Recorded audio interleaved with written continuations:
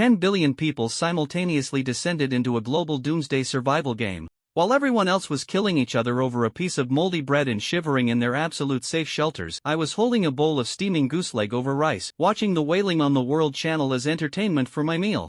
It wasn't just food, I had guns, medicine, and complete intelligence on this bizarre world. And all of this stemmed from my talent that looked like a suicide wish Class D personnel simulator. A scapegoat? No, that was my infinite supply channel. When I woke up, a stinging pain pierced my brain. Cold white tiles, a cramped 30 square meter room, and rows of eerie text floating before my eyes. System loaded. Acquired shelter. Doomsday apartment number 304. Acquired talent. Class D personnel simulator. Doomsday survival officially begins. I rubbed my temples and quickly browsed the system interface. The World Channel had already exploded. 10 billion people had been stuffed into this game, and every second, someone's avatar turned gray because they foolishly walked out of their shelter. There are monsters outside. Don't go out. I awakened and shrank fire talent. I'm saved. To the guy above, I awakened a shite-eating talent. Can I survive? I ignored the noise and clicked on my talent. Class D personnel simulator. Randomly simulate a Class D personnel for a mission every day. Remark, why would anyone want to seek death? Seek death? Looking at the bottle of water that was only enough for 2 sips and a piece of dry bread in my hand, I didn't think waiting here to die was a better choice. Since it was a simulation, it meant that even if I died over there, I would survive here. Wealth is found in danger. Initiate simulation. My consciousness sank. When I opened my eyes again, I heard the buzzing of an engine. I was wearing an orange jumpsuit, sitting inside a transport van. Beside me were several terrified burly men, and opposite us were heavily armed security personnel holding rifles. Identity information was automatically implanted in my brain. I was Class D personnel Kenneth, code 4. Remaining simulations 10. Get out. The vehicle stopped in front of a gloomy villa. The captain coldly pointed at prisoner number 1. You, go in. Number 1 put on a monitoring helmet and went in. 5 minutes later, the captain shouted into the walkie-talkie twice. No response. Number 2, go in. Another 5 minutes. Dead silence. Number 3. The older guy next to me walked in, his legs trembling. I sat in the car, my heart pounding wildly. This wasn't a mission, this was lining up to feed the slaughter. Suddenly, my vision blurred and intense pain struck. Without any warning, I died. Remaining simulations 9. I opened my eyes. Back in the van. That's the simulator? I don't even know how I died. This time, when it was number 3's turn, I stood up voluntarily. Sir, can you give me a weapon? The security guard handed me a dagger, looking at me like I was a dead man. I couldn't just wait to die outside, that was too passive. Walking into the villa, the first floor hall was bone-chillingly cold. I moved along the wall, and as I passed the corridor, I glanced inside. My pupils constricted.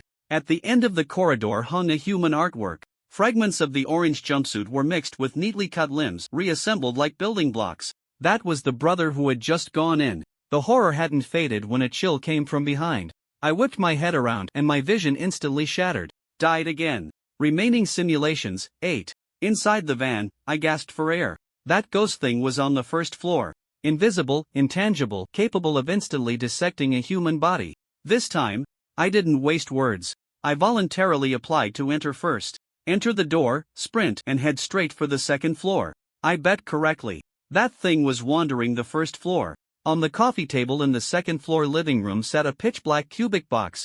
The lid was half open, emitting a heart-palpitating chill. The captain's voice came through the earpiece. Open the box completely, and you're free. Free my ass. My intuition told me this box was the source of the calamity. The people who died before, and even my inexplicable death in the car, were all because the box had been opened. If I didn't close it, everyone would die. I rushed over, pressed my hands against the icy lid, and pushed it back with all my might. A terrifying suction instantly drained my stamina, even my life force was slipping away. But I could feel the box closing. Behind me came an indescribable pressure. I knew the dissection demon had arrived. Click. The moment the box closed, my consciousness plunged into darkness. Simulation ended. Evaluation S. Acquired full set of Special Forces individual equipment including firearms, first aid kit, abyssal box access rights, title savior. I shot up from the bed in the shelter, cold sweat soaking my back. Before I could catch my breath, a pile of items appeared out of thin air on the floor in front of me. A brand new tactical pistol, several boxes of ammo, a combat uniform, and piles of military rations. The most ridiculous part was a painting on the wall that was the specimen of the unlucky guy made into blocks in the simulation. I can bring this SHT back too? Holding back my nausea, I put the specimen away and looked at the main reward from the system: abyssal box access rights. It could be opened once in the shelter without consumption. Given that the shelter was currently in an absolute safe state, I gritted my teeth and clicked open.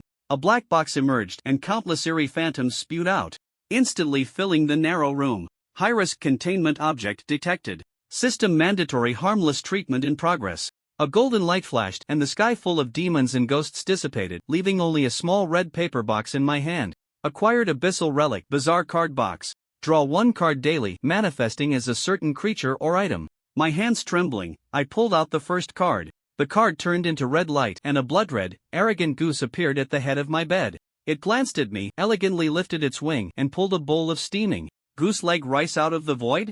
It pushed it in front of me. Honk. Eat me. I tentatively asked, can you turn into a Gatling gun? Honk. Get lost. Another bowl? Honk. No. This goose was the boss. Holding the fragrant bowl of goose leg rice, I took a photo and posted it to the regional channel. At this moment, the channel was full of wailing. Does anyone have food? Am willing to trade my wife for half a cookie. Scumbag above. But am willing to trade my husband. Starving to death.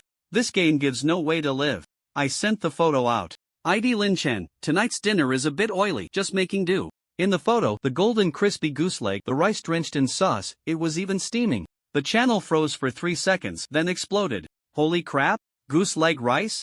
And it's hot? Bro, my own brother. Where did you order takeout? Photoshopped, right? Where are there goose legs in this world? Big shot, do you need an ornament on your leg? I can warm your bed. Watching the screen scroll frantically, I took a bite of the goose leg. It was delicious. Relying on this bowl of rice, I instantly became a legend in the district. Night fell. A system window popped up. Night event initiated, Scarlet Maze. All players forcibly teleported. Death rate halved for the first 3 days. Treasure chest drop rate doubled. The countdown hit 0 and I appeared in a dark red corridor. I didn't bring the goose, but I brought the gun. In this maze, most rooms were empty or contained only trash. But I had the intuition honed in the simulator. Click. I pushed open a door, and a stench hit me in the face. A blood corpse with half its head missing suddenly turned around. Its muscle fibers wriggled like snakes as it roared and lunged at me. If it were an ordinary person, they would have wet themselves by now. But in the last few days, I had died more times in the simulator than the amount of salt I'd eaten in this life. Raise hand, aim, pull trigger. Bang, bang. 2 shots to the chest, 1 to the brow. The movements were fluid, as if I were a born killer. The blood corpse fell, but it didn't die. Instead, it exploded into a twisted mass of meat tentacles catapulting toward my face. It transforms? I calmly retreated and emptied the magazine. The dense firepower turned that pile of rotten meat into a sieve. I walked over, pulled out my dagger, skillfully dissected the corpse and picked out a glowing aberrant organ. This was the key material for upgrading the shelter. 2 hours later, the exploration ended. Back in the shelter, the regional channel was pale with fear. So many people died. That monster can't be killed. I saw old Wang get his head bitten off. This isn't a newbie village, it's hell. I silently posted the screenshot of the aberrant organ and the weakness analysis of the blood corpse. Headshots are useless, the core is 3 inches below the heart. This thing is called an aberrant organ. Collecting 10 allows you to upgrade the shelter. With this, the mutual aid society that wanted to recruit me didn't dare make a move. Capable of solo-killing monsters and analyzing weaknesses in their eyes. I was already an unfathomably ruthless character. The next day, the simulation continued. Simulated Class D personnel, Larry. Extracted item, abyssal egg. This time, the scene was a tunnel with no end in sight. I touched the warm egg in my pocket, feeling my body run hot. Something seemed to be squirming under my skin. I entered the tunnel and walked for who knows how long until the overhead light suddenly went out. In the darkness, there was dead silence. I didn't stop, I continued forward. 1 step, and the lights blazed on. But I froze. In front of me in the tunnel stood a person. Orange jumpsuit, tall stature, holding a dagger, looking at me warily. That was me. No, to be precise, that was the previous me. I looked down at my hands and found my arms had grown black bone spurs and my fingernails had become sharp as knives. The abyssal egg was turning me into a monster. This was a Mobius strip-style dead loop. Every lap, the timelines would overlap. And the abyssal item carried would cause irreversible aberration to the body. The me opposite saw my ghostly appearance, turned, and ran. I didn't chase. I continued walking forward. The lights went out again, then came back on. This time, I saw the next me. He had completely lost his human form, looking like an upright walking Trex covered in an exoskeleton. His chest was torn open, revealing a beating heart. He used blood to write a line on the ground. "Kill me, it's the last chance. Aberration is irreversible, you must restart with the data." Looking at those words and the trace of humanity remaining in the monster's eyes, I understood. In this loop, we were both hunter and prey. Only by killing the future self and breaking this ring could the intelligence regarding aberration be brought out. I took a deep breath, feeling the surging monster power within me, and lunged at the me who was already prepared to die. Put! Claws pierced the heart. Massive amounts of knowledge about body modification and genetic aberration flooded my mind. So, this was the true use of the D-Class personnel simulator paving the path of evolution with my deaths. Lin Chen was the first to enter the tunnel again. Unlike the last simulated mission, the order of entering the tunnel had little impact on whether the event could be resolved, and communicating with the captain to let number 2 and number 3 go in first could potentially trigger unknown troubles. It could be attempted, but it wasn't necessary. Lin Chen did not take any actions that would affect the future trajectory. This time he did not want to significantly change the outcome of the last simulation, he just wanted to be calmly killed by himself. The time loop was very dangerous. If he recklessly relied on the number of simulations, it could lead to a situation where even suicide was impossible. He wanted to use the time of one simulation to think about how to safely end the time loop. Lin Chen did not discard the Abyss Egg. This thing was troublesome, and throwing it away could lead to unpredictable consequences, while keeping it could lead to his alienation. Without the Abyss Egg, Lin Chen could communicate with his next loop self continuously, and each simulation would give him more time to think. However, without the Abyss Egg, he also couldn't deeply understand the alienation process, making it hard to say which side was better. This time, Lin Chen silently felt his physical state while moving, to prevent becoming a monster without realizing it like last time. Perhaps due to a cognitive issue, he could clearly perceive that the Abyss Egg was affecting him this time. After walking for about half an hour, Lin Chen's vision went dark, and as he took a step forward, the monster version of himself appeared diagonally across from him. Lin Chen approached himself, and just as he was about to ask a question, the monster Lin Chen suddenly spoke. "It's okay, this time I controlled the alienation process and retained my language ability, but I probably won't be able to speak in the next loop." His voice was hoarse and sounded a bit off-key. But it was still easier than communicating by writing with blood. "Get to the point, we don't have much time. Have you found a way to end the loop?" This was still Lin Chen's first time talking to himself, and it felt a bit strange. "Don't rush, we are standing at a certain time node. As long as we don't move forward, we have infinite time." The monster Lin Chen looked calm, as if everything was under control. "What are you talking about? Our bodies are still in the shelter. Can you be sure that the time here is synchronized with the shelter? What if the simulation time is cumulative?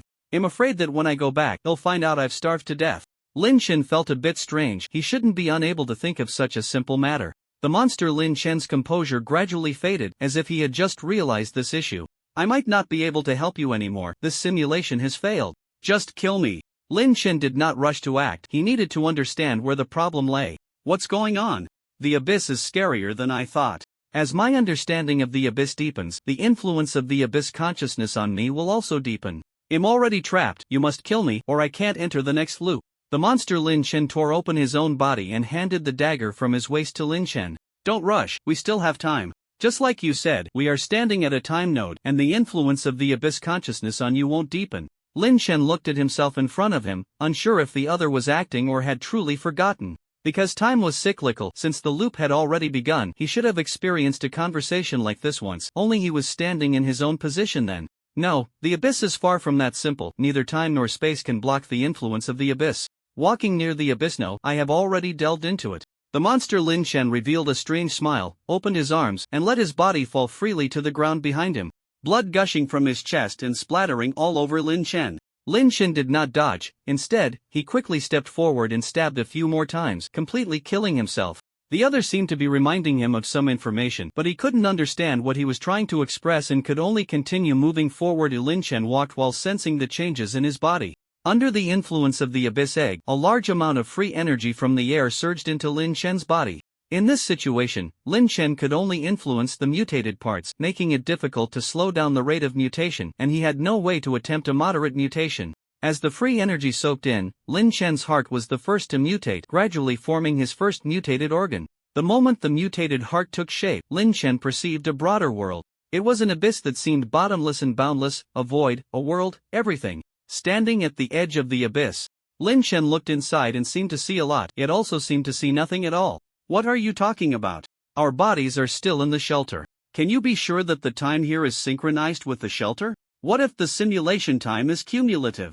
I'm afraid that when I go back, they'll find out I've starved to death. Coming back to his senses, Lin Chen found that he was already standing in front of him. I might not be able to help you anymore. This simulation has failed, just kill me. The Lin Chen across from him did not act but instead asked, what happened? The abyss is even more terrifying than I imagined. As my understanding of the abyss deepens, the influence of the abyss consciousness on me will also deepen. I've already fallen into it. You must kill me, or I can't enter the next cycle. Lin Chen tore open his body, revealing the mutated heart, and handed the dagger at his waist to the other self. Don't rush, we still have time. Just like you said. We are standing at a time node, and the influence of the abyss consciousness on you won't deepen, said the Lin Chen in front of him. No, the abyss is far from that simple. Time and space cannot block the influence of the abyss. Walking by the abyss, no, I've already delved deep into it. Lin Chen revealed a strange smile. He finally understood how to leave this place. He spread his arms and let his body fall freely towards the ground behind him, blood gushing from his chest and splattering all over the other Lin Chen. The corpse fell to the ground, and Lin Chen plunged into the abyss. Buzzing, Lin Chen opened his eyes. He was sitting in a familiar position, next to D-Class personnel number 3. Remaining simulation attempts, 8. The simulation hasn't ended. Do I have to live to leave the tunnel? Or do I have to resolve the anomaly? Forget it, it's all pretty much the same. Lin Chen already knew how to handle this tunnel. He just needed to connect the abyss with the tunnel. And the abyss would help him solve all problems. In fact, during the last simulation, Lin Chen had already resolved the tunnel cycle, but perhaps because he had died then, a new simulation began. This time, as long as he came out alive, it would be fine. It was, as long as he handed everything over to the abyss, it would be. Lin Chen revealed a strange smile. Lin Chen entered the tunnel again. This time, he didn't need to walk far, he could reach it in half an hour. Lin Chen moved through the tunnel with a fervent expression, this fervor spreading through his body like a virus, raising his overall body temperature by 2°C. The heat ignited his reason, burning away the last remnants of sanity, and frenzied thoughts occupied his mind. If it weren't for the unfinished task, he would want to cut off his own head to see what it felt like. Finally, Lin Chen stepped into the darkness. This time he did not leave but took out the abyss egg and raised it above his head. At the same time, in another part of the darkness, another Lin Chen also raised a fragmented abyss egg above his head. In the other 2 cycles, the fragmented abyss egg grew in the darkness, gradually taking shape. The ritual began, connecting the abyss to the tunnel, and the entire tunnel plunged into the abyss. Lin Chen also wanted to fall into that void to experience an endless descent, but the anomaly had disappeared, the task had been completed, and some force forcibly pulled him back to the ground. Stepping out of the tunnel, everything was over. Simulation end. Remaining simulation attempts, 8. Obtain random items from this event. 8. Obtain time rule fragment 1. Obtain title fallen into the abyss. Abyss residue detected in the shelter. Processing complete. Obtained abyss gate. Lin Chen woke up from the bed, still not fully awake, as if he had just had a long dream. Momentarily unable to discern where he was, a red cat jumped onto Lin Chen's lap and rubbed its head against his belly. I'm in the shelter. The mission is over. After another half a minute, Lin Chen finally grasped the situation, recalling the memories from the simulation, and he involuntarily shivered. For him, that feeling of complete loss of control was terrifying. If the shelter weren't absolutely safe, he would likely still be in that state. Forget it, no point in thinking about it. It is what it is, let's see what I've gained. Lin Chen glanced at another pitch-black door that had appeared on the wall of the room, pretending it didn't exist. This time, luck was on his side. It was hard to die in the tunnel, and with 8 simulation attempts left, he had obtained a total of 8 items. The 8 items were laid out on the floor: a handgun loaded with bullets, a simple food pack, a basic medical kit for somewhat familiar aberrant organs, and a quail-egg-sized black oval object. Lin Chen opened the system and submitted the 4 aberrant organs he produced to the shelter's upgrade task, changing the task progress to 510. The other items were categorized and placed in the corner of the room, alongside the items he had obtained previously. The abyss egg was left outside the sliding door. Although it was no longer dangerous, he still didn't want to share a room with it. The system panel displayed 3 prompts: time fragment, abyss gate, and the new title Lin Chen had obtained. Lin Chen checked them one by one. Time rule fragment can be integrated into talent abilities, adding new effects to the talent ability note. A precious fragment with special functions, highly compatible with your talent ability. Would you like to integrate the time rule fragment into your talent ability? Yes. Lin Chen then checked his personal information and found that his talent ability had changed. Personal information: name, Lin Chen. Gender, male. Age, 24 Talent Ability D-Class Personnel Simulator Note, Rescuer. One who has fallen into the abyss. D-Class Personnel Simulator can randomly simulate one D-Class personnel in the mission each day after death. Rewind time to conduct a reality simulation. 11 Note, why would anyone want to seek death? I damn. Lin Shen felt happiness come too suddenly. The new effect added by the time rule fragment was even stronger than the talent ability itself. Although it could only be used once, it was already enough for him. This was a safety net, even in death. As long as it wasn't a certain death situation, Lin Shen could return alive through simulation. Moreover, if he could find new time rule fragments, perhaps he could increase the number of uses for this ability. Lin Shen clicked on the new title. Fallen into the abyss. You have once fallen into the abyss and escaped with the help of external forces. Note, you have attracted the attention of certain entities in the abyss. Lin Shen. Abyss Gate. A passage connecting to the abyss. Opening the abyss gate allows you to invite certain abyss dwellers to your shelter as guests. Note, if you can prepare some items they are interested in, they will provide you with satisfactory rewards. Lin Shen looked at the pitch-black door and decided not to touch it for now. The shelter was indeed absolutely safe, but what if those so-called abyss dwellers decided not to leave? It's important to know that absolute safety only lasts for 7 days. After that, it would be Lin Shen who would suffer. Lin Shen glanced at the time. This simulation had only taken a few hours, and it was still at noon. The outside was still shrouded in mist, nothing was clear, and there were occasional noises from outside the door, but nothing could be seen through the peephole. Lin Shen took out an energy bar and a bottle of mineral water, opened the communication interface, and began to have lunch. As soon as he opened the communication interface, Lin Shen saw a large number of messages with images. At first, he thought they were lewd pictures, but upon closer inspection, he found they were all images of body mutations. Look at my Qilin arm. I feel like I can punch a blood corpse to pieces. Arm image. The diamond leg is even stronger. I can kick 2 zombies to death with one blow. Leg image. Hey, big shots. Do you have any extra mutation cards? I'll trade food for them. Looking for arm cards. We'll trade leg cards. Who has red liquid? We'll pay a high price. Where's Goose leg brother? Have you mutated? Any mutation strategies? I mutated my internal organs. What's the use of that? Abdominal image. Damn. Rare card. Although I don't even know what it's for. We can cut it open to take a look. Brothers, I'm a student. Please, I need a mutation card, preferably for limbs. Is the guy upstairs out of his mind? Why is it not dark yet? My diamond leg is already itching for action. The group was filled with messages about mutation cards, and Lin Shen scrolled up to find the reason. A survivor accidentally used the dark red card, which mutated his right arm. He was terrified and sought help in the group, which instead sparked a wave of mutation enthusiasm. The method of using mutation cards is very simple. Just stick the card to the skin, and a few minutes later, the card merges with the skin, and the mutation occurs automatically. Mutation cards have different patterns, and cards with different patterns mutate different body parts. Currently, the most popular are the arm and leg mutation cards, and these types of mutation cards happen to be the most abundant. However, the mutation requires a large amount of material and energy. That survivor consumed all the edible items in the shelter and still couldn't manage it, finally completing the mutation only after drinking a bottle of red liquid. Lin Shen stared blankly at the chat group. These people were really bold. He didn't dare to casually mutate his own body. Is this what they call ignorance is bliss? Lin Shen didn't mention the dangers of mutation in the group, only replying, Lin Shen, I haven't mutated, it feels quite dangerous, a bit scared. The reason he didn't promote the dangers of mutation was that Lin Shen also had a limited understanding of it. He wouldn't say much about things he didn't understand deeply. Since the system allowed them to obtain mutation cards, it meant that using mutation cards was also part of survival, something Lin Shen couldn't interfere with. After finishing half of the tasteless energy bar, Lin Shen opened the trading interface. He compared the patterns, kept one of each for himself, and put the remaining arm and leg mutation cards up for trade, looking to exchange for cards of other body parts and other items. Before long, Lin Shen received a private message from Zhang Liang. Zhang Liang, hello, brother Lin. Lin Shen, what's up? Zhang Liang, brother Lin.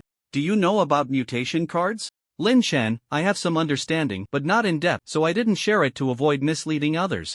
Zhang Liang, can you tell me about it? Lin Shen, mutation is very dangerous. It's best to wait a bit longer. Zhang Liang, is that all? Lin Shen, yes. Zhang Liang, do you see any mutation cards here that you need? Zhang Liang sent a few images of cards. Lin Shen, I don't have the fourth one yet. Zhang Liang immediately initiated a trade, transferring the card to Lin Shen. Zhang Liang, can you tell me more? Lin Shen, the principle of mutation is that the body absorbs energy for enhancement, and the mutated organs are the phased results of that enhancement. Mutation needs to be maintained within a certain limit, otherwise it can have extremely serious effects on the body and mind. But maintaining that limit is difficult. It's manageable in the shelter, but in the red maze, breathing and moving automatically absorb this energy to enhance your body. So I don't recommend you use mutation cards, Zhang Liang. So even if we don't use the mutation cards, we can still mutate our bodies by moving around in the red maze? Lin Chen, no, the energy absorbed through breathing and movement affects the body very slowly, and it can't compare to using mutation cards at all. What I mean is, if you use the cards and then go to the red maze, there won't be any immediate effects for a short period, but if you keep it up, it won't be long before you're done for. But since the system allowed you to obtain the cards, it means there will be a way to resolve this situation later. And if you don't use them now, you might still die out there, so I don't want to say much more. It's up to you to decide whether to use them or not. Zhang Liang, understood. Thank you for your explanation. Lin Chen, no need to thank me, you paid for it. Zhang Liang, President, I've finished asking. He wanted card number 4, erase the screenshot. Wu Ming, good job. As expected. Card number 4 is the rarest, there are only 2 in the association. Zhang Liang, should we inform the members about this information? Wu Ming, inform them in stages, only tell the core personnel about the red maze part. Zhang Liang, got it. Wu Ming, don't use the mutation cards for now, the risk is too high. Let me know if you need anything. Zhang Liang, yes, thank you for your concern, President. In the blink of an eye, it was evening. Lin Chen had just finished the remaining half of an energy bar when he received a system notification. Nighttime activities begin. Tonight's activity, explore the maze. Would you like to join? 9:59. Yes. Lin Chen took only half a minute to put on his gear. He had already packed everything he needed into his backpack and was ready to set off at any moment. 10 minutes passed quickly and Lin Chen set down the cat, watching the countdown reach 0.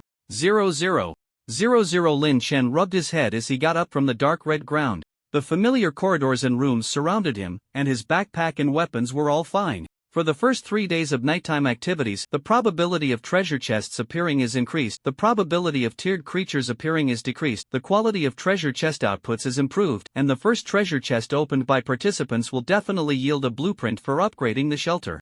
Nighttime activities begin 1 hour 59 minutes and 59 seconds. Items obtained. Lucky Cat Tail Amulet. Lucky Cat Tail Amulet increases the quality of items in treasure chests. Note, it is said that cats have 9 lives, so they should also have 9 tails, right? The cat tail amulet was a necklace made from a cat's tail, and Lin Chen put it around his neck, feeling a warm sensation. At that moment, Lin Chen suddenly remembered that he had previously found a cross necklace, but since there was no system notification, he didn't know what that necklace did. The cross necklace was in his backpack, along with the mutation cards, red liquid, food, and medicine. He had brought everything that might be useful. Lin Chen tried putting the cross necklace around his neck, and in an instant he felt as if he had returned to that tunnel, experiencing the extraordinary senses that only monsters possess. Damn! Lin Chen hurriedly took off the necklace. The effect of this thing was so strong that he was afraid of any side effects. It would be better to study it back at the shelter.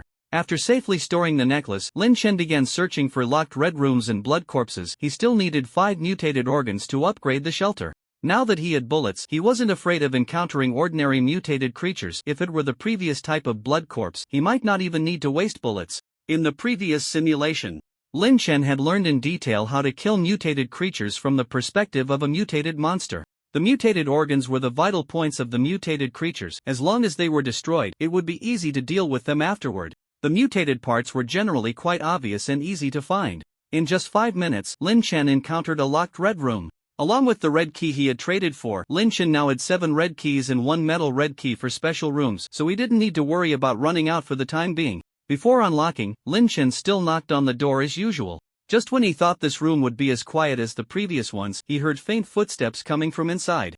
Unexpected gain, Lin Chen knocked on the door again with force, and this time, a clear roar and the sound of limbs crashing against the door came from inside the room. Sounds like a blood corpse. Should I use the handgun? It feels a bit wasteful on bullets. Those living class personnel generally had some close combat skills, and after simulation, Lin Chen had learned a few moves as well. After thinking for a moment, Lin Chen tucked the handgun into an easily accessible spot, drew out a dagger with his right hand, and used his left hand to unlock the door with a key while stepping back. Bang! The blood corpse crashed through the door, lunging at Lin Chen like a madman. Lin Chen sidestepped to avoid the blood corpse's attack and forcefully stomped on the side of its left knee. Crack! The blood corpse's left knee was directly deformed under Lin Chen's foot, and before the off-balance blood corpse could react, Lin Chen plunged the dagger into its side, where it was clearly abnormal, likely a mutated part of the blood corpse. Pulling out the dagger, Lin Chen turned and ran. The blood corpse, limping, followed him for a while before collapsing to the ground. Completely still.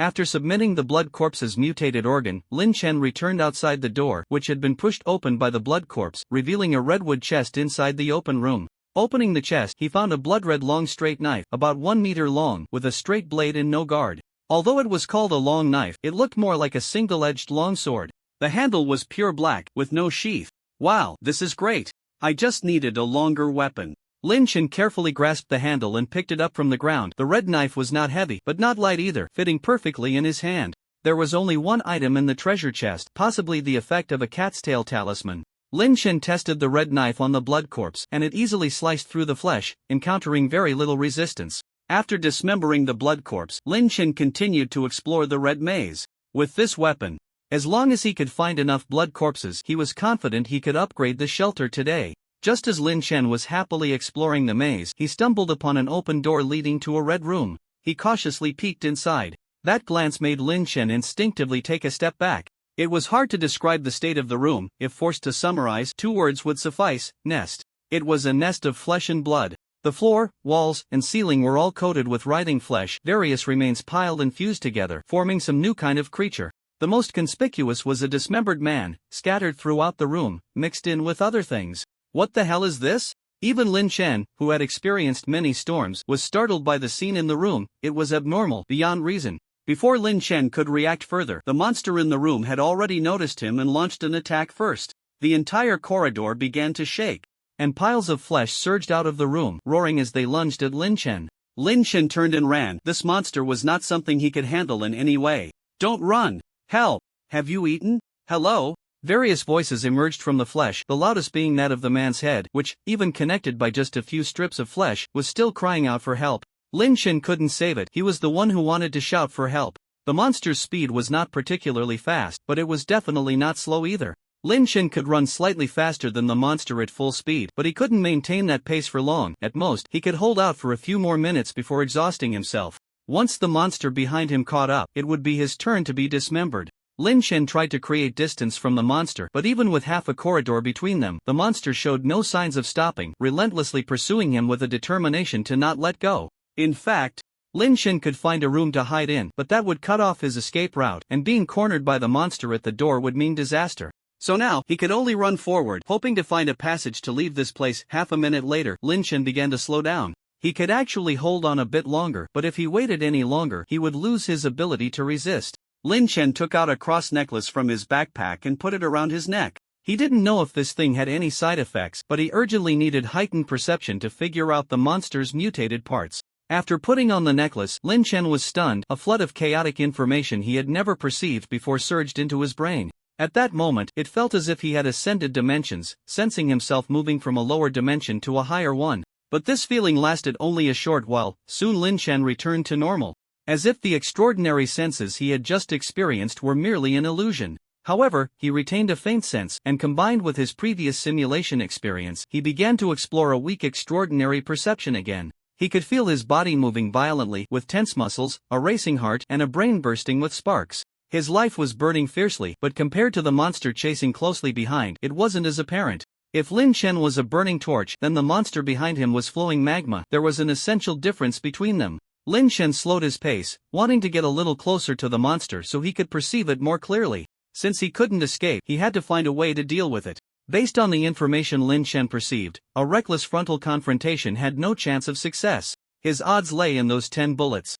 Only by hitting the monster's vital points with those 10 bullets could he have a chance of survival. Lin Chen feigned exhaustion, allowing the monster behind him to close the distance 20 meters, 15 meters, 10 meters, 9 meters. When the monster was 8 meters away from Lin Chen, it suddenly paused, and then several sounds of something slicing through the air came from behind.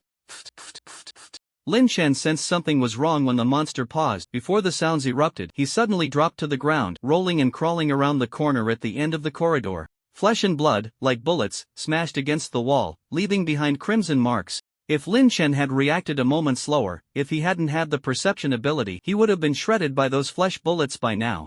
After rounding the corner, Lin Chen got up. He didn't turn around to continue fleeing. Instead, he pressed himself against the inner side of the corner, drawing the pistol tucked at his waist, waiting for the monster to approach. He was too close to the monster now, with no safe distance left. Continuing to run would only lead to two outcomes, either being shot to pieces by the monster or dodging the flesh bullets and getting caught and torn apart. So this corner was his only chance. Lin Chen closed his eyes, his perception spreading out like invisible tendrils, time stretching infinitely at that moment. 4 meters. Lin Chen raised both guns, aiming at the wall, moving with the most intense energy points within the monster. 3 meters. 2 main points, 4 secondary points. 2 meters. 10 bullets, 2 for each main point, 1 for each secondary point, with 2 bullets as backup. 1 meter. The gun barrels needed to move twice, taking advantage of the recoil to shake. 0. Fire. At the moment the monster crashed into the corner, Lin Chen suddenly opened his eyes wide, his eyelids stretched to the maximum. His pupils shrinking to a point, fingers twitching, and the bullets pierced into the monster's body like spikes. Bang, bang, bang, bang, bang, bang, bang, bang. The gun barrels were less than 20 centimeters from the monster's surface. At this distance, Lin Chen would not miss. Without checking the results, Lin Chen had already begun to retreat while shooting, firing 2 more shots at the monster as he backed away. Bang, bang. These 2 shots were meant to disrupt the monster's overall sense of balance. Lin Chen couldn't quite explain why he shot, he just suddenly felt that firing those 2 shots would be better. The effect of these 2 shots was even better than Lin Chen had anticipated. The monster, which had intended to struggle and attack him, was knocked down by the last 2 shots. The monster lay on the ground, struggling for a while but did not get back up. Lin Chen watched the monster struggle from a distance until it completely stopped moving. And after waiting another 10 minutes, sensing that the monster was indeed dead, he approached the monster's corpse. At that moment, Lin Chen suddenly felt darkness before his eyes, a sharp pain in his brain, and a churn in his stomach as the nearly digested food surged up with gastric acid into his mouth. Cough. Damn. Lin Chen hunched over on the ground, retching until he had emptied his stomach. Only then did he feel a bit better. But his vision was still dark, and the pain in his head was intensifying. Lin Chen hurriedly took off the cross necklace. As his special senses faded, the pain in his brain gradually eased. Damn, this necklace is too powerful. Lin Chen collapsed weakly onto the ground, staring at the dark red ceiling, occasionally seeing snowflakes and golden stars flicker before his eyes. After lying there for more than 10 minutes, the aftereffects of the cross necklace finally dissipated completely. Lin Chen got up from the ground, walked over to the corpse, and began to process it. This monster was different from the blood corpse he had encountered before. They were not even on the same level of life, and the corpse was quite valuable. Lin Chen spent half an hour completely dismantling the mass of flesh and blood, finding 6 mutated organs inside. Upon dissecting these mutated organs, he found their structure to be complex and chaotic, with a very high degree of mutation and poor stability. So that's why this monster is so disordered. Lin Chen couldn't find the right word to describe this monster at that moment. Continuing the dissection, Lin Chen noted the structure of these mutated organs and eventually found some irregular dark red crystals in 2 main organs. Stones? No, they should be energy crystals, otherwise these organs would struggle to unleash such high energy during movement. Lin Chen found a small bag to collect the crystals, as he was very interested in them. He submitted 4 mutated organs to complete the task, stored the crystals and the remaining mutated organs. Lin Chen ate something, returned to the open room, and found a mutated card he didn't have. After putting away the card, he continued to explore down the corridor. His current state was quite average, and he had run out of bullets, so encountering another monster would be troublesome. Fortunately, this place was large enough, sparsely populated, and it would take a long time to encounter a monster. With 15 minutes left on the countdown, Lin Chen came across a red corridor without any rooms. He quickly ran to the end of the corridor, pushed open the red double doors, and found himself in the same hall again, facing another set of red double doors. To the left was still the redwood door, but this time the right side was a light yellow locked room.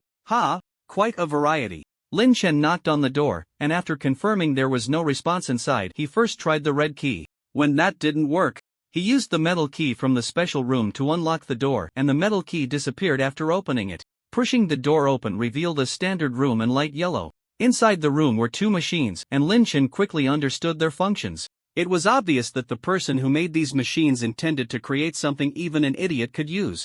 On the left was a vending machine, and on the right was an automatic receiving machine. The currency was red coins, and the products were displayed in a glass case. Although there were no item descriptions, Lin Chen recognized some of the products inside. Red liquid, 1 red coin bottle. A certain mutated card, 10 red coins card.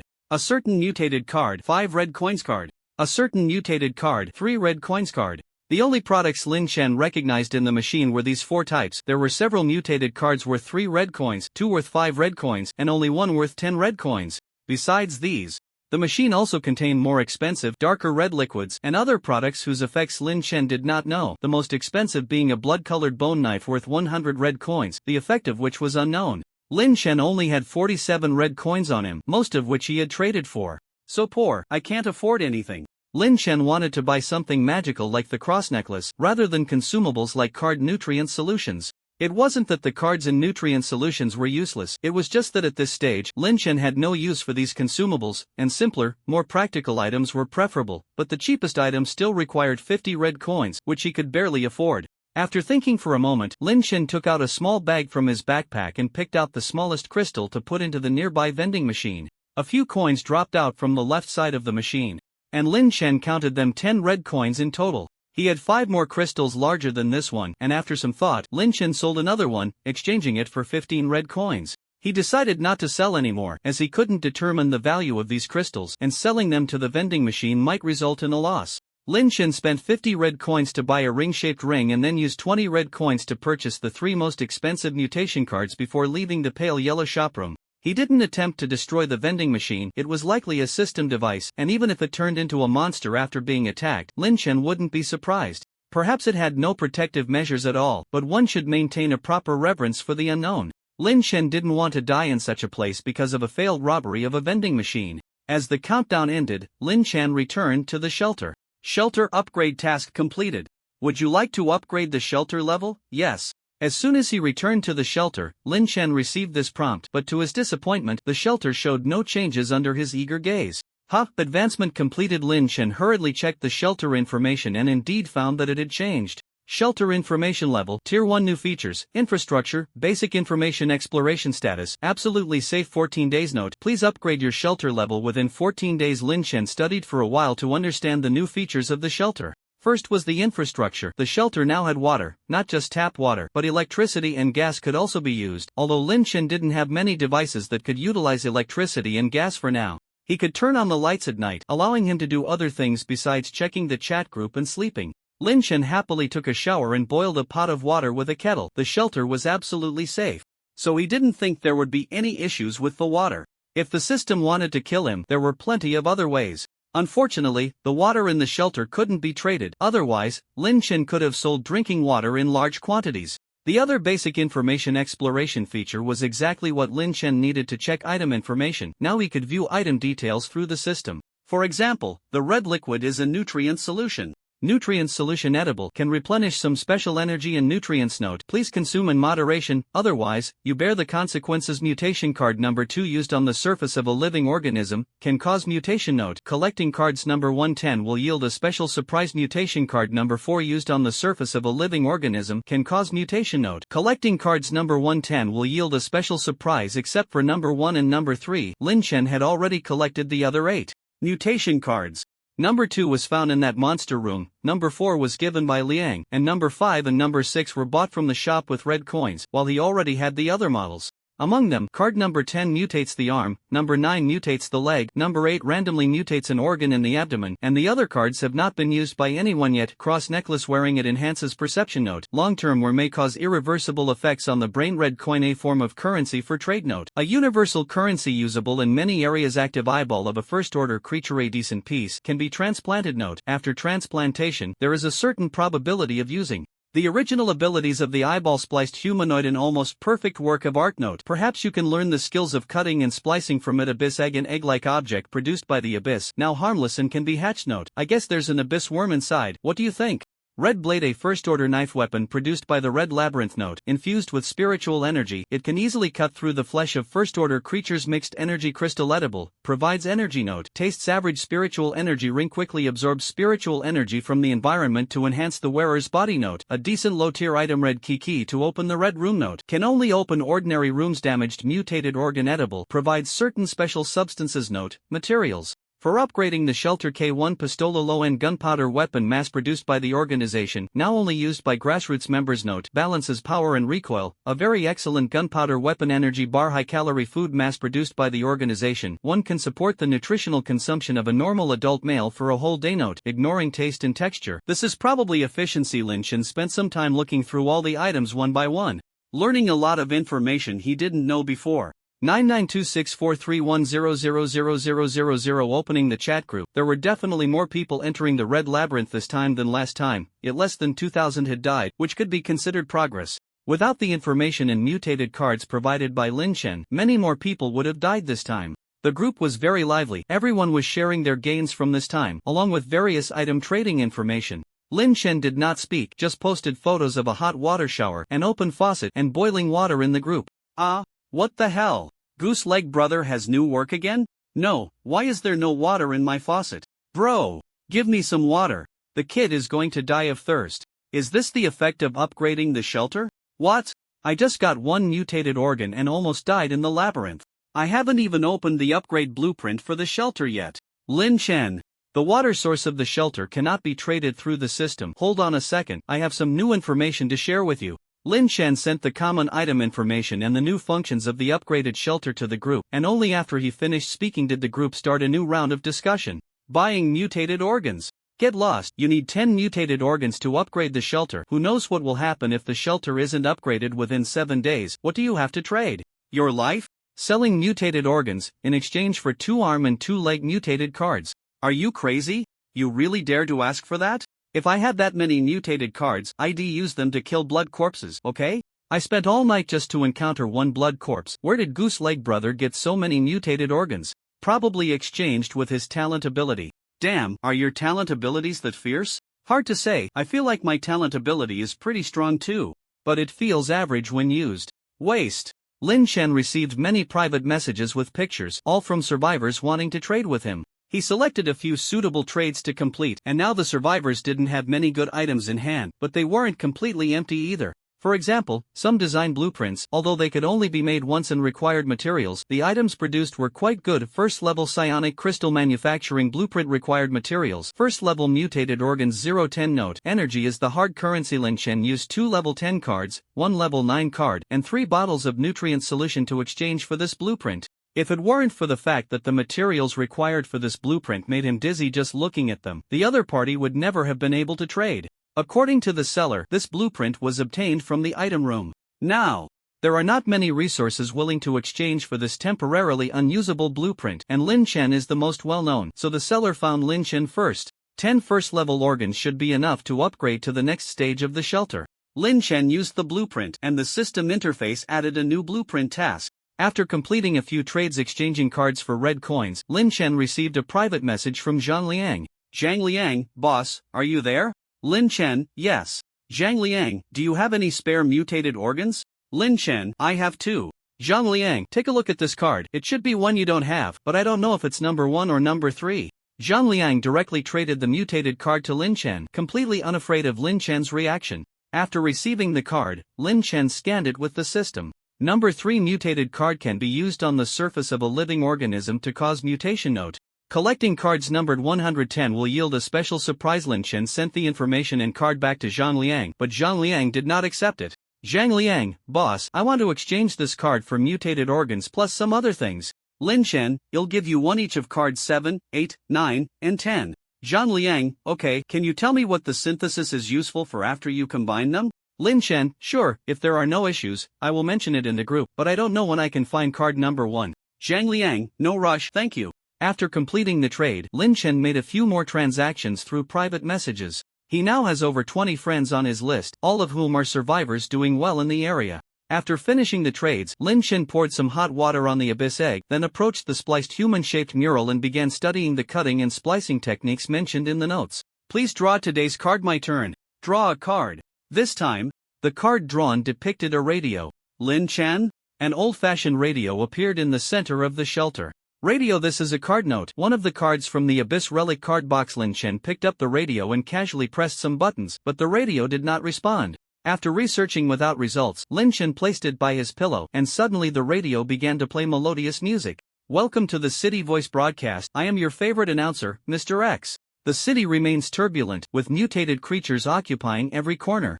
Among them, the most powerful mutated beings have divided the entire city, each occupying a territory, waiting for the initial phase to end so they can feast on those delicious survivors. Mr. X's broadcast voice was clear, rhythmic, and pleasant, but it had a non-human mechanical quality, as if constantly reminding the audience that it was not human. The third floor of the Doomsday apartment is the territory of bloodstains, with every shelter's entrance marked by blood, just waiting for those poor, ignorant survivors to step out of their doors. Today's lucky listener is Mr. Lin, who lives in room 304 of the Doomsday apartment. He will begin his lucky moment at 9 hours 56 minutes and 41 seconds today. Perhaps he can do something at that time. The silkworms in the sewers are already thirsty, just waiting for those shelters to lose their absolute safety effect, at which point they will enter the shelters through every gap connected to the sewers and devour the poor survivors inside. Today's City Voice broadcast ends here. Thank you for your company. Let us continue to share the little beauties of life in the next broadcast. The broadcast lasted only 10 minutes. Mr. X shared a lot of information about the city, and Lin Chen sent the irrelevant information to the group. Lin Chen, this is the information I exchanged for with my talent ability. The accuracy is unclear. You all decide whether to refer to it or not. Damn. The big shot is already making moves this early? Impressive. While we're still trapped inside, the big shot is already out there developing. Urban legend about the big shot's talent ability. Damn, that sounds scary. Have the monsters outside already set their sights on us? If we can't upgrade the shelter in 7 days, aren't we dead? Give up on any lucky thoughts. If you don't want to die, listen to the system prompts. But I still haven't gotten any mutated organs. Only 5 days left. Not going to the red maze is just waiting to die. No one can help you except yourself. Lin Chen didn't say much. He hoped that more people could survive in this area, but there wasn't much he could do. He glanced at the system time. There was still an hour until his lucky moment, so he decided to use his talent ability then. For now, he could study the mural a bit longer. Simulated class personnel. Tris remaining simulation attempts. 10 buzz buzz buzz. Lin Chen opened his eyes in the familiar prison van. This time, he simulated a white male around 30 years old, with a sturdy build and a strong sense of power. Besides the driver, there were 3 glass teammates and 4 supervisors in the van. At that moment, the prison van was driving on a road in the suburbs, with no buildings or pedestrians around. 10 minutes later, the van stopped outside a factory, and the group got out one by one, with the supervisors standing by with guns. The captain stood in front of them with a big smile and said, "Last night, the organization suddenly lost contact with a research institute in the suburbs. Now I need you to go in and check the situation. You are all elite class personnel who have survived at least one mission. I believe you won't disappoint me. Of course, I'm not a devil. The organization will provide you with basic weapon support. I hope you can come back alive again. Do you have any questions?" Class personnel number 1. Hans was the first to ask, "Can I ask what this research institute is studying?" "Good question, mutated organisms," the captain replied with a smile. "What weapons can we bring in?" Seeing that the captain's expression didn't change, class personnel number 2, Neil, also raised a question. "A reasonable question, handguns and sufficient ammunition," the captain gestured, and a nearby supervisor brought over a weapons box filled with K1 handguns and loaded magazines. "Are you kidding? Let us use handguns against mutated monsters?" Class personnel number 3 said angrily. Bang! Lin Chen blinked, and the headless corpse of number 3 fell to the ground beside him. He completely missed how the captain drew his handgun. It was like magic. Time seemed to have skipped a few frames. "Any more questions?" the captain asked with a smile. Lin Chen raised his hand. "Speak. Can I have a knife-type cold weapon? Preferably of good quality." The captain looked at Lin Chen with a strange expression, seemingly not expecting such a request from him. "You want to engage in close combat with mutated organisms? Good. The organization needs talents like you. Give him that experimental product and test the new weapon." "Thank you," Lin Chen said politely. The research institute was underground in the factory, requiring them to take an elevator down to 50 meters below ground. The 3 of them equipped themselves and got on the elevator. Lin Chen brought 2 handguns and 10 spare magazines, along with an experimental long knife. It wasn't that he didn't want to bring more magazines, but there were only 30 handgun magazines in the ammo box. Fortunately, one had died, otherwise he wouldn't even have gotten 10 magazines. Bang bang bang, bang bang bang, bang bang bang. Suddenly, there was a knocking sound outside the elevator door, but the elevator was still going down. Bang bang bang, bang bang bang, bang bang bang, bang bang bang. Soon, not just outside the door, knocking sounds came from all angles of the elevator. What should we do? Hans nervously gripped his handgun. The only reason he had survived the previous anomalous events was sheer luck, and now, thinking back on those incidents made him a bit shaky. I'm more of a thinker, not really one for getting my hands dirty," Neil said, clearly not fond of using a handgun, even though he was decent with it. "Relax, they're just some aberrant creatures. Aim for their anomalous parts, that's their weak spot. Of course, some aberrant creatures have more than one anomalous part, which requires a bit of experience. Lin Chen was the most relaxed, with 10 simulation attempts left, facing familiar aberrant creatures and 10 magazines in hand. This was much simpler than the previous 2 simulations. Truly a moment of luck. He had never fought such an abundant battle before. Have you seen aberrant creatures? Neil asked curiously. That was all in the past, Lin Chen replied ambiguously. Unsure if Triss had seen any aberrant creatures. But he wasn't going to hide his knowledge about them, especially since they were about to engage. Deliberately concealing it would only raise suspicion. Lin Chen drew the experimental longsword to test its weight. The sword resembled the red blade but was a bit heavier, making full-force slashes tiring. The knocking sounds only stopped when the elevator came to a halt and the doors opened automatically, revealing a narrow metal corridor outside. This corridor isn't going to shoot lasers, is it? Lin Chen couldn't help but complain inwardly. The corridor was stained with blood, yet there were no bodies left behind, not even a scrap of flesh. Lin Chen was the first to step out of the elevator. He glanced at the gap between the elevator and the corridor, finding nothing inside. The corridor was eerily quiet, with no sound except for their footsteps. Lin Chen led the way, and until they reached the end of the corridor, nothing strange jumped out at them. Using the highest authority access card given by the supervisory personnel, he opened the main door, revealing the laboratory hall.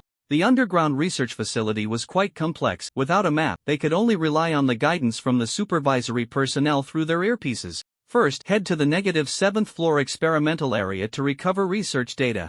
The elevator isn't safe. Take the secure passage. Following the captain's instructions, the 3 of them took a long detour, passing through several access controls before finally opening the secure passage door. Is there really a need for such secure passages? Lin Chen wasn't familiar with the research facility, so he didn't know if other facilities had secure passages like this. Entering the secure passage, the 3 descended the stairs, quickly reaching the entrance to the underground 7th floor. After passing through several access controls, they entered the 7th floor, where the corridor branched out like tree limbs, with various laboratories lined up on both sides. Lin Chen could see inside the laboratories through the glass windows. They were in disarray, as if swept by a storm. The access controls were still operational, and he had no idea how it had ended up like this. Following the captain's instructions, they made their way to the depths of the experimental area. After traversing a corridor devoid of laboratories, filled only with access controls, they finally arrived at the laboratory where their target was located. This laboratory was not large, lacking research equipment, containing only a few laptops and a cold storage unit for important specimens.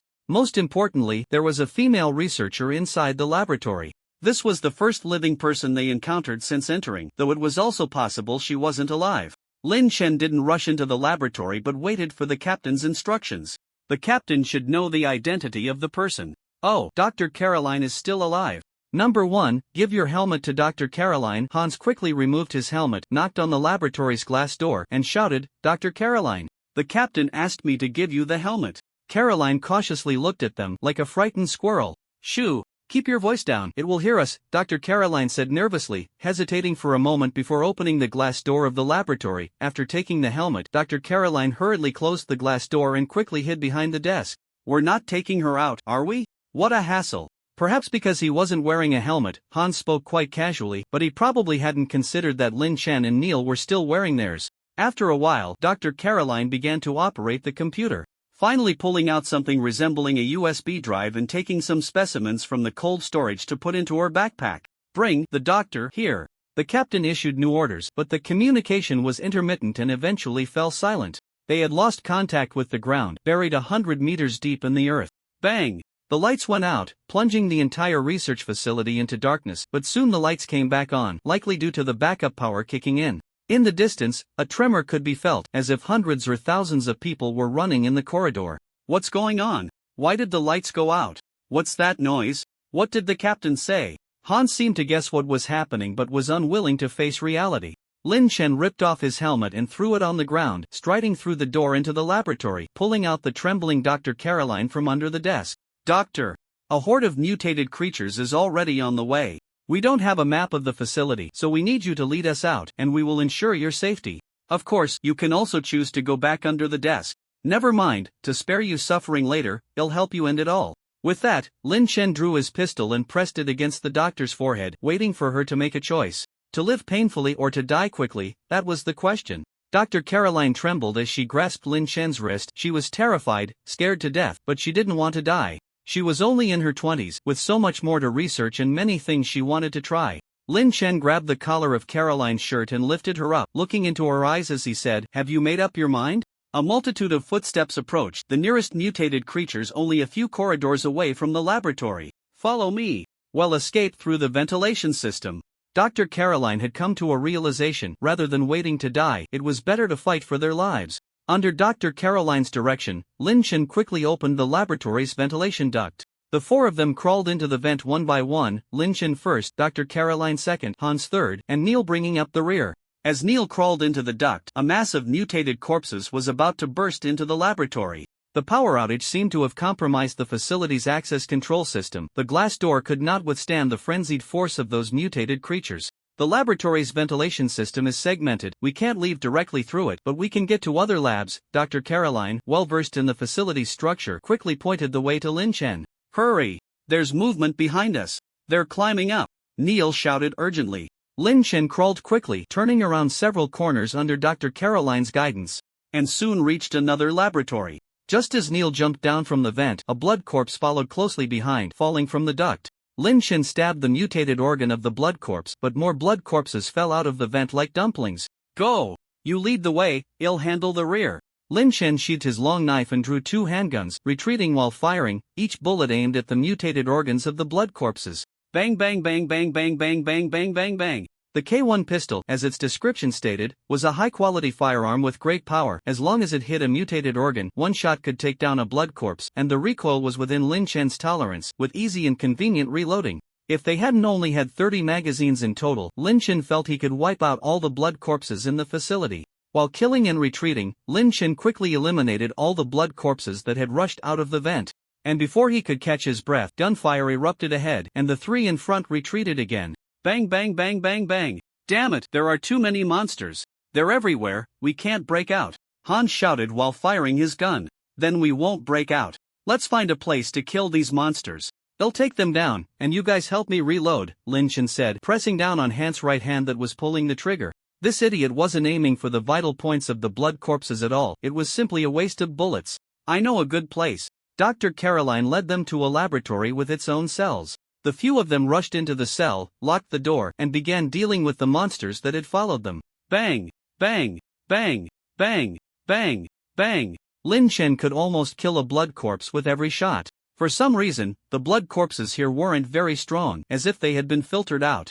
Hans and Neil didn't fire their guns, instead, they helped Lin Chen reload magazines from the side, allowing Lin Chen to keep shooting. A large number of blood corpses crashed against the cell's fence. The handgun had a rate of fire limit, and since Lin Chen needed time to aim, the fence was quickly deformed from the impacts. Fortunately, the organization was reliable, and the quality of the fence was quite good, so the mutated creatures couldn't break in for the time being. Although there was no immediate danger, Lin Chen felt increasingly uneasy as he killed more.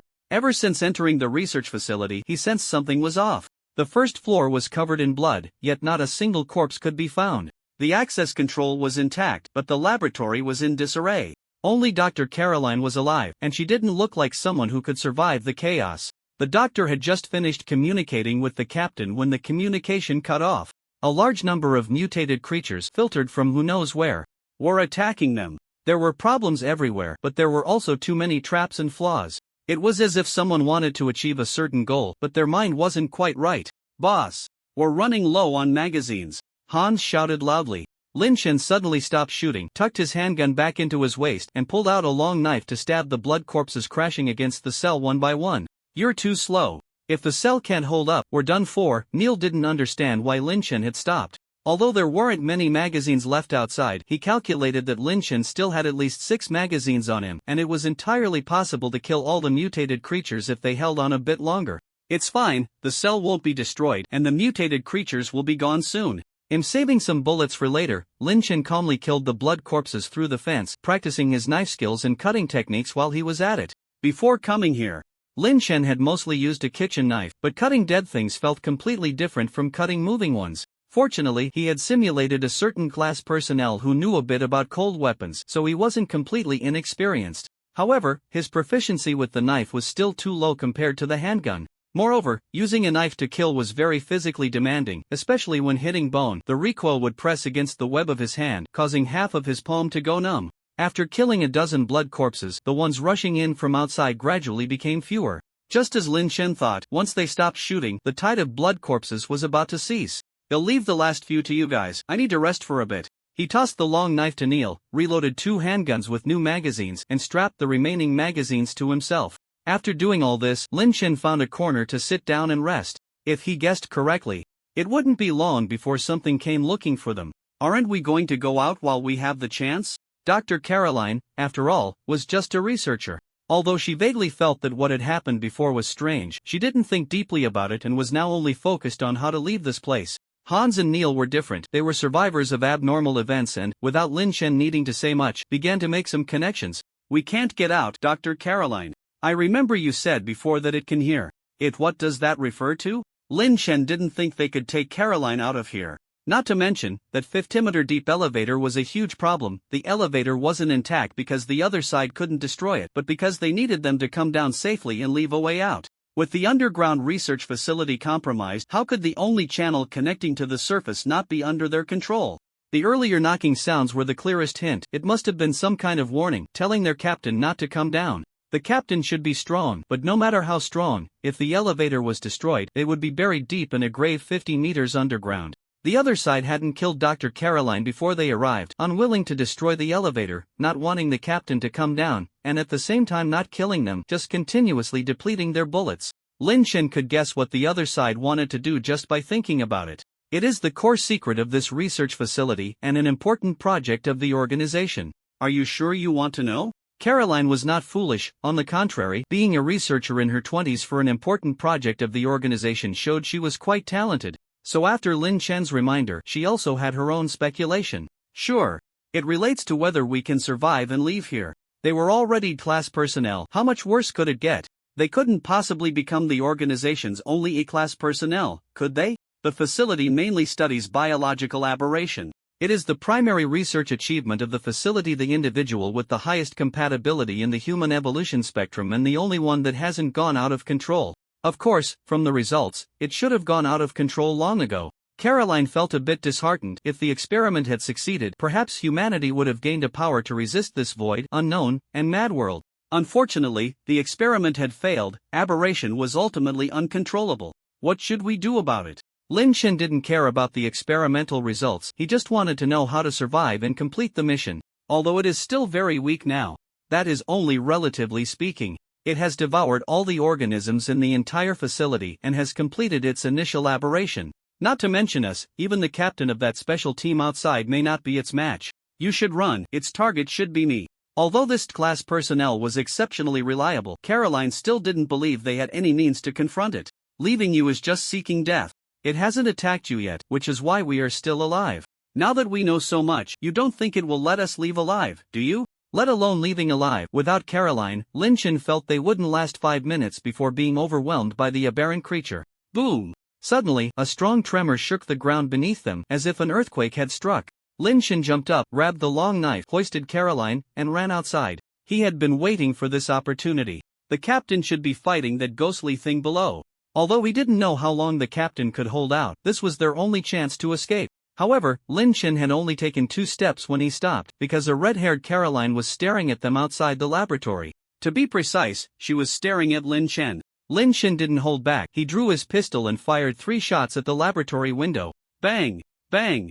Bang! The bullets were suspended in midair by an invisible force, stopping between Lin Shen and the red-haired Caroline. For a moment, Lin Shen didn't know what to do. Caroline was right. The force that could suspend bullets in midair was not something they could contend with. At least not with his half-bottle of water knife skills. "Should I restart? But this ghostly thing is so strong that even restarting wouldn't solve it." Lin Shen suddenly felt something was off. Why was he so easily giving up? Had he simulated too much? This time he thought he could restart. What about next time? The time after that? What about 10 times later? What do we do? The bullets can be stopped. We can't fight back at all. We should just surrender, Hans suddenly said in a low voice beside him. Lin Shen suddenly woke up. He looked at the red-haired Caroline, who seemed to have moved a bit closer. So that's how it is. What are you afraid of? Lin Shen smiled. He wasn't afraid of the opponent using underhanded tactics, but he was genuinely concerned if the opponent was a numerical monster, as that would be impossible to fight. "What did you say?" The red-haired Caroline spoke for the first time, her voice carrying an unusual murkiness. I said, you should just make your move.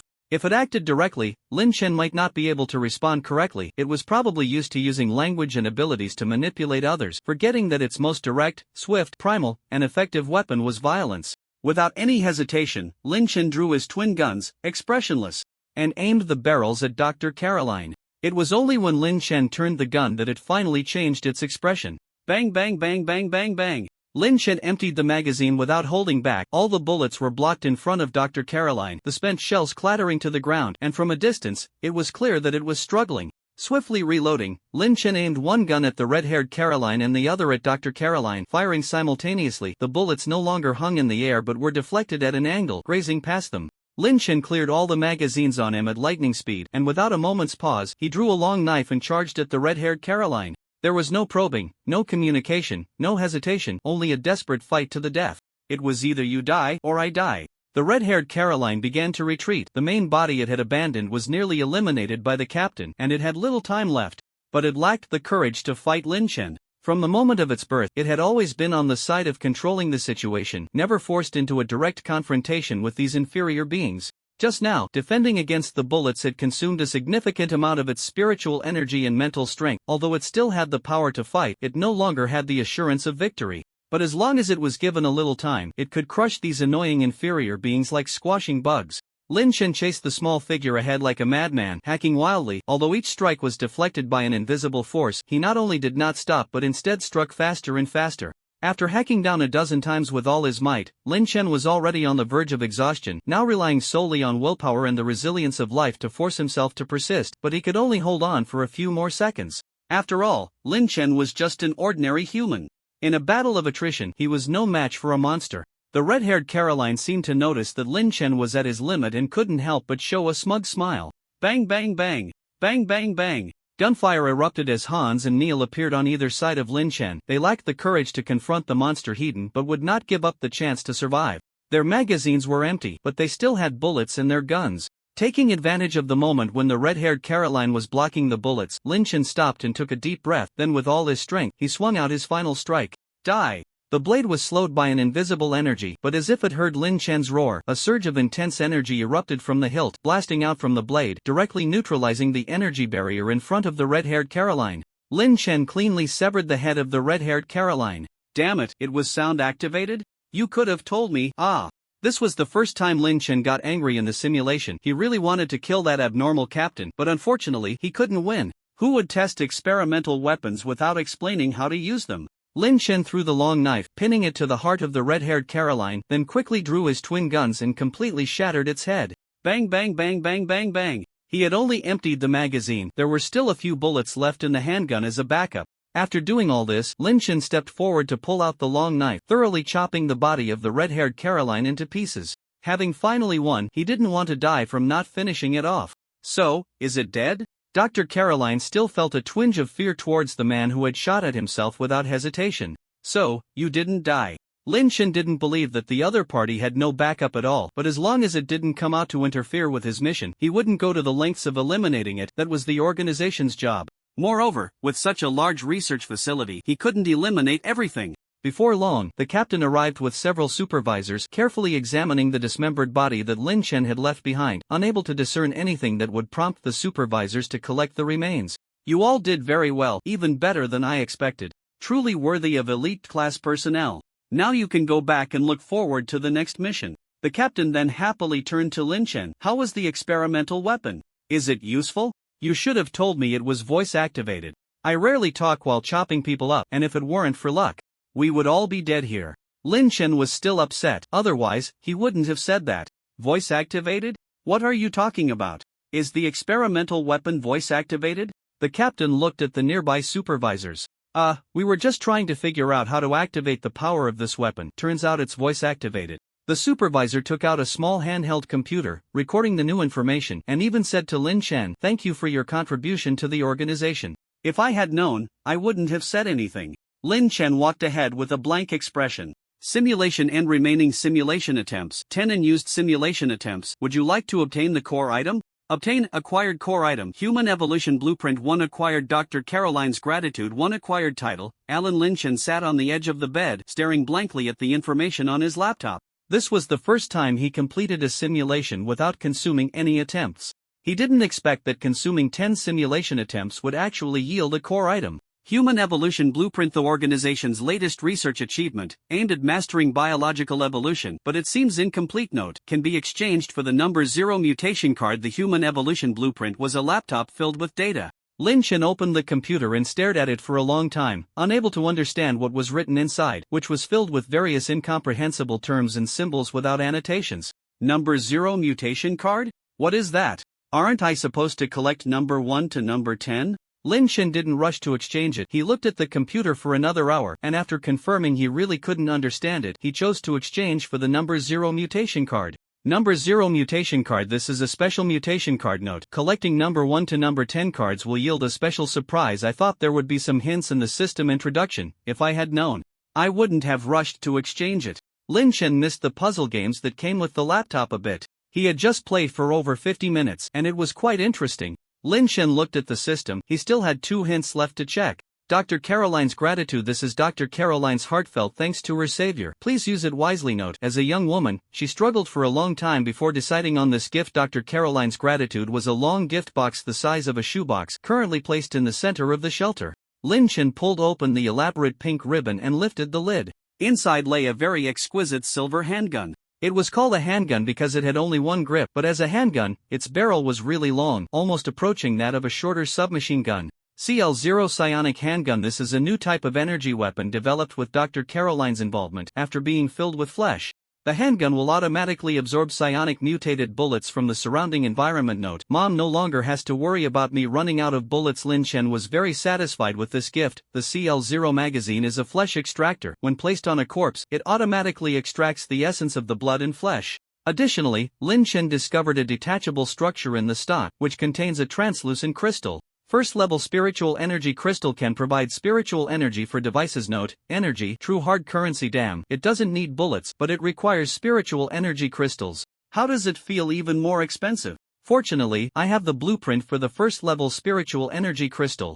After playing with the handgun for a while, Lin Chen looked at the last system prompt. All or nothing gambling is an art. Even the most fervent gamblers will be astonished by your recklessness and courage. Struggle to the fullest before despair arrives. Note, do you think I'm joking with you? If it weren't for the simulation, would I really shoot Caroline? Looking at this title, Lin Chen couldn't help but think. After eating half a protein bar and pouring some hot water on the abyss egg, Lin Chen continued to study the spliced humanoid mural, but this time he intermittently wore the cross necklace. This not only enhanced his perception but also helped him get used to the extraordinary sensations when wearing the cross necklace. He also tried wearing the spiritual energy ring, but there was no so-called spiritual energy in the shelter, which might be related to the shelter's absolute safety attribute. Spiritual energy can lead to biological mutation, and being in a spiritual energy environment for a long time may not be a good thing. When focused on one thing, time passes quickly, and in the blink of an eye.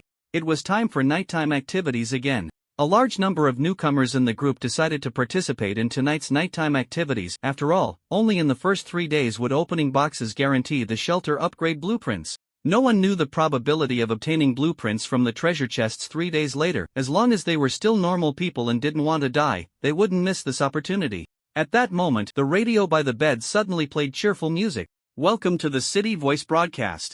We now have a prize quiz segment. I'm your favorite announcer, Miss Y. Mr. Lin from apartment 304 in the Doomsday apartment. Guess what tonight's nighttime activity will be? A maze exploration. Be a feast. C. Warfront. D. Site task. No way. Lin Chen felt a deep malice. He didn't expect the system to change the task on the third day. This was actually a question of choice. Those who chose to participate on the first day were the brave. The brave took risks, advanced their progress, and reaped the rewards they deserved. Those who chose to participate on the second day were the wise. The wise gained safe and stable exploration opportunities. Those who chose to participate on the third day were the weak. The weak could only make a last-ditch effort. If they didn't participate on the third day, they would most likely be dead. No one should get a fourth chance. Lin Chen suddenly had a strong premonition that the shelter upgrade blueprints would be extremely difficult to obtain 3 days later, and this nighttime activity would be the last opportunity. I choose D. Lin Chen liked number 4. It was his lucky number. Correct answer. The prize has been sent. Please check. Lin Chen opened the communication interface and sent a message. Lin Chen, I just got news that tonight's nighttime activity will turn into a site task. After today, the shelter upgrade blueprints will be extremely difficult to obtain. Don't ask me what a site task is. I don't know either.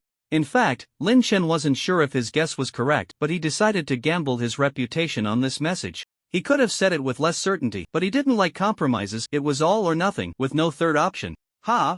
Big shot, you can't joke about this. No way? I've been preparing for 2 days to explore the maze and even got a red key. Well, find out soon enough if it's a joke. The big shot has never reported false information. Isn't that a disaster? I haven't even killed a chicken. I was just waiting to sneak into a locked room to open a box. So exciting. I've long found maze exploration boring. Looking for nutrient solution and mutation cards. Prices are negotiable. The system prompt hasn't come out yet. Aren't you afraid of being scammed? Are you kidding me, boss? By the time the system notification comes out, it'll be too late. The prize for the lottery is a key. Universal key can open certain doors after use 11 note. It's not that Universal Lin Chen's private messages were about to explode. He replied to a few messages from acquaintances and started packing his things. Night activities begin. Tonight's activity. Station task. Do you want to join? Join. 9:59. Damn, the boss really wasn't wrong. It's over, we're doomed. Not participating means we're definitely doomed. Since it's come to this, why not go all in? Do you think the boss could be mistaken? What if tomorrow it turns back to maze exploration and the probability of the shelter upgrade blueprint appearing doesn't decrease much? What do you want me to say? I can tell you anything since I've already drawn the blueprint. That hits hard, bro. Station task. Does that mean we have to go to the station to carry out the task? Hard to say. The station isn't just a train station. Boss? Goose leg brother? Can you analyze this? If the boss says he doesn't know, what are you asking me for? I'm so anxious. 00:0100:00. When Lin Chen woke up, he found himself sitting in the last row of a bus. Not a single piece of equipment was missing from his backpack or on him. There were a few scattered passengers on the bus. Lin Chen glanced around and counted 12 people, not including the driver. At that moment, the bus was driving on a highway, with dense woods outside. Suddenly, a new interface popped up on the system screen, resembling a chat room from a certain messaging app. There were 4 people in the chat room. One of them sent a message. Li Ji, hello everyone. Do you know what the situation is right now? Each speaker's name was accompanied by their avatar, and Lin Chen quickly spotted a passenger in the bus whose avatar resembled his. The person was sitting diagonally in front of Lin Chen, a slender young girl in a Chinese-style school uniform, not very old, with skin that was almost translucent, black medium-length hair, and a cute appearance.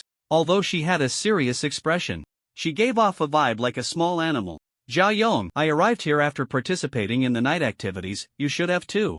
Zhao Yong was a robust elderly man, sitting by the window in the second row, looking over 60 but very spirited. If it weren't for the wrinkles on his face and his gray hair, it would be hard to believe he was an old man. Su Min, me too. Do you know anything about this activity? Su Min was a middle-aged woman, and among the 4, she was the only one with obvious signs of mutation, looking like at least her limbs had mutated. Lin Chen, you don't know me, so we must not be in the same area. Can you tell me about your area? Zhao Yong, huh? So does that mean everyone in your area knows you?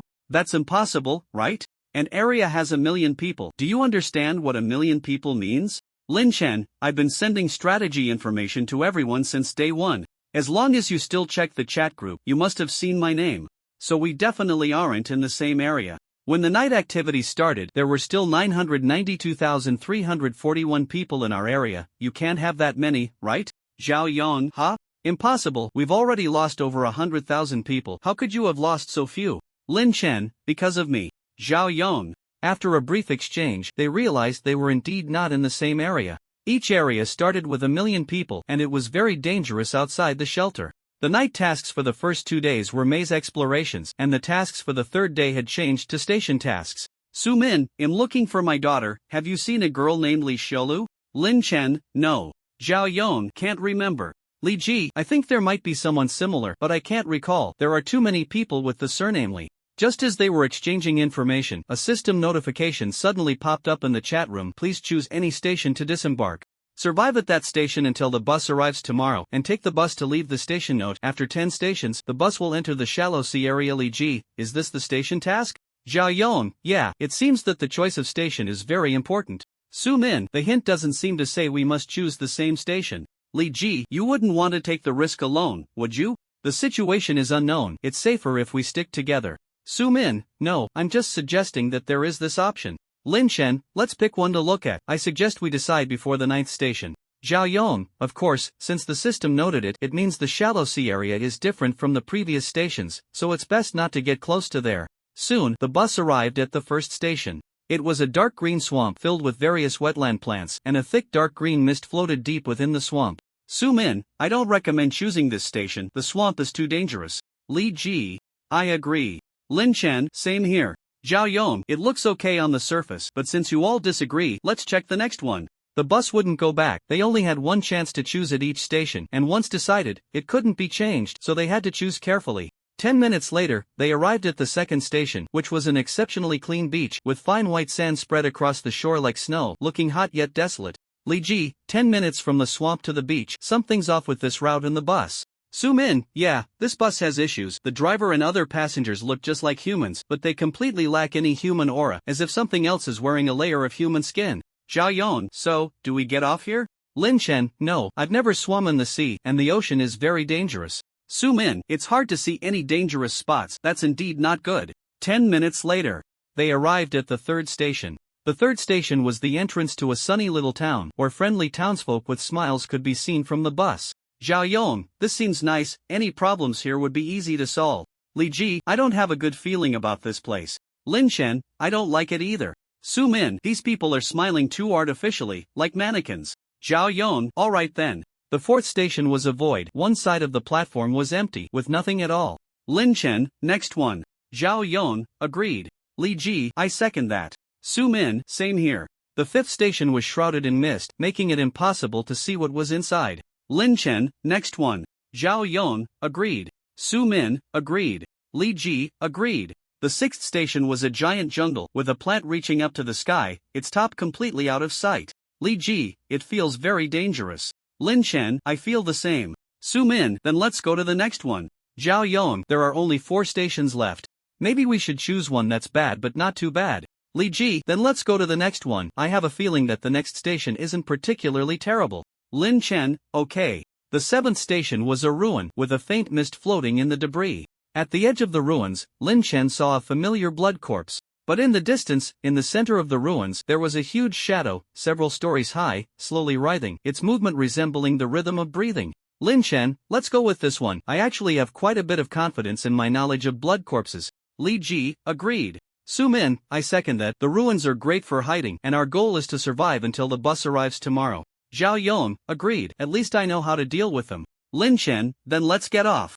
The 4 of them got off in turn, and the driver and passengers on the bus showed no reaction. Just as Lin Chen thought they were all like NPCs. The passenger closest to the door suddenly turned his head and gave them a meaningful smile. Lin Chen happened to look back and met his gaze. Goodbye, wish you a pleasant journey, the passenger said. Goodbye, and I wish you a pleasant journey too, Lin Chen replied and left the station with the others. Station selection completed, additional tasks obtained, optional 1. Kill mutated creatures, receive rewards based on the number and strength of the mutated creatures 2.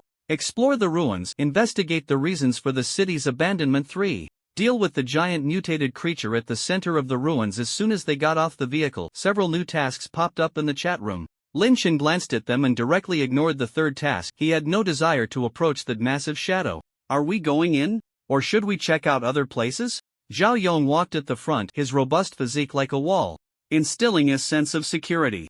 It's best not to. This road leads to other places in just 10 minutes. Until we thoroughly understand this area, it's better not to wander around, Su-min said cautiously, pulling a small distance away from the others. Indeed, if we act according to the system's prompts, we can still take a vehicle back. If we wander aimlessly, we might never return. Lin Chen sensed his surroundings. He had put on the cross necklace and the psychic ring when selecting the station. After previous attempts, he found that as long as he didn't trigger the kind of intuition he had when killing monsters, wearing the cross necklace for a long time wouldn't have much impact. The psychic ring worked quite well. With the help of the cross necklace, Lin Chen could clearly feel the surrounding psychic energy continuously entering his body, strengthening him. Upon entering the ruins, Lin Chen immediately sensed a feeling of oppression, as if some force was pressing down on him, making his steps feel heavier. What should we do now? Find a place to hide until tomorrow morning? Zhao Yong picked up a steel bar connected to concrete from the ground and asked, "First, let's gather supplies and see if there are any usable weapons. The prompt tells us to survive until tomorrow, and something might change here at night, otherwise, it would be too easy." Su-min carefully observed the surrounding ruins, trying to find a relatively safe spot. I suggest we split up before sunset and explore this ruin as much as possible. We can contact each other through group chat if anything happens, that's our advantage. If it were a group of ordinary teammates, Lin Chen wouldn't have made such a suggestion, but these teammates seemed quite reliable. Sure, I'll head that way, Li Ji pointed to the east side of the ruins.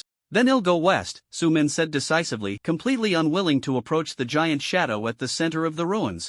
I'll check the middle, Zhao Dai said quite domineeringly, preparing to explore the center of the ruins. Then I'll just wander around, you can find me if you need anything. Lin Chen looked at the shadow in the distance shrouded in mist, faintly sensing a bad premonition. The ruins were filled with mutated creatures, and relying on his senses, Lin Chen carefully navigated around areas with stronger mutated creatures, cautiously searching for useful supplies while using the corpses of blood corpses to load bullets into his pistol. Based on the city's layout, Lin Chen quickly found a commercial street.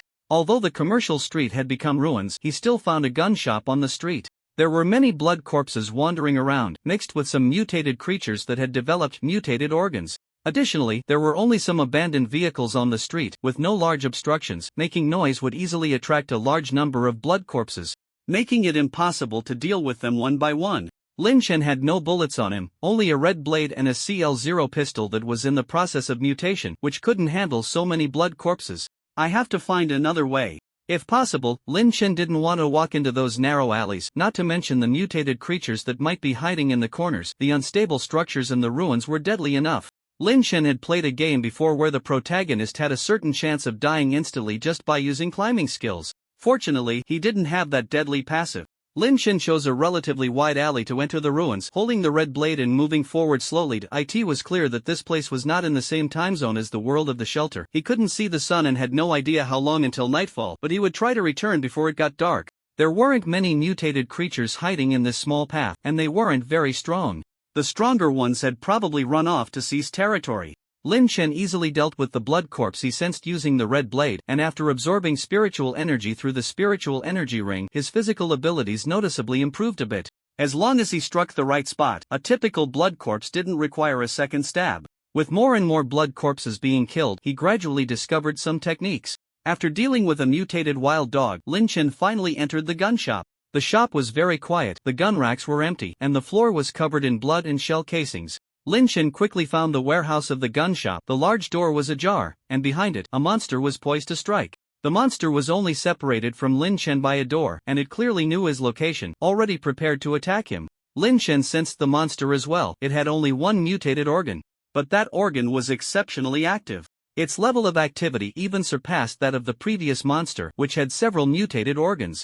Lin Chen drew the CL0 pistol that was tucked into his waist. The bullets hadn't fully mutated yet, but they were already usable. Just as he was about to shoot the monster through the door, it suddenly moved. The stillness and explosion happened in an instant. The door was shattered into pieces, and in the blink of an eye, the monster appeared right in front of Lin Chen. A sheep's head, a human body, limbs of varying lengths from different animals, and a thick, long tail. This was a monster stitched together from various biological parts. Lin Chen quickly stepped to the left, narrowly escaping a fate of being turned into meat paste. Thud! The sheephead monster crashed into the wall, shaking the entire gun shop several times, and cracks appeared in the wall. Bang bang bang bang bang! Lin Chen fired several shots at the back of the sheephead monster. Its mutated organ was in its chest, and he could hit that spot from behind. All 5 bullets hit, but the sheephead monster only sustained superficial injuries. The strength of the unfinished bullets was insufficient, and under the influence of spiritual energy within the sheephead monster, the bullets got stuck in its muscles and couldn't penetrate deeper.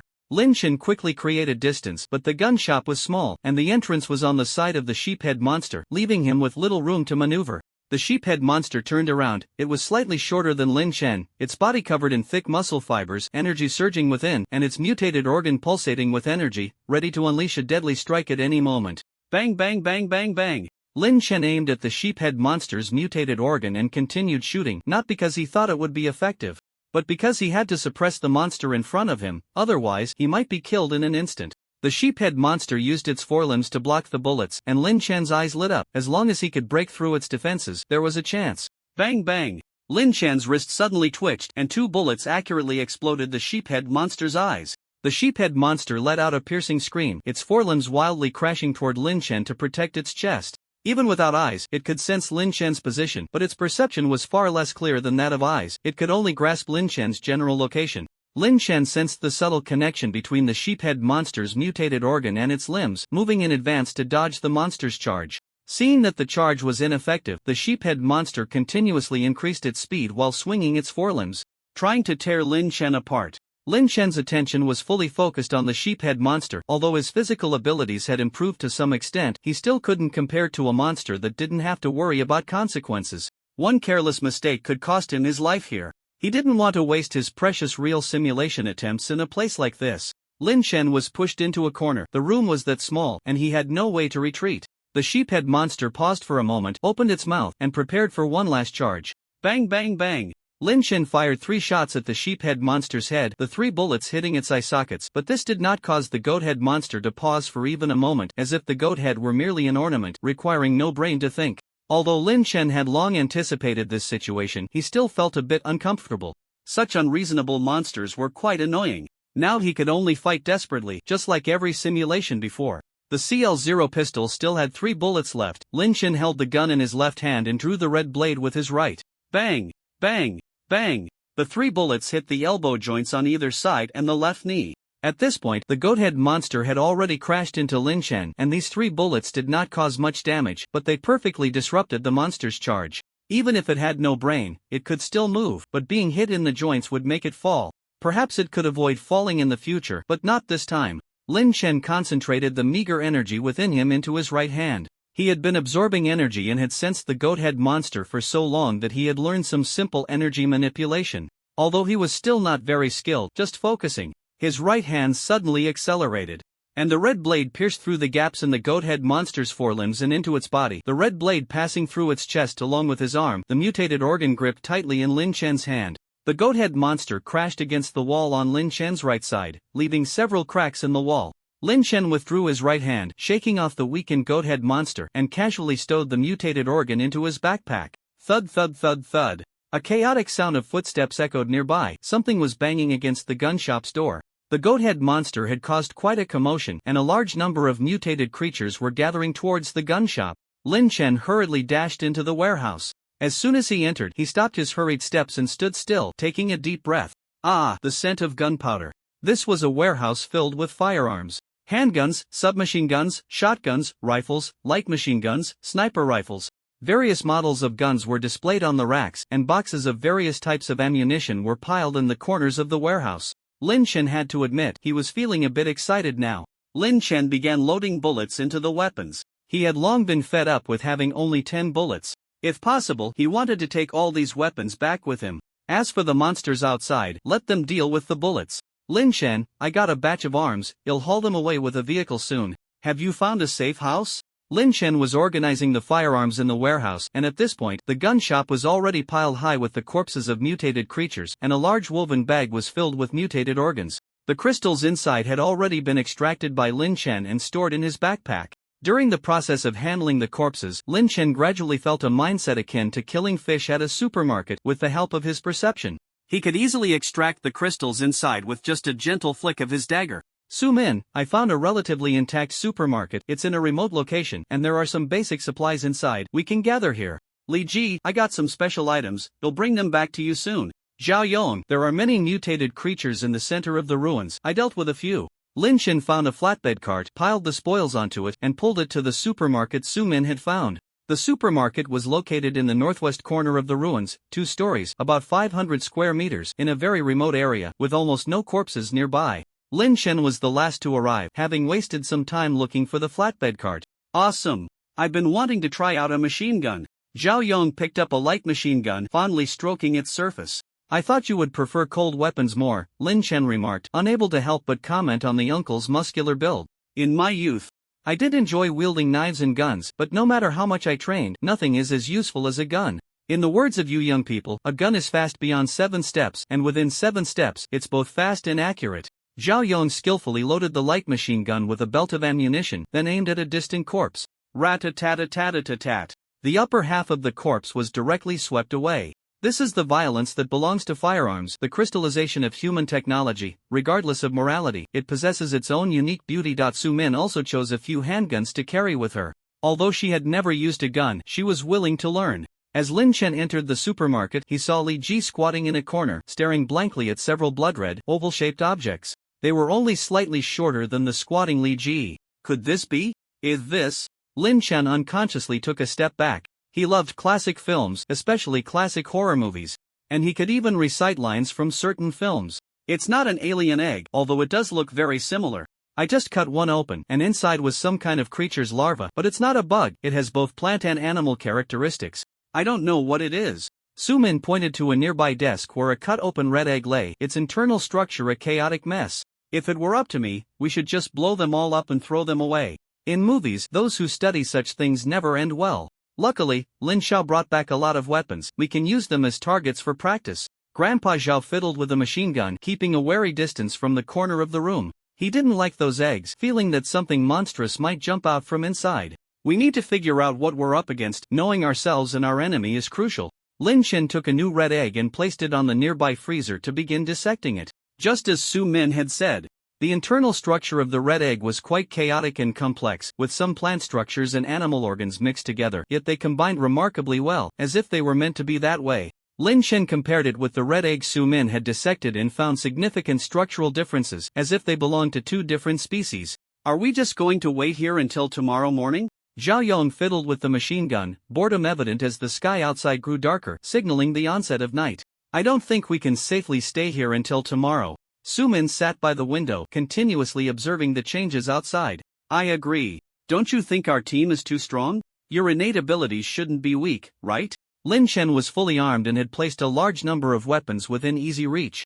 Indeed, am considered to be doing quite well back home. I know some martial arts, and with my innate ability related to physical enhancement, my combat power should be quite decent among all survivors. Zhao Yong didn't hide his innate ability, there was nothing to conceal anyway. My innate ability is related to mutation. If there were a combat power ranking, I should be relatively high in the entire area, Su Min said modestly. Compared to you, I'm not very good at fighting and don't know how to use firearms. My innate ability is related to luck, I can see where is relatively safe. Li Ji actually didn't like her innate ability very much. She had never had good luck before, working hard to achieve her goals but ending up with nothing. After gaining this ability, everything turned around, she could rely on luck to obtain resources that others struggled for without taking any risks. This contrast left her feeling somewhat confused and guilty, the ability felt ironic to her. Oh? So where is relatively safe right now? Su Min was quite interested in this ability. If luck could be quantified, it would be a form of science. Li Ji shyly looked at Lin Chen and said, it's very safe next to Mr. Lin. As long as I leave this building, I will die here tonight. What Li Ji didn't say was that it was also relatively safe near Zhao Yong, but being close to Su Min could easily lead to death. You can call me Lingu, everyone in the group calls me that. Your ability is strong, but don't rely too much on it. Safety is relative, one's own strength is the foundation of everything. For example, if I wanted to kill you right now, you would definitely die. Lin Chen liked this polite high school student, she reminded him of his younger self, and after a few years in society, it felt like a lifetime ago. I understand, thank you. Li Ji immediately picked up a handgun and began to study how to use it. My talent ability is a supportive one, allowing me to exchange items and information, which isn't much help in combat. But my combat power is still quite decent. Lin Chen introduced his talent ability briefly, but he didn't elaborate, believing others were in the same situation. So can you use your talent ability to get some information now? Su Min was also fiddling with her handgun, learning quickly and shooting accurately at close range. Unfortunately, I already used my talent ability this morning, I can only use it once a day. Even if he hadn't used it, Lin Chen wouldn't dare to use his talent ability outside the shelter. So the teams are matched according to strength? Stronger teams will have tougher missions? Zhao Yong was not afraid, instead, he seemed eager to try. That's very likely, and I believe the harder the mission, the greater the rewards. Lin Chen said while guiding Li Ji on how to shoot. Based on his understanding of the system, the probability of this was over 90%. That's really great. Compared to Blue Star, Zhao Yong preferred it here. At least he wouldn't die in bed. Just as they were chatting, the sky turned completely dark. The supermarket had a generator for power, and when the lights were on, it stood out in the dim ruins, but the nearby mutated creatures did not attack them. This was because a giant shadow in the center of the ruins moved, causing the entire area to tremble. A large number of mutated creatures of various forms surged out from beneath the shadow, spreading like a tide from the center of the ruins to all around, engulfing the entire area. All creatures in the ruins were subjected to indiscriminate attacks as the tide washed away all living beings and carried their corpses back to their nests. Lin Chen and Zhao Yong set up a machine gun on the second floor, shooting at the mutated creatures rushing towards the supermarket, while Su Min and Li Ji provided cover fire, causing many mutated creatures to fall in front of the supermarket. But these mutated creatures seemed endless. While their bullets were limited, if this assault continued for much longer, they would have to engage in close combat with a large number of mutated creatures. What should we do? At this rate, we won't last long, Zhao Yong shouted amidst the gunfire and the monsters' roars. Don't worry. The supermarket has many narrow spaces. Once the ammo runs out, we can lure them in and deal with them slowly. Let's hold the stairway. If we can't hold it, then each to their own. Li Ji, if you can't handle it, find a place to hide. Lin Chen shouted back. Got it, don't worry about me.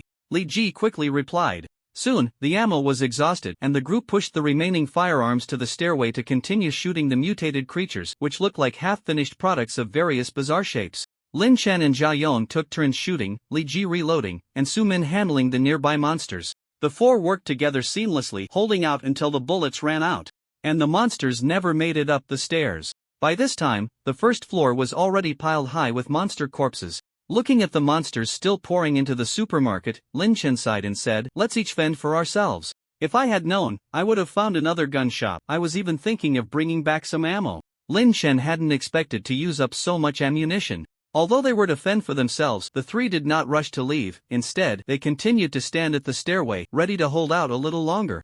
Lin Chen drew his red blade, Zhao Yong picked up a rebar with concrete, and Su Min was barehanded. The three stood like a dam against the tide, and soon the stairs were piled high with corpses as the mutated monsters climbed over the stacked bodies to meet their demise before them. At first, they managed well. Zhao Yong even had time to guide Lin Chen's knife movements, but humans are not machines.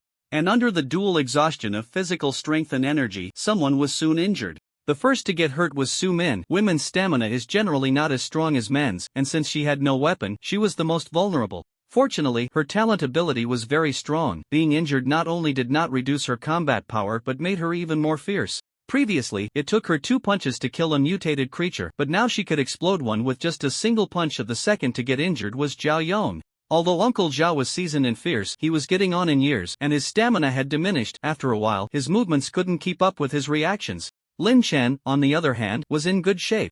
The effects of the psychic energy ring were evident, and with the perception from the cross necklace, he could direct the flow of psychic energy to every fatigued part of his body. Thus, among the three, only Lin Chen remained unscathed. Li Ji was also busy. She had been helping from the side, sometimes swapping places with the injured for a few minutes. Her claim of not being good at fighting was clearly modesty. As Lin Chen became more adept at controlling his psychic energy, his strikes became smoother, with the energy flowing through him, enhancing every point of force, and his movements grew increasingly rapid. Just as he was chopping at the monsters, feeling the cutting technique, a group of distinctly different monsters charged into the supermarket. These monsters were similar in their degree of mutation to the goathead creature, each with unique appearances, but all were difficult to deal with. If they reached the second floor and got close to them, there was no doubt they would be doomed. If it were the Lin Chen who had just begun to operate at night, he could handle at most 2 monsters. Any more than that would be impossible. But he was no longer that Lin Chen. After this period of practice, he had gained new insights into psychic energy and cutting techniques. What should we do? Should we run? Zhao Yong also noticed those mutated creatures. He still had a trump card, but there were too many of them. Even if he desperately took down a few, he would ultimately be overwhelmed by the remaining mutated creatures. We can't run, we're not faster than them. Besides, it's not dawn yet, and outside is full of mutated monsters. Where could we run to? Let's rely on our own abilities. Su Min prepared to fight desperately. She hadn't even used her innate abilities yet. Don't rush. Lin Chen managed to squeeze out 2 words with difficulty. His left hand gripped the cross necklace, while his right hand tightly held the hilt of the red blade. The psychic energy surged into the blade, turning it a vivid bright red, as if red light was flowing over it. His perception was pushed to the limit, and most of the supermarket was within his awareness. Go, die. Lin Chen struggled to swing the red blade, but he wasn't cutting the monster in front of him. He was targeting something more fundamental. An invisible blade of psychic energy erupted from the red blade, influenced by the concept of cutting, stirring the psychic energy throughout the supermarket, sweeping across it like a wave. Lin Chen only initiated the control of the psychic blade for a moment. The rest was just following the momentum. But even that brief moment drained all of Lin Chen's psychic energy and stamina. He barely managed to pull off the cross necklace before completely collapsing backward. Fortunately, Li Ji had been standing behind them and she caught him in her arms as he fell. In contrast, the mutated creatures did not fare as well. Psychic energy is a force that can both enhance physical attributes and utterly destroy organisms. Depending on how it is used, its nature can change. Initially, the psychic blade merely sliced through the bodies of the mutated creatures, cutting them in half, but as more psychic energy was drawn in, the raging energy swept through the supermarket like an avalanche, crushing all the mutated creatures within the area into minced meat. Although it wasn't quite as professional as Pinduoduo, it was close enough. Uncle Zhao watched the devastating scene before him and couldn't help but gasp, exclaiming, "Wow! This young man!" Su Min was also startled. She now completely believed Lin Chen's earlier boast and even thought he might have been a bit modest. Li Ji carried Lin Chen to a chair against the wall. It was her first time being so close to a man, but given the urgency of the situation, she couldn't care less. "Are you okay? Do you need us to do anything?" Lin Chen didn't respond. He was in poor condition, that one strike had drained his stamina and psychic energy, and he couldn't recover for a while. Additionally, the overuse of the cross necklace caused his head to throb painfully, making it hard for him to concentrate, and his mind felt dizzy. After a while, Lin Chen began to regain some clarity. Su Min and Jia Yong were downstairs dealing with the still-living mutated creatures, while Li Ji was taking care of him. "How's it outside?" Lin Chen took out a couple of bottles of nutrient solution from his backpack, feeling a bit better after downing them. "Those mutated creatures are the last batch. It's not dawn yet, but no monsters have come this way," Li Ji said, having somehow procured a damp towel to wipe Lin Chen's forehead. The coolness of the towel seemed to ease his headache a little. "It's not dawn, so it's not over." Lin Chen pressed his temples with one hand while drawing out his CL-0 pistol with the other. After dealing with the mutated creatures at the gun shop, he had used the corpse of a goat-head monster to reload his pistol, but even now, the mutation had not ended. Although he could still use it, its power was certainly weaker than if the mutation had ended. Li Ji suddenly turned to look at a wall to the side, which was in the direction of the center of the ruins. "It seems like something is coming, something terrifying," she said uncertainly. Her innate abilities seemed to be malfunctioning. As long as she stayed close to Lin Chen, even in situations like just now, she hadn't felt any danger. This had never happened before, making it hard for her to determine the accuracy of the information her ability provided. It should be a first-tier or close to first-tier mutated creature.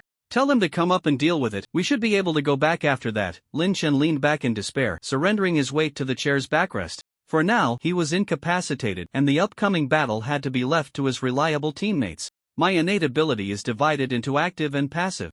I haven't used the active one yet. If it's just a first-tier mutated creature, I should be able to handle it." After hearing Lin Chen's analysis, Uncle Zhao confidently patted his chest. "I haven't used my innate ability either. Let us handle it from here." Su Min looked out at the pitch-black ruins. After her body underwent significant mutation, her senses became extremely sharp, so she wasn't as optimistic as Zhao Yong. "It's coming." Li Ji suddenly pointed at a shadowy corner of the street outside. There stood a girl with black hair and red eyes, an utterly normal-looking young girl. She tilted her head, looking through the window at them from several dozen meters away. Her eyes showed no sign of deviation or blinking. Lin Chen instinctively tensed his body, but before he could react further, the girl had already vanished from her spot. Crack! The sound of shattering glass rang in his ears, and the false sense of safety brought by distance abruptly vanished. The girl had appeared on the second floor of the supermarket. Humans survive based on experience, so they cannot cope with situations beyond their understanding. Lin Chen didn't understand first-tier creatures, leading him to misjudge their strength, creating the illusion that a first-tier creature was just a slightly stronger mutated being. This nearly became the cause of his death. The girl seemed to consider Lin Chen, this incapacitated person, as the greatest threat in the supermarket, designating him as her primary target. If it weren't for Zhao Yong, who forcefully blocked Lin Chen with his skills and experience, Lin Chen would have already been torn apart by the girl. But this came at a cost. Zhao Yong paid the price for Lin Chen. The girl plunged her hand into Zhao Yong's abdomen, casually pulling out his intestines, various fluids gushing from the wound like a fountain. Zhao Yong fell to the ground, and Li Ji couldn't react in time. Su Min was already preparing to run. This time, there was no barrier between Lin Chen and the girl. Just as the girl was about to finish off Lin Chen, a palm the size of a fan firmly grasped her right foot. Zhao Yong got up from the ground, his body swelling several sizes like an inflated balloon. He tried to pull the girl off the ground but found her foot seemed rooted to the earth, unable to budge. Seeing that Zhao Yong was okay, Su Min activated her innate ability, her entire body undergoing mutation. If Zhao Yong died, even if she fought desperately, it would only mean one more death. It was better to escape while the monster was distracted by Lin Chen and Li Ji, but in this situation, running away might not be an option. Since Zhao Yong was not dead, fighting desperately had a better chance of survival. However, before she could charge forward, the situation changed again. The girl punched Zhao Yong, who had expanded, sending him flying. Fortunately, this time Zhao Yong managed to block the attack, avoiding serious injury.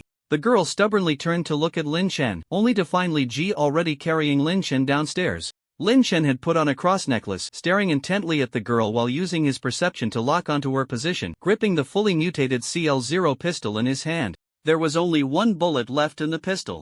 It was only just now that Lin Chen understood the mutation mechanism of this pistol. The magazine could hold a total of 20 mutated bullets, and as the bullets mutated, their number gradually decreased until only one bullet remained, marking the end of the mutation. Lin Chen couldn't grasp the principle of this gun, but that didn't affect his ability to use it. The girl had only one mutated part, located at the center of her body, but her movements were too fast, and Lin Chen needed an opportunity. The girl seemed to have noticed Lin Chen's gaze.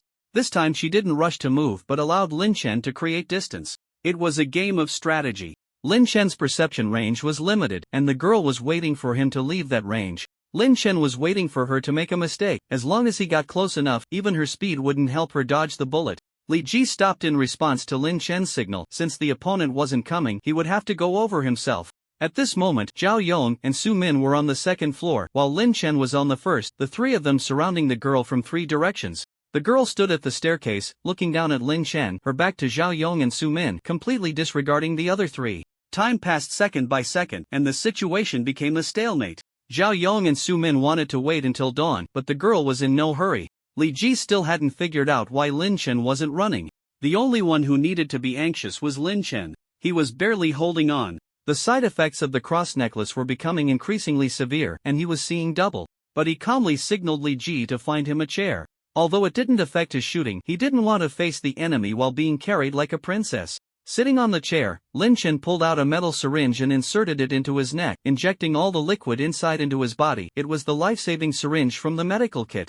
Life-saving syringe. A life-saving injection mass-produced by the organization has a rejuvenating effect. Note: please pay attention to the dosage, or it will truly rejuvenate. The life-saving syringe was terrifyingly effective. It restored Lin Chen from a wreck to a normal state in just a few seconds. But a few seconds later, Lin Chen felt something was off because the life-saving serum was still enhancing his condition. Time began to slow down, and the empty syringe slipped from Lin Chen's hand, lingering in the air without falling. Lin Chen's perception first spread outwards, then suddenly contracted, transforming from perception into a more concentrated form of power. Make your move. Lin Chen knew he couldn't maintain his current state for long, so he drew the red blade and charged towards the girl. Hearing Lin Chen's voice, Zhao Yong was the first to react. His feet shifted slightly, instantly closing the distance between him and the girl, then he struck down with all his might towards her head. Su Min was no slower than Zhao Yong. She aimed for the girl's back, her psychic energy surging within her, ready to pierce through the girl's back.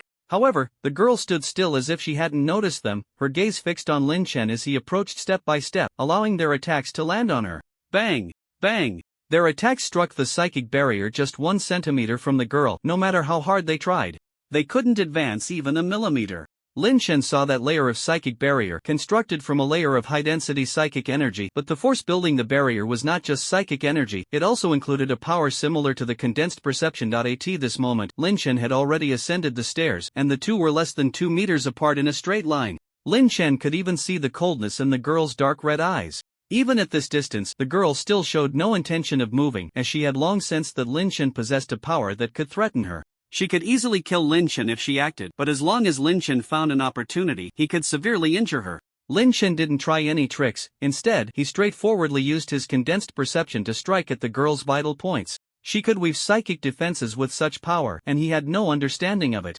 So it was better not to fantasize about competing in skills. The psychic defense shattered instantly, and Lin Chen's vision went dark, his head spinning, but he didn't need his eyes or brain now, he just needed to charge forward. The girl seemed taken aback that Lin Chen could break her psychic defense, but she still managed to block the red blade formed from his gathered psychic energy. Boom! Close-range shot. Lin Chen almost pressed the gun's muzzle against the girl's mutated part and fired. The shot was immensely powerful, directly piercing through the girl's body.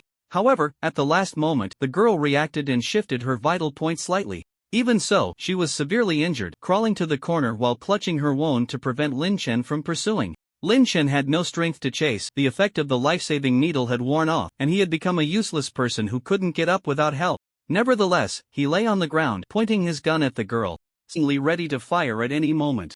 Zhao Yong and Su Min naturally wouldn't miss this opportunity, although they were not in good condition either. Since it was a fight to the death, their state didn't matter as much. A deadly struggle. This was a brutal fight to the death, with flesh and blood flying everywhere. The outcome was simply survival or death, nothing more. When everything was over, no one present could stand up. After a while, the first to crawl up was, of course, Li Ji. She was lucky and naturally wasn't easily injured. The second to get up was Lin Chen, who was holding his gun nearby to intimidate, not participating in the final deadly struggle. By then, he couldn't get up anymore. Lin Chen began to sort through the spoils. He could die, but he couldn't return empty-handed. By the time the battered Zhao Grandpa and Su Min got up, Lin Chen had already processed the mutated organs he could find, packing several large woven bags. Fortunately, this was a supermarket, so he didn't have to worry about running out of bags. When the four regrouped on the second floor, the hazy morning sun streamed into the supermarket from the window. Lin Chen pulled a cart full of woven bags toward the entrance of the ruins, while the others dragged their own spoils they wanted to take back. Zhao Yong seemed to really like firearms, specifically gathering a bunch of guns without bullets to take back. Su Min and Li Ji brought back a large amount of food and miscellaneous items from the supermarket, which were quite popular in their area. The group navigated through the ruins, with no mutated creatures or corpses in sight. "Will we see each other again?" Li Ji asked somewhat sadly. Although their time together was brief, she quite liked these three teammates. Without them, she might not have survived this time. "As long as we're alive, we'll meet again," Lin Chen replied, looking at the ruins with a hint of regret. The difficulty of this mission was too high, preventing him from attempting to complete the last two extra tasks. "I hope so." Seeing Li Ji, who was the same age as her daughter, Su Min felt a bit more confident about finding her own child. "Let's add each other as friends. We might be able to keep in touch when we get back. Even if we can't communicate across regions for now, once there are fewer people, the regions should merge, right?" Zhao Yong added the other three as friends in the chat room, and after the other three agreed, they also added each other. The four successfully left the ruins and crossed the road to reach the platform on the other side, where a high wall blocked their view of what lay behind. Although Lin Chen was somewhat curious, he had no desire to explore such a dangerous area. Suddenly, a massive shadow in the distant ruins began to tremble, and the mist dissipated with the vibrations, revealing a giant egg-like object towering several stories high in their line of sight. The egg-shaped object bloomed like a flower, releasing a mass of red flesh and blood into every corner of the ruins, forming numerous mutated creatures that began a new round of slaughter. Truly spectacular. So beautiful. How terrifying. Good thing we ran fast. The bus arrived. Station task completed. Special metal treasure chest 1 awarded based on task difficulty. Extra task 1 completed. Extra task treasure chest 1 awarded. Please draw today's card. Lin Chen crawled out of bed. The flatbed card was in the center of the shelter, and the woven bags were all intact. Next to it was a red metal box and a yellow box made of unknown material. "My turn. Draw a card." Although there were many things to deal with, Lin Chen decided to draw the daily card first. The card drawn this time depicted a duck. As the card dissipated, a blood-red duck appeared in the center of the shelter. Quack quack. The duck waddled over to Lin Chen, using its wings to pull a steaming bowl of duck blood vermicelli from the void and pushed it towards him. This familiar scene left Lin Chen a bit speechless, but he still asked, "Can you conjure anything else?" Duck quack quack. "Lin Chen, can you make a few more bowls?" Duck quack quack. Lin Chen, "Oh, you can make 2 more? That's not bad, a bit better than a goose." Lin Chen picked up the duck blood vermicelli and started eating. He had to admit, it was a very delicious bowl of duck blood vermicelli. The soup tasted just right, the chili oil was fragrant and spicy, the tofu puffs were soft and soaked in flavor, and all kinds of duck delicacies were complete, with no strange taste, and the vermicelli was cooked perfectly. The only regret was that he couldn't add more vermicelli. Lin Chen finished the entire bowl in one go, leaving not a drop of soup behind. After finishing the duck blood vermicelli, the side effects of the cross necklace completely disappeared, and Lin Chen wasn't sure if it was related to the duck blood vermicelli. Next came the enjoyable moment of opening boxes. Lin Chen first opened the red metal treasure chest obtained from completing the main task. Inside were many items. First, there were 10 bottles of red nutrient solution and 5 bottles of water blue shiny liquid. Mental potion, a potion that can replenish mental strength. Very precious. Note, liquefied mental strength, so the power condensed from perception is mental strength? That makes sense. A bottle of colorful liquid that looked very precious. Integration potion, essential potion for advancement. Note, please use after meeting all indicators. What are the indicators for advancement? A pure black card engraved with intricate patterns. Basic rune mutation, a card that can learn basic mutation runes. Note, use with caution if mental strength is insufficient. What is a rune? After glancing at the note, Lin Chen did not use this card directly. After categorizing and organizing the items, Lin Chen opened the box obtained from completing extra task 1. Inside was only one card. Number 1 mutation card can be applied to the surface of a living organism to induce mutation. Note: collecting number 1 to number 10 cards will yield a special surprise. Have collected number 1 to number 10 mutation cards. Would you like to deduce your unique evolution path? Deduce. Deduction complete. Detected that the survivor holds number 0 card. Would you like to integrate number 0 card to deduce a new evolution path? Yes. Deduction complete. Evolution path. Importing. Lin Chen stood there uncontrollably as the spiritual energy within him suddenly flowed along an extremely complex path, a path that seemed engraved deep within his DNA, operating on its own without needing control. After one cycle of the path's operation, Lin Chen regained control of his body. Damn! Awesome! The spiritual energy within Lin Chen quickly depleted, but as long as he absorbed spiritual energy, he could strengthen his body according to the path. It's a pity there's no spiritual energy in the shelter, but even if there were, I couldn't keep the path running, or else my body would undergo mutation. Lin Chen drew a simplified circuit diagram on paper that only passed through the main organs, preparing to send it to the group chat shortly. He opened the chat group, which was quite lively after the night activities had just ended. Thanks to Lin Chen for giving me the courage to go out, otherwise, I would definitely die from not being able to upgrade the shelter in 7 days. Yeah, as long as you participate in the site tasks, you can get treasure chests, and opening them guarantees shelter upgrade blueprints. I'm glad I went out. The task wasn't too difficult, although the rewards were average. I brought back a box of braised pork canned food. Ha, everyone who's alive thanks the big guy. The dead can't say anything, so impressive. The people upstairs definitely didn't participate in the site tasks, right? Those in my team are so envious. No one shares information for free, and there were only 700,000 left when the task started. So bitter. My team is the same, thanks to the big guy. Yeah, I shared the information the big guy gave me, and they each gave me 5 red coins as thanks. Don't mind them, they're definitely the ones too scared to leave the shelter. They'll be dead in a few days, why bother with them? Yeah, it's better to talk about the canned food I brought back. Yeah, it's better to talk about the instant noodles I brought back. Yeah, it's better to talk about the bag of rice I brought back. Damn! Is this a group show-off? Should I say I got a batch of handguns? Hey, don't break the formation upstairs. I haven't posted yet. Exactly, everyone share their gains. Let's make those who didn't go out jealous. If you're too scared to fight, just shut up and wait to die. No one is responsible for taking care of you. Everyone share their gains, it's convenient for exchanges. Did anyone bring back toilet paper? I brought some, I want to trade for food. Yeah, it's better to talk about the rifle I brought back. Yeah, it's better to talk about the batch of arms I brought back. After this night activity, many survivors gathered enough 10 mutated organs and upgraded their shelters. So many chefs were posting food pictures in the group. Lin Chen, everyone, hold on a second, I have something to say. After a while, the group gradually quieted down. Lin Chen, I have collected mutation cards numbered 1 to 10. Once collected, the system will derive a unique evolution route based on the survivor themselves. We can absorb spiritual energy to strengthen our bodies according to the route, which is very complex.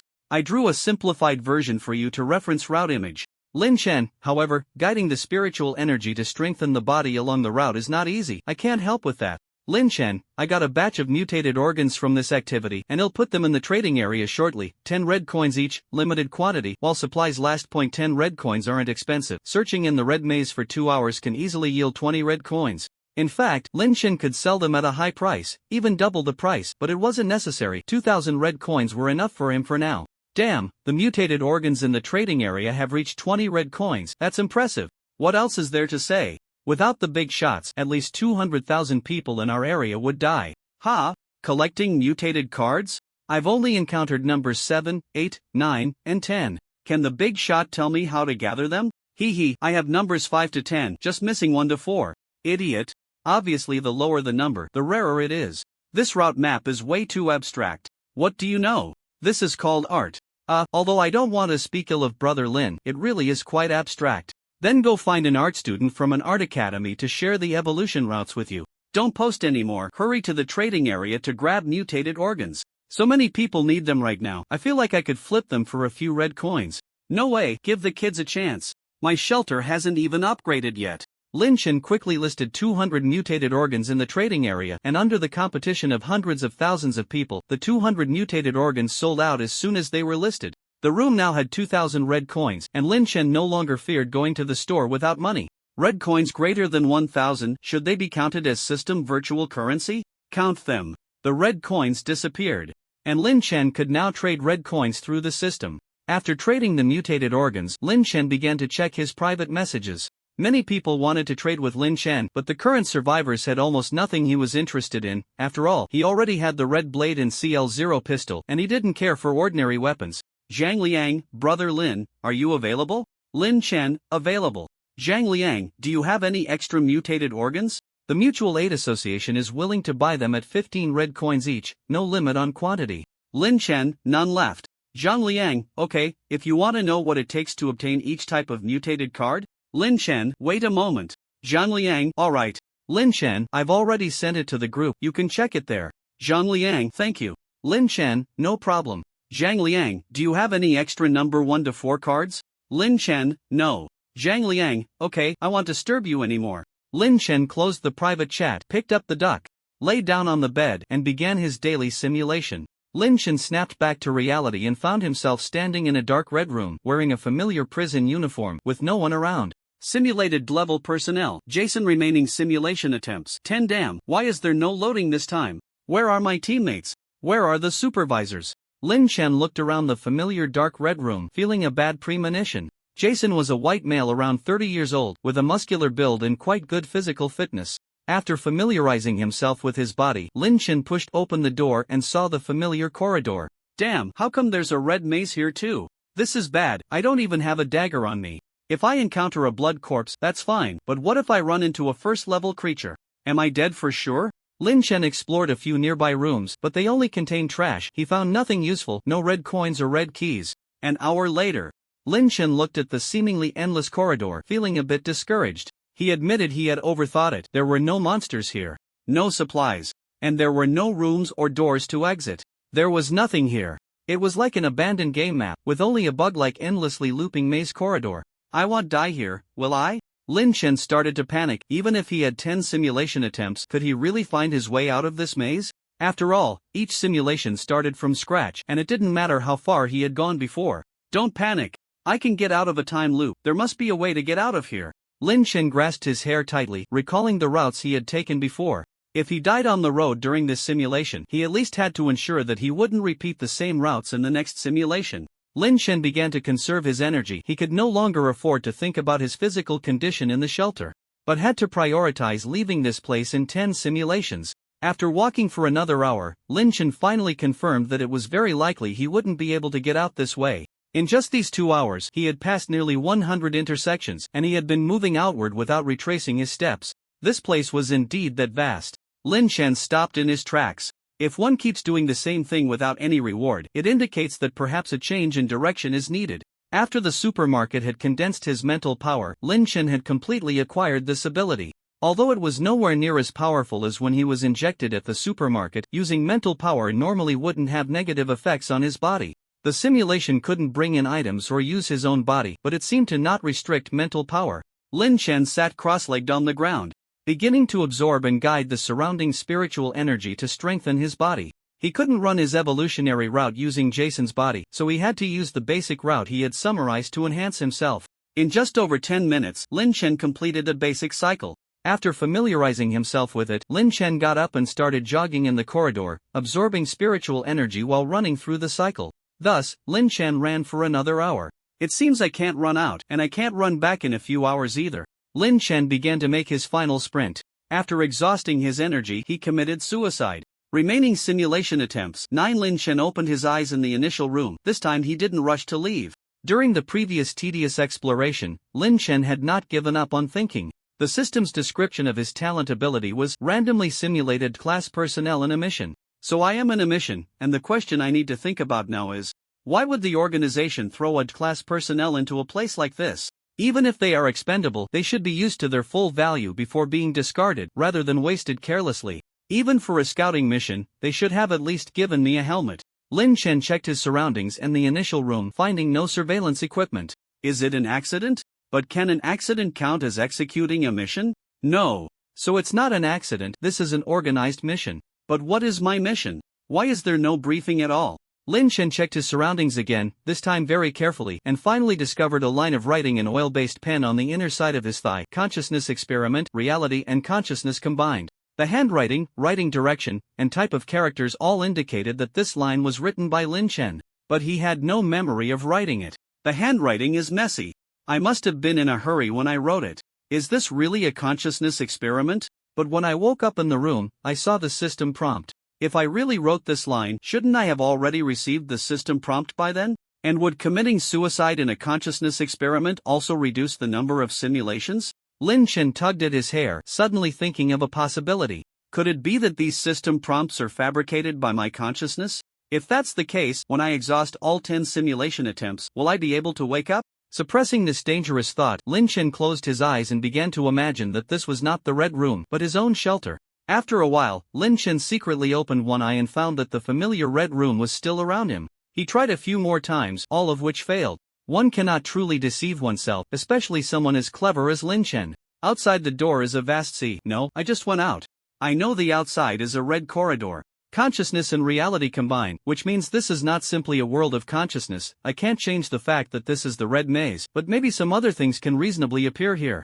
Just think about it, the red maze, the mutated creatures, why is there nothing here? Right, maybe the red maze is supposed to be like this. Without the system's influence, mutated creatures can't survive here. But since I can get in, other mutated creatures should be able to come in too. This is the organization's task, so something should happen. Let me think, mutated creatures, preferably something impressive, that could possibly appear here. Footsteps echoed in the corridor. A girl with black hair and red eyes pushed open the door and smiled at Lin Chen in the hallway. Oh, this is bad. Lin Chen forced an awkward yet polite smile. This wasn't a mission site, there were no weapons. And he was just waiting to die. Perhaps exhausting the 10 simulation attempts wasn't unacceptable. Now Lin Chen had realized the girl's appearance, so even if he restarted, she would still push open that door. Don't grin like an idiot. I smile because I'm pretty, what are you smiling about? The girl spoke rudely, but her willingness to talk genuinely relieved Lin Chen. Who are you? Lin Chen asked, a bit uncertain. He felt the girl's way of speaking was very familiar. I am a product of your imagination mixed with some reality, so I know some information you don't. The girl answered very directly, which was quite similar to Lin Chen. What is this place? Lin Chen got straight to the point. I don't know. The girl replied defiantly. How do I get out? Lin Chen continued to ask. I can get you out, but do you really want to go? The girl answered with a hint of meaning. What do you mean? Lin Chen's heart sank as he thought of a possibility. You know what it means, consciousness experiment. It's naturally used to study consciousness. The girl walked in front of Lin Chen and rested her head against his chest. So this is aimed at me? Lin Chen suddenly looked up, scanning the surroundings suspiciously. You're very cautious, but you don't understand that class personnel is a vessel, so some of your behaviors will inevitably differ from the original. Once is fine, but after 2 or 3 times, the organization will naturally notice something, especially since in the last mission, Dr. Caroline is still alive. Just a comparison will reveal the anomaly. The girl circled around Lin Chen, then looked up to meet his gaze. From Lin Chen's perspective, he could see the deep coldness in her eyes. She was smiling, yet there was no warmth in her smile. What should I do? Lin Chen decided to hear the girl's advice. Do nothing, after all, this is just a consciousness experiment. They can't lock onto you. As long as you do nothing, it will naturally end. The more you do, the more problems arise. If I send you out directly, that would be the most troublesome. Your consciousness will be completely locked by the organization. Or, the girl sat down in the corner of the room and patted the spot next to her. Or what? Lin Chen sat beside her. Or make a big scene, let them know the cost of provoking you. Are you joking? What cost could there be in provoking me? Lin Chen almost laughed out loud. You can deceive anyone, but you can't deceive yourself. I am you, just in a different gender. If you didn't have this thought, how could I say it? The girl leaned her head on Lin Chen's shoulder, holding his hand as she spoke. You're not me, otherwise, you wouldn't suggest something so foolish. I know very little about the organization, how could I risk going against them? Lin Chen pushed the girl away. He felt that she indeed had some similarities with him, but fundamentally, she was somewhat different. Don't you think this is exciting? Besides, you underestimate us too much. It's indeed unrealistic to go against the entire organization, but if it's just the external branches, it's easy to wipe them out. The girl closed her eyes and, out of nowhere, pulled out a blood-red popsicle with 2 sticks, breaking it in half and handing one to Lin Chen. Can you get out? Lin Chen looked at the popsicle in his hand with confusion, licked it, and found it icy and sweet, very delicious. Look at your choice. If you choose to just get by, then in just a fleeting scene, and this popsicle is already the limit. But if you're ready to teach them a lesson, to show them you're not to be trifled with, then I am the storm sweeping across the world. The girl calmly sucked on the popsicle, but her words were quite dangerous. Can't you choose for yourself? Lin Chen found it a bit strange. He didn't feel he could command the girl. Of course I can, but I am you. How could I harm myself? Besides, I will disappear sooner or later, and in the end, you will bear the responsibility. I'm not that irresponsible, the girl said matter-of-factly. Well, thank you very much. Lin Chen expressed his gratitude sincerely, glad that the girl wasn't like the doppelgangers in cliché novels who always wanted to kill their original selves, otherwise, it would be troublesome. There's still a bit of time, let me teach you something. The girl extended her hand, and spiritual energy gathered in her palm, forming a thin layer of spiritual protection. Lin Chen's eyes lit up. This was a technique that could withstand the full force attacks of Zhao Yong and Su Min, looking very advanced. You can do this too? To be precise, only I can do this, the girl said proudly. The first-tier creatures in that mission site can only use it, but the astonishingly wise me can teach you how to use it. Impressive, Teacher Lin, hurry and teach me. Lin Chen said shamelessly. Lin? Forget it, it sounds like I'm your daughter. Just call me Xiao Yi. Alright, Teacher Xiao Yi. Student Lin, the so-called spiritual protection is actually the external manifestation of rune application. Runes? Yes, runes are somewhat like the legendary words of power. God said let there be light, and there was light. But runes are nowhere near as easy to use as words of power. Runes are mental characters. Using the mind as a guide and spiritual energy as a foundation, they are the ultimate skill to manipulate all things in the world. The knife you cut with in the supermarket was also an external manifestation of the rune cutting. That's right, the mural contains runes of cutting and merging, and they are not low in rank. What I'm going to teach you now is the protection rune. Protection runes have a wide range of uses. Many spiritual items and relics are inscribed with protection runes, and they can be used for more than just shields. Xiao Yi didn't continue explaining but instead grabbed Lin Chen's collar, pressed her forehead against his, and then closed her eyes. A large amount of complex information flooded into Lin Chen's brain. If he hadn't generated mental power, he wouldn't have been able to hold on for even a moment. By consuming mental power, Lin Chen quickly received this information, but it was only a temporary reception. To fully digest or even use it would take a long time. We can only do this because we are almost the same person. You shouldn't do this with others, their heads might explode. Mental contact is the most dangerous way to connect. If you want to learn runes, it's best to rely on the system's rune cards. Other methods are unreliable, Xiao Yi reminded him. I understand, thank you, Teacher Xiao Yi. Lin Chen rubbed his head. This experience was quite good, though he felt a bit of pressure in his head. Ah, time is running out, it's time to say goodbye. Xiao Yi looked through the roof towards the distance far away. What will happen to you afterward? Although their time together was brief, Lin Chen felt as if he had met a longtime friend. He rarely had this feeling. I don't know. The red maze is born from the combination of your consciousness in this place, and it should collapse after you leave. My birth is more complex, and I am a conscious individual. I also don't know what will happen to me afterward. Xiao Yi seemed to have come to terms with it, completely unconcerned about what she would face next. I thought about it, and I'll go out and teach them a lesson, let them know the consequences of provoking us. A crack appeared in the roof, and Lin Chen decided to take a gamble. He didn't know if this would change anything, but doing or not doing was itself a change, and part of the outcome. Well, although deep down I have a desire to destroy everything, I am still essentially you.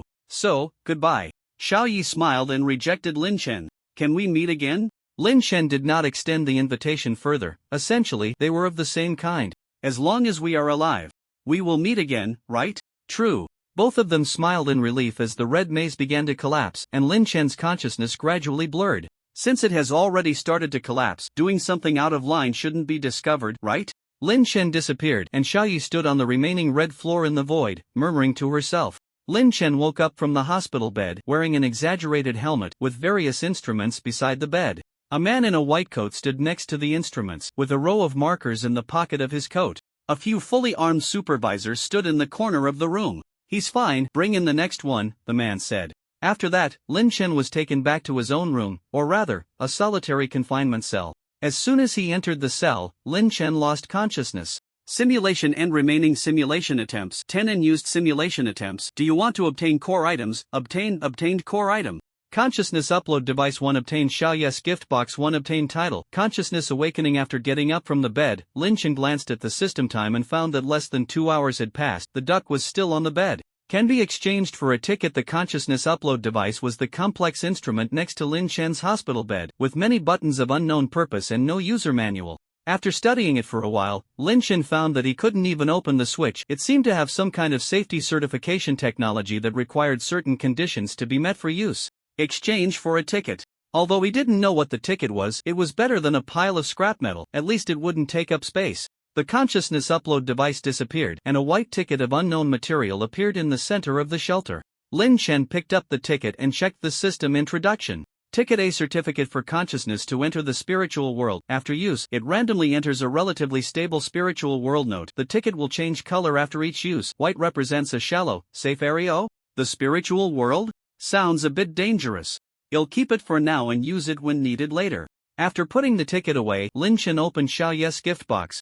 Inside was only a black card with intricate patterns. Basic Rune Collapse, a card that can learn the basic collapse rune. Note: use with caution for those with insufficient mental strength, except for Lin Chen as expected of teacher Xiaoye. Lin Chen did not use the card immediately. He hadn't fully digested the protective rune yet, and it wasn't the right time to learn new knowledge. Looking at the last system prompt, consciousness awakening. You wake up in a dream, only to find yourself still in a dream. Note: in the spiritual world, consciousness is the foundation of everything. After checking his gains, Lin Chen poured hot water over the abyss egg and the alien egg, then began to organize and learn protective runes. He hoped to learn some basic psychic protection techniques before the night activities began.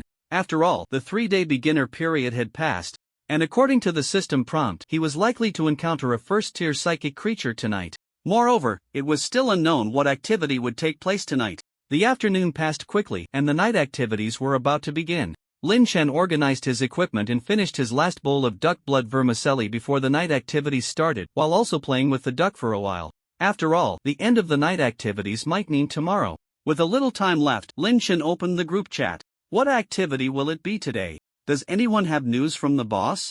Probably not. The boss traded his talent for duck blood vermicelli today. Damn it! I want to eat duck blood vermicelli too. Are you guys participating in tonight's night activities? According to the system prompt, we might encounter tiered creatures today. I'm already itching to go, just need one more mutated organ to upgrade the shelter. I can't even dare to go near the toilet right now. I really want to take a hot shower. You'll bring back a few more mutated organs to sell to the brothers. Damn! I still need 4 more. MD, I haven't even gotten the upgrade blueprint for the shelter. The mutated organs I've collected are going to stink. Who told you not to participate in the night activities? My talent ability can make money, why should I go out and take risks? I'll buy the upgrade blueprints for the shelter at a high price. Chow, so you're a resource boss, my apologies. Has anyone tried Lin Guess martial arts manual? What a joke, it's so abstract I can't understand it at all. Don't just spit nonsense, the pictures are indeed abstract, but the boss marked the position of each organ. I've already started strengthening my body according to the picture route, and the effect is quite good. Ha! How did you guide the psychic energy? Besides, isn't there no psychic energy in the shelter? As long as you've used a mutated card, you can sense the flow of psychic energy. The boss probably hasn't used a mutated card, so he doesn't know. As for psychic energy, isn't there nutrient solution? There's psychic energy in that, and drinking a bottle at the start can support half a cycle. Holy crap! Is it that awesome? Why didn't you say it earlier? It's not just me strengthening my body, many people are progressing faster than I am. The boss has already shared the routes. If you guys don't use your brains, who can you blame? Holy crap, what you said makes so much sense. I'm going to try it right now, aiming to strengthen my body before the activity. Night activities begin. Tonight's activity, Maze Exploration. Do you want to join? 09 to 59 join. Before the countdown ended, Lin Chen decided to rest for a while with the duck. 00:0100:00 beginner period ends. Increases the probability of mutated creatures appearing. Decreases the probability of treasure chests appearing. Lowers the quality of treasure chest outputs. Extends activity time. Night activities begin. 3:59:59 Lin Chen crawled up from the dark red floor, and at the end of the corridor, a blood corpse happened to walk around the corner. This is really an intense way to welcome. Lin Chen drew the red blade. Even without wearing the cross necklace, he could easily sense the mutated parts of the blood corpse. The blade flashed, and the upper body of the blood corpse was severed by Lin Chen, who then pulled out the mutated organs from its abdominal cavity and tossed them into his empty backpack.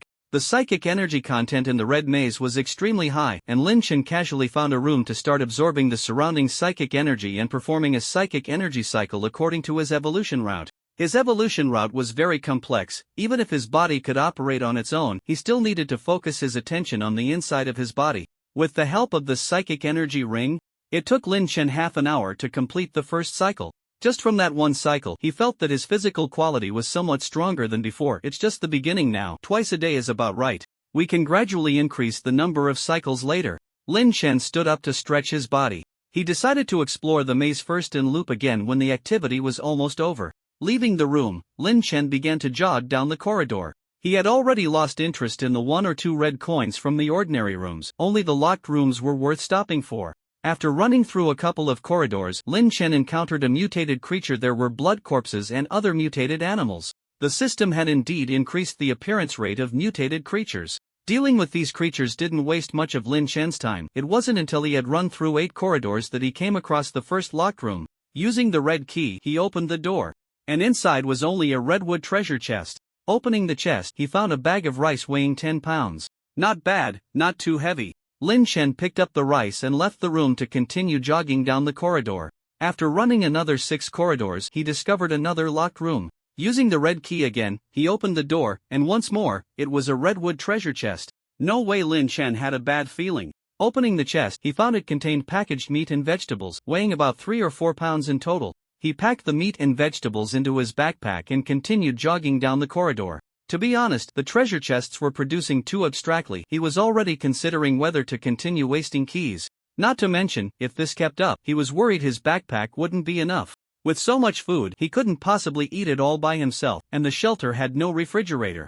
So fresh meat and vegetables couldn't be stored long term. As for selling to other survivors, Lin Chen didn't think he was the only one who would find food. Fortunately, Li Ji had stocked his vehicle with plenty of seasonings, otherwise, Lin Chen wouldn't know how to deal with these ingredients. After running through 10 more corridors, Lin Chen encountered the third locked room. If I open another one and it's still food, I won't open anymore. Having made up his mind, Lin Chen used the red key to open the door. This time, there was no treasure chest in the room, but a long-lost shelf. It was a storage room. Lin Chen carefully searched every corner of the room and found 5 bottles of nutrient solution, 3 mutated cards, 1 metal key for opening special rooms, and a dagger.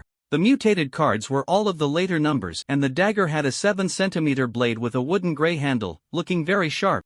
It seemed to be a psychic item similar to a cross necklace. He packed these items into his backpack and continued to explore the maze. After running for half an hour, Lin Chen hadn't encountered a single locked room. Just as he found it strange, he came across a dark red corridor with no rooms. So that's it, but there are no monsters in the corridor, so the monsters won't be in the hall ahead, right? Lin Chen reached the end of the corridor, set down the rice in his supply-filled backpack, and pushed open the red double doors. Inside was the familiar hall, but standing in the center was a shadowy figure. He. The figure wore a pitch-black robe and had a hood over its head, from which a chilling, dry laugh emerged. Can you talk? This was the first time Lin Chen encountered a mutated creature willing to communicate. Thank you for opening the door. I thought this time would be a wasted trip. The figure spoke with an inexplicable arrogance, as if a higher being were addressing a lower one. Are you also a survivor? Did the system send you here to guard? Lin Chen didn't care about its tone, but he needed the figure to continue speaking to gather more information, so he slightly provoked it. Survive?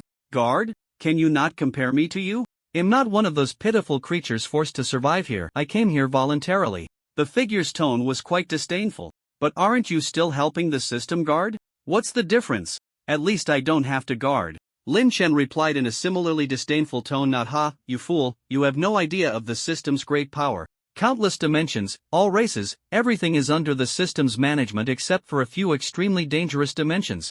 With your intelligence, you can't even begin to imagine what kind of existence the system is. The shadow figure was in no hurry to kill Lin Chen. He had time and wanted to handle this loot properly. But we are in the same position now, aren't we? Lin Chen stopped wasting words. He was not a talkative person. The other party was just a first-tier tool, and even if he knew some information, it didn't matter. The two were not far apart, and for Lin Chen now, it was only a step away. The moment he drew the red blade, an invisible blade of spiritual energy sliced toward the shadow figure's chest, where his only mutated organ was located.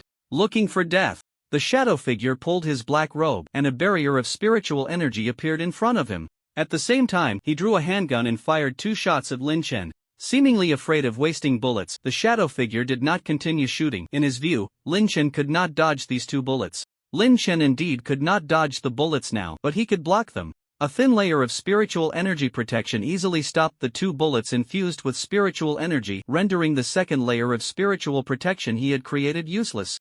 Not to mention the third layer that was still brewing. In contrast to Lin Chen, the shadow figure's black robe could not withstand the spiritual energy blade that Lin Chen had cut, and a gash was opened in the robe in his chest.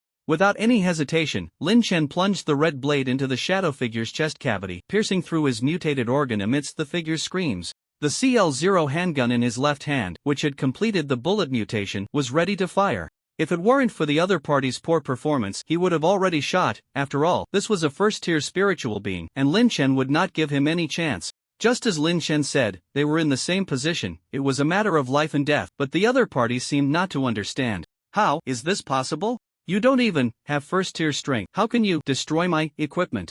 How can you withstand my attack? The shadow figure's desperate voice was intermittent.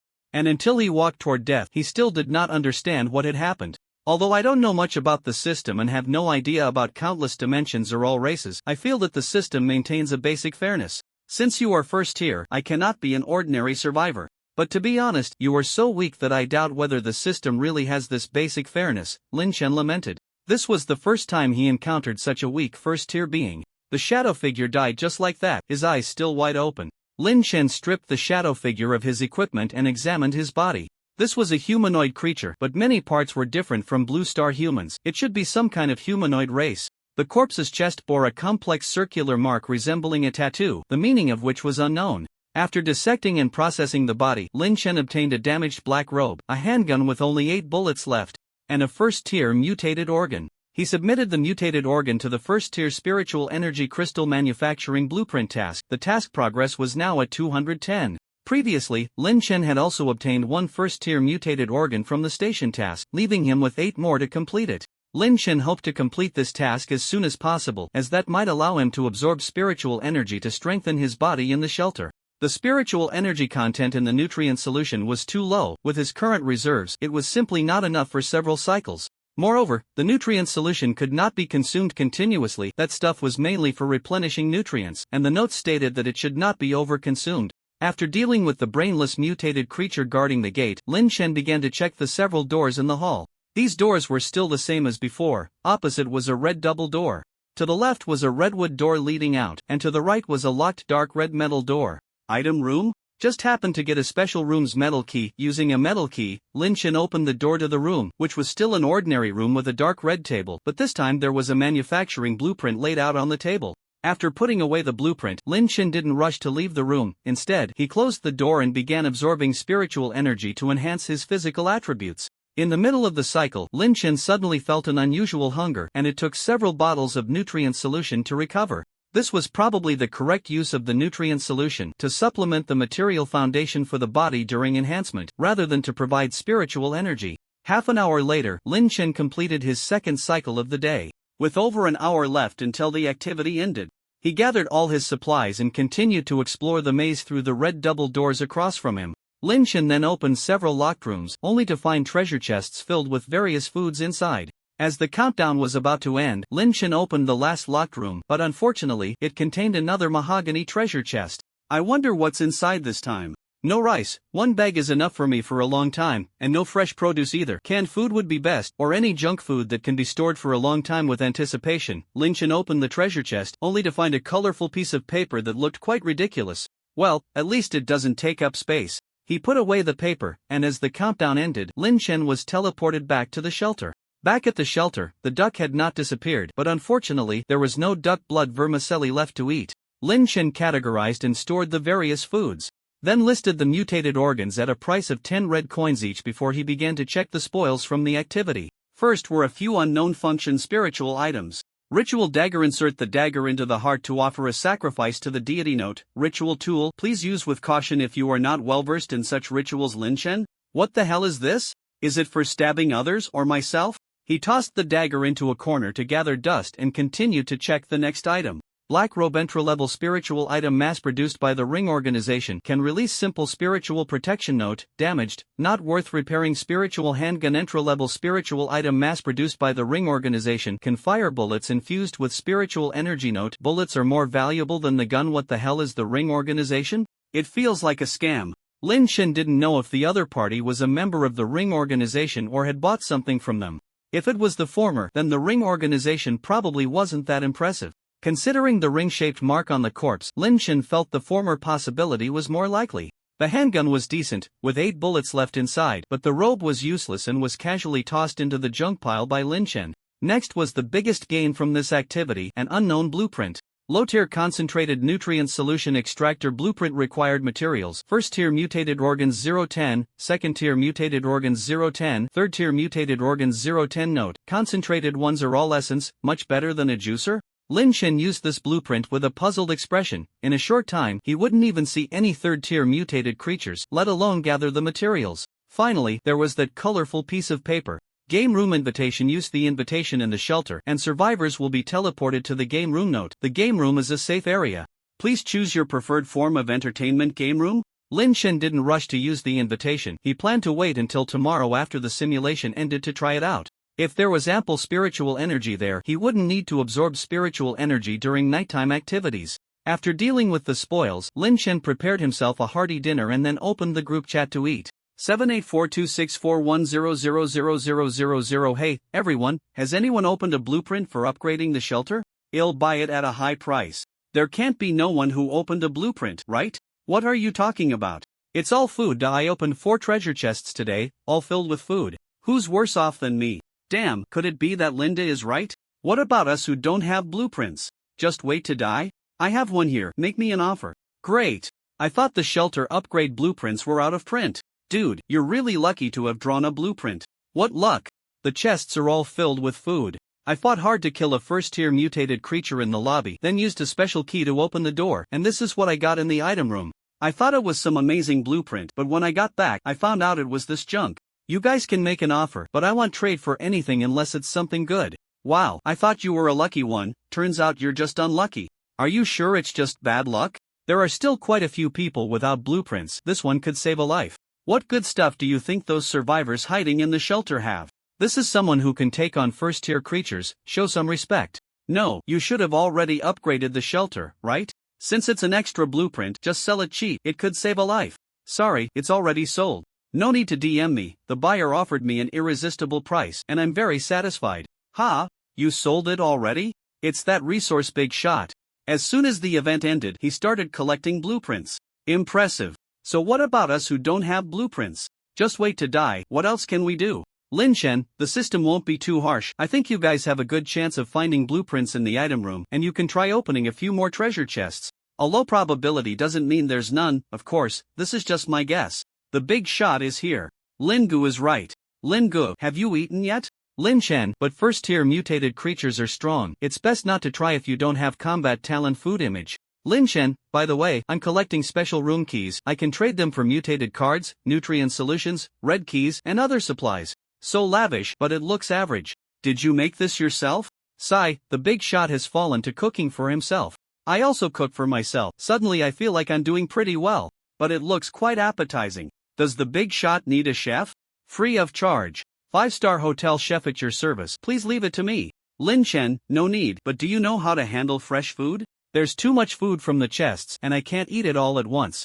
Make it into salted meat and pickles. Would frying it help it last longer? I'm also worried about what to do with dozens of pounds of fresh meat. Didn't you see the big shot collecting special room keys? I wouldn't dare go to the corridor with my keys. After chatting with friends about how to make salted meat for a while, it took 40 minutes to finish a meal before Lin Shen exited the group chat and opened a private chat to start trading special room keys.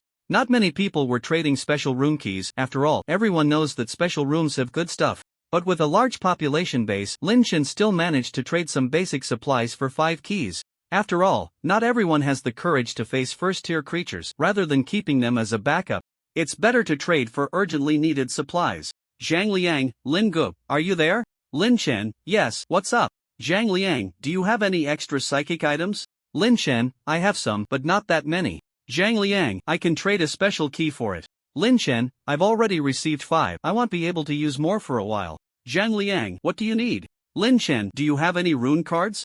Zhang Liang, I originally had 2, but now there's only 1 left. Lin Chen? Zhang Liang, a member with a mental talent tried to use one, and after using it, their name went black. Lin Chen, you can die in the shelter too? Isn't it supposed to be absolutely safe? Zhang Liang, we analyzed that he might not be dead, but the system determined he couldn't continue to survive, so his name turned black. After all, the rune card is used on oneself, belonging to personal changes, and might not be within the protection range of the shelter.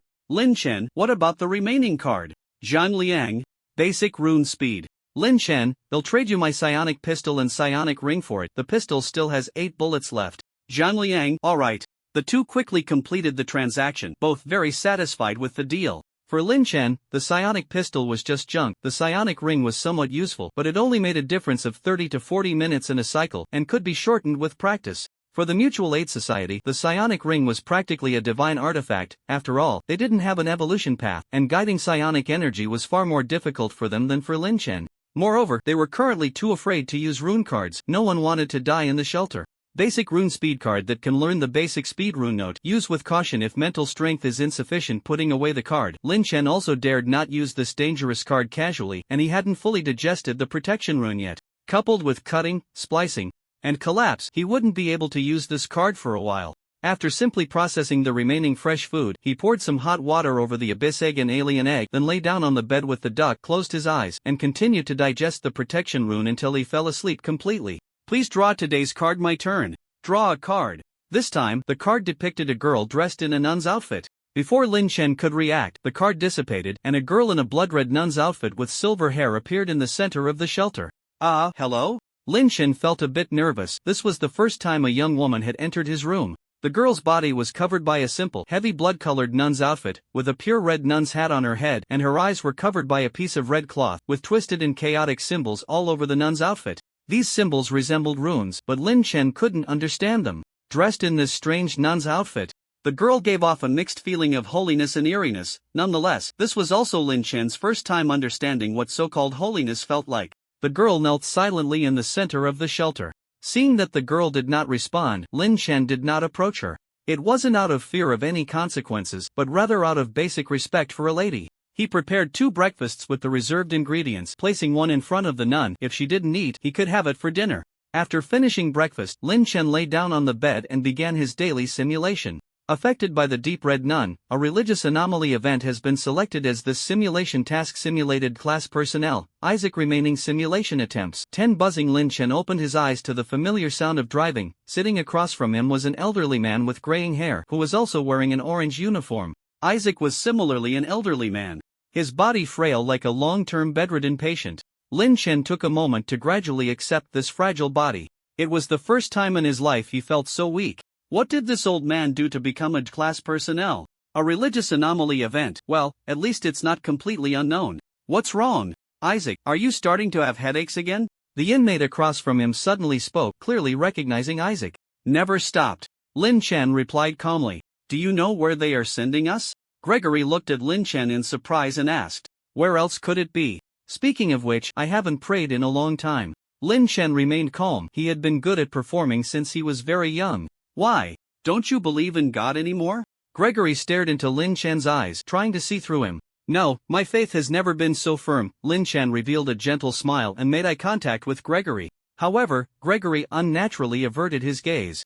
Looking out the car window, the supervising officer, who had been listening to their conversation, curled his lip and muttered a curse under his breath about the damn charlatan. 5 minutes later, the prison transport stopped outside a small white church. The stained glass windows at the top of the church were particularly eye-catching. Go in, it's your turn to be the sacrifices this time, and remember to repent to your Lord afterward. The captain this time clearly disliked them, not even allowing them to wear helmets before shoving them into the church. Lin Chen did not resist and obediently walked into the church. Of course, given his physical condition, he couldn't have resisted anyway. The interior of the church was very ordinary, with only a few rows of benches and a pulpit, nothing special. Lin Chen stood in the center of the church, not sensing anything unusual. But Gregory, who entered with him, was clearly different. He seemed to be influenced by some unknown factor. Slowly making his way up to the pulpit, Lin Chen cooperatively sat on a bench, ready to listen to his cellmate's sermon. As soon as Gregory stepped onto the pulpit, he began to tear at his own cheeks like a madman, while his body started to twist and contort. After he completely ripped off his facial skin, his entire body compressed into a cube about 30 centimeters on each side, the torn skin landing perfectly on top of the cube. Quite a performance, isn't it? At some point, the benches in the church had filled up with various humanoid beings dressed in different attire. The one speaking to Lin Chen was a man in a gray suit whose face was obscured, sitting beside Lin Chen. Generally, just a fool who takes desire as faith, too cowardly to face himself. Even if he turns into a box, the contents hold no surprises. Lin Chen casually remarked. You're not wrong, but it's a pity I can't feel your faith. Otherwise, I would love to see what's inside your box. The gray-clad man was very interested in Lin Chen, but since he couldn't sense Lin Chen's faith, he couldn't act against him. It might not be as interesting as you think. Can I leave now? Lin Chen didn't believe he could complete the simulation so easily, but he had to try to get out of there. Of course, take that box with you, consider it a gift from me. However, even if you leave this church without choosing a deity to believe in, you won't be able to leave here alive. The gray-clad man was very friendly towards Lin Chen. After all, Lin Chen did not believe in his god, so he was a guest of the church, and he always treated guests this way. Thank you. Lin Chen said no more, stepped forward to pick up his companion's box, and left the church. The moment he picked up the box, a line of prompts flashed before Lin Chen's eyes. You have received a gift. Complete the simulation while carrying the gift to bring it back to the shelter. Just as he stepped out of the church, Lin Chen stopped in his tracks, for outside was not the prison transport and supervising officers, nor the suburbs before entering the church, but a wide white stone path, with various church-like buildings lining both sides. Sigh, I knew I couldn't get out. Although Lin Chen had suspected this, the situation still gave him a bit of a headache. So, I must choose a deity to believe in to leave. But once I have a deity of faith, I become a part of the church, and the things inside can act against me. Moreover, believing in a deity should be related to the mind. Escaping to the shelter might not free me from the so-called deity. That's not even the biggest problem. Lin Chen grabbed his hair, looking distressed. He didn't think he could believe in a deity. It wasn't a matter of willingness, but whether he could do it. Even if Lin Chen wanted to believe in a deity, he didn't think he could manage it. Faith isn't something you can just say, it requires full commitment. If he tried to half-heartedly appease a deity with a little faith, the outcome would definitely not be much better than his cellmate's box. Forget it, let's take it one step at a time. Lin Chen walked along the stone path towards the next church. The distance between the two churches was not far, only a few hundred meters, but for some reason, one could only see the full view of the church up close. The second church was a milky white domed church, and a pale-faced priest in a black robe stood outside the church door, somewhat resembling a girl outside a barbershop trying to attract customers. Hello, would you like to come in and take a look? The priest seemed unable to leave the church's vicinity, exaggeratingly extending his arms in an attempt to grab Lin Chen. Just say what you need to say. I'm busy. Lin Chen stepped back to prevent the priest from touching him. Alright. You probably don't have a deity to believe in yet, right? Non-believers cannot leave here. If you believe in our Lord, not only will I ensure your safe departure, but our Lord will also grant you supreme power. The priest wore an exaggerated smile, his face full of eagerness. He looked less like someone trying to recruit and more like a starving person encountering a feast. Tell me the specific benefits, cut out the useless stuff, don't treat me like a newbie. What rank is your deity? Does it issue runes? Are there evolution paths? What rank can it support me to? Lin Chen was not polite at all. He was preparing to try to join the church soon, so he wanted to understand the situation first. Deities have ranks too? You get things for joining? Why didn't I get anything? The priest was clearly taken aback by Lin Chen's professional terminology, and for a moment he even felt like the newbie Lin Chen was referring to. Oh, so you really are a clueless rookie. What a waste of time. Lin Chen bypassed the priest and continued towards the next church, leaving the priest outside lost in thought. The third church was built from piles of bones, and even from a distance, Lin Chen felt a strong sense of unease. So he didn't approach it at all and directly went around the church. The few churches he passed next looked sinister, as if not displaying a few corpses outside was out of fashion. After walking for half an hour, Lin Chen finally encountered a church that looked somewhat acceptable. It was a pure black spire church, with a conservative architectural style that gave a sense of simple and clean beauty. This church evoked a familiar feeling in Lin Chen, but he couldn't recall where he had seen it before. Upon entering the church and looking at the huge void in the center, Lin Chen instantly understood why he felt familiar. This was a church related to the abyss. Lin Chen wanted to turn and leave, but found that the area behind him and nearby had already been filled with void. Apart from the ground beneath his feet, there were no other footholds in the church. A nun fell headfirst in front of Lin Chen, staring at him silently as she lay upside down. Don't you nuns like to talk? Lin Chen regretted it immensely. Ever since being chosen by the system, he hadn't encountered anything good. The moment he felt that familiarity, he should have turned and left. You are closely connected to the abyss. Sooner or later, you will fall into it. Would you like to believe in our Lord and find a backing in advance? The nun was very friendly, much like Mr. Gray. Not for now, let's talk when I fall into the abyss. Lin Chen dared not get involved with the abyss any further. He preferred to find a less powerful deity to associate with. What a pity, then you can leave, just jump down to get out. The nun looked at Lin Chen, seemingly urging him to jump down quickly. Lin Chen stared at the dark void below, neither jumping down nor responding. He just looked down, waiting for time to pass. After 5 minutes, the nun could no longer hold on, as it seemed that maintaining this state was not without its costs.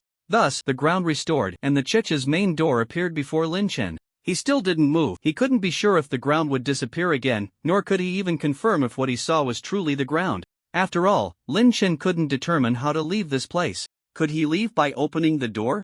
Or was jumping down the correct way to leave? How should he jump down? Moreover, even if I leave here and enter other churches, without believing in the divine, it would be difficult to end the simulation. This place seems to be an opportunity. So Lin Chen decided to take the risk. He looked directly into the nun's eyes, spread his arms, and fell backward into the abyss, head down. Just like the nun. Since you won't let me leave, I have no choice but to get closer. The nun couldn't help but admire Lin Chen's courage and luck. There was indeed an exit below, but one had to leave backward. Many guests had visited this church, but few dared to leap into the void, and even fewer could leave backward. No wonder you are favored by the abyss. May we meet again in the abyss soon. At the moment he fell into darkness, Lin Chen's feet landed on the ground, the world flipped, and he stood again on the white stone path. I was still thinking of taking a gamble, but it seems luck is on my side. Lin Chen actually had no confidence. There were 3 obvious ways to escape, and he simply chose the one with the highest probability. If he had chosen wrong, he was already prepared to bear the consequences. Looking around, the Abyss Church had vanished, and he was teleported outside a dilapidated dark red church. Ha! Lin Chen carefully observed the patterns carved on the Chicha's outer wall and found them somewhat similar to the symbols on the deep red nun's robe. If you had arrangements, couldn't you have just brought me here directly? Lin Chen couldn't help but complain. Of course, he didn't think that the deep red nun could influence the system to such an extent. He wasn't even sure if this abandoned church was related to her. But Lin Chen still pushed open the door of the abandoned church. The interior of the church was not much better than the outside. One side of the wall had completely disappeared, and the remaining walls were covered with red and black plants. There was no wind here, yet these plants trembled slightly, like a series of connected worms lying against the wall. A few broken benches were placed in the center of the church, and on the frontmost bench sat a monster. It resembled a pile of haphazardly assembled flesh, with blood-red tendrils growing from its body. Lin Chen approached the monster. He couldn't tell what level of aberrant creature it was. With his current physical condition, he couldn't defeat any level, so he was already prepared for a restart. Hello. The monster was surprisingly polite, and its voice was quite pleasant, that of a young woman. Hello. After passing through several churches, Lin Chen had gained some understanding of this place, so he wasn't in a hurry to speak. This is a church without a deity. I can't send you out. You can leave now. The monster said very directly. Then what are you doing here? Lin Chen sat down beside the monster. For him, this place was much safer than those with deities. Do you know? A lack of deities means I am unbound, which means I can kill you at any time. The monster did not answer Lin Chen's question, nor did it make a move against him. It simply did not want to be disturbed. It was the deep red nun who brought me here. Do you know what she wants me to do? Lin Chen decided to be straightforward. He had always been this way. Are you sure? The monster suddenly became serious, its long tendrils wrapping around Lin Chen, and the plants on the wall slowly stirred, like breathing and heartbeat, repeating without pause. I'm sure. Lin Chen was ready, prepared to end it at any moment. Very well, you are to inherit the divine position and become the deity of this church. The monster was also very straightforward. Are you joking? Lin Chen momentarily didn't know how to react. He truly couldn't connect himself with a deity. Deities are the beacons of the spiritual world. Our deity was devoured by the abyss, so we need a new deity. This way, the beacon can reappear, and perhaps our deity can return from the abyss. I don't know why the nun chose you as the new deity, but I respect her choice. After all, she was once the closest person to the deity. The monster did not waste words or delve into difficult theories, but instead explained its purpose in just a few sentences. What do I need to pay? And what can I gain? As long as the price was right, Lin Chen didn't mind taking on a new job. You know about runes, right? If you inherit a divine position, you can gain a systematic knowledge of runes through that position, even knowledge beyond runes. As for the cost, the divine position itself is the cost. You will become a beacon and can no longer worship other deities. Moreover, if the deity is devoured by the abyss, the divine position will naturally be tainted, but since you are already connected to the abyss, that point is not so important. After the monster finished speaking, it looked at Lin Chen, waiting for him to make a decision. How can the divine position being tainted by the abyss not be important? Lin Chen questioned. As long as you come into contact with the abyss beyond a certain limit, only by becoming a deity can you resist the erosion of the abyss. This is unrelated to time, distance, or dosage. It only relates to mental will. Of course, some powerful relics and certain entities can also block this erosion. The monster glanced at Lin Chen and continued with a hint. You're lucky, but it won't always be this way. I agree. Lin Chen didn't think the system could always protect him. The abyssal gate was right on the wall of the shelter, and sooner or later he would have to control that gate himself. Moreover, from the monster's description, it seemed that being a deity was a profession that inherently came with a rune system, which was similar to changing jobs to become a deity. Very well, the deal is done. The monster tore open its own body and took out a shining light particle from within, placing it above Lin Chen's head. The light particle flowed into Lin Chen's body like liquid. He felt nothing, as if the light particle didn't exist at all. Is this it? Lin Chen felt cheated. This deity, lacking both ceremony and sensation, felt so much like a scam. You are too weak. You don't even have the qualification to connect to a divine position now. If you force the connection, your brain will explode. But rest assured, you are now the deity of this church. As long as you step out of the church, you can leave this place and return to your original world. The monster zipped up its chest like a zipper and pulled out a card from its side like a pocket, handing it to Lin Chen. This is a gift, my lord deity. I will always pray for you here. Received a gift. Complete the simulation with the gift to bring it back to the shelter. Lin Chen took the card. He wanted to ask the monster some advanced questions but felt a wave of discomfort. You should leave now. Those who enter gain a divine position and the connection is about to be severed. If you don't leave, you will have to stay here forever. Goodbye. Lin Chen stood up and walked to the church door. Before pushing the large door open, he turned back and said, "My name is Lin Chen. I still don't know your name.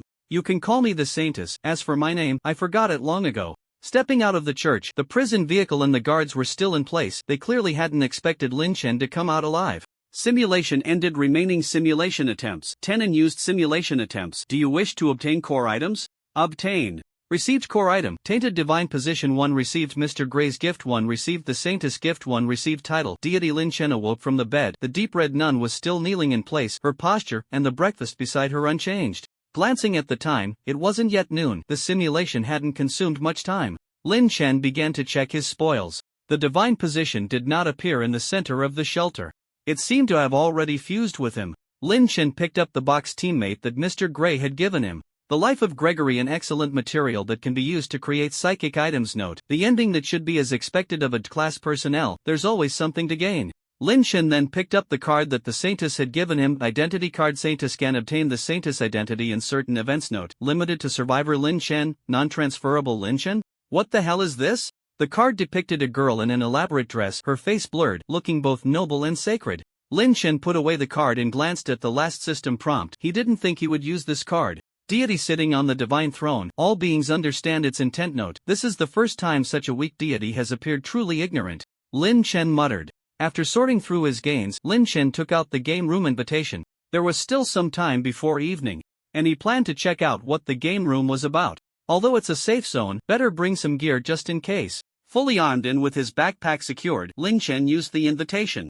After using the invitation, it disappeared, and so did the fully armed Lin Chen. The game room was not a single room but a large gaming area composed of multiple game rooms, each containing a game. Participating in each game required paying a ticket, which could be red coins, psychic items, or even the survivor themselves. Winning the game would allow them to reclaim their ticket and earn game rewards. Lin Chen was not the only survivor here. After all, with hundreds of thousands in a region, someone would always receive an invitation. After observing, Lin Chen found that most of the survivors who came here had traded with him before, being part of the best group in the chat. There were many game rooms, and during this time frame, not many survivors had obtained and used invitations. Lin Chen did not deliberately engage with others, so no one recognized him as Lin Chen. Survivors could leave the game room at any time, and there was no clear time limit, but if they did not participate in games for a long time, they would be teleported back to the shelter. Lin Chen found a table playing blackjack and took a seat. The ticket for the table was any number of red coins, and winning would yield the same amount of red coins as the ticket.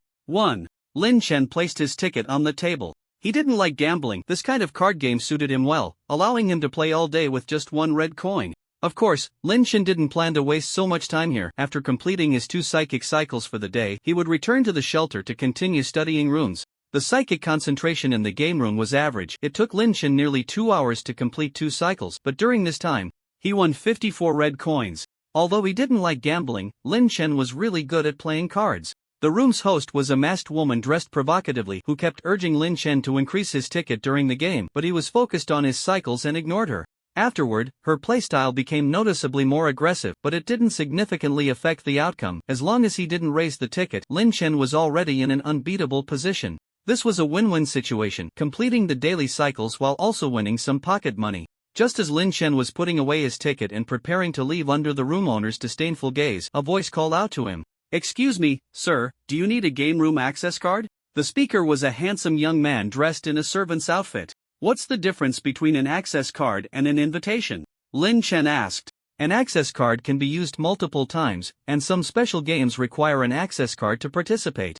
The man replied with a smile. "How can I obtain an access card?" Lin Chen was not interested in special games, but he needed to come here daily for his psychic cycles. "This is the game room, of course, you play games," the man said, his smile widening, seemingly very pleased with Lin Chen's response. Lin Chen returned a similar smile to the man and then left the game room without hesitation. He didn't have to absorb psychic energy in the game room. When the potential cost far outweighs the gains, a transaction cannot be established. So Lin Chen did not continue to waste time. Returning to the shelter, the nun remained kneeling in her original position, silent. Obtained game room key card from the servant He. Lin Chen glanced at the system introduction of the key card. Game room key card. Using the key card allows entry into the game room. Note: only VIPs of the game room can obtain the key card. It is a symbol of status. Putting away the key card, Lin Chen continued to study the protective runes and took out the black robe from the pile of junk, attempting to carve protective runes onto it. The black robe was made of a material capable of withstanding rune energy, which Lin Chen had previously discarded as trash. Now it could be considered a form of recycling. Without any energy in the shelter, Lin Chen could only use the energy from the crystals to outline the runes. Although the energy inside was mixed and could not be absorbed, it could definitely be used to carve runes. At first, the rune carving did not go smoothly. Using runes and carving them onto objects were two completely different techniques. After several consecutive failures, Lin Chen finally succeeded in carving a protective rune onto the black robe. He tried it out. As long as he injected energy into the rune, it could trigger an energy shield, but after one activation, the rune would dissipate. Lin Chen carved the rune again and then used a dagger to cut off the fabric with the rune. Simple protective item can be activated with energy to generate an energy shield. Becomes ineffective after one use. Note: can add must be correct information related to the item. Can I add a note? Lin Chen thought for a moment and added a note. Simple protective item can be activated with energy to generate an energy shield. Becomes ineffective after one use. Note: made by Lin Chen before the night activities began. Lin Chen was busy studying the runes. The black robe had been torn into pieces. Despite multiple failures during the process, he still managed to create over a dozen simple protective items. Night activities begin. Tonight's activity: Carnival Feast. Join 09:59 off. Although he had known there would be other night activities, Lin Chen did not expect to encounter one so soon. It won't be one activity per day for the next 4 days, right? Lin Chen had a strong premonition that this was very likely. Opening the group chat, it was already buzzing. Another new activity? Where's Lin the Great? Any news about this activity? Lin Chen, I don't know what this activity is, but I currently know of 4 types: maze exploration, carnival feast, site tasks, and Warfront. I guess there will be one each day for the last 4 days. Of course, this is just my guess. Does that mean no more maze exploration? Warfront? Sounds dangerous. If it's dangerous, just don't go. That's true. What about this activity? I haven't gathered enough materials to upgrade the shelter yet. I'm just one short. I can participate in the later site tasks. I want to take a chance. Even if I can gather enough materials to upgrade the shelter now, what about later? If I keep skipping night activities, I'll eventually be eliminated by the system. You're right, I'll take a chance too. I'll pass. 1 day at a time is good enough for me. Lin Chen. I made a batch of protective items. Since they are experimental, they'll put them up for free in the trading area. You can grab some, and remember to DM me your feedback after using them. Lin Chen, since they are free experimental items, I won't be responsible for any issues that arise, so please use them with caution. After saying that, Lin Chen put the dozen or so simple protective items in the trading area. The Great One has new stuff again? Damn. Didn't get any. I got one. That's the speed of someone who's been single for 30 years. Damn. The internet lagged. Lag? You think this is a campus network? I've never seen the system lag. Really nice. I just happen to not have any protective items. Post the system introduction for us to see. Simple protective item. Just click to open. Holy crap. The Great One can already make energy items? The Great One is amazing. Lin Chen, please help me test them out. If they work well, I'll gather more materials to make some more. Got it. Received. Let's go find a first-tier mutated creature to face off against. Did you all manage to grab one? Just sitting here waiting? Lin Chen chose to join tonight's event, putting on his gear and sitting on the edge of the bed, waiting for the countdown to end. Unfortunately, there were no small animals to pet today. 00:0100:00. The carnival begins. Go do anything you want. There are no rules here tonight. The only thing that can limit you is your own inner principles. Embrace the world in flames and revelry, or destroy yourself. Lin Chen woke up on the circus stage. The stage and audience seats were empty. Glaring lights shone on the void. Stepping out of the tent, he found an empty amusement park outside, with tall buildings in the distance. This was a corner of some city. What luck, running into a noob who hasn't even reached first tier. Are you a low-level creature chosen by the system, or just an idiot trying your luck? A humanoid creature with a bird head walked into the amusement park. A malicious smile on its bird face as it approached Lin Chen step by step. As the distance between them shrank, Lin Chen silently adjusted his breathing, preparing himself. The bird-headed creature had 2 mutated organs, but its level of mutation was average, not even as strong as the last idiot in a robe. However, to prevent any hidden tricks like runes, Lin Chen still used his mental power to sense its every move. The bird-headed creature, however, approached Lin Chen without any caution, swaggering towards him. You're getting too close. The invisible blade cut through the spiritual energy, while the tangible blade sliced through flesh. Before the words were even finished, the bird-headed creature fell to the ground, its 2 mutated organs severed. Kill the enemy. All of the enemy's items enter the loot space, and after the carnival feast ends, the loot will be transported to the shelter. Obtained carnival potion when the bird-headed creature's corpse vanished, leaving nothing behind. So that's how it is, truly a carnival. Lin Chen sheathed the red blade back at his waist and picked up the potion bottle from the ground. It was a bottle of orange-red translucent potion, about 200 milliliters, with the potion inside glowing orange. Only in the shelter could he check the item information, so Lin Chen had no idea what this potion did. After stowing the potion, Lin Chen made his way to the base of the Ferris wheel, the highest point of the amusement park. Finding the control panel, he pulled the switch and the nearly 1200-meter high steel wheel began to slowly rotate. Lin Chen boarded the Ferris wheel. Despite its frequent appearances in various works, it was his first time riding such an attraction. And he was alone. You can't do this, riding the Ferris wheel alone is too sad. Xiao Yi suddenly spoke up. He didn't know when, but Xiao Yi was sitting in the seat opposite Lin Chen. How did you get here? Is this the spiritual world? Although he didn't show it, Lin Chen was quite happy to see a friend in such a place. Not yet, this is a carnival feast, so anything is possible. Xiao Yi sat obediently in her seat, watching the scenery slowly rise outside the window. So you thought it was a bit lonely to ride the Ferris wheel alone, and that's why you showed up? Lin Chen truly felt a bit tragic, having imagined a female friend similar to himself to accompany him on the Ferris wheel. No, I wanted to come and keep you company. Xiao Yi stood up and sat next to Lin Chen, resting her head on his shoulder. Lin Chen looked out at the city, silently memorizing the city's layout, the tranquil atmosphere giving him a long-lost sense of peace. The academy, the commercial street, the hospital, the underground waterway, the theater, the city center, the library. These places are very dangerous.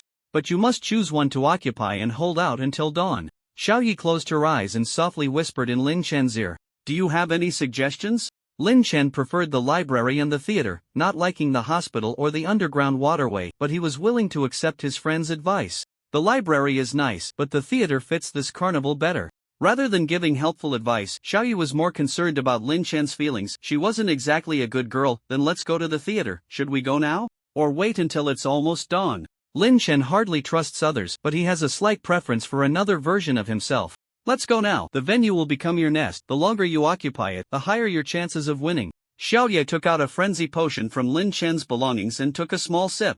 Ugh, it's so bitter.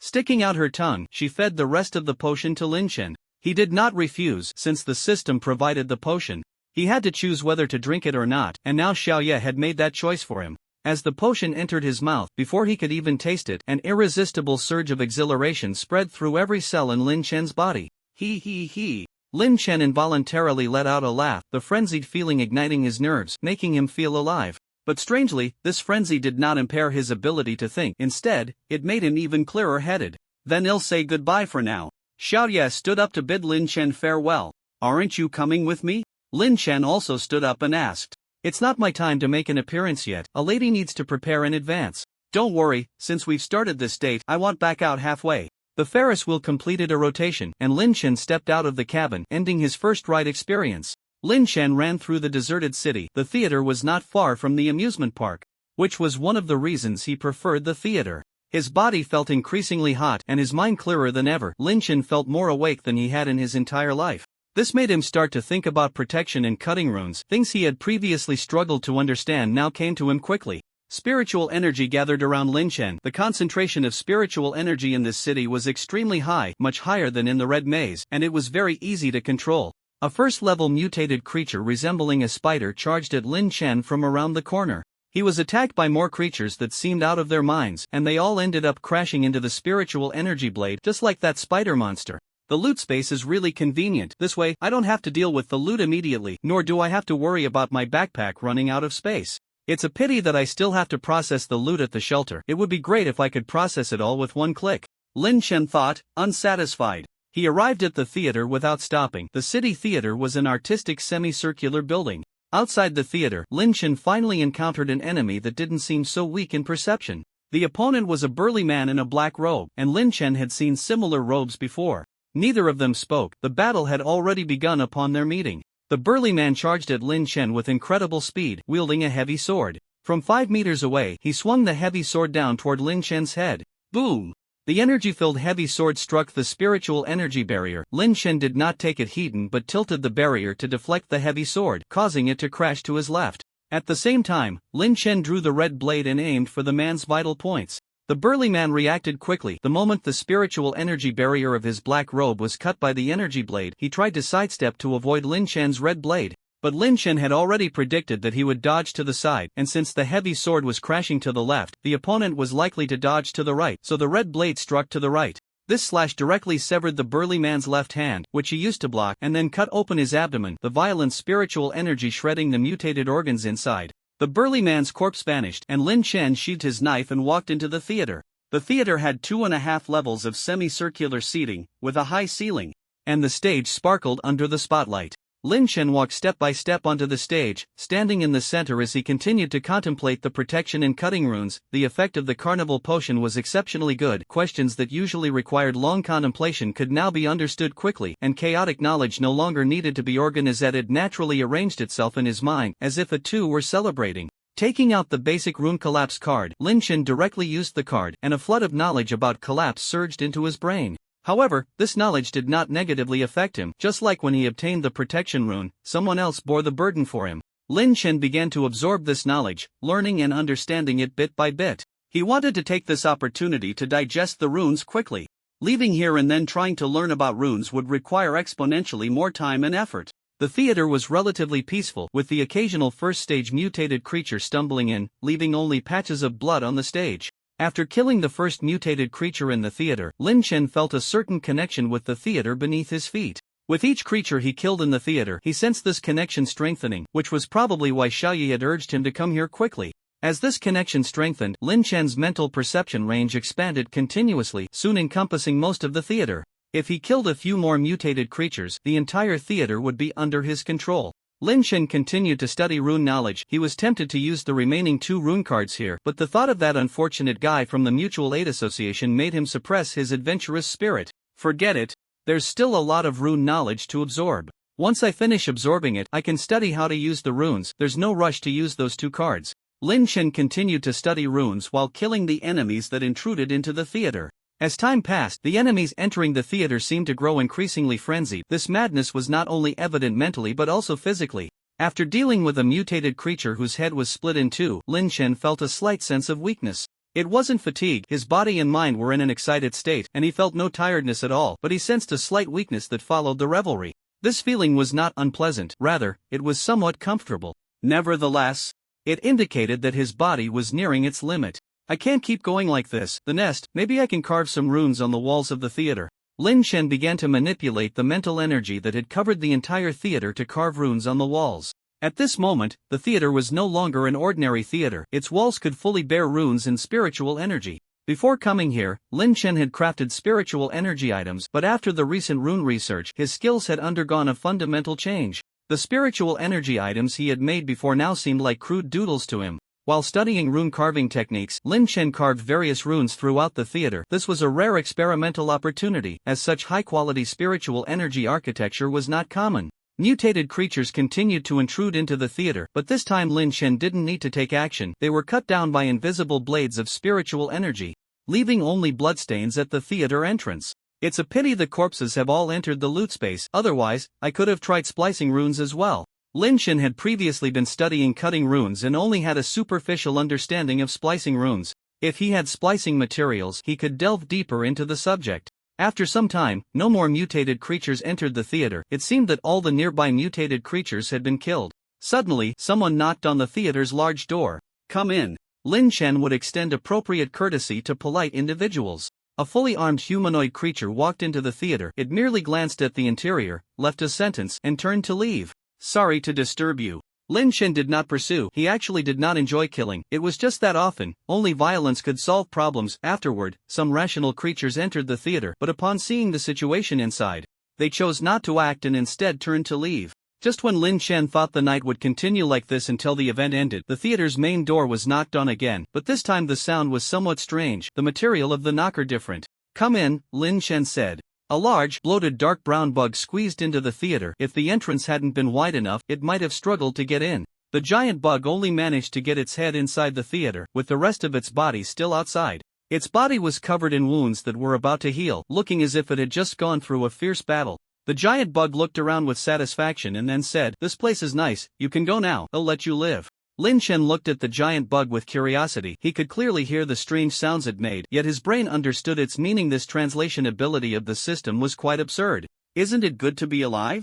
Why come here to seek death?" Although he spoke rudely, Lin Chen was already focused, ready to strike with all his might at any moment. This giant bug was far stronger than him in both psychic energy and physical strength. Without the theater's enhancement, Lin Chen would have fled long ago. Of course, he didn't believe for a second that the bug would let him go. If he really tried to leave, he would probably be taken out by the eager bug waiting at the door halfway through. "Weakling, I'm not killing you directly because I can't, but because I don't want to get hurt. I'll give you one last chance. Leave here, it's your only way to survive." The giant bug moved closer, its dozens of bright yellow eyes fixed on Lin Chen, adopting a posture as if about to attack. "I'm not killing you just because you haven't gone deep enough. Come in, and then die here." Lin Chen concentrated to the utmost. He didn't think the giant bug would back down because, if only considering their raw strength, Lin Chen might not even withstand a basic attack from it. "You've angered me." The giant bug charged into the theater, sending numerous chairs flying in all directions. In just a few seconds, it reached the stage. Bang! The giant bug crashed into the psychic energy barrier formed by numerous protective runes, and a multitude of psychic energy blades pierced into its head, violently shredding its brain. But this injury was not fatal for the giant bug. Its vital point was in its rear abdomen, pressed beneath its own weight. Lin Chen drew the red blade and struck there, psychic energy spilling from the blade, the formless psychic energy blade cutting through the chaotic energy around it and slicing into the giant bug, breaking through its psychic protection and body. Bang! A bullet shot through the giant bug's vital point via the wound, completely obliterating its mutated organs. Watching the giant bug's corpse disappear, Lin Chen put away his CL-0 pistol. All the corpses were teleported to the loot space, preventing him from using the magazine to absorb flesh and blood. "I can only go back to the shelter to deal with it." Before Lin Chen could catch his breath, a large number of mutated creatures rushed into the theater, as if they had all agreed, charging towards the stage together. Lin Chen looked at them expressionlessly, activating numerous cutting runes, dozens of psychic energy blades sweeping towards the theater entrance. These psychic energy blades posed little threat to the giant bug and could only serve to deplete its energy, which was why Lin Chen hadn't activated them earlier. After all, each activation of the runes required some time before they could be reactivated. These mutated creatures gathered nearby because they thought Lin Chen was weak and were unwilling to leave, seeing him deal with the giant bug on stage.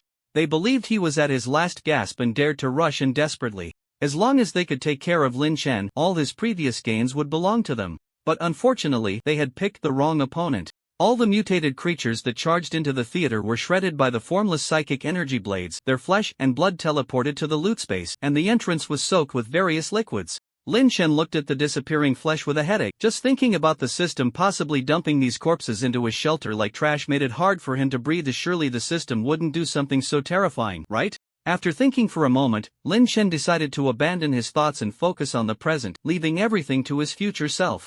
"You're quite strong, really impressive. I'm very satisfied." A voice sounded behind Lin Chen, and he sensed someone had appeared unexpectedly behind him. Lin Chen turned to look back, where stood a human dressed in formal attire.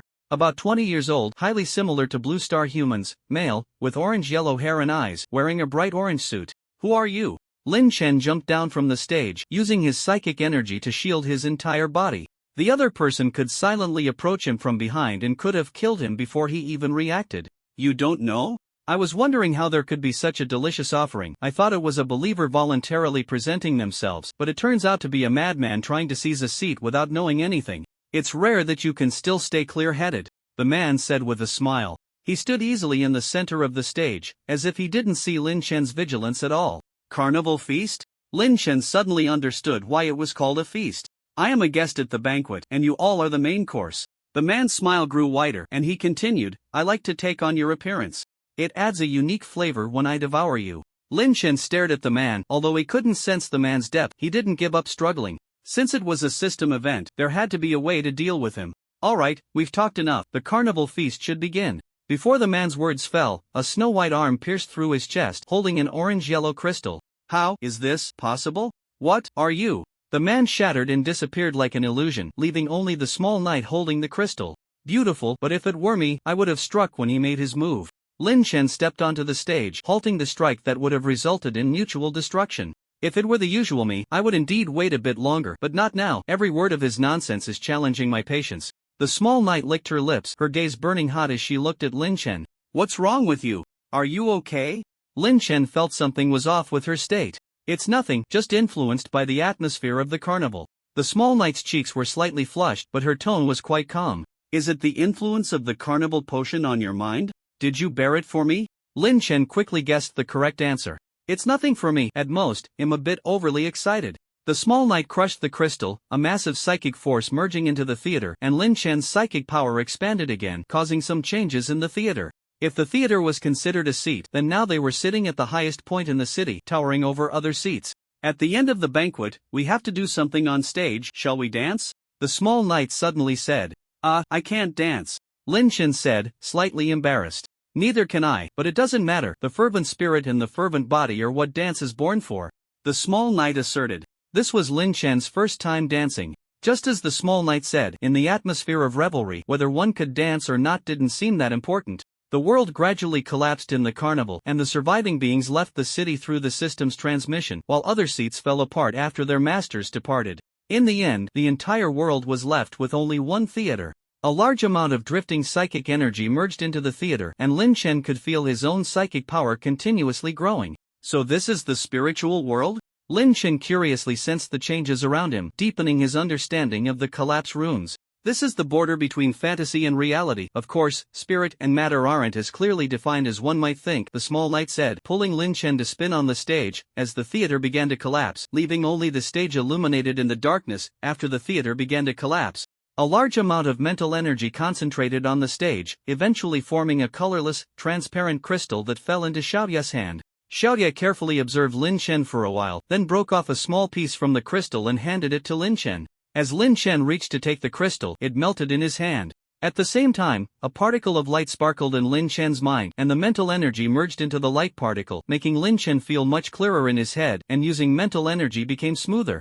What is this? Lin Chen asked. It's the seed of spirit, the foundation of individual spirit. It can grow on its own and enhance your mental strength, as well as purify your mental energy. You're too weak right now, so you can only handle a small piece. This is something you can easily obtain during system activities. The thing we just robbed was quite terrifying in its true form, so be careful when you go to the spiritual world in the future.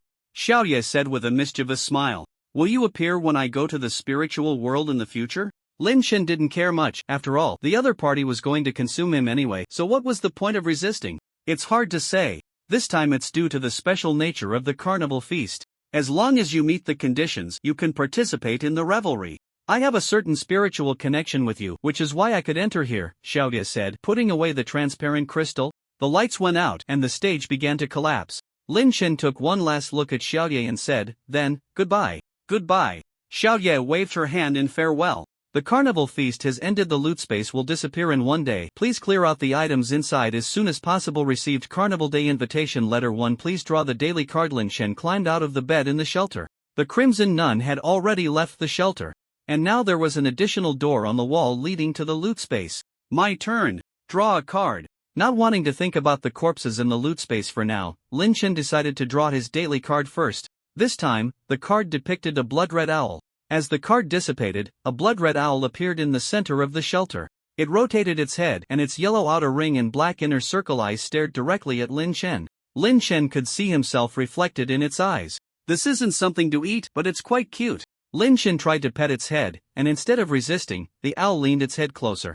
Hoo hoo. Oh, you said you could help me handle the loot? Hoo hoo. That's great, I'll leave the loot space to you. Hoo hoo. Do you need my help? You can't handle heavier things? Of course, I'll help. After communicating with the owl for a while, Lin Shen discovered that it seemed to be under some kind of restriction, only able to communicate with him regarding assistance. The man and the owl began to process the loot, and under the owl's guidance, Lin Shen's shelter became much more organized, with various items sorted and placed. He extracted the mutated organs from the corpses and the mixed crystals from the organs. Lin Shen casually submitted 2 blueprints related to the first-level mutated organs from the tasks. One of the first-level spiritual energy crystal manufacturing blueprint tasks was directly completed. The first-level spiritual energy crystal manufacturing device was embedded in the wall of the shelter by the system. It was a square metal box that didn't require raw materials and could automatically produce 2 first-level spiritual energy crystals each day. In addition to the mutated organs, Lin Shen also obtained a large number of useless spiritual energy items, such as a black robe and a spiritual energy heavy sword,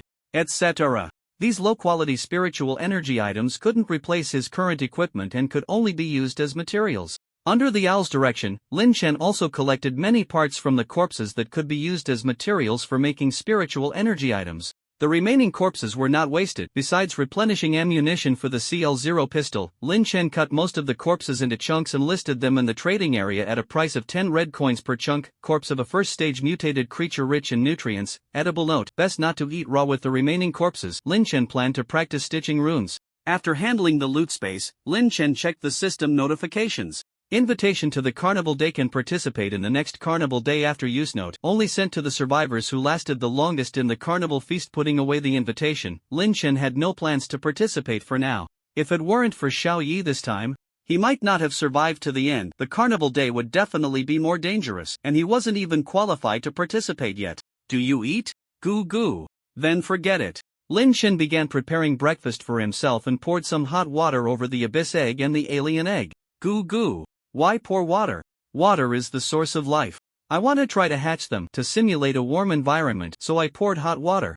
Can you hatch eggs? Goo goo. You say they need the flesh and blood of mutated creatures? Fine, I got quite a bit this time. Does it need to be heated? Goo goo. Alright, I'll give it a try. Lin Shen took some flesh from the loot space and poured it over the abyss egg and the alien egg, and poured a bit more hot water on top. Is this okay? I hope something cute hatches, just don't let it be a real alien. After finishing his breakfast, Lin Shen opened the group chat and started eating. 7087751000000. So scary. So many people died. Good thing I didn't go.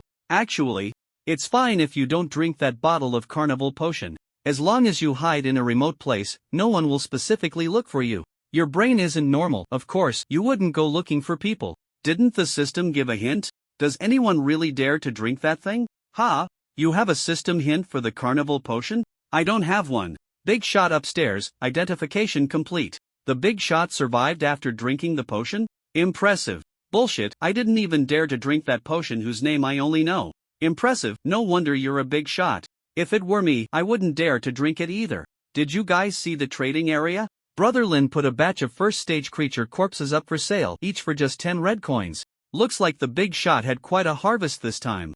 Speaking of which, didn't the big shot give away a batch of psychic items before? How were they? Can only be described in 2 words: impressive.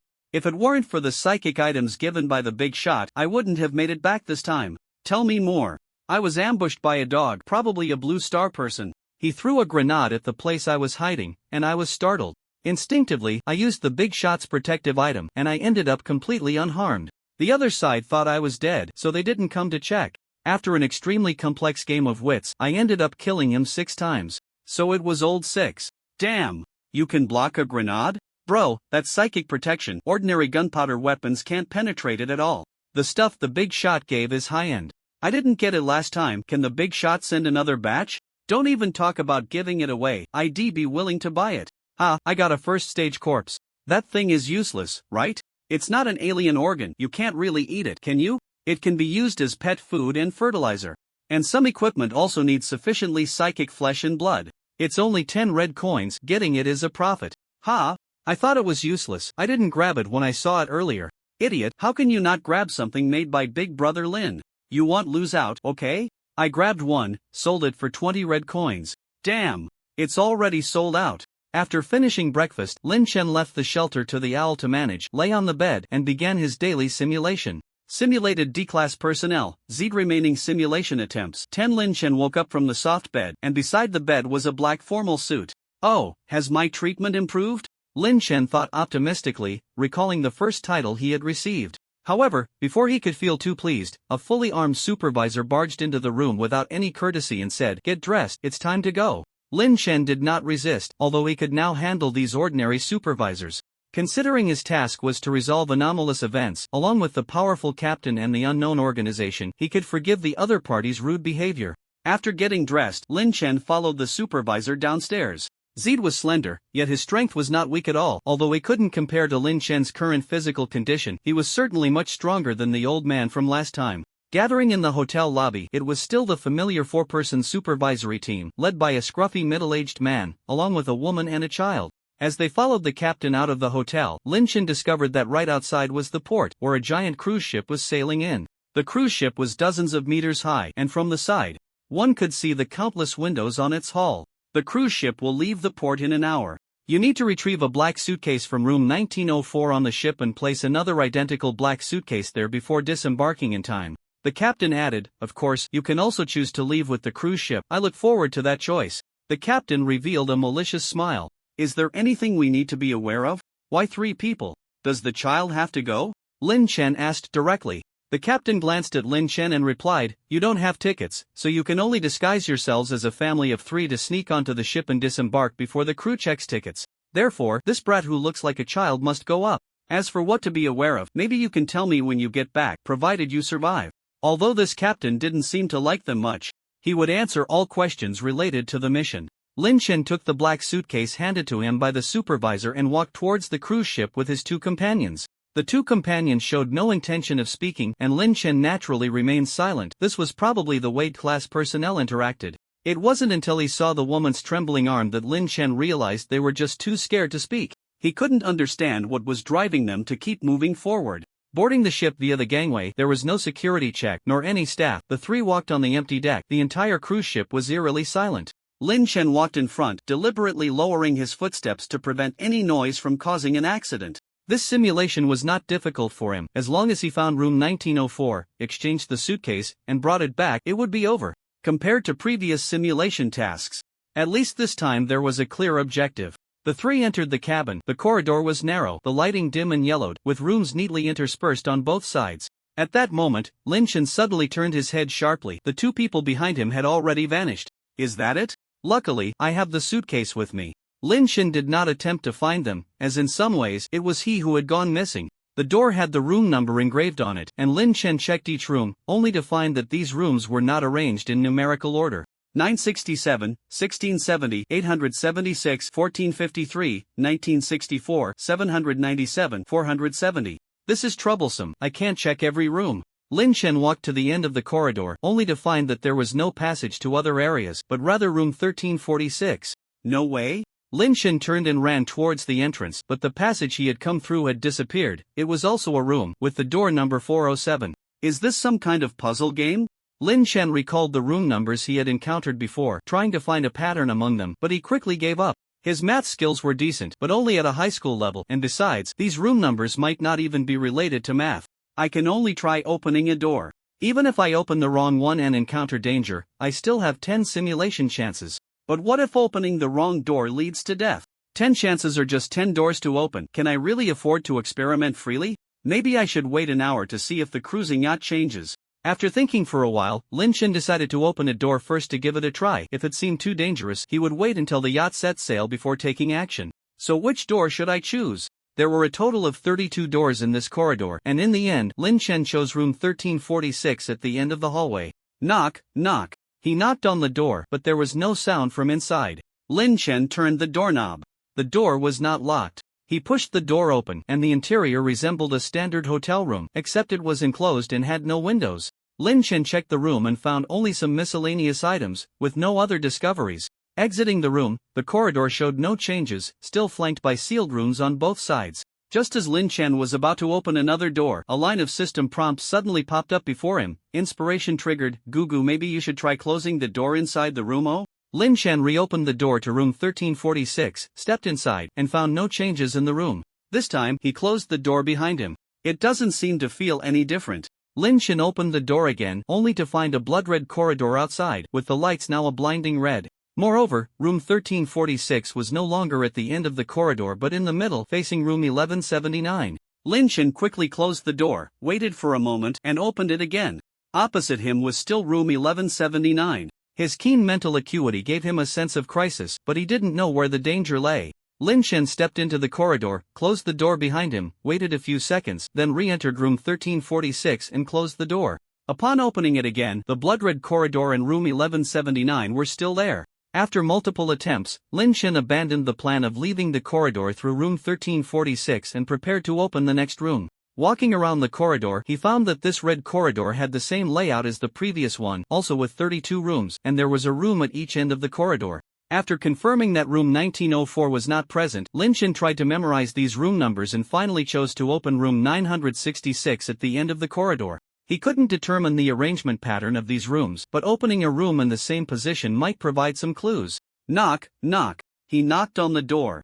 But there was still no response from inside. Lin Chen turned the doorknob. The door was still unlocked. Whoosh! A red shadow flashed by, and Lin Chen instinctively stepped to the left, relying on his perception. But it was too late. His right shoulder and hand vanished completely, a large amount of blood splattering against the wall. Whoosh! Before Lin Chen could steady himself, another red shadow swept past, pulling his body into the room.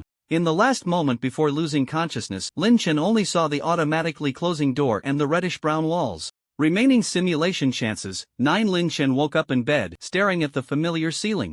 The sensation of his body being torn apart and the helplessness of death still lingered in his consciousness, not fully dissipated. What the hell was that? Lin Chen dressed and sat on the edge of the bed, waiting for the supervisor to open the door. What should I do? Dying once for each of the 2 doors, if I can't find a pattern. With this probability of death, even if I were given 1,000 simulation chances, I might not find room 1904, let alone how to leave with the suitcase. Should I just wait an hour to see if there are any changes on the yacht? But the captain mentioned the crew ticket check, and there could be other dangers. The supervisor opened the door and found Lin Chen already dressed. Is it time to go? Lin Chen took the initiative. Yes, please. Although he looked down on these class personnel facing a class individual who was about to die, he instinctively softened his voice. Lin Chen followed the supervisor downstairs, and the subsequent process was the same as last time. They entered the yacht again. However, this time before boarding, Lin Chen grabbed the child's right hand, reasoning that it looked more like a family that way. The other party did not refuse, and seeing this, the woman also took the child's left hand. The 3 of them approached the corridor they had entered last time. And this time Lin Chen suggested they check out other places first, which received agreement from his 2 companions. After circling the deck, they discovered a total of 6 passages leading into the yacht's interior, as well as some more dangerous routes that could be accessed by jumping or climbing to certain room balconies. But these rooms were all closed off, and the windows were opaque, making it impossible to observe the interior through them. Lin Chen brought the 2 back to the previous entrance, preparing to test whether the room changes were random, and if so, what kind of randomness it was. He planned to hide in a safe room for an hour to gather intelligence.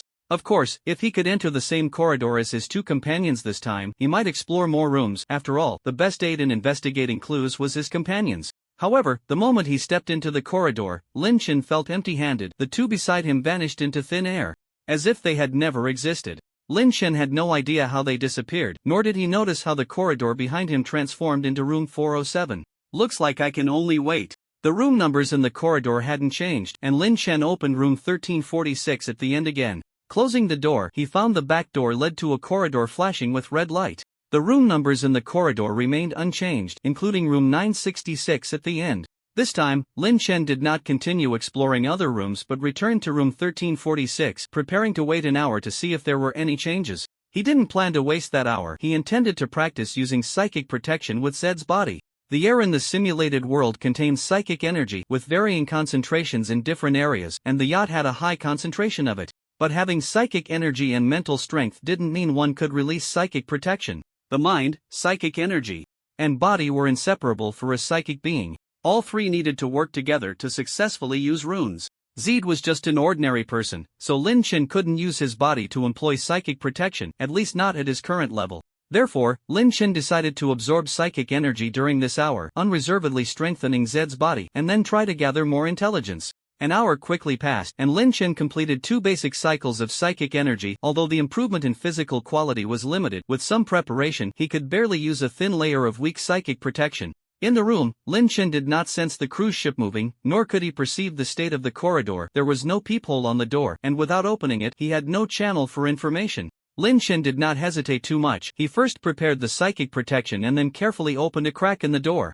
A brown eye pressed against the crack, locking eyes with Lin Chen through it. A smiling attendant in work clothes stood outside the door. "Hello, please show your ticket. Can I buy a ticket on board? I have a ticket, but I didn't bring it." Lin Chen indeed had a ticket, but he wasn't sure if that ticket was related to the cruise ship. The attendant's smile faded, but he did not take any other action, merely staring at Lin Chen with a blank expression, seemingly assessing the situation. "You do indeed have a ticket, but you did not bring it on board, which is quite unusual, so I am in a difficult position." The waiter stood outside the door, not barging into the room, which gave Lin Chen a glimmer of hope. "Can you help me with some information about the cruise ship? I almost got lost when I boarded just now," Lin Chen probed. "If you board with a ticket, there will naturally be someone to greet you. Fortunately, you didn't venture deeper into the corridor, otherwise, no one could have saved you." The waiter seemed to receive some news, and a chilling smile reappeared on his face. "I'm sorry, although we generally do not harm the guests on board, you did not bring a ticket, so the captain hopes you can disembark as soon as possible." "Will you take me back? Or will I disembark at the next stop?" Lin Chen asked hopelessly. "I'm sorry," the captain said, "as soon as possible." The waiter did not enter the room but made a gesture for Lin Chen to leave, so he walked out of the room and down the corridor. Lin Chen tried to resist but found he had completely lost control of his body, only able to watch himself walk out. At this moment, although the corridor was still red, the rooms at both ends had disappeared. Lin Chen observed the room numbers on either side with his peripheral vision and found that the room numbers in this corridor had not changed. After walking through a long red corridor and passing through a cabin door, the corridor transformed into an ordinary one like the first, with dim, yellowish lighting. Lin Chen saw room 1904. It was just an ordinary room in an ordinary corridor, with nothing special about it. Lin Chen wanted to do something, but he could do nothing except remember the room numbers around him. He could only step further away from the target room, walking along the corridor towards the deck. As soon as he stepped out of the cabin, Lin Chen was captivated by the scene outside. The cruise ship was sailing on a pure white sea, the pristine water as flat as land, without a single ripple. Even the cruise ship passing through could not create a hint of a wave. In the distance, there were some towering pure white structures reaching up to the sky, and even looking up, he could not see where their tops led. It was then that Lin Chen realized he could move again. "You should disembark now," the waiter said respectfully, standing to the side. Lin Chen stood at the edge of the deck. He could jump into the pure white water by simply crossing the railing. He wanted to resist but found that compared to resisting, he was more willing to jump into that pure white sea. "It's so beautiful, does it have a name?" Lin Chen asked dreamily. "The Sea of Purity," the waiter replied, also gazing at the sea with awe in his eyes. "Really? That's a lovely name." Lin Chen leaned forward and fell into the sea, causing not a single ripple, merging into the Sea of Purity as if he were part of it. Remaining simulation attempts, 8. Lin Chen woke up in confusion from the bed. He only remembered following the waiter out of the cabin but could not recall what happened afterward, as if that memory had been erased. What the hell happened? This feeling of not being able to remember anything is too uncomfortable. Lin Chen tugged at his hair, distressed. "At least the memories before leaving the cabin are intact. I have some clues. But are they really intact?" Lin Chen began to recall the entire process of the last simulation over and over, stopping only after confirming that there were no abnormalities elsewhere. "It seems I can't wait until the ship sets sail to act, otherwise this memory loss might affect the entire simulation, and that waiter can't solve it either." Lin Chen got dressed and went downstairs with the supervisor, constantly thinking about how to act in this simulation. Soon, the three of them boarded the cruise ship again. This time, Lin Chen chose a new entrance. The previous corridor had little known information, only knowing of a room leading to the red corridor, effectively eliminating one room among the 32, so changing to a different corridor wouldn't have much impact. With 6 entrances and 6 corridors, Lin Chen had yet to decide whether to simulate each corridor once or focus on one corridor. Before entering the corridor, Lin Chen tied the clothes of the 3 people together. Although it felt useless, trying it wouldn't take much time. As before, Lin Chen once again entered a dimly lit enclosed corridor alone. After walking around, there were still 32 rooms, and room 1904 was still missing. This time, Lin Chen chose to open room 987 at the entrance. Inside was still an ordinary standard room, with no danger and nothing strange. After closing the door, the corridor was silent. Lin Chen opened the door again and found that outside was still an ordinary corridor, except that the room across was room 1441. After walking around the corridor, there was still no room 1904, and besides room 987, there were no other rooms he had seen before. Lin Chen opened room 1603 at the entrance again. Inside was an ordinary standard room, with no danger. After entering the room, Lin Chen closed the door, and half a second later, he opened it again, revealing a red corridor glowing with red light outside. Damn, is there completely no pattern? Or is there some hidden pattern I haven't discovered? Lin Chen tugged at his hair and walked into the red corridor. After walking around, he still didn't find any familiar room numbers. Am I only left with random door openings? Lin Chen was trapped in this corridor. As long as he didn't open a new door, he couldn't leave, and his time was running out. Once the cruise ship set sail, the attendant would find him and take him to the deck to experience some kind of amnesia event. What to do? No matter how he thought, Lin Chen couldn't find a pattern between the room numbers. He wasn't a mathematician who could calculate formulas in his head like in the movies, nor did he have a sensitivity to numbers. If it weren't for his high mental strength, he wouldn't even be able to remember those numbers. Perhaps there's insufficient information, or perhaps there's simply no pattern at all. The rooms are random. Lin Chen simply gave up thinking, no longer considering the chaotic numbers in his mind, and casually pushed open the door in front of him.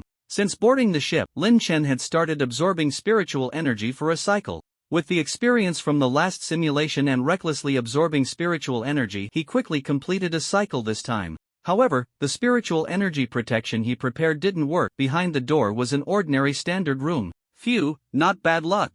Lin Chen entered the room, closed the door, and opened it again, finding himself in an ordinary corridor. He quickly walked around the corridor again, still not finding any familiar room numbers. Lin Chen randomly chose another door, entered the standard room, closed the door, and opened it again. Outside was a red corridor. Are you playing with me? You really are something.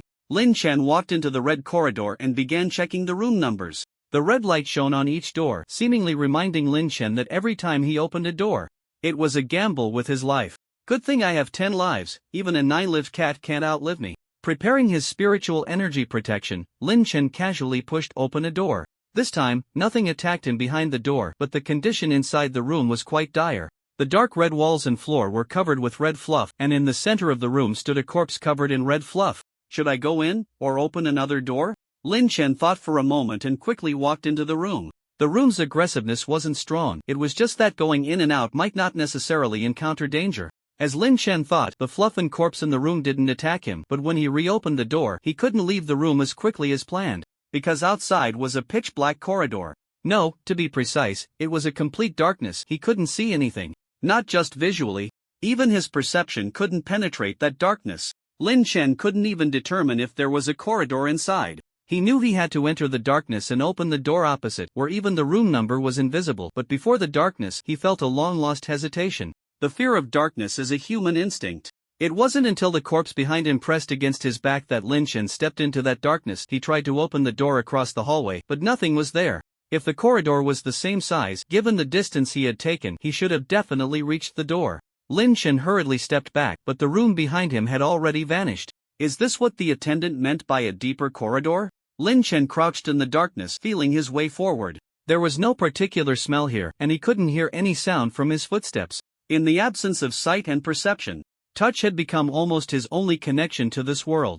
After crawling on the hard floor for 5 minutes without encountering anything, Lin Chen realized he couldn't continue like this. The disappearance of the room behind me means I should change my approach. There are many forces that could cause this situation, but they all relate to space in the mind. If it's a spatial issue, I find it hard to resolve, but if it's a mental issue, Lin Chen began to concentrate, a particle of light shining in the darkness, illuminating his surroundings. At that moment, Lin Chen was crouched in a black corridor, with an open room behind him and a corpse standing at the door. The door across from him was right in front, the light particle about to extinguish. Lin Chen lunged for the doorknob and pushed open the door to room 99 before being swallowed by darkness. Tumbling into room 99, Lin Chen had no time to observe the environment or turn around.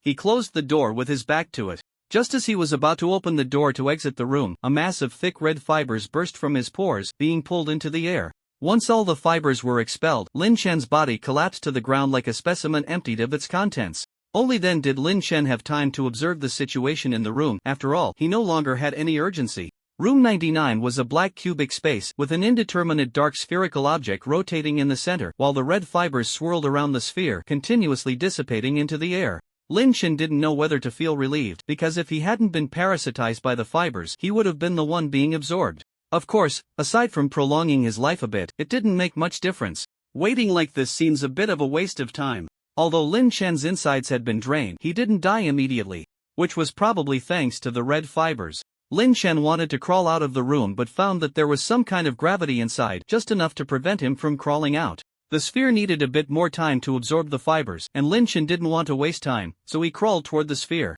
He had some redundant thoughts, but not many, as even lifting his hand was a struggle now. If it weren't for the sphere's gravity, he wouldn't even be able to crawl. Lin Chen crawled to directly beneath the sphere, flipped over, and looked up at the continuously rotating object, beginning to inscribe collapse runes. He wasn't sure if this would be useful, but it was better than waiting to die. Moreover, for a constantly rotating system, perhaps a little external force could cause it to collapse. This was Lin Chen's first time using collapse runes in actual combat. Zed's body wasn't very useful, but after the carnival feast, Lin Chen had gained a new understanding of the concept of collapse, so he could manage to use it. Then Lin Chen's body collapsed. In the midst of the collapse, Lin Chen looked at the rotating sphere and grasped some new knowledge. Remaining simulation attempts, 7. Lin Chen crawled out of bed and got dressed. This time he planned to go to Corridor 3. With 7 simulation attempts left and 4 corridors remaining, he intended to visit each corridor once.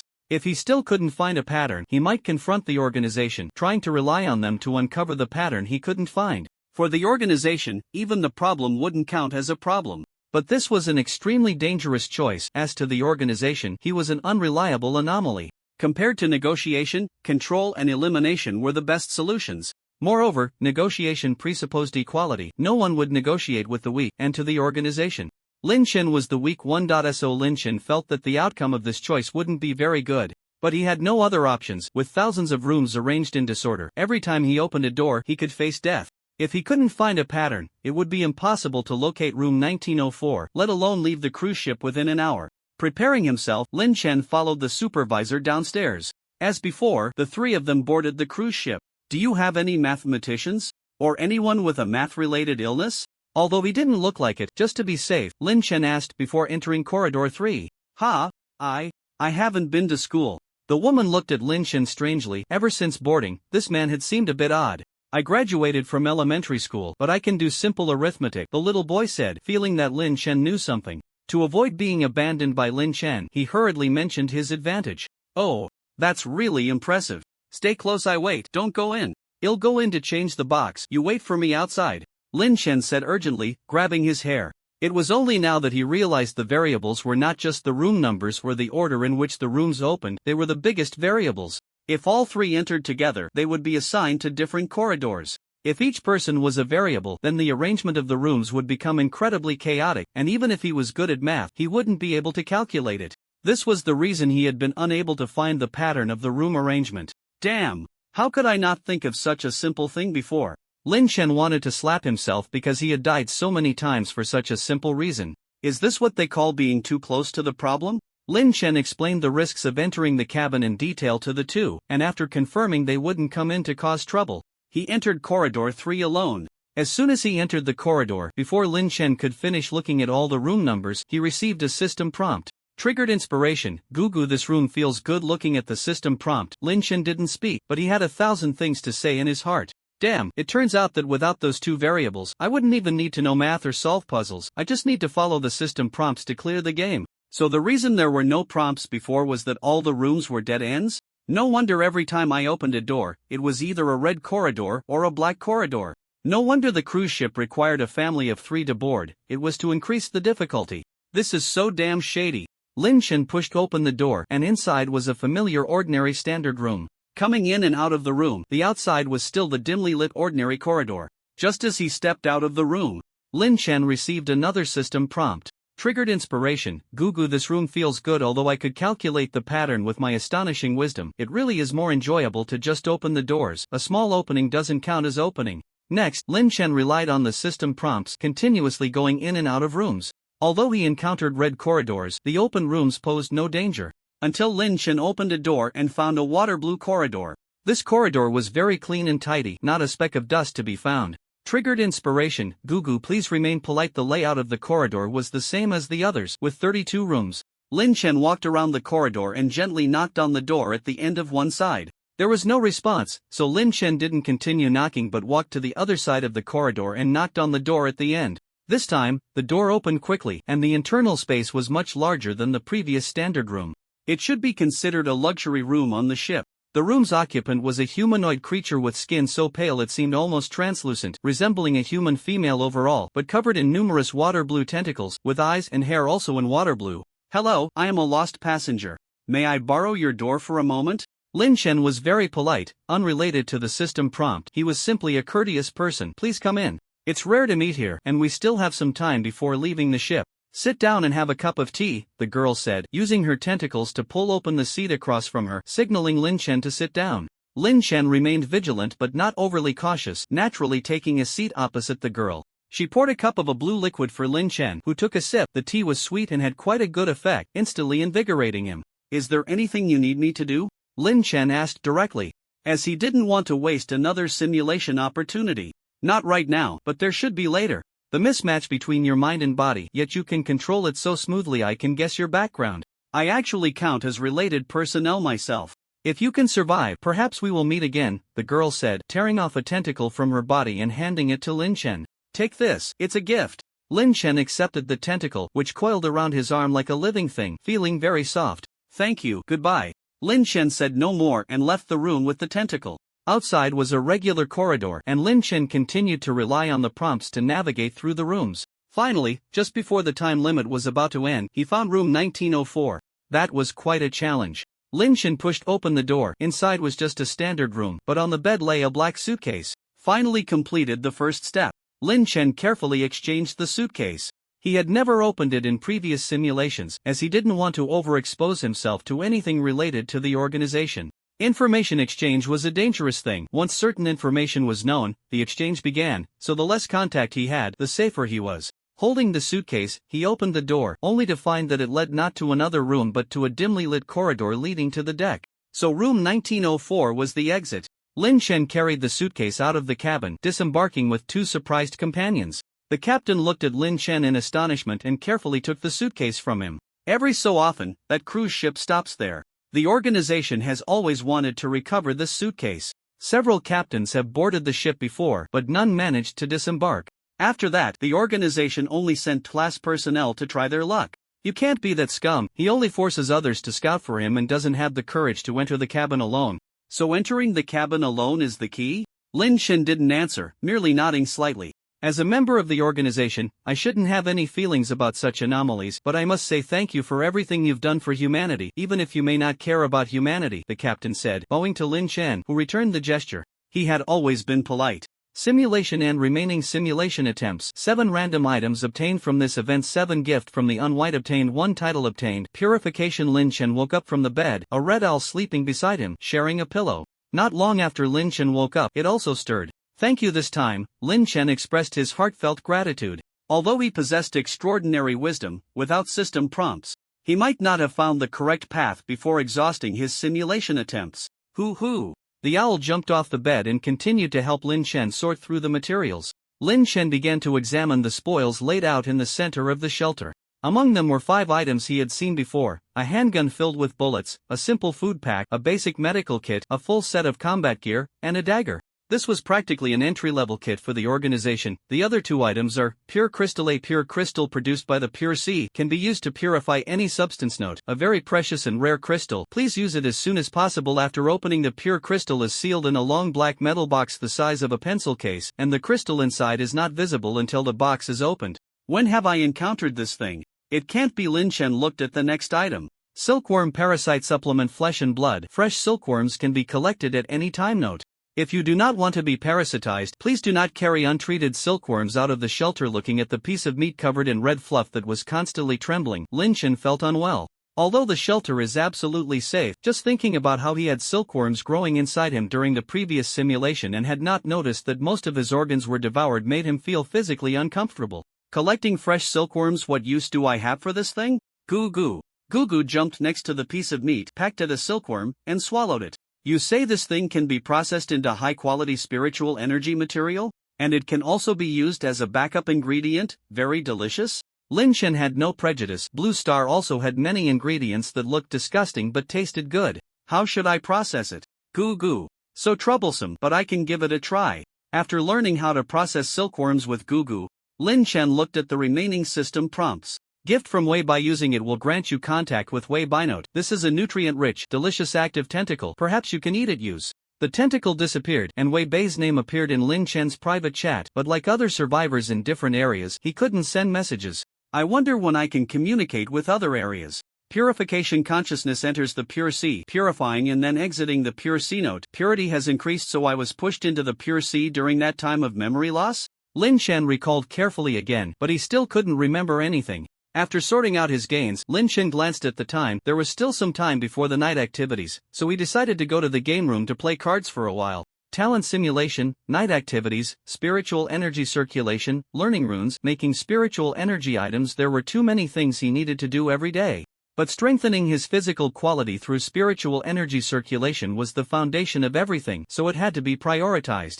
I'm going to play some cards. The shelter is up to you. Goo goo. There were still not many survivors in the game room. Lin Chen casually found a card table and began today's spiritual energy circulation.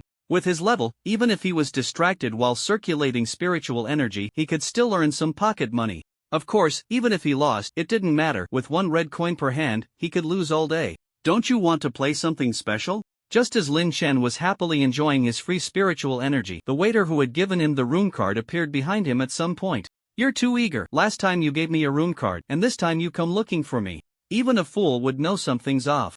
Lin Chen threw out a bomb, still holding a 3 of spades. It's worth a try. You won't lose anything. With unlimited spiritual energy, items to enhance mental strength, rune albums, as long as you participate in special games, you can easily obtain these things. The waiter was not angry, still wearing a charming smile. No need. I don't recommend you waste more time on me. With billions of survivors, you just had to find someone who doesn't like gambling to pitch your sales. Lin Chen didn't dislike the waiter. After all, the other party had given him a rune card, allowing him to enjoy free spiritual energy, so he didn't want to waste the other person's time. You're being modest. I've seen many billions of people, but very few have actively given me a rune card. If one day you need help, please consider the game room. The waiter did not continue to persuade Lin Chen. He had said all he needed to say. Lin Chen understood the meaning of the attendant, but unless necessary, he would not participate in bets set by others. An hour and a half later, Lin Chen completed 2 cycles of spiritual energy. As his mental strength increased and his familiarity with the energy cycle grew, the time for each cycle also decreased.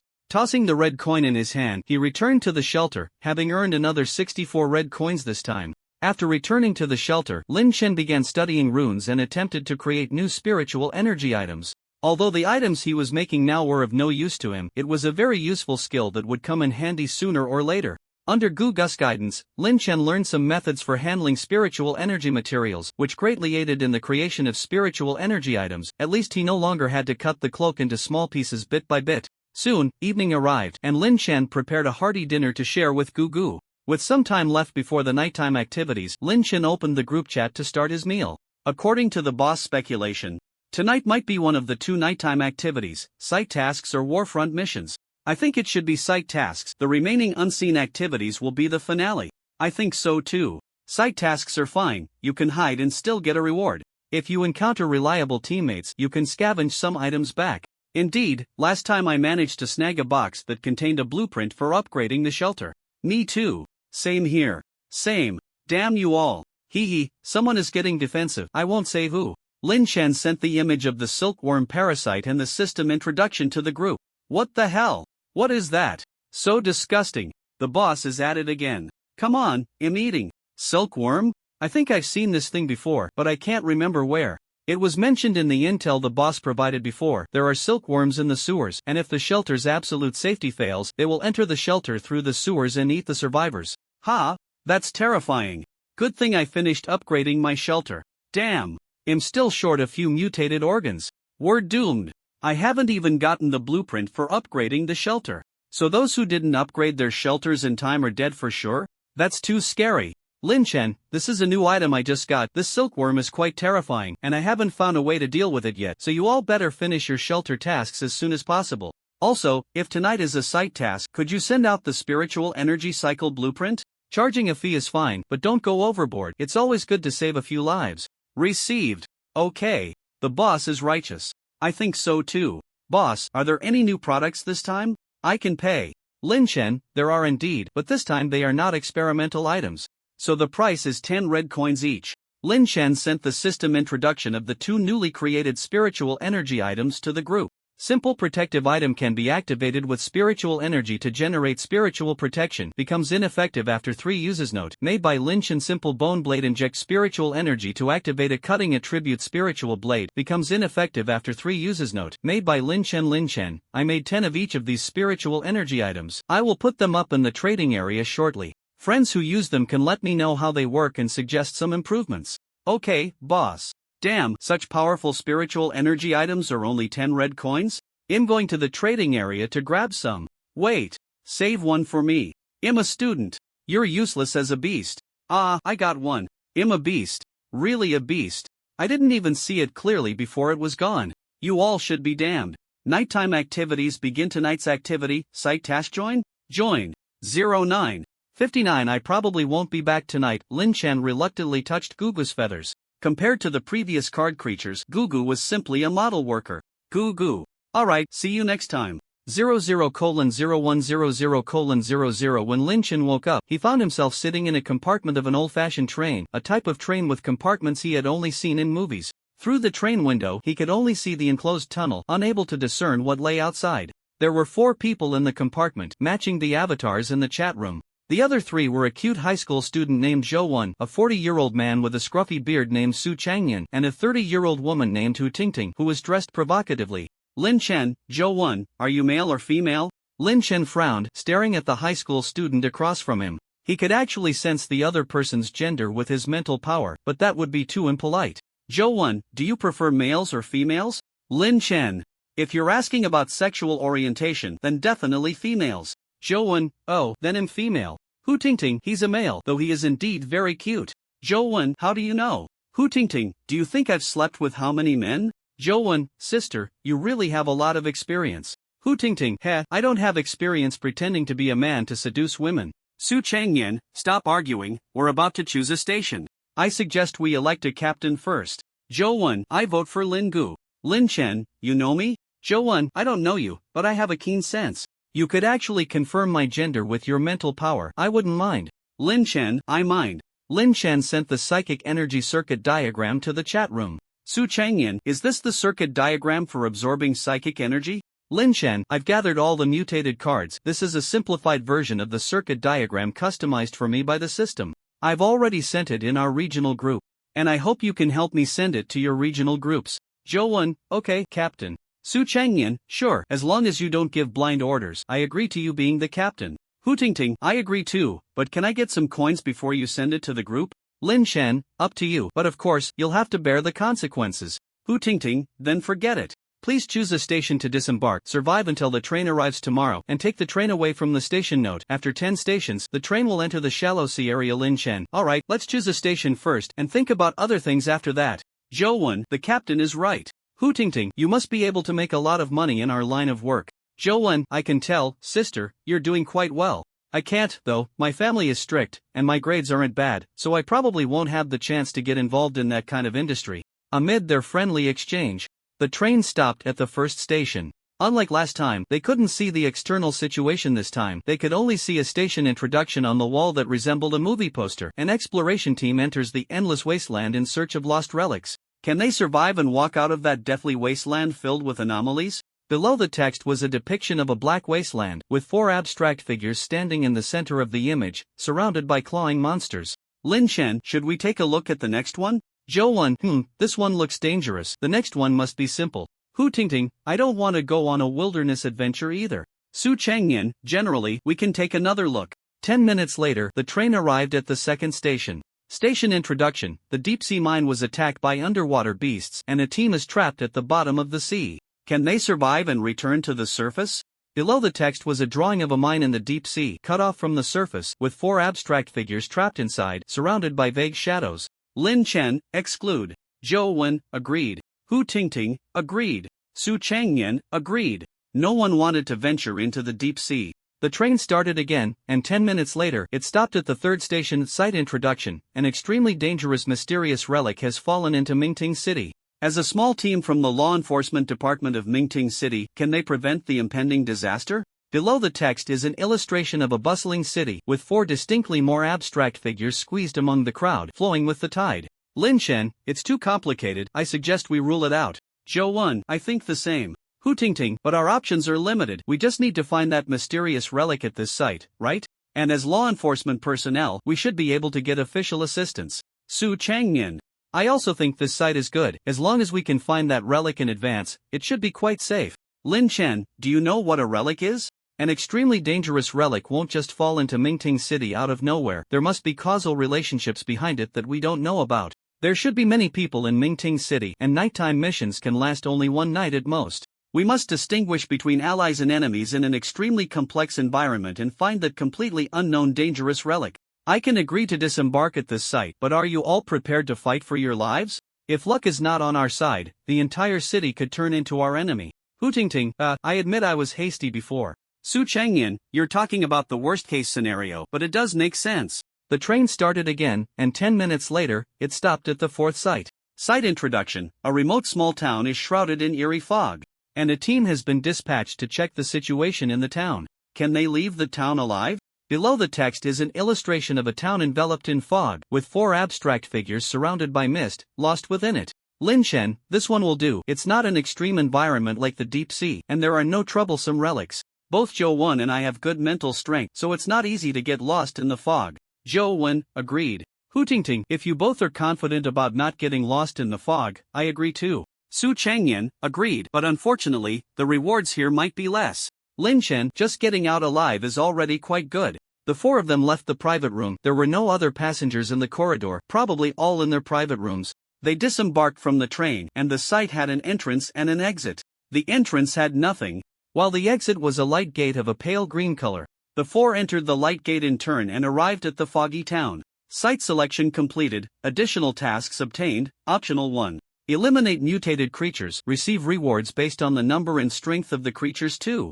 Explore the foggy town, investigate the cause of the fog. 3. Resolve the abnormal events in the foggy town. 3 additional tasks popped up in the chat room, but Lin Chen was more concerned about where his 3 teammates had gone. At this moment, Lin Chen was teleported to a small supermarket with thick white fog outside and no one around. Zhou Wen: I'm in a room of a residential house, something seems to be moving outside the door. I'm afraid to use my mental strength to sense it, so I don't want to disturb whatever is out there. Hu Tingting: I think I'm in a school cafeteria, something seems off here, and it looks like something is moving on the wall. Su Changyan: I'm in a hospital ward.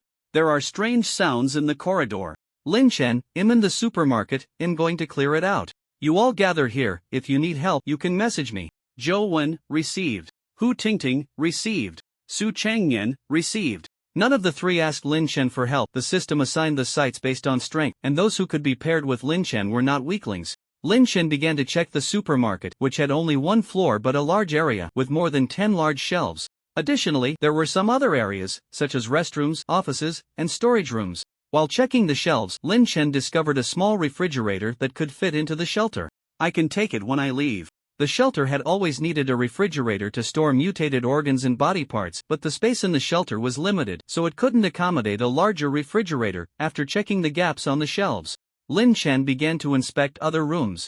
There were no issues in the storage and office areas, leaving only the restroom. As Lin Chen approached the restroom, he sensed something hiding inside a bizarre mass of flesh and blood, with numerous mutated organs continuously functioning within it. Drawing the red blade, Lin Chen took out a mirror to peek around the corner. Although his perception was strong, humans were ultimately visual creatures, and seeing with his eyes made it easier to understand the situation. The interior of the restroom was packed with flesh. This mass had long lost its biological form, turning into an expanding heap of meat that occupied the space. Lin Chen sheathed the red blade, as he sensed no danger from this pile of flesh. After all, it had lost most of its biological characteristics and posed no threat. But how could it have mutated like this? Lin Chen wondered. Biological mutation is actually heavily influenced by the environment and individual will, and he found it hard to imagine what kind of mutation process could lead to this state. Could it be human intervention? But what would be the purpose of that? For experimentation? Or to mass-produce mutated organs? But it wouldn't be necessary to go through so much trouble just for mutated organs. Dealing with mutated organisms is much easier than influencing the direction of mutation. Lin Chen didn't ponder for too long. He cut into the grotesque flesh and extracted the unusually active mutated organs inside. After finishing with the restroom and confirming there were no other abnormalities in the supermarket, Lin Chen left to search for other supplies nearby. He mainly wanted to find a gun shop to acquire a batch of firearms. While ordinary guns might not be effective against those strong first-tier mutated creatures, they would be more than sufficient for weaker ones, not to mention those that hadn't even reached the first tier. The small town seemed to lack a gun shop. But Lin Chen found a batch of police equipment at a nearby police station. Although the firepower and quantity were not as good as the last batch, they would suffice. When Lin Chen returned to the supermarket pushing a shopping cart, 3 team members were already waiting inside. Lin Chen, let's communicate important matters in the chat room. Something feels off here. Those mutated creatures show signs of human intervention. I suspect someone is causing trouble in this town. I brought back a batch of firearms. Take whichever you want. I have no idea what happened here. People have turned into that ghastly state. Lin Chen feigned a puzzled expression. Zhou, I also feel something is off. Although the monsters here look particularly terrifying, they aren't very strong, almost like performance art. Sigh, I hope the investigation wraps up quickly. My girlfriend is still waiting for me to return and get married, Zhou lamented. Hu Tingting? Everyone at the school has gone missing. I found some notes left by students that record some clues. To summarize, before the fog enveloped this town, there was a strange illness circulating. The initial symptoms of this illness resemble a cold but are much more severe. Some patients even had temperatures as high as 43°C, yet despite such high fevers, they didn't die and could continue to work and live normally. The hospital couldn't determine the cause, and that's all the useful information from the notes. Do you want me to introduce you to some boyfriends? I have quite a few friends who like cute kids like you, Hu Tingting said with a smile. No need, I don't want to catch some strange disease, Zhou replied pointedly. Su Changyan, the hospital has detailed records and many specimens. I took some pictures. There are many professional terms and data that I don't quite understand. You can take a look. Su Changyan sent a dozen pictures into the chat room. Then said with a cold expression, do you have any female friends? I've never been in a relationship. His expression didn't seem like someone looking to date, it was more like someone collecting high-interest loans. My friends aren't dating, but I can help you solve your problem. If you need, I can introduce you to a few more. Hu Tingting did not look at those pictures. She had entered society before graduating from elementary school, so these tiring images were better left to high school students. Lin Chen and Zhou appeared to be casually chatting, but in reality, both were secretly reading the information on the images with great focus. Su Changyan was checking his equipment while having a serious conversation with Hu Tingting. A few aren't enough. Can you introduce a few more, Sister Ting? Hu Tingting glanced at Su Changyan's lower body in surprise and said, Huh? A few aren't enough? My friends are all seasoned experts, but if that's not enough, I can still call dozens of sisters. I guarantee you'll be satisfied. Su Changyan loaded his shotgun with bullets and said with satisfaction, Great. Last time I went to the matchmaking agency, that lady only introduced me to 3 people and then stopped, insisting on introducing me to her colleague. Her colleague was even worse, only introduced me to one person and told me to go home and wait, and then never contacted me again. Hu Tingting looked at Su Changyan with a speechless expression. She felt a bit sorry for those matchmaking agencies. Lin Chen, I roughly understand what's going on. Zhou, I still don't get it. Brother Lin, you must be a college student, right? Lin Chen, no, I've graduated for a while now. College was quite enjoyable. It was probably the freest time of my life. Zhou, what a pity. I was about to take the college entrance exam, and then this happened. Lin Chen, my condolences. Zhou, it's not that serious. Hu Tingting, can you guys talk about something serious? You're still chatting. Lin Chen, the townspeople here are not sick, rather, due to some reason, there has been a rapid collective aberration phenomenon. Su Changyan, is it because the spiritual energy concentration in the town has increased? Lin Chen, this situation is indeed related to the spiritual energy concentration, but the concentration in the town is far from high enough to turn people into a pile of flesh. Zhou, then why is that? Lin Chen, I believe it has to do with aberration runes. Someone is carving aberration runes in the town. At first, not many runes were carved, which led to some people who came into close contact with the aberration runes falling ill. That is actually a symptom of rapid aberration occurring in a short time, and the test data matches the symptoms of rapid aberration. The deformed organs in the hospital are clear evidence. Hu Tingting, so someone is conducting aberration experiments here? Lin Chen, I can't assert the other party's intentions, but such a situation has indeed occurred here. Su Changyan, so what should we do? Should we hide in the supermarket for a night, or take the initiative to eliminate him? Lin Chen, of course, we should eliminate him. These residual aberrant creatures have all undergone a severe aberration reaction before. We can't withstand that level of aberration. The other party might already be preparing to take us out tonight. Hootingting, I also agree to eliminate him because the current task is too simple. How could the system assign us such an easy task? Staying in the supermarket is no different from waiting to die. Zhou, actually, there's another way. If the other party attacks us with aberration runes, we just need to deal with the aberration runes in the town, and then there would be no danger, right? Lin Chen, no, although I don't know the principle. I believe he is triggering aberration reactions through these mists. Because only when the mist covers the entire town can he carve runes everywhere, right? Carving runes is not a simple task, not to mention the workload. Just wandering around the town would be very suspicious. Su Changyan, so we must eliminate him. Hu Tingting, and we need to do it quickly. Zhou, the system won't assign us an unbeatable enemy. The other party must need some auxiliary devices to control the mist to trigger aberration reactions, and the places where these devices are placed will definitely cause abnormal situations. If we get close, I should be able to sense it. Lin Chen, good. You and Hu Tingting go to the town and look for the other party's location. Su Changyan will stay by my side. I have a mutation rune card that can help me understand the opponent's methods before the battle. Zhou, huh? Is that the kind of rune card that can kill in the shelter? Hu Tingting, are you crazy? That's a rune card that can even counter the absolute safety of the shelter. Su Changyan, all the survivors who used rune cards on our side are dead. These survivors were among the top tier, including those with mental talents, and even one with the talent of resurrection has died. Lin Chen, I'll give it a try, just don't let the mutated creatures get close to me. Lin Chen knew he was taking a risk, but he had to try using the rune card sooner or later, and this was a perfect opportunity. He had the seed of spirit, and his mental strength was among the strongest of all survivors, so perhaps he could withstand the mental shock from using the rune card. Moreover, he had one chance for a reality simulation. If he died this time, he could just avoid using the rune card next time, which was also why he dared to let Su Changyan guard him. The reality simulation gave Lin Chen an advantage. He had a chance to make mistakes. If he didn't dare to do anything, it would be equivalent to giving up that advantage, which would slow down his strength improvement, and he might end up dying 10 times in a simulation. Lin Chen took out the basic Rune mutation and used the rune card without hesitation. A flood of knowledge related to mutation surged into Lin Chen's brain, and he instantly lost control of his body, but the seed of spirit shone in his consciousness, and he quickly regained control. Opening his eyes, Lin Chen saw Su Changyan retreating to the supermarket entrance, watching him warily. Lin Chen, what's wrong? Lin Chen sorted through the chaotic information in his mind, enduring a headache to ask. Su Changyan, you just inscribed mutation runes around, almost causing me to mutate. Lin Chen, I see, now I understand how those people died. Zhou, how did they die? Hu Tingting, focus on finding the other party's base. How did they die? Lin Chen, their brains were filled with rune knowledge. Losing control of their bodies. The knowledge influenced their brains, issuing instructions to inscribe runes, but the shelter lacked spiritual energy. Zhou, so they walked out of the shelter themselves. Hu Tingting, so the absolute safety of the shelter couldn't save them because they were no longer inside it. Su Changyan, so that's how it is. Can we use rune cards here? Lin Chen, hard to say. Without the shelter's protection, you might not be able to withstand the rune knowledge and could end up becoming fools. Zhou, what if we tie ourselves up in the shelter? Lin Chen, can you guarantee you won't break free?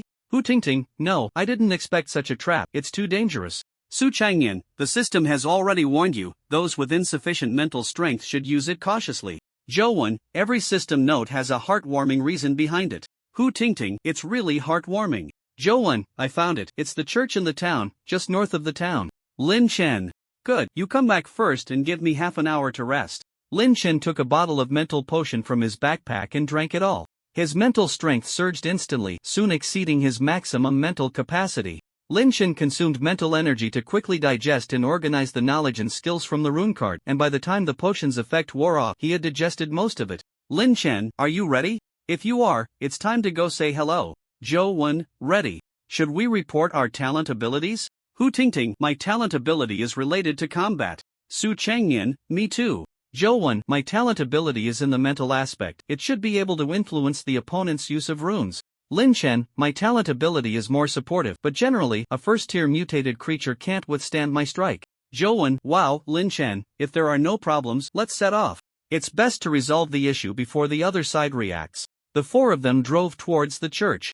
The car was sourced by Hu Tingting from the roadside, a local brand, similar to an off-road vehicle. Driving was Su Changyan, with Zhou directing. Su Changyan pressed the accelerator to the floor, giving a sense of high speed in the fog. Hu Tingting, should we test the waters first or just charge in? Lin Chen, test the waters while charging in. It would be best to resolve the situation in one go. Lin Chen focused his mind, took out the CL0 pistol, and closed his eyes, pressing the gun against his forehead. The internal structure of the CL0 pistol was complex, but Lin Chen quickly found the already mutated flesh bullet in the flesh extractor. He began to attempt to carve temporary collapse runes onto the bullet. The pistol already had other runes operating, and this was his first time carving runes in such a complex environment. He needed to inscribe the runes onto the bullet without affecting the normal operation of the other runes, which was why he didn't take the bullet out to carve the runes. First, he had to ensure the pistol would work. Zhou 1, Lin Gu. There's a complex layer of psychic protection outside the church. Lin Chen, crash into it. Break through the front door of the church. Prepare for battle. Hu Tingting, ha? Su Changyan, understood. As he finished the last stroke of the collapse rune, the mutated bullet was about to collapse, and Lin Chen pulled the trigger at the chicha's front door. Bang! The mutated bullet hit a strong layer of psychic protection, triggering the collapse rune, causing the protection to start collapsing from the point of impact. The off-road vehicle crashed into the church without obstruction, and the flying debris was crushed by an invisible force, scattering everywhere. The four quickly abandoned the vehicle, which was also crushed by that force. In the center of the church stood a priest dressed in black and white ceremonial robes. He merely crushed the off-road vehicle that had crashed in front of him and did not take further action. Lin Chen also did not act further, silently carving runes on the chicha's walls. Although this church was not as good as the previous theater, it was still decent psychic material. What a pity, I was hoping to let you die without pain tonight, but you still came. This is the sad part of humanity, isn't it? The priest said with a sorrowful expression. Humanity is not sad, what's sad is the foolishness of those with abnormal minds, Lin Chen replied while carving runes, sensing the surrounding environment and checking the other side's arrangements. That pistol of yours should be unusable now, right? I was planning to block you outside the church and wait until night to mutate you into materials, the priest suddenly probed. Maybe it's unusable, maybe it will recharge automatically, who knows, Lin Chen said, placing his hand on the hilt of the red blade.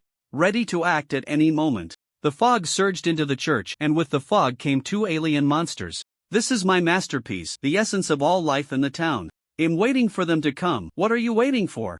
The priest commanded the monsters to attack Lin Chen and the others and began carving mutation runes in the church. The church was the only safe point in the town. If Lin Chen and the others hadn't barged into the church, he could easily wear them down. The two monsters were formed from various highly mutated organs stitched together and further mutated. Every part of them, every piece of skin, bore traces of different humans. Lin Chen, Zhou, stop him from carving the runes. You all deal with those two monsters, and he'll control the situation. Zhou, understood. Hu Tingting, no problem.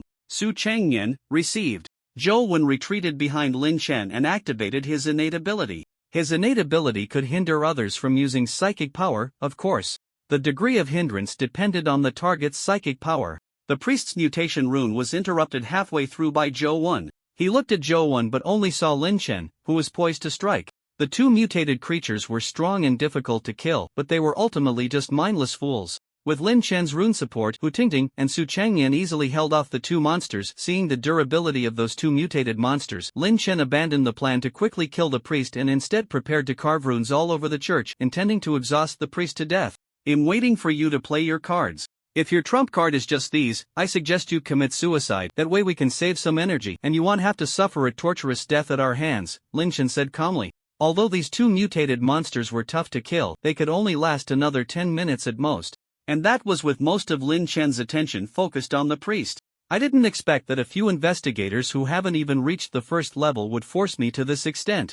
I admit that you are stronger now, but even so, I must save you. That is the reason for the existence of the Redemption Church. The priest took off his ceremonial robe and his originally well-proportioned figure began to mutate, transforming into a 3-meter-tall, 1-meter-diameter cylindrical mass of flesh covered in long, thin tentacles. Sorry, I've never been good at fighting since I was a child, so I can only transform myself into this shape. You can attack now, as I said, I'm not good at fighting. Lin Chen swung a blade of spiritual energy, which struck the priest's surface but was blocked by a layer of strange spiritual energy protection, not even breaking the skin. At the same time, a multitude of complex mutated runes appeared on the priest's surface. Under the influence of these mutated runes, using spiritual energy inside the church would accelerate physical mutation. Zhou, Lin Gu, I can't influence the runes carved on him. Hu Tingting, these two monsters have mutated again. If this continues, before we can deal with them, we will mutate into monsters ourselves. Su Changyan, I can kill one, but after that, I won't be able to help. Lin Chen, no need for that. You all prepare, soon we will work together to deal with the priest. Lin Chen controlled the spiritual energy protection to block the attacks of the two mutated monsters while quickly carving mutated runes on the church walls. The difference between mutation and evolution lies in stability. Mutated creatures are inherently in an unstable state. The priest's mutated monsters are even more unstable, pieced together from various mutated parts, making them extremely unstable among mutated beings. However, this instability is under the priest's control. He does not need these creatures to exist for long. On the contrary, he needs them to bear and unleash a power that a stable system cannot withstand. As an expert in mutation, the priest can naturally control this power that could go out of control at any moment. But what if Lin Chen also intervenes? Although Lin Chen is not a mutation expert, he can use mutated runes. As long as he keeps carving mutated runes in the church, that delicate balance will be broken, and the two mutated creatures will unleash their final power, while the priest will expose vulnerabilities due to the imbalance. As a mutation expert, the priest naturally noticed Lin Chen's small actions. He hurriedly stopped urging the mutated runes on his surface, but it was already too late. Lin Chen and the priest locked eyes, neither showing any fluctuation, as both firmly believed they were in the right and would achieve final victory. Are you ready? Lin Chen asked the priest. Bring it on. The priest replied loudly. The two mutated monsters erupted with their final power like bombs behind Lin Chen. Lin Chen initially intended to withstand it with spiritual energy protection, but at the moment of contact between the spiritual energy protection and the energy, a dark sphere he had seen in the cruise ship's black corridor suddenly flashed through his mind. At that time, it was just spinning normally, reversing Lin Chen's collapse rune back onto him. Thinking of the dark sphere, Lin Chen instinctively rotated the spiritual energy protection to resist the energy explosion. The energy explosion did not hit the spiritual energy protection but instead bizarrely bypassed Lin Chen and the others, crashing into the unsuspecting priest. This was the retribution that was due. Without any hesitation, the four of them unleashed their strongest attacks on the priest. The blade of spiritual energy, infused with violent spiritual energy, sliced through the priest's body.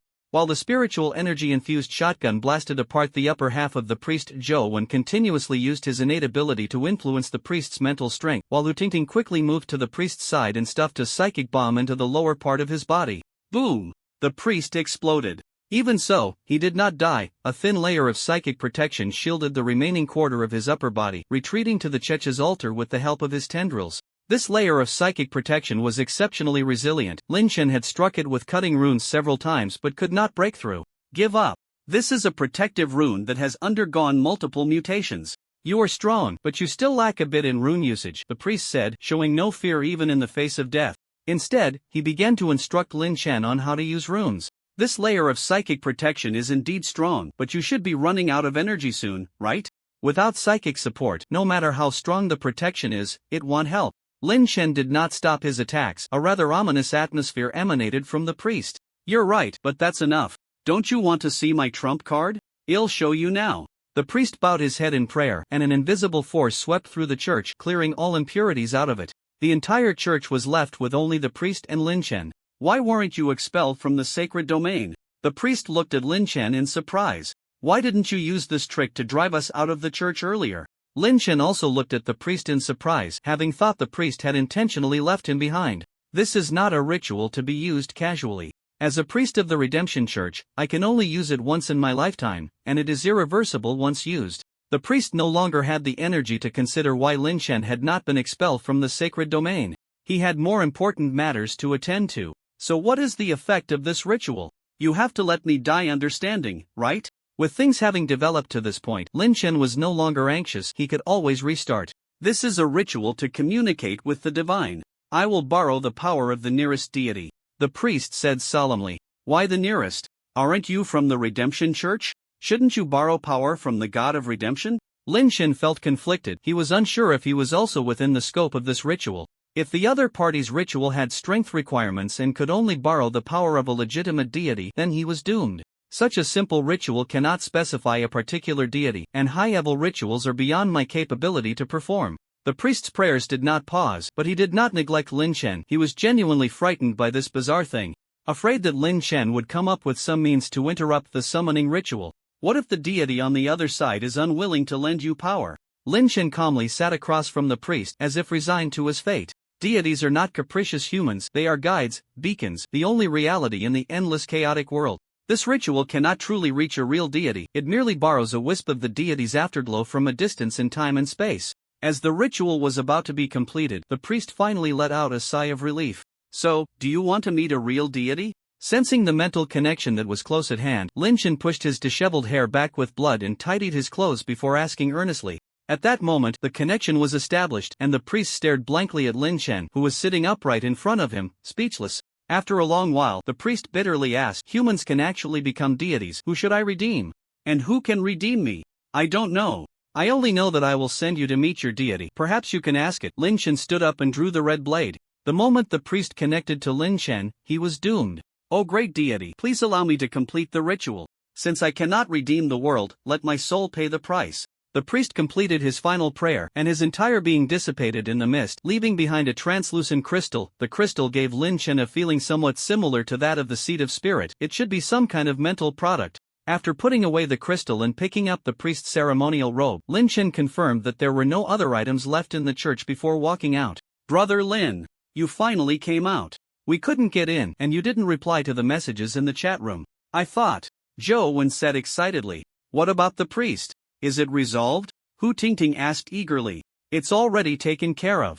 The town should be safe now. You guys go sort through the loot and take it back directly later. If anything comes up, just message in the chat room," Lin Chen said, preparing to return to the supermarket to grab that refrigerator. "That's great. I'm planning to bring back more daily necessities. It's really uncomfortable without shampoo." Hu Tingting happily pulled Su Changyan to go for a zero-cost shopping spree, while Zhou Wen went to look for necessary supplies. Lin Chen returned to the supermarket alone, gathering useful items to fill his shopping cart. An hour later, the fog dissipated, and the four of them each arrived at the quiet entrance of the town with their carts of supplies. A light green portal suddenly appeared before them, and the four entered the portal one by one, returning to the train station. "Let's add each other as friends," Zhou Wen said, looking at the train approaching in the distance. The four added each other as friends. "Lin Chen, see you next time. Zhou Wen, see you next time. Hu Tingting, then see you next time. Su Changyan, see you next time." The train arrived at the station, and the four boarded in turn. Station task completed, reward, special metal treasure chest 1 extra task 1 completed, reward, extra task treasure chest 1 extra task 2 completed, reward, extra task treasure chest 1 extra task 3 completed, reward, extra task treasure chest 1. Please draw today's card. My turn. Draw a card. Lin Chen climbed out of bed, energized to draw a card. This time, the card depicted a doll wearing a clown mask. As the card dissipated, a clown doll about half a meter tall appeared in the center of the shelter. Lin Chen circled the clown twice but couldn't discern any use for the doll. "Hello?" Just like a real doll, the clown did not respond. Lin Chen touched the clown doll. Its texture felt somewhat like real skin. "Alright then." Lin Chen gave up on studying the clown doll and began sorting through the loot. First were two items obtained from the priest. Mental crystal. A crystal formed from the combination of knowledge and mental power. Using it grants access to the knowledge sealed within. Note: a high-purity mental crystal that does not require purification and can be used directly. Black ritual robe. A ceremonial robe for clergy. Wearing it increases the probability of ritual success. Note: it may also be a psychological effect. Lin Chen placed the black ritual robe together with the sacrificial dagger he had obtained earlier and directly used the mental crystal. Since the system noted that it could be used directly, there was nothing to fear. A flood of chaotic knowledge surged into Lin Chen's brain, but unlike the rune cards, he could slow the influx of knowledge by consuming the mental power within the crystal. And he could also use mental power to quickly organize the chaotic information. After an hour, Lin Chen finally sorted through the disordered knowledge in his mind. Most of this knowledge was related to aberration and protective runes, with some pertaining to ritual studies, and the rest was related to the Church of Redemption. The Church of Redemption is a large organization spanning multiple planes, with the doctrine of redeeming all of humanity. The so-called redemption is quite similar to what the priest was doing in the town, but the priest was clearly of average purity and could only be considered a peripheral member of the church. Why are there so many lunatics? Lin Chen rubbed his head. This knowledge would take him some time to absorb and organize. Next were the miscellaneous items brought back from the town. The refrigerator was functioning normally, and Lin Chen placed the aberrated organs and corpse pieces that needed freezing inside, quickly filling it up. After categorizing the remaining miscellaneous items, Lin Chen began to check the 4 boxes given by the station task. First was the red special metal treasure chest. Opening the treasure chest, inside was a set of formal attire with a lot of bright red patterns on a black background. Nightshade Dress Lotier psychic item provides a certain level of protection against various attacks, can absorb nearby materials to slowly repair itself when damaged. Note, looks quite impressive. Lin Chen changed into the nightshade dress. It fit him well and was comfortable to wear, though he wondered what material it was made of. The style was somewhat ostentatious, easily drawing attention. However, Lin Chen still replaced his organization's combat uniform with it. After all, it was a psychic item, and its flaws were overshadowed by its merits. Next, there were 3 yellow task treasure chests. Just as Lin Chen was about to open a chest, he suddenly noticed that the clown doll in the center of the shelter was missing. He instinctively turned around to look for it, only to find the clown's face pressed against the back of his head. To get closer to Lin Chen's head, it had specifically found some items to stand on. Oh, hello. Lin Chen admitted he was indeed startled. This thing moved completely silently, not even making a sound when shifting the items. What is your purpose? You can't just be here to scare me, right? The clown did not answer, merely staring silently at Lin Chen.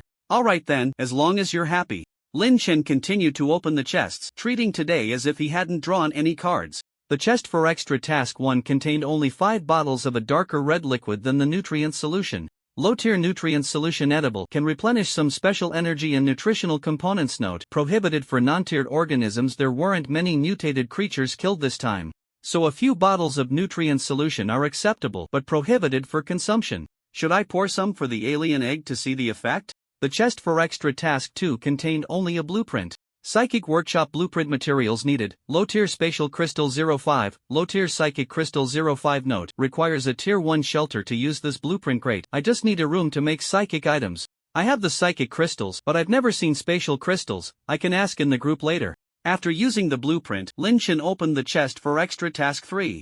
Inside was a teddy bear. Lin Chen instinctively turned around and looked around, only to find the clown doll hiding under the bed, with only half its head showing. Doll bear carry with you. When you receive fatal damage, that damage will be transferred to the teddy bear. 11. Note, love from the doll. The teddy bear was only slightly larger than a palm, easily fitting in his pocket. A nice life-saving item. Putting away the teddy bear, Lin Chen began to prepare breakfast. While watering the alien eggs, Lin Chen noticed that several of the alien eggs had cracked open, with small tender shoots growing out like plants. However, these shoots were red and white, feeling somewhat similar to biological skin, and upon closer inspection, he could even see vein-like structures inside the shoots. Mutated flesh plant, a special offspring intentionally created by a certain special organism, capable of growing unique mutated structures. Note, inedible, finally sprouted. If you hadn't, I would have been ready to experiment on you. Lin Chen chopped some meat and sprinkled it near the shoots, then poured a bit of nutrient solution on them. After finishing breakfast, Lin Chen opened the group chat and started eating.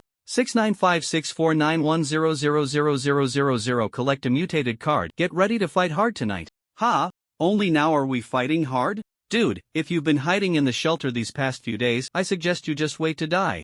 At least you won't have to fight. Willing to take a gamble is a good thing. It'll give you one, but it's best to use it with a bottle of nutrient solution. Damn! A big shot is giving me one. I also want to take a gamble. When I can go out later, I can help the big shot warm the bed. This side works too, dear. The photo has been sent privately. Absolutely real. Damn, colorful picture, bro. Are you still sending those eye-blinding pictures? The system is great, just doesn't automatically censor the images. Damn, I'm one of the victims too.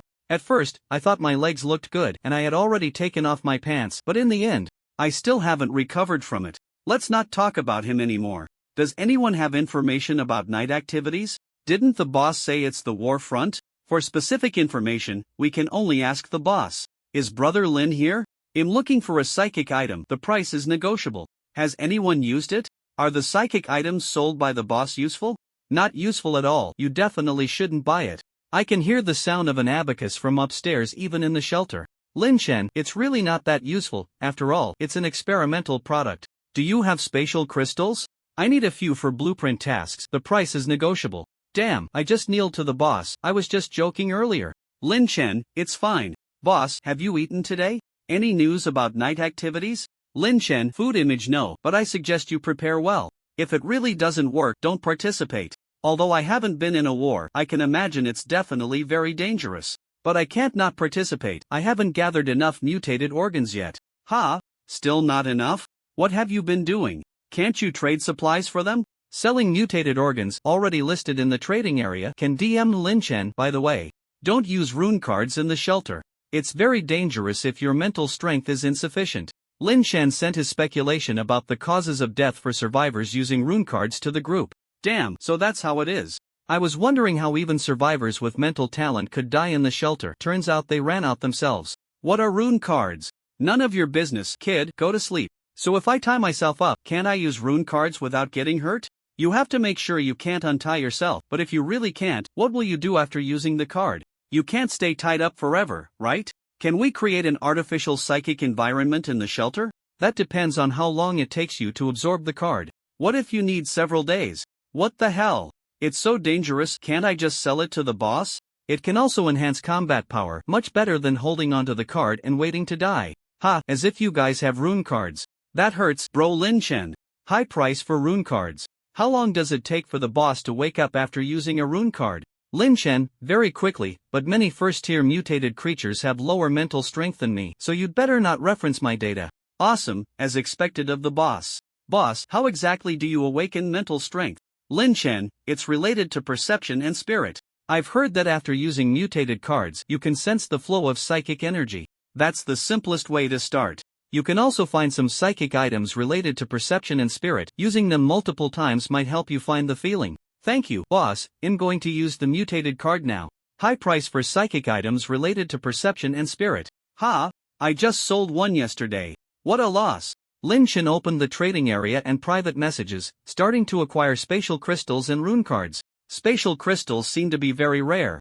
Only 3 survivors in the entire area came to trade with Lin Shen. In the end, Lin Shen exchanged some of his crafted psychic items and basic supplies for these 3 spatial crystals. Another survivor came to trade rune cards with Lin Shen. The other party hadn't upgraded the shelter yet, and obtaining this card was purely by luck. Lin Shen exchanged a full set of basic supplies and his crafted psychic items for this unknown card. Basic rune strength card that can learn the basic strength rune note. Use with caution if mental strength is insufficient. Lin Shen put away the rune card and spatial crystals, picked up the clown doll hiding under the table, lay down on the bed, and began the daily simulation. Simulated D-class personnel. Carl acquired special skill. Deadly joke. Deadly joke. You can randomly appear in a position unnoticed by the target, but cannot attack until the other party notices you. Note: do not be alone, or it will appear in any unexpected place. Remaining simulation attempts. 10. Lin Shen opened his eyes. This time it wasn't a prison transport start, but rather lying on the bed in a single cell. Carl was a young white man, around 18 or 19, and he had no idea how he got there. Bang bang bang bang bang. Die. Monster. Help. Bang bang bang. Damn it. Hurry and close that damn door. Bang bang. Screams and gunfire erupted outside the cell, but soon there was silence. Can this even be considered a mission? It's basically a riot. Lin Shen approached the cell door, listening to the sounds outside. The living conditions for D-class personnel were relatively decent. The cell resembled a small hotel room, with a metal door that had a peephole for observing the cell from the outside. Looks like I have to go out and take a look, but how do I get out? Cut or break. It was then that Lin Shen realized there was no psychic energy in the cell. Not just psychic energy, even mental strength was suppressed. Now Lin Shen couldn't even sense what was happening behind him. This is troublesome. I can only try to pick the lock. I hope the organization's locks are relatively simple. Lin Shen looked down at the door lock, only to find that the cell door wasn't locked at all. Strange? Why is it open? Did someone deliberately open the cell door? Or is it some kind of abnormal effect? Lin Shen gently opened the door a crack to look outside, only to see a gray forest filled with humans. The humans growing on the trees all turned their heads to look at Lin Shen, and he instantly felt a heavy sense of crisis, but it was already too late. His head exploded, blood and brain matter splattering all over the cell, the headless corpse collapsing weakly to the ground. Remaining simulation attempts. Lin Shen grabbed his hair and crawled up from the bed, sitting on the edge and staring at the door, lost in thought. An unlocked door connection anomaly. After opening the door, my mental strength returned to normal levels, and the psychic energy concentration in that forest was extremely high. So the door is a passage to that area, but I could hear the sounds outside before, so the passage isn't always connected. Could it be that the action of opening the door is the key to connecting to that area? Does the area it connects to have anything to do with the timing of opening the door? To summarize, a certain anomalous event has occurred at the organization's base, and under the influence of this event, opening the door could potentially connect to other areas, and even things inside might come out through the door. My talent ability is to randomly simulate a D-class personnel involved in a mission. This means that this incident has already been classified by the organization as an anomalous event mission, and I have become one of the mission personnel. Why doesn't the organization send a team in to solve the problem? Why was I transported into his body by the system? Because I am inside this base, and the organization cannot or does not want to send external personnel into the base to resolve the issue. Would opening the base door cause this anomaly to spread to the outside world? That's still uncertain. Lin Chen stopped thinking. He had roughly deduced what this simulation mission was about. First, try to close the doors within the base while figuring out how to deal with the things that triggered the anomalous event. After checking the time, Lin Chen cautiously pushed open the cell door. Outside was a bright corridor, lined with numerous cells on both sides, with some bloodstains and bullet marks on the floor, and not far away lay the corpse of a guard. Lin Chen tightly closed the door behind him and quickly approached the corpse, finding a handgun, a dagger, and 2 magazines on it. The corpse had a large hole in its left chest, and the heart was nowhere to be found. The corridor, like the prison cells, was devoid of psychic energy, and mental power was equally suppressed. Probably, the entire base was in this state in places where the doors were closed. Although it hadn't been long since he gained mental power, Lin Chen still felt very uncomfortable, especially with the inability to sense what was happening behind him. After replacing the magazine in his handgun, Lin Chen cautiously moved down the corridor, closing any open doors he encountered. The open prison cells were all empty, the only difference being whether there were corpses of class personnel inside. These class personnel basically had 5 possible outcomes: opening the door at the wrong time, getting killed by a monster, and leaving a corpse behind. Opening the door at the wrong time, getting killed by a monster, and leaving no corpse behind. Opening the door at the right time, then dying elsewhere. Not opening the door, hiding obediently in the cell. Not opening the door, hiding obediently in the cell, and then getting killed by a monster that broke in. However, perhaps because the base lacked psychic energy, those intelligent monsters were unwilling to come over. After walking for 5 minutes, Lin Chen hadn't encountered a single monster. Along the way, Lin Chen collected some weapons and equipment. Now that he couldn't use psychic energy or runes, gunpowder weapons regained the upper hand. This wasn't necessarily a bad thing. For him, the absence of psychic energy was the norm, while for those monsters, this place was the abnormal world. Lin Chen suddenly stopped in his tracks because ahead, where the corridor should have been, there was a slowly expanding red puddle. The puddle originated from an open prison cell door nearby. The door was on the opposite side of the puddle, and to close it, he would have to approach the open unknown space and cross that puddle of uncertain depth. Lin Chen had no intention of getting close to that area. A simulated life is still a life, there was no need to seek death. Just as Lin Chen was preparing to turn back and look for another route, a humanoid creature with long limbs and a head covered in mouths came rushing towards him, shaking its head. But the monster quickly stopped in front of the puddle, looking warily at it. Lin Chen's eyes lit up, and he directly used his special skill, Deadly Joke, on the monster. He felt nothing during the use, completely unaware of what had happened, and suddenly found himself behind the monster. "Hey!" Lin Chen called out to the monster while kicking it into the puddle. The monster couldn't react in time and fell into the puddle that should have been the corridor. At first, the monster struggled, but soon it fell silent, its body completely submerged in the puddle, as if it had been swallowed by it. Lin Chen hurriedly closed the door. He had no desire to check what was inside. With the door shut, the puddle stopped expanding but did not disappear, leaving what remained beyond Lin Chen's ability to handle. He continued walking down the corridor and soon encountered a second gluttonous monster, which was gnawing on the corpse of a prisoner. Time seemed to rewind to when Lin Chen first encountered a blood corpse in the red maze. Back then, he also needed to test the blood corpse's weaknesses. The gluttonous monster suddenly turned its head, a mass of long tongues extending from its mouth, pointing in Lin Chen's direction. Lin Chen drew his handgun and aimed at the monster's head, but he didn't rush to fire. The distance was too great, and the monster might dodge the bullets. The gluttonous monster charged at Lin Chen without hesitation. It had already eaten several bipedal creatures, and to it, this was a delicacy with no resistance. Bang! Bang! Bang! 3 bullets accurately hit the monster's head, chest, and lower body. The gluttonous monster let out a horrific scream, but it didn't stop. Instead, it continued to lunge at Lin Chen, undeterred. Bang! Bang! Bang! Bang! Bang! Bang! Lin Chen emptied the magazine without hesitation, each bullet hitting the previous wounds. As the monster charged right in front of him, Lin Chen used Deadly Joke to move to the monster's blind spot. The monster quickly noticed Lin Chen's position, but by the time it turned around, Lin Chen had already reloaded. Bang! Bang! Lin Chen shot the monster down with 2 shots. He wanted to use Deadly Joke to move behind the monster again, but found that the skill couldn't be used. Is there a cooldown for skills, or can the same monster only be targeted once? Lin Chen began to dissect the multi-mouthed monster with a dagger. Now, this was the only way for him to determine the location of its mutated organs. After the dissection, Lin Chen discovered that the monster's weakness was its heart, buried deep within its chest cavity. The heart was positioned towards the back, with layers of flesh and blood blocking it, and the residual psychic energy within the monster made it difficult for bullets to penetrate its body. Holding the energy crystal extracted from the monster's heart, Lin Chen pondered its use. In the distance, the sound of creatures running approached. The recent gunfire had attracted more multi-mouthed monsters. Lin Chen, holding the crystal, watched two approaching monsters thoughtfully, and he suddenly thought of how to use the crystal. Drawing the psychic energy into his hand, Lin Chen used his skill to move behind the first multi-mouthed monster. Just as the monster sensed him, his right hand plunged into its body. The collision of psychic energies cancelled each other out, and Lin Chen crushed the monster's heart with his right hand. The second multi-mouthed monster was already close.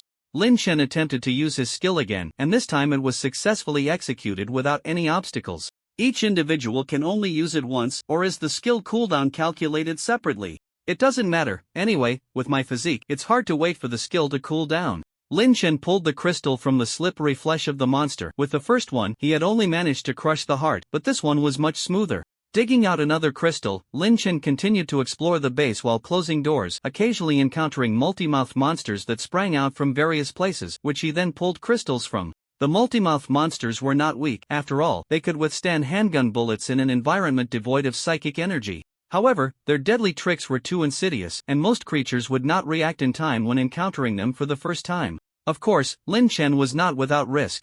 Compared to the multi-mouthed monsters' bodies enhanced by psychic energy, his physique was still too weak. Although he wouldn't die from a single hit, being struck would at least leave him severely injured. And there was little difference between severe injury and death. It was merely a matter of time. Under the threat of death, Lin Chen's movements became increasingly fluid, even developing a peculiar rhythm between each action. When he had choices before, Lin Chen would fight desperately in close combat, but overall, he preferred ranged attacks, especially after learning about runes, which allowed him to choose safer ways to fight. But now, Lin Chen suddenly realized he might have made the wrong choice. This was a matter of intensity and control. As the distance increased, his control over psychic energy and output strength gradually weakened. However, at close range, especially with psychic energy attached to his body, both his control and output would significantly increase. Ranged attacks were safer, but sooner or later, Lin Chen would encounter opponents that ranged attacks couldn't resolve. He couldn't wait until then to consider solutions. Close combat is dangerous, but I have the advantage of simulation, allowing me to practice melee combat in simulated tasks.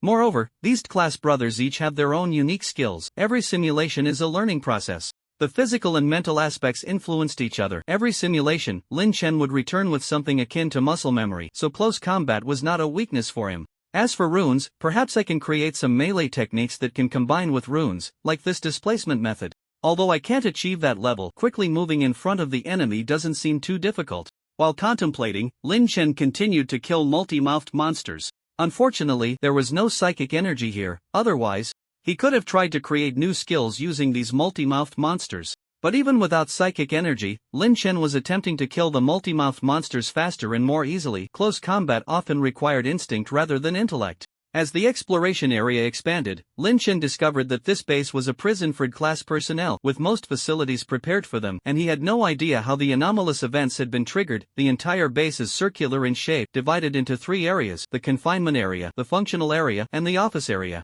The confinement area occupies half of the circle, while the other 2 areas each take up a quarter. Right now, Lin Chen is standing between the confinement area and the functional area, facing a large metal door. Due to some anomalies, all access controls have failed. So the biggest issue for Lin Chen now is the timing to open the door. No one knows what awaits them on the other side. The previous corridor only required closing a Rune door. This is the second large door Lin Chen needs to open in this simulation. I hope I don't encounter any deadly dangers. At least give me some reaction time. Glancing at the time, Lin Chen pushes the door open. Behind it is a very familiar shelter, and without a second thought, Lin Chen forcefully slams the door shut. What a pathetic loser, too scared to even replicate the Abyss Gate, yet wants to come out and deceive people. Lin Chen opens the door again, and behind it is a normal base corridor filled with corpses, with a heavy machine gun mounted at the end of the hallway. Don't move. He'll shoot if you do. A guard points his gun at Lin Chen. We're on the same side, don't shoot. Lin Chen raises his hands. They are now in the same position. If he can get the guard's help, things will be much easier moving forward. Are you a class personnel? How did you get out? Jim looks at Lin Chen suspiciously, especially at Lin Chen's blood-soaked right hand. Of course, I fought my way out. I killed those monsters. Listen, we're both in the same danger now, and I don't want to die, so I can only come out to help. I will help you close those doors to resolve the anomalies here as quickly as possible. Lin Chen steps to the side, allowing the guard to see the corpse of a Jabberwock in the corridor. How can I be sure you're not one of those monsters? Jim is sweating profusely. He wants to believe Lin Chen, but he looks very suspicious. If I could kill you but didn't, could that prove I have no hostility? Lin Chen whispers the last part in Jim's ear. Ah! Jim jumps in surprise, but he doesn't react excessively. Alright, they'll trust you for now. What should we do next? Do you know what triggered the anomalies? Lin Chen asks. If they can solve the root problem, they won't have to keep closing doors. I don't know, I'm just a guard, but the captain took the others to close the doors. We were ordered to shut all the doors, Jim replies. Can you contact your captain? Lin Chen continues to ask. No, 10 minutes ago, I was still receiving messages in the group, but no one has spoken in the last 10 minutes. I sent messages, but no one replied. Jim's tone is not good. It's clear he has made some bad assumptions. That's why he is so straightforward in cooperating with Lin Chen. He doesn't know what else to do. Let's go. Lin Chen glances at the heavy machine gun, signaling Jim to push it along. Where are we going? Jim instinctively asks. Of course, to resolve the anomalies. Don't worry, I'm mid-class personnel and am best at dealing with anomalies. Lin Chen heads toward the functional area, allowing Jim to follow behind with the heavy machine gun. All the doors in the functional area are closed. The captain has done a thorough job. Only the office area and the other side of the confinement area remain. The two of them smoothly enter the office area. Although they pass through several doors, all the doors along the way are open, clearly left as a deliberate retreat. After passing through, Lin Chen closes all the doors. The office area connects to the exit passage from the base, and they no longer need to return this way. Upon entering the office area, they unexpectedly find that all the doors there are also closed, with only a few passage doors left open, leaving only the confinement area. The door between the office area and the confinement area is closed. Without a doubt, Lin Chen knows there is something wrong behind it. But he still opens the door. The moment he opened the door, Lin Chen thought he had opened a passage to another area, but he saw the familiar corpse of a chatterbox monster among a pile of bodies. Behind the door was a heap of various alien corpses. The prison cells on both sides of the corridor flattened, and the ground covered in dark green soil. The air contained a faint trace of spiritual energy, and the suppression of mental power had lessened. Captain? Jim picked up a half-corpse leaning against the door. From its position, it seemed this captain had closed the door before dying. Shadows flickered deep in the corridor, and the bright lights flickered slightly, their rhythm resembling the breath of some creature. Lin Chen quickly absorbed the spiritual energy in the environment. Although the organization's captains varied in strength, he didn't think he was much stronger than this captain now. He certainly didn't want to meet the same grim fate as this captain. Jim nervously aimed his heavy machine gun down the corridor, his tense fingers resting on the trigger, ready to unleash firepower on any emerging monsters. Lin Chen focused his mind, trying to carve runes within his body. This body had a low degree of mutation, and he wasn't sure if he could succeed. Just as the two were on high alert, a shadow flashed by, and Lin Chen instinctively stepped aside, but the shadow's target was not him. Jim's headless corpse fell to the ground. He never managed to pull the trigger before dying. There was no time to mourn Jim. Lin Chen rushed to the heavy machine gun and pressed the trigger all the way down in the direction the shadow had retreated. Rat-a-tat-tat-tat-tat bullets illuminated the depths of the corridor, and numerous shadows flashed by, completely shredding the heavy machine gun and Lin Chen hiding behind it. Remaining simulation attempts, 8. Lin Chen sat up in bed, glanced at the time, and began to think about what to do next. The shadow's speed was so fast that he was completely torn apart before he even felt pain. Jim said that 10 minutes ago, messages could still be received in the group, which means the captain had just encountered the shadow monster then. Should I wait until that time to help or go check the situation directly? Lin Chen pushed open the door at the right time and stepped out of the cell. No, the shadow monster is too strong. Even with me, we might not win. I need to check the situation first. If I can close the door that the shadow monster used to invade in advance, I can eliminate this trouble. Lin Chen first went to the corpse to grab a pistol and a magazine. He had to kill the first monster with the pistol, or even if monsters appeared behind him, he wouldn't be able to break through their defenses. After getting the pistol, Lin Chen charged directly toward the direction of the shadow monster.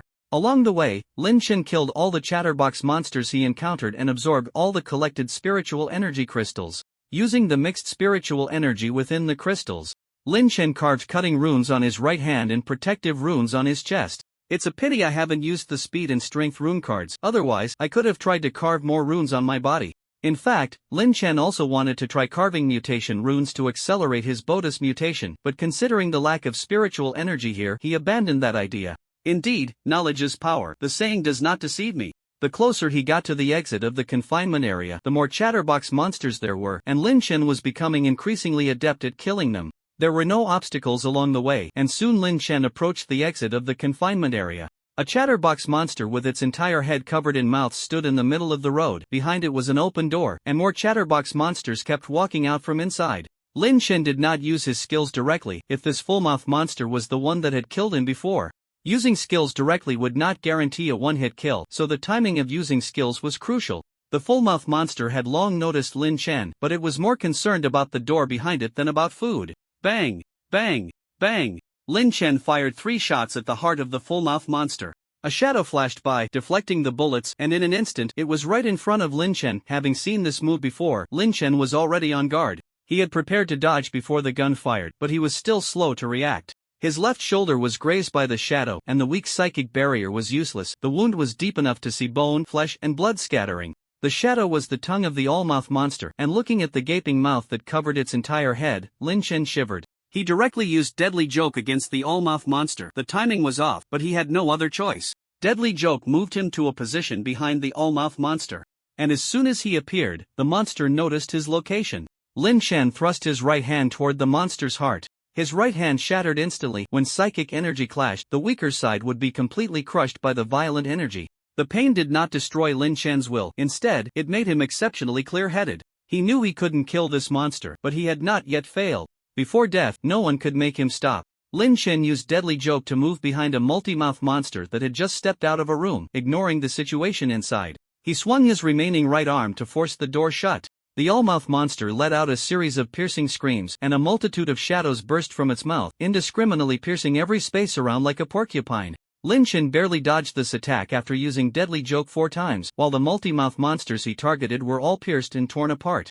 Ignoring the enraged all-mouth monster, Lin Chen continued to use Deadly Joke to quickly escape the scene. Now that the door was closed, the all-mouth monster was far from as powerful as before. If that captain could deal with it, this simulation should come to an end. Lin Chen burst through the door connecting to the office area, and this time his luck was good. He did not trigger any anomalies. Before long, he found the captain, who was accompanied by regulatory personnel to close the door. The captain was a young man with a resolute face. "Stop," the captain said sternly to Lin Chen. "All right, but I have some information to tell you." Lin Chen weakly sat down on the ground. The massive blood loss had drained his strength, and even if the captain didn't let him stop, he could barely hold on. "What information?" Seeing Lin Chen's miserable state, the captain softened his tone a bit. Lin Chen relayed all the information he had about the all-mouth monster to the captain. The captain did not drop his suspicion of Lin Chen but still had the regulatory personnel help him treat his wounds. "Thank you." This was Lin Chen's heartfelt gratitude. He did not want to start the next simulation at this moment.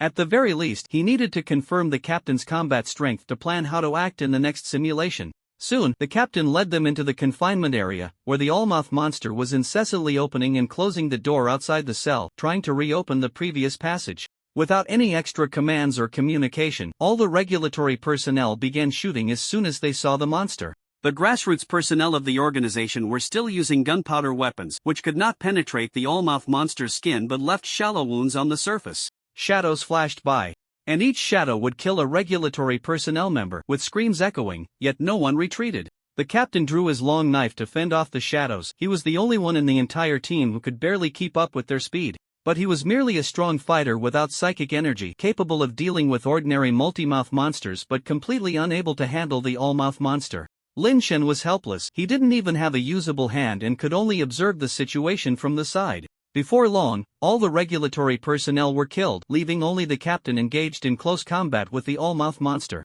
The captain was clearly a master of close combat, managing to stalemate with the all-mouth monster through prediction, though he was covered in wounds and had not sustained any fatal injuries. However, as time passed, the all-mouth monster gradually gained the upper hand, and the captain was clearly nearing his limit. Just as Lin Chen was contemplating how to help, the situation suddenly changed. The captain, using some unknown method, suddenly cut open the all-mouth monster's body, and the monster once again launched a full-on thrust, with numerous tongues piercing into the captain's body. Lin Chen hurriedly used his skill to teleport behind the captain. The captain's body was torn apart by the all-mouth monster, and the long knife fell to the ground. Lin Chen passed through the captain's remains, clamped the fallen long knife with his left elbow, and forcefully twisted his body to drive the long knife into the heart of the all-mouth monster. At this moment, the Allmouth monster was already at its last gasp. It still wanted to take Lin Shen down with it, but Lin Shen glanced behind the Allmouth, where a multi-mouth monster was just running over. Lin Shen moved behind the multi-mouth monster and then turned to run. He didn't have the ability to deal with the multi-mouth monster right now. However, after just 2 steps, Lin Shen stopped. He now understood why the multi-mouth monster was running. In front of Lin Shen, there was no longer a corridor but an endless expanse of red puddles. Remaining simulation attempts. 7. Lin Shen actively jumped into the puddle. He wanted to test if he could pass over the puddle. The result was not good. As he passed over the puddle, a mass of red threads wrapped around his body, pulling him into the puddle. The puddle was deep, and he couldn't see the bottom at all. Not long after sinking into the puddle, he completely lost consciousness. Before losing consciousness, he vaguely felt something writhing inside him. I need to close the door to the puddle room first before I can come back to deal with the Allmouth monster. But to get through the door, I have to rely on the multi-mouth monster on the opposite side. But what about coming back?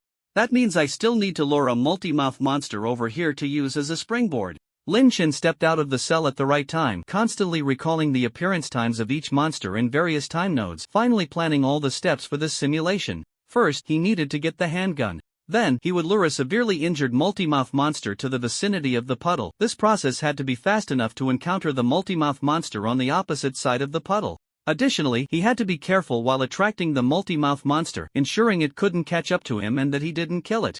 After thinking through each step, Lin Shen encountered the first multi-mouth monster. "Come on, buddy, I need your help." Lin Shen shot and directly broke the buddy's right leg, then successfully led buddy to the puddle. This time he was a bit later than during the second simulation, but fortunately, the multi-mouth monster was still by the puddle. Staring blankly at it, Lin Shen directly used his skill to move behind it. Hey! Just as Lin Shen attempted to kick it into the puddle like last time, an accident occurred. He couldn't attack the multi-mouth monster. At that moment, Lin Shen had already closed the door behind him. He abandoned the attack on the multi-mouth monster and moved directly behind Buddy, emptying the magazine to deal with Buddy. Only then did he have time to observe the multi-mouth monster on the opposite side of the puddle, and its condition seemed off. Perhaps startled by Lin Shen, a mass of red threads grew out from its body, writhing around like a living creature. Lin Shen turned and ran. This thing was better left to the organization to handle. After dealing with all the multi-mouth monsters on the way, Lin Shen encountered the Allmouth monster again. This time, Lin Shen did not attempt to deal with it. Instead, he moved next to a multi-mouth monster that had just exited the door and closed the door. Then, he quickly teleported away amidst the Allmouth monster's furious thrusts. Before long, Lin Shen encountered the supervising team that was closing the office area door. After explaining this situation to the captain agreed to go with Lin Shen to deal with the Allmouth monster. "Captain, I can ambush that monster. Do you have something that can break its defenses?" Lin Shen, leading the way, turned back to ask. "I do, but only one, and it must be used at close range," the captain said, staring into Lin Shen's eyes. "Let me use it, otherwise, many people might die later." Lin Shen stopped and calmly met the captain's gaze. Apart from his sincere request, he had no other way to earn the captain's trust. "All right, it'll attract its attention, and you take it down." The captain took out a sphere from his pocket and handed it to Lin Shen. "But remember, they'll be watching you closely if you make any small moves. I will personally kill you." The captain grabbed Lin Shen's right hand and said seriously, "I remember." Lin Shen replied solemnly. The sphere is a device capable of firing high-energy blades. It can be used simply by aiming at the target and pressing a button, making it very straightforward and convenient. Lin Shen had already witnessed the power of the sphere last time, so he wasn't worried about it being ineffective. Now, Lin Shen needed to consider when to use the sphere. Should he use it directly, or wait for the captain and the regulators to deplete the monster's psychic energy before using it? The former could save many lives, while the latter would greatly increase the chances of killing the monster. Should he let others risk their lives, or should he do it himself? This question didn't really require much thought. It was just the job of class personnel. The moment the Allmouth monster appeared in his line of sight, Lin Shen moved beneath it and aimed for its heart before pressing the button. Thanks to the Allmouth monster's reaction, he didn't even need a reminder. The high-energy blade easily pierced the monster's vital spot. The effect of a sneak attack was completely different from a frontal assault. Without even checking the results, Lin Shen used a displacement ability to dodge the Allmouth monster's final strike, its black tongue piercing every corner around it. If it weren't for the deadly joke being sufficiently treacherous, Lin Shen would have surely been impaled and torn apart. "Looks like I'm not needed anymore," the captain said as he walked over and pulled Lin Shen up. He had prepared himself to die here, but he didn't expect it to end like this. "I didn't think it would go so smoothly either. The organization's tools are really useful." Lin Shen suddenly realized that the item flow didn't seem so bad. No, that thing can only be used up close. And being in close proximity often has no difference from seeking death. The main issue is that it might not even be useful after use, the captain said disdainfully, glancing at the sphere next to the Allmouth monster's corpse. That is indeed a problem. Maybe making it a throwable item would be more effective. Lin Chen picked up the sphere, very interested in examining its internal structure. You're the anomaly that possesses class personnel, right? The captain suddenly said. Am I already that famous in the organization? Lin Chen frowned and asked. The organization has issued your file to all task executing captains and instructed them to report any anomalies they discover as soon as possible. You'd better be careful not to get caught, the captain warned Lin Chen seriously. Aren't you a captain too? Why are you reminding me? Lin Chen asked curiously. I don't believe all anomalies need to be dealt with.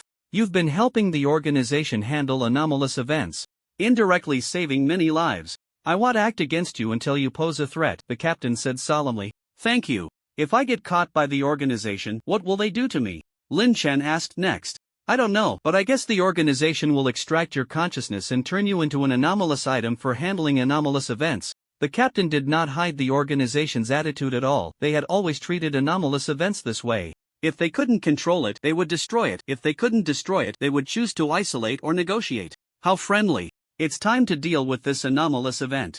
Lin Chen said no more. This was something he had anticipated. He had never deluded himself into thinking he could coexist peacefully with the organization. Simulation and remaining simulation attempts. 7 obtain random items from this event. 7 obtain title. Master of Backstabbing. Lin Chen climbed out of bed.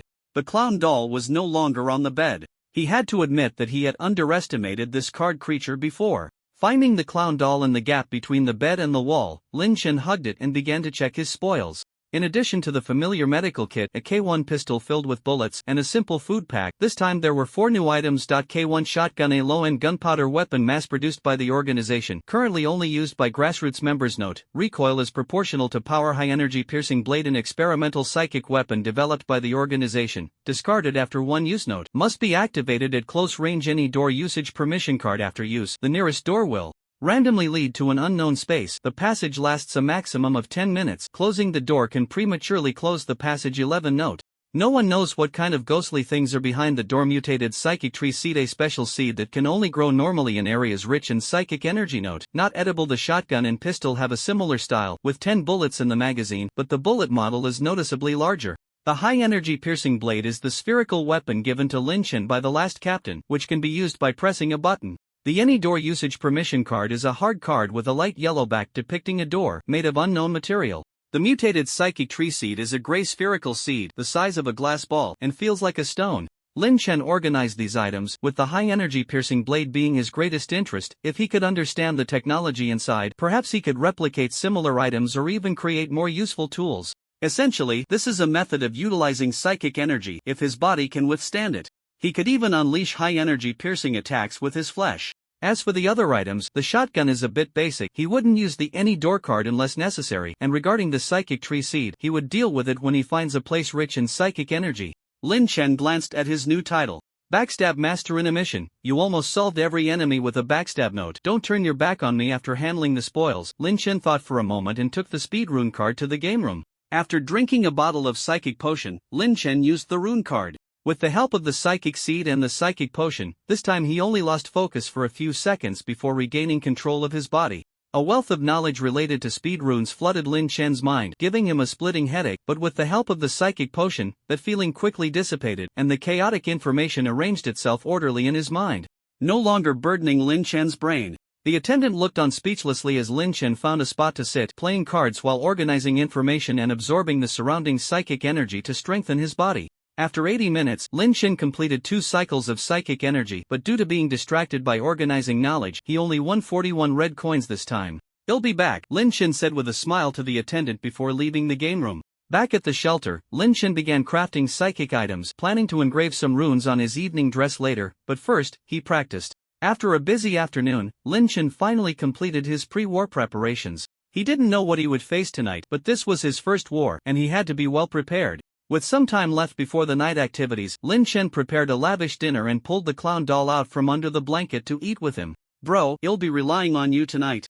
And I won't ask for anything excessive, just lend me that skill from this morning again tonight. Lin Chen spoke friendly to the doll, but the other party just stared blankly at a spot, completely ignoring Lin Chen. So we'll take that as a yes? Okay. Lin Chen whispered, gently pressing the clown doll's head. Great, I knew you would agree.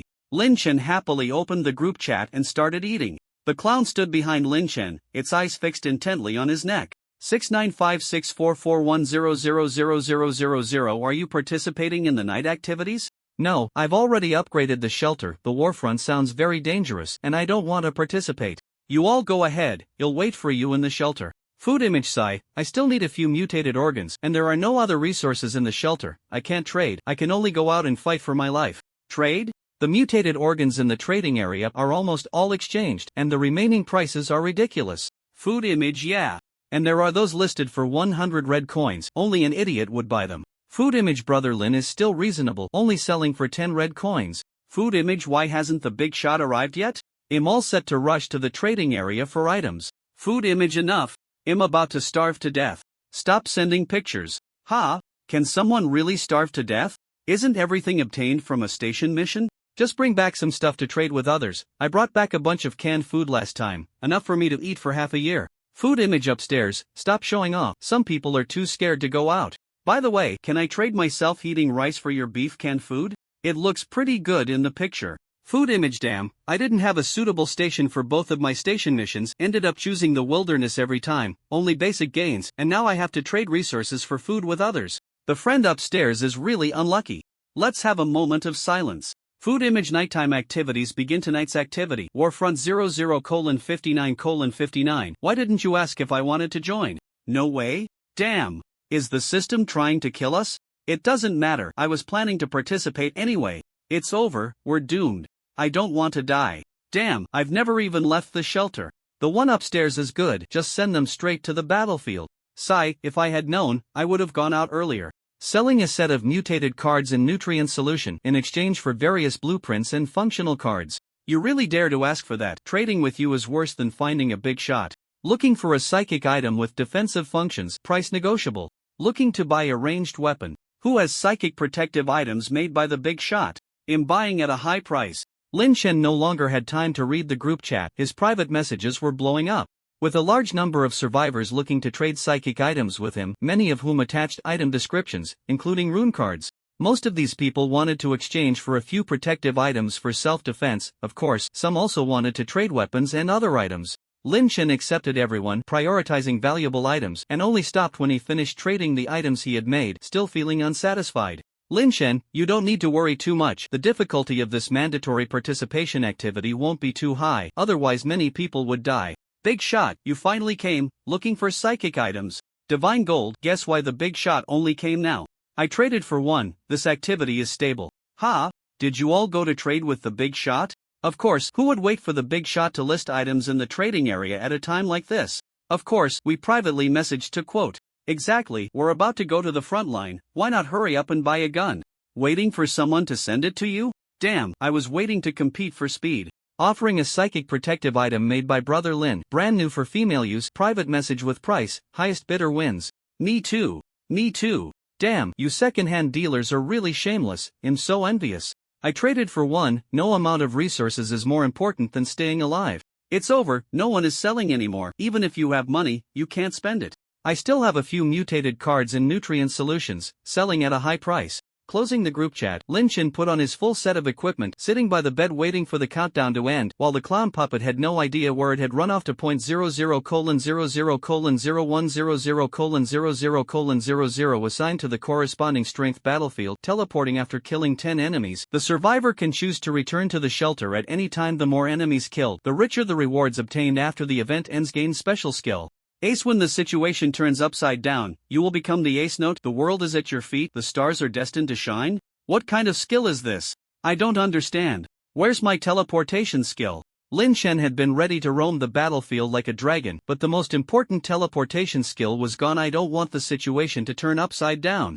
I just want to enjoy grinding small monsters on the battlefield. I just want to jump around on the battlefield, dodging left and right. Lin Chen looked sadly at the system prompt, wanting to try out the skill, but the system informed him that the conditions were insufficient. Before Lin Chen could pull himself out of his sadness, the teleportation had already begun. The psychic energy surged, the sky low and the clouds heavy. Lin Chen was teleported to a dark red wasteland. The wasteland stretched endlessly, merging with the sky in the distance, forming a gradient of black and white. The ground was littered with body fragments, some human, some alien, but mostly various insect corpses. A disorganized army was reinforcing defensive structures, and Lin Chen was one of them. The disarray was not just in clothing and equipment. Most members of this army belonged to different races. However, there were also some humans of the same race wearing neat military uniforms and carrying standard equipment. "Kid, don't space out, come over and help," a middle-aged soldier in uniform shouted at Lin Chen. "Seriously, I don't know what the higher-ups are thinking sending these mixed-race troops over. They might as well have sent some logistics personnel who could at least do some chores," another young soldier in uniform scoffed. "Of course, they're here to fill the lines. We need them to hold off those low-tier insects," the middle-aged soldier replied matter-of-factly. The battlefield was rich in psychic energy, and Lin Chen took a deep breath of it, moving closer to the soldiers to help reinforce the defenses. "If I had known, I wouldn't have been cycling in the game room. With this much psychic energy here, the cycling speed should be quite fast." Lin Chen quietly listened to the conversations around him, gathering information related to the war. Before long, he had a certain understanding of this war. This was the Abyss Front. The Abyss periodically attracts planes to fall into it, and the Abyss invasion is the first step of this attraction. When a large number of Abyss creatures invade a plane, that plane will inevitably fall into the Abyss. Therefore, whether resisting the Abyss invasion or buying time to find other planes to survive, the beings of that plane must fight against the Abyss creatures at the boundary between the Abyss and their own plane. This boundary is the Abyss Front. The troops Lin Chen was part of were a joint army composed of the Empire and other mixed race forces, the most ragtag of the ragtag, the smallest fish among the small fish. Of course, what they faced were merely the low-tier Abyss insect race, cannon fodder among the Abyss creatures, guarding only the edge of the front line. The orders given to them were merely to buy time, with no further expectations. Even if their entire army was wiped out, it wouldn't have much impact on the overall situation. Even if they defeated this wave of enemies, it would only buy them a little more time. This was a battlefield concerning the survival of races and planes. They were merely expendable. Of course, none of this mattered to Lin Chen. He only needed to think about how to rack up more kills. "They're coming!" the middle-aged soldier suddenly shouted. Lin Chen looked into the distance, where a black line, like a tide, was rushing towards them from the boundary of black and white. Defensive structures rose up into psychic energy barriers, and everyone drew their weapons, preparing for battle. As the tide approached, Lin Chen finally saw the complete form of the Abyss insect race. The abyssal insectoid species are numerous, including the armored and spiked shell bugs, the acid bugs that fly in midair and spit corrosive liquid, the abyssal worms lurking underground with their massive mouths, and the rarer brain bugs that possess wings and excel in mental attacks, among others. The first batch of insects were all low-tier cannon fodder. Before they even got close, they were obliterated by a barrage of long-range attacks, reduced to mere chunks of flesh. Lin Chen envied his alien companions beside him, who were using some sort of machine gun-like equipment to spray bullets at the insects. He had no means of long-range attack and could only watch from the sidelines. However, this situation did not last long. These insects seemed endless, quickly trampling over the remains of their kind as they approached the defensive structures. A deluge of acid mixed with psychic energy splashed against the energy barrier, draining its power. Lin Chen, through the gaps in the energy barrier, unleashed waves of psychic blades, each capable of slicing through one or two insects. The psychic energy at the front lines of the Abyss was abundant, and Lin Chen could hardly feel any depletion of his energy. Groups of shellbugs crashed against the energy barrier, their brownish-green bodily fluids splattering everywhere, and the barrier began to weaken. Lin Chen used his mental power to sense the situation in every direction. Once the energy barrier fell, they would have to engage in the most primal and brutal close-quarters combat with these insects. In such a chaotic battlefield, one could easily die from a stray long-range attack that came from nowhere. Lin Chen breathed in the psychic energy. And while the energy barrier had not yet completely vanished, he swiftly killed various insects, noting their vital points and attack methods. If he had more time, he would have liked to dissect a few insects to study their anatomical structure. After Lin Chen slashed out a psychic blade, the energy barrier in front of him flickered once and then completely disappeared. The moment the energy barrier vanished, the real war officially began. A massive wave of shellbugs surged into the defensive line, and Lin Chen dodged along, spiked forlum, using his red blade to slay the nearby shell bug, but immediately another one charged at him. In the distance, numerous acid bugs flew in the sky, spraying acid onto the front lines, completely indifferent to their companions. The ground trembled as a multitude of abyssal worms, with their mouths several meters wide filled with sharp teeth, burrowed up from the earth, devouring the crowd. Lin Chen activated his nightshade suit. A layer of altered psychic energy enveloping his body, blocking all unavoidable attacks. At first, Lin Chen used his mental power to monitor attacks from every direction, trying to evade them, but he soon abandoned this inefficient method of observation in favor of sensing the energy intensity nearby. As long as the psychic energy intensity did not exceed a certain threshold, he would ignore those attacks, as they were unlikely to breach his altered psychic protection. Even if there were some low-energy, high-intensity attacks, he had his teddy bear for backup, and in extreme cases, he had the reality simulator, allowing him to return to the shelter at any time. Thus, Lin Chen entrusted his defense entirely to the Nightshade suit and utilized the speed runes on his pants to swiftly navigate the battlefield. As long as he moved fast enough, the attacks could not catch up to him. The red blade was pushed to its limits by Lin Chen, the red light flowing along the blade as he moved, stretching and contracting, and wherever the red light reached, insect corpses littered the ground. The nearby allies were dumbfounded. They had no idea when such a fierce individual had appeared beside them. Is this person really an alien? He doesn't seem to be low tier, does he? There are fierce individuals among aliens too. He might be a civilian genius, overlooked and assigned here. What a pity. If such a genius could enter the Imperial Academy, the Empire would gain another high-tier powerhouse in the future. It's useless to say anything now. The higher-ups ordered us to hold this position and buy time. Violating military orders and fleeing to the rear is also a dead end.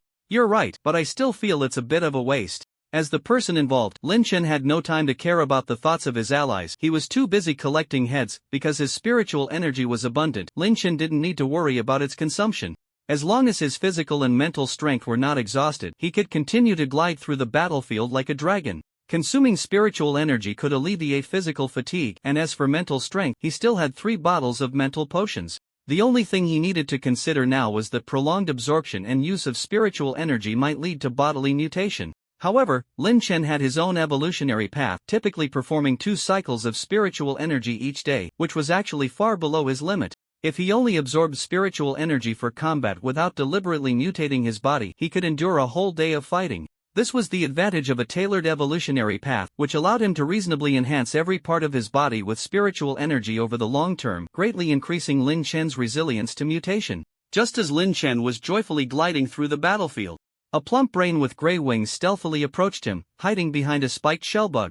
Along with it were several other bugs that were equally stealthy. Lin Chen was gradually adapting to the instantaneous acceleration produced by the speed rune. When he first used the speed rune, he could only accelerate in a straight line, like a stone thrown into the air, unable to change direction. Now he was gradually getting used to the feeling of acceleration, and with the help of his mental strength, his thinking speed was also accelerating. Lin Chen began to attempt changing direction during a single acceleration, even altering his trajectory multiple times in one go. Bright red blades of light continuously leaped across the battlefield, drawing chaotic trajectories, and on either side of the trajectories, the corpses of bugs were torn into pieces by the violent spiritual energy, leaving an additional layer of scars in other colors outside the trajectories. Suddenly, a first-tier abyss worm burrowed up from the ground, opening its large mouth to bite at Lin Chen. Several first-tier acid bugs spewed out a large amount of spiritual acid, trying to block Lin Chen's retreat. A first-tier brain bug waved its brain threads, affecting Lin Chen's mind from a distance. A large number of first-tier spiked shell bugs surrounded him from afar, preparing to completely overwhelm Lin Chen. The mental attack from the brain bug had no effect on Lin Chen. Facing the abyss worm that was so close, he not only did not stop but instead accelerated suddenly, dodging the dense array of sharp teeth and rushing into its body before it could close its mouth. A large amount of liquid capable of melting soil and stone fell onto his mutated spiritual energy protection, continuously consuming the protection's energy. Cut! Lin Chen activated the cutting rune, swinging the red blade against the tough, thick wall of the abyss worm's digestive cavity. The spiritual energy erupted, and the red blade barely tore a small opening. The digestive cavity was the abyss worm's mutated organ, and generally, first-tier creatures trapped inside found it hard to escape, only to be slowly digested. Lin Chen burst out from within the abyss worm, and a swarm of first-tier spiked shellbugs surged forward, surrounding him in the center. The nearby allies had already been scattered by the bugs, and now no one could come to his aid. Deeply encircled, Lin Chen was not at all flustered. He calmly pushed aside the spiked legs of the spiked shellbugs in front of him, took out a bottle of energy drink from his backpack, opened it, and took a sip. Compared to the tasteless energy bars, the energy drink produced by the organization tasted much better, sweet and sour, with a refreshing sensation. Avoiding the acid sprayed by the first-tier acid bugs, and sensing that enough bugs had entered a certain range, Lin Chen completed the final stroke of the cutting rune. Ever since he made that cut in the supermarket, Lin Chen had been contemplating the possibility of large-scale attacks. At the beginning of the war, he had tried to channel spiritual energy to attack the swarm of bugs, but he had failed. If the supermarket was likened to a calm puddle, then the battlefield was a raging sea. With his strength, he could only create a splash, unable to stir up a big wave. So he began to carve large cutting runes on the battlefield. With each movement, he would inscribe a stroke, and the dead bugs would become spiritual energy ink, providing him with ample spiritual energy. Lin Chen had been carving this rune for a long time. Now, he completed the final stroke and swung his knife to activate the large cutting rune, using the psychic blade as a medium. The cutting runes guided all nearby psychic energy to merge into the psychic blade, performing its cutting function. A large amount of psychic energy clung to the psychic blade, gradually drawing in more stray psychic energy, forming a wave of psychic energy imbued with the concept of cutting, sweeping away all creatures in front of Lin Chen. If viewed from above, one could see the insects covering the wasteland being wiped out in patches, a wave of red and green continuously spreading into the distance until the tide subsided. Upon witnessing this scene, the entire battlefield seemed to fall silent for a moment. Even the mindless insects unconsciously moved away from Lin Chen's direction. What the hell is that thing? I don't know. Does anyone know him? No. How could such a monster be assigned to this army? Maybe it offended some big shot. Lin Chen swallowed the last mouthful of the mental potion. Activating the large cutting rune consumed even more mental energy than he had anticipated. The effect of the large cutting rune was quite good. But this move could only be used to clear out the minions. It lacked the concentration of psychic energy to kill stronger first-tier creatures. Lin Chen retreated back to the defensive line. He was already prepared to withdraw. The previous ambush indicated that these insects were not mindless beasts, and the enemy would definitely want to kill him next. He was currently not even a first tier, and the enemy had plenty of ways to take him down. The mission was nearly complete, and there was no need to waste the teddy bear here. But he still had a special skill that he hadn't used. Lin Chen had a slight obsessive-compulsive disorder. For instance, when playing games, he liked to clear an entire map before moving on to the next one. Leaving without using this special skill would leave him uncomfortable for the whole day, and he would remain curious for a long time afterward. Wait a little longer. If it still doesn't work, he'll slip away. After that, Lin Chen didn't approach the front line again but instead stayed behind the battle line, swinging the psychic blade to collect kills. The Allied forces thought he was hiding in the back due to excessive consumption, and given his previous performance, no one found it problematic. But it wasn't long before Lin Chen could no longer hide, because everyone in front had died. He could hide further back, and these soldiers wouldn't say anything. Even if these strangers said something, Lin Chen wouldn't care. But he didn't want to hide any further. Watching the people in front die while hiding in the back was not a pleasant experience. Lin Chen returned to the front line and engaged in close combat with the first-tier insects, but this time he didn't charge into the swarm. Instead, he struck at the vital points of the insects one by one. A large number of first-tier insects entered the battlefield, and charging in like before would easily lead to death among the swarm. The battle line continued to retreat, and the insects seemed endless. No matter how many he killed, they just kept coming. Contrary to Lin Chen's expectations, the insects on the opposite side did not deliberately target him but instead continuously compressed their defensive line, sending swarms of insects to the sides in an attempt to surround them. After a while, Lin Chen realized the purpose of these insects. They seemed to want to exhaust his stamina and then capture him alive. Although he didn't know what use they had for capturing him, that goal was one they were destined to fail at. The number of allies around him dwindled, and some second-tier insects gradually appeared on the battlefield, tearing open gaps in the battle line and devouring the allies near those gaps. However, these second-tier insects did not attack Lin Chen, confirming his earlier guess. They want to take you back to the shallow depths of the abyss to use your body to hatch high-tier insect eggs. A sharp voice sounded behind Lin Chen. He turned around and found nothing behind him. I will always be behind you, watching you. Lin Chen reached back but felt nothing. Be careful, you haven't used my ability yet. Lin Chen dodged the acid spray from a first-tier acid insect and retreated to the back of the battle line. Are you female? Then I truly apologize. I shouldn't have forcibly held you while sleeping. We have a custom of sleeping with dolls over there. I didn't mean to. My body does indeed mix female flesh and blood, but I am just a clown doll without gender. I take back my apology. Why can't you use this trash skill yet? Do we have to wait until everyone is dead before it works? Lin Chen said angrily. The fact that I can appear here means the skill can be used, but before using it, you must make a choice. What choice?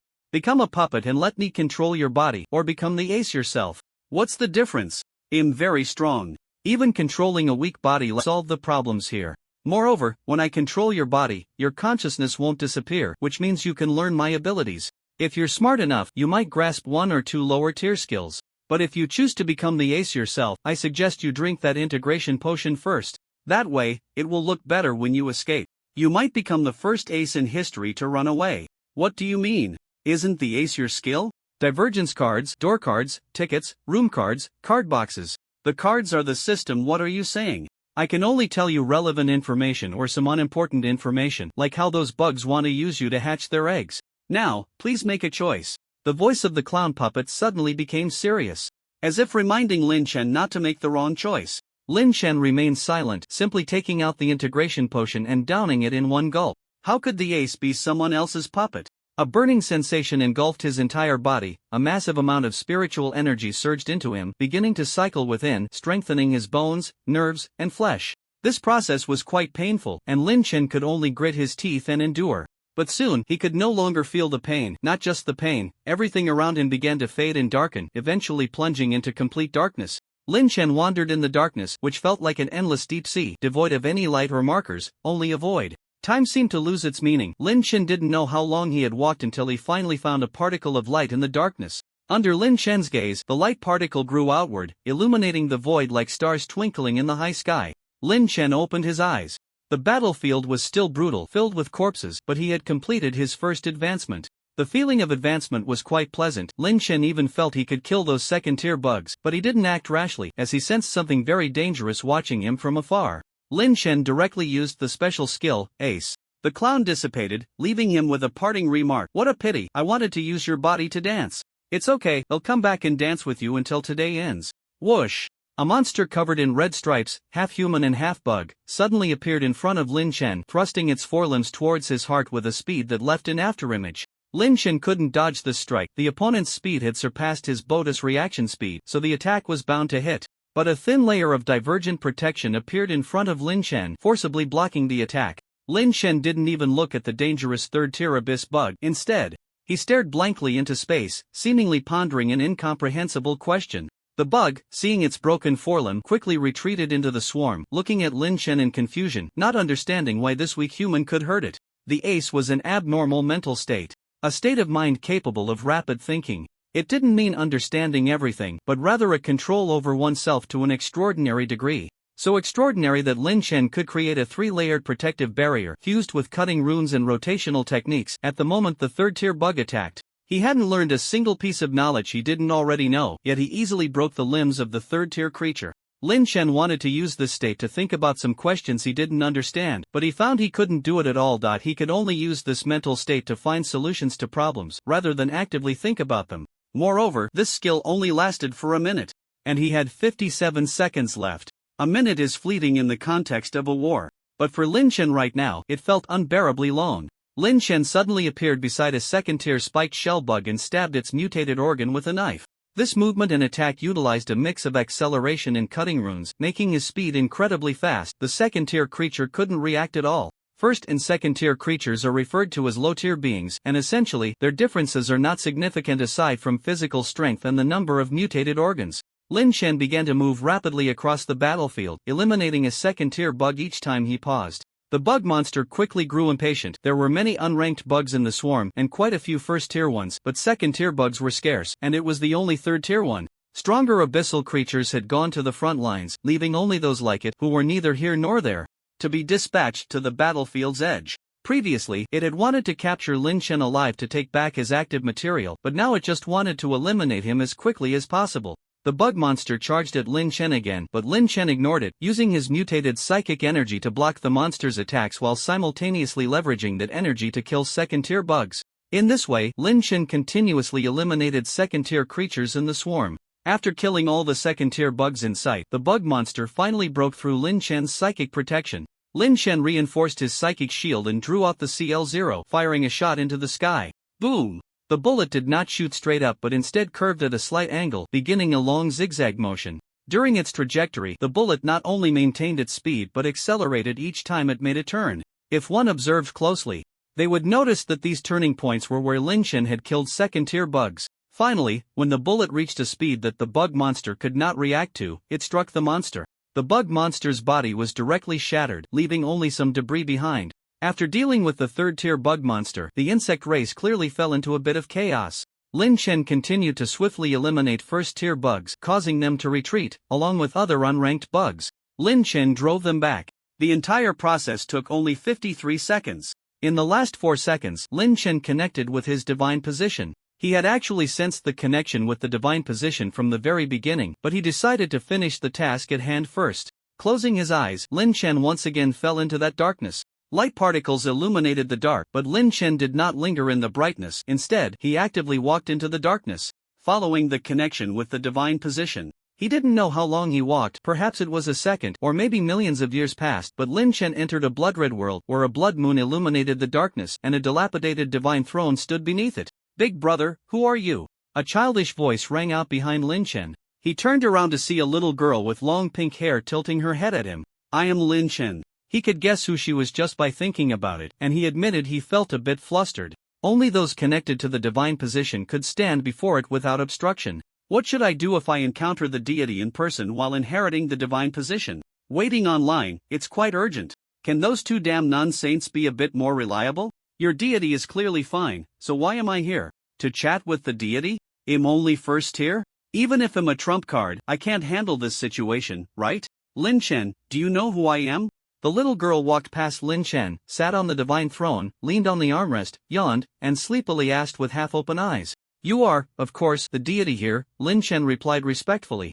"You're already sitting on the divine throne, and you're asking me? Deity, what is that?" The little girl asked in confusion. "A deity is a beacon in the spiritual world." Lin Chen looked at the little girl's blood-red eyes and replied like a priest. "I don't understand, Lin Chen. Do you want to sit next to me?" The little girl closed her eyes, about to fall into a deep sleep. "If you don't mind."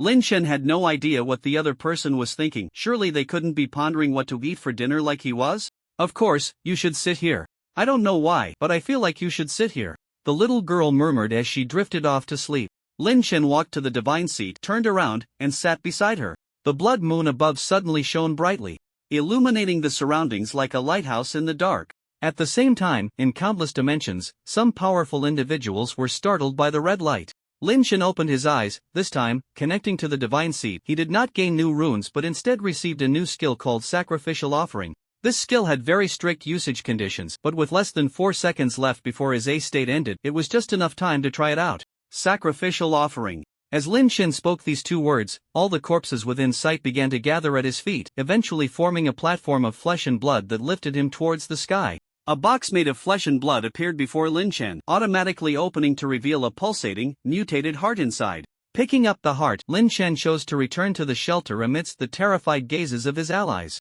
Warfront activity ended.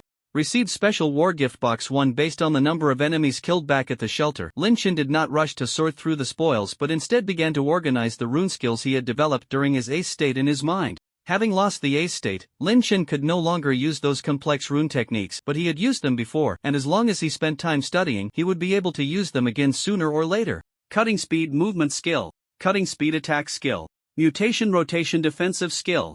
Bullet node acceleration mutation turning skill. Acceleration collapse rune bullet. In just 1 minute, Ace Lin Chen created various skills to slaughter the bugs. Now, Lin Chen deeply regretted not using the power cards earlier, but he truly had no time to use the new rune cards. He had used too many rune cards before, and his brain was about to burst. After organizing the rune skills, Lin Chen cooked himself a bowl of instant noodles, found the clown doll from under the blanket, and opened the group chat to start eating. 5376841000000154765410000000003 monsters per person, not bad. There are still people who haven't come out yet. It might drop later. Really impressive, thanks to Lin Chen, otherwise our district wouldn't have so many people left, nor would there be so many strong ones leaving so few monsters in the pool. Just thinking about it is scary.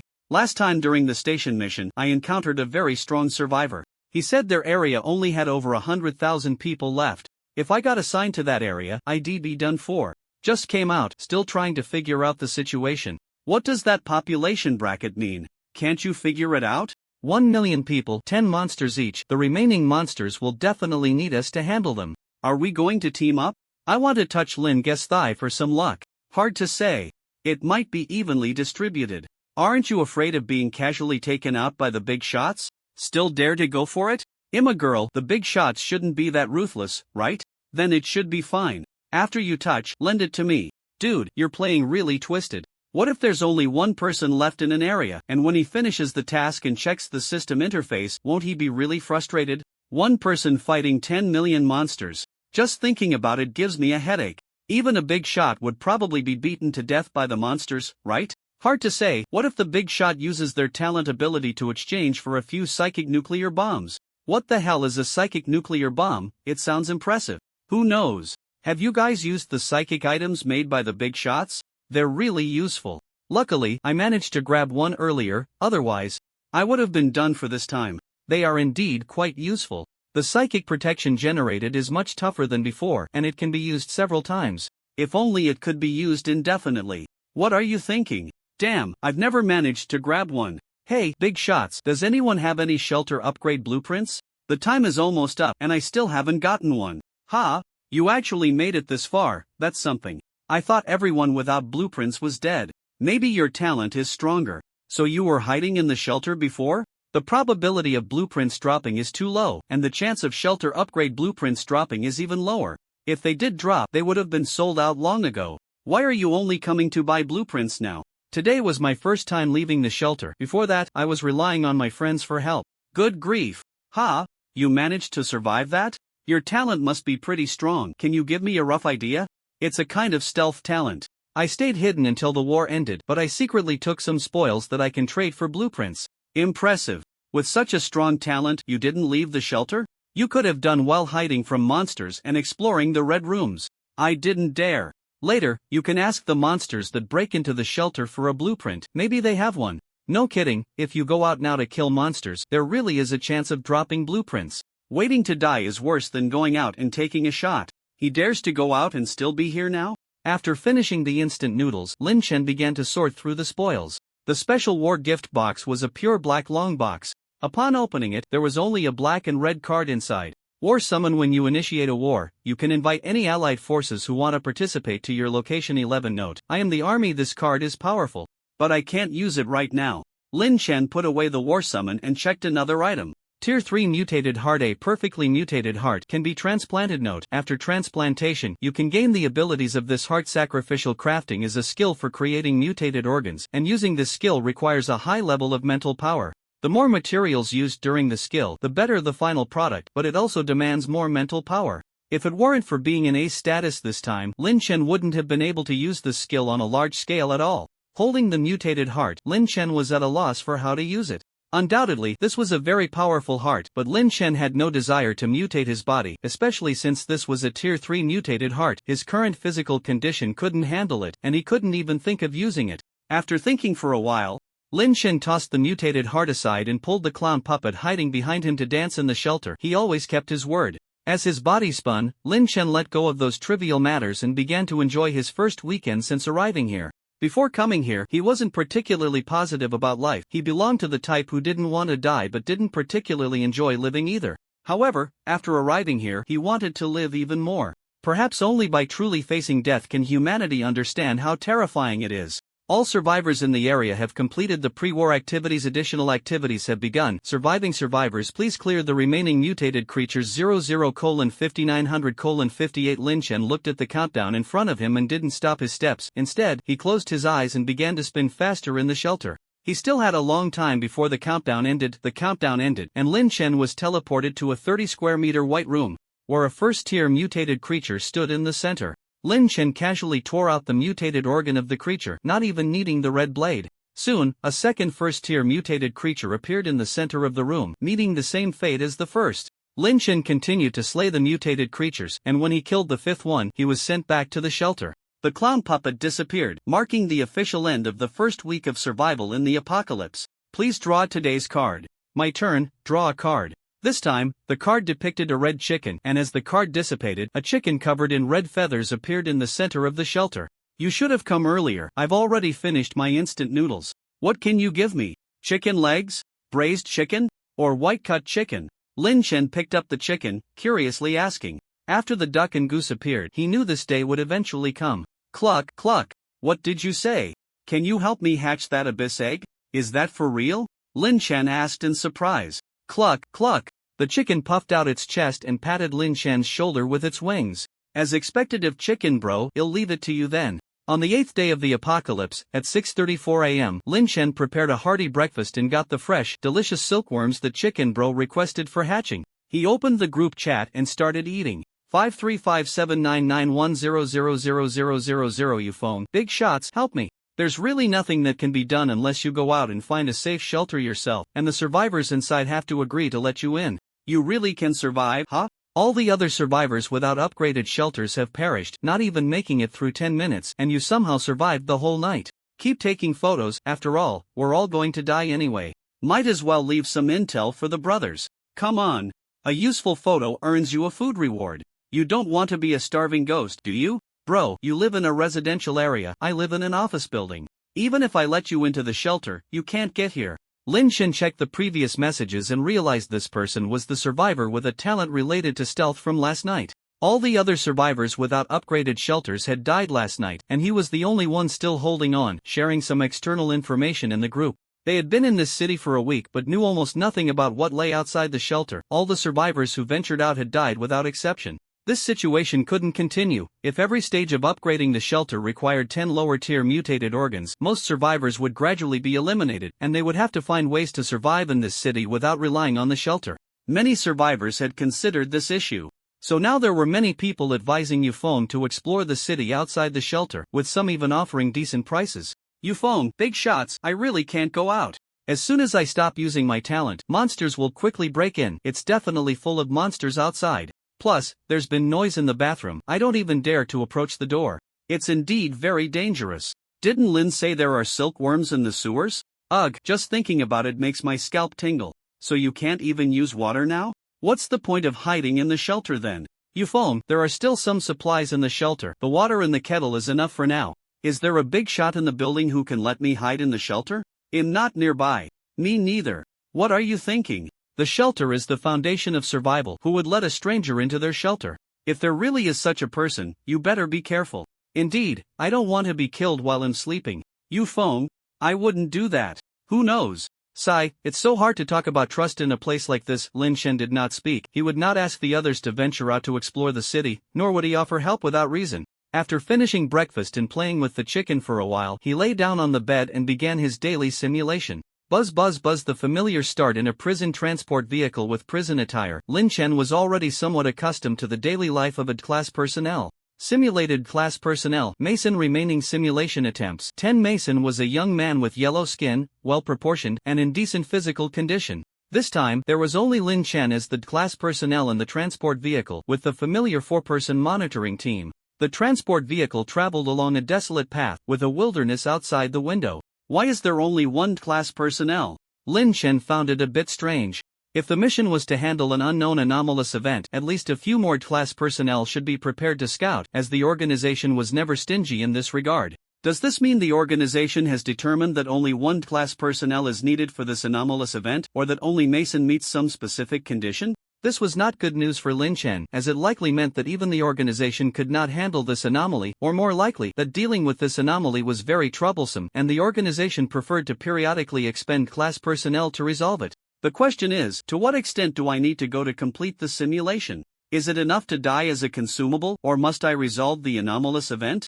Before Lin Chen could think much more, the transport vehicle stopped outside an abandoned mine. The monitoring personnel took Lin Chen into the minecart and deep into the cave, where the cart stopped in front of a dark pit leading underground. Without any protection or lighting, Lin Chen, clad only in prison attire, was pushed into the pitch-black pit by the monitoring personnel. After several minutes of falling, Lin Chen thought he was doomed. Even if there was an underground lake below, he had no reason to survive. However, the ground was solid, and Lin Chen, who fell to the ground, did not die. One of his legs was shattered, his internal organs were a mess, one eye was blinded, half of his brain was crushed, and he had multiple compound fractures all over his body, yet he was still alive. What the hell is this place? The intense pain throughout his body made Lin Chen wish he could die immediately, but he dared not make any unnecessary movements, as failing to commit suicide and losing all ability to move could mean being trapped here forever. Lin Chen tried to move his body but found he couldn't even move a finger. Fortunately, there was a faint spiritual energy in the mine, and relying on this energy, he could attempt to mutate this broken body. At that moment, a faint sound came from nearby. Lin Chen sensed his surroundings and discovered several piles of rotten flesh similar to his own. These people were not dead, and no one knew how long they had been suffering in this darkness. Lin Chen did not want to end up like these predecessors, living forever in this place, so he quickened the pace of inscribing the mutation runes. The depth of the priest's research on basic mutation runes exceeded ordinary imagination. Without absorbing the spiritual crystal left by the priest, Lin Chen would not have been able to inscribe mutation runes on this damaged body at all. In just 10 minutes, Lin Chen completed part of the body mutation, successfully mutating 2 limbs that could help him move. Lin Chen tried to move his body, and the result was very successful. The priest's knowledge was gained through practical experience, and there were no issues in using it. However, Lin Chen did not immediately start exploring the mine. He needed to mutate some offensive organs. Although he wouldn't die, if the parts of his body were stripped away by enemies, it would be disastrous. Although he did not know if there were enemies here, it was better to be prepared. Lin Chen recalled the priest's knowledge of mutation and found that the information related to offensive mutation organs in the spiritual crystal was pitifully scarce. The priest was not lying, he truly was not good at combat. With no other choice, Lin Chen could only mutate 2 simple spiked appendages to make do and inscribe some basic protective runes on his body. This was already the limit of what he could do now. Without enough materials, even the master of mutation was helpless. Lin Chen bypassed the broken class personnel, dragging his painful body little by little towards the depths of the mine. He was not yet at the point of treating these living beings as materials. The mutation could not kill them, it would only make their suffering worse. Ah, woo woo. Each pile of flesh emitted a mournful sound. There was no light in the mine. They could not see Lin Chen, but they could feel something passing by them. They made sounds towards this thing, as if pleading for divine forgiveness for their sins, allowing them to regain the right to die. Although Lin Chen could barely be considered a half-god, his condition was not much better than theirs, so there was no deity here to save them, only a human trying to save himself. Amidst the screams, Lin Chen crawled while adapting to his new body structure. Before long, he left the screams behind and entered the depths of the mine. The mine was devoid of light, and Lin Chen could only rely on his mental power to perceive the surroundings. Soon, Lin Chen encountered his first enemy, a rat the size of his forearm. He was very glad he had prepared in advance, otherwise he might have been gnawed on by the rat for a while. The rat circled around Lin Chen a few times, but in the end, it could not resist the temptation of flesh and lunged at Lin Chen's broken body. It then crashed into Lin Chen's spiked appendage and died.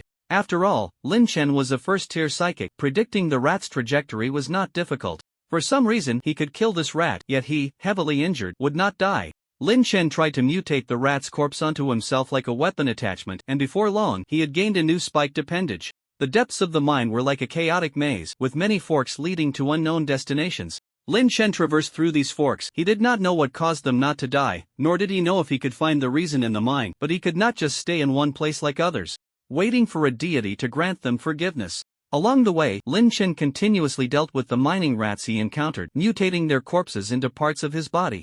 But the mine was not only home to mining rats, there were also many long worms resembling centipedes. These long worms varied in thickness and length. He could handle the smaller ones, but he could only avoid the larger ones. Additionally, there were some gigantic cave spiders, which spun webs at certain forks, waiting for food to come by. Lin Chen really wanted to get a few spider legs for mobility, but with his current agility, getting close to those forks would be like delivering himself to the slaughter. No delivery service would be this reckless. I need a mutated organ for offense, preferably for long-range attacks. I should have studied the structure of that heart earlier, and that first-tier eyeball. The simulation task cannot use the power of the main body.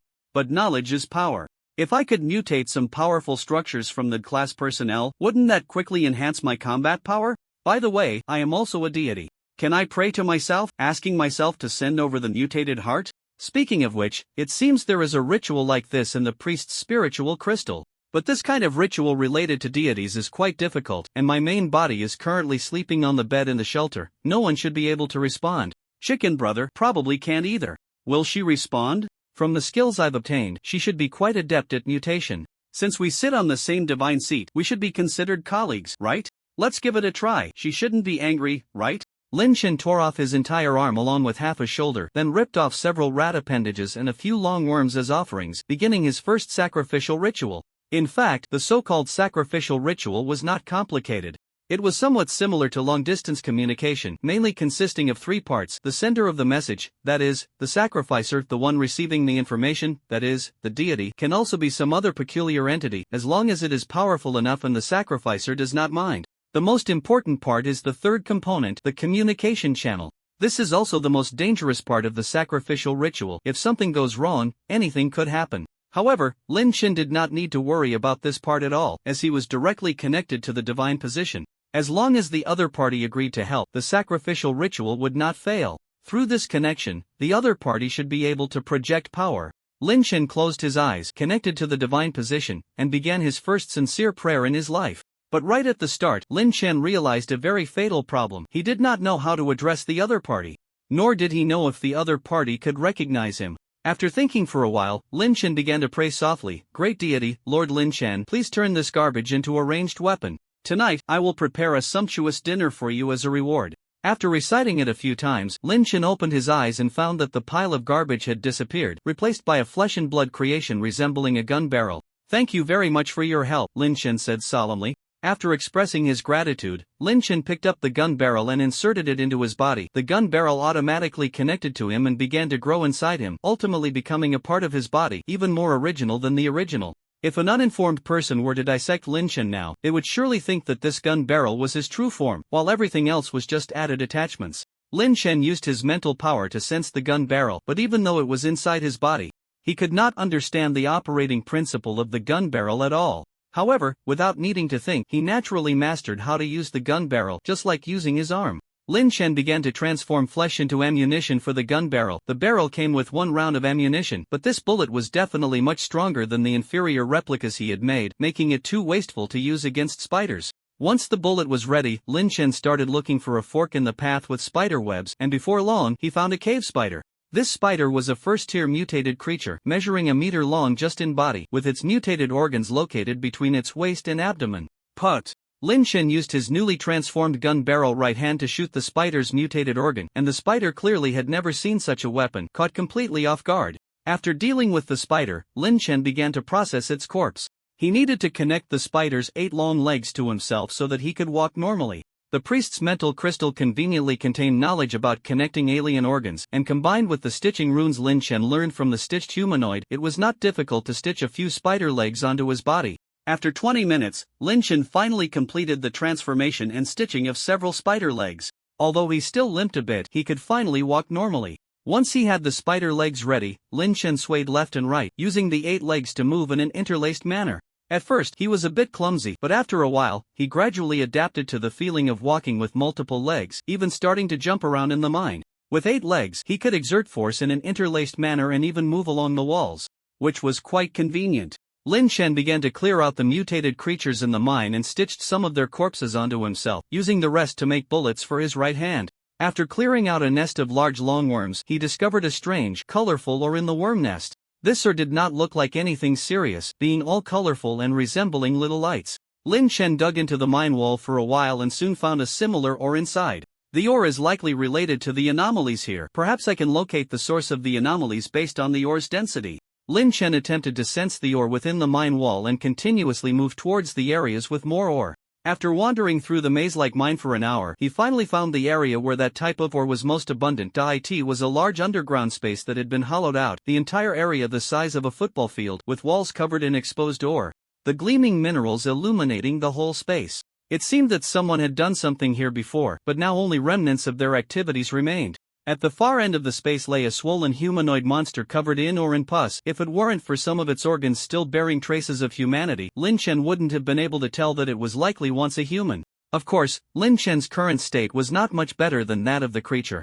Embedded in the wall behind the monster was a door made of ore, and it lay there like a guard dog watching over it. Lin Chen did not attempt to communicate with the ore monster. Instead, he jumped closer and greeted it with his right hand. Bang! The bullet shattered the monster's mutated organs, but the ore monster seemed completely uninjured, roaring as it lunged at Lin Chen. Lin Chen hurriedly jumped back, then continuously attacked various parts of the ore monster with his right hand, but no matter how he struck, the monster would quickly recover. Even if its joints were broken, the severed ends would soon grotesquely rejoin. However, the ore monster would not leave the mineral space. As long as Lin Chen retreated back into the cave, it would stop pursuing him and return to its post. This is a bit troublesome, but I can try that bullet. After entering and exiting the ore space a few times, Lin Chen confirmed that mere attrition wouldn't solve the problem with this monster, so he decided to attempt to heavily injure the ore monster with that bullet. The question now is, after using that bullet, should I try to deal with the monster or open that door? Dealing with the monster is very risky. If that bullet can't heavily injure it, then I would be the one in trouble. Even if I don't die, there's a risk of being trapped here. Opening the door also carries risks. It might not open, and who knows what lies beyond it. After some thought, Lin Chen ultimately decided to see what was behind the door. If he got blocked there, he could find a way to jump back, but getting close to the monster didn't guarantee he could return. Having made his decision, Lin Chen loaded that bullet and jumped back into the ore space. The ore monster immediately charged at Lin Chen. Its brain wasn't very functional, but it was a competent guardian. Lin Chen also jumped towards the monster and fired a shot at its upper body from less than a meter away. Boom! The upper half of the ore monster was blown away, its lower half collapsing uselessly to the ground. Lin Chen, without a moment's hesitation, used all his limbs to bounce several times until he reached the ore door. Just as he pushed open the ore door, he sensed the half of the ore monster's body behind him standing up again and quickly charging towards him. Lin Chen hurriedly entered the door and closed it behind him. Bang! The ore monster crashed into the wall beside the ore door. It didn't even dare to touch the door, let alone enter to cause trouble for Lin Chen. Lin Chen looked around. Inside the door was a room entirely made of colorful ore, only 50 square meters in size, but with a very high ceiling, at least 10 meters tall. In the center of the room stood a headless human statue, with a colorful crystal embedded in its chest. The crystal resembled the ore but appeared purer. Lin Chen cautiously scanned the entire room. He had expected it to be very dangerous, but after sensing for a while, he found nothing threatening. That shouldn't be right? Is the danger this statue? Standing in front of the statue, Lin Chen sensed no danger from it, so he tried to pry the colorful crystal from the statue. The moment he obtained the crystal, Lin Chen convulsed and collapsed to the ground, dead. Simulation and remaining simulation attempts. 10 unused simulation attempts. Would you like to obtain the core item? Obtain acquired core item. Redemption Godstone 1 acquired title. Aberrant. Returning to the shelter, Lin Chen finally realized that he had resolved the anomaly. That state of being unable to die had vanished. He had been severely injured, with his internal organs gone, so once the state was lifted, he died. I thought there was something wrong with that crystal, but it turned out to be so simple to resolve.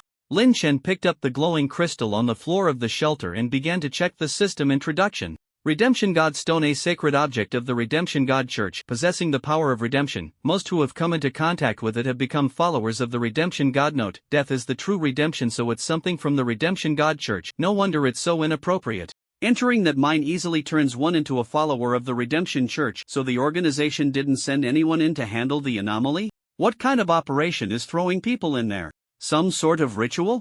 I am half a deity and cannot believe in other deities, so it's fine? Lin Chen found a small box to store the Redemption Godstone. He didn't want the shelter to glow with colorful lights at night. After dealing with the Redemption Godstone, Lin Chen glanced at his new title. Aberrant, you have mutated your body and can skillfully use the newly mutated organs. Note: the beginning of the path of mutation, not my own body. Lin Chen couldn't help but mutter. The people in the mine should be dead by now. He hoped the organization wouldn't throw more people in. Brother Chicken was still incubating eggs, so he prepared some delicious silkworms for Brother Chicken, poured some feed and hot water for the mutated flesh plants, and then went to the gaming room to play cards, completing the daily psychic energy cycle in the process. Under the reluctant gaze of the attendant, Lin Chen returned to the shelter. There was still some time before the nighttime activities began, so he started to digest runes and attempted to create new psychic items. Before the nighttime activities started, Lin Chen specially prepared himself a very lavish dinner. He always followed through on his words. I don't like vegetables. The little girl naturally appeared across the dining table, picked up Lin Chen's bowl and chopsticks, and began to eat. Lin Chen had no choice but to serve himself another bowl of rice and sat down to eat with the girl, but the usually delicious dinner suddenly lost its appeal. What brings you here? Lin Chen hesitated for a moment before asking. Didn't you invite me here?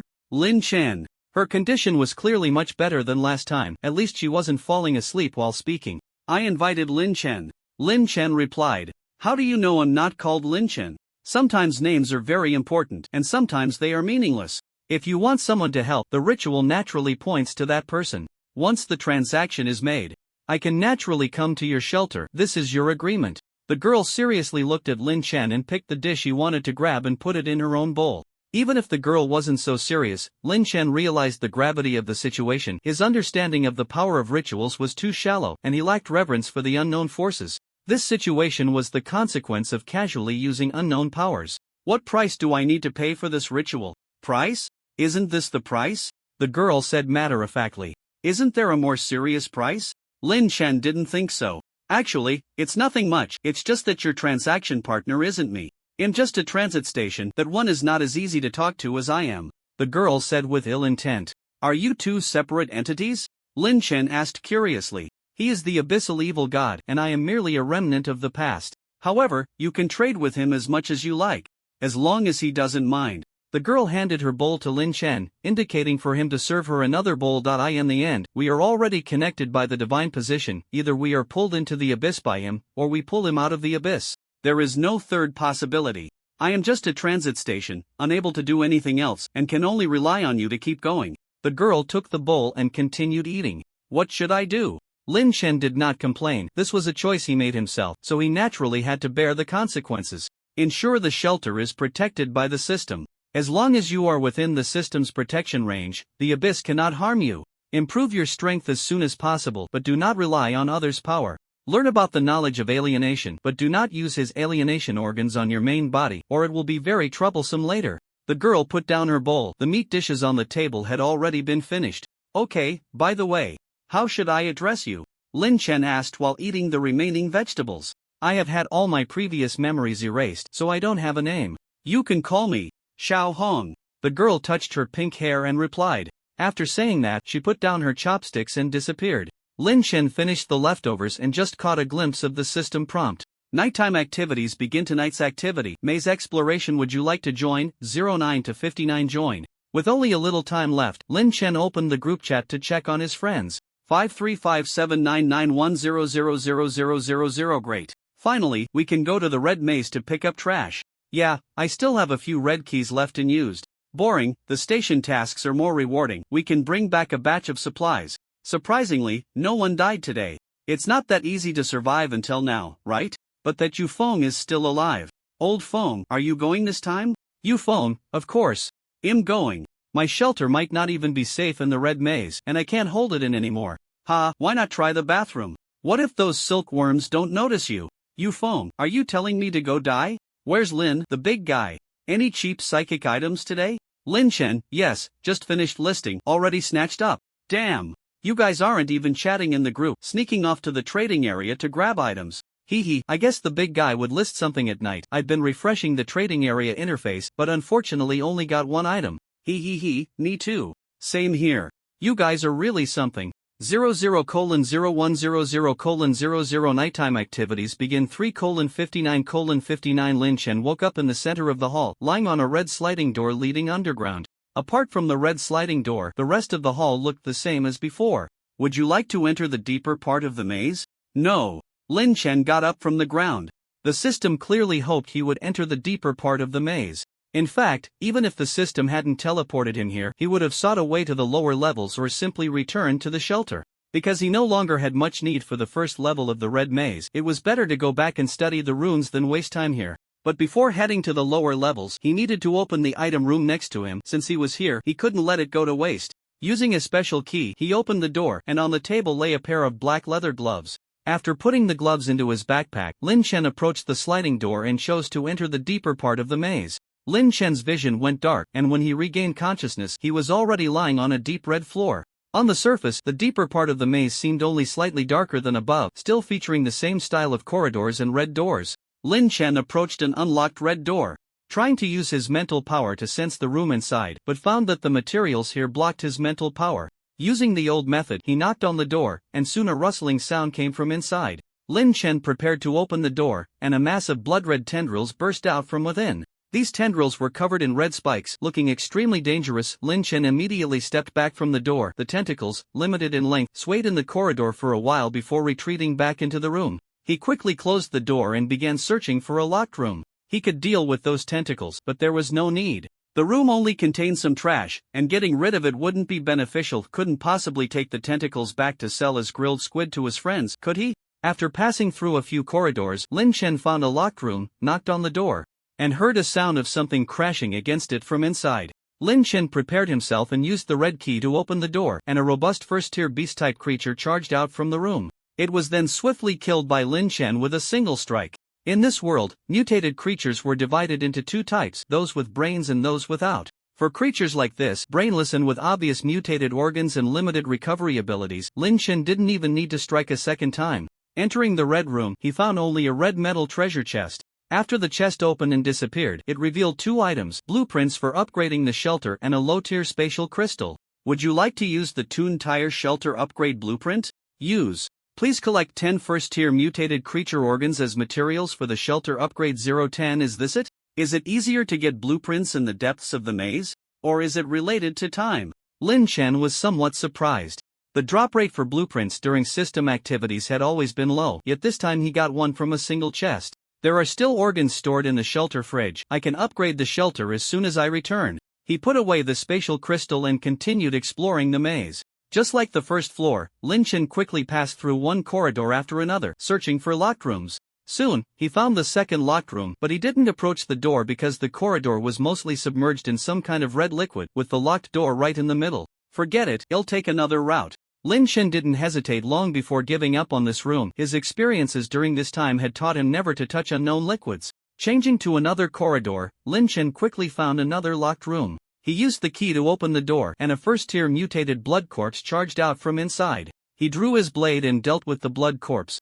And just as he was about to enter the room, he suddenly heard a faint knocking sound coming from the end of the corridor. Ding ding ding ding. A blood corpse with 6 sharp limbs rounded the corner and entered Lin Chen's line of sight. This thing looked like a hairless spider mutated from a human. Its torso was still human, but where its legs should have been, they had melted into a dark red tail. This ghastly creature reminded Lin Chen once again of the dangers of mutation. If one didn't control the degree of mutation well, this would be the fate of all who absorbed spiritual energy. The human spider rushed towards Lin Chen, its 6 limbs continuously striking the floor, producing a crisp sound. Lin Chen scanned the human spider with his mental power. It was a second-tier mutated creature with 3 mutated organs, the organ controlling spiritual energy in its abdomen, the foremost limb, and the tail. Without using speed runes, the human spider moved much faster than Lin Chen. So he stood still, concentrating on sensing its every move. The human spider charged directly at Lin Chen, simultaneously thrusting its 2 front limbs towards his head and body. Lin Chen activated the mutated energy protection on his nightdress to forcibly block the attack and thrust the red blade into the human spider's abdomen, directly mangling its organs.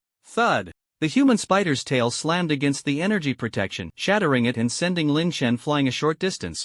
Lin Chen quickly retreated. The creature's insides had been mangled, and even a mutated creature couldn't ignore such severe injuries, so it was better to wait a bit before dealing with it. The human spider continued to charge at Lin Chen as if uninjured, but he could sense its unstable state, so he quickly used the acceleration rune engraved on his pants to retreat. Soon, the human spider entered a weakened state, and only then did Lin Chen charge at it.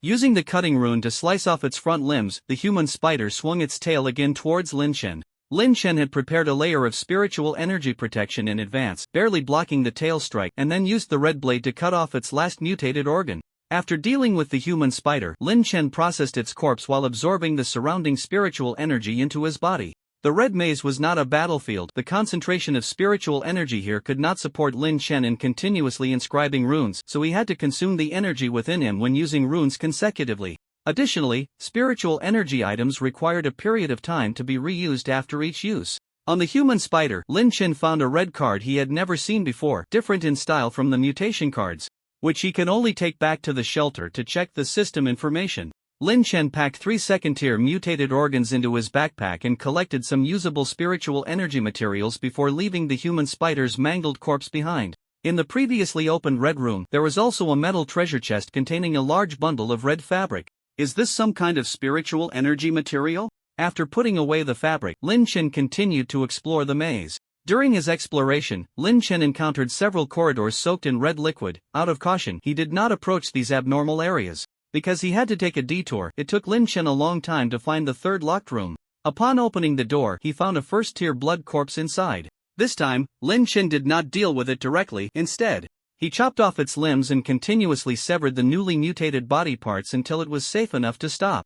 Opening the metal treasure chest in the room, he found only a sealed metal syringe inside. After putting away the syringe, Lin Chen grabbed the neck of the blood corpse as if catching a rabbit and brought it back to the corridor where he had encountered the red liquid. Maintaining a safe distance, Lin Chen forcefully threw the disabled blood corpse into the red liquid. Upon contact with the red liquid, the blood corpse began to rapidly mutate. In less than 10 seconds, it transformed from a disabled blood corpse into a small human spider covered in limbs. It let out a piercing scream, and more than a dozen small legs quickly twitched, rushing towards Lin Chen. Lin Chen turned and ran, not out of fear of the small human spider, but because he did not want to get splashed with the red liquid. That terrifying level of mutation would cause localized mutations on his body with just a touch. He didn't want to end up with some strange appendages on him. After setting up the spiritual energy protection and ensuring he wouldn't get splashed, Lin Chen stopped and stabbed the small human spider to death. This time, Lin Chen did not dissect the corpse. He was not very interested in this liquid that could accelerate mutation, and he currently lacked the qualifications and conditions to study such dangerous things. The deeper parts of the maze had many waterlogged areas, which severely affected Lin Chen's exploration speed. By the time the countdown ended, he had not found any special rooms in the depths. Back at the shelter, Brother Chicken was still incubating eggs. Lin Chen immediately submitted the 10 frozen mutated organs for the shelter upgrade task. Shelter upgrade task completed. Would you like to upgrade the shelter level? Yes. Upgrade completed. Lin Chen checked the new shelter information. Shelter information level, Tier 2 new function, basic loot space status, absolutely safe 21 days, 13 days remaining. Note, please upgrade your shelter level within 21 days. The new function, basic loot space, was similar to the previous loot space, but the basic loot space was only 1 cubic meter and required survivors to actively place the items they wanted to store inside. This function could only be used during system events and not in simulation tasks. After upgrading the shelter, Lin Chen began to check the information on the items he had collected this time. Black gloves injecting spiritual energy can activate a glove space. Note, maybe you can hide a dagger inside low-level space crystal. A crystal containing a trace of spatial power. Note, many blueprints require this basic material. Special room teleportation card can be used in the depths of the red maze to randomly teleport to a special room. Note, it's best not to use this card to escape. Red material low-level spiritual energy material can be used to create spiritual energy items. Note, high-quality material mutagen injection. After injection, a mutated organ with special functions will develop in the injection area. Note, please use with caution. After all, not everyone can handle having 2 heads. Lin Chen put on the black gloves and injected spiritual energy, and soon he sensed a small space where he could access items. After practicing a few times, Lin Chen became familiar with the access process, able to extract items from the space in a very short time. This item was quite practical, though the space was too small. The red material was a very good spiritual energy material, suitable for creating spiritual energy items. He directly submitted the low-level space crystal for the task. Lin Chen only needed 1 more space crystal to complete the blueprint task for the spiritual energy workshop. He planned to use the special room teleportation card the next time he went to the red maze, but according to the note, the special room seemed to also contain very dangerous areas. As for the mutagen injection, Lin Chen directly listed it in the trading area. He definitely wouldn't use it himself. As soon as he listed it, Lin Chen received a flurry of private messages. Although the note seemed dangerous, many were willing to gamble for the special function of the mutated organ. In the end, Lin Chen exchanged this injection for a low-level space crystal and a basic rune card. The other party seemed to really need this injection, listing most of their possessions in the private message. But Lin Chen only took the 2 items he needed. Basic rune shaping, a card that allows learning of the basic shaping rune. Note, use with caution if lacking mental strength. This was a rune card Lin Chen urgently needed, which would greatly assist his manufacturing endeavors. After submitting the low-level space crystal, a door leading to the spiritual energy workshop appeared on the wall of the shelter, right next to the abyss gate. Lin Chen pushed open the door. The spiritual energy workshop was a small room of 10 square meters, containing only a semi-closed transparent workbench that one could reach into. The entire workshop had a spiritual energy environment only inside the workbench, and it was impossible to extract the energy from inside for external use. Lin Chen tried to create a spiritual energy item using the workbench, and the process was quite smooth. Much more convenient than using the energy from the crystal. It seems I still need to go to the game room for spiritual energy circulation. This is enough for making spiritual energy items. Back in his bedroom, Lin Chen opened the group chat and shared information about the depths of the maze and the second-level shelter.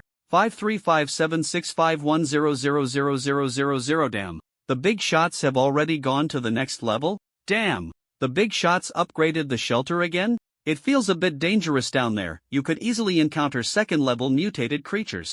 Of course, if the system hasn't pulled you to the lower-level entrance, it means you're not qualified. Got it?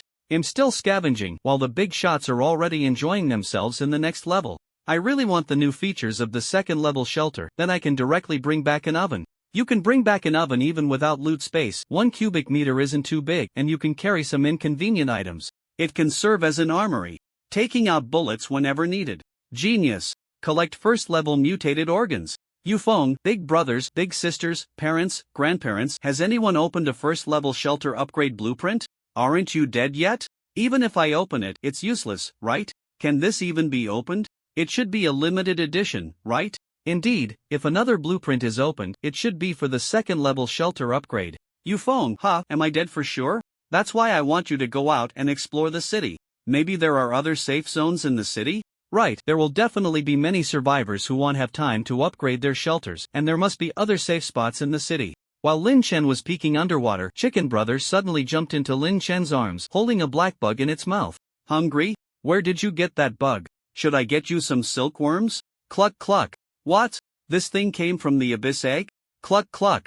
You've worked hard. Lin Chen grabbed the bug and checked the system information. Mutated abyss worm, a special abyss worm, omnivorous, suitable for farming. Note, the beginning of bankruptcy, if farmed, may bring you surprises. Oh? The abyss worm opened its mouth and bit Lin Chen's index finger, fitting snugly like a finger caught, its dense teeth brushing against Lin Chen's finger without breaking the skin. This was a black worm with red patterns, and for some reason, Lin Chen felt that the worm's movements were somewhat cat-like. As a person who often raises cats online, Lin Chen was sure that this abyss worm had some connection to the cat that gave him the abyss egg. Forget it, let's just raise it for a few days. Lin Chen cut a piece of unfrozen mutated organ to feed the abyss worm, and the little creature swallowed the meat in a few bites, its belly swelling up. I'll call you Little Black. I hope the deity won't mind. Lin Chen made a cat bed for Little Black, placed the remaining mutated organ nearby, and prepared a batch of fresh delicious silkworms for Chicken Brother as a thank you. Chicken Brother ate happily and then ran to sleep with Little Black in the cat bed. After organizing various items, Lin Chen spent some time sorting through the knowledge in his mind before slowly falling asleep. Please draw today's card. My turn. Draw a card. Early the next morning, Lin Chen stood up from bed, energized to draw a card. This time the card showed a red-haired mouse, and as the card dissipated, a red-haired mouse appeared in the center of the shelter. This mouse was big and fat, about the same size as Chicken Brother, with smooth fur and bright eyes, looking quite appealing. What special skills do you have? Lin Chen picked up the fat mouse and stroked its red fur. Squeak squeak. No need to thank me. Who knows when I might be done for, and then you'll have to go back. Squeak squeak. As long as you're happy. Squeak squeak. Oh, you say you can lend me your strongest ability? What ability? Squeak squeak. Alright, I'll go check it out in a bit. Don't let me down. After taking care of Little Black and the mutated flesh plant, Lin Chen lay down on the bed and began his daily simulation. Simulated level personnel. Kevin gains special skill. Exchange. You can swap the position of an item in your hand with an item in your line of sight. 11 Note, this is a good thing. I really like it. Remaining simulation attempts. 10 Buzz. Familiar prison van start. Lin Chen opened his eyes and looked around, seeing 2 level personnel, 4 supervisors, and a driver. Kevin was a white young man, thin and of average physical condition. The companion sitting opposite was a young man in his 20s wearing glasses, looking very nervous, his teeth chattering. Don't be nervous, it won't help anyway. Lin Chen smiled and conveyed the senior's comfort to the newcomer in front of him. This, big brother. What are we going to do? Miles asked nervously. Newbie? Lin Chen countered. Yeah, they just pushed me onto the van after I changed clothes. Miles glanced at the supervisors in front and quickly said, What did you come in for? It was Lin Chen's first time chatting casually with a teammate, and the other person didn't seem like a level personnel, more like a recent graduate. Murder, but it wasn't intentional. I don't really know what happened. I was drinking and not very clear-headed. Miles said painfully, his voice growing softer. How many? Lin Chen asked casually while looking out at the scenery. Just one, Miles replied awkwardly. You can get in for killing one person? Lin Chen felt something was off. This class personnel in front of him seemed a bit strange. Moreover, it wasn't just the other person who had issues. He felt a bit off himself. He shouldn't be saying so much. I'm not sure, maybe the situation is quite serious? Miles said uncertainly. We're going to work at a mental hospital. It's sort of a public service activity. If we perform well during our work period, we can reduce our sentence. Looking at the mental hospital in the distance, Lin Chen rambled on. The supervising officer in front turned to glance at Lin Chen through the rearview mirror and after making eye contact quickly turned away, no longer looking in the mirror. But everyone else said it was really scary. I thought we were going to do some dangerous work. After hearing Lin Chen's words, Miles clearly perked up, his speech speeding up considerably. They were just trying to scare you. It's a prison, old timers bully newcomers, that's completely normal. Lin Chen continued to reassure Miles. He didn't know what the other person's situation was, but a mentally stable anomaly was definitely easier to handle than a crazed one. Thank you, you're really a good person, Miles said earnestly. Of course. I've always been helpful. The prison van stopped outside the mental hospital's gate. This time the supervising officers didn't ask them to wear earpieces or let them enter separately. The captain looked at Lin Chen, seemingly considering what to do next. Captain, just leave it to me from here, Lin Chen said with a smile. All right. The captain did not refuse. Lin Chen led Miles into the mental hospital. The security booth was empty, and the courtyard was in disrepair. The two stopped outside the main building of the hospital. Are there really other people here? Miles looked at the hospital's main building, overgrown with plants due to long neglect, and asked doubtfully. Of course, this is the best mental hospital nearby. Lin Chen glanced at Mila's neck, hoping it really was, otherwise he would have to make some not-so-safe attempts. Pushing open the main door, a skinny bald man in a patient gown rushed towards them. Slap! Lin Chen knocked the bald man to the ground with a slap, then stepped on his back to prevent him from getting up. What is this? Miles asked in surprise. Welcome to the mental hospital, Lin Chen did not explain, just stepped on the bald man's back, moving forward as if stepping on a rag. If it weren't for Miles watching beside him, he would have already snapped the bald man's neck. Of course, that might not be useful either. As they just entered the hall, a female doctor dressed in a patient gown with a white coat draped over it approached them. Dr. Amanda, is this your patient? Lin Chen asked before she could speak, glancing at her name tag. Yes, thank you for your help, and you are? Dr. Amanda stepped onto the bald man's back, taking over from Lin Chen. I'm Kevin, a new caregiver sent by the organization, and this is my colleague. Miles hurriedly said. Welcome, I did hear that new people were coming recently, but before you start, you need to go to the director's office on the top floor. Only with the director's approval can you stay. Dr. Amanda pointed to the stairs, indicating they should go up to find the director. Alright, well go meet the director now. Lin Chen released the bald man and led Miles towards the stairs. Why is she wearing a patient gown inside? After climbing to the second floor, Miles glanced back to confirm there was no one else before asking. It should be some kind of treatment method. As long as we all wear patient gowns, the patients will forget they are patients. I guess that's how it works, Lin Chen continued to ramble. But if everyone wears patient gowns, how will we confirm who the patients are? Miles said, puzzled. Good question, Miles. Lin Chen said meaningfully. It wasn't until Miles became nervous that Lin Chen continued. Of course it's because we have staff files. This is a serious job. Can you stop overthinking it? Phew. You kind of scared me there. Miles finally relaxed. Lin Chen glanced at the lights that had brightened again and also breathed a sigh of relief. The structure of the main building was very complex. The spiral staircase in the lobby only led to the second floor, and to get to the third floor, they had to find the staircase that led there. The two navigated through the maze-like corridors, with Lin Chen noting every corridor they passed and gradually constructing a three-dimensional map of the hospital's main building in his mind. Bang! Bang! Bang! Suddenly, a heavy, urgent banging sound came from a nearby patient room, startling Miles. Lin Chen remained unfazed and continued walking, casually explaining, mania, a very common mental illness. Don't be so jumpy, you can't do this job if you're too timid. Sorry, it's my first time in a mental hospital and the atmosphere here is a bit. Miles thought for a moment but couldn't find the right words. Abnormal? Lin Chen finished for him. Yes. Abnormal. I don't know why, but I just feel like something's off here. Miles said, a bit agitated.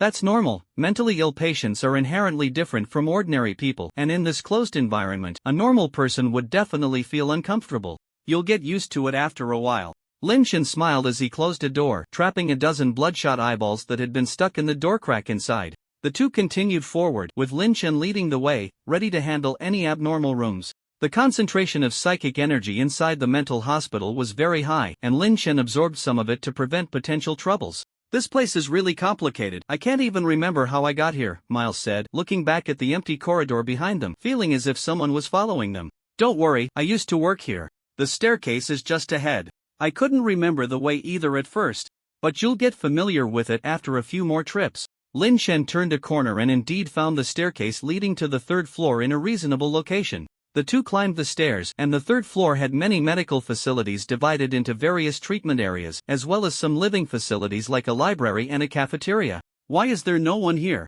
Miles asked, puzzled, looking at the empty third floor.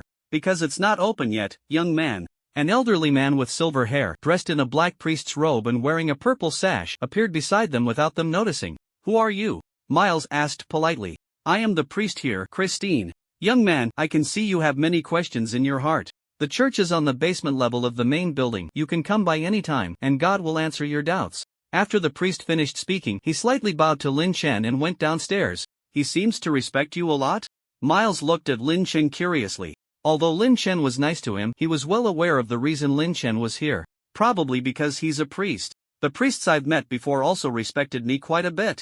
Lin Chen didn't elaborate further. The staircase to the fourth floor was right ahead, and the director's office was on the fourth floor. He wanted to hear what the director had to say before deciding on the next course of action. The two ascended to the fourth floor, which was the office area. As they passed the restroom, Miles stopped. I need to use the restroom. I drank a bottle of water before coming. Let's go together. Lin Chen couldn't think of a reasonable way to refuse Miles, so he followed behind him, praying that there were no creepy things in the restroom. Reality cruelly denied Lin Chen's naive thoughts. As soon as Miles stepped into the restroom, he froze in place. Lin Chen followed closely behind. The restroom was filled with various blood-red tumors.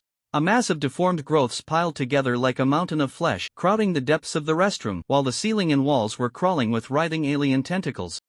If I said this was a rather special mental patient, would you believe me? Lin Chen gripped his hair tightly, making one last effort. Miles completely ignored what Lin Chen had said. He stared at the hellish scene before him, his legs giving way, and he collapsed to the ground. The lights flickered, the walls cracked, and the deformed tumor monster slowly extended its tentacles, trying to drag Miles into its grasp. Lin Chen pulled Miles out of the restroom, but outside had become even worse than inside. A deafening noise filled the air, dark green mold grew on the walls, and blood-red handprints appeared on the floor, gradually approaching the two of them, while heavy, urgent knocking echoed from the distant stairs. Lin Chen dragged Miles toward the director's office, erecting a psychic barrier behind them.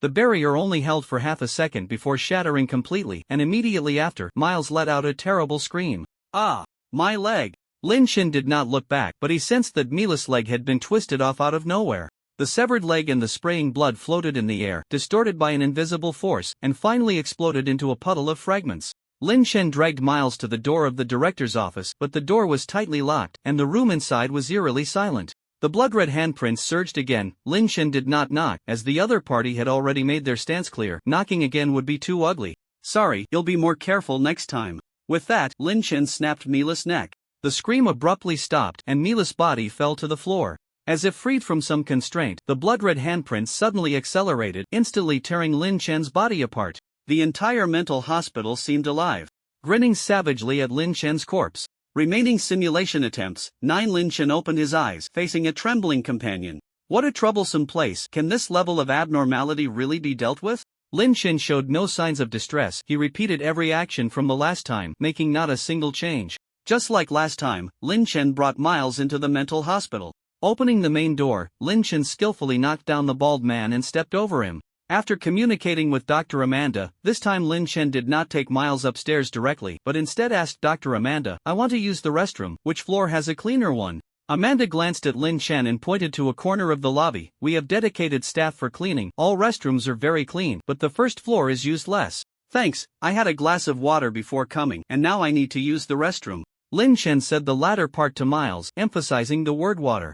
Ah, now that you mention it, I also want to use the restroom. Guided by Lin Chen, Miles naturally thought of the bottle of water he had before coming, and felt the urge. The two went to the restroom in the corner of the first floor, and just as Dr. Amanda had said, there were indeed not many people there. There's something dirty inside. Lin Chen tightly closed the last stall. After all, it's a mental hospital, it's understandable. After using the restroom, Miles found red liquid overflowing from the urinal. Lin Chen put his arm around Miles as they exited the restroom, casually helping him turn on the faucet. Oh, thank you.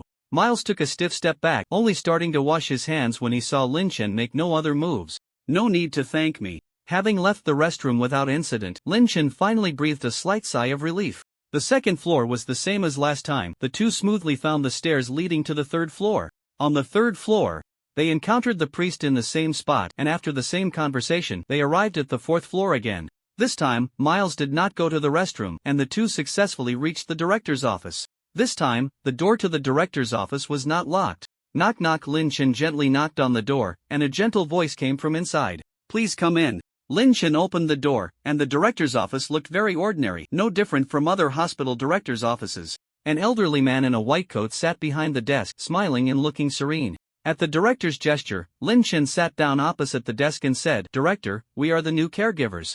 I heard that we can only stay with your approval. I agree, you are just the talents our hospital urgently needs. However, before you start, I need your help with something, Mr. Kevin, the director said kindly. What is it? Lin Chen did not refuse. He had not yet figured out the abnormal incident. And perhaps he could gain some inspiration from the director's task. I need you to go to the special ward in the north building behind the main building. There are some patients with particularly severe conditions there. The head nurse is in charge of that area. You should find her, and she will tell you what to do. The director looked at Miles and continued, As for Mr. Miles, could you please stay in the director's office and wait for Mr. Kevin to return? The special ward has many dangerous patients. It's better to leave it to the professionals. Miles looked at Lin Chen, silently asking for his opinion. Sure, you stay here and don't wander off. I'll go to the north building and be back soon. Lin Chen did not want to take Miles to that special ward, which sounded very dangerous. It would be too exhausting. Great, then it's up to you, Mr. Kevin, the director said happily. Leaving the director's office, Lin Chen quickly went downstairs. Although he had temporarily escaped from Miles, who was like a bomb that could explode at any moment, Miles had a stabilizing effect on this psychiatric hospital. Without him around, things could become less safe. So he had to complete the director's task as quickly as possible and return to the director's office before Miles felt uneasy. Successfully leaving the main building, Lin Chen entered the north building through the corridor between the main and north buildings. The north building had only 3 floors but was slightly larger than the main building. The corridor connected to a lobby on the first floor, which led to several corridors going deeper into the first floor and stairs to the second floor. Lin Chen looked at the reception desk in the center of the lobby. Even though the lobby was empty, he felt as if he could hear a noisy sound. It's so noisy. He hated hospitals. Where's the noise? A crisp voice sounded behind Lin Chen, very close, and he could even feel the moisture in the voice. Turning around, a young woman in a nurse's uniform stood behind him, and through her collar he could see the patient gown underneath. Ms. Mia, the director sent me to find the head nurse. Glancing at her name tag, Lin Chen calmly spoke. The director? When did we have a director here? Mia asked, looking puzzled. It doesn't matter if there's no director, could you please take me to see the head nurse? Lin Chen remained unfazed. Whether there was a director or not was unimportant. Any information was valuable. Forget it, I'm not teasing you. Follow me, Mia said, turning around and leading Lin Chen toward the stairs to the second floor. Lin Chen followed Mia, cautiously sensing his surroundings. He only realized someone was behind him when Mia spoke. No wonder it's a mental hospital. Lin Chen suddenly thought of Xiao Yi. His use of mental power was still quite rough, but if teacher Xiao Yi were here, she should be able to handle the situation easily. Mia led Lin Chen into the third-floor nurse station, which was completely empty. Do you want to collaborate with me? Mia abruptly said as she locked the door behind her. How do we collaborate? Lin Chen said little, silently preparing for a fight. This wasn't collaboration, it was a threat. There was a certain gap in strength between them, so Lin Chen had to act first. Forget it, since you don't want to collaborate, you can go play with that old man, the director. Mia suddenly changed her mind, unlocked the door, and gestured for Lin Chen to leave. It seems this is her territory. Lin Chen left the nurse's station, and the door behind him closed tightly, as if separating 2 spaces. A cold chill swept over him, and Lin Chen quickly rushed towards the stairs. After parting ways with Mia, the entire third floor seemed to be filled with malice. Lin Chen ran down to the second floor, and then prepared to rush down to the first floor, only to find that the area below the stairs was not the lobby of the first floor. Instead, it was an unfamiliar floor. Lin Chen turned back to the second floor, but found that the second floor had also transformed into an identical floor as the one below. The stairs faced the nurse's station, with circular corridors on both sides, each lined with rooms resembling prison cells. Lin Chen went up and down several floors, discovering that no matter how he moved, the floors outside the stairs were all the same. I can only go in and take a look. Lin Chen checked the nurse's station but found no medical records for the patients on this floor. There were no computers or similar machines here, so Lin Chen had no choice but to walk into the circular corridor to check the nearest room, number 401. So this is the 4th floor? Pushing open the door, the room was empty of patients, only vacant beds, and on the cabinet beside the bed sat a transparent vase with a pale blue flower. It was a very beautiful flower, and it looked very fresh, as if it were just blooming. Lin Chen didn't know much about flowers, and he didn't think a place like this would have any he recognized. He didn't want to touch anything here, especially a living thing. Just as Lin Chen was about to leave the room, he suddenly felt something was off around him. The space seemed layered, with apparent fractures appearing in between. Moreover, he lost the ability to move.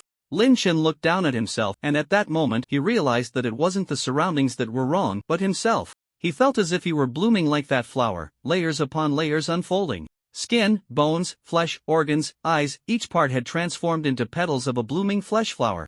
As Lin Chen looked down, the petals completely unfurled. Remaining simulation attempts, Lin Chen returned to the prison vehicle, and the previous death experience hadn't caused him pain. But the sense of dislocation and loss of control made him very uncomfortable. Repeating the previous steps, Lin Chen successfully entered the north building again. This time, he didn't linger but quickly entered the corridor on the first floor. MIA's intentions were unclear, and the upper floors were dangerous. He could only explore the first floor first. If there were issues on the first floor as well, he would have to talk to Miss Mia. However, at the nurse's station on the first floor, Lin Chen encountered the head nurse, Isabella, quite smoothly. Hello, the director sent me. Isabella was a gentle woman in her 30s, looking nothing like a head nurse. I understand your purpose, Mr. Kevin, but for your personal safety, it's best if you leave here as soon as possible. Don't worry about Mr. Miles, the director will take good care of him. Isabella's tone was gentle yet firm. Thank you for your concern, but this is my task and I can't leave until it's completed.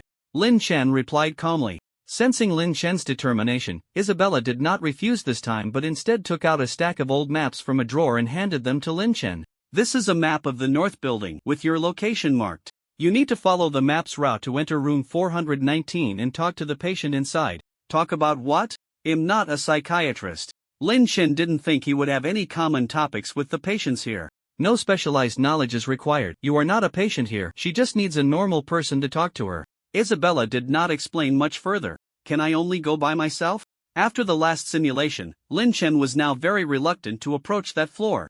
I cannot take you there, nor do I recommend you have too much contact with the patients here, Isabella said.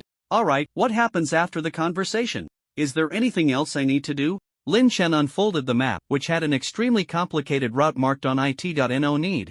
You can go directly to the director's office afterwards. Then I'm off. Safe travels. I hope so. Just as Lin Chen left the nurse's station, he encountered Mia standing outside. Is there something you need, Miss Mia? I want to collaborate with you. Seeing the map in Lin Chen's hand, Mia said straightforwardly. I've already collaborated with the director, and I don't like breaking contracts.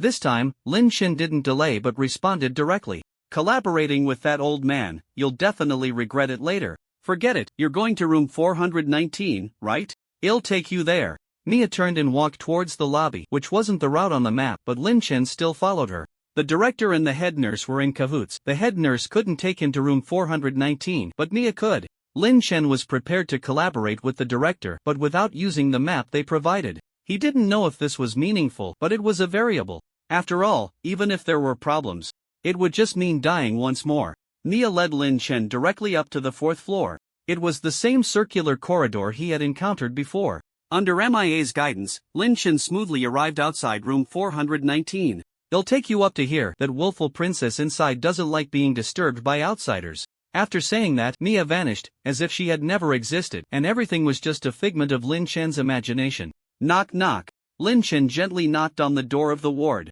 Come in. A familiar voice came from inside. Lin Chen pushed the door open. The room was clean and tidy, with ample sunlight shining on the smooth floor, and outside was a lush and vibrant garden. The garden was filled with colorful flowers, among which a light blue flower left a deep impression on Lin Chen. Lying on the hospital bed was a beautiful girl with black hair and red eyes, her smile enchanting.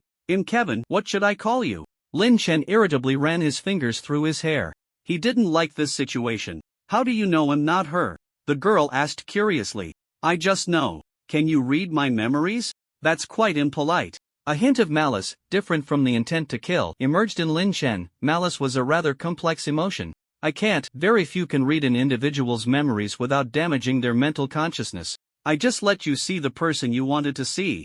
I don't even know what I look like in your eyes. A normal person might lose their sanity upon seeing my body, so this is my last bit of restraint. A chair appeared beside the bed, and the girl gestured for Lin Chen to sit and talk. So the entire ward and the garden outside are fake?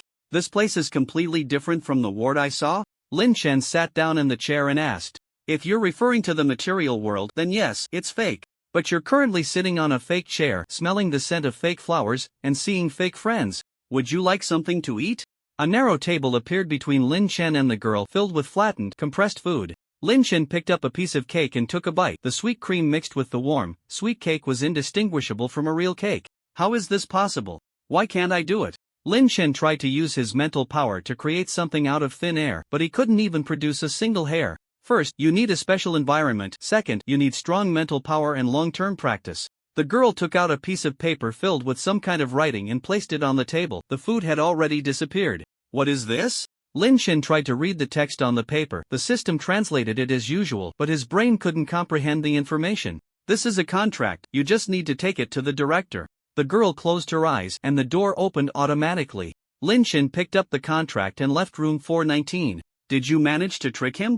Mia suddenly appeared next to Lin Chen, staring at the contract in his hand, eager to try. I don't understand, why do I have to take this contract? Lin Chen still couldn't figure out what these lunatics were up to. Only you can obtain this contract. This place is on the verge of collapse, and the people outside sent Miles in, preparing to destroy this place and take care of Miles in the process. You stabilized his consciousness, which gave this mental hospital a chance to survive, so this contract can be established. Mia focused on the text of the contract, trying to alter it with her mind, but she quickly gave up. As long as the mental hospital hadn't been destroyed, the contract couldn't be changed. So, I'd been trying to save this mental hospital all along? Lin Chen felt a bit overwhelmed. If he had just ignored everything after coming in, could he have gone back directly? But thinking about how the system didn't count him as having completed the task after Miles died, Lin Chen felt relieved. He couldn't even handle the small monsters, let alone destroy the mental hospital. That's right, are you willing to hand this contract over to me now? Mia asked, rubbing her hands. If I give it to you, can you control the mental hospital? Lin Chen couldn't help but ponder the completion conditions of this simulation task. Could maintaining abnormal stability also count as completing the task? No, but as long as I can get Miles, I can maintain the stability of the North Building, and the rest can go to hell, Mia said with a cold smile. Then forget it. Can you send me back, beautiful Miss Mia? Lin Chen didn't want to turn this place into a mess. That would definitely make it impossible to complete the task. Alright, but I can only take you downstairs. Although Lin Chen rejected her, Mia didn't make things difficult for him. Lin Chen successfully returned to the director's office with the contract. You finally came back. Miles stood up to greet Lin Chen. Very well.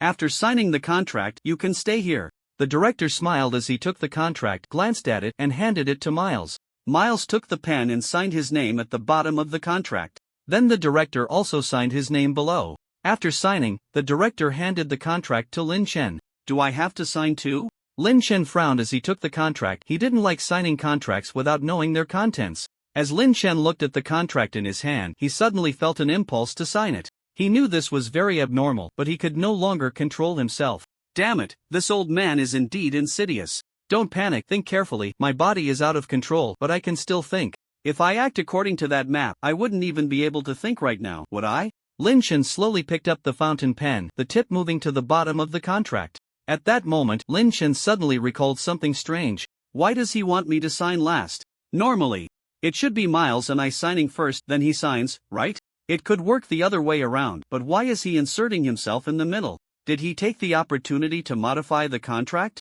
That shouldn't be the case. If the contract could be modified so easily, it wouldn't need to exist. The head nurse asked me to talk to the patient in room 419. She didn't mention the contract. Could it be that they only need me to enter room 419 and the contract isn't important? So, Lin Chen concentrated and activated his special skill, Exchange. At the moment the skill successfully activated, Lin Chen unhesitatingly signed his name at the bottom of the contract. Because he knew he had to sign the contract before the director could react, this was his only chance. After signing the contract, the area will become a simulation base. Before the base is destroyed, the area can be re-entered for daily simulations. After signing the contract, Lin Chen regained control of his body. Lin Chen smiled as he released the fountain pen and looked at the director. Even though the other party was stronger, in the end, he still had the upper hand. At the last moment of signing the contract, he used a swapping skill to exchange it with another contract. He had no idea where that contract was. Perhaps it was in the desk, maybe in the dean's stomach, or perhaps right on the desk, just out of their sight. But there was no doubt that the contract was within his line of sight. After obtaining the real contract, he received a system notification, but he had already signed before receiving it. Here, he had no qualifications to hesitate. The dean was not angry. Instead, he looked at Lin Chen with appreciation. Almost no one knew that he also had a contract in hand, which he thought was foolproof, but he didn't expect Lin Chen to turn the situation around forcefully. Wonderful, from now on, you are the new employees of this institute. Congratulations. Simulation and remaining simulation attempts. 8 obtained 8 random items from this event. Obtained title. Contracted employee successfully established a simulation base. Obtained simulation base. Psychiatric hospital. Squeak. The red mouse squatted by Lin Chen's pillow, its bright little eyes curiously watching Lin Chen. Thanks for this time, your ability is indeed strong. Lin Chen picked up the fat mouse and began to check the simulation rewards. The 8 items included 6 syringes in 3 colors, a pot of blue flowers, and a bloody tumor. First, the 6 syringes. Lin Chen had seen this type of syringe in the pocket of the head nurse's left chest. There were 3 blue syringes. Strong sedative syringe. After injection, the patient will enter a sedated state and lose the ability to think for a period. Note. Do as you please. There were 2 red syringes. Healing syringe can quickly heal any physical injury and continue to treat the patient for a period. Note. Don't worry, you will recover. There was only 1 purple syringe. Strong mental syringe increases mental power limit and continuously provides mental power for a period. Note: you wouldn't want to know how it was produced. All three types of syringes were very practical. Lin Chen stored them away and checked the next item. Spirit flower. A spirit flower cultivated by mental power in a special environment. Long-term close contact can enhance mental strength. Note: can only continue to grow in areas rich in mental power. Lin Chen placed the flower pot on the windowsill, impressed by the flower. Tumor provides enough spiritual energy and materials, can proliferate indefinitely. Note: a good source of food. Lin Chen looked at the tumor on the floor with disdain. He wasn't picky, but only when it came to normal food. The little black mouse, now a bit plumper, suddenly crawled to Lin Chen's feet, wriggling against his calf, seemingly very interested in the tumor. You want to eat this? Go ahead, just don't get a stomachache. Watching the little black mouse swallow the tumor, Lin Chen checked his new title. Contracted employee. As a contracted employee of a well-known hospital, certain individuals will fear you. Note: do you want to enter the hospital too? After dealing with the spoils, Lin Chen took care of his pets and plants, then went to the game room to play cards for a while, also conducting a spiritual energy cycle. Before leaving, Lin Chen used the basic rune card strength. He had wanted to use this card for a long time, but there had been too much knowledge to organize before, so he had temporarily set it aside. Now that his mind was clearer, it was just the right time to use it. Dazed, he returned to the shelter, entered the spiritual energy workshop, and began to organize knowledge while also crafting spiritual energy items. Before the night activities began, Lin Chen made a hearty dinner, opened the group chat, and started eating. Big shots. What activity is happening today? Who knows? Actually, all 4 activities are okay, as long as you don't force the harvest. Surviving isn't that hard. But if you keep just surviving, you'll eventually be eliminated. After all, you're not old phone.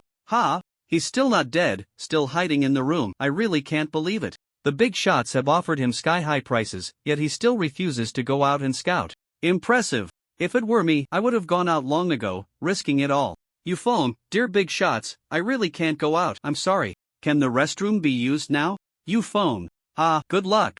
I bet with someone that you can last through this week, wagering a psychic item. He'll bet a red coin that he won't survive tonight. Tonight is too much, let's make it 2 days. Betting a bottle of nutrient solution. Damn! The big shot has released new psychic items. Where? Are you kidding? By the time he spoke, they were all snatched up. How many people do you think have been staring at the trading area? You guys are the worst. Can we not enjoy chatting in the group anymore? Lin Chen, new products. Remember to send me your usage experience after trying them out. This time, Lin Chen created 2 new psychic items. Simple acceleration accessory can be activated with psychic energy to enhance the speed of the location of the accessory. Effect weakens with each use. Note: created by Lin Chen. Simple strength accessory can be activated with psychic energy to enhance the strength of the location of the accessory. Effect weakens with each use. Note: created by Lin Chen. Got it. I'll go try it out. Sigh, didn't get it again. For those who did, share the item info so I can drool a bit. Looks powerful, a getaway artifact. Item info didn't get the acceleration one. But the strength one isn't bad either. Item info. Damn, simple and practical. Indeed, too bad I didn't get it. I'll buy an acceleration one at a high price. I think the strength one is more powerful. It can be used in many situations. Nighttime activities begin. Tonight's activity, station mission. Would you like to join? Join. 9:59. Great, it's a station mission. My suitcase is already itching with anticipation. Don't forget to help the big shot spread the basic circulation route. I earned a few red coins last time. Can't forget. Yeah, it's good if we can save a few more lives. Lin Chen picked up the stuffed fat mouse and sat quietly on the edge of the bed, waiting for time to pass. He was already well prepared. 00:0100:00. Lin Chen sat alone in the carriage. The chat room only had him. Lin Chen, hello everyone. Lin Chen? Lin Chen, is anyone there? Lin Chen, Lin Chen, why am I even opening a chat room if I'm the only one here? The carriage was very quiet, and no one answered Lin Chen's questions. Please choose a station to disembark, survive until the train arrives tomorrow, and take the train away from the station. Note: after 10 stations, the train will enter the shallow sea area. Gain special skill. Exchange. You can swap the item in your hand with an item in your line of sight. 11. Note: this item is nice, I really like it. Lin Chen was still spamming in the chat group when the train arrived at the first station. Just like last time, Lin Chen couldn't see the outside situation, only the station introduction posted on the internal wall, resembling a movie poster. A terrifying disaster is about to occur, the entire city is about to be destroyed, the weak populace is about to become bait, but there is still a chance for redemption. Can you fulfill your duty, turn the tide, and prevent the disaster from happening? Below the text was a drawing of a city at night, with a man whose face was unclear standing outside the city, about to enter. Lin Chen left the private room. The corridor still had no other passengers, possibly in other compartments. This time, he didn't need to consult anyone, he could stop wherever he wanted at any station. After getting off the train and entering the light green exit gate, Lin Chen lost consciousness. Site selection completed. Additional tasks obtained. Optional to complete 1. Kill enemies, receive rewards based on the number and strength of enemies. 2. Find the key reasons for the disaster. 3. Prevent the disaster. Save the city. 3 additional tasks popped up in the chat room, and Lin Chen woke up in the back seat of a moving vehicle. It was not a prison van. Instead, it was a black luxury sports car, and Lin Chen could feel the flow of spiritual energy inside the vehicle. The driver in front was a young woman in uniform, looking no older than 20, tense and occasionally glancing at the situation behind through the rearview mirror. Next to Lin Chen sat another adult woman in uniform, around 30 years old, with an impressive figure and a handgun at her waist. The higher-up said you would arrive tomorrow. I didn't expect you to come early. The bureau isn't prepared. Grace looked at the overly young director beside her, thinking about the troublesome cases in the bureau, feeling heavy-hearted. There's a reason I'm here at this time. Did you bring the files? Lin Chen asked calmly. I brought them. All the files for recent cases are here, including the case of the former director. Grace felt a bit sad. She had just started working under the old director, a respected elder who was about to retire, but unexpectedly met a tragic end in the bureau. Lin Chen quickly flipped through the event files in his hands, thicker than a dictionary, concentrating on noting every detail that needed attention. Although she questioned Lin Chen's speed of reading, Grace did not disturb him. As the assistant to the director, she knew well when to remain silent and when to speak. Grace, does anyone else in the bureau know I'm here? After a while, Lin Chen put down the files and asked. No, only me and Sheriff Nora. Nora was the driver in front. Grace, can I trust you both? Lin Chen stared at Grace and asked. Of course, Director, Grace replied seriously. Good, I don't want anyone else to know I'm here. First, take me to the armory of the Security Bureau, then you stay at the bureau, and I need a driver familiar with the city. Lin Chen said decisively. Report, I grew up here and am very familiar with this city. Nora said eagerly, raising her voice. Great, tonight will be busy, you might have to stay up late, Sheriff Nora. Lin Chen quickly organized and archived each case in his mind, calculating tonight's itinerary. I like staying up late. Sir. With Grace's help, Lin Chen successfully entered the armory of the Security Bureau. Nora stood guard outside, and Lin Chen quickly packed all the weapons he could into his loot space. The cause of the former director's death was suspicious, so he did not plan to involve other officers. Humans are like that, always finding reasons for betrayal. Weapons, on the other hand, are forever reliable. Returning to the car with Nora, Lin Chen put on a wireless earpiece that could stick inside his ear and a microphone that attached to his collar, allowing him to communicate with the two at any time. Sir, where are we investigating first? Nora drove the sports car onto the road and asked. Investigate? No, Ms. Nora, we are not investigating tonight. Lin Chen had always been good at playing other roles since he was young, but he was just used to playing a reasonable role, not that he enjoyed it. Tonight, he would not play the role of the director of the Security Bureau because he did not intend to follow any rules. Tonight, he was the rule. Tonight, we go hunting. First, to the Golden Apple Club. Floor it. Yes, sir. Nora excitedly pressed the accelerator, as if wanting to stomp on all the pressure she had endured during this time. The sports car drifted to a stop outside a high-end club, leaving long skid marks on the road. Wait for me in the car, no need to turn off the engine. Lin Chen walked alone towards the Golden Apple Club, where two burly men in black uniforms with crew cuts blocked his path. Sorry, the club is closed tonight, one of the men, with a fierce expression, said. Is that so? That's just wonderful, Lin Chen replied with a smile, pondering how to clear the place. You. Before the burly man could finish his sentence, Lin Chen casually snapped his neck. The other doorman didn't even have time to speak before Lin Chen sent him off as well. Everything ended quickly. Apart from a few dazed women and the club owner, Lin Chen killed everyone within minutes. The psychic submachine gun from the Public Security Bureau was very effective, powerful, and quiet, and ordinary psychic protective gear couldn't stop even a few bullets. Lin Chen never missed. The bullets were like an indestructible long sword, leaving no intact heads in their wake. Mr. Jean lay sprawled on the floor, and the man before him had cleared out the staff he had accumulated over several years without a scratch in just a few minutes. The psychic bullets obtained from the black market didn't even leave a trace on the dark-colored suit of the other man. Lin Chen leisurely approached Mr. Jean, grabbed his hair, and forced him to make eye contact. I've done everything you asked. I've sent the people you wanted. Why do you still want to kill me? Mr. Jean shouted in despair. Let me introduce myself. I am the new director of the Public Security Bureau. My name is Lin Chen. Lin Chen spoke softly, politely introducing himself. Ah, Mr. Jean was taken aback, but he quickly changed his attitude. Which department were you from before? I know the leaders of your public security bureau. Do you have any evidence? You dare come here to arrest people? Of course, I have no evidence, but you've made a mistake, Mr. Jean. We are the same kind of people. You can make people disappear at will, and so can I. You're breaking the law. Mr. Jean was forced to meet Lin Chen's dark eyes, trembling as he spoke. The law is important, but the law is meant to protect ordinary people in the civilized world, and it just so happens that we are not. Lin Chen sensed the place he was looking for in the depths of the club, so he dragged Mr. Jean deeper into the club. What do you want to know? He'll tell you everything. I have evidence of those cultists' crimes. Mr. Jean had no choice but to play his last card. As for whether they would cause him trouble later, that was not something to consider now. No need.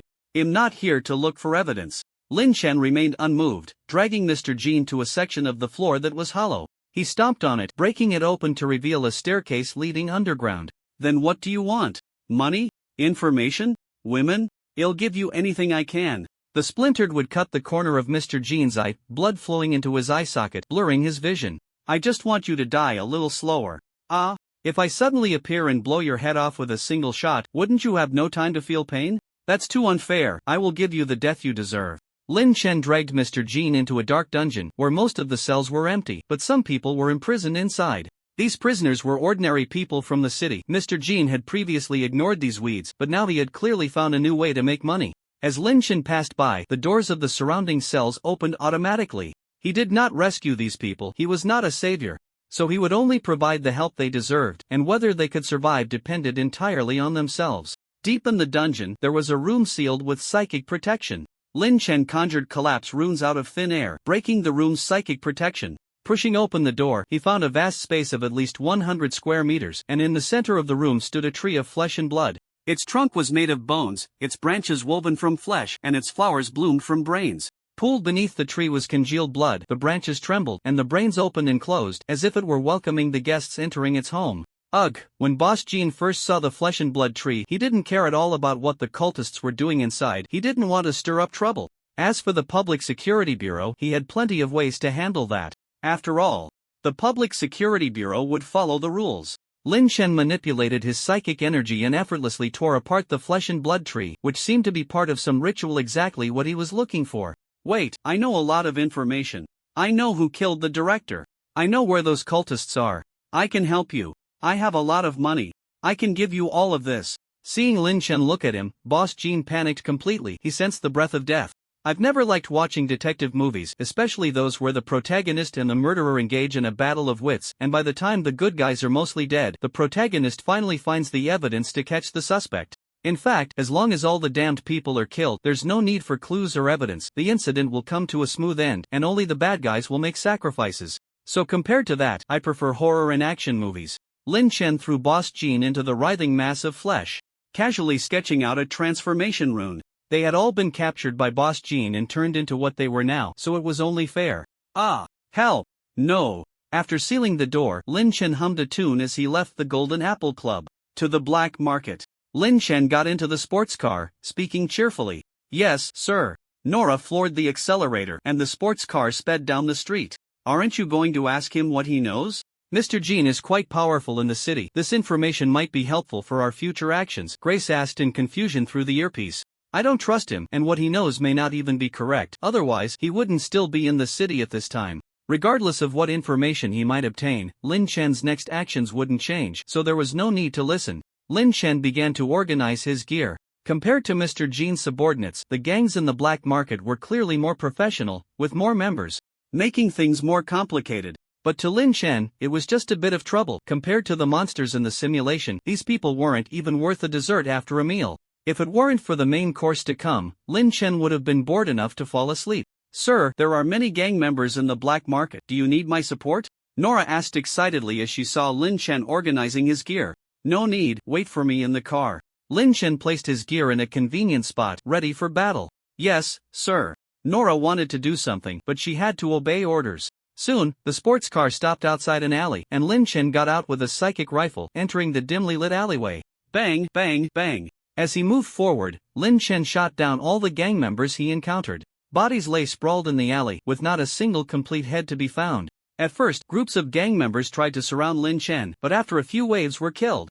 No one dared to come and die. These people were just a bunch of bullies who feared the strong. As the death toll rose, fear took over. Stepping out of the alley, Lin Chen stood outside a 3-story abandoned building, which was the black market stronghold of those gang members. Numerous gang members aimed their weapons at Lin Chen from the windows, and a burly man looked down at Lin Chen from the 3rd floor, loudly saying, "Are you from the Public Security Bureau? I know quite a few friends in the bureau. Is there some misunderstanding between us? Oh, do you know the director of the Public Security Bureau?" Lin Chen scanned each window, revealing an ambiguous smile. "Of course, we've had drinks together," the burly man replied without hesitation. "How come I don't remember?"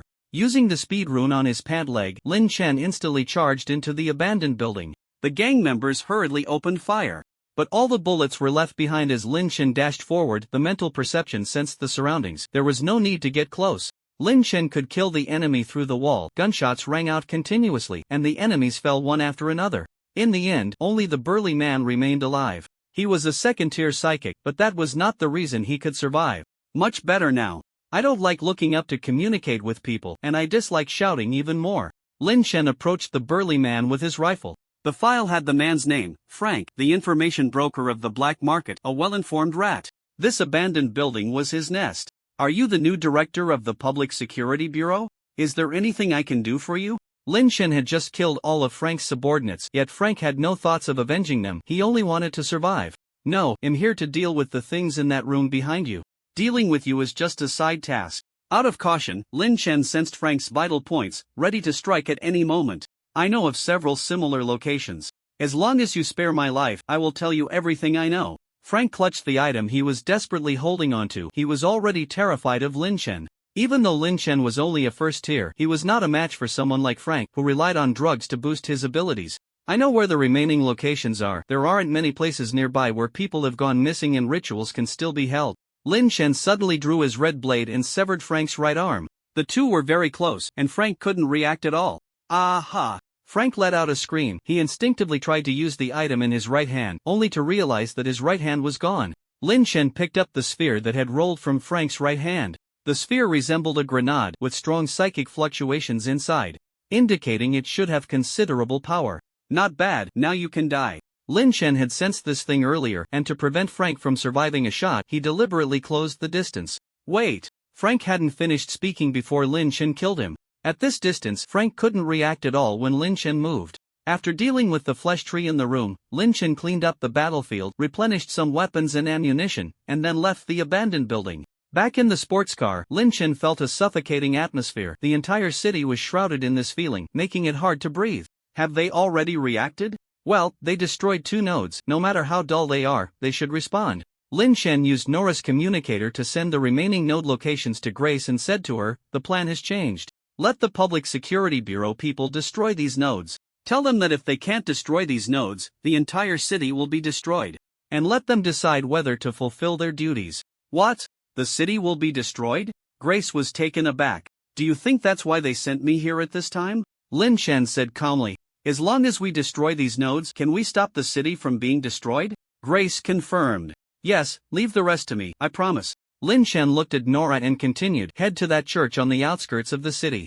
Perhaps due to some inexplicable sense of ritual, these cultists always liked to set their ritual sites near churches." "Yes, sir." Nora was very concerned about the city's safety and whether her colleagues could successfully handle the ritual nodes, but she had more important work to do now. The sports car sped towards the church, the engine roaring loudly. "Stop." Just as they were about to pass over a river-crossing bridge, Lin Chen suddenly spoke. Nora hurriedly stopped the car at the bridgehead, looking at Lin Chen in confusion. "This is a necessary route. If I were on the other side, I would ambush here." He had felt a sense of unease earlier, and after the car stopped, that unease faded away. Lin Chen took out a psychic sniper rifle and used the scope to search for the enemy's position. The sniper scope could scan for psychic gathering points, and soon Lin Chen found a target in the woods across the river. Thud, the bullet easily shattered the opponent's psychic defense and head. Bullets of such power could not be stopped even by Lin Chen's mutated psychic protection after a few shots. Bang! Bang! The enemy began to scatter in all directions, but the gunfire that sought their lives did not cease. Instead, it increased in frequency. Bang! Bang! Bang! Bang! Bang! Each bullet could take down an enemy, and Lin Chen quickly emptied a magazine. By the time Lin Chen switched to a new magazine, the enemies had all fled. "Let's go." Lin Chen returned to the sports car and Nora pressed the accelerator, continuing towards the church. They failed. The opponent is experienced and directly shot 8 believers across the river with a sniper rifle, Father Matthew said calmly. Everyone said not to kill that director. The Security Bureau is indeed severely corrupt, but it is still the strongest violent organization in the entire Federation, and its headquarters is filled with monsters. This new director might have been sent from headquarters. He came in and destroyed 2 of the most important ritual nodes. Do you know how long I worked for these 2 nodes? Ethan's face was filled with anger. Mr. Jean and Mouse were his hard-earned subordinates, and now they were all gone. The enemy appeared too suddenly, and there was no information leaked from the Bureau. Otherwise, he would have had plenty of ways to deal with a new director. That old guy is too much of a hindrance. We have to kill him. I admit this new director has some skills, but he is just a first-tier psychic. He is not to be feared. The important thing is the ritual nodes. I need you to supplement a few new simple nodes to maintain the ritual, Father Matthew said, still looking calm. He planned to reduce the scale of the ritual, only harvesting the lives of half a city. Easier said than done. Where am I supposed to find so many living people to make simple nodes for you? Ethan couldn't keep up with the thinking of this cult companion. He was already preparing to run, while the other party still wanted to continue the ritual. Aren't there still some believers? I will have them cooperate with you, Father Matthew said as if it were a matter of course. Aren't they believers of your church? Even Ethan wouldn't treat his subordinates as sacrifices. That is the purpose of the Lamb's existence. Just as Ethan wanted to say more, a gunshot suddenly rang out from outside the church, followed by a violent explosion. The church doors were blown off, and several spheres were thrown into the church simultaneously. Boom! Without any delay, as soon as those spheres entered the church, they exploded violently, turning the entire church into a pile of ruins. Lin Chen waved away the chaotic dust and psychic energy, charging into the church ruins with a psychic light machine gun, and began to spray fire at the area where the psychic energy was most concentrated. Rat-tat-tat-tat-tat-tat-tat. Lin Chen only stopped shooting after emptying a belt of bullets and then threw 2 psychic grenades in the direction he had just sprayed. Boom! Just as Lin Chen was about to change the belt and unleash another wave of fire, a large tree with red and green mixed colors suddenly burst from the center of the church, its red and green branches stabbing towards Lin Chen like sharp spears. Lin Chen activated his mutated psychic protection and quickly retreated. The branches easily pierced through the mutated psychic protection. But Lin Chen had already retreated to the church entrance. Cough, cough, no wonder you are the elite of the Security Bureau. If it weren't for this tree, you would have killed me already, Father Matthew said as he walked from the ruins to under the tree. His body was covered in wounds, but they were healing rapidly. Ethan, who had just stood with him, had been turned into minced meat. The layer of psychic protection outside the church is not bad, but it's still too thin. This false sense of security is the most dangerous, Lin Chen remarked, sensing the blood and flesh plant in front of him that was at least 2 stories high, with red and green mixed together. Just moments ago, Nora had fired a shot from a distance with a sniper rifle. A bullet with a collapse rune attached had failed to break the church's psychic protection. Lin Chen used a speed rune to rush outside the church and successfully breached it after supplementing with 2 psychic grenades. I have learned. The psychological sense of security is indeed very dangerous. Father Matthew looked at the energy light machine gun in Lin Chen's hands, now fitted with a new ammo belt, his lips twitching slightly. He had never seen the Security Bureau use such a thing in the city. Any last words? Lin Chen pointed the gun at Father Matthew. Although he said this, he didn't truly believe that a single ammo belt could take down the priest. He wanted to create the illusion that he heavily relied on his weapon. Sigh, you win. Without enough nodes, the ritual can no longer be completed. I really shouldn't have killed the former director. Compared to you, he was much friendlier. The priest spoke as if preparing to surrender, but his mental energy and the energy within him were unusually active, causing the nearby flesh and blood plant to stir with anticipation. Friendliness or being alive, I have to choose one. Lin Chen secretly inscribed collapse runes on the first few bullets of the ammo belt, taking his time. However, the priest's attitude struck him as odd. It seemed the other was stalling for time, yet he couldn't sense any actions from Father Matthew. Originally, Lin Chen planned to delay a bit longer before directly wiping out the flesh and blood plant along with the priest, but it seemed better to act quickly now. You're right. Before the priest could finish, Lin Chen pulled the trigger at the flesh and blood plant. The bullet sliced through its body like a lightsaber, piercing into its interior. Rat-a-tat-tat-tat-tat-tat-tat. In the blink of an eye, the priest moved beside Lin Chen and drew a sacrificial dagger, thrusting it toward Lin Chen's head. Lin Chen continued to pull the trigger, layers of energy protection appearing in front of the dagger, deflecting the priest's attacks several times. The priest's strikes were sharp, ordinary energy defenses couldn't withstand them, but he had never seen Lin Chen use energy protection in this way. So he had to thrust toward Lin Chen's chest with his left hand. Lin Chen emptied the ammo belt, obliterating the flesh and blood plant, before moving the light machine gun to block the priest's left hand. The priest shattered the light machine gun, and Lin Chen drew the red blade, activating the speed-cutting rune simultaneously. The blade moved as fast as lightning, severing the priest's left hand. The priest dropped his left hand and quickly retreated, while Lin Chen pulled out the energy submachine gun hidden in his clothes and sprayed a magazine at the retreating priest. Rat-a-tat-tat-tat-tat-tat. In fact, the energy rifle had greater power, but retrieving items from the loot space took a bit of time. The priest was sprayed with blood all over, retreating near the flesh and blood plant. You're strong. I haven't encountered such an excellent young man in a long time. Unfortunately, time is up. You lost. Even with one hand severed and his body a bloody mess, the priest remained calm and composed, as if he were the one in the advantageous position. Lin Chen said nothing, merely retrieving the energy rifle from the loot space and continuing to shoot at the priest. But no matter how many bullets hit, the priest still stood firm, while the flesh and blood plant gradually withered. Don't struggle. I share life with it. Before it dies, no matter how severe the injury, I can recover quickly. Its roots extend dozens of meters underground. It won't matter if you shoot all your bullets. You've done well. Let's talk. As a third-tier energy user, the priest hadn't been this flustered in a long time, and the one causing this situation was only a first-tier, which made the priest develop a fondness for talent. All believers are lambs of God, but there are differences among the lambs. Talk about what? Discarding the empty energy rifle. Lin Chen began to contemplate the enemy's weaknesses and how to deal with this situation. Perhaps a strong sedative could handle it. But how to get close to him? Do you have faith? The priest asked earnestly. No. I can't exactly have faith in myself, can I? Lin Chen thought. Then would you like to join our church? That way, I won't have to kill you. With your talent and the church's resources, it won't be long before you become a mid-tier energy user, and you might even step into the high tier. The priest tempted. What church are you? What benefits are there to joining? Are the gods of faith reliable? Lin Chen wanted to understand the situation of his peers so he would have a reference when he later engaged in deception. I am a member of the Emerald God Church, worshipping the Lord of the Emerald City. As for the benefits of joining, there's no need to mention ordinary resources like spiritual potions.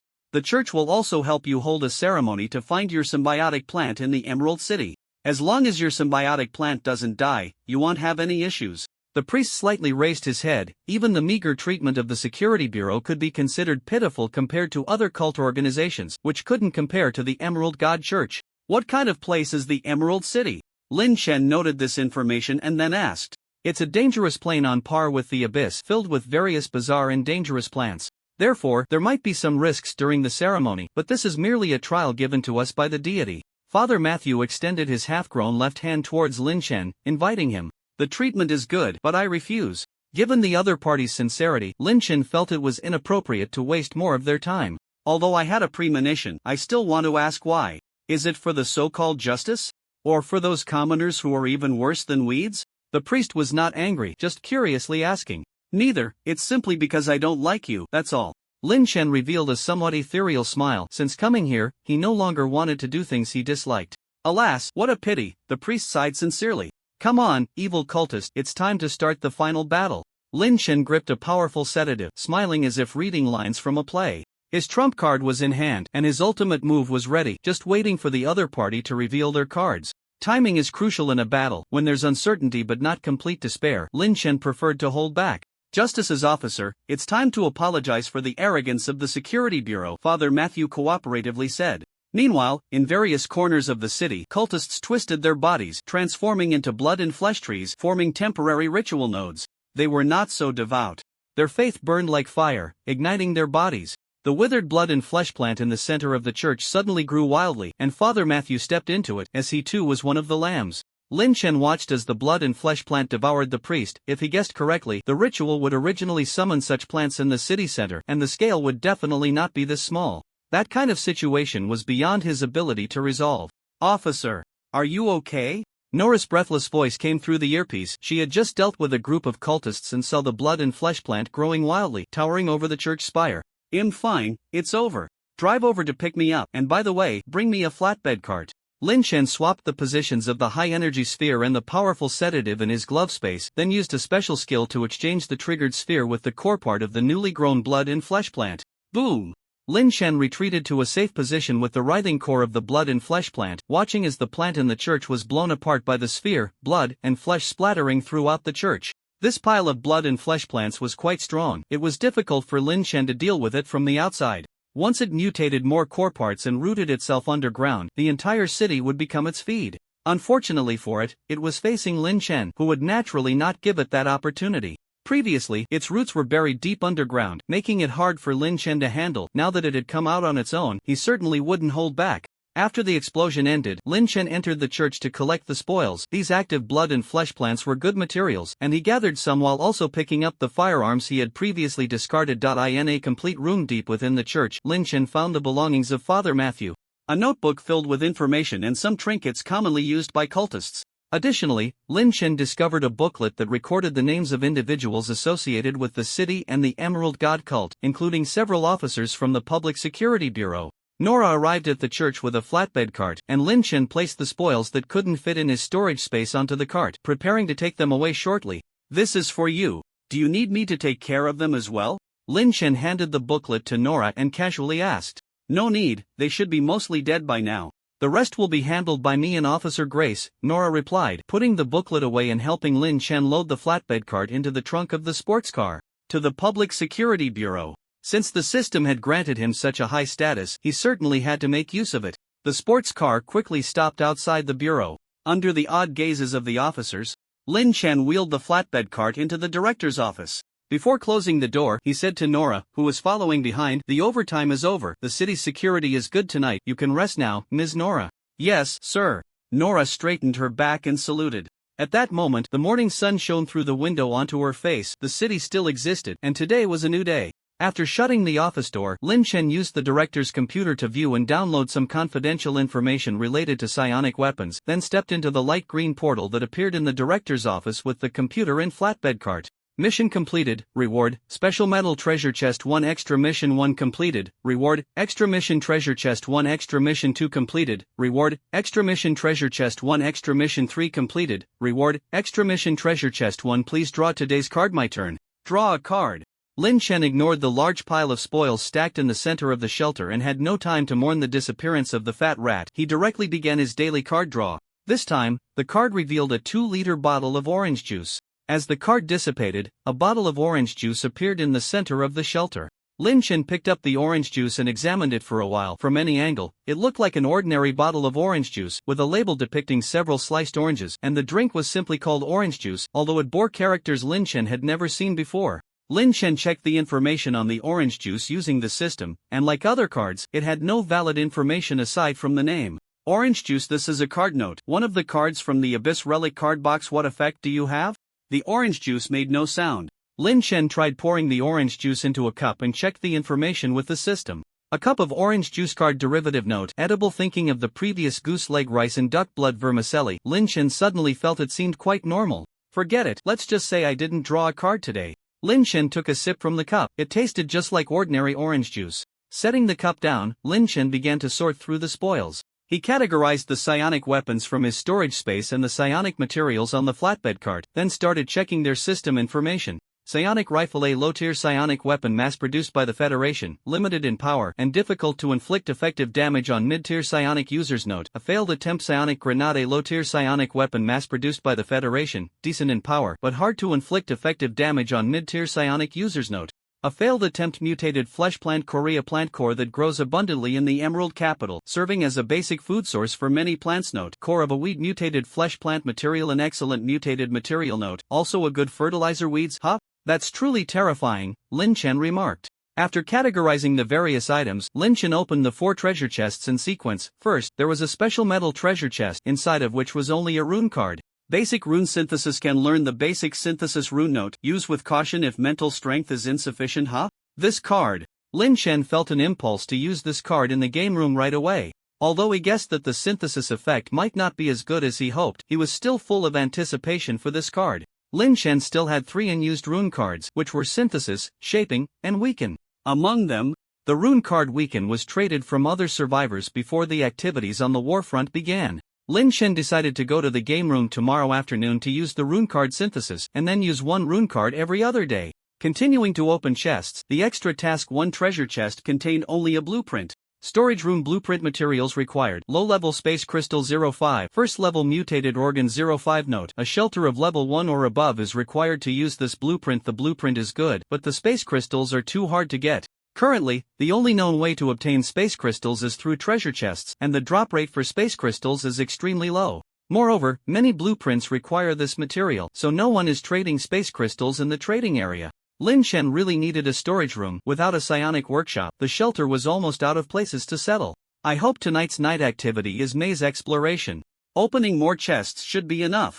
After using the blueprint and submitting the frozen mutated organ, Lin Shen opened the extra task 2 treasure chest. Inside were 10 bottles of low-level nutrient solution. Since being promoted to level 1, the effect of ordinary nutrient solutions had been diminishing, and Lin Shen had to drink several bottles of ordinary nutrient solution each time he cycled his psionic energy. Recently, Lin Shen planned to try using low-level nutrient solutions, and with these 10 bottles, he now had a total of 15 bottles of low-level nutrient solution, enough for him to drink for a while. This made Lin Shen think of the blueprint for the low-level concentrated nutrient extractor. As long as he could get that thing made, he shouldn't lack nutrient solutions before level 4. Unfortunately, first-level mutated organs were hard to come by. The extra task 3 treasure chest contained a book. Guide to joining the Emerald God Cult. It records various basic rituals developed by the Emerald God Cult. Note: introductory book on ritual studies. Lin Shen? Flipping through the guide, the content reminded him of the cult pamphlet he had received before. The difference was that the things in this one were actually usable. Ignoring the nonsense that tempted readers to join the cult, the guide detailed more than a dozen rituals with different effects, including the ritual to connect with the Emerald City and communicate with one's life plant. What would happen if I held this ritual in the shelter and planted the symbiotic plant there? Although this idea was tempting, in the end, Lin Shen abandoned this alluring thought because he didn't want to coexist with plants, nor did he want to be influenced by them. After dealing with the spoils, Lin Shen began to take care of the plants and animals in the shelter while preparing breakfast for himself. Little Black had grown as thick as Lin Shen's calf, and at that moment it was lying on its back like a cat, exposing its soft belly for Lin Shen to pet. Do you want to go outside? In a few days, I might not be able to afford to keep you. There was still plenty of food in the shelter, but at Little Black's growth rate, in a few days, it might not even be able to get out the door. Lin Shen patted Little Black's belly. He was a responsible person, and if Little Black didn't want to go out, he would have to help Little Black lose weight. Meow meow. Little Black wiggled its mouth, making cat sounds. You want to go out? To reassure me? No need to rush, let's wait a few more days until you grow a bit more. Lin Shen patted Little Black's non-existent jaw and said, meow meow. Little Black twisted its body, changing to a more comfortable position. After preparing breakfast, Lin Shen opened the group chat and poured himself a glass of orange juice. 5354951000000 brothers, did everyone come back alive? No one is alive to make a sound. Resource image squeak. Resource image damn, big shot, you brought back so many mutated organs. Resource image the upstairs isn't bad either, did you loot an arms depot? Resource image can you guys stop showing off? How are we useless ones supposed to survive? Resource image damn, you dare call yourself useless? This time we picked a high difficulty site, I'm almost starving just from drinking water. You picked a city site upstairs, at least you could bring back some food. I picked a city site, but the city blew up, I almost didn't make it back. Ha, eyebrow pencil. Thank you, stranger, you've put a smile on my face. Old you, how come you're still alive? You phone, not only am I alive, but I can also go out for a stroll at night. Impressive, can the bathroom be used now? You phone. After finishing breakfast, Lin Shen lay down on the bed and started the daily simulation. Please choose to start a new simulation task or enter the simulation base. Enter simulation base. Please choose the simulation base to enter mental hospital. There was no choice at all. Simulated base personnel. Kevin's simulation can be ended at any time. Lin Shen woke up on the bed in the staff dormitory, still using Kevin's body. Leaving the staff dormitory, Lin Shen wandered the hallway. Now the mental hospital looked just like a normal mental hospital, completely different from before. On the way, he encountered a few patients who greeted him friendly, looking very normal. You're here. A lively and cute voice came from behind. It was Mia. Hello, what should I do? Lin Shen still didn't understand what this base was for or what he was supposed to do here. Anything, you're a contracted employee with the director, no one can order you around here. I like to hang out with people I like when I'm slacking off, how about you? Mia walked up to Lin Shen and walked alongside him. I rarely slack off, it makes me feel guilty. Lin Shen hesitated for a moment, but thinking of the previous simulation, he neither dodged nor lied. That's not right, slacking off is the most correct thing to do. Do you know why I work? Mia leaned closer to Lin Shen, revealing a mysterious smile. Is it to slack off? Lin Chen easily guessed the correct answer. Correct, everyone needs a job, and the job is to slack off, so the meaning of human existence is to slack off. Mia said confidently. Alright, then if I want to slack off, what can I do? Lin Chen gave up struggling and decided to follow the senior's guidance. There's so much to do, the library has many interesting books, but some books are dangerous. It's best to ask the librarian for advice before reading. The patients here are all talented, they're witty, and have talent shows, you can chat with them. But the special patient area in the North Building has some very dangerous patients, unrelated to their will. Their existence itself can define danger, so you'd better not approach those ward doors. Except for room 419, you can go chat with the princess if you have time. You can also learn how to handle patients from the staff, like learning various injection preparation methods from the head nurse. That old woman is particularly good at concocting potions. The underground chapel is also very interesting. Father Christian believes in multiple deities and is skilled in divine summoning. You can even chat with the deities through him. Your friend often goes to the chapel to confess. Mia said a lot in one breath, like a tour guide introducing attractions. How is Miles doing now? Through MIA's introduction, Lin Chen gained some understanding of the mental hospital. There were many things that interested him. Pretty good. He's adapting much better than Kevin. He's almost fully integrated here. Mia said meaningfully. You know Kevin, Lin Chen established the simulation base for the first time, unsure of Kevin's situation in his absence. Of course, this is a mental hospital. Your mental states are completely different, and a normal person can tell at a glance, Mia said, looking into Lin Chen's eyes as if she wanted to see the real Lin Chen far away in the shelter. I hope Kevin can adapt soon. If Kevin couldn't adapt here, Lin Chen didn't know how it would affect the base. He will adapt, Mia asserted. After chatting for a while, Mia disappeared. Lin Chen thought for a moment and decided to go to the library to read for a while. The library was on the third floor of the main building, while the staff dormitory was on the first floor. Kevin still had the mental hospital map given by the head nurse, so Lin Chen easily found the library. There was no one in the library. It seemed the patients here didn't like reading. Lin Chen couldn't find the librarian Mia mentioned. The library had more than a dozen large bookshelves filled with various books, many of which were related to mental health. Lin Chen randomly picked an interesting book and found a vacant spot to read. The book was titled The ID, Hot Pot, Barbecue, and Cold Noodles. Lin Chen read it very seriously, and it took him 2 hours to finish the book. Was it interesting? Asked a creature with an octopus head, at least in Lin Chen's eyes. Very interesting. Interesting enough that I want to forget it and read it again, Lin Chen replied, feeling good. He hadn't relaxed like this in a long time. Next time, he planned to come in the afternoon. A leisurely afternoon was more suitable for reading. It would be even better if there was a drink to savor. Thinking of this, a cup of orange liquid appeared beside Lin Chen. I'm the librarian here.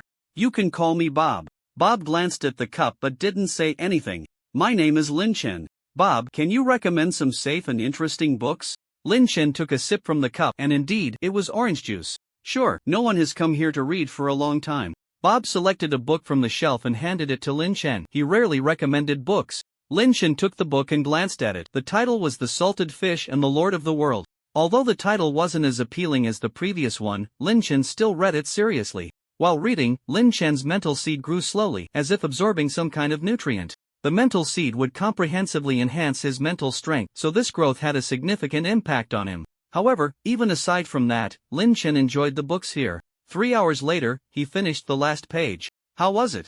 Bob asked. Very good, especially the part where the salted fish gets eaten. It could be considered a form of abstract art. Lin Chen finished his 5th cup of orange juice. He thought about sharing a cup with Bob but felt it wasn't appropriate since he didn't even know the ingredients of the orange juice. That part was indeed great, but I preferred the ending of the story. Bob happily discussed the book's content with Lin Chen, but pleasant times are always short, as he still had to go to the game room to enjoy some psychic energy. So, Lin Chen bid farewell to Bob and returned to the shelter. After the simulation ended, he didn't obtain any items, but for Lin Chen, the growth of the mental seed was more important. I should go every other day from now on, the simulation tasks can't stop. Lin Chen poured himself a cup of orange juice. The amount in the bottle was the same as when he left, neither increased nor decreased. After finishing the orange juice, Lin Chen went to the game room for his daily cycle. After the cycle ended, he tried using a low-grade nutrient solution. And the effect was very good. Back in the shelter, Lin Chen began studying the third-tier mutated heart. Although its activity was still good, it couldn't just be left like that. Lin Chen planned to mutate an outer shell to store the heart. This was not difficult for Lin Chen, who had inherited the priest's knowledge of mutation. Before dinner, Lin Chen successfully completed the heart storage plan using flesh and blood plant materials. A creature resembling a small dog limped around on the floor while Xiaohei curiously followed behind, occasionally biting the dog's tail and letting it drag him along. It's quite cute.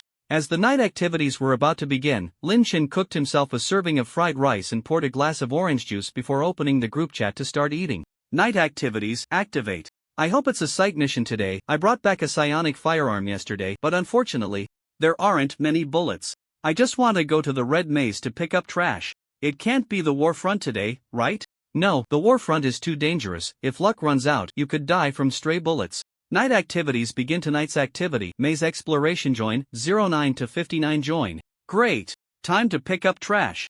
That works, at least I won't die, and there's a chance of getting shelter upgrade blueprints from opening boxes. Collect red keys. Add 1. Collect special room keys. In the last 10 minutes, Lin Chen played with the brainless little dog, the first creature he had mutated if it could even be considered a creature.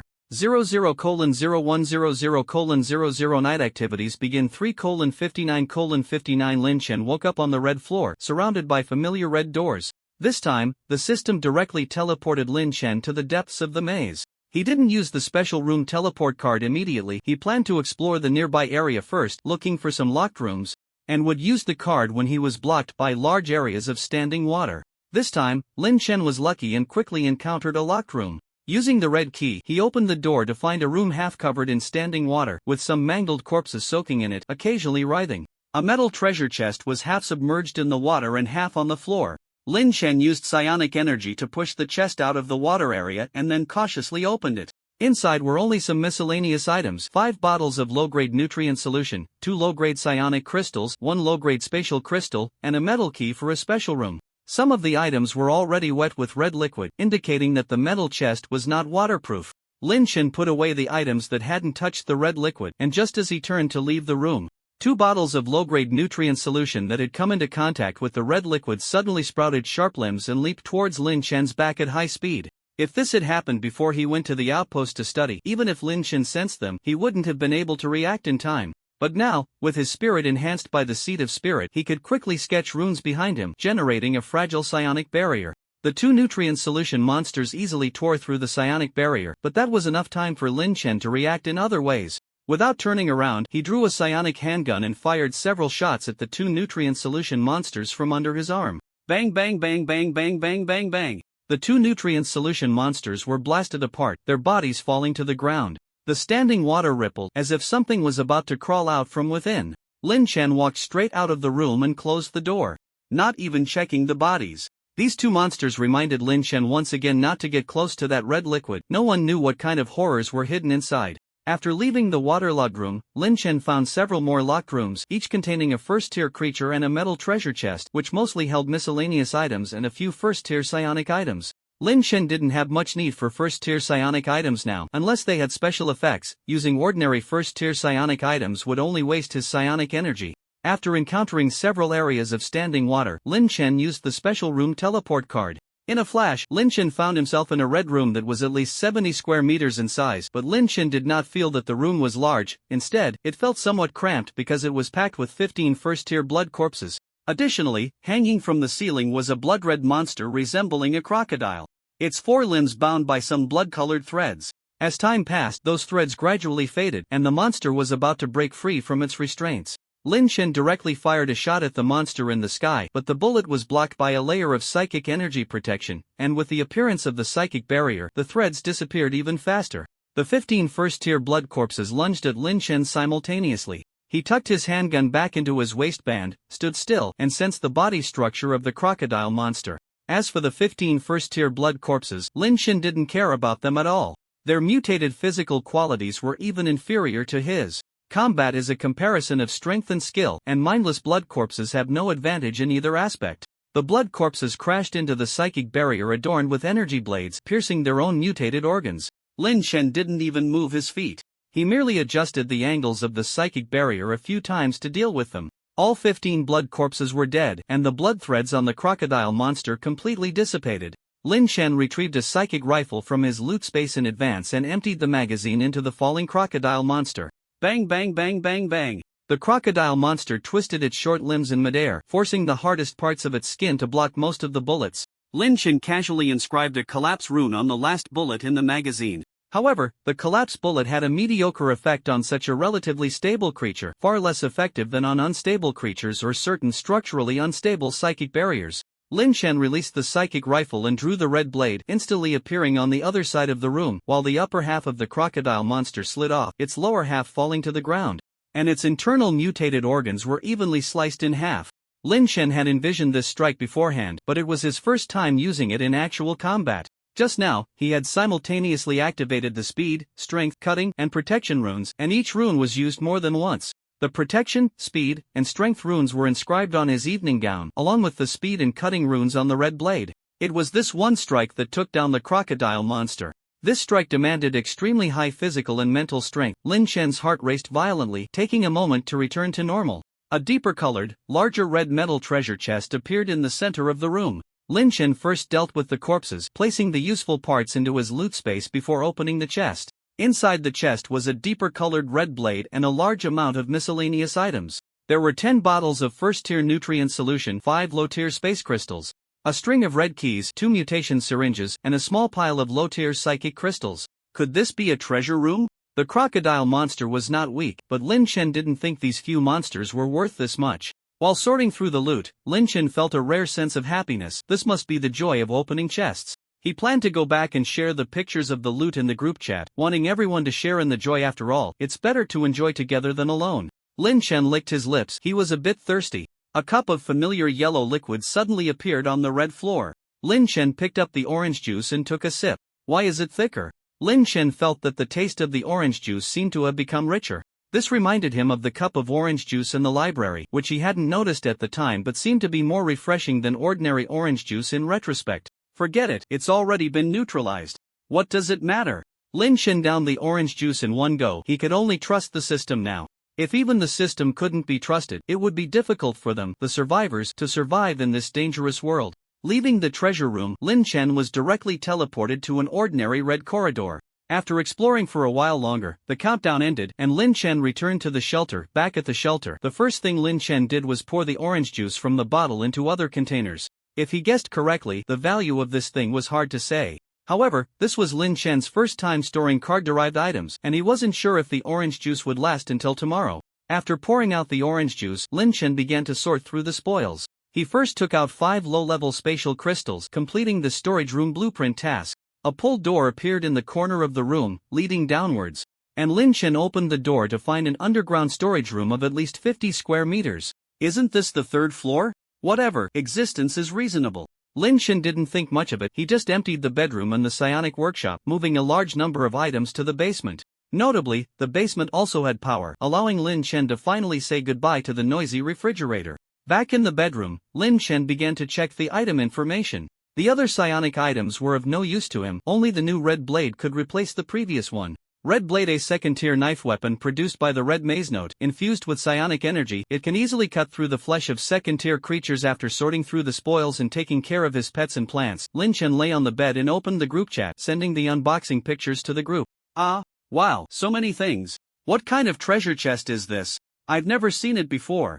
I've never seen one this big either. As expected of a big shot, even the treasure chests they open are bigger than others. Lin Shen shared the information about the box that might generate monsters in treasure rooms due to water contamination. He was fine, but others could easily get into trouble with treasure chest monsters. There might even be survivors who would take away contaminated items. Wow, it's too sinister for monsters to come out of treasure chests. Thank goodness the big shot reminded me. Otherwise, I would definitely fall for it. 15 first tier, 1 second tier. I can't open this treasure chest. Damn, thanks for the reminder. I just got a special room teleport card. If I send it over, I might be in trouble. Ah, has someone already gone to the deeper levels upstairs? Many advanced big shots have gone to the deeper levels. The first floor only produces food from treasure chests, and there's no way to store so much fresh produce. I ask all the big shots for guidance on how to advance. Where did you all get the integration potions? What is an integration potion? With enough mental strength and physical quality, drinking the integration potion allows you to advance, but the stronger your mental strength and physical quality during advancement, the stronger you become afterward.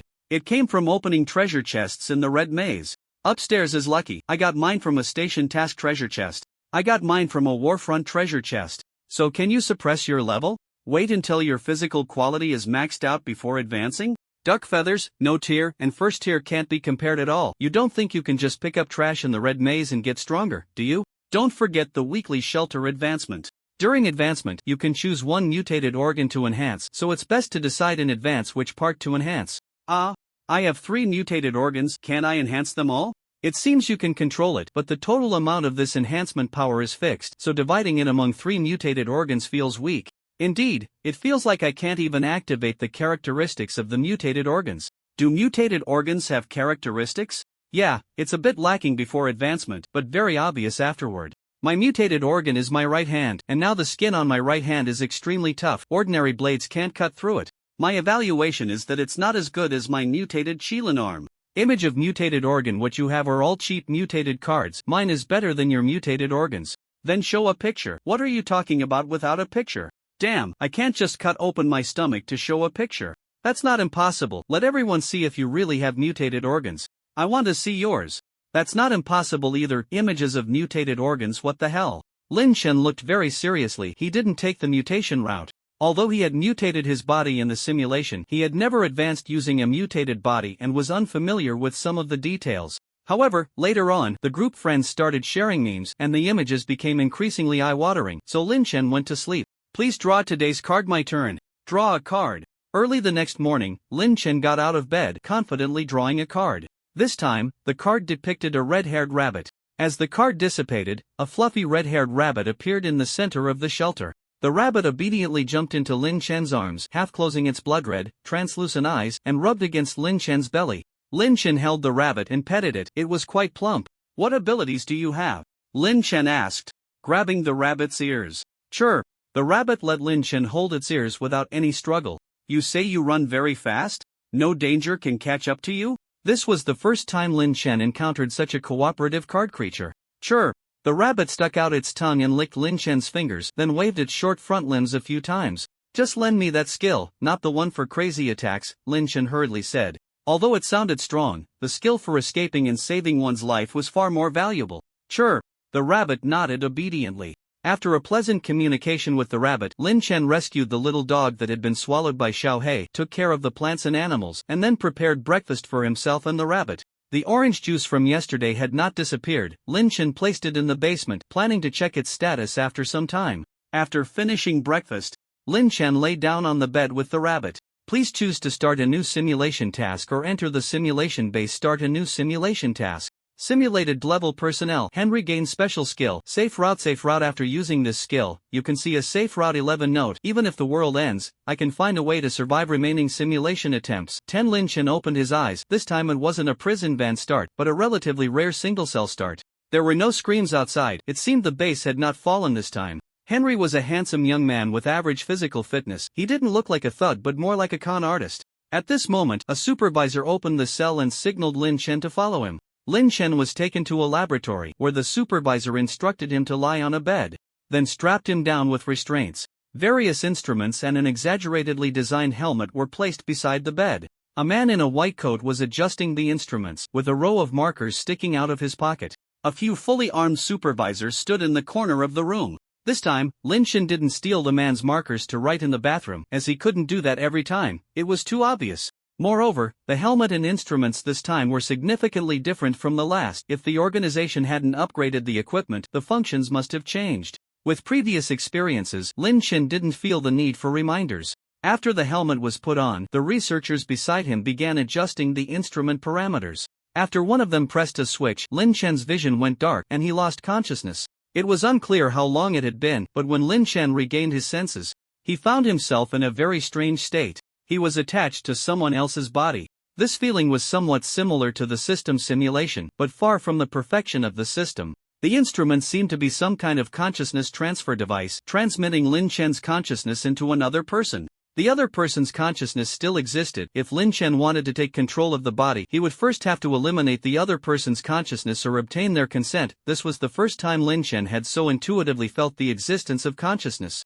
Compared to Lin Chen, the other party's awareness was very weak. If Lin Chen wanted, he could crush the other's consciousness at any moment and take over this body. This reminded Lin Chen of that consciousness maze. To the little knight back then, Lin Chen might have seemed just as powerless. They were essentially the same person, so Lin Chen would make the same choice. After observing for a while, Lin Chen had a general grasp of the other's basic situation. Shinan, male, 17 years old, a high school student. This world seemed to have some understanding of spiritual energy, but the concentration of spiritual energy in the environment was average. For now, Lin Chen had only seen one teacher who had absorbed spiritual energy and found no dangerous factors. The organization's goal should be to use class personnel to study consciousness transmission devices, so as long as Lin Chen waited for the organization to bring him back, this simulation should come to a successful end.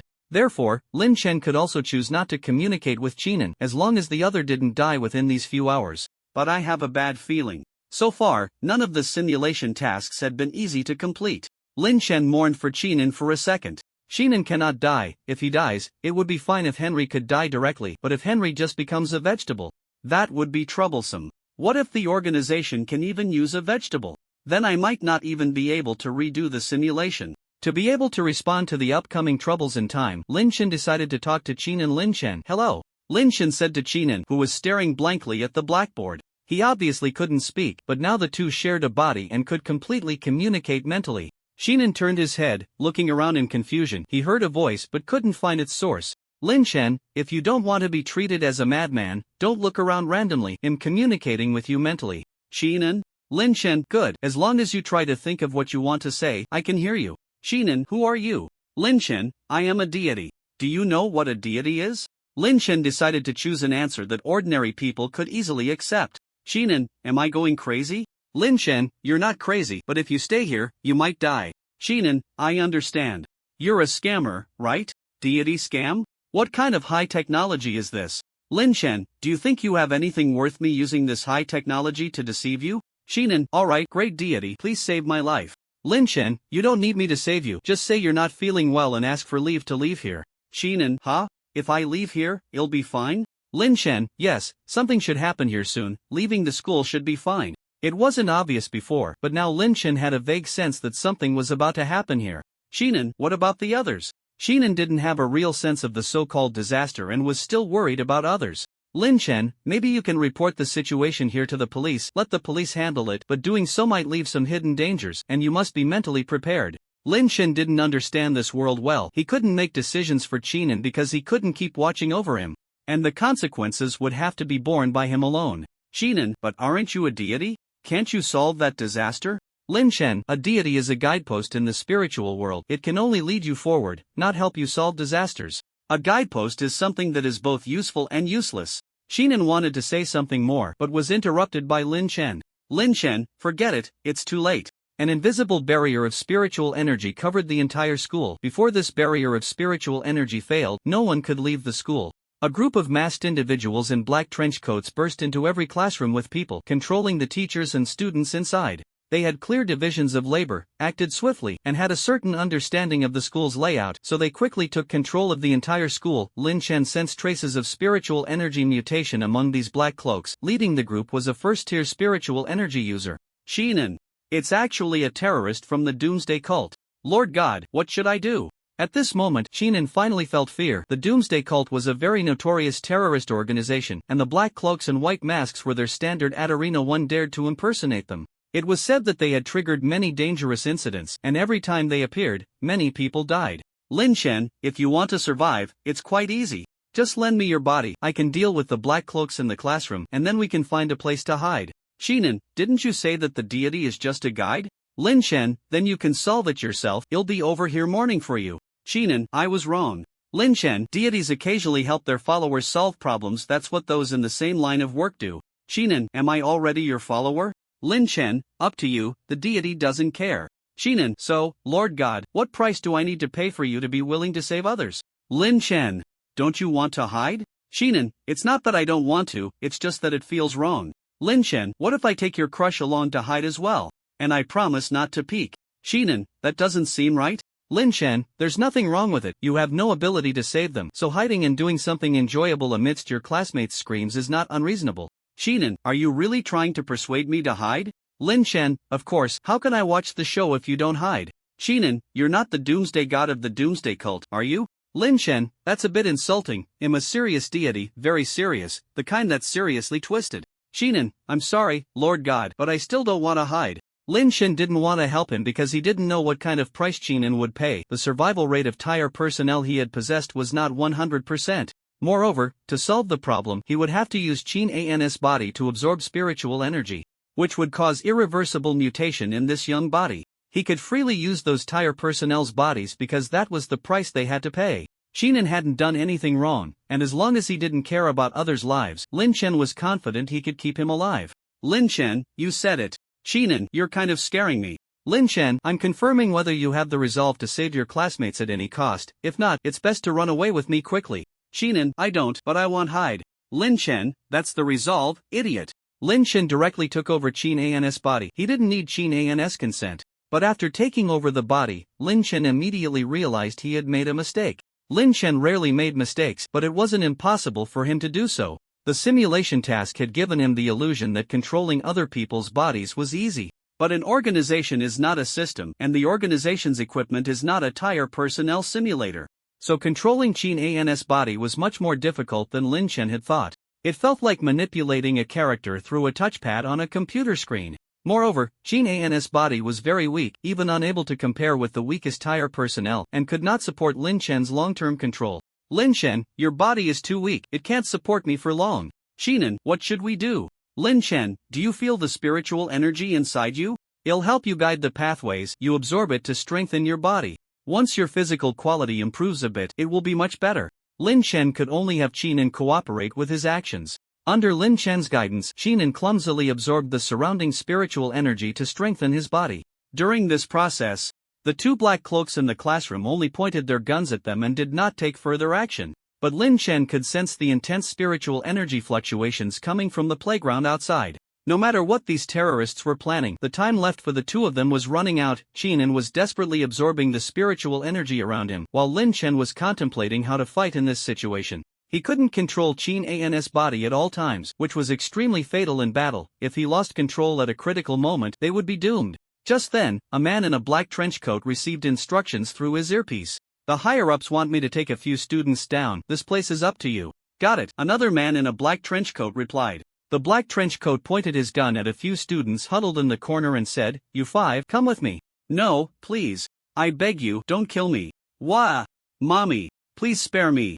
I have money at home. I can transfer you anything. Teacher, help. The five chosen ones pleaded for mercy. They were just ordinary young people, too young to have ever considered anything related to death, let alone face it directly. The teacher nearby didn't dare to look at the black trench coats and those students. The gun was less than 3 meters away from him, and he didn't want to die. Let them go, I'll go with you. At that moment, Yu Jing stood up. She was the class monitor and a reserve member of the security bureau, and she should be at the forefront or die at the forefront. Although she wanted to remain calm, her trembling legs betrayed her anxiety. Lin Shen, this girl is pretty good. She's too good for you. You probably can't catch up. Just give up. Qinin, great lord. Is this really the time to say such things? Hurry and save her. Please save her. Lin Shen, your pleas are useless. I can only act at critical moments. So whether she can be saved, whether you can survive, whether the others can survive, it all depends on you. Qinin, what should I do? Lin Shen, follow my instructions without any doubt. At the critical moment, I will act, but before and after that, it's all up to you. One mistake and you all die. Of course, I will too, that's fair. Qinin, I understand. Lin Shen, now, stand up and try to get as close as possible to that black trench coat. The closer the better. Qinin stood up and walked towards the black trench coat, saying, "Count me in." Qinin? Yu Jing looked at Qinin in surprise. She didn't have much impression of this classmate, only remembering that he seemed quite reclusive. Hey, we actually have two who want to go down voluntarily. I hope you can still be this brave later. Come over or die. Hurry up, I don't want to say it again. The black trench coat threatened, pointing his gun at the three closest students. The three students had no choice but to tremble and move. At this point, Qinin was less than a meter away from the black trench coat, who clearly realized Qin's intentions but did not stop him from approaching. He thought that even if Qinin got a little closer, he wouldn't pose a threat. This thought wasn't wrong, provided that Qinin remained Qinin. Qin's right arm was about 70 centimeters long, so this distance was very unsafe. Lin Shen took over Qin's body, gathering spiritual energy in his right arm and fingertips, swinging his right arm normally as he moved. In the blink of an eye, his right hand pierced through the black trenchcoat's chest, pulling out the man's heart. The right hand slipped down, conveniently taking the handgun from the black trenchcoat's waist, flipping the safety off, and before the body fell, he shot and blew the head off the black trenchcoat behind him. Bang! Until death. The two black trenchcoats had no idea what had happened. Lin Chen quickly grabbed their weapons and put them on. The terrorists next door are coming. Shinan, holy crap. Yes. Shinan was shocked. The Great Lord's actions were too fast. Even from his first-person perspective, he couldn't react in time. Lin Chen, take a rifle, grab the magazines, take all the handguns, and hold on to those two grenades. At this moment, the students in the class finally reacted. Is that Shinan? What did he just do? I didn't see clearly. It seems he killed those two terrorists. How is that possible? He can't be the legendary ancient martial arts heir, right? No way, there are no ancient martial arts heirs who use guns. He must be a retired soldier king. Isn't he 17 this year? It must be fake, otherwise he went to the battlefield at 7 and just got discharged recently. But I knew him in elementary school? Yu Jing walked over to the body, picked up another rifle, and said, Classmate Qin. Thank you. You're a formal member of the Security Bureau, right? Ha? I'm not. What is the Security Bureau? Shinan wanted to explain but was interrupted by Lin Chen. Lin Chen, gun aimed at the front door. Shinan hurriedly pointed the gun at the front door, and Lin Chen seized the moment to switch, shooting two heads at the front door. Bang bang! Lin Chen, give her 2 magazines and a not-so-tall figure, no need to talk nonsense. After Shinan complied, he realized what he had done. Shinan, why give her magazines? Lin Chen, don't worry, I'm here. I won't be flirting while also taking time to teach you how to kill. Although Lin Chen was also a novice, it didn't stop him from driving fast. Shinan, I didn't mean to flirt with her. Lin Chen, you don't need to explain to me. Do you know why sinners like to confess? Shinan, why? Lin Chen, because they know they did wrong but are unwilling to change. Shinan, I confess, oh great deity, I do like Yu Jing. Lin Chen, then you better work hard. It's not every time that a deity will help you save her. Shinan, you're right. Lin Chen, your tone reminds me of an old friend. Shinan, do deities have old friends too? Lin Chen, of course. Now go to the door and pull the pin on the grenade. Shinan didn't ask questions or hesitate, walking straight to the door and pulling the pin on the grenade. Lin Chen took over the body and threw the grenade with calculated force. It quickly hit the wall and bounced into the crowd, exploding. Boom! Lin Chen, raise your rifle and go to the corridor. Shinan raised his rifle and entered the corridor. Lin Chen took over the body and shot all the black trenchcoats in the head, regardless of whether they could still move. Bang bang bang bang bang bang bang. A few remaining black trenchcoats poked their heads out from the classroom, and Lin Chen naturally wouldn't be polite, easily shooting their heads. Bang bang bang bang. Lin Chen, get close to the back door of the classroom in front. But don't expose your body. Shinan hurried forward. Lin Chen took over the body, inserted the gun into the door crack, and shot the head of the black trenchcoat hiding in the classroom. He didn't need to see where the other person was, his mental power would give him the answer. The two cleared out all the black trenchcoats on the floor, and the rescued students were still in the classroom. A few brave teachers entered the corridor with weapons and found Qin and classmate Qin. You are from the Security Bureau, right? I heard Yu Jing say, what should we do next? Teacher Wang, holding a rifle, had a face ready to fight the terrorists. Lin Chen, tell them that the terrorists are for you to deal with, and they are responsible for taking the students to a safe place at the front door to hide, and when the psychic barrier disappears, they should immediately lead the students away from the school. Lin Chen, speak calmly, don't shake your legs. The school's layout isn't complicated. With 2 teaching buildings, the playground connected to the back door, and the teaching buildings separating the playground from the front yard. Students usually attend classes in the main teaching building, and the secondary teaching building has few people. So with the teaching buildings as a barrier, even if something abnormal happens on the playground, there is some reaction time. Shinan explained the situation to the teachers, and they naturally agreed to take the students to a safe place. Can you handle it alone? Do you want to bring a few people with you? Teacher Wang asked worriedly. Don't worry, I'll take care of them, Shinan replied calmly. I'll go with you, Yu Jing said seriously, holding her gun. Classmate you should stay with the teachers, it will be very dangerous here, Shinan couldn't help but advise. That's why I want to be with you. Don't worry, I won't be a burden. Yu Jing admitted that she was far inferior to Shinan in every aspect.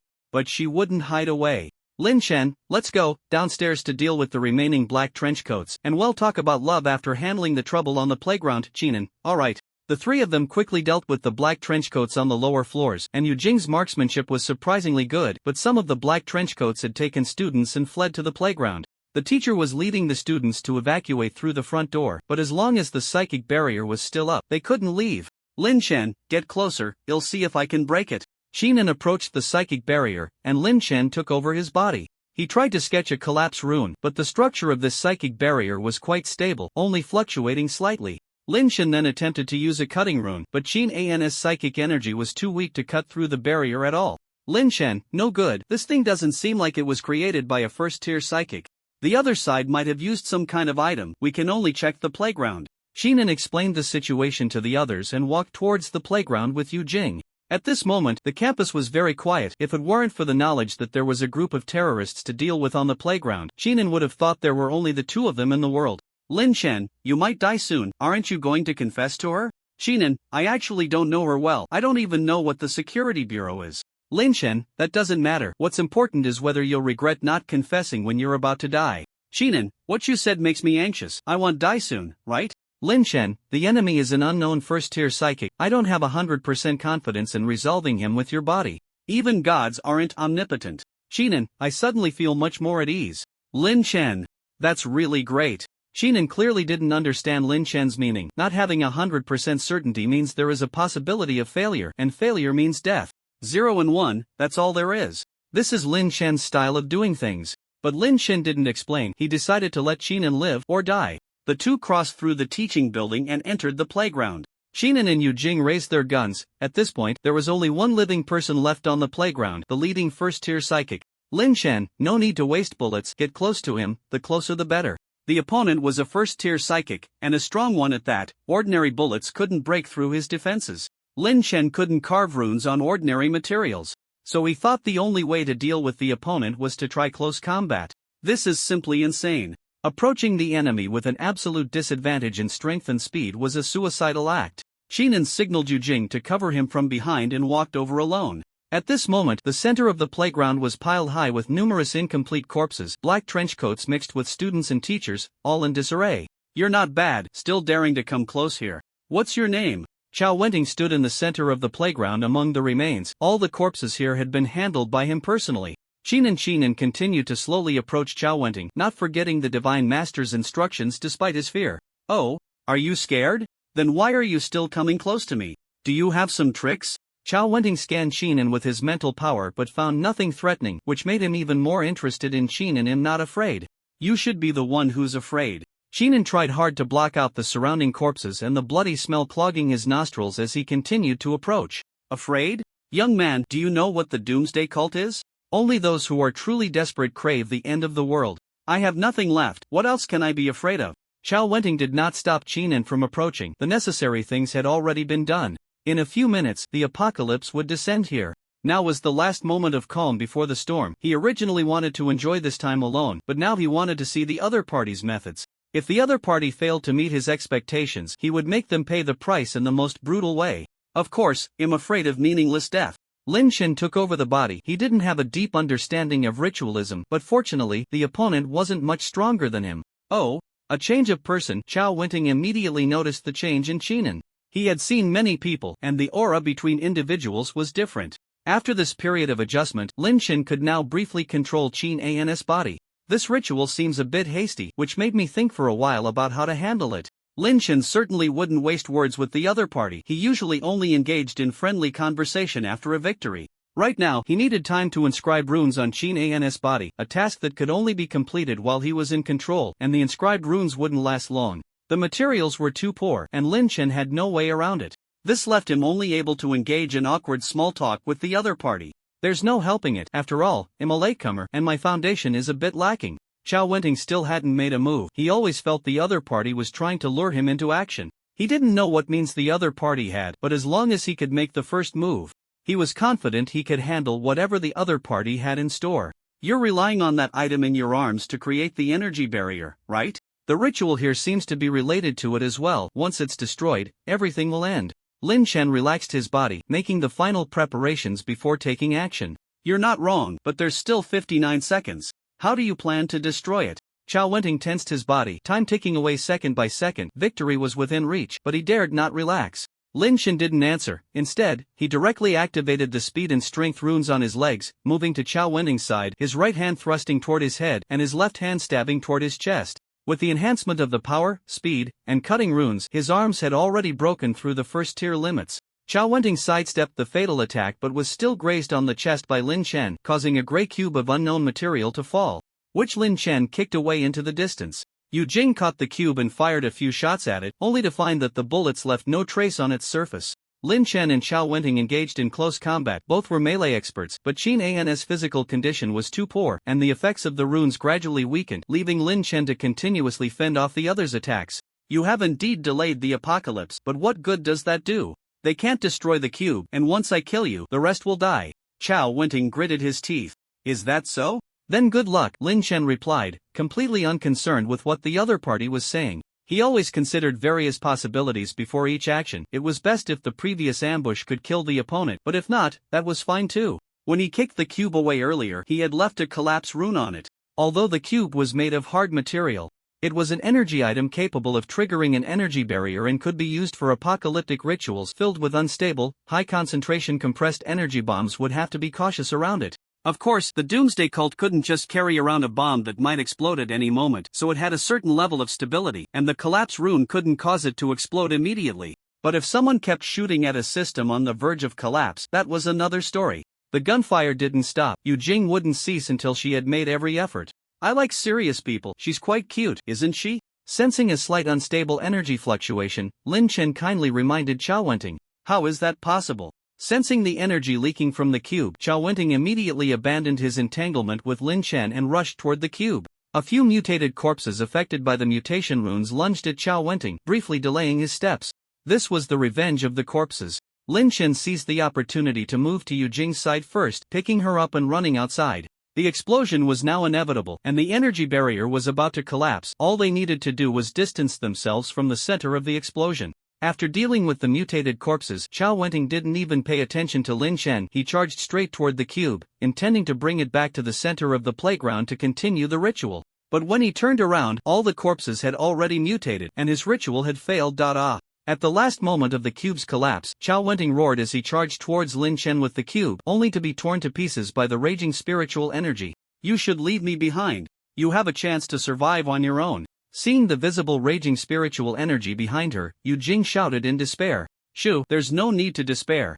Because despair can't catch up with us. Lin Chen used a special skill, the safe route. A green safe route appeared in Lin Chen's line of sight, and he moved along it, the raging spiritual energy passing by them without harming them in the slightest. The teaching building was shredded by the raging spiritual energy, and Lin Chen weaved through the flying rebar and concrete, forcing his way out of the collapsing building. This position is good, don't close your eyes, the next part will be spectacular. Standing at the safe point marked on the safe route, Lin Chen set Yu Jing down and switched back to Qin An's control of the body. His task was complete, now it was the young man's time. A large amount of rubble and raging spiritual energy passed by them, as if the apocalypse had truly arrived. Out of trust in the Divine Lord, Xinan did not kneel on the ground to await death. Yu Jing, on the other hand, looked around excitedly, trying to claim this spectacular scene for herself. Lin Chen looked at the girl standing beside him with some regret. If he could choose, he would prefer to collaborate with someone like her. It would surely be interesting. Lin Chen, I should probably withdraw now. Shouldn't you say something to the person next to you?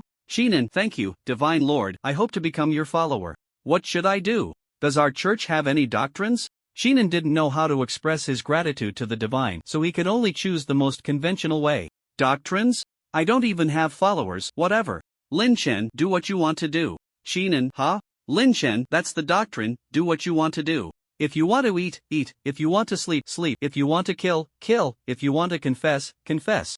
Leave no regrets, never regret. Xinan, what if I can't do it? Will the Divine Lord punish me? Lin Chen, I want, but if you fail to do what you should be able to do, one day you will pay the price for it. Xinan, I understand. The explosion ceased, sunlight poured down into the ruins, and in the distance were the teachers and students who had managed to escape the school in time. Xinan turned to look at Yu Jing, who was equally covered in dust but still retained a hint of excitement. He did not confess, the Divine Lord had already left, and he was not yet qualified for that. Lin Chen, oh, by the way, that male teacher with long hair might be an accomplice of the terrorists. I didn't have time to deal with him then, and it wouldn't have been right to kill him using your body, so be careful. If it doesn't work out, tell your girlfriend, she should be able to handle it. Lin Chen's consciousness returned to Henry's body, and after answering some questions from the researchers, he completed this simulation task. Simulation ended. Remaining simulation attempts. 10 unused simulation attempts. Would you like to obtain core items? Obtained. Acquired core item. Consciousness transfer device 1 acquired. Title, Master of Escape. Lin Chen climbed out of bed, the red-haired rabbit still dozing in his arms. In the center of the shelter was a complex machine, similar in style to the previous consciousness upload device. Consciousness transfer device, an organization-developed device that can transfer consciousness to other planes. Due to the randomness of the transfer, many class personnel have died during device testing. Note, can be exchanged for a blank identity card. The consciousness transfer device was the complex instrument Lin Shen had just tested, with many buttons of unclear purpose, and like the consciousness upload device, this thing also had some kind of safety certification technology that he couldn't use at all. Exchange for a blank identity card. Lin Shen had previously obtained a saint's identity card, but he still didn't know what it was useful for. The consciousness transfer device disappeared, and a blank card made of an unknown material appeared in the center of the shelter. Lin Shen picked up the card and checked the system introduction. Identity card blank can obtain a random identity in certain activities. Note, can be reused after putting away the temporarily unused identity card. Lin Shen checked the new title he had obtained through the system.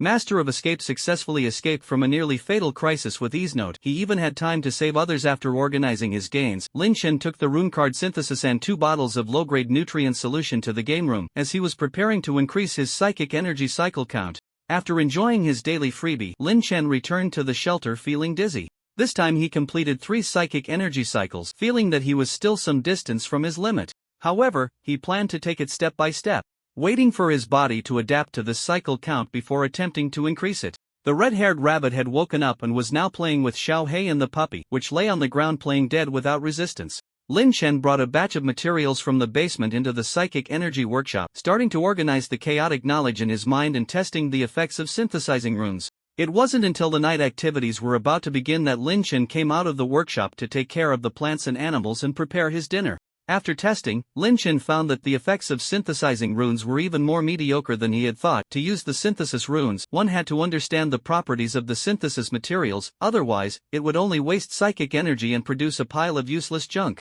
Even using 2 identical items for synthesis would only destroy both items, with no situation where 1 + 1 = 2. It was like forcibly merging 2 intact ice pops together, resulting in an ugly-looking ice pop. Of course, the main reason was that Lin Shen's synthesis level was too low, making it impossible to perform delicate operations, which led to this situation. After a whole afternoon of failures, Lin Shen was also sketching synthesis runes while cooking, ultimately creating a table full of oddly shaped food. For example, a humanoid fried egg synthesized from 2 fried eggs, and so on. Lin Shen casually took a picture of this peculiar meal and posted it in the group.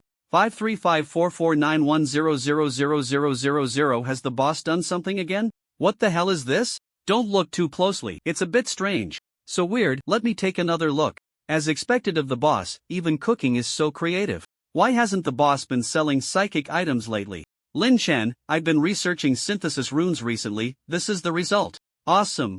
Can't wait for the boss' new product. Boss, you weren't studying art before coming in, were you? Brothers, what's the activity tonight? Hard to say, hope it's a sight task. Anything but the Warfront, I can handle anything else. Where's Lao Yu? Come out and say something. You phone, squeak.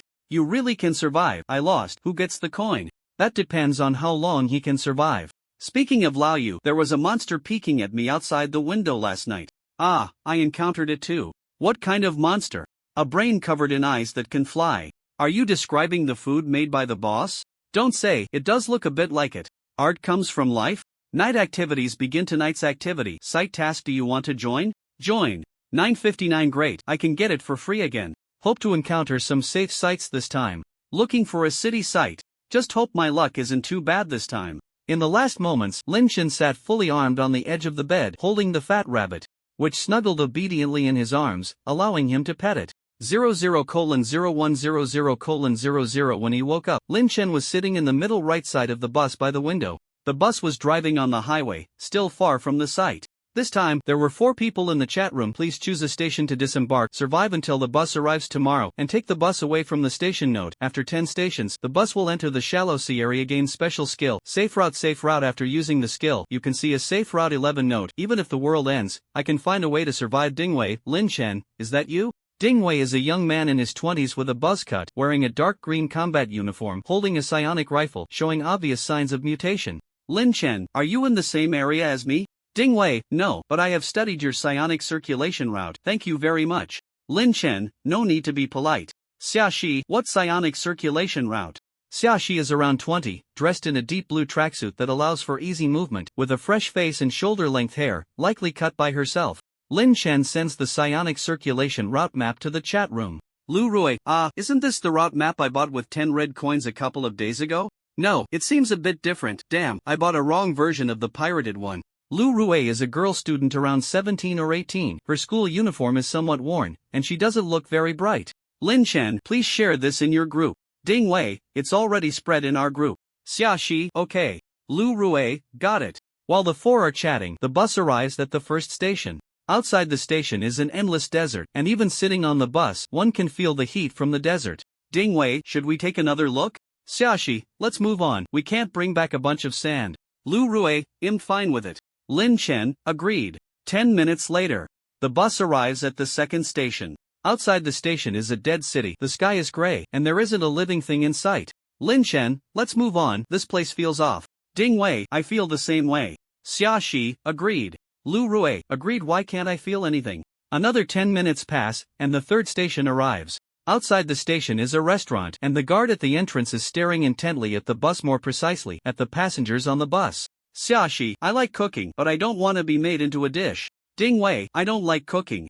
Lin Chen, I'm okay with it. I usually cook for myself at home. Lu Rui, I like eating. This restaurant clearly has major issues. They can't even tell what rank the guard at the entrance is, so no one mentions getting off. 10 minutes later, the fourth station arrives. The fourth station is shrouded in darkness. Outside is a city with twisted and bizarre architecture, a blood moon hanging in the sky, the moonlight weaving in and out.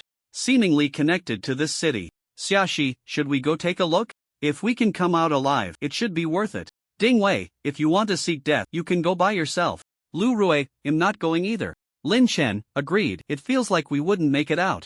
The bus starts again, and 10 minutes later, the fifth station arrives. The fifth station is also a city, but this city looks quite normal. Although there are no living people at the edge of the city, mutated creatures can be seen lurking. Lin Chen, this place seems decent. Ding Wei, indeed, the city is intact. We can gather some supplies to take back. Xiaoxi, no objections, let's go with this. Lu Rui, I have no objections either, but isn't this city a bit too intact? Lin Chen, she has a point. Should we go to the next station? Xiaoxi, there aren't many stations left. What if the next ones have issues too? Have you been to the shallow sea area? Ding Wei, let's get off here. The city environment is complex.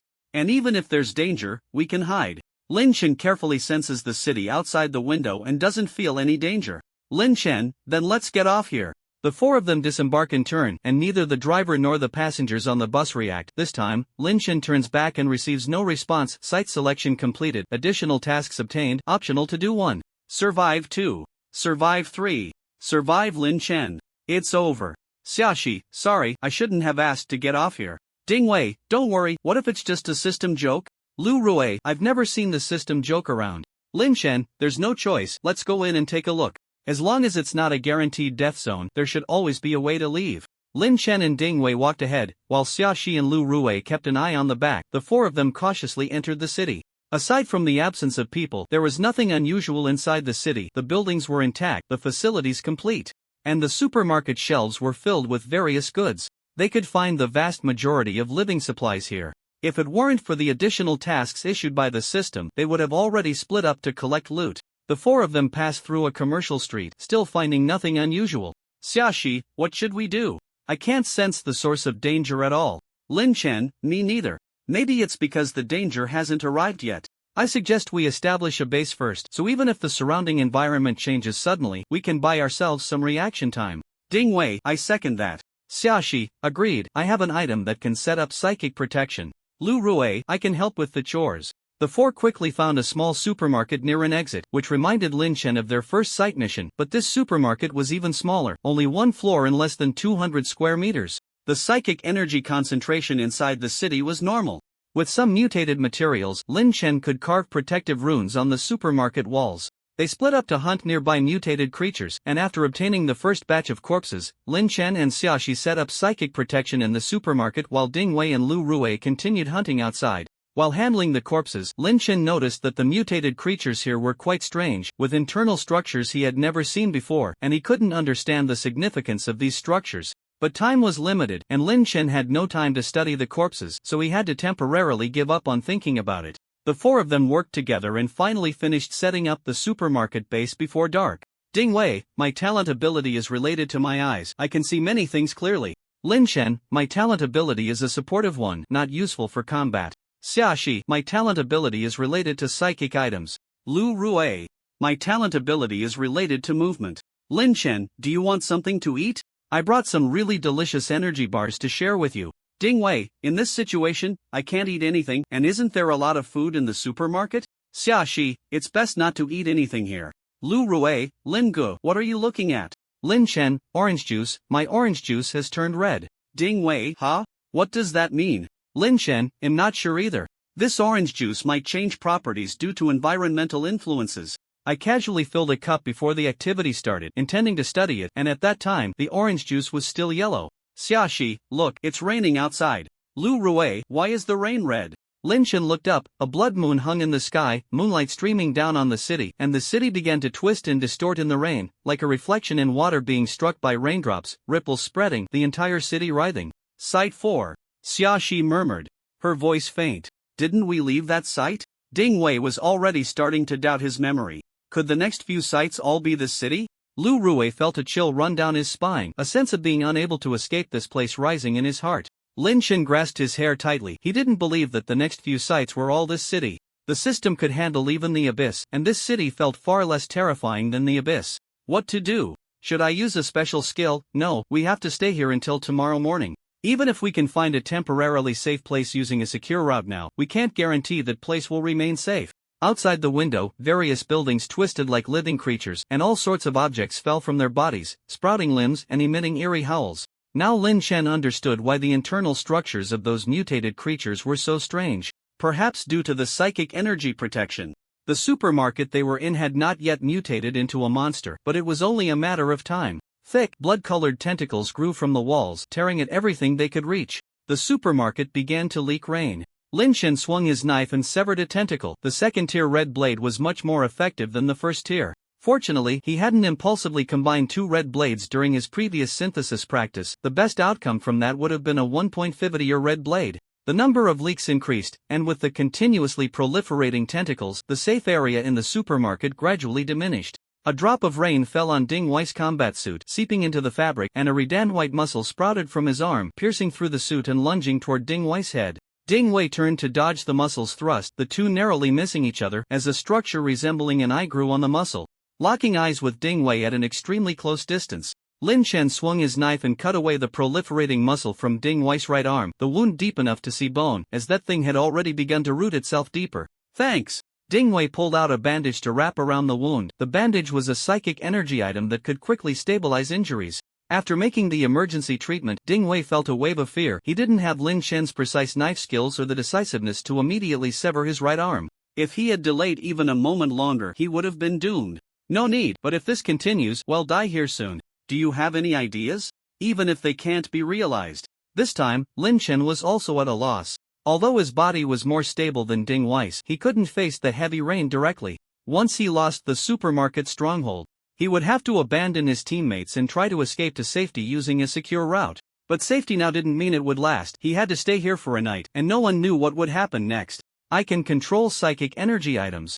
Theoretically, this building is also a psychic energy item, but it's too large for me to control finally. Moreover, once it mutates to a certain extent, I won't be able to control it anymore, and my mental strength isn't enough. Xia Shi was awkwardly dodging the rain. She didn't want to end up as miserable as Ding Wei. Take this, control it. I'll carve runes on its surface, don't let it hinder me.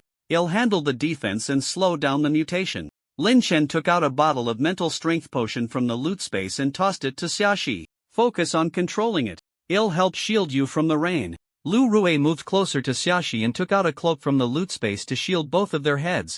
Rain fell on the cloak, and tiny blood threads sprouted on its surface, but it didn't affect the two hiding underneath. Xia Shi crouched on the ground, her hands touching the floor, trying to control the supermarket. In fact, she had tried before, but at that time, the supermarket hadn't yet qualified as a psychic energy item. She didn't drink the potion directly but planned to wait until her mental strength was nearly exhausted before drinking it. In truth, she had no confidence, but it was better than waiting to die. With Xiao Zai's control, the surrounding tentacles quickly became quiet and obedient, while Lin Chen continuously reinforced the psychic energy protection on the roof, and the number of leaks gradually decreased. Can you control just a small area? Like the restroom? The entire supermarket was riddled with holes, and Lin Chen couldn't just patch the ones above them, otherwise, once the supermarket completely mutated, they would still be doomed. Had he known it would come to this, he would have chosen a restroom as a stronghold. No, the entire supermarket is a hole. It's about to become a living organism. Xiaozai's back was soaked with sweat. It was her first time controlling such a large-scale psychic object, and one misstep could lead to disaster.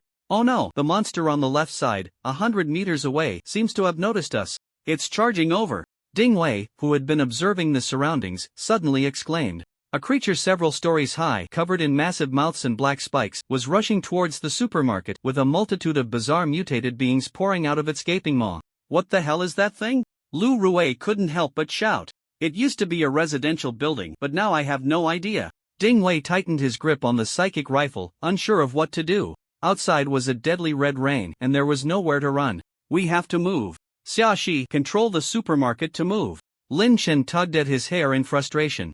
The entire city was crawling with monsters, and even if the supermarket could move, they wouldn't last long. Ha! As long as I control its degree of mutation, I can indeed make it move, but how do I control its movement? I can't even ride a bicycle. Xia Shi felt like she was about to break down. She wasn't a high school student from an island nation and had no idea how to control a giant robot. Moreover, controlling a supermarket was much harder than controlling a robot. This thing didn't even have legs. Leave it to me. I'll help you control its movement.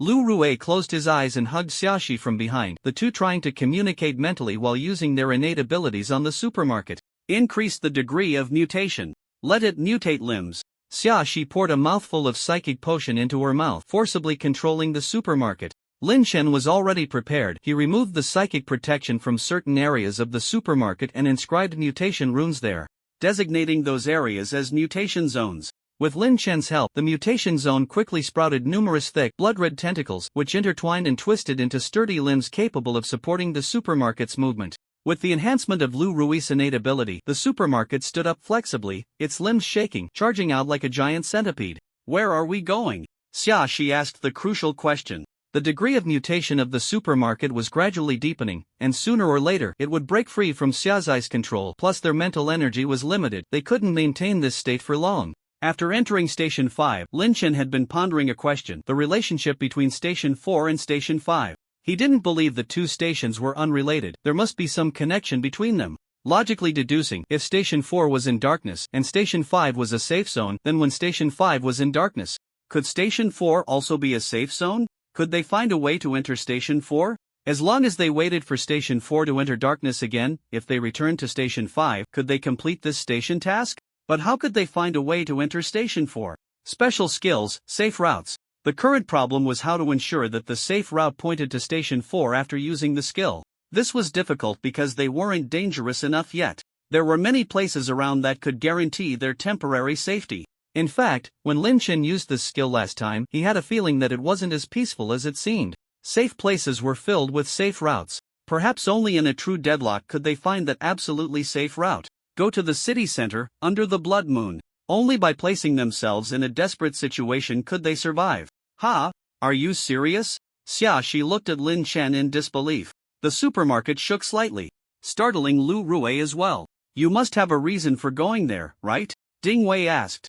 I believe there is some connection between here and Station 4. If we go to the city center, I might find a way to get there. This is the only plan that can help us survive. We can't hold out for a night. Staying here is no different from dragging out time and waiting to die. Lin Chen looked up at the blood moon in the sky, feeling as if it had grown a little larger. Or perhaps it was just closer. Either way, it was not good news for them. Then let's go for it. Xia Shi downed the remaining mental energy potion and maneuvered the supermarket forward. I can see things in the distance, it'll guide us. Ding Wei stood by the window, pointing out the way through the glass. Leave the movement and dodging to me. Lu Rue maintained the overall balance of the supermarket. Without her, Xia Shi would have led them straight into a horde of monsters. I'll handle the rest. Lin Chen took out another bottle of mental energy potion and tossed it to Xia Shi. Now was not the time to be frugal. With the cooperation of the four, the supermarket quickly rushed toward the city center, leaving behind the monstrous apartment building with its gaping mouths. This was the advantage of having many legs. The road was filled with various mutated monsters, including mutated buildings with long, slender limbs, roads that curled and crawled like centipedes, and bridges flying in midair.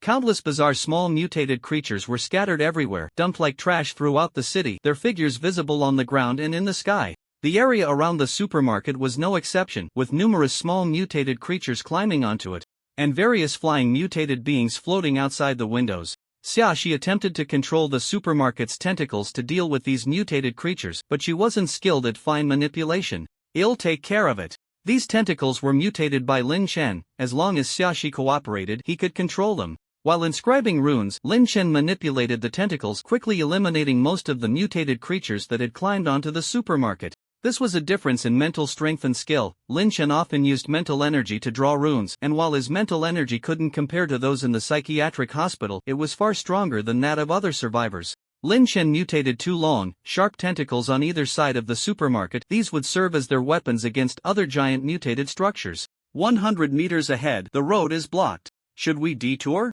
Ding Wei suddenly said. Blocking their path was a humanoid mutated structure, which had developed various organs resembling those of a human, making its original form unrecognizable. Unlike other mutated buildings, the humanoid structure did not move, it simply lay there like a dam. Taking a detour would require a long distance to travel and would likely encounter other mutated structures. "Can we jump over it?" Lin Chen's mental energy was running low. He was holding a bottle of mental energy potion, ready to replenish himself.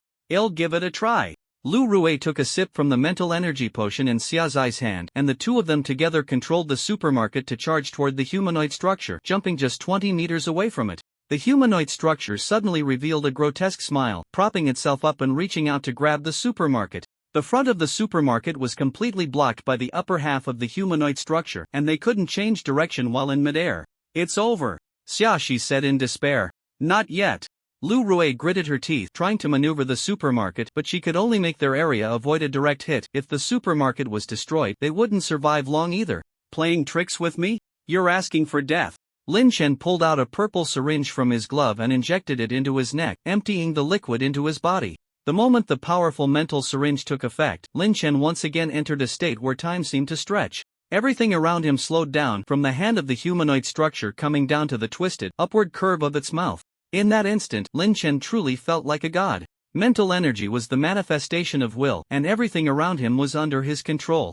Dense runes appeared inside and outside the supermarket, and the spiritual energy obediently moved to various parts of the supermarket under the influence of the runes, providing power to it. With the cooperation of Xia Zai's innate abilities, Lin Chen took control of the entire supermarket at an astonishing speed. A massive alien energy shield blocked the side of the palm, which shattered the shield as the supermarket, under Lin Chen's control, spun and charged towards the humanoid structure's chest. With the influence of speed, power, and cutting runes, the supermarket moved incredibly fast, leaving the humanoid structure no time to react. Two sharp tendrils sliced across the humanoid structure's front, and the supermarket crashed into the interior, tearing apart the most vital parts of the humanoid structure.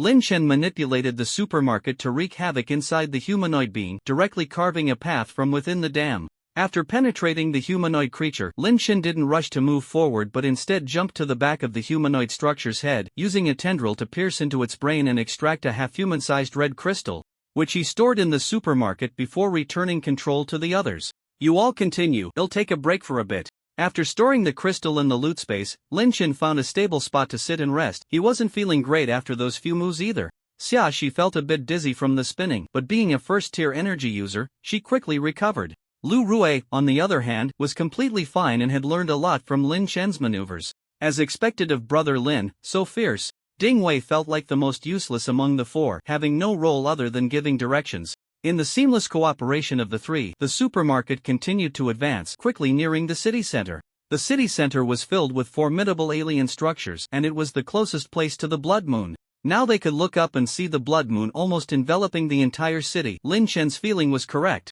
The blood moon was indeed approaching the city and growing larger. The supermarket rushed into the heart of the city at an incredible speed, surrounded by numerous alien structures, and Lin Chen used a special skill. A green safety route appeared, and Lin Chen guided the supermarket along the safe path, but the main body of the safety route was Lin Chen, not the supermarket, so the supermarket gradually fell apart as it passed through various attacks. "If you don't want to die, stay close to me." Lin Chen forcefully controlled the supermarket, which was on the verge of collapse, having no energy left to care for the others. The energy shield in such an environment was barely worth a piece of paper. Without the safety route, they would have been dead long ago. Finally, just before the supermarket completely collapsed, Lin Chen found the endpoint of the safety route, beneath a manhole cover in the city center. The remnants of the supermarket rolled onto the manhole cover.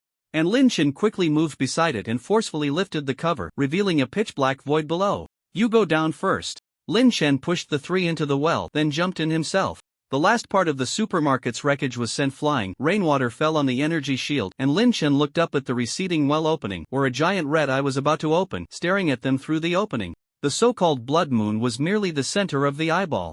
Inside the well, there was no connection to the sewer, but rather a dark, lightless passage, and the four of them kept falling, unable to touch anything around them. A few minutes later, a spot of light appeared below, and as they continued to descend, the light spot expanded. It was an open well opening. The four fell out of the well opening, the world flipping, and they naturally landed on the road outside the well. On both sides of the road were normal blocks, with some buildings looking quite familiar. Is this Station 4? Ding Wei asked as he stood up. It should be the daytime of Station 4. Xiaxi lay on the road, rubbing her head. She didn't want to move at all and just wanted to get back to the shelter for a hot shower. When it gets dark here, if we jump down again, will we be able to survive? Lu Rue squatted at the well opening. She had always liked sports, so she was still in decent shape now. If nothing unexpected happens. Lin Chen cautiously sensed his surroundings. He didn't want to die here for some inexplicable reason, and he wouldn't fully relax until they returned to the shelter. Should we explore the surroundings a bit and maybe grab some loot? Ding Wei looked at the distant car shop, thinking about getting a motorcycle to take back. Perhaps it would come in handy later. Have you ever played a parachuting simulator? Lin Chen gazed at the sky, waiting for nightfall when the red moon would appear. And then he would jump into the well. I'm a pro, I can jump several times in 10 minutes, Ding Wei said proudly. There's an item inside that lets you board a plane with your teammates and escape. There's always someone left behind for some reason. Why aren't you going? Lin Chen took out a bottle of energy drink and took a sip. Thinking about it, it seems like I could collect loot back at Station 5. Ding Wei decided to follow his heart. Brother Lin, I want to eat a delicious energy bar. Xiaxi lay back in a star shape, staring at the sky, clearing her mind. Lin Chen directly took out an energy bar and tossed it to Xiaxi. He didn't want to waste it, but he really hated the taste of that thing. Lu Rue reached out to catch the energy bar, tore open the packaging, and took a bite. Ugh, it's really good. Here. Lu Rue handed the bitten energy bar to Xiaxi. Thank you. At this moment, Xiaxi, who had completely emptied her mind, didn't think much and took a bite of the energy bar. Ah, it's so bad. Although she said it tasted bad, Xiaxi still finished the remaining energy bar, which made Ding Wei curiously ask Lin Chen for one. In the end, the pain shifted to Ding Wei's face. Just like the conservation of energy, pain and pleasure are equally conserved. What one does not want, one can impose on others. As the sky darkened, the red moon appeared in the night sky, and before the red rain fell, they jumped into the dark well one by one. Just like when they came, they smoothly returned to Station 5, where the surrounding buildings had been restored, and only a few small mutated creatures were still active in the city. Ding Wei got the motorcycle he wanted, and the others collected some loot. After adding each other as friends, the four of them boarded the bus for the return trip. Station task completed, reward, special metal treasure chest 1 extra task 1 completed, reward, extra task treasure chest 1 extra task 2 completed, reward. Extra task treasure chest 1 extra task 3 completed, reward, extra task treasure chest 1 please draw today's card my turn. Draw a card. The red-haired rabbit had already disappeared, ignoring the treasure chests and loot piled in the center of the shelter. Lin Chen directly began his daily card draw. This time, the card showed a snail. As the card dissipated, a fist-sized, bright red-shelled snail appeared in the center of the shelter. The snail slowly crawled towards Lin Chen, who picked it up in his hand. What abilities do you have? Lin Chen poked the snail's 4 translucent tentacles with his index finger and asked. Chirp, chirp. The snail's tentacles continuously contracted and expanded, making a high-pitched sound. Sounds good, but I might not need your skills today. After chatting with the little snail for a while, Lin Chen began to process the loot. First were the living supplies brought back on the cart. These items were just like ordinary living supplies. And the system information was fine, with no reaction from the system after bringing them back to the shelter. Lin Chen categorized and stored them in the basement to use slowly later. After that, Lin Chen emptied the loot space, which contained, besides the living supplies, only a cup of orange juice that had turned red and a red crystal half the height of a person. The system information for the orange juice had not changed. Lin Chen poured the orange juice into a bottle to store as a special material. Red core crystal born from the bodies of mutated creatures contaminated by the red sea note can be used to create active psychic items, not edible red sea creatures. That giant eye? Red sea? Is it related to the red maze? Lin Chen didn't think too much. Speculation was ultimately not fact, and he would figure out what he needed to know sooner or later. After processing the loot, Lin Chen began to open the chests. First was the red special metal treasure chest. Upon opening the chest, There was only a necklace inside. Red core pendant tier 3 psychic item. Wearing the pendant can slowly enhance physical attributes. Note: long-term wearing of the pendant will cause it to become part of the body. The red core pendant is made of red threads and a translucent red crystal ring, with the material of the threads unknown. Lin Chen put the pendant around his neck, feeling nothing unusual. I can try wearing it during the psychic cycle later. Taking off the pendant, Lin Chen continued to open the boxes. This time, the 3 extra task chests were red, unlike the previous yellow ones.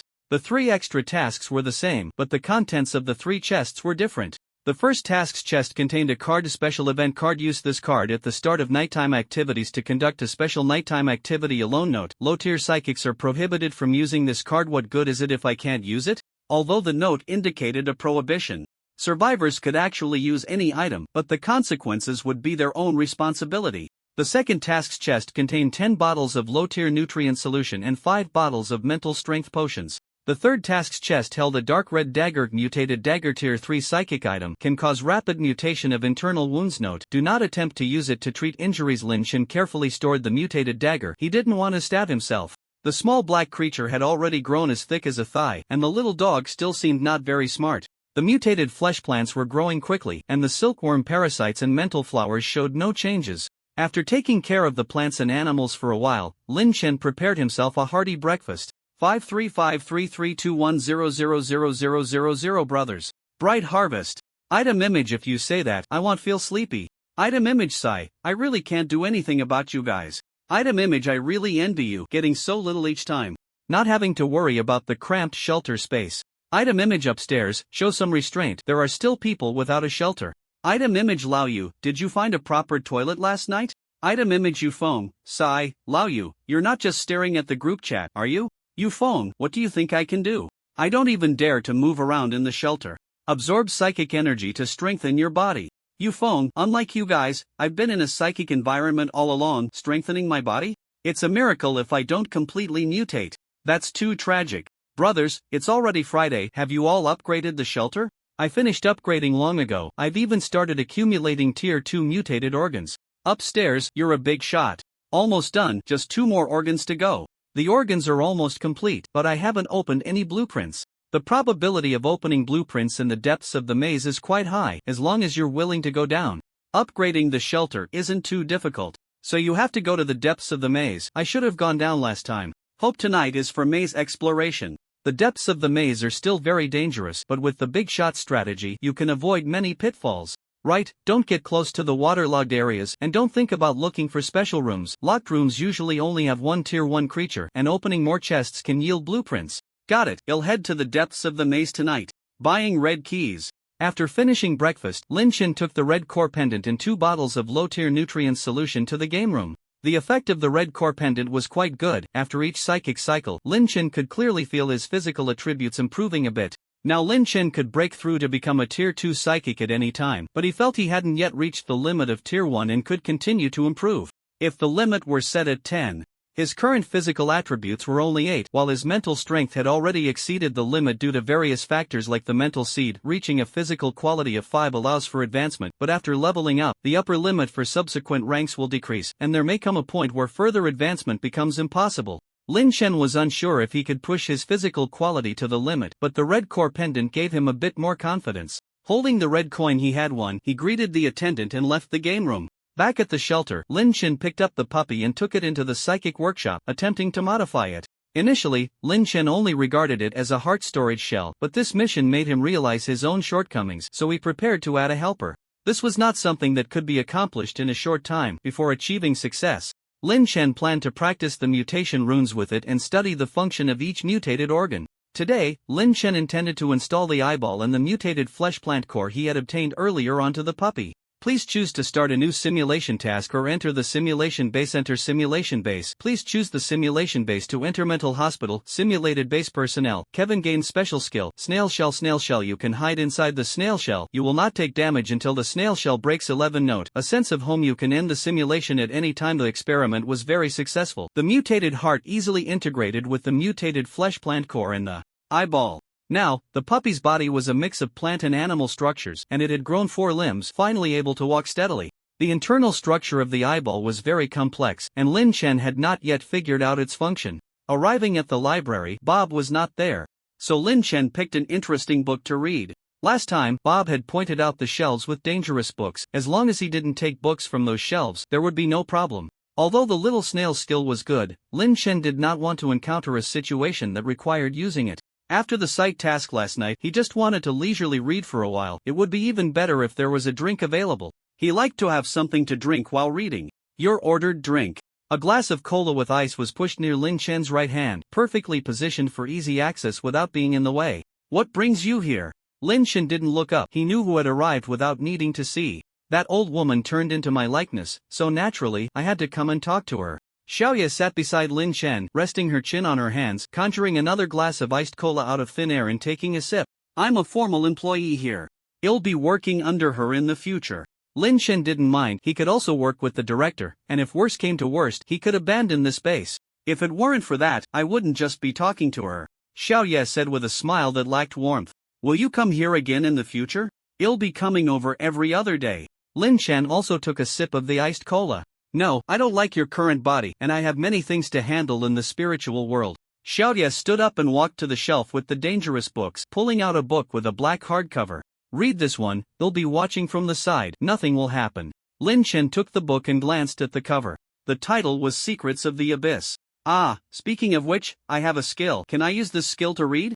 Lin Chen mentioned the skill effect. Then we can pick a more exciting one. Xiaoye returned to the shelf and carefully selected a book with a gray cover. Lin Chen took the book and glanced at it. The title was Anthology of Abnormal Events in the Grey Realm. Directly use the skill? Lin Chen asked, holding the book he didn't want to read after seeing the title. Yes, don't worry, I guarantee you will experience an interesting story if you're lucky. Xiaoye added the last part with a mischievous tone. Not at this moment, Lin Chen had activated a special skill, diving into the bright red snail shell with a cold drink in hand, and opened a book. The gray world unfolded, and Lin Chen's consciousness sank into the pages. The sky was gray. Lin Chen lay on the rooftop of the school, gazing at the sky. He always felt like he had forgotten many things, but those things didn't seem important enough to remember. It was like after finishing a meal, feeling something stuck in his teeth, but finding nothing when he touched it with his hand. The wind on the rooftop was gentle, the sky dim but not cold, and Lin Chen felt his limbs grow weak, a sense of lethargy washing over him, making it hard to muster any energy.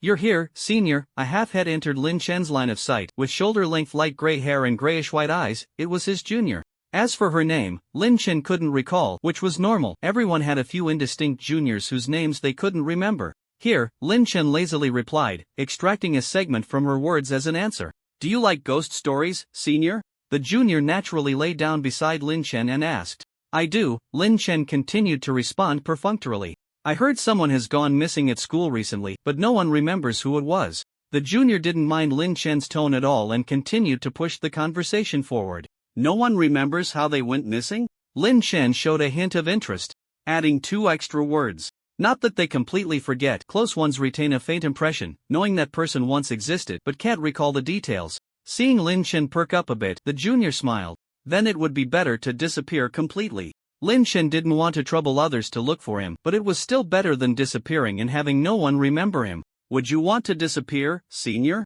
The junior suddenly asked.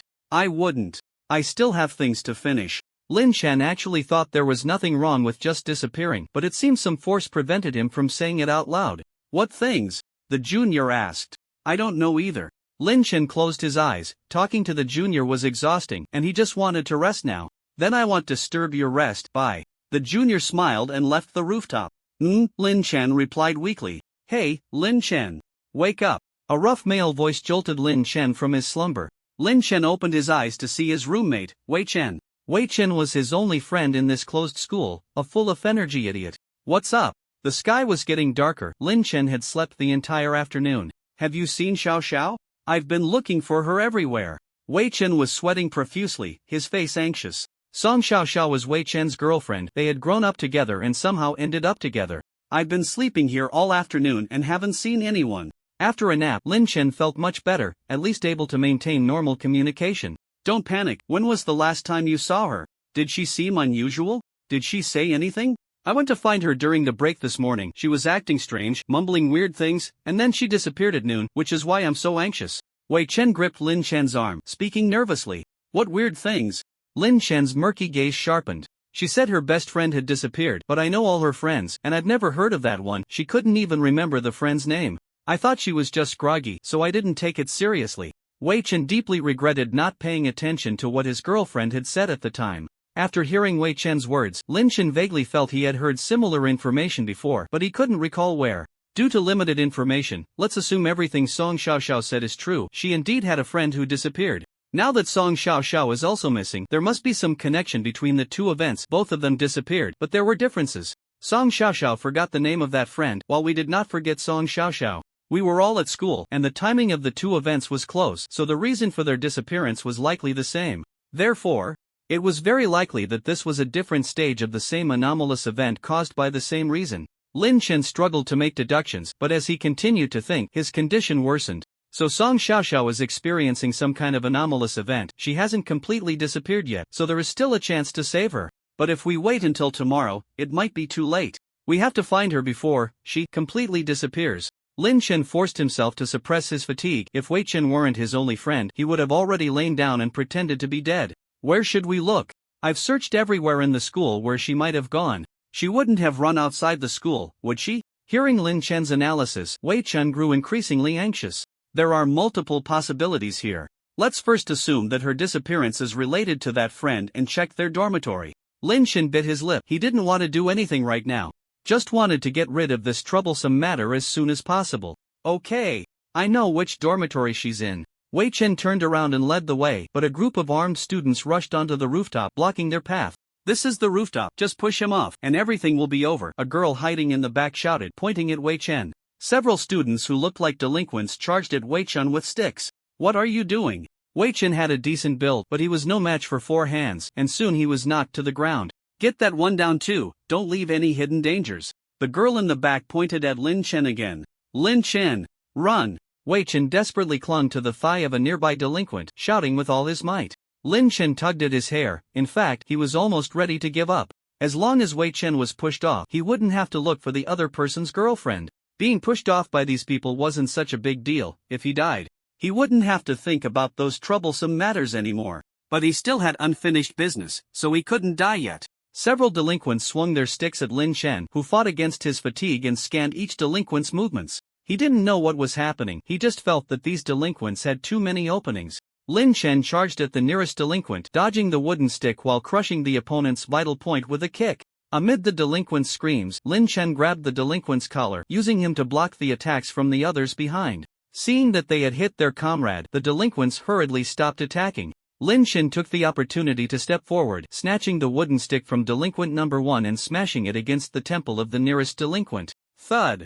That delinquent fell unconscious to the ground, and Lin Chen's right elbow shook like it was spring-loaded, knocking down a student with each shake. Finally, Lin Chen squatted in front of the terrified girl who was sitting on the ground, with unconscious students sprawled behind him. Ah, what a hassle. I'll only ask once, tell me everything you know. After a friendly exchange with the girl, Lin Chen finally understood what madness these people were in. Song Xiaoxiao's friend was not the first student to disappear from the school. The student disappearance incidents had been happening for some time. These students were in the know. They believed there was some connection between the disappeared individuals, perhaps like an infectious disease. If they killed one person about to disappear, they could stop the phenomenon from continuing to spread. That was why they wanted to kill Wei Chen. We are saving the world. If this continues, humanity will eventually disappear, and you, who are stopping us, are the murderer. Seeing that Lin Chen didn't attack her, the girl mustered her courage and accused loudly. What you are doing is right, but how can you guarantee that killing Wei Chen will stop this disappearance phenomenon? But if we kill everyone in the school, maybe we can ensure that this phenomenon won't spread to the outside world. Lin Chen squatted in front of the female student, cupping her face with both hands, forcing her to meet his gaze. He spoke slowly and earnestly. No, you can't do this. There are so many people in the school. The female student panicked, feeling the proximity of death at that moment. But compared to all of humanity, these people can be sacrificed. After all, it's all of humanity. Why not start with you? Lin Chen dragged the female student to the edge of the rooftop, feeling a bit more energized after beating those students. Now he needed a new thrill. Wait, Lin Chen, what are you going to do? Wei Chen got up from the ground, still a bit dizzy. But he had no time to waste. She wants to throw us off from here. I think she's not wrong in doing so. Lin Chen didn't know why, but when he engaged in such actions, that sense of fatigue diminished significantly. But she hasn't succeeded, right? We don't need to be like her. Wake up! Wei Chen didn't want his friend to become a murderer. I am awake. If doing the wrong thing means avoiding punishment, then justice is meaningless. Do you know what the first code of law for humanity states? Lin Chen revealed a malicious smile. What does it say? Wei Chen certainly didn't know. An eye for an eye, a tooth for a tooth. Lin Chen released his grip on the female student and amidst a brief scream he turned and left the rooftop. Although he still couldn't remember what he was supposed to do, Lin Chen was now completely awake. Wei Chen silently followed behind Lin Chen, unsure if he was right, and now was not the time to think about it. Song Xiaoxiao lived in room 206 of the girls' dormitory, and Lin Chen quickly found her room. The room was empty, but there were 2 beds. Where's her roommate? Lin Chen carefully examined every corner of the room, trying to find some clues. She lives alone, with no roommate. Wei Chen was also searching for clues, but his method resembled more of a destruction of a crime scene. Then this roommate must be her missing friend. Lin Chen indeed found no belongings belonging to anyone else, but the room didn't feel like a single occupancy.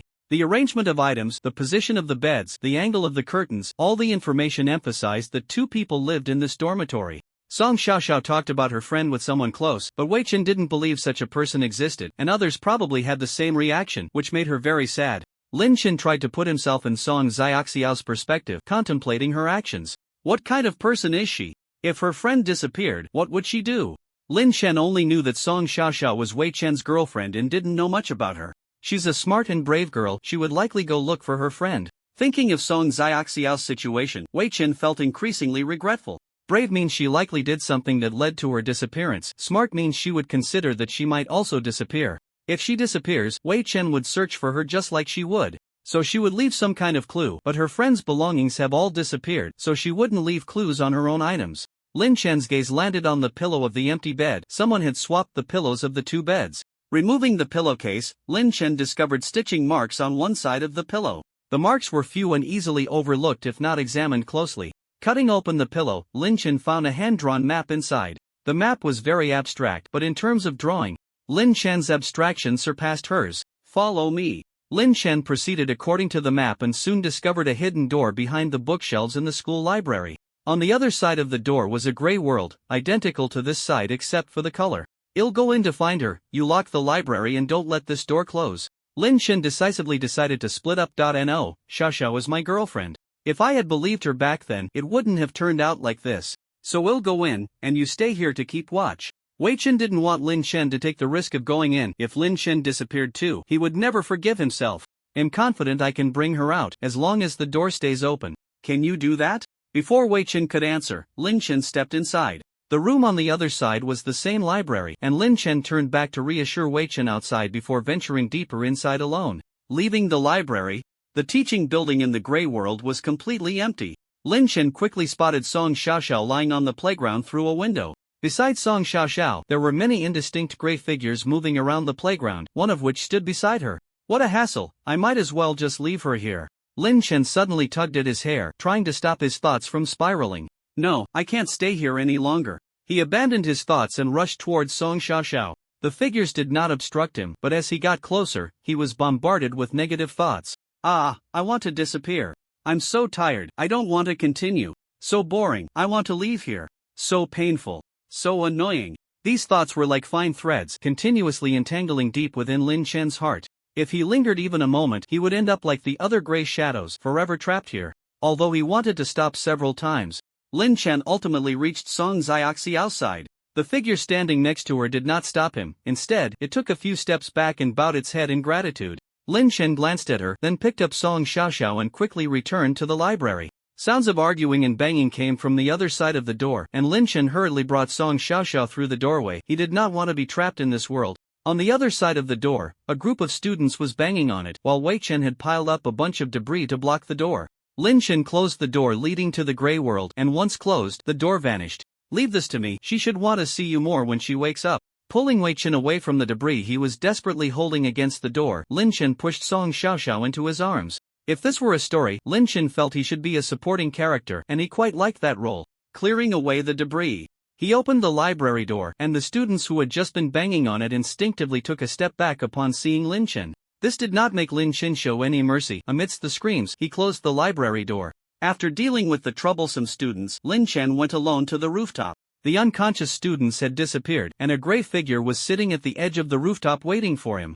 Upon seeing the junior, Lin Chen suddenly remembered what had happened earlier on the rooftop. Senior, you came so slowly. Sorry, I had to deal with some trivial matters. Although he felt it was pointless, Lin Chen really wanted to kick this junior off the rooftop. You won, the gate of the Grey Realm has been closed, and the world has returned to a long-lasting peace, the junior said flatly.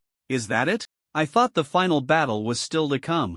Lin Chen did not relax, he couldn't be sure if the other party was lying. A fight with the senior? What a tempting proposal.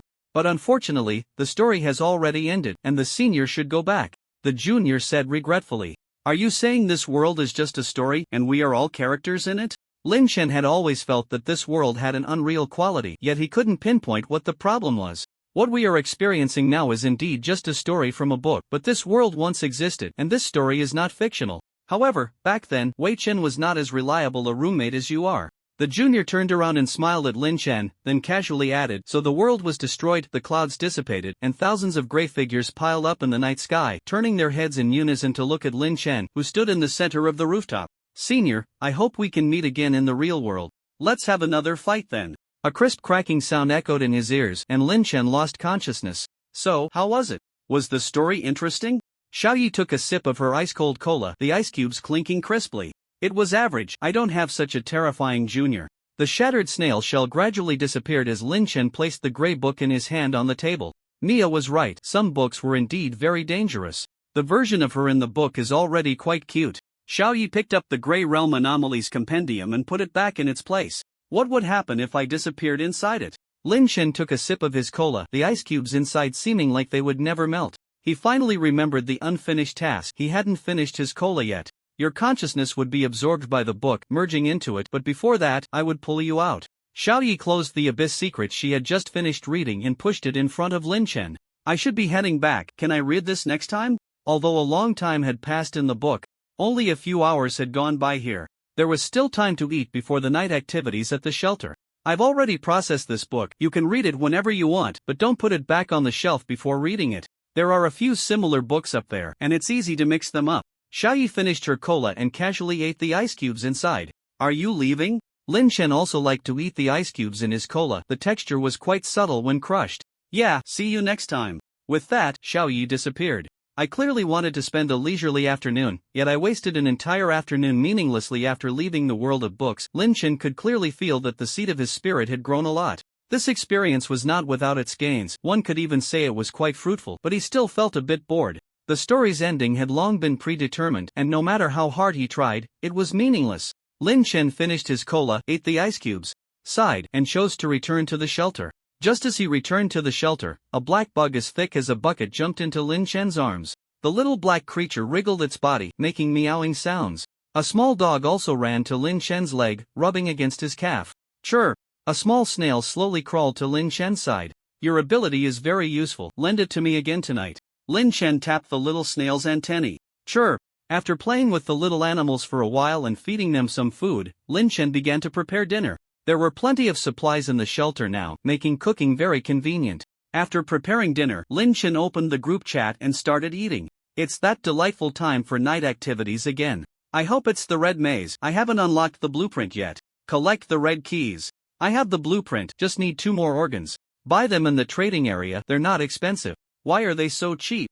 I was thinking of stockpiling some before, almost went bankrupt. You really should die. There are too many big shots selling organs, the prices can't go up. It's a pity we can't trade with other areas. I met a guy during the station mission, their mutated organs have already skyrocketed in price. It should be a few experts stockpiling, trying to make a big profit. Aren't they afraid too many people will die and they want past the war missions? Well, see when the time comes, let's earn what we can first. Short-sighted. Normal, there are too many people like that. Fortunately, our side is relatively friendly. Night activities begin tonight's activity. Maze exploration. Do you want to join? 09 to 59 join. Great, I have the blueprint. Deep layer of the maze, starting. May the big shots bless us. I hope we can unlock the blueprint. May the big boss bless me. I hope I don't encounter a second-tier creature. Lin Chen, fully armed, sat on the edge of the bed waiting for the countdown to end. Xiaohei lay on the little dog's back, making a gurgling sound, while the little snail rested on top of Xiaohei's head, chirping away. The three of them seemed to have a unique way of communicating.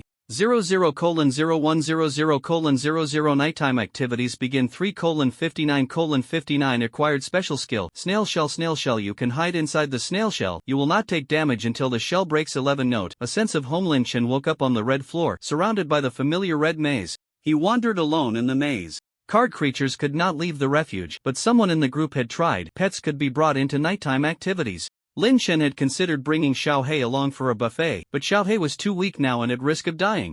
So Lin Chen could only explore the maze alone. There was not much change in the deeper parts of the maze. Today Lin Chen was lucky and opened several doors, each containing only a first-tier mutated creature. For Lin Chen at this moment, such a level of mutated creature was no longer a threat. So he began to practice runes and various techniques using these mutated creatures. After recent enhancements, Lin Chen's mental power had exceeded the normal first-tier level. Through continuous rune carving, his control over mental power had not only not diminished but had actually improved a lot. However, he had not developed any new ways to utilize his mental power. He also wanted to be able to conjure ice cola like Xiao Yi. Of course, that was not a short-term goal. Right now, Lin Chen was trying to increase his attack range. As long as his mental power was strong enough, he could even sketch runes behind the enemy, directly backstabbing them to death. However, this was predicated on the enemy having very low mental power, unable to detect his little movements. For example, the first-tier blood corpse that rushed out from the red room in front of him. Lin Chen's eyes flickered, and a psychic blade pierced through its mutated organ from behind.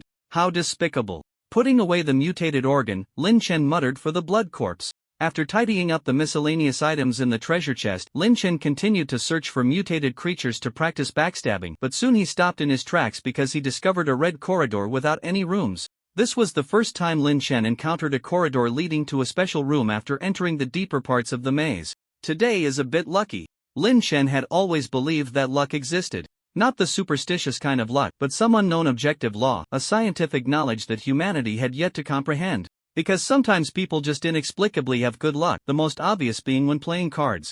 Sometimes one can continuously draw good hands. Lin Chen had researched this aspect and applied it to his endeavors in the game room to earn pocket money. He felt that this phenomenon was likely related to mental power. But how exactly it was connected was not something he could study at the moment. It's a pity Li Ji is not in the same area, otherwise, I could study her talent ability. Lin Chen pushed open the red double doors at the end of the corridor. The structure inside was similar to the surface of the maze, but a figure stood in the center of the hall. It was not surprising to find someone in the hall. Lin Chen had already killed a fool from the ring organization on the surface, but the other party looked very out of place in the red maze. Hello? This was a girl with blue-gray long hair, her voice soft, her features delicate, wearing a luxurious light-colored soft long dress. Looking more like a noble lady from a story than a thug entering the red maze to kill each other. Hello. Lin Chen temporarily set aside the impulse to backstab this noble lady. He had almost done it just now. My name is Ella, nice to meet you. I am the guardian assigned by the system, a second-year student at the Imperial Academy. Ella was a bit nervous and quickly rattled off a self-introduction. My name is Lin Chen, and I am a survivor. Can we start? Given the other person's politeness, Lin Chen did not act immediately. Start? Ella asked, puzzled. I need to enter the storeroom over there. You should stop me, right? Seeing that Ella was a novice, Lin Chen kindly reminded her. He had been just as flustered when he first started working, but he had improved by the next day. However, Lin Chen wasn't sure if he could give Ella a second chance. Do I have to stop you? Ella seemed a bit troubled. Aren't you the guardian? What happens if you don't stop me? This was the second guardian Lin Chen had encountered. The first one, though not very strong, at least loved their job and knew what they were supposed to do. This one was quite excessive, even needing Lin Chen to teach her how to work.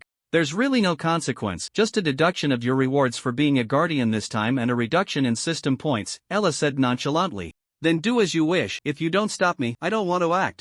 Lin Chen took out a special key and opened the door to the storeroom. The storeroom was configured the same as the surface, but the items in the vending machine were much more expensive, with the cheapest costing dozens of red coins and the most expensive item being a snow-white leg bone worth 1,000 red coins. But none of this mattered to Lin Chen, unless he encountered the storeroom every time he entered the red maze. Red coins were just a number to him. Lin Chen emptied the vending machine. Do you need these trinkets?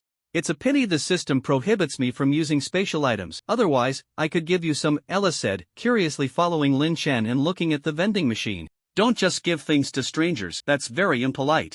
After finishing his shopping, Lin Chen left the storeroom in a good mood. I'm sorry, I didn't mean any harm. Why is giving things considered impolite? Ella followed Lin Chen like a little tail. Because it requires a return gift and I don't like exchanging gifts with strangers. Having taken care of his business, Lin Chen decided to chat with Ella to gather some information that might not be useful or even true. It wasn't that Lin Chen thought Ella would deceive him, it was just that the information she had might not be correct. The two chatted pleasantly for a while, and Lin Chen finally understood why she was so inexperienced. So you stole the system card from home and came here to work part-time? Yes, I wanted to explore other dimensions.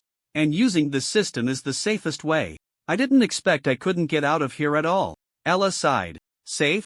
Although I don't like killing, I could kill you at any moment. Are you sure this is the safest way? Lin Chen's mental strength was much higher than Ella's, so he could clearly sense her strength. Ella was a second-tier psychic. Her physical abilities might be slightly better than Lin Chen's, but she clearly wasn't good at close combat. If it came to a fight, Lin Chen was confident he could take her down in a few moves. But I'm in the top 10 of my grade.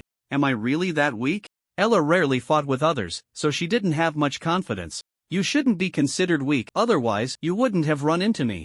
But this place is really dangerous, you should go back as soon as possible, Lin Chen advised. That's not necessary, this body is a copy generated by the card. It doesn't matter if I die here and I can exit at any time, Ella explained. I see. Then let me show you around. I'm quite familiar with this place. Lin Chen thought of the previous guardian and couldn't help but reflect on the world's disparities. Lin Chen realized he had been a bit presumptuous. The structure ahead was the same as the surface of the maze, but that didn't mean the rest would be. The two entered the long corridor through the red double doors opposite, but at the end of the corridor, it wasn't the familiar red corridor and rooms Lin Chen knew, but a red area that looked more like a maze. The red walls irregularly divided the space, and just standing at the entrance created a sense of overwhelming confusion. In the depths of the maze, faint footsteps and low murmurs could be heard. Wow, is this the legendary red maze? I've heard about this place, Ella said excitedly. This is the deeper part of the maze. It will be safer if we go further in. It's my first time here too. Just to confirm, it's okay if you die, right? Lin Chen was not prepared to retreat sooner or later. He had to explore this area. This time, he had a special skill for survival and a teammate for whom dying didn't matter. Right, so you don't have to worry about me, and I can fight too, Ella said seriously. That's great, Lin Chen said as he stepped into the maze first. The maze was complex, every distance walk would lead to several branching paths, and due to the varying lengths of the passages, mental energy could not penetrate the walls, making it easy to misremember the terrain and ultimately get lost in the maze. If it weren't for the countdown that would return them to the shelter, Lin Chen wouldn't dare to enter such a place recklessly. Many mutated creatures roamed the maze, and before long, they encountered a first-level blood corpse. Lin Chen casually stabbed it from behind, piercing through its mutated organ. Sorry, do you want to practice your combat skills? Lin Chen skillfully stored the mutated organ and collected some useful materials. Is that possible? What technique did you just use? Can I learn it? Ella thought Lin Chen was so cool, he had killed the blood corpse with just a glance. This technique isn't a combat skill, it's a way to train mental energy. It's fine for killing small monsters, but it won't work against stronger enemies. Lin Chen briefly explained the use of the backstab psychic blade. Its principle was quite simple, the difficulty lay in the application of mental energy and runes. So you are a scholar well-versed in rune knowledge. I studied runes for a while, but unfortunately, my talent for runes is average, Ella said regretfully. Don't you use runes in battle? Lin Chen was very interested in the combat methods of other planes. We separate rune knowledge and combat into two fields. Scholars are responsible for learning rune knowledge and creating rune items, while warriors practice combat skills and use rune items in battle. After all, very few people can master rune knowledge. Of course, there are talents like you who excel in both fields, but such talents are even rarer, and each one grows to become a pillar of the Empire. Ella began to explain the Empire's combat system to Lin Chen. The Empire's research on mental energy, psychic energy, and runes was quite in-depth, and many of their viewpoints inspired Lin Chen with new ideas. The two happily exchanged ideas in the maze, with Lin Chen casually dealing with any mutated creatures they encountered while explaining his understanding of combat to Ella. I believe combat consists of two aspects, information and strength, with information being slightly more important than strength. If you understand all the information about the enemy, you can take the initiative and resolve the enemy in the fastest and most insidious way. If you don't understand the enemy's information and there is a significant difference in strength, you still have to take the initiative and fight for a slim chance of victory. If you don't understand the enemy's information and the strength difference is not great, you can slowly probe the enemy's information, or even wait to strike until the enemy reveals a flaw. As Lin Chen explained, he demonstrated with the blood corpse. There were many oddly shaped blood corpses in the maze, and some even had fish-like creatures with limbs. These fish would spray high-pressure red liquid from their mouths, which was quite dangerous. Lin Shen collected some fish corpses through the psychic barrier, preparing to check the system information of the red liquid back at the shelter.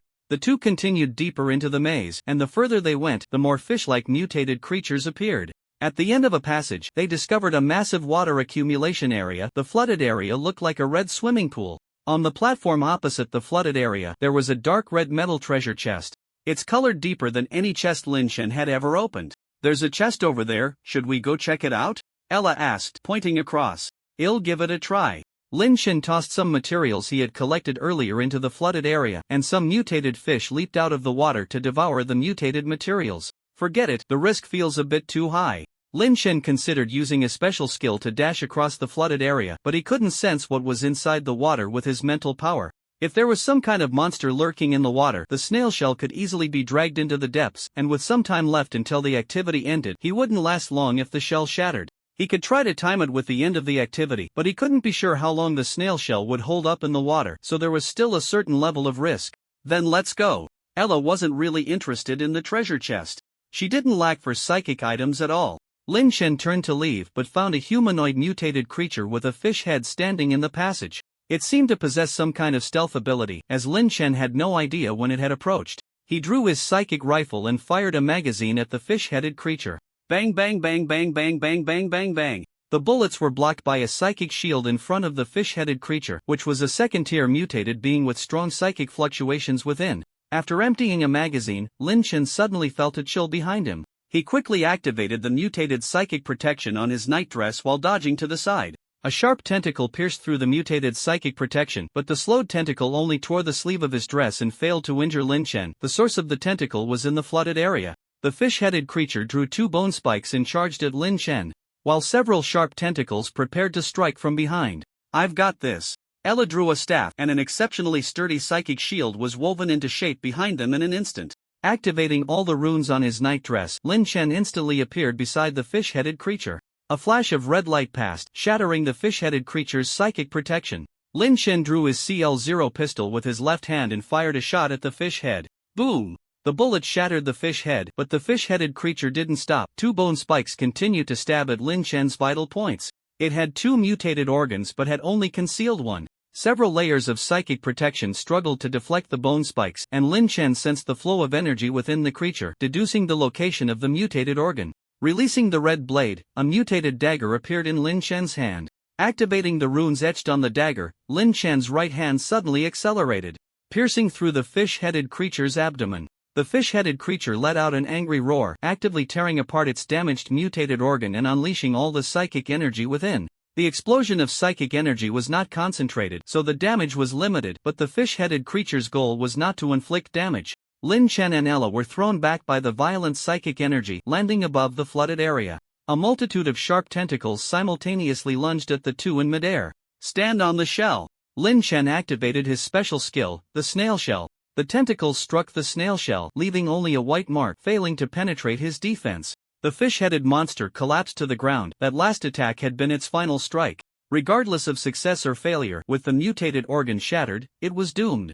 The snail shell was knocked away and fell into the flooded area, while Ella stood firmly above the snail shell. Without the fish-headed monster's control, the tentacles sank into the depths of the flooded area, no longer attacking them, but a large number of mutated fish creatures charged toward the snail shell, spraying them with high-pressure liquid. Blades of psychic energy appeared behind them, piercing through their mutated organs. To prevent those deep-water tentacles from reappearing, Lin Shen used psychic energy to propel the snail shell, quickly rushing toward the platform on the opposite side of the flooded area. "Are you okay?" Once on the platform, Lin Shen pushed the snail shell with psychic energy, rolling it closer to the treasure chest. "I'm fine, that was really thrilling." Ella reminisced about the battle she had just experienced. It was her first life-and-death fight, even though it was just a clone. "Is that so? For me, opening the chest is more thrilling." Inside the chest was only a red book.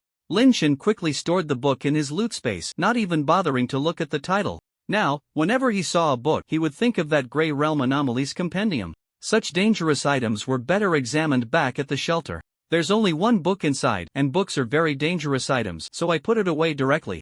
"Do you need anything?" Ella blocked the tentacles behind him. Lin Shen wouldn't hoard the loot. "No, we have many dangerous books in our family's library, including ancient texts referred to as relics. Ella was still immersed in the afterglow of defeating the enemy and casually declined. What are relics? How are they different from psychic items?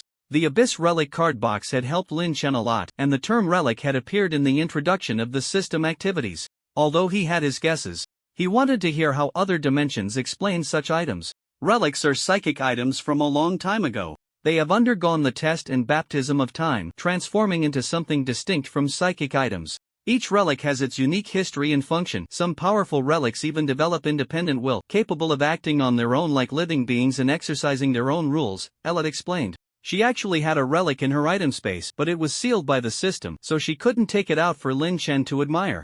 In that case, have you heard of Abyss relics? Lin Chen continued to ask.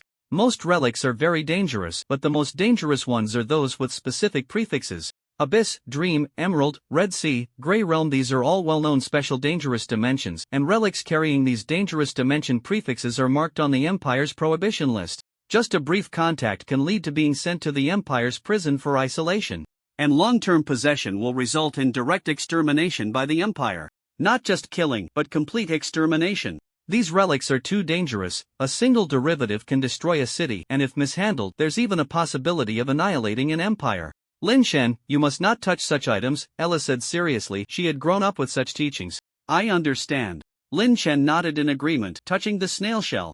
After opening the chest, Lin Chen prepared to return to the other side of the stagnant water, where the red blade was still on the floor. Although Lin Chen was worried about the tentacles in the depths of the stagnant water, the return journey was surprisingly smooth, with only a few mutated bighead fish attempting to attack them. Do you like eating fish? Ella suddenly asked, looking at the writhing mutated bighead fish on the floor. Generally, I don't like foods that are troublesome to eat. Even if he were to eat fish, Lin Chen wouldn't consider these mutated varieties. I quite like them. We have many boneless fish back home. I'll bring some next time.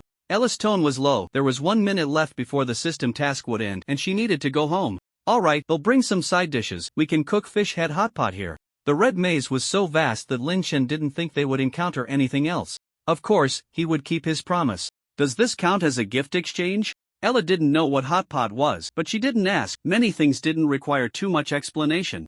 Of course, I wouldn't eat a stranger's food. After dealing with the still mutated organs inside, Lin Chen stored the corpse of the fish-headed man. Then goodbye. Ella slightly lifted the hem of her skirt, her smile serene. Goodbye. Lin Chen cancelled his skill, stood up, and bowed in return. As the countdown ended, the two of them disappeared from the spot simultaneously. Back at the shelter, after feeding Xiaohei some fresh fish corpses and sorting various materials, Lin Chen began to check the system information for each item. Sturdy thigh bone tier 3 psychic item, when hitting an enemy's vital point, will produce a heavy strike and shattering effect. Note, this is a merciful weapon. The enemy won't even feel pain. That really doesn't hurt, no problem. Lin Chen swung the thigh bone, feeling it was similar to swinging a baseball bat, even though he had never used one. Putting down the thigh bone, Lin Chen carefully extracted the stored liquid from the mutated fish corpse and checked the system information. Inactive Red Sea water can accelerate biological mutation. Note, prohibited for drinking. Although Lin Chen had suspected it for a while, seeing the words inactive still made him feel a certain oppressive sensation coming from the Red Sea. If a puddle area was already so dangerous, what kind of monsters could be lurking in the unfathomable depths of the Red Sea? Forget it. That's not something to think about right now. Lin Chen took out the red book from the loot space, titled Red Sea Shallow Survival Guide. Red Sea Shallow Survival Guide, a book that introduces how to survive in the shallow areas of the Red Sea, filled with mad ramblings and several practical survival tips for the Red Sea. Note, prohibited for those with insufficient mental strength. What the hell is this? Lin Chen decisively placed the book deep in the basement. He didn't want to see it for a while. After dealing with the rather uninteresting loot, Lin Chen took care of the small animals for a while, then lay down on the bed, ready to end the long day. The little snail had crawled to his pillow at some point, tucking its body completely into its shell as if in sync with him. Lin Chen opened the group chat and sent the new information about the depths of the maze to the group. 5352871000000. Thanks for the intel, big guy. I've encountered corridors too, but I was afraid of running into a boss, so I didn't dare to go in. I've killed surface bosses, but the depths feel a bit dangerous. I tried it, got stuck in the hall for the last few minutes, and despite giving it my all, I couldn't win. In the end, I was lucky to be teleported back to the shelter. Details. What do you mean? I couldn't even break the boss's psychic shield. I was chased all over the place, barely dragging it out until the countdown ended with my innate abilities and psychic items. Actually, the red maze is relatively safe now. If you don't run around, you won't die. I estimate that those who die every day are the ones challenging bosses and getting themselves killed. Yeah, I have a big guy friend whose name turned black during the last maze exploration. I thought something bad happened, but now I think he might have flipped while fighting a boss. Those who drown are all good swimmers. Someone like me, who only dares to pick up trash, won't run into trouble. Yeah, it's unbelievable that someone like old you, such a coward, has survived until now. You phone, enough already. Old you, how do you sleep at night? You phone, after awakening my mental strength, I hardly sleep anymore. If I'm really tired, I just take a short nap. You guys can try it, it should save a lot of time. Forget it, there are no monsters around me. I choose to sleep. Old you, what can you do if you don't sleep? You phone, check the group chat, browse the trading area, take photos, wait for nighttime activities. That's really sad. It is a bit moment of silence. Hang in there, big brother without a shelter. Closing the group chat, Lin Chen closed his eyes, ending the long day. Please draw today's card. My turn. Draw a card. This time, the card showed a fox. As the card dissipated, a bright red-furred fox squatted in the center of the shelter. The fox elegantly walked up to Lin Chen and jumped into his arms. Its expression was too human-like, and Lin Chen hesitated for a moment before holding it in his embrace. The fox's fur was very smooth and soft, feeling quite comfortable to touch. Hello? Lin Chen couldn't help but pet it a few more times, and the fox showed a content expression. Chirp, chirp. The fox squinted its eyes and made a gentle sound. Oh, then I'll lie down for a while longer. Lin Chen hugged the fox and began his daily simulation. Please choose to start a new simulation task or enter the simulation base. Start a new simulation task. Simulated class personnel. Vincent acquired special skill. Inspiration. After using this skill, you can see all hidden information nearby. 11 Note. Are you sure you want to see it? Remaining simulation attempts. 10 Lin Chen opened his eyes. He was sitting in a hard chair in an interrogation room, facing a supervisor. Have you been to the Great Void? Without giving Lin Chen time to think, the supervisor asked. I have. Lin Chen answered directly without a hint of hesitation. At the same time, Lin Chen prepared for suicide. He had considered this situation long ago. As long as the organization was willing, they could interrogate old class personnel at specific times. He had no personal memories, making it easy to expose himself. But the organization had never done this, which might mean that the scale of the organization was even larger and more complex than he thought, or there could be other influencing factors. But if the organization did that, how would the system determine it? Would it be unable to activate skills because there are no class personnel to carry out tasks? Or would it be like now? The supervisor casually stood up and left the interrogation room, but his performance was too obvious, and Lin Chen saw through his disguise at a glance. He was shocked and very nervous. Unfortunately, it seems I answered incorrectly. Lin Chen had no choice. The information he had was too limited, and he had to give an answer immediately, so he could only guess randomly.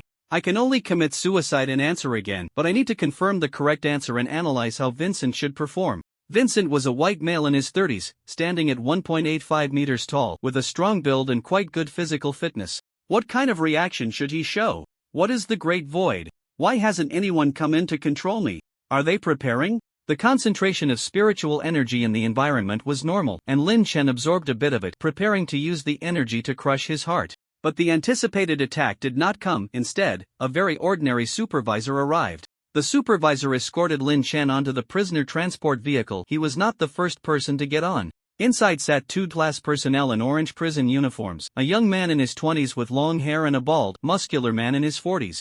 What does this mean? That supervisor must have recognized me, otherwise he wouldn't have reacted that way, yet now he acts like it's a normal task. Since it's a simulation task, why didn't the system directly transport me to the prisoner vehicle? So, if I hadn't answered that question, the simulation task wouldn't have started? Does the organization want me to carry out a certain task? No, it doesn't necessarily have to be the organization. They don't need to play such small tricks. It could very well be an individual action.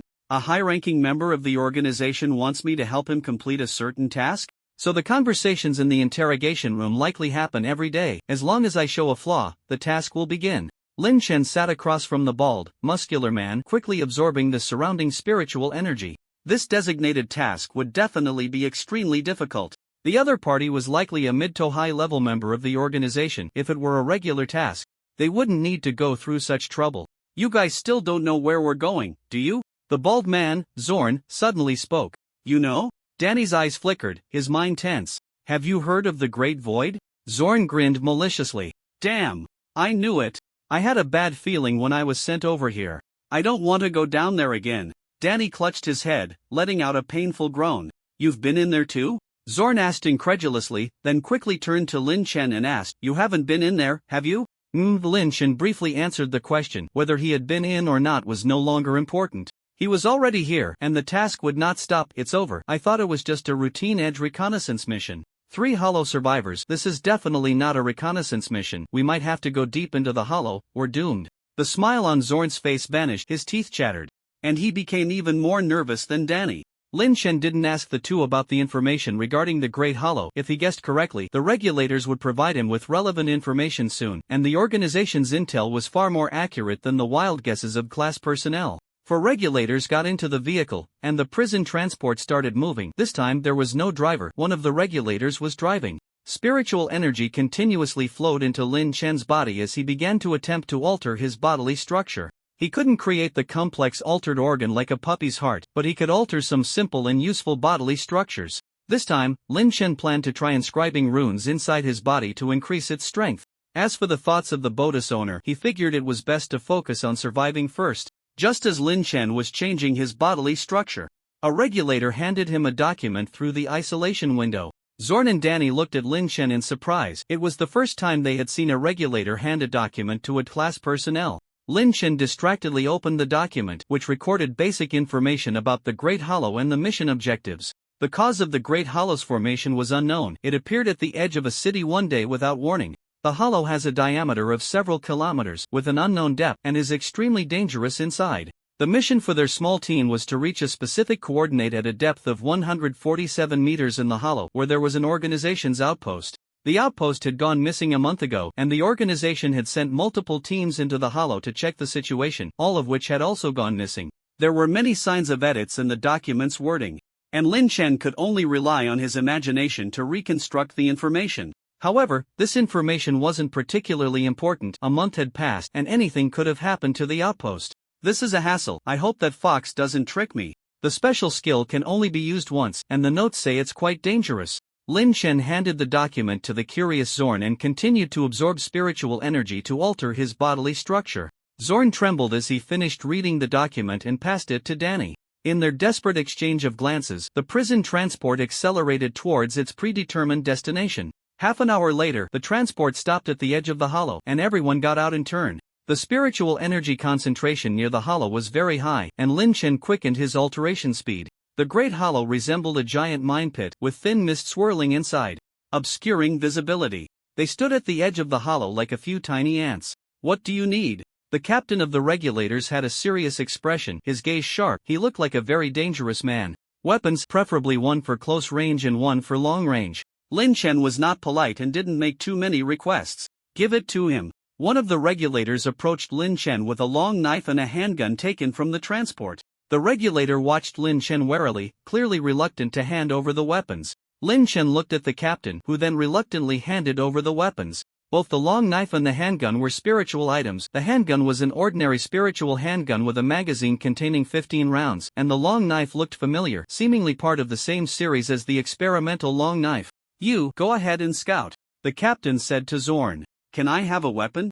Zorn asked tentatively. "Give him the dagger." This time, the regulator did not hesitate and directly handed Zorn a dagger. Zorn felt uncomfortable, but he didn't dare to say much. In fact, he didn't think weapons would be useful inside the hollow, but having one made him feel a bit more secure. There were some winding paths at the edge of the hollow leading deeper inside. These paths had a gentle slope and spiraled downwards. It was possible to go deeper into the hollow without following the paths, but the slope was steeper and it was easy to get lost. It was said that following the paths made it less likely to encounter anomalies. Zorn walked at the front, with Lin Chen and Danny following behind him, the captain in the middle, and 3 supervisors at the back. The team quickly descended along the path. Zorn moved swiftly, fully aware that the longer they stayed here, the higher the mortality rate would be. If they encountered any anomalies, regardless of speed, he would die here. After covering a certain distance, the captain would stop to fiddle with a box-like instrument filled with numerous readings and would change the scout. Danny's scouting speed was not as fast as Zorn's, but he seemed to have some understanding of the void. Sometimes he would quicken his pace, and other times he would stop and wait a moment before continuing. During his pauses, Lin Chen did not sense any anomalies, but the captain approved of this behavior and did not urge him to speed up. Soon it was Lin Chen's turn to scout ahead. His speed was even faster than Zorn's, and if possible, he would prefer to go down alone in a fighter jet. The longer the distance and the more variables, the harder the simulation task became. Lin Chen did not want to waste too many simulation attempts on the way. Bang! A gunshot suddenly rang out behind him, and Lin Chen abruptly stopped, drawing his pistol to assess the surroundings. He could leave the situation behind him to the captain. Number 3. Report the situation. The captain looked at the shooting supervisor. Report, I saw a monster standing diagonally behind me, but it was gone when I fired. Supervisor number 3 nervously scanned the area, searching for the creature. Described the monster's appearance. The captain did not sense the monster but did not question supervisor number 3. It was a black humanoid monster with a large head and long limbs. I only caught a glimpse of it out of the corner of my eye, so I didn't see it clearly. Supervisor number 3 was breathing rapidly, clearly on edge. Continue moving forward, report immediately if you see the monster, do not fire, I will handle it. The captain spoke steadily, without a hint of emotion. The team continued forward, but after just a few steps, gunfire erupted again from behind. Bang bang bang. Number 3, report the situation. Supervisor number 3 fired again, and the captain's expression remained unchanged, showing no emotional response. Ha ha, the monster appeared again. It's just 5 meters behind me. Supervisor number 3 was breathing heavily, extremely tense. You switch places with me, keep moving forward. After switching positions, Supervisor number 3 stood in the middle of the team, with the captain diagonally behind him. Lin Chen continued to scout at the front, but after just a few steps, gunfire erupted once more from behind. Bang bang bang bang bang bang bang bang bang bang. This time, Supervisor number 3 emptied his magazine, with all the bullets hitting the captain's psychic shield. After emptying the magazine, Supervisor number 3 did not stop. He kept turning towards the diagonal back, his finger continuously pulling the trigger, even though the gun was out of bullets. Stop, calm down. The captain carefully sensed the surroundings but found nothing unusual. Die, die, die, die. In front of everyone, Supervisor number 3's head suddenly exploded, and the headless body continued to perform the action of shooting, turning half a circle before collapsing to the ground. Like the captain, Lin Chen sensed nothing. The other party seemed to have gone mad, exhibiting a series of frenzied behaviors. But a madman's brain wouldn't just explode on its own, so there must be some unknown force causing this situation. Continue moving forward. He positioned the 2 nervous supervisors in the middle, while the captain remained at the back of the team. The team continued forward, and Lin Chen quickened his pace. This time, there were no gunshots from behind, but Lin Chen sensed that the captain occasionally glanced towards the side and back. There was nothing there. The captain held on for 15 minutes. A series of intense psychic fluctuations erupted from behind, and after making a final resistance, the captain's headless body fell to the ground. The remaining 5 stopped in their tracks, and the 2 supervisors looked at the captain's body, unsure whether to continue the mission. Continuing forward is just walking to our deaths. We should leave here now. There might still be a chance of survival, Zorn said to the 2 supervisors. He and Danny just wanted to leave this place. At that moment, the 2 stood together, seemingly having reached some sort of agreement. Zorn was right. The 2 regulators also didn't want to go any further. No one wanted to die meaninglessly in a place like this. Just as they were about to reach a consensus, one of the regulators suddenly turned around and looked to the right rear. Ah, it's that monster. Bang! The one who fired was not the regulator, but Lin Chen. Lin Chen shot and blew the regulator's head apart. The other regulator immediately drew his weapon and aimed it at Lin Chen. You bastard! But he didn't fire immediately because there were still 3 class personnel left, and he was the only regulator remaining. He's already been targeted by that anomaly. The captain won't survive. How long do you think he can hold out? I want to see if I can resolve the anomaly by killing the person targeted by it, Lin Chen explained, as he still needed the regulator's help. Right, he's dead for sure. It's better to end it quickly, at least he can contribute something to the team, Danny echoed. Lin Chen was also a class personnel. He wanted to take Lin Chen along, using the last regulator to attract the monster's attention and then immediately run away. He didn't believe the monster could chase them to the outside world. Lin Chen walked over to the captain's corpse, picked up the box-like device, and said to the last regulator, "Do you know how to use this thing?" Yes, the device has 2 functions, early warning and positioning. If an anomaly appears nearby, the box will emit a sound warning. The warning function may not always be useful. The box didn't react before. The numbers on it are for the positioning function. The coordinates are already set. You just need to move to the same coordinate point to find the outpost base. The regulator succinctly explained the device's functions in a few sentences, and Lin Chen turned around, holding the box, and walked deeper into the void. You don't still want to carry out the mission, do you? If you want to leave, you can, but leave the box behind. I need that for early warning, Zorn said, pointing the pistol he had picked up at Lin Chen's back. After I killed that person, the monster appeared behind me at an angle. I want to lead the monster deeper into the void. Are you sure you want to fight me? Lin Shen didn't turn around or pay attention to Zorn, who was aiming a gun at him. He quickly left the path and headed straight into the depths of the void. He was running out of time. Zorn hesitated for a moment but ultimately didn't pull the trigger. He felt that Lin Shen was likely trying to deceive him, wanting to escape alone with the box. But he didn't dare to take the gamble. Lin Shen wasn't lying, he rarely told lies. The monster was right behind him at an angle, and he could catch glimpses of it getting closer in his peripheral vision. After leaving the path, Lin Shen accelerated down a slope at about a 45-degree angle. The monster seemed to exist only in his peripheral vision. It would disappear if he turned around. As the monster drew nearer, a sense of fear grew within Lin Shen, urging him to look back and check the monster's position. Lin Shen gritted his teeth to suppress the urge to turn around, because every time he did, the monster would close in by a significant distance. Before Lin Shen could think of a way to deal with the monster in his peripheral vision, a large number of giant tentacles resembling arches appeared faintly in the mist ahead. These tentacles were motionless, as if some kind of alien structure had been inserted there. But hanging down from the tentacles were strands of black silk, each ending connected to a shadowy figure. The figures lingered near the tentacles, whispering incomprehensibly. Lin Shen had no time to take a detour and could only pass near the tentacle arches. The figures sensed Lin Shen and all lunged at him, trying to keep him there. Die! Lin Shen drew the experimental long knife and shouted loudly. Scorching energy erupted from the blade, shredding the nearby figures. These figures were exceptionally fragile, easily blown away by the energy. Just as Lin Shen was about to rush through the area of the tentacle arches in one go, numerous black silk threads wrapped around his body, rooting themselves inside him and pulling him toward one of the tentacle arches. Lin Shen wanted to break free from his restraints, but he found that the more he struggled, the tighter the black threads wrapped around him. As the threads rooted deeper within him, he was losing control of his body. It wasn't just Lin Shen. The creature in his peripheral vision was also entangled in black threads. It struggled continuously, pulling threads from its body, but the threads only multiplied, and in the end, the creature was controlled just like Lin Shen. So you can feel fear too. Lin Shen thought before losing consciousness completely. Remaining simulation attempts. 9. Lin Shen opened his eyes. He was sitting in a hard chair in an interrogation room, facing his supervising officer. Have you been to the Great Void? Yes.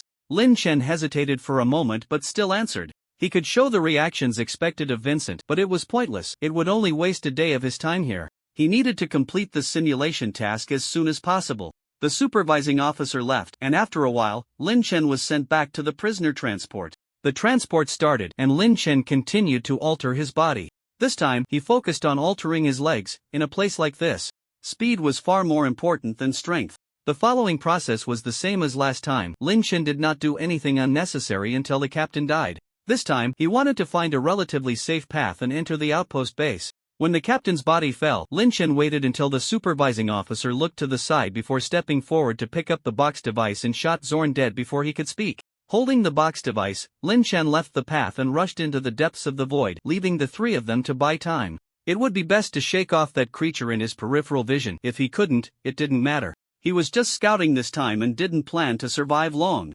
Including the creature's movement time, the three of them only delayed for 1 minute and 56 seconds before the creature reappeared behind Lin Shen. What a waste! Lin Shen had no choice but to delve deeper into the void with the creature. If you have the guts, don't run. Let's see who can survive to the end.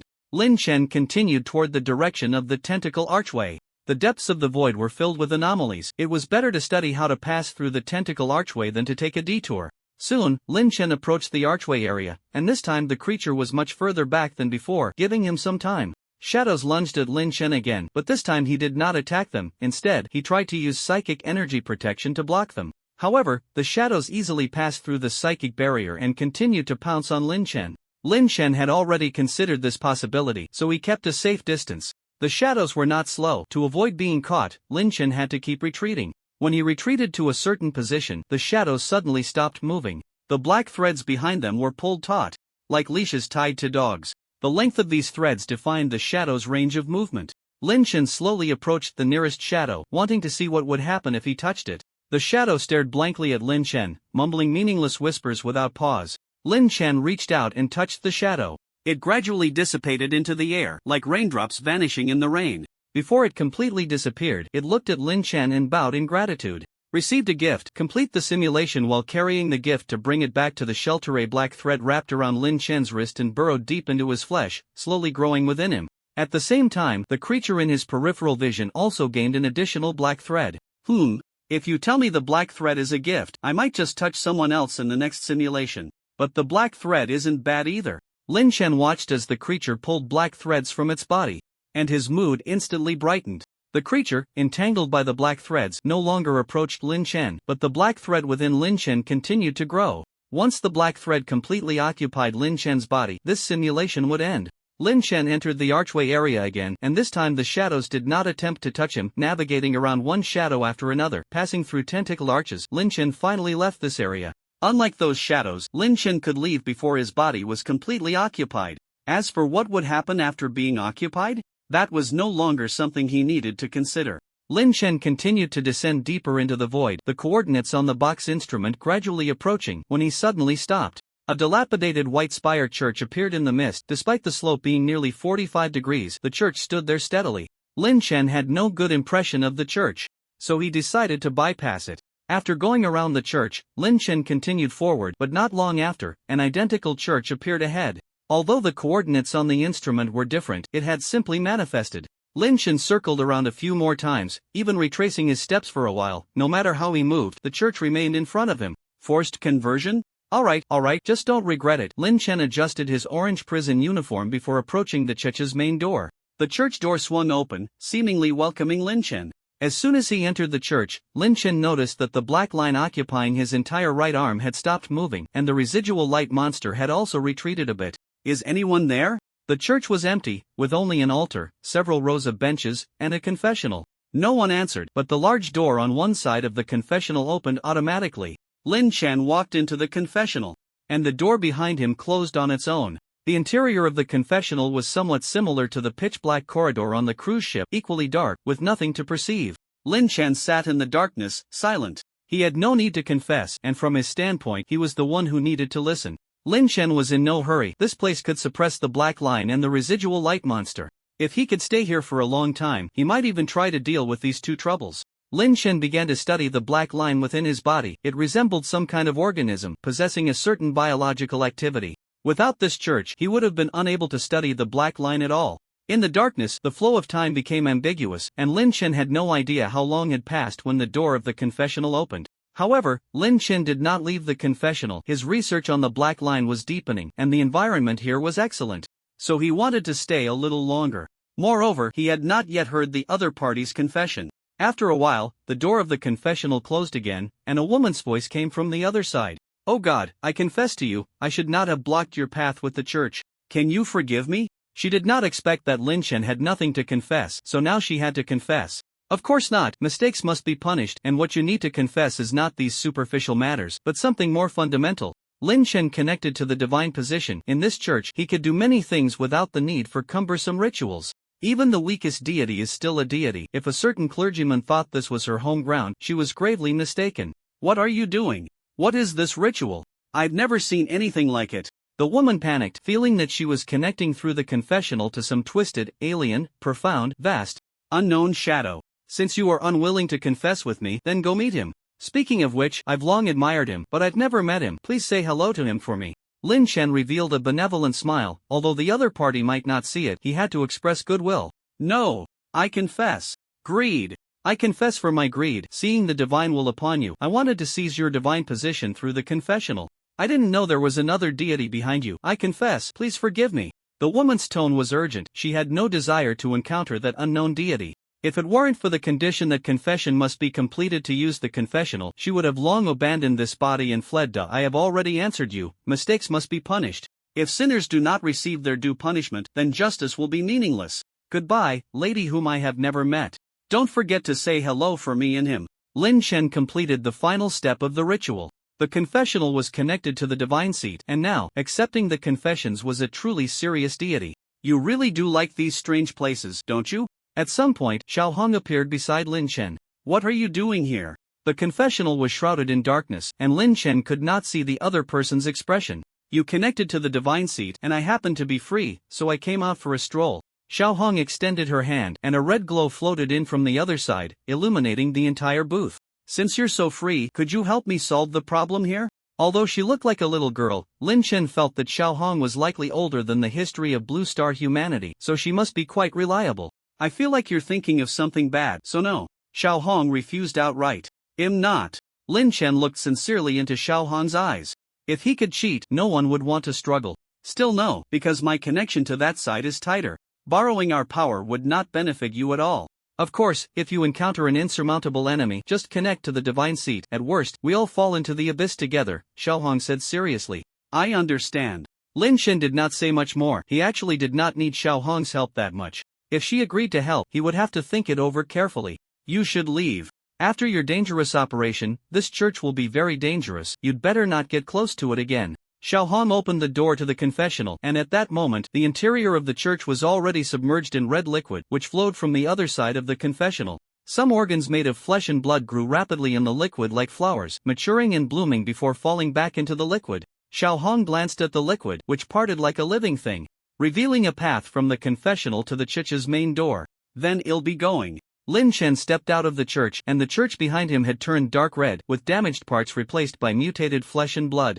After leaving the church, the black lines within Lin Chen stirred restlessly, and the residual light monsters began to slowly approach his back. Lin Chen ignored them. As long as they did not cause trouble before the simulation ended, it was fine.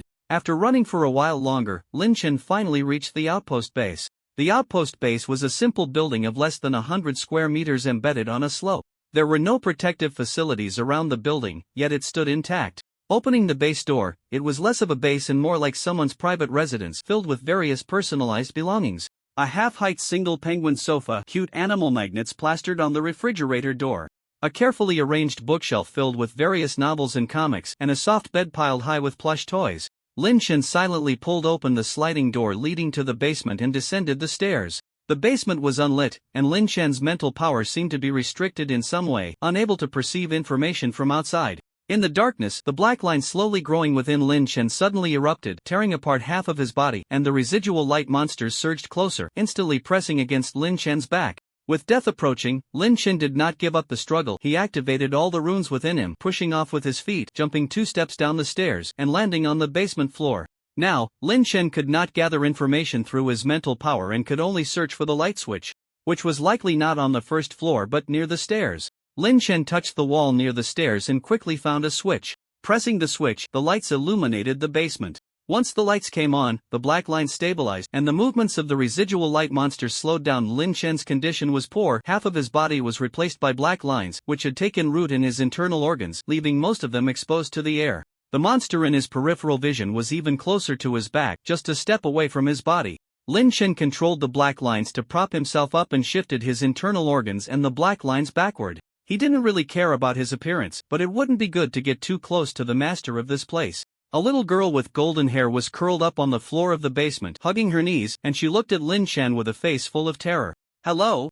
I am DLAS personnel Vincent from the organization. I've been ordered to come here to check the situation. May I ask what happened here? Lin Chen did not approach her. Although his mental power was no longer restricted after the lights turned on, she appeared to him as just a normal human child, but it was already unusual for a normal person to be in such a place. Are you here to help Alice, big brother? The girl's voice was soft and fragile, making one want to give her everything. No, I'm just here to check the situation, and clearly, I need help more than you do. Alice, can you help me? Lin Chen revealed the tragic state of his right half, speaking with a choked voice filled with pain. That's not impossible, but you have to play a game with me. If you win, I'll help you. Alice's expression changed instantly, from weak and helpless to full of enthusiasm in just a quarter of a second. What game? What do I have to give up if I lose? Lin Chen was not to be outdone.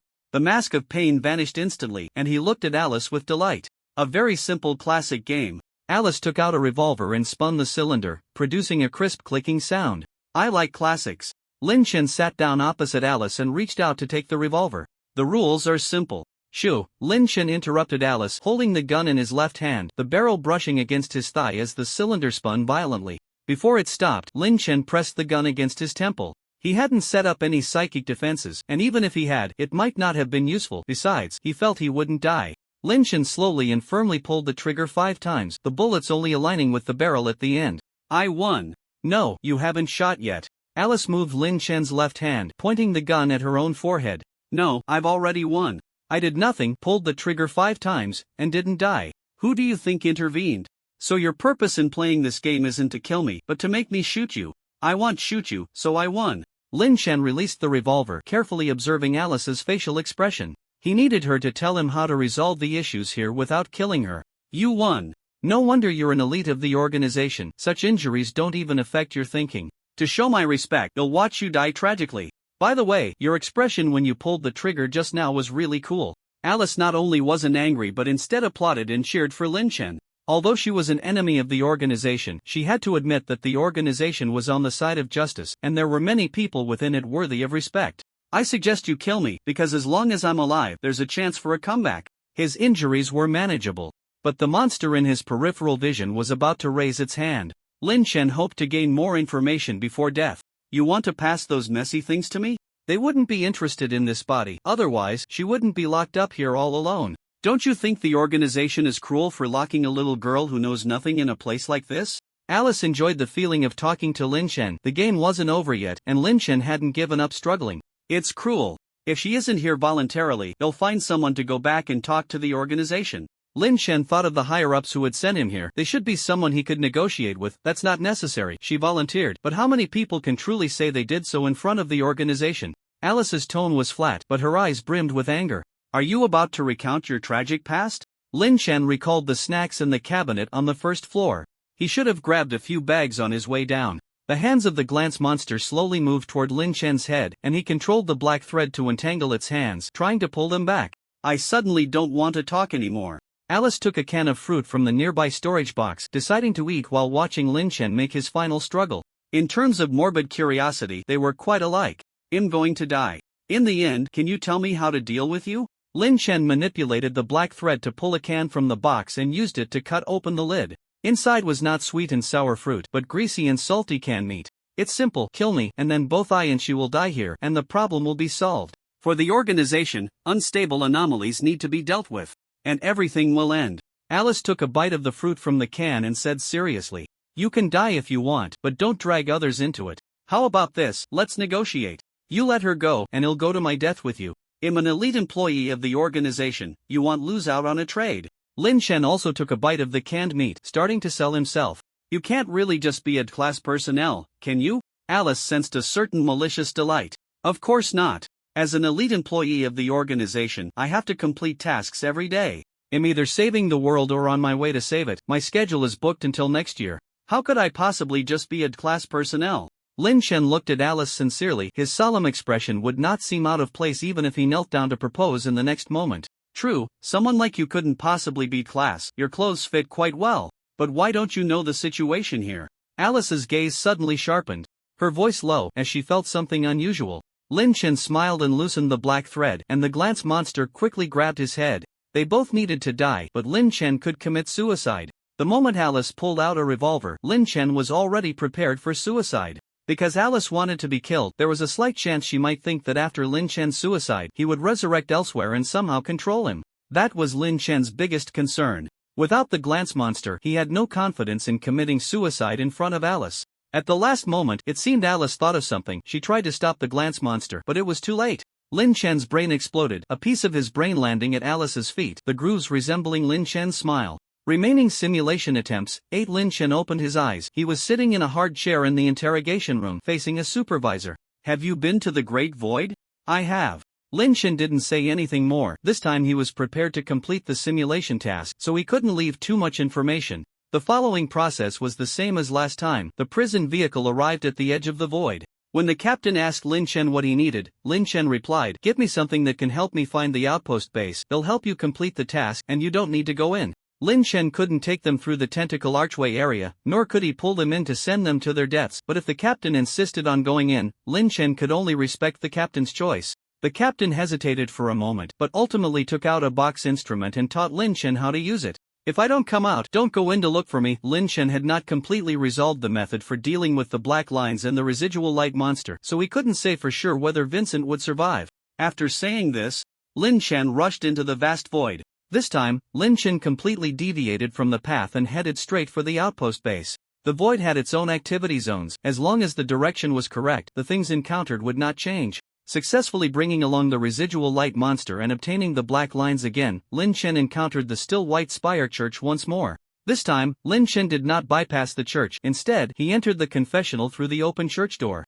As before, Lin Chen remained silent, but this time he attempted to transform the black lines into a part of his body. After listening to the nun's pretentious confessions, Lin Chen once again connected the confessional with the divine seat. Sitting in the confessional, Lin Chen felt a bit nervous. He wanted to test the limits of the system's simulation. Could the simulation affect the memory of the divine? However, this time, Xiao Hong did not appear in the confessional. Lin Chen was unsure whether it was due to the time being advanced that caused Xiao Hong's actions to change, or if Xiao Hong possessed the simulation memory from last time, which prevented her from entering the confessional. The door of the confessional opened, and the red liquid automatically parted to the sides as Lin Chen left the church along the passage. The writhing shadows of the church fell upon Lin Chen. He still had tasks to complete and could only temporarily set aside questions about the system and the divine. Before long, Lin Chen found himself outside the outpost base again. He knocked on the door, but no one responded. Considering the state of the base's owner, Lin Chen had no choice but to enter the base without permission. After swiping 2 bags of snacks from the cupboard, Lin Chen pulled open the door leading to the basement. Suppressing the black lines and using them to hold on to the residual light monster, Lin Chen activated all the runes on his body and rushed into the darkness at the fastest speed. He jumped a few steps into the basement and pressed the lighting switch before the black lines completely went out of control. Alice was curled up deep in the basement, looking terrified as she stared at Lin Chen, who had burst in. Lin Chen looked at Alice, who was hiding in the corner of the basement and appeared very weak, and a hint of doubt arose in his heart. Her goal is to make me kill Alice, so why is she pretending to be weak? Wouldn't that make it harder for me to act? If it were someone else, would she be easier to kill if she showed some aggression? Lin Chen's gaze shifted to the lighting switch. If it were any other time, he would have already turned off the switch and scrambled in the dark. But now he had a better plan. Lin Chen used a special skill, inspiration. The moment he activated the skill, a flood of chaotic information surged into Lin Chen's brain, and at that moment, he felt as if he had become an omniscient deity controlling everything around him. Hello, I am Vincent, a class personnel from the organization. The organization has ordered me to come here to check the situation. Alice, I am here to help you. Lin Chen pressed the lighting switch, turning off the lights, and the basement was plunged into darkness once more. Black lines began to emerge from Lin Chen's body. He did not stop them but instead controlled them to move freely, weaving through various parts of his body. The residual light monster stood behind him like a shadow, neither approaching nor distancing itself, becoming a part of the puppet. In the darkness, Lin Chen lost most of his sensory abilities but could understand the surrounding situation through hidden information.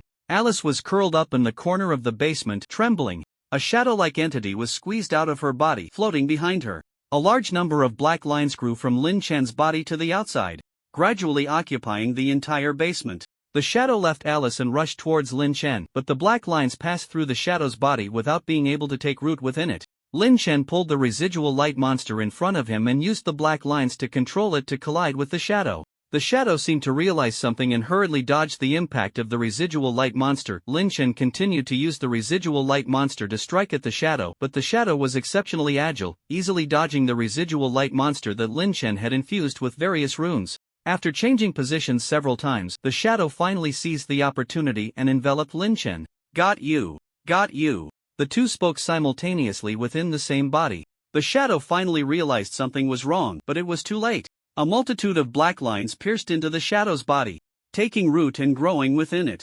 The black lines could take root in the residual light monster through Lin Chen, and naturally, they could also take root in the shadow through Lin Chen. If the residual light monster encountered the shadow, the black lines could also take root in the shadow through the residual light monster, but the shadow was too nimble. Even Lin Chen, who could see hidden information, found it difficult to catch it. Thus, the residual light monster was merely a smokescreen Lin Chen used to threaten the shadow. Without the residual light monster, the shadow would have more time to think and could likely delay until Lin Chen was completely consumed by the black lines. Damn it, you've actually been parasitized by this damn thing. And it's a deep parasitism. I thought this was your ability. The shadow said reluctantly using Lin Chen's body. I control the black lines to grow outward to create this illusion. Lin Chen retracted the black lines into his body. He had lost most of his sensations but could still manipulate his body through the black lines. Do you think you've won? These black lines, while troublesome, essentially belong to the same branch of rules as me. Give me a little time, and I can break free, while you will become its puppet, never to be liberated. I hope the organization pays you enough to bear this cost. The shadow was not lying. It could speak normally without the black lines, indicating it was immune to some of their effects. You're not wrong, but I've already won. Lin Chen pressed the switch, illuminating the basement. The black lines ceased their agitation, and the shadow took the opportunity to deal with the black lines. It only needed a short amount of time to successfully escape. Why not turn on the lights? Lin Chen controlled his body to sit beside Alice, opening a bag of snacks and placing it between them. Because I'm very afraid of the dark. Only in the darkness is my mind unstable enough that it can't possess me. Unlike when she was possessed, Alice's voice was gentle, giving a warm feeling. Do you want to leave here? Lin Chen reached into the snack bag, finding a candy-like treat that tasted quite good, unlike the energy bars. The organization hadn't given him any salary, so he could easily do some side work in his spare time. He had already accepted the payment. I want to, but I won't leave here. You complete your task, and I will complete mine. Alice's weak voice carried an undeniable firmness. She had endured in the darkness for a month until Lin Chen pressed the switch, at which point the shadow occupied her body in the light. I respect your choice, but as a reliable adult male, I must tell you a fact: no one is special. Even if you're not here, the world will continue to operate normally. And the organization will find a replacement for you. So if one day you feel tired, just leave here. This was Lin Chen's advice based on experience. Remember that. Alice also reached into the snack bag. This was her favorite treat, which she had planned to save for last. Is there anything else you need me to handle here? The shadow was about to escape, and it was time to end everything. No, I can handle the remaining matters. The outpost base will be able to operate normally before nightfall, Alice replied seriously. Then give me a handgun, preferably a revolver. I like the classics, Lin Chen said with a hint of malice, smiling. Alice paused for a moment, then sadly took out a revolver. At that moment, the box device suddenly emitted a piercing alarm. This was the first time the alarm had sounded. The Yuguan monster wouldn't trigger the alarm, nor would the tentacle archway or the black line. Even the white and blood-red church wouldn't set it off. And not even shadows would trigger the alarm. Only when Alice used her abilities did the box sound the alarm. Lin Chen suppressed a certain impulse deep within and smashed the noisy box instrument, then took the revolver, glancing at the chamber, which contained only one bullet. He rotated the chamber, and before it stopped, Lin Chen aimed the gun at his temple. Do you think this shot will hit? Lin Chen said to himself. You damn bastard. You'll only end up committing suicide. You won't harm me at all. The shadow anxiously controlled Lin Chen's right hand, trying to move the gun away while frantically pulling out the black line from within. If you want to bluff, at least maintain a semblance of calm. Lin Chen manipulated the thread and pulled the trigger. Bang! The bullet shattered Lin Chen's head, simultaneously eliminating the shadow that had possessed him. The basement returned to its former tranquility, and Alice sat beside the headless corpse, silent for a long time. Finishing the remaining snacks.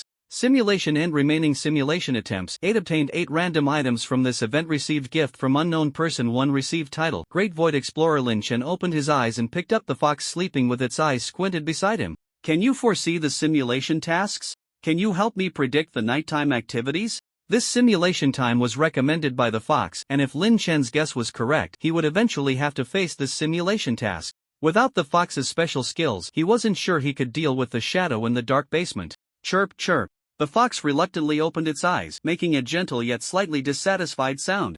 You said you can only sense when it's better to simulate? You don't know about other things? Lin Chen held the fox in his arms, stroking its back, slowly reaching the soft, smooth fox tail. The fox didn't resist, merely closing its eyes comfortably.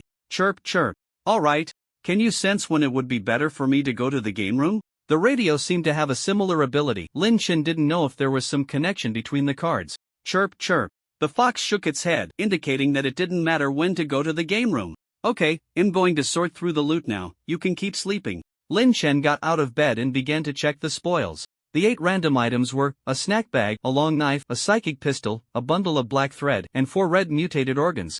Alice's snack bag can take out various snacks recommended by Alice. Note, maybe you can put your favorite snacks in it to share with Alice. Experimental long knife, a derivative of some relic. Note, emits a roar, bestowing a destined death upon enemies. K1 psychic pistola, low tier psychic weapon mass produced by the organization. Note, mediocre, but stable parasitic thread, a special active psychic material that can connect to the parasitic gate through the thread. Note, what's behind the door? Perhaps it's your remains special mutated organ. A special mutated organ. After transplantation, you will feel the presence of a great being and become its follower. Note, the mind influences the body, and the body can also change the mind. Alice's snack bag was a delicate bright golden snack pouch, inside resembling a black hole, only revealing its contents when one reached in. Lin Chen reached into the snack bag and pulled out a bag of animal crackers. Animal crackers, Alice's favorite cookies. It is said that eating them will bring a bit of good luck. Note, maybe it's just a psychological effect. After wandering around the shelter, Lin Chen tossed a bag of squid strips into the snack bag. Lin Chen rarely eats snacks, but squid strips are an exception because his dad likes them, so he occasionally has a bit. The experimental long knife is very sharp, with a quality comparable to a second-tier red blade, making it suitable as a backup weapon. The structure of the psionic firearms is quite similar, but from the notes, it seems the organization's weapons are a bit more stable. The parasitic silk thread is the black thread, and Lin Chen placed it in the material area of the basement. He doesn't want to come into contact with the parasitic gate, so this thing can only gather dust in the basement. For special mutated organs were planted in pots by Lin Chen, and he plans to take the time to study the structure of these special mutated organs later. This thing can mutate onto certain enemies that cannot be killed, allowing the enemies to find the correct faith. The gift from the nameless person is a white card. Gift from the nameless person. After use, you can acquire the skill the nameless person is best at. This skill has been integrated into his spirit, and even if he loses everything, he has not lost this skill note. He was not initially connected to the parasitic gate. Seeing that there were no danger warnings in the notes, Lin Chen directly used this card. The card recorded a skill named Heavy Strike, which is a technique for quickly concentrating the user's entire strength. Although it sounds simple, the information involved is overwhelming. Moreover, this skill cannot be used just by learning it. It requires long-term practice to fully master this technique. The skill information introduced a concept called the PowerPoint, which is different from the PowerPoints during normal actions. To learn this technique, one must develop power nodes that gather psionic energy throughout the body and then completely control the body's power usage and energy flow through these nodes. Heavy Strike is quite interesting, and Lin Chen decided to practice this skill every day. After organizing the information on Heavy Strike, Lin Chen checked the new title he had obtained through the system. Great Abyss Explorer. You run through the Great Abyss, leaving various anomalies behind. Note, It seems like I have something extra. After reading the title, Lin Chen took care of the plants and animals for a while and then prepared himself a bit to eat. Holding a simple breakfast, Lin Chen went to the gaming room to start the daily cycle. Today's simulation task took a bit more time, so he could only eat breakfast while playing cards. While playing cards, Lin Chen ate a few pieces of animal biscuits. He wasn't sure if it was psychological, but he always felt like his hand was responding to him. So he ended up winning 200 red coins today. Before leaving the gaming room, Lin Chen used the basic rune card shaping. Back at the shelter, Lin Chen entered the psionic workshop, organizing the rune knowledge in his mind while also crafting psionic items. Mutation, synthesis, cutting, splicing, shaping, protection, collapse, speed, strength. Lin Chen experimented with various runes on the materials, creating one unique defective product after another. An hour before the night activities began, Lin Chen stopped making increasingly abstract psionic items and prepared himself a hearty dinner. 5352871000000. What activities are there today? It should be the carnival feast, right? I want to try the carnival potion. I didn't dare to drink it last time, and it was gone when I got back. I got a ticket for the station task. That's right, I've finished upgrading the shelter. How did you know I upgraded the shelter too? Stop showing off. Lao Yu is still in the group. Shelter tier image. It's just for Lao Yu to see. Everyone else has basically upgraded. Indeed, even someone as noob as me is just one mutated organ short. I'll sell you one cheap. How about you compensate me with some loot after the event? That sounds great. What materials do you need, boss? I won't let you down. You phone, enough already. If you have time to show off here, you might as well go to the trading area and grab the psionic items that Lin Gu just hung up. Sigh, I knew it would be gone before I opened the trading area. You phone, it was gone before I sent the message. I managed to grab one item information image. You really should die. Why is the big shots work becoming more and more abstract? There's even more abstract item image. Damn, just looking at the picture, I can't guess what this thing does. Don't say it, I can't guess either. This is a mutated grenade with acceleration function. Item information. Wow. I really want it. This thing doesn't have the red liquid from the stagnant water area inside, does it? Don't say it, it really seems like it does. You better be careful, don't blow yourself up. Night activity begins. Tonight's activity, site mission. Do you want to join? Join. 9:59. Site mission, start. Brothers, see you in the group tomorrow. See you in the group tomorrow. Big shot. Bless me to choose a safe site. Wishing Lao Yu finds a safe toilet. You phone, thank you so much. I'm off, you guys keep chatting. Lin Chen, fully armed, leaned against the bed with a fox in his arms. The countdown was about to end, and the shelter was quiet enough to hear the sound of breathing and heartbeats. Chirp, chirp. Okay, see you next time.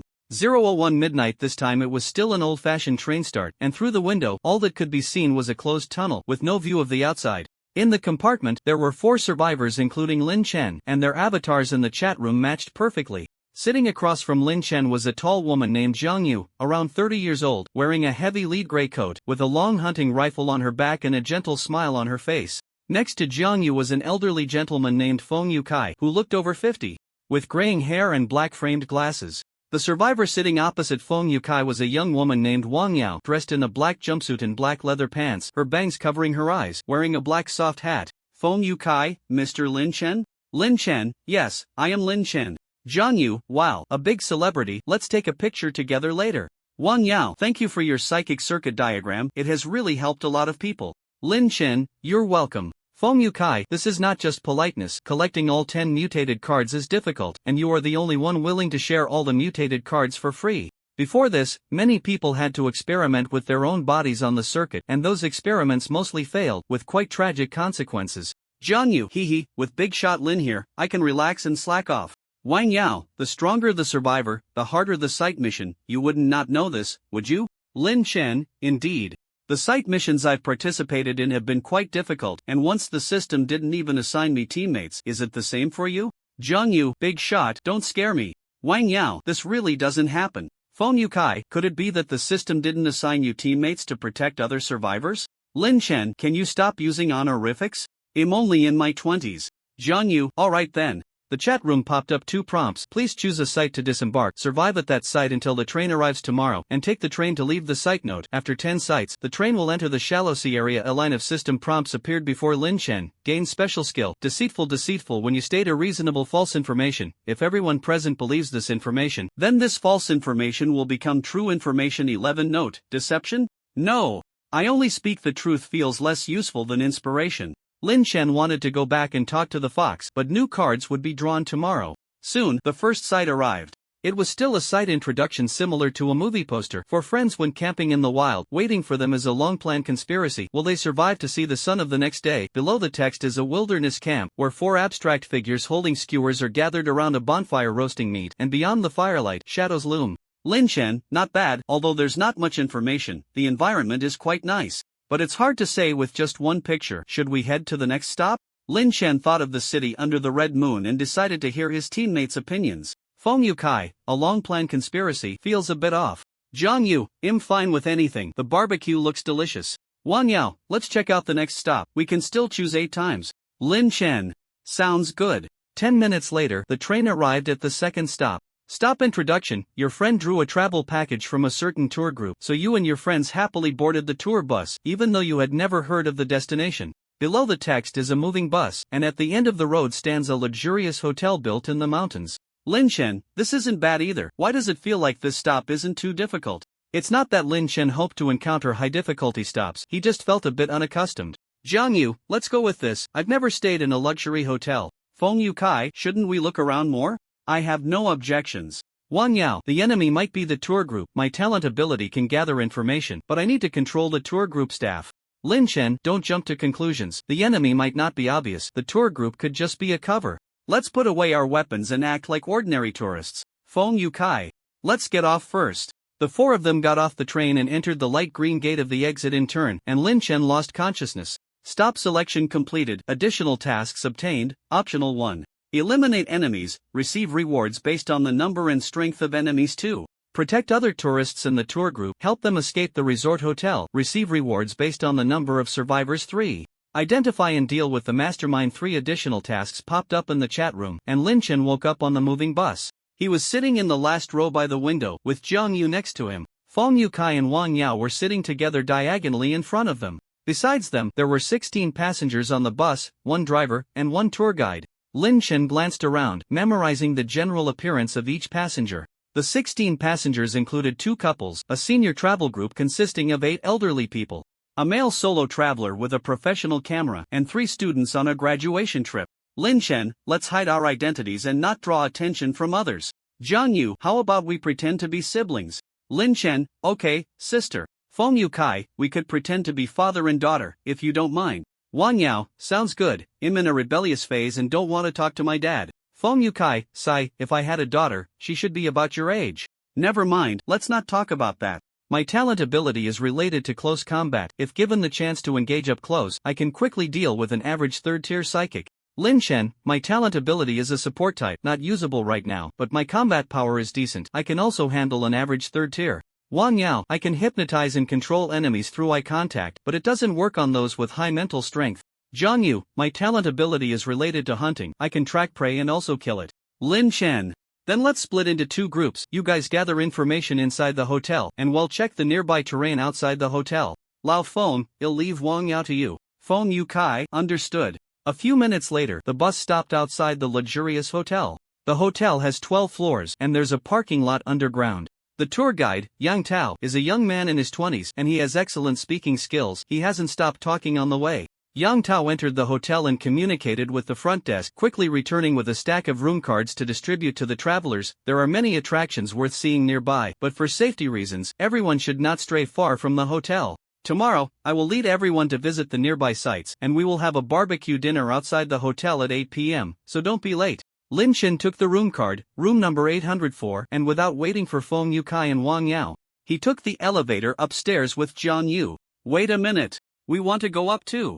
A few quick-moving travelers also followed into the elevator. The elevator was spacious, and the 8 people inside hardly felt crowded. Among those who entered the elevator were 3 classmates, a photographer, and a couple. Dude, your outfit is pretty cool. What brand is it? One of the students struck up a conversation with Lin Chen. It's issued by my workplace, no brand. Lin Chen replied with a smile. He could tell that these students were excited about their trip, but unfortunately, they were not very lucky and had encountered travel scams, which was the consequence of not finding a reliable travel agency. What kind of job requires wearing this kind of clothes? Sun Yuhang asked curiously. My job is quite special, mainly helping solve problems for the higher-ups. The pay is average, and it's very busy. You must have just graduated, right? You should study hard in college so you don't end up as miserable as I am. Lin Chen said with a smile. You're too modest. This outfit's material is quite special. A female student standing behind Sun Yuhang suddenly interjected. You can tell? Lin Chen glanced at the female student. He had sensed earlier that everyone in the car was just ordinary people. Song Chi leaned closer to Lin Chen and whispered, my dad works in the security bureau. I've seen him wear clothes like that. Are you here for work? I'm not from the security bureau, but my visit here is indeed work-related. I can't say much more. You should understand, right? Lin Chen winked at Song Chi.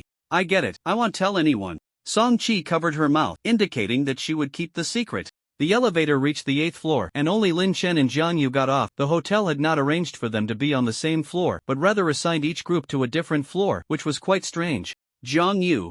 No wonder he's a big shot. He still has time to flirt. Wang Yao? Feng Yukai? Lin Chen, don't talk nonsense. I'm gathering information and laying the groundwork for our identities. Now we are employees of the Security Bureau. Jiang Yu, is the Security Bureau the official organization here? Lin Chen, probably, I didn't say for sure. You can also fabricate your identities, but being Security Bureau employees sounds more reliable than just passing superhumans. Wang Yao, is it necessary for us to hide our identities like this? We're the only psychics in the tour group. The enemy will know with just a little perception, right? Lin Chen, if our identities are discovered by the enemy, it can give them a false sense of security, and unless the enemy has remote observation means, I will most likely sense them first. Jiang Yu, I see. When can we go out to play? Can I take a bath first? Lin Chen, they'll check the room first, then give you half an hour for a bath. To avoid being alone. I'll wait for you in the room. Jiang Yu, great. I also want to join the barbecue dinner tonight. Lin Chen, sure, the banquet is part of many rituals. Wang Yao, I want to take a bath too, but maybe it's better to skip it in a place like this. Jiang Yu, this is a luxury hotel. I've never been to one when I was on Blue Star.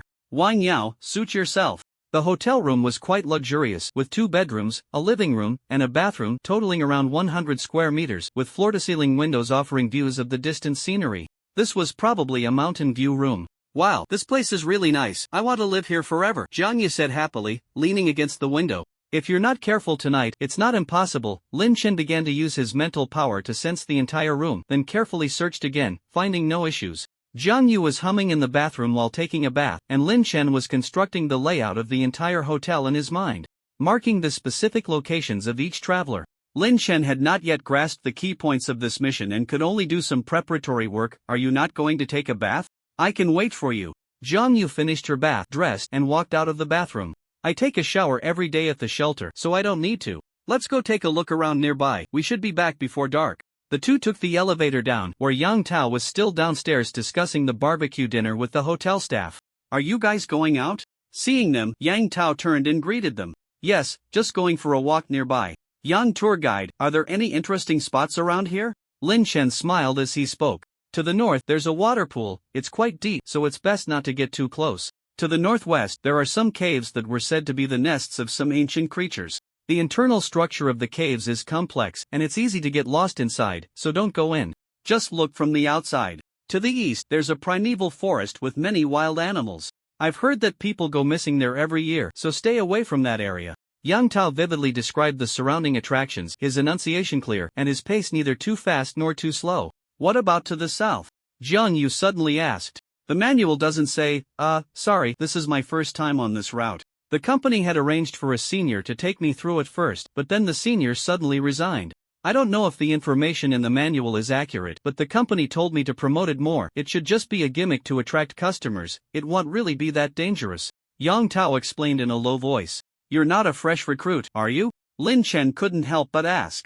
I just joined the company, but I've worked in many places before. The company paid a high price to recruit me. Yang Tao's voice was filled with pride and confidence. Well, I wish you good luck at work. Looking at the sweat on Yang Tao's brow from working hard, Lin Chen could only silently wish him well. Thank you. The boss promised me that as long as nothing goes wrong this time, he'll be in charge of this route from now on. I've calculated it. If I run this for a few more years, I can buy a house in the city center outright.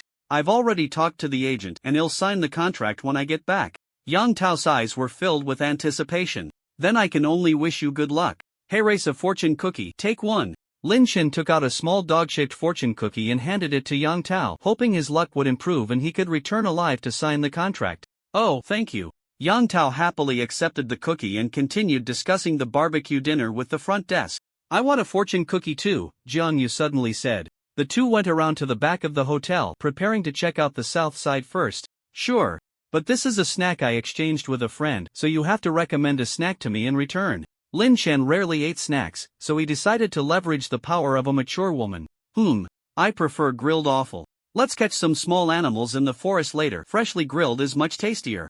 Jiang Yu took out some homemade jerky and handed it to Lin Chen. That works. Maybe we can provide some fresh ingredients for the barbecue dinner tonight. Lin Chen took out a lion-shaped cookie and exchanged it with Jiang Yu. If Yang Tao was the poor little dog, then the woman beside him, who was half a head taller than Lin Chen, was a fierce lion. Although lions are also felines, they are fundamentally different from docile cats. Though they weren't moving at full speed, the two weren't slow either, and soon they stopped at the edge of a cliff. The cliff was deep, and the bottom was not visible. Do you want to go down and take a look? I brought a parachute. Jiang Yu was well prepared. No. The situation below is unknown, and it would be troublesome if we encounter an accident. Let's check out the caves to the northwest instead. Although going down could provide more information, Lin Chen wasn't going to let his teammate take the risk. Actually, we could split up. I can go down, and you can explore other areas. If there's any problem, we can contact each other through the system. Jiang Ye's intuition told her that the area below the cliff was closely related to this mission site. I can explore the other three directions, but the extra task is to find the person behind the scenes, which means someone is likely watching us. This is a task for the four of us. If you go down alone, you probably won't come back. Are you sure you want to go down by yourself? Lin Chen only made suggestions and wouldn't make decisions for others. Then forget it. Jiang Yu decisively abandoned her intuition. Let's go to the cave then. Lin Chen turned and left the cliff. The company hadn't instructed Yang Tao to promote the south side. If someone from the security bureau really came here to investigate, they would definitely explore the south side first, even checking the situation below the cliff. So, the area below the cliff was likely very dangerous, or it could simply be a trap set by the person behind the scenes. After about 10 minutes, the two found the mysterious cave that Yang Tao had mentioned. Rather than a cave, it was more like an underground cavern, with numerous cave entrances scattered across the rock face, each leading in different directions. I have a feeling we'll get lost inside, Jiang Yu said, taking out two powerful flashlights and handing one to Lin Chen. Let's go in and take a look. If it's too complicated, well, just leave. Lin Chen took the flashlight and walked in front. Mental perception and vision are two different ways of gathering information. Lin Chen could move normally relying solely on mental perception, but seeing was definitely more comfortable. The internal structure of the cave was very complex, with forks appearing at regular intervals. As Lin Chen walked, he concentrated on constructing a map of the cave in his mind. The cave walls could block mental perception, though not as effectively as the red maze. Jiang Yu, I always feel like something is watching us nearby, but this feeling is very faint, and I can't pinpoint its exact location. Jiang Yu, feeling anxious, frequently looked back. Her perception was very sharp. Shortly after entering the cave, she sensed a faint yet undeniable gaze. Lin Chen carefully sensed his surroundings and did not detect any movement. His mental strength was stronger than Zhang Ye's, so logically he should be able to sense what she could. But everyone's mind is unique, and sensitivity to various factors naturally varies. Lin Chen, let's go a bit further in. If we don't find anything, well, leave. Zhang Yu, okay. The two continued deeper into the cave, where there were no living creatures, and no matter which way they turned, they could not see an end. Let's head back. Lin Chen decided to retreat after another 10 minutes. Alright, we should hurry. Zhang Yu tightened her coat, she felt that gaze growing stronger. Lin Chen led the way, and the two quickly passed one fork after another, but after going through several forks, Lin Chen suddenly stopped. What's wrong? Zhang Yu had a bad feeling. The path is wrong, we came through here. Lin Chen pointed at a rock wall. What should we do? Zhang Yu remembered their route and had marked the entrance, but she only remembered which way to go at each fork and couldn't recall the specific path. If Lin Chen was right, they had lost even the forks now. We can only cut through and see if there's a path behind, Lin Chen said, drawing the red blade and cutting through the rock wall. After the wall shattered, Zhang Yu finally understood the source of that gaze. A mass of dark green tentacles with spikes and eyes erupted from within the rock wall, curling towards the two standing in front of it. At the same time, the entire cave began to tremble, and within the rock wall, tentacles moved around like blood vessels, sprouting dense tips all over the surrounding walls. Lin Chen turned and ran, simultaneously activating his altered spiritual energy protection to block the numerous tentacles behind him. What do we do? If we can't find an exit, we'll soon be overwhelmed by the tentacles. Zhang Yu was completely disoriented. The forks in the cave all looked similar, and with the rock walls shifting positions, they had no chance of finding their original path in the chaos. Don't panic. I haven't completely lost my sense of direction yet. Wait until I find a spot closer to the outside, and we'll force our way out. Lin Chen restored the movement path in the cave map in his mind.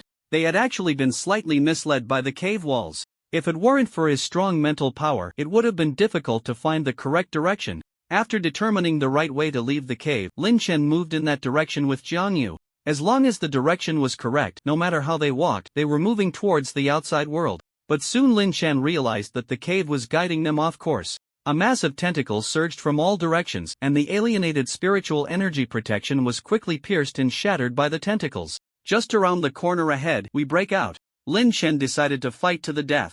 He couldn't be sure how far they were from the outside. It could be just a few meters or dozens of meters. If they were too far from the outside, they would be buried alive by the overwhelming tentacles. But the increasing number of tentacles no longer allowed them to find a better position. I have a spiritual energy bomb. We can try to blow our way out. Zhang Yu took out a bomb that looked quite dangerous from reloot space. Use it. It'll cover you for a bit. Lin Chen threw out a disposable spiritual energy protection item while sketching a spiritual energy barrier around him. The tentacles piled onto the spiritual energy protection, instantly breaking through layer after layer. It's ready. But if we detonate it now, it will blow us up. The surrounding space was already filled with tentacles, and Zhang Yu was unsure whether to detonate the bomb at close range. Lin Chen wouldn't hesitate at all.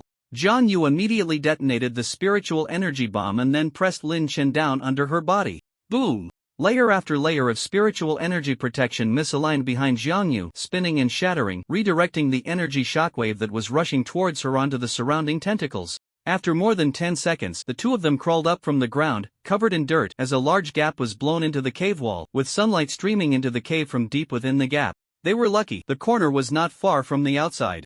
Some small tentacles began to grow from the damaged wall, gradually shrinking the gap, and the cave fell into darkness once more. Lin Chen drew out the red blade and charged towards the gap. Before leaving, he secretly threw an artistic item into the gap, which was then ensnared by the growing tentacles and the gap closed. I hate tentacles. A few minutes later, Lin Chen and Zhang Yu lay resting a few dozen meters outside the cave.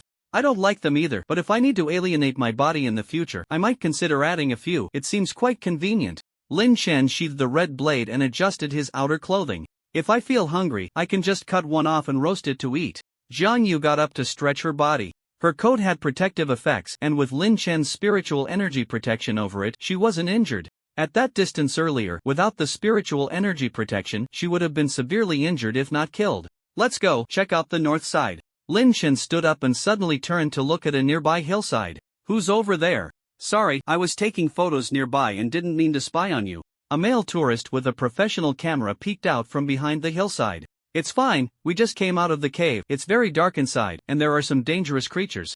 So it's best not to get too close. Lin Chen smiled kindly. Okay, they'll take some photos nearby and then head back to the hotel. Ho Jibin waved his camera and smiled as he turned to leave the hillside. Lin Chen watched Ho Zibin's retreating figure until the other person was out of his perception range. Jiang Yu, is there something off about him?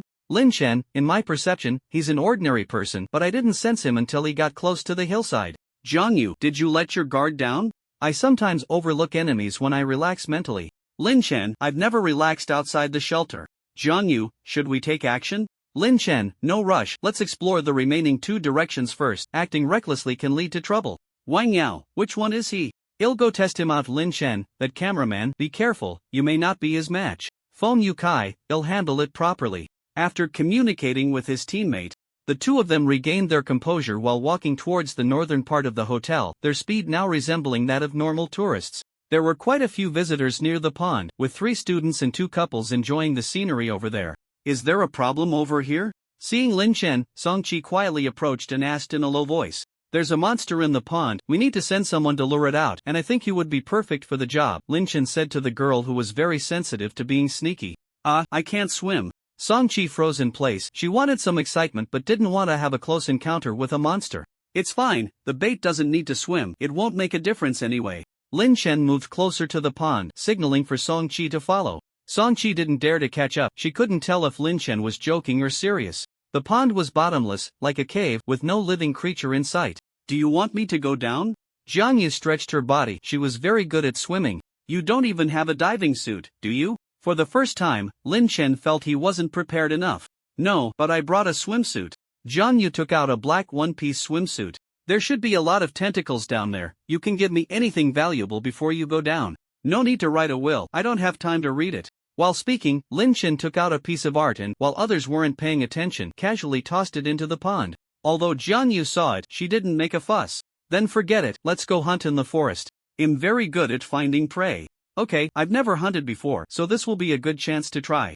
Lin Chen greeted the others and walked with Jiang Yu towards the east side of the hotel. Half an hour later, they found the primeval forest. The forest was filled with towering trees, dozens of meters high, that several people could barely encircle. With the ground covered in moss and lichen, and some small animals scurrying and jumping through the woods. This place is not bad. Finally, it feels a bit like traveling. Lin Chen looked up at the light spots between the branches and took a breath of fresh air. It is indeed nice, but this isn't the time for sightseeing, we should start hunting. You don't want to go back empty-handed, do you? Jiang Yu excitedly pulled out a hunting rifle. Understood, team leader Jiang Yu. Lin Chen also took out his psionic sniper rifle. He rarely used this thing unless the enemy was far enough away. In terms of hunting, Jiang Yu was undoubtedly the expert. She taught Lin Chen a lot about hunting knowledge and quickly found the first prey. It was a strong first-tier mutated beast, somewhat resembling a wild boar but with 6 legs. Jiang Yu shot the mutated boar 3 times, each shot hitting a vital spot. Lin Chen skillfully handled the boar's carcass, packing fresh meat into the loot space. When it came to dismembering the carcass, the 2 had different techniques. Lin Chen's method was more delicate, able to extract undamaged organs completely, while Jiang Yu was much rougher, only considering the tastiness of the ingredients. After hunting a few beasts, Jiang Yu lit a campfire and began roasting animal entrails and some suspicious-looking fungi. Can this thing really be eaten? Lin Chen pointed at a white mushroom covered in red spots. I don't know, but it feels like something's missing if we eat roasted meat without some mushrooms. Even if it's poisonous, it shouldn't kill a psionic user, right? Jiang Yu said nonchalantly as she rummaged through the roasted entrails on the grill. Allow me to decline. Lin Chen regretted taking the advice of a mature woman. Young people's matters should indeed be solved by young people. It's really delicious. Jiang Yu picked up a pitch-black mushroom, blew on it, and put it in her mouth. It'll stick to the roasted meat. Lin Chen picked up a piece of roasted liver and took a bite. It was indeed very tasty. What did you do before? Your technique for dismembering prey doesn't seem like something you just learned. Jiang Yu asked curiously. Guess, Lin Chen picked up a piece of stomach, tender and crispy, perfectly cooked. Butcher? Chef? Surely not a doctor? Jiang Yu guessed casually. I seem to have done all of them. The chef was more of a hobby, but the other 2, I was quite professional, Lin Chen said seriously. Aren't you just in your 20s? Your life experience is quite rich, Jiang Yu said in surprise while eating a mushroom. It's a family business. When I was young, my family sold meat, then opened a restaurant. I studied medicine in college and worked as a doctor for 2 years after graduation. Lin Chen briefly introduced his short life experience. That sounds a bit tragic. You clearly had a good job, yet ended up here. Jiang Yu handed Lin Chen a carefully roasted organ. Lin Chen hesitated for a moment but still packed the roasted organ into a box and placed it in Alice's snack bag. He wasn't sure if Alice would like the organ, but trying new things wasn't a bad idea. You might have some misconceptions about the working environment of young doctors. I can only say that my mood has improved a lot since coming here. Lin Chen picked up the last piece of organ, as they hadn't roasted much since they still had a dinner gathering later. That's good. I might be adapting better here too. You might not believe it, but I rarely spoke over there. I could count my friends I could talk to on one hand. But since coming here, I chat with friends in the group every day. Jiang Yu finished the last blue-green mushroom and extinguished the campfire. Let's go, it's time to reunite with them. Lin Chen tossed aside a piece of art and left the forest with Jiang Yu. Unlike the dark cave, there was no one to keep them here. Ha! Lin Chen noticed a bottle of liquid had appeared in Alice's snack bag. What's wrong? Jiang Yu asked. During the snack exchange just now, that friend replied. It seems she really liked the organs you roasted. Lin Chen took out a bottle of unmarked brown liquid from the snack bag. Looking at the bottle, he suddenly had a bad premonition. Here, the snack you provided, this drink should be tasted by you. Lin Chen smiled as he handed the drink to Jiang Yu. No, your friend is on the other side. This drink must be for you. Jiang Yu's intuition remained sharp. Half for each. Lin Chen believed good things should be shared. Okay. Jiang Yu would regret this reckless decision for a long time in the future. Lin Chen opened the bottle and poured a cup of brown liquid for Jiang Yu. Cheers. Cheers. Wait, did this thing just move a bit? Jiang Yu sniffed the suspicious liquid in the cup but detected no smell, as if it were just plain water inside. You're seeing things? Lin Chen saw more clearly than Jiang Yu. The two looked at each other, and under the pressure of each other's gaze, they simultaneously drank the liquid. Lin Chen had only intended to take a small sip, but the liquid rushed into his mouth eagerly, leaving not a drop in the bottle. The liquid tasted like organs. A strong, lingering taste of organs. The texture made one feel as if they were drinking some kind of flowing solid. The two walked silently towards the hotel, neither speaking along the way. Lin Chen, I'll go to the cliff. You guys change the ingredients for tonight's dinner. Jiang Yu, I'll go with you. It's easy to encounter accidents alone. Lin Chen, no need, it's better if something goes wrong. Jiang Yu, alright, contact us in the group if anything happens. Lin Chen, okay. Back at the hotel, Jiang Yu met up with the other two on the first floor, while Lin Chen walked alone towards the southern cliff. Moving alone was faster. In just over 10 minutes, Lin Chen stood at the edge of the cliff. After throwing an art piece down, Lin Chen turned to head back to the hotel for dinner when a tall figure wearing an oil-painted mask and a dark green robe watched him from a distance. Lin Chen wasted not a second. The moment he saw the figure, he activated all the runes on his body and moved to the side of the figure. A flash of red light cut through the air, the red blade slicing effortlessly through the opponent's body, splitting him into two halves. The blade reversed direction, and Lin Chen thrust it into the mask, the edge piercing through the opponent's head. Lin Chen withdrew the red blade and casually flicked off the oil-painted mask. Beneath the mask was a bloodied and disfigured face, with some dark green tentacles crawling out from inside the corpse, writhing a few times before going still. Lin Chen scanned the surroundings, finding no one else, but something seemed to move below the cliff. This time, Lin Chen did not approach the cliff. If the masked man's function was to provoke whatever was below, getting close would be dangerous. After carefully examining the masked man's corpse, Lin Chen did not linger and quickly walked towards the hotel. Lin Chen, I was attacked by the masked man, but am unhurt. You all be careful. Image of the corpse. Feng Yukai, we have exchanged the ingredients and seasonings for the barbecue dinner. Wang Yao hypnotized the chef and hotel staff, so no one can tamper with the dinner. Wang Yao, I chatted with everyone for a while. Here is their personal information. I didn't see any issues. Wang Yao sent a large amount of information in the group, not just about the tourists, but also specific details about the drivers, tour guides, and hotel staff. Jiang Yu, we found some kind of tentacle monster in the cave. It's very likely that there are similar monsters in the water pool and the cliff. This mission is probably related to those monsters, while the forest seems safe. Lin Chen. Hard to say. Did you sense the masked man in the hotel? Feng Yukai, no. Lin Chen, there may not be just one masked man. If there are others, they are likely hiding at the bottom of the cliff or in the forest. Wang Yao, what is the strength of the masked man? Lin Chen, average, but it has tentacles implanted inside, likely giving it the ability to guide the tentacle monsters. Jiang Yu, I wonder if the tentacle monsters can leave their habitat. If they can, that would be troublesome. Lin Chen, they? How do you know there are several tentacle monsters? Jiang Yu, if there were only one, its size would be too large, right? Wouldn't the hotel be built right above the tentacle monster? Lin Chen, that's why I didn't just take everyone away from here. The bus is average speed, we might not be able to escape. Feng Yukai, so what should we do? The mastermind might choose to have dinner or act at night. Lin Chen, it's fine if they act, as long as they don't force us to flip the table. We can handle it. Jiang Yu, what if they do flip the table? Lin Chen, I will try to find them and resolve the issue before that happens. Lin Chen analyzed the personnel information Wang Yao sent, already forming some guesses in his mind.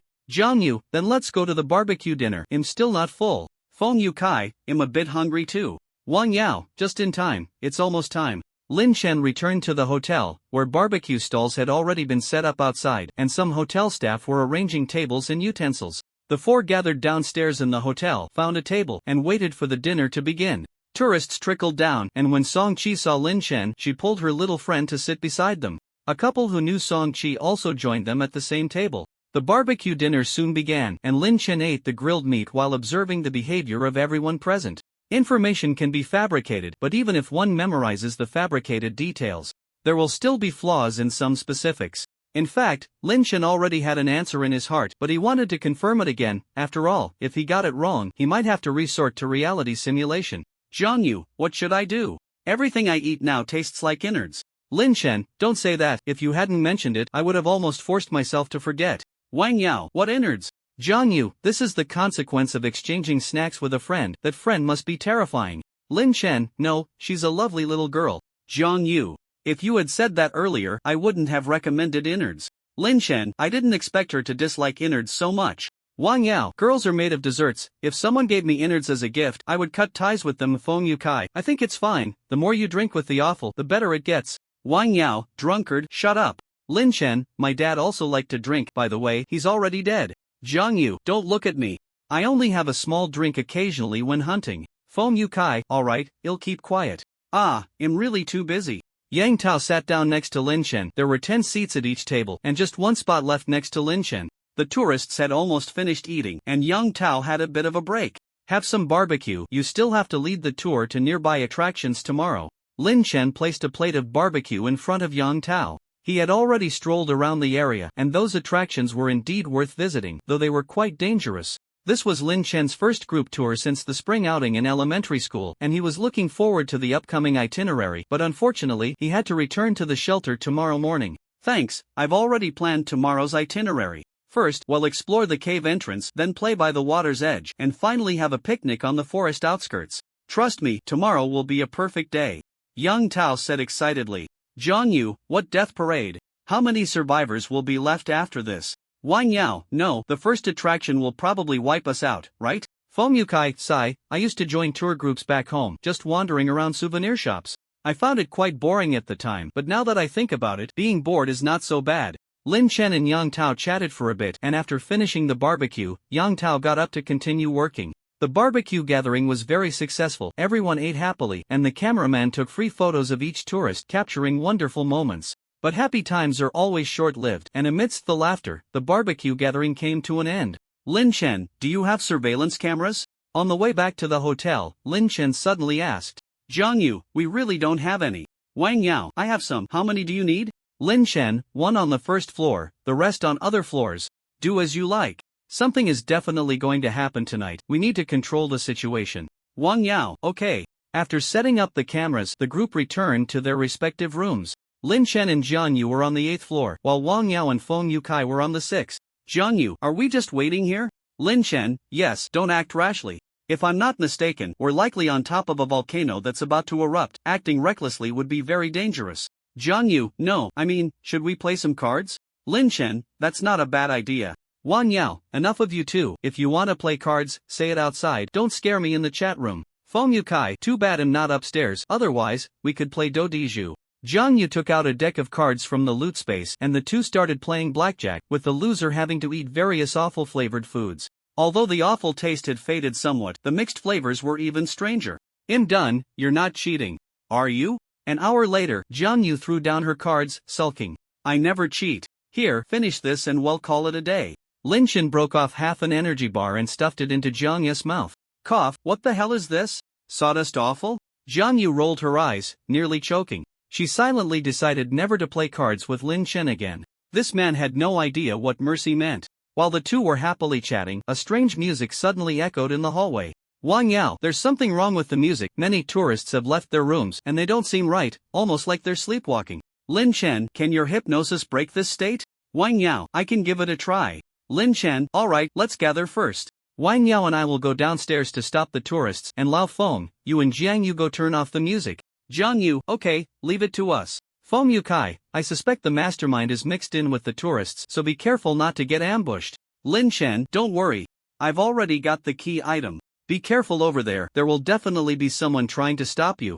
Jiang Yu, huh? When did that happen? Lin Chen, I'll explain later. After the four gathered in the safe passage, they began to act separately. The music was coming from upstairs, so Feng Yukai and Jiang Yu went upstairs to find the source of the music, while Lin Chen carried Wang Yao and rushed to the first floor. Hey, isn't this too fast? Why not take the elevator? Although Wang Yao was in good physical shape, she had never experienced going down a half floor in one step. Good idea, as long as we destroy the elevator, it will take the tourists longer to get downstairs. We can also reach the first floor directly via the steel cable, but I'm afraid that destroying the elevator might cause an accident. It's easier to gather the tourists together quickly. Lin Chen explained his thoughts. He had considered destroying the elevator, but it was dangerous and could easily injure the tourists. The more tourists protected for extra task 2, the better the rewards. You're right. Wang Yao then realized that in Lin Chen's mind, taking the elevator down in this situation was not an option at all. The two quickly reached the first floor, where the couple staying on that floor was already swaying and had walked to the hotel entrance. Wang Yao stepped forward, looked them in the eyes, and used hypnosis to stop their actions, placing them on a sofa on the side of the lobby. Next were the couple staying on the second floor, and layer by layer, the tourists came down, all controlled by Wang Yao near the sofa. What does the other side want by controlling these people? Is it useful to stop them? If a fight breaks out, we won't be able to protect them at all. Wang Yao struggled to keep everyone controlled near the sofa, feeling a bad premonition. Don't worry, everything is under control. We'll be able to go back tomorrow morning, Lin Chen said confidently.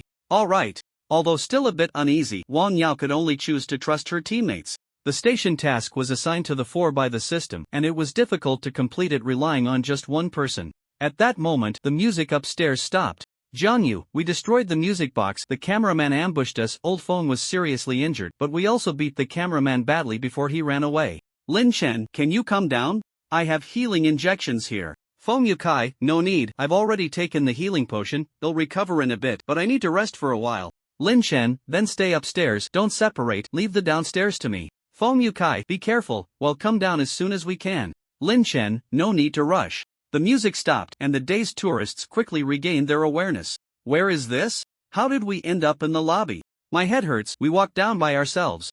I wanted to stop but couldn't control my body. I think I did too. It was that little girl who stopped us. The tourists were chattering about their situations. Anyone would be very scared if they found themselves uncontrollably downstairs in the middle of the night. Quiet, we are from the security bureau. The tour group is related to a certain cult, and you are the living sacrifices chosen by the cult.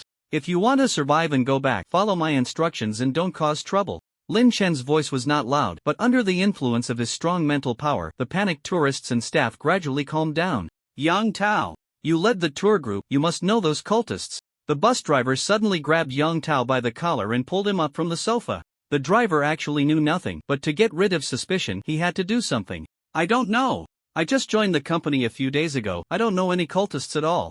Yang Tao explained in a panic. You're the leader.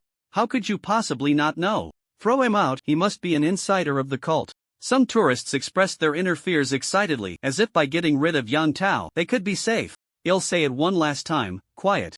Yang Tao is just an ordinary tour guide, that cameraman is the cultist. I've already taken control of the situation, and tomorrow morning you will be able to take the bus back to the city. Lin Chen's steady voice suppressed the chaotic signs. The person behind the scenes seemed to be preparing to hold some kind of ritual to summon the tentacle monster, but he was unclear about the details of the ritual, so he needed these people to remain calm. Although Wang Yao could hypnotize them, maintaining the hypnotic state required mental energy, and she certainly wouldn't be able to last until tomorrow morning. Bang! A masked figure crashed into the hotel's glass door, leaving a crack on the glass. Bang bang bang bang bang bang bang.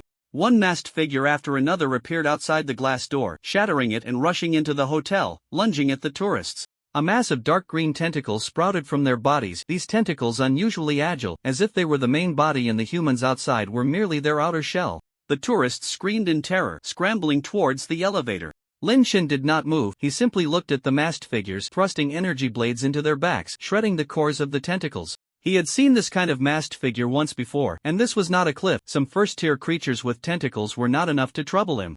The masked figures fell one by one, and seeing Lin Chen handle them with ease, the tourists no longer panicked and all returned to the vicinity of the sofa. After all, no one knew if there were monsters upstairs, and staying close to Lin Chen was the safest option at this time. At that moment, the elevator on one side of the hall suddenly descended, finally stopping on the first floor.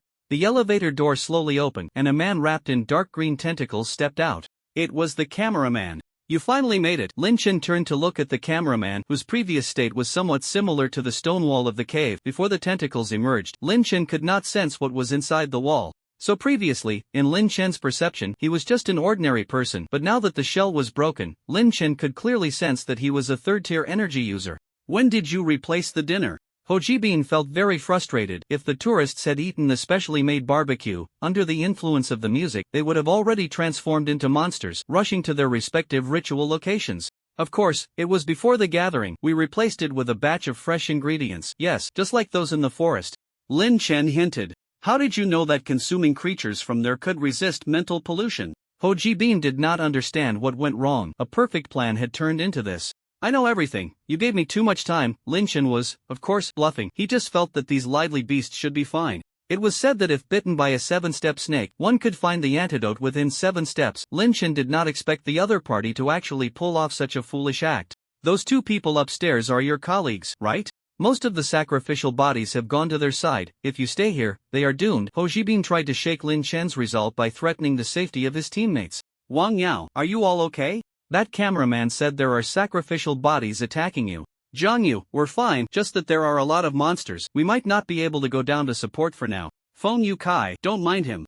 These tentacle monsters are a bit troublesome, but that's all.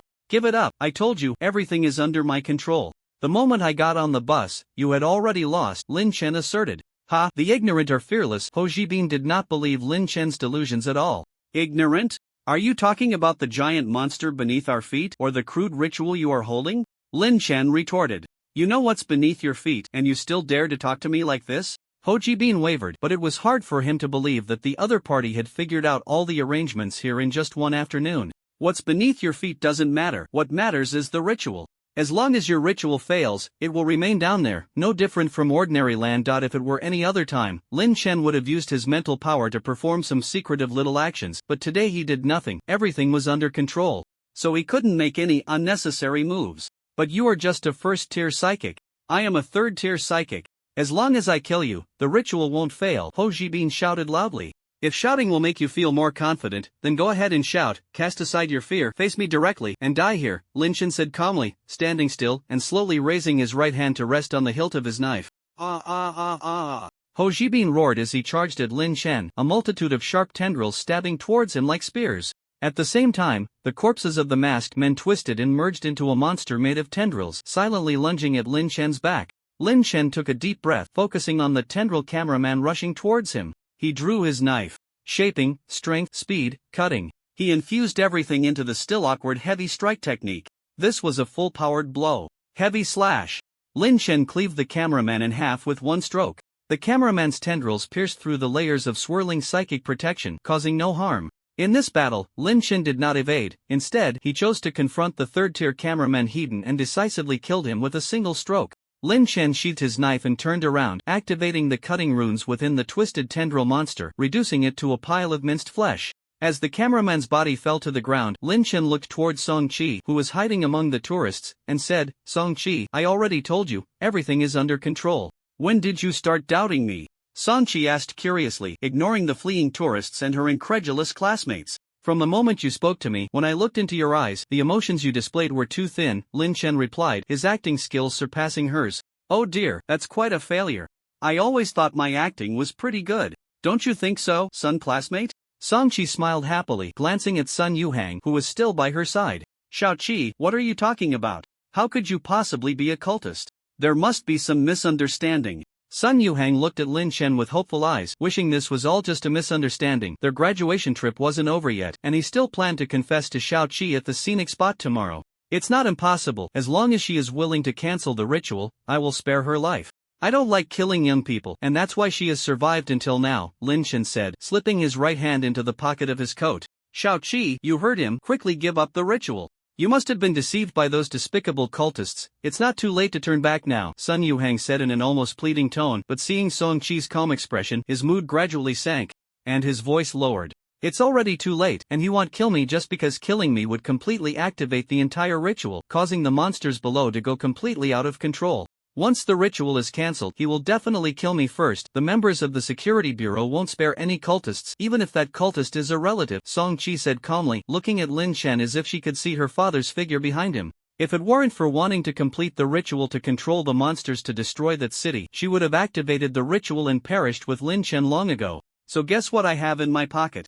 Lin Shen concentrated, staring at Song Chi. He needed to confirm the size of that thing. Impossible, you can't have gotten it. Song Chi stared at Lin Shen's pocket, her breath quickening. Since I know you are going to hold a ritual, how could I just stand by and do nothing? Although it's dangerous below the cliff, there are many ways to retrieve things. If you don't believe me, you can activate the ritual and try it out, Lin Shen urged nonchalantly. Impossible, if you got the core of the ritual, why not just kill me directly? Song Chi stared at Lin Shen, unable to accept that the other party, knowing she was a cultist, was still willing to let her go.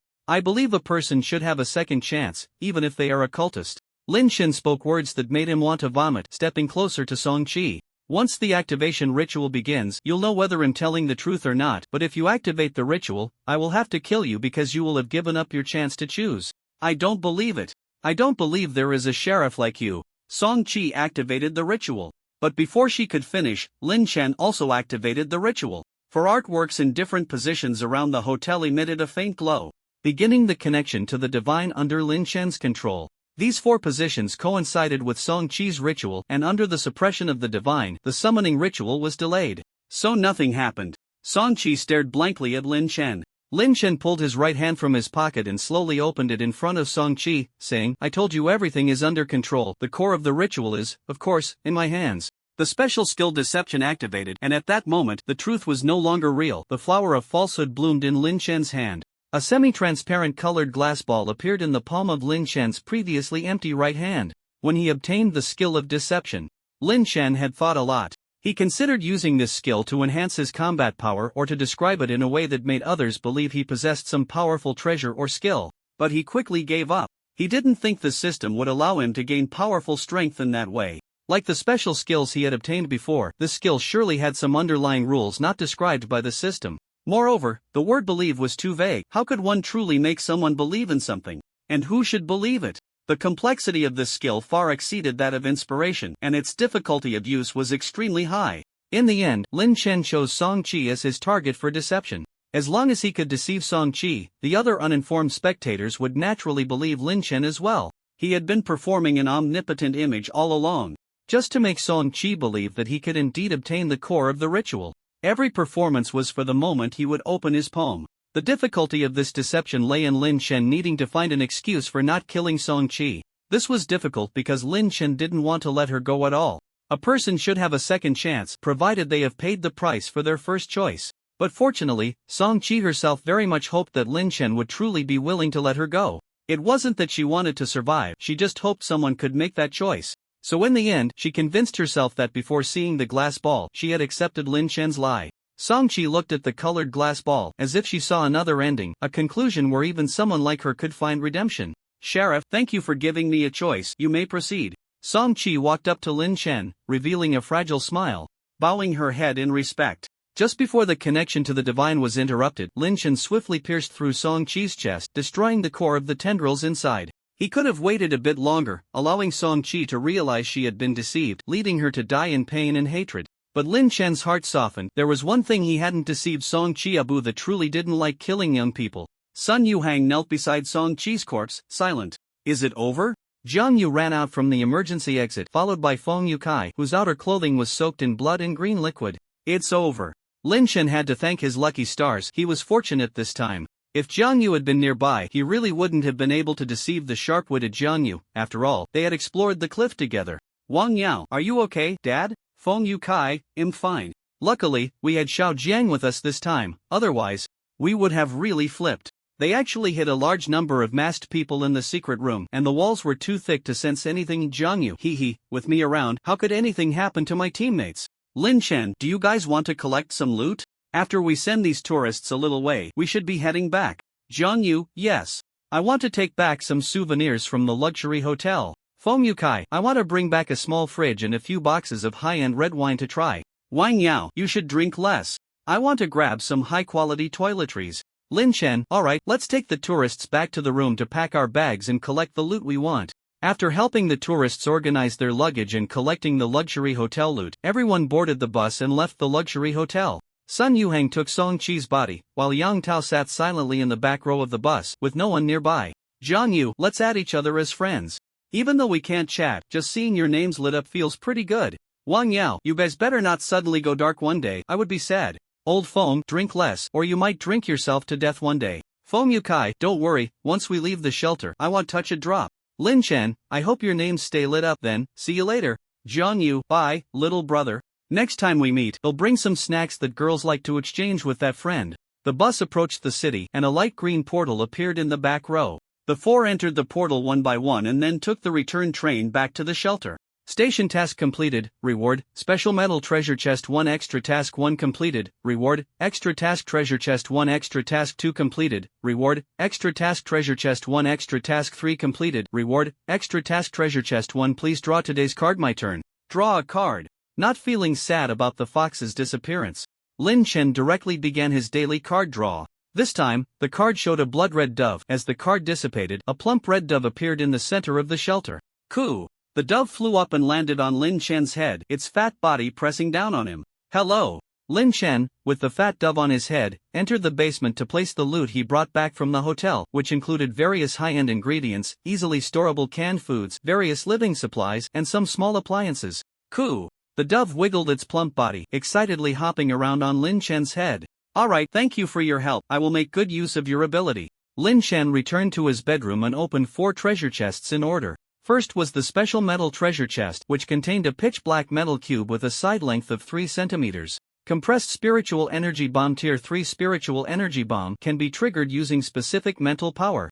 Its power far exceeds that of ordinary tier 3 items. Note, dangerous item, please use with caution. Lin Chen studied the metal cube for a moment and quickly understood how to use it. First, the user needs to activate the cube with their mental power to leave a mental imprint. Then, by using the same mental power again, they can activate the bomb, which will explode 1 to 10 seconds after activation. The user can set and modify the delay time for the explosion at any time.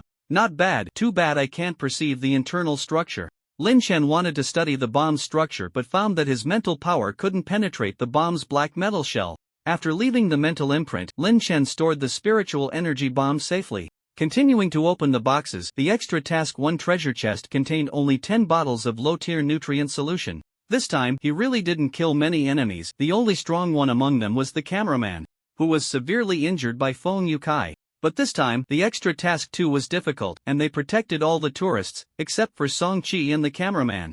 Lin Chen eagerly opened the treasure chest. Inside was a very exquisite transparent crystal cup. Star-gathering cup replica. 4th-tier spiritual item, automatically condenses liquid containing the power of stars in the cup. When the star-gathering cup is full, the quality of the liquid will continuously improve. Drinking the liquid from the cup can temporarily enhance strength. Note, compared to the real star-gathering cup that fuses stars into the cup, this name is too funny. Although it is a replica, this is the first mid-tier spiritual item Lin Chen has obtained, and its effect is quite good. Lin Chen placed the star-gathering cup on the windowsill, hoping it would fill with liquid soon. He wasn't sure if this would help. Opening the last treasure chest, he found a bottle of integration potion and 10 bottles of mental potions. Just in time for an upgrade. Lin Chen suspected that the system would allocate integration potions in the treasure chests obtained by survivors nearing an upgrade.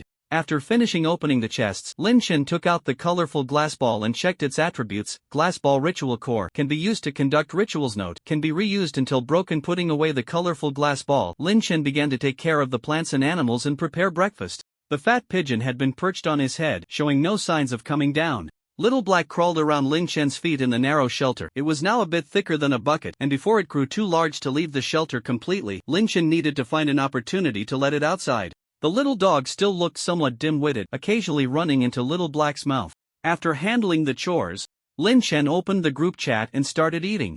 5351091000000. Good morning, friends, it's time to showcase the loot. Item image. Good morning. Item image. I got a batch of spiritual weapons, brand new, looking to trade for some low-tier nutrient solution. Item image. I have some, DM me. Item image help. Everyone, my right hand has mutated quite severely. It suddenly went out of control last night and almost killed me. Do you have any solutions? Arm image. My left leg has also been showing similar trends lately. Leg image. No good solutions. Turning normal organs into mutated ones is easy, but the reverse is difficult. You can only prevent it in advance and reduce the number of spiritual cycles. Cut it off and switch to another. Lin Chen, you could try a mutation injection, but the effects are uncertain. I haven't used one. Item information. I've used it. I had a similar issue with my right hand going out of control, and a monster severed half my forearm. After injecting the serum, I grew a retractable mutated forelimb, which is quite useful. Forelimb image. Wow. So cool. Now I want to try one too. Don't be impulsive. He was lucky to grow a forelimb. What you'll grow is uncertain. Anything is better than losing control. I'll pay a high price for a mutation injection. I'll also buy one as a backup. DM me if you have any. After finishing breakfast, Lin Chen went to the game room to complete the daily cycle. With the red core pendant, Lin Chen wore it every time he performed a spiritual cycle. The pendant's effect was excellent, and he felt his physical quality was nearing the first tier limit. Back in the shelter, Lin Chen lay on the bed with the pigeon and began the daily simulation. Please choose to start a new simulation task or enter a simulation base. Enter simulation base. Please choose the simulation base to enter mental hospital. Simulated base personnel. Kevin gained special skill. Peace. Summon the gun of peace. Note: only war can bring true peace. Use this gun to kill them all, leaving none behind. Can end simulation at any time. When Lin Chen opened his eyes, he was standing in the corridor of the mental hospital, next to Miles, who was dressed in a caregiver's uniform. What's wrong? Miles asked, turning back when he saw Lin Chen stop. Nothing. Lin Chen continued walking forward. Miles seemed to be doing well, looking more spirited than before. The two chatted casually for a bit, and Lin Chen found an excuse to walk alone toward the library. He didn't know how Kevin and Miles were getting along, so he didn't dare to chat too much. The library looked the same as always, with Bob absent and no one else around. The Abyssal Secrets was still in its last position, untouched. You really love reading. Mia, wearing pink glasses, suddenly appeared in the seat across from him, holding a black hardcover book. The book looked very similar to the Abyssal Secrets. When I was little, my mom often forced me to read. She only went to elementary school, and to her, reading was a good thing. At first, I resisted, but gradually I got used to it because as long as I read, I could avoid doing other chores. In the end, reading became an essential part of my life. Whenever they fought, I would escape into the world of stories. Lin Chen sat across from Mia. This was the library of the mental hospital, a good place to share warm childhood stories. Ah, that's so touching. Then let Sister Mia accompany you to relive the beautiful moments of childhood, Mia said, wiping the dry corners of her eyes, forcing down a smile, and placing the book beside the Abyssal Secrets. The book was titled The Abyssal Chronicles. You'll just read this one, Lin Chen said, placing his hand on the Abyssal Secrets, rejecting Mia's kind offer. Are you sure you want to read the Abyssal Secrets? Mia asked with a smile. Lin Chen carefully recalled the name of the book, but the memory was vague. The characters' secrets and chronicles blending together in his mind until they formed a new word. If you open the wrong book, your consciousness might never return. Are you sure you want to open the Abyssal? Mia disappeared from across the table and appeared in the seat next to Lin Chen. What do you want? What have I done to you? Lin Chen felt an impulse to open the book in his hands, but he knew very well that no matter which one he chose, it would be the wrong one. It was just like gambling in someone else's territory. The outcome was always decided by them. Of course not, I just want to make this story a bit more interesting. Mia pushed another book between them. I will accompany you to experience this chaotic story where the two books mix together. I don't know how it will end. Don't you think that's exciting? Mia flashed a slightly crazy smile, staring into Lin Chen's eyes. I don't find it exciting, but I accept your invitation. I hope we can experience a good story. Lin Chen also pushed the book in his hands to the center, and they both opened the first page of their books simultaneously, their consciousness sinking as they entered the stories. Lin Chen opened his eyes, leaning back in a rocking chair, basking in the sun. Unlike the last time he started with amnesia, this time Lin Chen clearly remembered everything, even knowing the basic information of the body he was currently using. His name was Heath, a recently retired old hunter, enjoying the last moments of his life. Uncle Heath? Are you there? A crisp voice rang out from outside the yard. Yes. Lin Chen checked Heath's body and found that although he looked thin and aged, he was a solidly grounded third-tier psychic. He was equipped with various very practical psychic items. Among these items were many handmade trinkets, suggesting that Heath was likely a runic expert. What the hell kind of start is this? I would believe you if you said the world was about to end, and this isn't even the abyss. Thinking this, Lin Chen suddenly considered a very ominous possibility. Uncle Heath, my mom sent me here. A short young man entered, looking quite familiar with Heath. Thank you, just put it over there. Lin Chen sensed his surroundings, trying to find signs of an approaching crisis, but discovered that this was just an ordinary, peaceful village, with nothing related to the abyss. Uncle Heath, can you tell me more stories about the outside world? The young man moved a stool to sit beside Lin Chen, looking at him with anticipation. Alright, then I'll tell you a story about a wolf and Little Red Riding Hood conspiring to murder Grandma with poisonous mushrooms. Lin Chen suppressed the unease in his heart. He knew what would happen next but had no idea how to stop it. And even if he could stop it, it would be meaningless here. He couldn't save anyone. So he might as well tell a story, weaving a tale that belonged only to this void yet real false world. So good Uncle Hiss, why did you come over? The young man's body drooped like jelly, turning into a puddle of thick flesh and blood, yet he was still conscious. He wanted to raise his hands to help Uncle Hiss, who had collapsed, but he could do nothing. How would happen to me? After uttering his last words, the young man lost consciousness forever. Watching the hopeful young man turn into a pile of rotten flesh was not a pleasant experience, but Lin Chen could only watch, as he was powerless to do anything. Old thing, it's time to work. An old woman with silver hair and a hunched back barged into his small courtyard. I've already retired. Lin Chen recognized the old woman as Mia at a glance. Her movements were just like when she was in the mental hospital, showing no signs of disguise. What am I supposed to do if you're retired? I'm not good at fighting. Mia looked quite troubled. What's the situation now? And what should I do? Lin Chen didn't vent his emotions too much. It was his choice to come in, and that had nothing to do with Mia. It's us. Mia pointed out Lin Chen's mistake. Alright, us. Lin Chen didn't argue. They were companions now. This plane is merging with the surface of the abyss, and all we need to do is survive. MIA's words answered Lin Chen's questions in one go. The plane merging with the abyss? Why was there no sign before? How come I didn't feel anything? Lin Chen raised more questions. There are two scenarios for a plane falling into the abyss. One is that the abyss attracts the plane into it, and the other is that the plane coincidentally overlaps with the abyss during its movement. We are encountering the latter situation. Everything has changed in places you can't feel. Mia looked at the puddle of flesh on the ground. This was the first selection. The people in the village were all dead, and the ground was littered with mushy flesh. Just by looking at the position of the flesh, Lin Chen could imagine what they had been doing before, as the world naturally perished on this quiet, ordinary afternoon. Why are we the only ones unharmed? Lin Chen carried a backpack filled with various weapons and tools he had found in his room. Their mental strength was too low.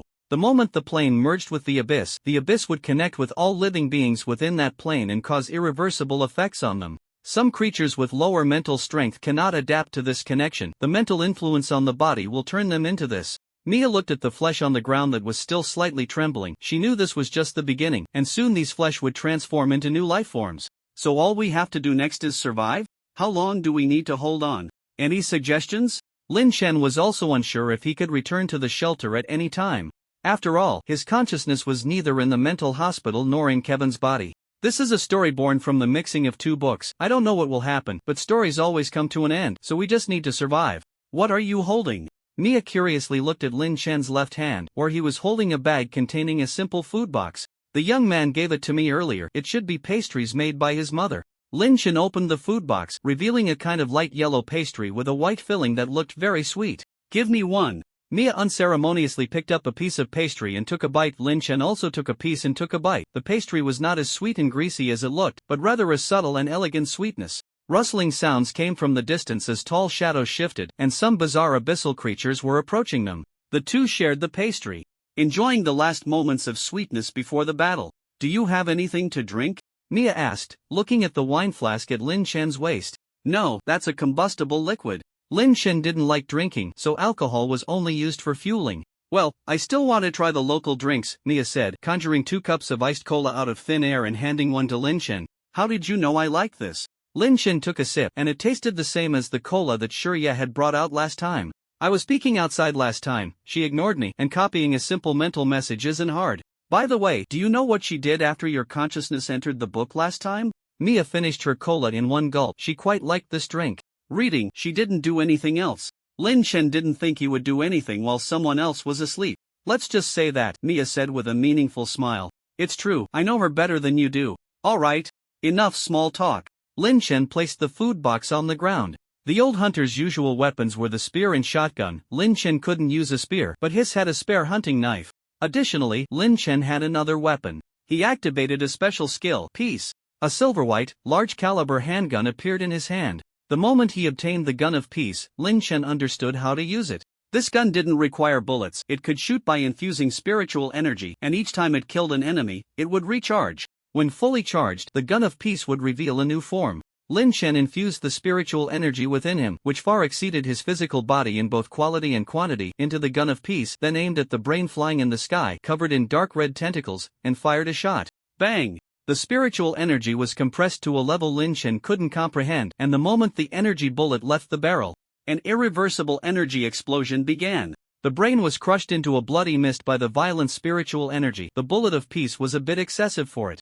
Lin Chen tucked the gun of peace into his waist. The power was countered by the consumption of spiritual energy. With his total spiritual energy, it was only enough for the gun of peace to fire 10 shots. So, if he wanted the gun of peace to change form quickly, he needed to find some valuable enemies. Lin Chen drew his shotgun. This third-tier spiritual weapon required physical bullets, but its consumption of spiritual energy was minimal, making it perfect for clearing out small monsters. A large number of variously mutated creatures rushed towards the two from all directions. Lin Chen erected a protective barrier of mutated spiritual energy around them, blocking various ranged attacks. As long as the mutated creatures got within a certain distance, they would be backstabbed and killed by the suddenly appearing blades of spiritual energy. Some powerful mutated creatures that managed to dodge the backstab blades were picked off one by Lin Chen with the shotgun, falling outside the spiritual barrier. However, these mutated creatures seemed endless, continuously gathering towards the village, and the massive shadow in the distance was gradually closing in.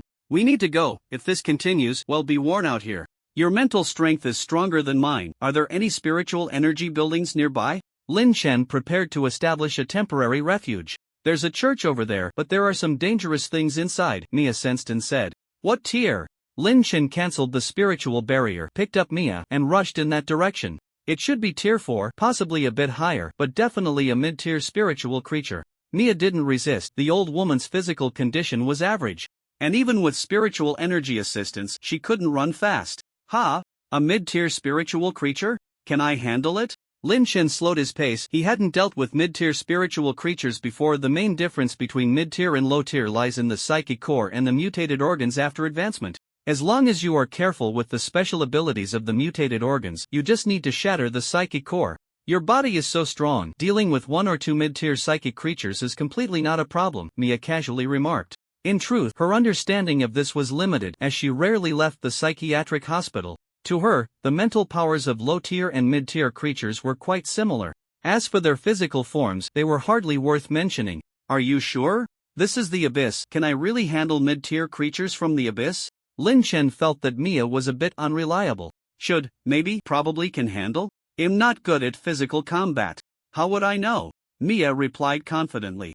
Alright, by the way, isn't this the world of a story? You should be quite strong here, right?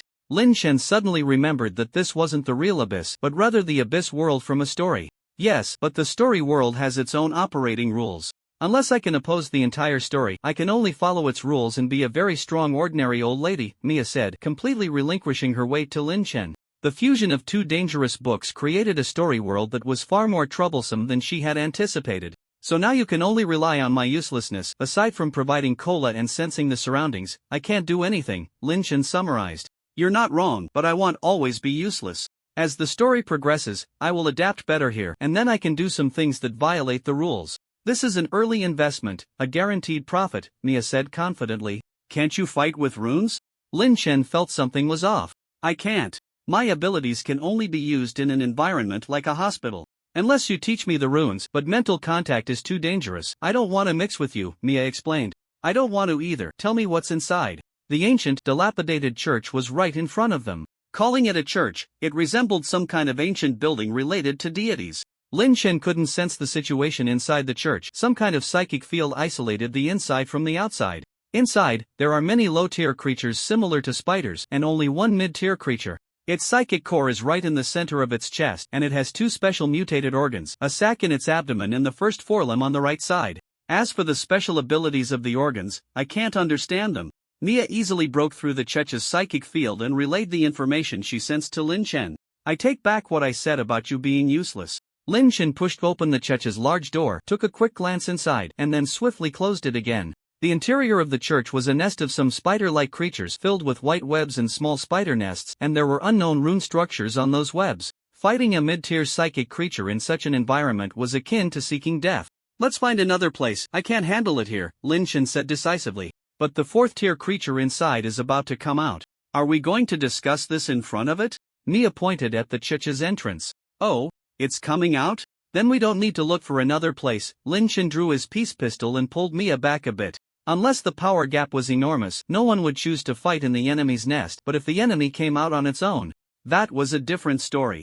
Lin Chen focused his mind on the Chicha's entrance, and a rustling sound, the dense crawling noise, came from inside the church. The door opened, and a large number of spider monsters with sharp limbs and eyes all over their heads surged out. Most of the spider monsters were stabbed to death by various shaped psychic blades from different directions, and gray-green liquid splattered everywhere. Bang bang bang bang bang bang bang bang. Lin Chen drew his shotgun to deal with the low-tier spider monsters that had dodged the backstab. The spider monsters had strong jumping abilities. They leaped in all directions and pounced on Lin Chen from various angles. Lin Chen fought while retreating. These spider monsters were nothing to worry about, but he had to focus all his attention on the mid-level humanoid creature standing at the church entrance. It was a half-human, half-spider monster, with a human body covered in spikes and limbs, and a head resembling that of a spider, featuring two red-black compound eyes that occupied half of its head. The creature did not immediately attack Lin Chen, nor did it step out of the Chicha's range. This made Lin Chen hesitant to unleash his full power, forcing him to step back from the church little by little. Just as Lin Chen was about to give up on using the church as a stronghold, the spider person moved. It instantly propelled itself to Lin Chen's side, continuously shooting out white silk threads like sharp swords during its leap. The white silk easily pierced through the altered psychic energy shield and sealed off Lin Chen's escape route. Bang! Lin Chen did not retreat. He raised his gun and shot through the silk in front of him, charging towards the spider person. Its propulsion speed was too fast for him to hit it from a mid-range distance. Only at very close range did Lin Chen have a chance to hit the spider person with his peace pistol. The spider person did not expect Lin Chen to charge at it, causing a moment of hesitation. Lin Chen was only a third tier, while it was a fourth-tier creature, and it had no reason to retreat. Yet, it still backed away. Lin Chen's unhesitating approach was more intimidating than any words. The spider person propelled itself to the side and back while continuing to spray silk threads at Lin Chen. As long as it hit him with one, it could handle him at will. Seeing the spider person's movements, Lin Chen began to predict its landing point before it even leaped, activating all the items and runes on him that could accelerate. Using the tilted multi-layered altered psychic energy shield to block the silk, Lin Chen forcibly tore open a gap through the dense threads, allowing him to reach a certain position first. At that moment, the spider person had just landed, and Lin Chen's peace pistol was already aimed at its chest. The straight-line distance from the gun's muzzle to that spot was less than 3 meters. Bang bang bang bang bang bang. Lin Chen emptied the magazine. Before reaching the church, he had been injecting psychic energy into the gun without affecting his own state, and now there were 6 bullets in the chamber. The spider person, unable to dodge as it had just landed, could only raise its forelimbs to block the bullets. The violent compressed psychic energy exploded continuously in front of it, directly shredding its altered forelimbs and destroying most of its body. Lin Chen stepped forward, using a heavy strike technique to stab directly at the spider person's psychic core with all his strength. The spider person attempted to resist, its altered organs in the abdomen exploding and spraying out a large amount of silk that wrapped around Lin Chen. Ignoring the silk, Lin Chen's blade shattered the spider person's psychic core, and the cutting runes guided the chaotic psychic energy to tear apart the remaining half of the spider person's body. A large amount of silk penetrated Lin Chen's body, tightly wrapping around him inside and out, preventing him from making any movements. Filled with hope, Lin Chen looked towards Mia, only to find that she was bound to the ground after stepping on the silk, able only to squirm and crawl. Useless. Unable to speak, Lin Chen could only retract his previous evaluation in his heart, deciding that he must choose reliable teammates when traveling in the future. A large number of spider monsters charged at Lin Chen, who could only use his mental power to sketch runes to fight back. Through the psychic energy shield and the psychic blade, Lin Chen exerted all his strength to barely deal with the nearby spider monsters. However, attracted by the commotion from the earlier battle, a large number of altered creatures were rapidly approaching them. This time, Lin Chen truly had no way out. The remaining psychic energy in his body was low, and if he killed another wave of altered creatures, he would exhaust his energy and be left waiting for death. Just as Lin Chen pondered what to do, he sensed a team approaching the church. What happened here? Someone killed the monsters in the church. This is his hunting rifle. These two tied up can't be his and his partner, right? It really is. No wonder it's his. That old man is still so fierce. He shouldn't have retired. Quick, get them inside. There might still be hope. Lin Chen and Mia were brought into the church by this small team, who felt similar to his, likely being his hunter companions. The hunters were clearing out the spider nests in the church, and they were quite powerful. quickly exterminating the spider monsters. Leading the team was an old hunter named Hawk, the vice president of the Hunter Association and a fourth-tier psychic. Mia was soon rescued. She was unharmed, just paralyzed all over by the spider silk, which had a strong control effect, inscribed with some unknown runes. Lin Chen, however, was in a dire situation. The silk was entangled with most of his organs, making it impossible for the hunters to assist him, and as time passed, his condition worsened. What do we do? Should we give him some healing potion? It won't help. Unless we remove this silk, his condition will keep deteriorating, but it's too tightly wound around him to handle. He's done for. Hawk assessed Lin Chen's situation and stated bluntly. But Lin Chen didn't think so. He believed he could still be saved. As a doctor well-versed in human anatomy, after undergoing various simulation tasks and dissecting numerous mutated creatures, he had gained a new understanding of biology. As long as he wasn't dead, as long as he had mental strength, he could find a way to get back on his feet. Lin Chen began inscribing various runes within his body. The first was cutting. He sliced through the taut spider silk to prevent it from further constricting and damaging his organs. Next came splicing, synthesizing, and shaping. He didn't plan to remove the silk but intended to integrate it into his body. Then came the mutation. He needed the various parts of his body to coexist peacefully. Finally, Lin Chen inscribed runes of speed and strength in certain areas of his body. The entire process was akin to surgery, which was Lin Chen's old expertise. While Lin Chen was repairing his body, the hunters were also busy. They inscribed numerous runes inside the church and made many other arrangements. Occasionally, while performing the surgery, Lin Chen would use his mental strength to sense their arrangements. Although he didn't learn any new runes, he did acquire some unique knowledge, giving him new insights into the tools in his backpack. The surgical process was excruciating. Lin Chen never expected to perform such a major operation without anesthesia, especially on himself. Mia had been observing the surgery closely. While she didn't think Lin Chen would be finished just like that, she also didn't expect him to resolve the issue so swiftly and decisively. Fortunately, the silk had a paralyzing effect, allowing Lin Chen to endure. When the hunters completed the initial modifications to the church, Lin Chen finally managed to crawl up from the ground. Hey, didn't you say he was done for? The team was composed of experienced hunters, and Lin Chen didn't hide his condition, so he was quickly noticed as soon as he got up. That shouldn't be possible. He could be saved in that condition? Hawk found it strange. Although he knew some healing techniques, his didn't have the ability to treat injuries of this severity. Lin Chen stood up and moved his body, glancing at the hunter team. Judging by their facial expressions, there didn't seem to be anyone particularly familiar with him in the group. This was a good thing. Even if he was a good actor, he couldn't be sure to fool someone who knew his. Are you alright? Hawk approached Lin Chen, this time not using his mental strength to sense Lin Chen's condition, which was something only enemies would do. I'm fine, thank you, Lin Chen replied, adjusting to his new body. That's good. Hawk said no more and turned to continue directing the hunters in arranging the church. Once Lin Chen adapted to his body, he also began to help with the arrangements, while also making some of his own. During the process of setting up the church, mutated creatures continuously attacked. And Lin Chen occasionally used his peace pistol to take down some third-tier creatures. After the alienation, Lin Chen absorbed spiritual energy at a faster rate. In just a few minutes, he could add a bullet to the peace pistol. The maximum magazine capacity of the peace pistol was only 15 rounds, and the excess spiritual energy was used by Lin Chen to deal with the minor monsters. Shoot it in the head, nice shot. Next, hit that big-mouthed monster on the right, aim for its belly. Mia sat beside Lin Chen, providing perceptual support and emotional value, but unfortunately, he wasn't using a sniper rifle. The hunters clearly noticed that they had a problem, but perhaps considering the tense situation, Hawk didn't come to confront them. Lin Chen also wasn't prepared to communicate with the hunters. The more he spoke, the more trouble he would attract. If the other side thought this situation was caused by them, it would be problematic. After setting up the church and finding a place to stay, the hunters began discussing what to do next. They still hadn't figured out what exactly had happened, only knowing that some kind of disaster had occurred here, resulting in many deaths. Some hunters wanted to hold their ground in the church and wait for rescue. Others wanted to break out and seek help in larger towns. Lin Chen did not participate in their conversation, silently killing third-tier alienated creatures at the window. After killing the 13th third-tier alienated creature, the peace pistol began to change form. After a cool transformation that seemed to defy the law of conservation of mass, the peace pistol turned into a slender, silver-white automatic rifle. The usage remained the same as before. Injecting spiritual energy allowed it to fire, and it could recharge by killing enemies. Once fully charged, the peace rifle would reveal a new form. The power of the peace rifle was slightly less than that of the peace pistol, but each bullet required less spiritual energy.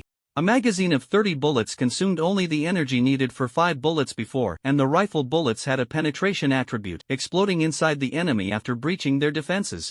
Lin Shen was quite envious of this feature, but with bullets shot purely by perception, he couldn't understand the principle behind such effects. While Lin Shen slaughtered alienated creatures with the peace rifle, the hunter team reached a conclusion: leave most of the people to guard the church and send out a 5-person team for help. Lin Shen did not attempt to stop the rescue team. He had no foundation of trust with the hunters, and speaking casually would only lead to doubt and conflict. After all, this was just a story. No matter what he did, it wouldn't change the hunters' fate. In the abyss, their fate had long been sealed. Lin Shen watched the rescue team leave the church and used the peace rifle to clear their path. The rescue team quickly disappeared from their line of sight. The hunters looked hopefully in the direction the rescue team had left, which was one of the reasons Lin Shen was reluctant to communicate. At least for now, they were still full of hope. The truth was cruel, and they might not be able to bear it. It's getting dark, Mia suddenly said. Does the abyss have nights too? Lin Shen felt a bad premonition. Before, it was just a simple welcoming ceremony. At the surface of the abyss, night is the beginning of the fall, Mia said seriously. Now Lin Shen really felt uneasy. It was the first time he had seen Mia so serious. What will happen? Lin Shen asked seriously as well. I don't know, Mia replied, looking at Lin Shen with a serious expression. Lin Shen turned his head and continued to kill alienated creatures. He shouldn't have asked Mia seriously. Someone told me about the situation in the abyss. The surface of the abyss at night is really dangerous. Mia hurriedly explained. Alright, you'll be careful, Lin Shen said, shooting and exploding the head of an alienated creature. As the sky darkened, the alienated creatures near the church became fewer and fewer, until finally, all the alienated creatures disappeared. The hunters went out before dark, collecting some spiritual energy materials from the corpses and searching for materials to make some campfires. Lin Shen divided the perfectly grilled skewers with a crispy exterior and tender, juicy interior between them. This is so delicious. The skin is crispy, the inside is soft and juicy. What kind of meat is this? I want to add this creature to my favorite little animals list. Mia was eating happily. After spending so long in the mental hospital, she had almost forgotten what real food tasted like. It's the thigh meat of some mutated frog species. I carefully sensed the ingredients with my mental power when selecting them, and I thought this frog leg would be perfect for grilling, Lin Shen said proudly. His understanding of mutated flesh was not something an ordinary low-level psychic could compare to. Whether it was ingredient selection or controlling the cooking time, he was at an expert level. So impressive, chef. Just as the two were enjoying their skewers and sipping ice cola, a hunter looking out the window suddenly exclaimed, Hayden, how did you come back? Where are the others? Hayden was a member of the rescue team. Lin Shen looked out the window, and in the distance, a figure stood in the darkness. I'm sure that's Hayden. I've known him for over 20 years. I can recognize him just by his silhouette. Cody said excitedly. I'll go take a look. Hawk stood up. He didn't believe the thing outside was Hayden, but when it came to the rescue team, he had to go out and confirm the situation. No, let me go. After all, I was the one who spotted it. You stay in the church. We need you here. Cody stopped Hawk. It was obvious to anyone that something was wrong, and he didn't want Hawk to get into trouble. Be careful. If you run into trouble, shout out, and he'll come immediately. Hawk focused his attention on the distant shadow. He really didn't have the qualifications to take risks. If he encountered an accident, it would be hard for the team to last until tomorrow morning. Hayden, is that you? Cody cautiously approached the shadow little by little. But as the distance between them shrank, his movements became simple and natural, like strolling down an ordinary street on a quiet afternoon. The shadow stood still without any movement until Cody reached in front of it, locking eyes for a moment before the shadow suddenly walked into the darkness. Cody followed behind the shadow, disappearing into the depths of the darkness. Hawk wanted to stop him, but he had a strong premonition that if he dared to get closer, he would also vanish. Isn't he facing the church? Why is he walking so normally? The shadow was clearly facing the church, yet it walked backward into the darkness as if there was no difference from walking forward. What is that? Lin Shen asked Mia. The shadow was too far away for him to sense. It should be some kind of abnormal phenomenon. Sensing abnormal phenomena with mental power is very risky. Even if you sense it, it's hard to understand, and you can easily be affected by the anomaly, Mia reminded Lin Shen. Not expecting to encounter such a ghostly thing so early in the night. How should we deal with the abnormal phenomenon? Lin Shen had actually dealt with many abnormal phenomena and considered himself an expert in this area, but he wanted to hear Mia's insights. Every abnormal phenomenon has its unique rules. Rules are the power above the runes. Only rules can counter rules, otherwise, you can only comply with the rules and survive within them, Mia said, feeling a bit of a headache. If she had known it would be so troublesome here, she wouldn't have sought revenge. Can't you talk to it? Lin Shen thought the mental hospital was also a kind of abnormal phenomenon, and Mia and the shadow were not much different. They were all of the same kind, and there should be room for negotiation. I wish I could, but the problem is that the other side doesn't want to talk at all. 6 shadows appeared outside the church, just standing there without any movement. Are they all dead? No. This is just an illusion created by some kind of monster. Don't be fooled, but they look too much alike. They must be created by monsters. How could normal people walk like that? Cody was controlled as soon as he got close. What do we do now? Ignore them? Panic flowed through the crowd, and Hawk didn't know what to do, but he knew it couldn't go on like this. Quiet. Those shadows are just illusions created by monsters. It must be some kind of creature hiding in the dark that has taken control of Cody. The fact that it doesn't dare to approach means we are stronger than it. As long as we don't leave the church, they can only watch from there. Hawk was well aware that those shadows were not just simple illusions, but he could only say this: as long as they could hold out until tomorrow morning, they could leave the church and establish a base somewhere else. However, before Hawk could finish speaking, the shadows began to move toward the church, stopping about a quarter of the way there. Standing and watching them, Lin Shen looked at the shadows, picked up a peace rifle, and shot at Cody. Bang! He had originally wanted to wait until dawn to act, but the shadows were closing in too quickly, and he didn't want to leave the church to survive in the darkness, so he had to test the shadows' patterns before they entered the church. He chose Cody because he had just turned into a monster and should be easier to deal with, making it simpler to probe for patterns. The bullet shattered Cody's right arm, and Cody turned to face Lin Shen but did nothing. What are you doing? Cody's friend said angrily. He's testing those ghostly things. That's no longer Cody, or else he wouldn't just be standing there. Although Hawk felt there was something off about Heath, this was not the time for infighting. Lin Shen ignored them entirely and shot at Cody's left leg again. Bang! The bullet shattered Cody's left leg, but Cody still stood there, seemingly unaffected. Bang! Lin Shen shot again, blowing apart Cody's right leg. He couldn't believe the other could still stand. Losing support, Cody's upper body fell to the ground, yet he still made no move, just half of his body standing there looking at Lin Shen. In a different scenario, Lin Shen might have laughed, but in the abyss, it was no laughing matter. Lin Shen hesitated for half a second, then finally aimed at Cody's head. He didn't know what the consequences of killing Cody would be, but the shadow seemed to have the ability to transform ordinary people into shadows at close range. They couldn't let it continue to approach. Bang! The bullet shattered Cody's head, and Cody was left headless, just his upper body standing there.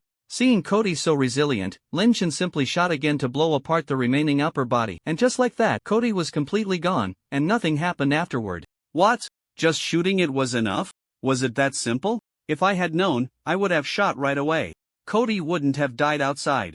Damn monsters! Bang! Seeing this, Cody's friend raised his gun and shot Hayden's head off. Hayden's headless body turned to face him, then moved into the church at a speed far exceeding that of low-level creatures, positioning itself in front of him. Hayden's body and Cody's friend exchanged glances for a moment before leaving the church, heading into the depths of darkness. After a while, Hayden's headless body and Cody's friend reappeared outside the church, watching them from a distance. What is going on? Why can Heath kill them, but Eddie can't? Maybe it's because Cody just transformed not long ago? Perhaps Heath has a problem. It could also be that the attack wasn't aimed correctly. You can't just shoot the head? There are too many possibilities. We don't have enough people to test. While the hunters were discussing, Lin Shen was also pondering the reasons behind this outcome. But he was so different from these hunters. And each difference could be a reason for this result. I can only keep trying. Lin Shen shot at the head of a rescue team member. Bang! The bullet exploded its head, and like Cody, it simply turned to face Lin Shen without approaching the church. Bang bang bang bang! Lin Shen fired continuously, shattering the headless body, and the remaining shadows moved forward a bit more. Now they could clearly see the expressionless faces of those shadows. Although I don't know why, it seems that only you can kill them. Can you deal with the rest of the shadows? Hawk walked up to Lin Shen and asked. I can, but is it really okay? Killing them so easily makes me feel a bit uneasy. After killing the shadows, Lin Shen didn't sense anything unusual, but when he shattered the shadows, the others happened to get closer to the church. Was that really just a coincidence? But if we don't kill them, once they enter the church, we will all become monsters. So we can only kill them now. It'll bear any consequences. If Lin Shen disagreed, Hawk was prepared to take action himself. After being attacked, the shadows moved so quickly that Hawk found it hard to react, but as long as he could destroy a shadow with one attack, perhaps he could prevent them from entering a state of extreme speed. Alright, I'll kill one more. You all focus, and let me know if you notice anything. Lin Shen shot and exploded the nearest shadow, and the remaining shadows moved a bit closer again, with the nearest shadow now less than 10 meters from the church door. The shadow looked like a member of the rescue team. Aside from its facial expression, it was exactly the same as when it left the church. Did you notice anything? Lin Chen looked at the weakest first-tier hunter in the crowd. Me? I didn't notice anything, just feel a heavy heart, Kunta said in a low tone. A heavy heart? Do you often feel this way? Do others feel the same? Lin Chen didn't let any clues slip by. Only by thoroughly understanding the rules of these shadows could they survive until tomorrow morning. No, I rarely feel this way, but in this situation, feeling heavy-hearted is quite normal, right? Kunta said in an almost growling voice. He didn't know why he spoke this way, it was just some emotion bottled up inside him that he couldn't hold back. I also feel a bit uncomfortable. Me too, it feels a bit hard to breathe. Is this the effect of those shadows? Some hunters began to describe their feelings, but a few hunters just stood silently in place. Lin Chen looked at these hunters and then at the shadows that were slowly approaching the church. He formed a hypothesis about the rules of the shadows that might not be correct. Alright, no need to say more. I will deal with these shadows. Tomorrow morning we will rush out, and by noon we will be completely rid of these ghostly things. Lin Chen said loudly. The shadows slowed their pace but continued to approach slowly. Did you discover something? Hawk realized that as soon as Lin Chen finished speaking, the shadow slowed down, immediately understanding that Lin Chen had made a discovery. I'm not sure, but these shadows might represent despair. Lin Chen walked out of the church, approaching the nearest shadow. He locked eyes with the shadow for a moment, confirming his suspicion. Turning back to the church, Lin Chen said to the hunters, this rescue team represents hope, so when they stand outside the church, it signifies that hope has been severed and despair has taken root. Thus, they became vessels of despair. When you attack them, they will look at the attacker. If they sense despair, they will rush towards the attacker and transmit that despair. If the attacker is overwhelmed by despair, they will be assimilated by them, becoming new vessels of despair. Close contact will also transmit despair. If we kill them, their despair will be transmitted to nearby living beings. That is the essence and action pattern of these shadows. After speaking, Lin Chen began to absorb spiritual energy to replenish ammunition for the peaceful rifle. He was no longer capable of despair. These shadows couldn't harm him at all, but it was hard to say the same for those hunters who had fallen into despair. After hearing Lin Chen's words, the hunters fell into silence, each feeling a sense of despair to varying degrees, unsure of how to face the shadow without being assimilated. What if you kill them all before they get close? Then everyone can share the despair together, and that should be fine, right? Hawk suddenly asked. Although they are currently vessels of despair, they are essentially your hope. I'm not sure what phenomena will arise after you kill them all. Lin Chen felt that eliminating the shadows would lead to trouble, but he couldn't just watch these hunters get assimilated, as it could also be problematic once all targets were assimilated. It's just false hope. Let's kill them all, and we'll bear the consequences together, Hawk said firmly. Alright, but before that, can you give an inspiring speech to lift their spirits a bit? Otherwise, I'm afraid they won't hold up later, Lin Chen suggested, charging the peaceful rifle with energy. Hawk accepted the mysterious Lin Chen, and Lin Chen was willing to fight alongside these strangers. Men didn't need to say much, a simple glance was enough to reach a consensus. Hawk turned to face the hunters, and Lin Chen raised his gun at the shadow. I won't give a speech. I prefer action over words. Friends, it's time to hunt. The hunters readied themselves, and Lin Chen pulled the trigger. Bang bang bang bang bang bang bang bang bang bang bang bang bang bang bang bang bang bang. The remaining 5 shadows were instantly blown apart, and the air of despair filled the church. After a moment of silence, one by one, the hunters with less mental resilience began to swell like inflated balloons, transforming into monsters of despair. Lin Chen pushed Mia behind him, shooting down one monster after another. These despair monsters not only had exceptional physical strength but also used techniques and tools. When killed, they released a breath of despair that affected nearby creatures, making them very difficult to deal with. However, the ones still alive were experienced old hunters. Under the monsters' attacks, the hunters coordinated seamlessly, relying on the Chicha's layout to take down one monster after another. Due to the monster's robust vitality, Lin Chen quickly exhausted the energy in the peaceful rifle, but after killing several despair monsters, the rifle began to change form. After transforming again, the peaceful rifle became a large-bore silver shotgun. The usage remained the same as before, infusing it with energy allowed it to shoot, and it could exhibit new forms by killing enemies. However, the energy required for this shotgun was even more exaggerated than the pistol, and Lin Chen's entire energy was only enough to load 5 rounds. This is too exaggerated, there's no time to recharge. Lin Chen had no choice but to temporarily put away the shotgun and fight with the hunting rifle and hunting knife, slowly charging the shotgun through the parts of his body that made contact with it. As long as the breath of despair doesn't dissipate, those monsters' corpses will revive after a while, Mia reminded from behind. How do we eliminate the breath of despair? Lin Chen dodged a spear thrust from a third-tier despair hunter and asked in a brief moment, "Say something hopeful? How would I know?" "This is my first time encountering such monsters," Mia replied, hiding in a corner of the church, trying not to drag Lin Chen down. Lin Chen certainly wouldn't try to persuade the breath of despair with hopeful words. What was needed now was action. After dealing with the despair monster in front of him, Lin Chen retreated near Mia and began to sense the breath of despair in the church. Upon sensing the breath of despair, Lin Chen started to sketch synthesis runes in areas thick with it. Contrary to Lin Chen's expectations, the synthesis process of the breath of despair went very smoothly, quickly condensing into an even more dreadful aura of despair.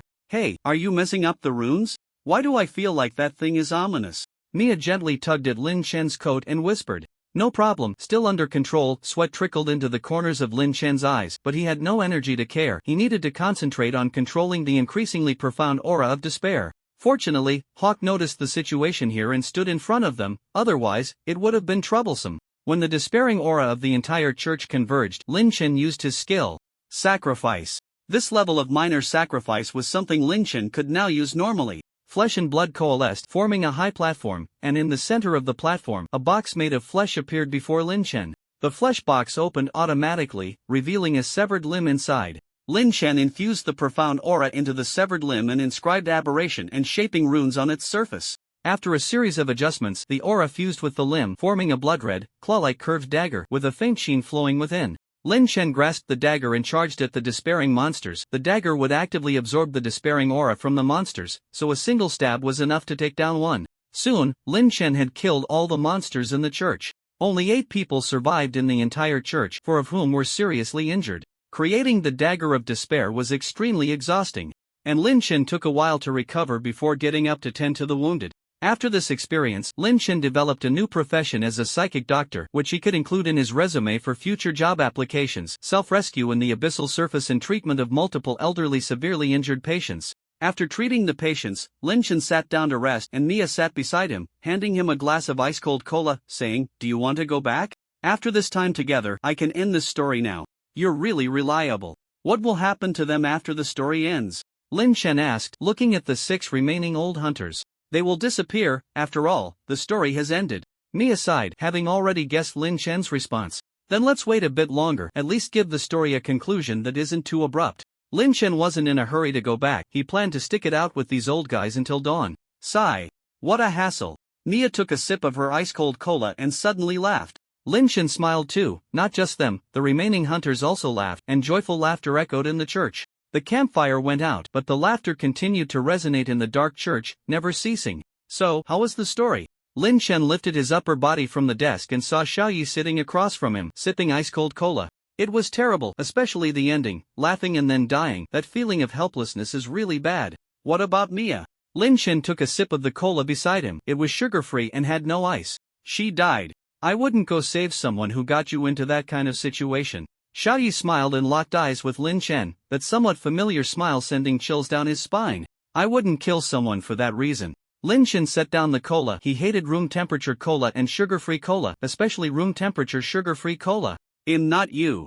The difference between men and women is significant, and she got you into that dangerous story. Just killing her once was already very gentle." After saying that, Xiaoyi vanished, as if she had never appeared. Lin Chen picked up the cup and took a sip. Just as he thought, it had been replaced with normal ice-cold cola.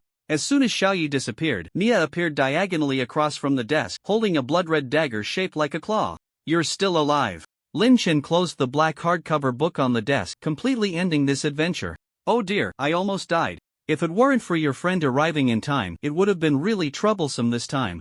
Mia tossed the dagger of despair to Lin Chen, seemingly in a good mood. "How did you bring this thing back?" Lin Chen caught the dagger. It was not a stable piece, and he didn't know how long this stability would last. "Obtain a gift, complete the simulation with the gift, and you can bring the gift back to the shelter. As a souvenir from your first trip, you can take it back." Mia was much more reliable in the mental hospital than in the story. "Thank you, I need to go back. There's an event tonight." Lin Chen finished his iced cola and casually ate the ice cubes inside. "Then see you next time. Don't just stay in the library, there are other interesting places in the courtyard." Mia disappeared from her seat. "Goodbye." Lin Chen held the dagger and chose to return to the shelter.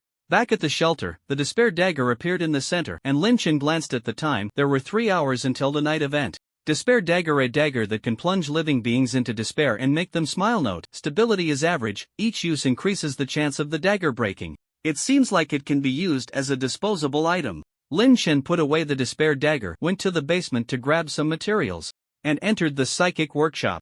The fat pigeon hopped excitedly behind Lin Chen, seeming more and more thrilled. This abyssal journey not only significantly promoted the growth of the spiritual seed, but Lin Chen also learned many skills from those old hunters. Additionally, by integrating those spider's silk into his body, he learned some new runic knowledge through his body. This knowledge was incomplete, but perhaps he could integrate it into some new techniques. Lin Chen could organize this new knowledge by crafting psychic items. Time flew by during work, and an hour before the night event, Lin Chen left the workshop. He took care of the plants and animals, prepared a hearty dinner, and opened the group chat to start eating. 5351091000000. Today's event should be the Warfront, right? Is that even a question? The big shots should kill more. It would be best to clear the monster pool.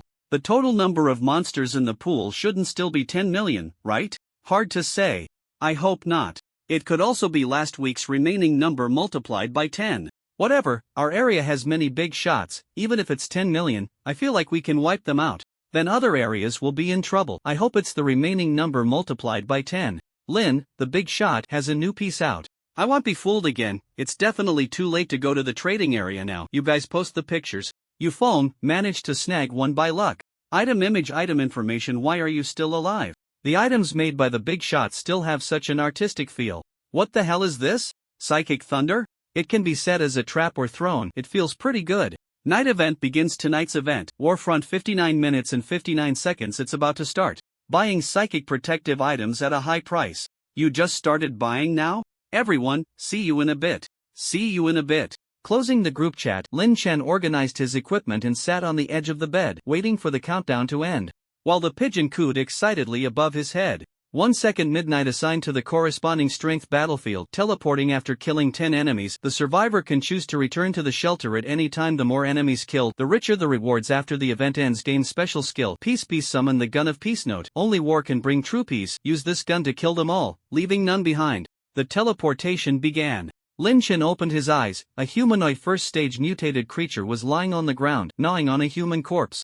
Looking around, there were human remains everywhere and humanoid mutated creatures feasting on corpses. Lin Chen had been teleported inside a lost stronghold. The concentration of spiritual energy inside the stronghold was moderate, and without a complete team of allies, Lin Chen was temporarily unaware of his situation. He did not believe that these humanoid mutated creatures gnawing on corpses were his teammates. So he decided to clear this place first, occupy the stronghold, and then consider what to do next. An invisible blade of spiritual energy pierced into the back of a humanoid creature, and the erupting energy shredded its internal organs. One by one, the humanoid creatures fell to the ground. The strongest among them was only at the second tier, and soon Lin Chen had cleared the entire stronghold. During the cleanup, Lin Chen found a female soldier severely injured and trapped under a corpse. He treated her wounds and conveniently fitted her with a new mutated arm. After patting the soldier's face, she quickly woke up. Once awake, the soldier nervously looked around and searched for a weapon. Calm down, report the current situation, Lin Chen said, glancing at her, causing her to freeze in place. Who are you? The soldier cautiously asked. I was sent here to provide support. Tell me the current situation, don't waste time. Under the pressure of Lin Chen's powerful mental force, the soldier hesitantly explained the situation. The soldier's name was Kayla, a third-year student at the Carolan City Vocational Technical College. Carolan City was a marginal city of the Empire, located not far southwest of the stronghold, and was currently under siege by alien races. The aliens were brutal creatures from other planes. For them, killing and death were commonplace, and human corpses made for good food. Many territories of the Empire were being invaded by these aliens, and the central command was short-staffed, unable to support a relatively unimportant city like Carolan, so the city lord could only gather some citizens to form a militia to defend the city. How long has Carolan City been under siege? Lin Chen pondered and asked. The stronghold has just fallen. The aliens should have just arrived outside Carolan City. Kayla glanced at the time and replied. Good. Do you know the tier of the strongest alien in this army? And what about the strongest in Carolan City? Lin Chen had some ideas, but those ideas depended on the aliens not being overwhelmingly powerful. It is said that the strongest alien in this army is a 4th tier spiritual energy user, and the city lord is also at the 4th tier. Kayla was not very certain. If you have no other information to tell me, you can leave. Lin Chen decided to occupy this stronghold and ambush the alien army from behind. He had already killed 10 enemies and could leave at any time. He could handle anything below the 4th tier, and if he encountered a 4th tier, he would retreat. The aliens should not directly send their strongest to deal with him, so he had room to reap some heads. Leave? Kayla did not understand what this strangely dressed officer meant.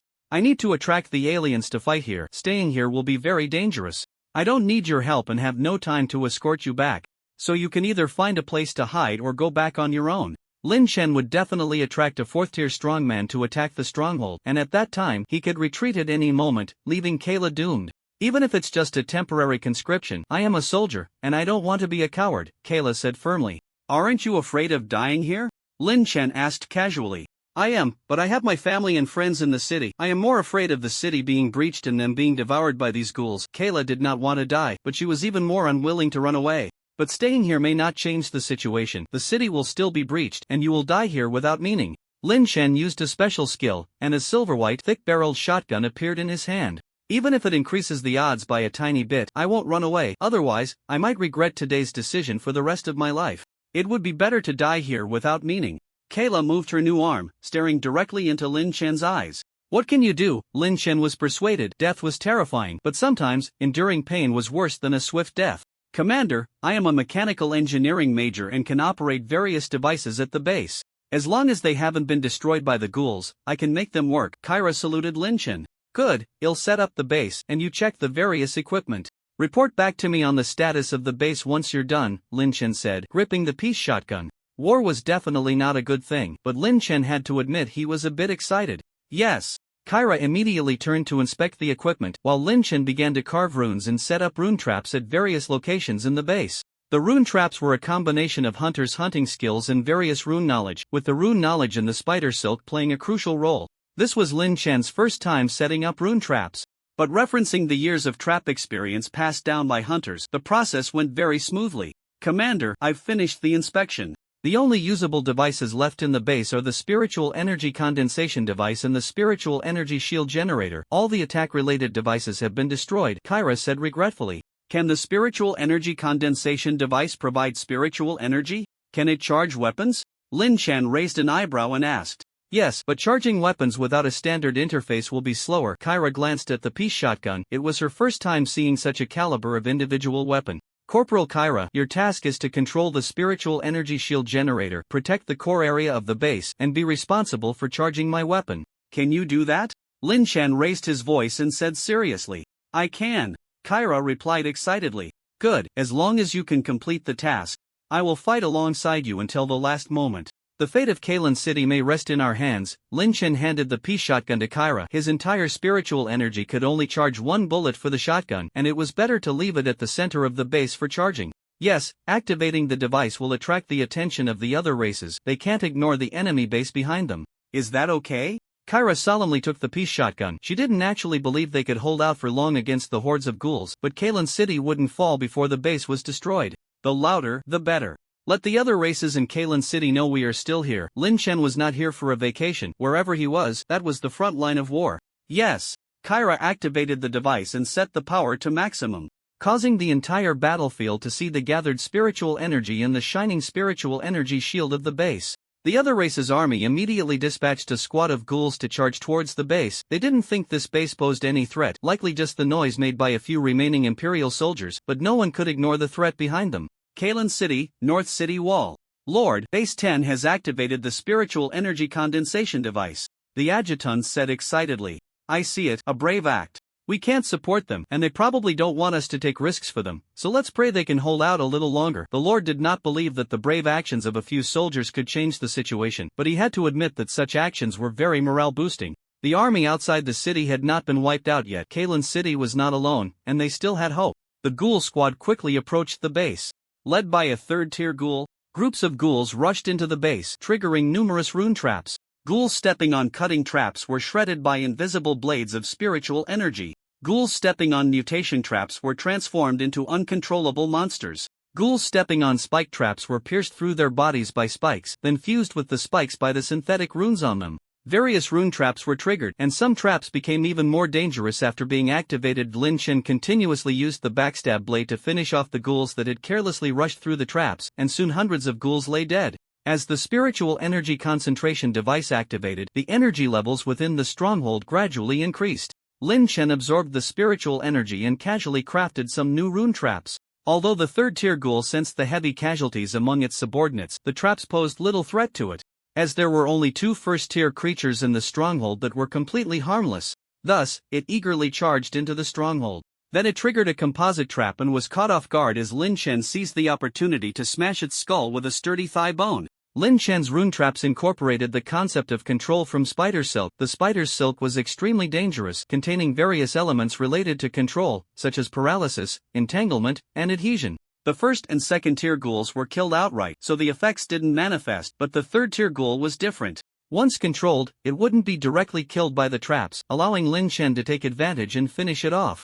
After wiping out the first wave of enemies, Lin Chen began to process the bodies for materials and set up new rune traps with them. The spiritual energy here was abundant, and he had mental potions, allowing him to hold out for a long time. The enemies didn't give him any time to rest. Before long, the second wave of enemies approached the stronghold. Leading this time was a third-tier berserker, accompanied by 2 third-tier ghouls and over 1,000 first and second-tier ghouls. The berserker was a robust humanoid creature nearly 3 meters tall, while ghouls were the basic soldiers of the alien race, and the berserker was an elite among them.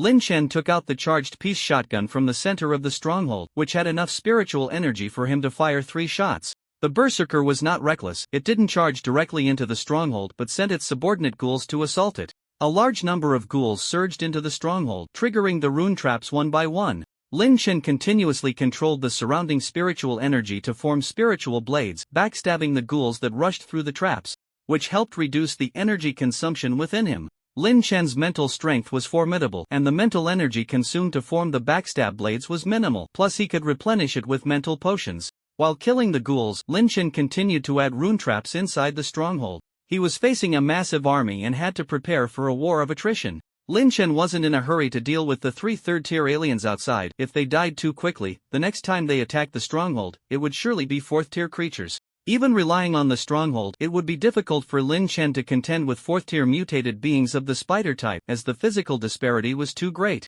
Even if he could react mentally, his body would struggle to keep up with their movements. Therefore, Lin Chen deliberately slowed down his pace, pretending to be struggling with insufficient spiritual energy. Of course, the other side wasn't foolish. After the previous third-tier ghoul entered the stronghold and died mysteriously, they dared not enter directly until they figured out the reason. Lin Chen cleared the ghouls near the center of the stronghold, and the first batch of triggered rune traps finished cooling down. The ghouls that had just rushed into the stronghold triggered the traps again. If this continued, as long as the rune traps cooled down once more, Lin Chen would be able to clean up the more than 1,000 ghouls. However, the beasts that enjoyed devouring corpses certainly lacked the patience to wait for him to finish off all the ghouls. Under the berserker's command, a third-tier ghoul charged into the stronghold. Having sensed for so long outside, it naturally knew to avoid the traps, but there were many traps that Lin Chen had just set up inside the stronghold, and these traps were laid very discreetly. Thus, it quickly triggered a composite rune trap. Lin Chen had been waiting for this moment. The instant the ghoul stepped on the trap, he picked up the piece shotgun and fired a shot at the ghoul.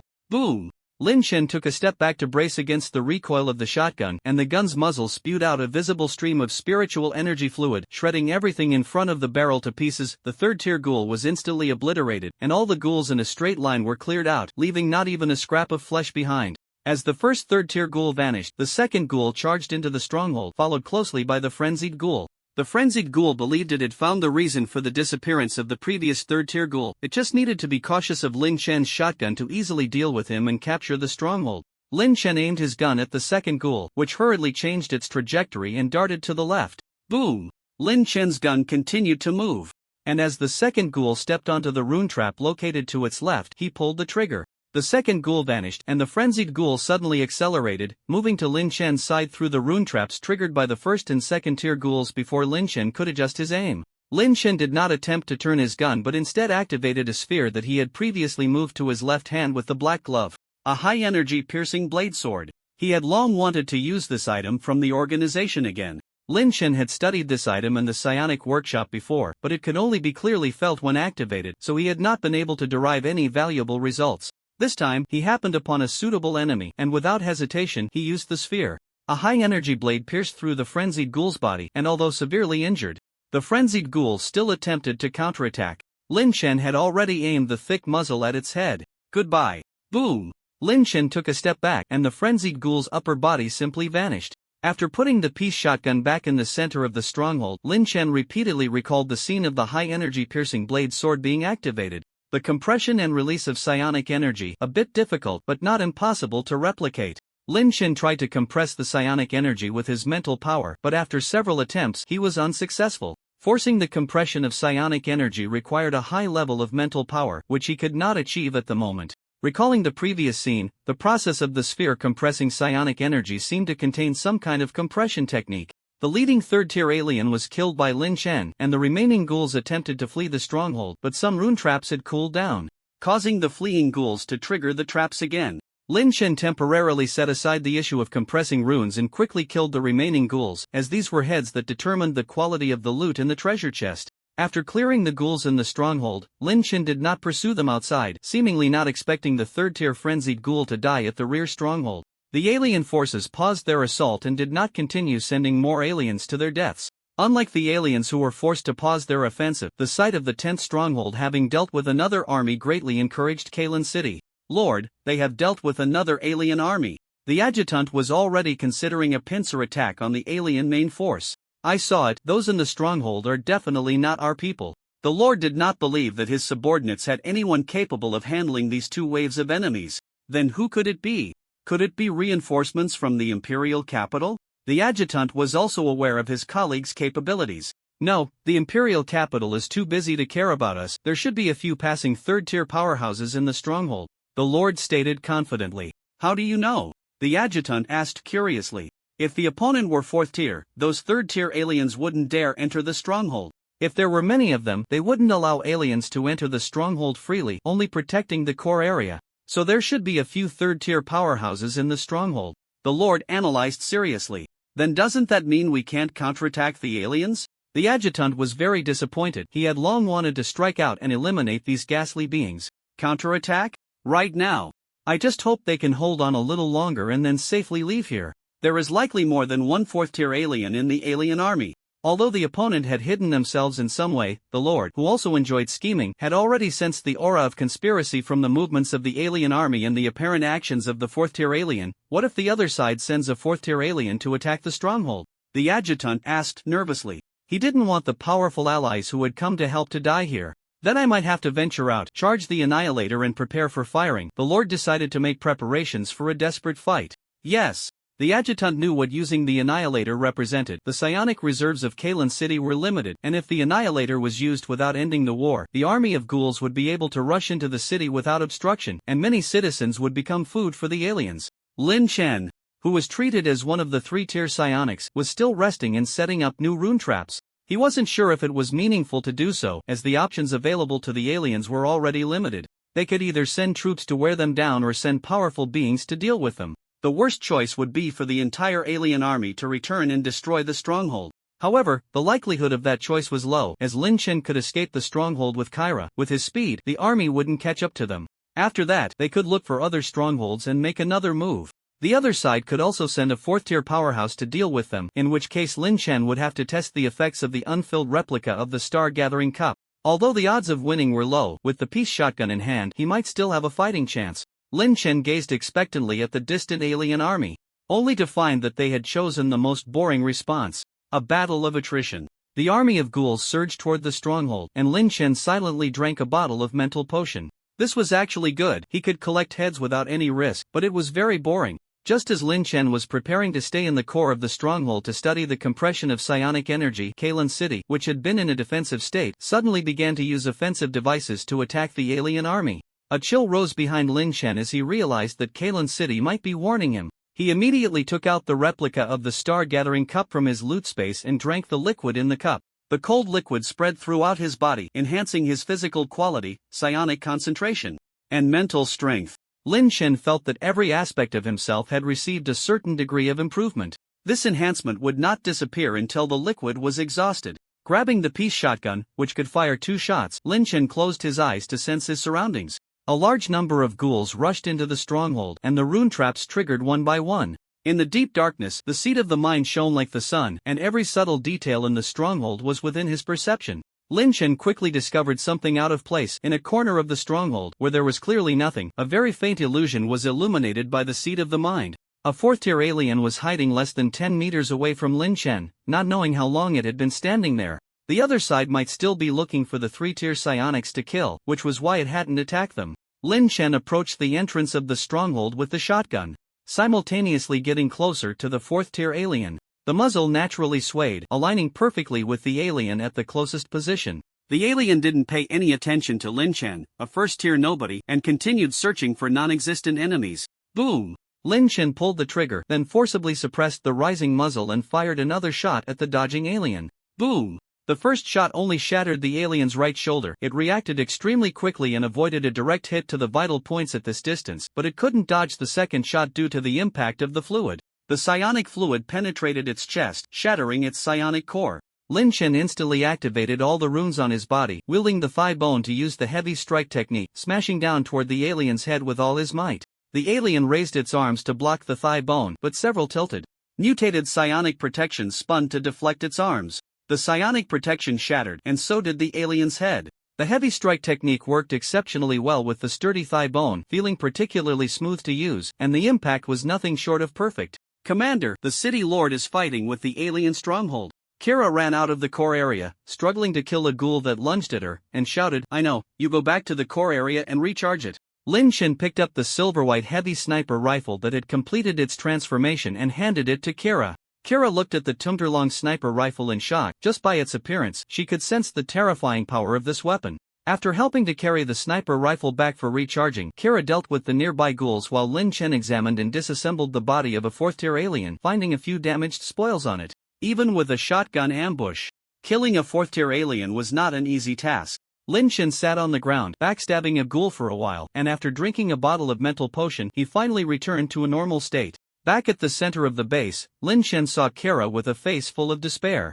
"Commander, the city lord is dead, the energy shield is about to collapse, and Kalen City is going to be destroyed. Is the energy full?" Lin Chen glanced at the damaged psionic observation device on the control panel. It seemed Kira had repaired it. "No, but if we overload the psionic condensation device, we can quickly recharge your weapon, but this state can only last for a few minutes, after which the psionic condensation device will be completely destroyed." Kira recalled the knowledge from her books. She had thought no one would be foolish enough to destroy a psionic condensation device just to quickly recharge a weapon, not expecting she would need to use that knowledge. "Then hurry up, Corporal Kara. The final battle is about to begin. Kalen City has not been destroyed yet, we are still here." Lin Chen gazed at the precarious psionic protection of Kalen City, pulling out a fortune cookie from his pocket. Coincidentally, the cookie had a dove on it. Kira overloaded the psionic condensation device to recharge the sniper rifle, quickly filling the first round of ammunition with psionic energy. Lin Chen broke half of the fortune cookie and put it in his mouth, handing the other half to Kira. He didn't know if it was still in time, nor did he know if this gun could solve the enemy. Now he could only hope that the residents of Kalen City would have a bit more luck. Lin Chen set the sniper rifle next to the psionic condensation device for Kira to recharge, opened the scope, and a multitude of red dots appeared in his field of vision. The two largest red dots were within the alien army, and they had two mid-tier aliens. The two mid-tier aliens were approaching Kalen City, and Lin Chen aimed at the slightly weaker red dot and pulled the trigger. Boom! A high-energy ray penetrated the base, crossing the distance from the base to the mid-tier alien, hitting the mid-tier alien's head without warning. The upper half of that mid-tier alien simply vanished, leaving only the lower half on the ground. The stock slammed into Lin Chen's shoulder, the tremendous recoil tearing at his muscles and sending him rolling backward for several rounds. Lin Chen paid no attention to his injuries but quickly returned to his position, allowing Kira to continue recharging. There was no need to observe. As long as the remaining mid-tier alien wasn't brain-dead, it was surely already on its way to the base. Done. After Kira finished charging, Lin Chen took the sniper rifle and opened the scope, immediately spotting the large red dot rushing towards him. Boom! Lin Chen fired a shot at the red dot, this time using the psionic shield to brace the stock. The psionic shield shattered several layers, but he managed to stay in place. The red dot did not disappear. Being on guard, the opponent dodged this shot. The psionic condensation device was about to collapse, but before it did, it was doing its job well. With the charging complete, Lin Chen pulled the trigger again and forcibly fixed himself in place. The mid-tier alien sensed the high-energy beam and instantly changed position, only to find that this shot was not aimed at it but at the alien army behind. A large number of ghouls were pierced by this shot, including 2 third-tier ghouls. The mid-tier alien didn't care at all about the survival of the low-tier ghouls. It just wanted to quickly eliminate the enemies in the stronghold and seize their dangerous weapon. With the charging complete, Lin Chen continued to shoot, clearing another area of aliens with this shot. Sensing the high energy beam, the mid-tier alien continued to change positions, believing that Lin Chen was merely clearing the ghoul army to make it lower its guard. The closer it got, the harder it was to dodge, and the final shot would surely be aimed at it. As the last bullet finished charging, the psychic energy condensation device collapsed, and the stronghold's psychic energy shield completely vanished. The mid-tier alien cautiously approached the stronghold. Lin Chen opened the sniper scope. He did not aim at the mid-tier alien, as its reaction speed was extremely fast, changing positions the moment it sensed the high energy beam. Unless Lin Chen could predict where it would move next, hitting it was nearly impossible. He had observed the alien's previous position changes distance, direction, movement. There was no pattern in its several shifts. The last shot aimed at the mid-tier alien would be a random guess from countless positions, and if the alien chose to remain still, the probability of hitting it would be 0. So, for the final shot, Lin Chen still aimed at the alien army. The charging of the peace gun was nearly complete. Only if the peace gun transformed again would they have a chance to counterattack. If this shot did not kill an alien capable of transforming the peace gun, Lin Chen would choose to return to the shelter, as staying would serve no purpose. The high-energy beam pierced through the alien army, taking down the last 2 Tier 3 aliens and a large number of Tier 1 and Tier 2 aliens, and the silver sniper rifle vanished. Lines of information distinct from system prompts appeared before Lin Chen's eyes. Charging complete, connected to the peace permission check in progress. No corresponding permissions detected. Recycling the peace gun. Recycling failed. Related personnel being searched. Search failed. Permission acquisition in progress. Permission acquired. Peace low-tier combat personnel detected enemy mid-tier units approaching. Would you like to switch to low-tier psychic weaponry? Yes. Some silver-white parts appeared out of thin air around Lin Chen, reassembling on his body to form a set of silver-white high-tech full-body armor. Wearing the armor, Lin Chen sensed that he was connected to a silver-white war fortress larger than Caroline City. The mid-tier alien charged into the stronghold, triggering numerous rune traps, but they had no effect on it. Through the all-encompassing analysis screen of the fully enclosed helmet, Lin Chen could easily see every movement of the mid-tier alien and respond accordingly based on the combat prompts on the analysis screen. The armor analyzed the power and speed of each enemy action. As long as the opponent's behavior was within the armor's calculations, Lin Chen could defeat the enemy by simply making the corresponding movements. If Lin Chen couldn't make the appropriate moves, he could even let the armor control his body to fight for him. Is this how technology changes life?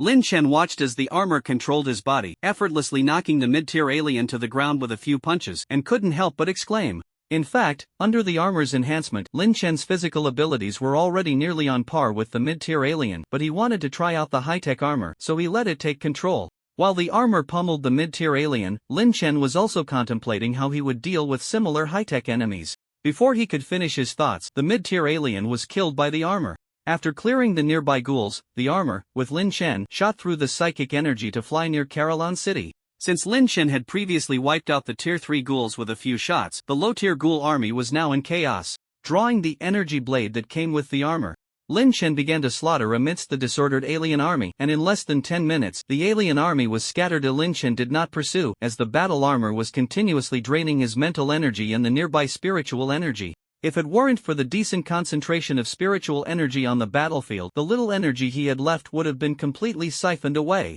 Ignoring the army that charged out from Caroline City, Lin Chen submitted the mutated organs required for the low-level concentrated nutrient extractor task and filled up his loot space before quickly running back to the base. Halfway there, Lin Chen recalled the battle armor through his helmet. Wearing it made it impossible for him to absorb spiritual energy. Upon returning to the base, Kayla was still hiding in the center, and upon seeing the gruesome state of the corpses and the rune traps, she dared not run around. "Commander, you're back." Kayla stood up and saluted. Caroline City was still there.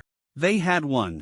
Do you want me to escort you back? Lin Chen asked as he led Kayla out of the base, absorbing the surrounding spiritual energy.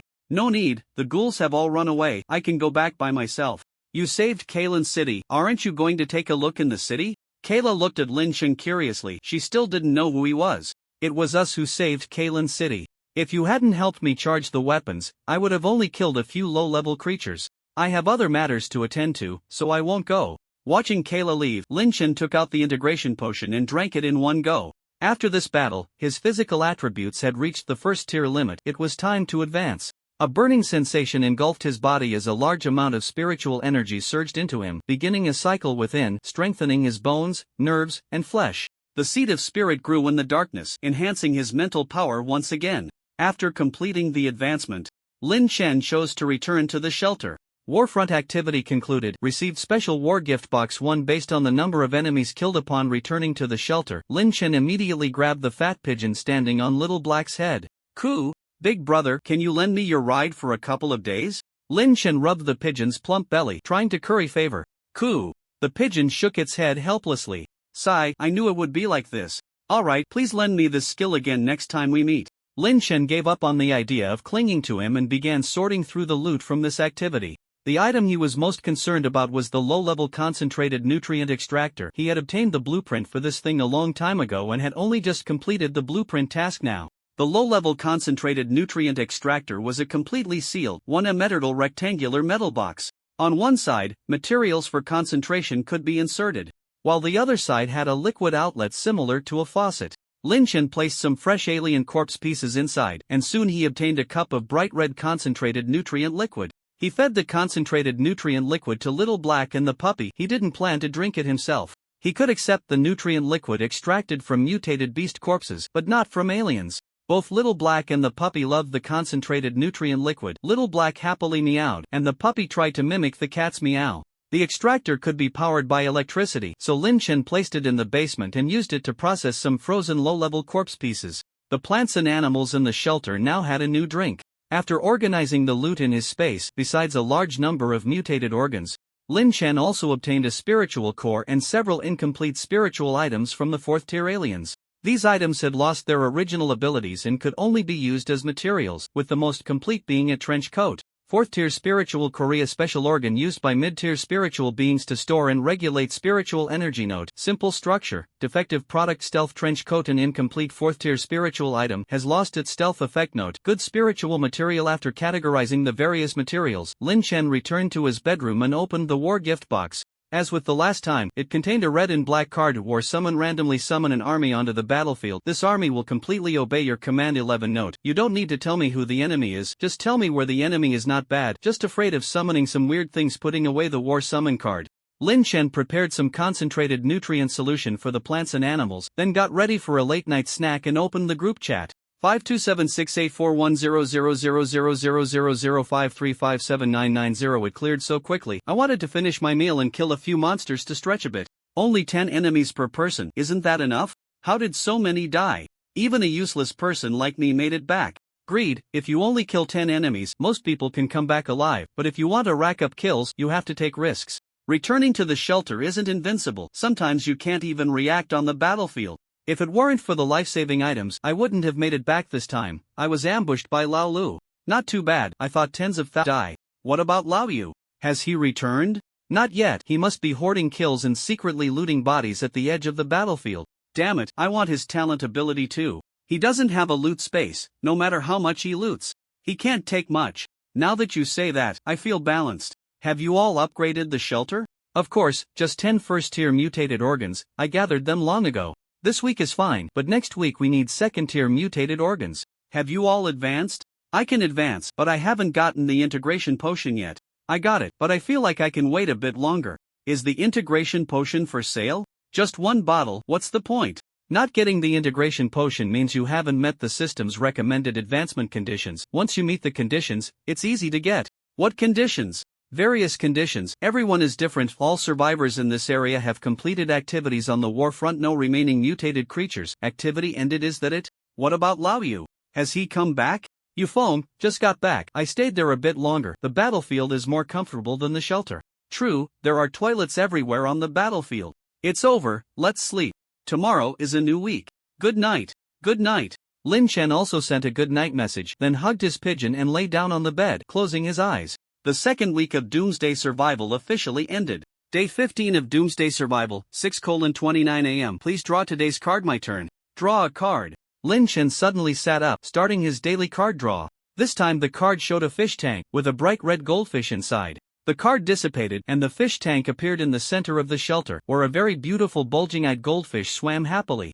Hello? Lin Chen picked up the fish tank and made eye contact with the goldfish, which moved its eyes and blew 2 bubbles at Lin Chen. Pop pop. Do you have any abilities? Lin Chen poured some concentrated nutrient solution into the fish tank. Pop pop. The goldfish happily swayed its beautiful red tail.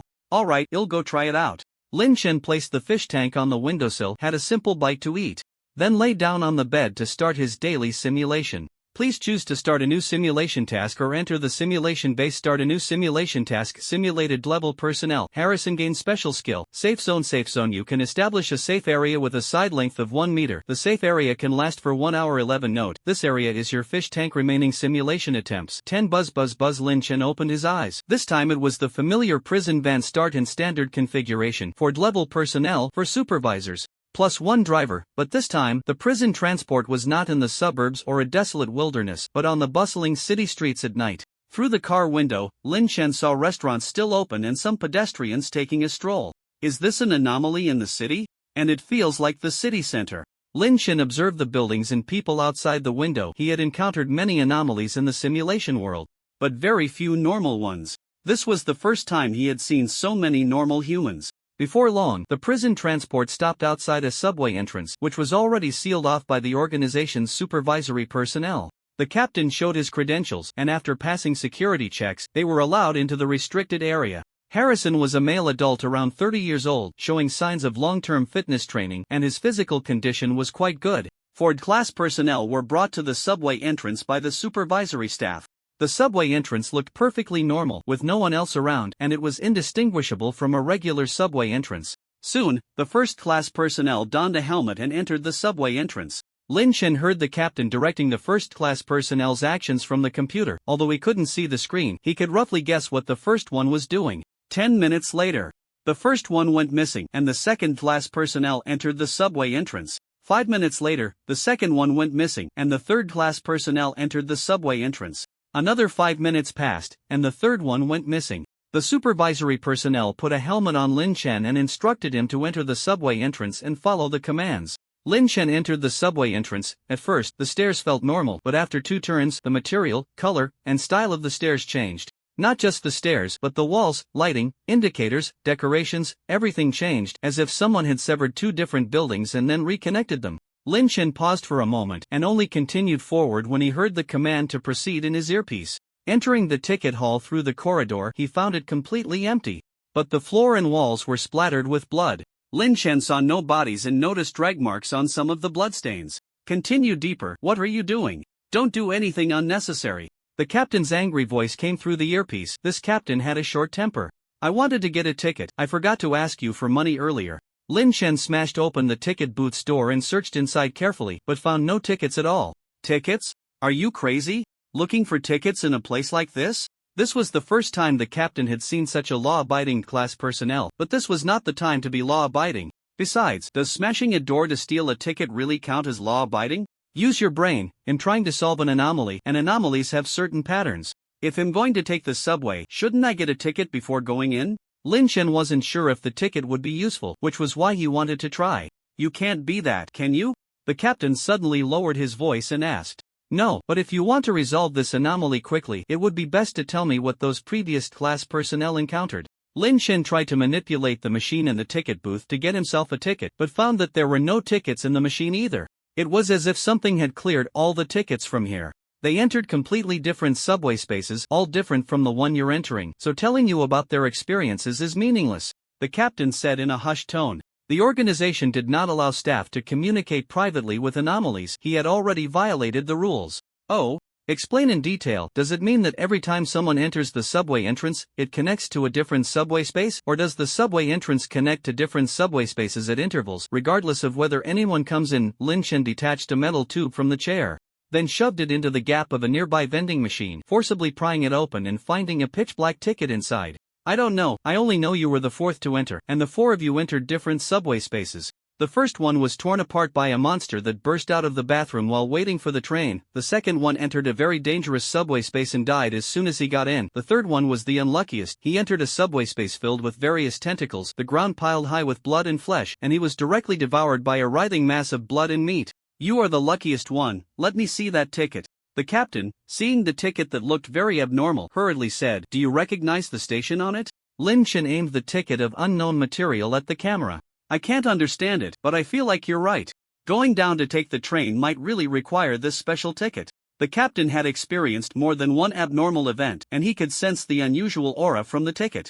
Of course I'm right. With the system's help, Lin Chen could naturally understand the meaning of the words on the ticket. The names of the two stations, Insane Asylum and Deathground, were not good places at all. Lin Chen pried open several more vending machines with the metal tube but found nothing inside. Unlike the vast emptiness, the psychic energy in this city was very thin. The concentration of psychic energy in the subway space was slightly higher, but still limited. In this environment, Lin Chen couldn't even use runes with his current body. He could only rely on brute force to confront the vending machines. After failing to find any other tickets, Lin Chen carefully searched the ticket hall again, but unfortunately, there were no gains. He had no choice but to continue forward with the ticket in hand. The ticket gate did not react to the ticket, so Lin Chen crossed the gate and descended the stairs, entering the platform. There were no protective devices on either side of the platform, allowing passengers to freely enter the subway lane. At both ends of the platform were a restroom and a staff lounge. In the center of the platform was a row of orange plastic benches where a man in military uniform was sitting, gesturing to Lin Chen, warning him not to make a sound. Not one of us, I haven't seen that military uniform before. Be careful, the captain whispered. Lin Chen quietly approached the bench and discovered that the man was chained to it like a bicycle. His right leg had been severed at the thigh, the wound haphazardly wrapped in dirty dark red bandages. Hurry up, there's a madman in the lounge, don't make a sound, or it's over. The man leaned close to Lin Chen's ear and whispered. As he spoke, the man frequently turned his head towards the staff lounge, fearing that the madman would burst out from inside. Don't rush, who are you? Why are you here? Lin Chen leaned close to the man's ear and asked quietly. I'm a soldier from the military. Our team entered the subway station to investigate an abnormal event. Everyone else is dead and I'm the only one still alive. Who are you? The man then noticed that Lin Chen's clothes looked a bit strange. I'm and class personnel sent in to scout. Last question, did you come straight here, or did you take the subway to get here? In the man's terrified gaze, Lin Chen suddenly raised his elbow, forcefully using his bone to block a chop coming from the diagonal back. The attack came too suddenly and there wasn't much he could do. The sharp axe blade severed half of Lin Chen's right elbow and his forearm began to tremble uncontrollably, blood spraying onto the orange plastic chair with the shaking. Before the fire axe fell again, Lin Chen grabbed his trembling right forearm and rolled forward. The fire axe shattered the plastic chair back and Lin Chen barely managed to get up, only then seeing what had attacked him from behind. It was a burly man dressed in firefighting gear and wearing a helmet, nearly 2 meters tall, giving him an imposing presence. Lin Chen stared at the burly man, who seemed to possess some ability to move behind others. By the time he sensed the tall figure looming behind him, it was already too late. The burly man did not rush to continue attacking Lin Chen. Instead, he let out a deep, muffled laugh, reaching down with one hand to grab the head of the man hiding beneath a plastic chair, pulling him out from below. Ah ah ah ah ah. The man cried out in panic, trying to pry open the burly man's large hand that was gripping his head, but no matter how he struggled, that hand remained firmly fixed on him. The burly man slowly crushed the man's head. The man's screams echoed on the platform until his head was completely smashed, granting him final relief. The burly man gradually stomped on the man's corpse, his eyes fixed on Lin Chen, slowly turning his head while making grinding noises with his teeth. Lin Chen wrapped his upper arm with his prison uniform to stop the bleeding. His right arm was already useless, leaving him to watch the burly man unleash his violence. Come back first, I'll prepare weapons for you to take down this scum. The captain's angry voice came through the earpiece. Lin Chen did not respond, let alone going back. Any movement he made now would risk being killed by the burly man. Harrison's body was overpowered in both strength and speed by the burly man, who could teleport, and he had lost his dominant hand. Even Lin Chen, in this situation, had no room to resist and could only think of ways to survive. As long as he could hold out until the train arrived, Lin Chen would have a glimmer of hope. As for this monster, when the next simulation came, Lin Chen would show it what true brutality was. Wait a moment, the next batch of class personnel is about to arrive. They'll send them to deliver a batch of weapons to you. Forget it, to hell with the rules, I'm going down now. Hold on. The captain suddenly shouted. No need, I can handle it, Lin Chen replied without losing focus. The burly man suddenly vanished and the tall shadow holding an axe appeared right in front of Lin Chen. Really? Your ability. Lin Chen rolled to the side to dodge the axe blade and suddenly, a series of crackling sounds came through the earpiece, the captain's voice breaking up. A few seconds later, communication was completely cut off. The burly man followed Lin Chen at a leisurely pace. It did not continue to disappear. The heavy footsteps echoing on Lin Chen's shadow stretched by the light. Lin Chen forcefully exchanged air in his lungs. The platform was that small, with the stairs to the upper level behind the burly man. If he didn't do something soon, he would be cornered by the burly man. Even in this situation, Lin Chen did not give up thinking. Its teleportation might have a skill cooldown. Is the interval between two teleports 1 minute? No, it could be shorter. What to do now? Facing it heat is hopeless, and the train's arrival time is uncertain. I'm running out of stamina. I can only last another half a minute before getting injured again. Just as Lin Chen was pondering, he felt a slight tremor beneath his feet. The train was about to arrive. Not only that, Lin Chen suddenly noticed that the concentration of spiritual energy around him had increased slightly. So the communication cut off because they changed locations above? Unfortunately, the concentration of spiritual energy is still not high enough. The burly man also noticed the speeding train. It no longer toyed with its prey and charged towards Lin Chen. Lin Chen ran along the edge of the platform towards one side. As long as the burly man didn't teleport, he could board the train at the end of the platform. The burly man noticed this situation as well. It would not allow its prey to slip away. Lin Chen focused, calculating the time, calculating the speed of the train and himself. At the moment the burly man vanished, Lin Chen suddenly stopped and turned to the right, giving a middle finger behind him. The burly man appeared diagonally behind Lin Chen, and the rushing train arrived just in time, crashing mercilessly into it. The burly man was sent flying, landing on the tracks where the train ran over him from head to toe. Listening to the burly man's miserable cries, Lin Chen curled his lips into a smile, waving goodbye to it. Lin Chen wasn't even sure if this would succeed, because he didn't understand the principle of the strong man's teleportation. If the strong man simply moved to a certain position, he would have to wait to die and restart. Fortunately, the strong man displaced using a target as a coordinate. Next was the direction. The strong man could appear in front of Lin Chen or behind him. If Lin Chen turned the wrong way, the strong man would appear behind him, while in front of him was a speeding train. With a 12 probability, Lin Chen guessed right. In the previous two teleportations, the strong man appeared both behind and in front of Lin Chen, but the difference was that Lin Chen was injured when the opponent appeared behind him. So Lin Chen bet that he would move behind him. After all, he's just a coward who doesn't dare to show his face. Even with powerful strength, it's still nothing. In the moment a decision needs to be made. Instinct will decide everything. If Lin Chen had to choose, without the train, he would definitely move in front of the opponent, as it would make it harder for the opponent to dodge during an attack. The train stopped at the platform, and Lin Chen didn't rush to board but first searched the staff lounge. The strong man was crushed by the train. He could easily wait for the next train to arrive before boarding. The walls of the lounge were covered with various human parts, including a thigh that was still dripping blood. Lin Chen found a rusty machete and a pitch-black ticket in the lounge. The ticket read, "Asylum stomach. What kind of ridiculous station is this? I'm starting to feel a bit hungry." Leaving the lounge, the train had already left. Lin Chen checked the bodies of the strong man and the man, finding another pitch-black ticket on the strong man. Asylum, silent place. This doesn't feel very safe either. Putting away the ticket, Lin Chen explored the restroom, where he found a roll of brown bandages. He used the bandages to treat his elbow and sat on a bench waiting for the train to arrive. At this moment, the psychic energy concentration on the platform gradually increased. Lin Chen glanced at the stairs. He should be able to reach another world from the subway entrance if he left the subway station now. Forget it. What if it switches to another station when I go out? Besides, it might not be safe outside. Lin Chen thought he would first look for a solution to the anomalies on the train, and if that didn't work, he would go to other stations. However, he already had some ideas. Constantly switching stations, trains, tickets, strong men. Maybe I need to take the train to find the station belonging to the simulation world and resolve the anomalies there. Then if the station returns to the simulation world, leaving from the exit should solve this anomaly event. But what if the station doesn't go back? Surely I can't be the one to resolve all the anomalies? How many stations are there in total? If I need to return all the stations here, that would be troublesome. But the anomaly at this station has already been resolved by me. It seems there are no changes here. Could it be because I didn't enter from this station's entrance? Or am I completely wrong? Lin Chen felt a bit of a headache. Just looking at the station names made him not want to get off at those stations.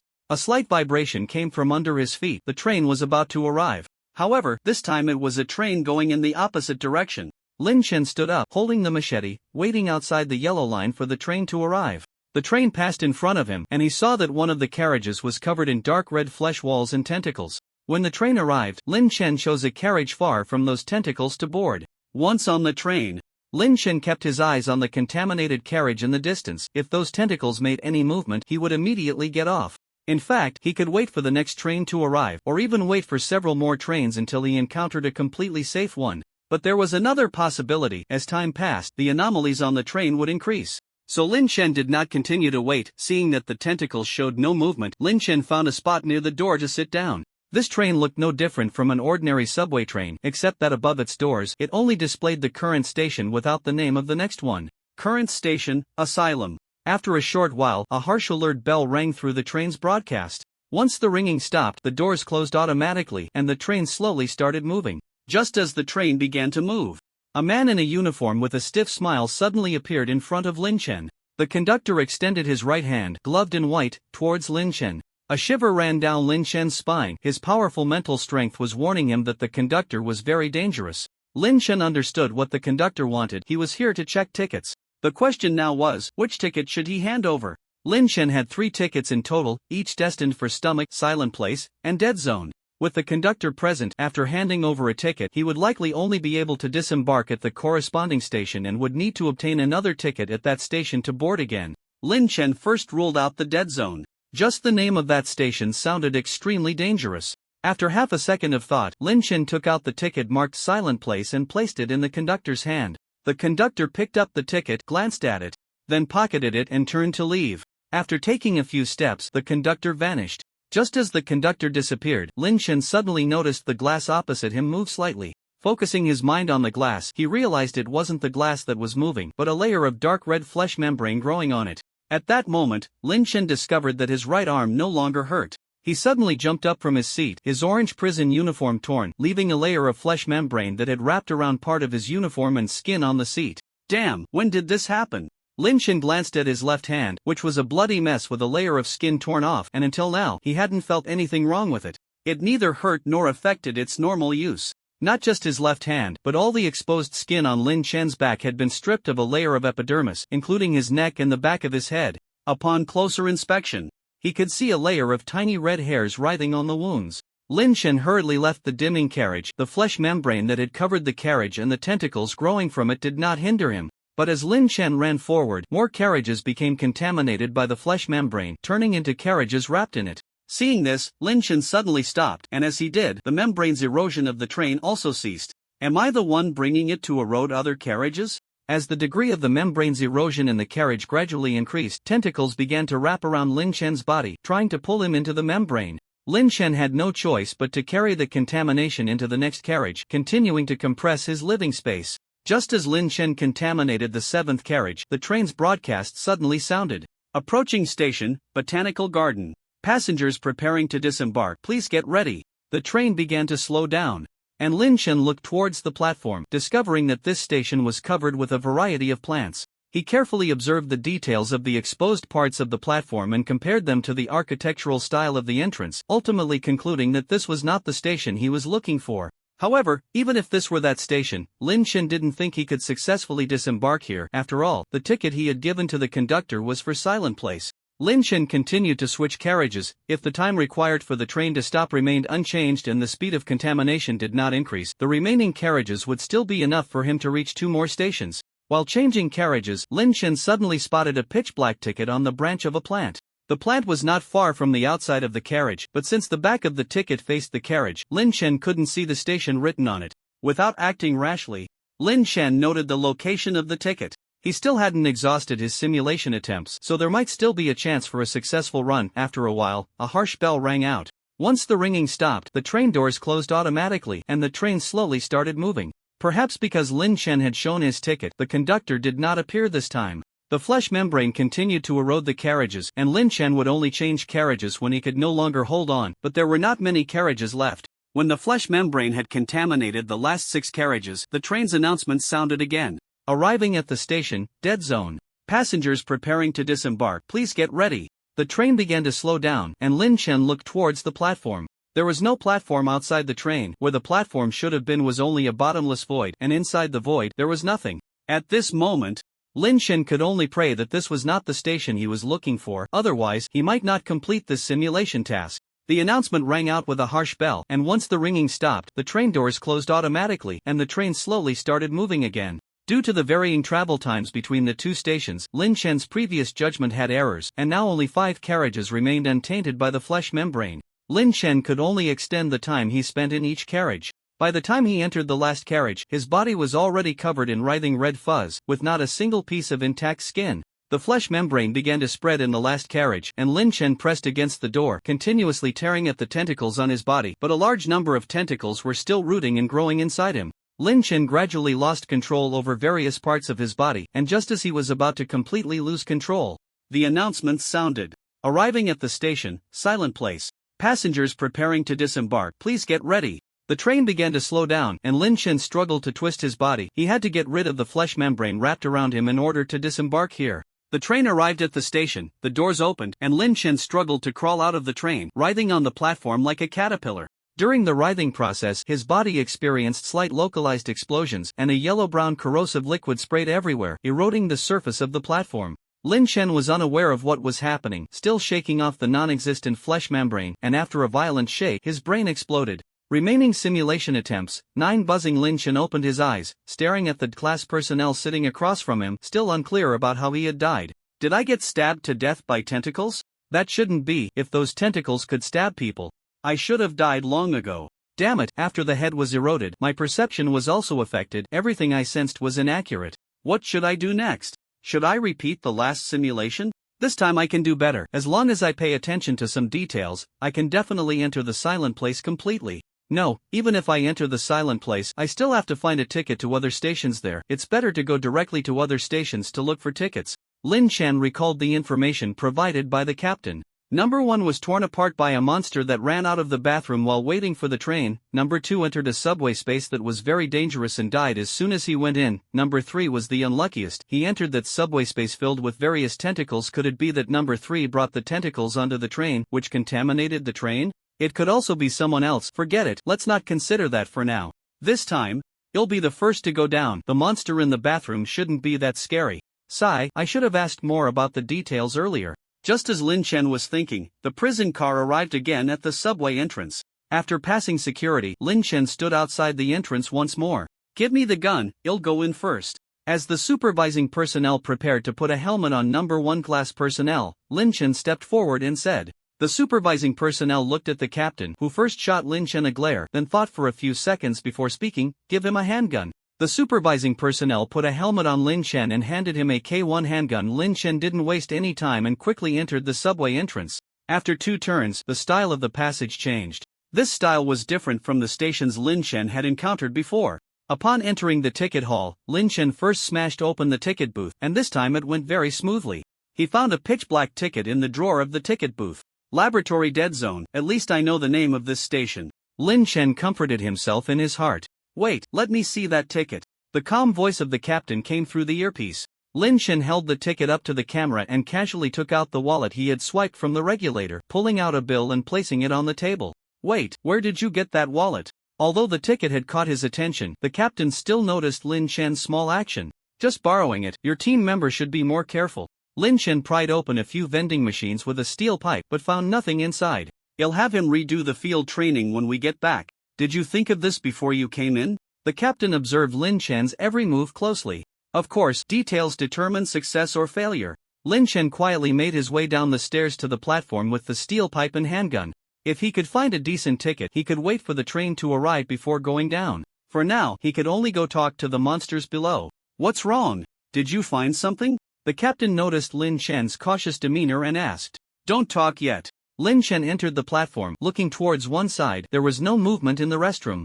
The laboratory platform was structurally similar to the asylum platform, except there was no row of plastic chairs. Lin Chen stealthily approached the staff lounge, and the door was unlocked. Until Lin Chen entered the lounge, the restroom remained quiet. The lounge was filled with various experimental reports. Lin Chen glanced over them, noting that these reports had nothing to do with the monsters and seemed to be about some kind of anomalous phenomenon. Wait, let me see that experimental report. The third document from the right in the 4th row on the left wall. The captain suddenly said. Lin Chen took the report and aimed it at the camera. More than half of the report was taken up by an image, which seemed to be hand-drawn by someone and then printed. The drawing was very abstract, and even Lin Chen couldn't understand what was being depicted. Fortunately, he could read the text beside it. After entering the 4th stage, the infected claimed to have seen a monster that could not be described in words. The experimenters asked the infected to draw the image of the monster. The infected initially refused, then screamed in some unknown language, and finally fell silent and drew the image. 2 days after drawing the image, the infected died. Appendix Recording 44 Appendix Image 124 Upon autopsy, the experimenters found various unknown bacteria in the infected's body. The infected died from rapid multi-organ failure, and no connection between the unknown bacteria and organ failure has been found yet. Lin Shen held the report and began searching for the ticket. This report gave him a very bad feeling, and now he just wanted to find the ticket quickly and leave this station on the train. How could this be? It shouldn't be, the captain muttered to himself. Can you understand this report? Or have you seen what's in the image? Lin Chen immediately asked. Put down the report and leave here as soon as possible. Don't look at any other images, the captain said in a deep voice. I understand. Lin Chen tossed the report aside and continued searching the lounge, finally finding the ticket tucked inside one of the reports. Laboratory Botanical Garden. With the ticket in hand, Lin Chen left the lounge, feeling a tremor underfoot. The train was about to arrive. The restroom still showed no signs of life. It was as if there was no monster capable of tearing apart the number 1 class personnel at all. Lin Chen didn't think the captain would lie to him. What exactly had torn apart that number 1? This thought made Lin Chen feel an impulse to take a look in the restroom. The train is you. The captain's voice crackled through the earpiece, and a few seconds later, the communication was cut off. The captain's words interrupted Lin Chen's impulse. He tugged at his hair forcefully, and amidst his rapid breathing, he forced himself to step onto the train. It wasn't until the train started moving that Lin Chen managed to suppress the urge to get off and check the restroom. The conductor appeared before Lin Chen, extending a hand towards him. Taking out his ticket, Lin Chen suddenly became curious about what would happen if he didn't give the conductor his ticket. The conductor slowly approached Lin Chen, who was hesitating to hand over the ticket. His body gradually elongated, and a slender shadow began to envelop Lin Chen entirely. Here, Lin Chen struggled to place the ticket in the conductor's hand. After receiving the ticket, the conductor took a step back, his body returning to normal, glanced at the ticket, and then turned to leave. What is wrong with me? Have I been infected by some kind of bacteria from the lab? Right, there are documents in the lounge. As long as I can see those documents, you'll know what's happening to me. So I need to get off the train quickly, get back to the lab station as soon as possible. No, I can't go back. I have to get off at the botanical garden, or else. Or else what? Should I try it out? A flood of chaotic thoughts crowded Lin Chen's mind, causing various impulses that made it hard for him to think clearly. Lin Chen stood up and walked towards the train door, then suddenly stopped and sat back down. Just as he sat down, he got up again and walked towards the door, repeating this process over and over. On his 103rd time sitting down, the announcement came on. Approaching the station, stomach. Passengers preparing to disembark, please get ready. The train began to slow down, and Lin Chen stood up to look at the platform, which was filled with flesh membranes and tentacles, with writhing masses of flesh everywhere. So this is the stomach. Will I be contaminated in the train? Should I try getting off at another station to see what happens? Lin Chen stood at the train door, feeling the urge to get off, but the remnants of his rationality prevented him from acting on it.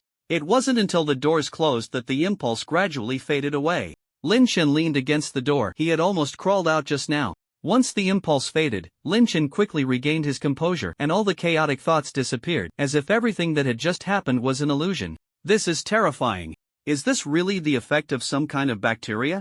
It feels more like some sort of mental influence. Lin Chen sighed in relief, stood up to return to his previous seat, only to find someone else sitting there. A beautiful girl in a white dress occupied the spot, her smooth black hair cascading down her back onto the seat.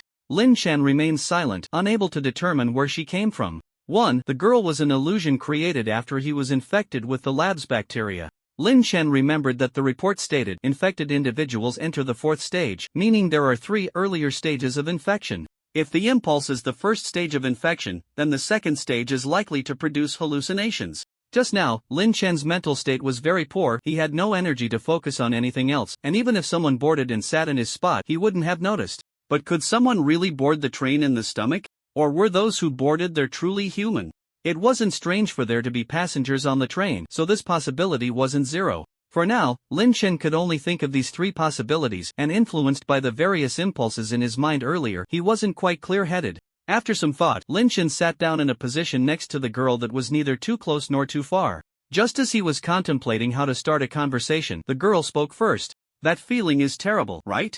Very few people can fully endure the 1st stage. After all, most impulses driven by curiosity aren't good. The girl's voice was pleasant, instilling a sense of reassurance in those who heard it. So you are my illusion? Does the 2nd stage only produce hallucinations? Lin Chen couldn't help but take another look at the girl. His hallucination was quite beautiful.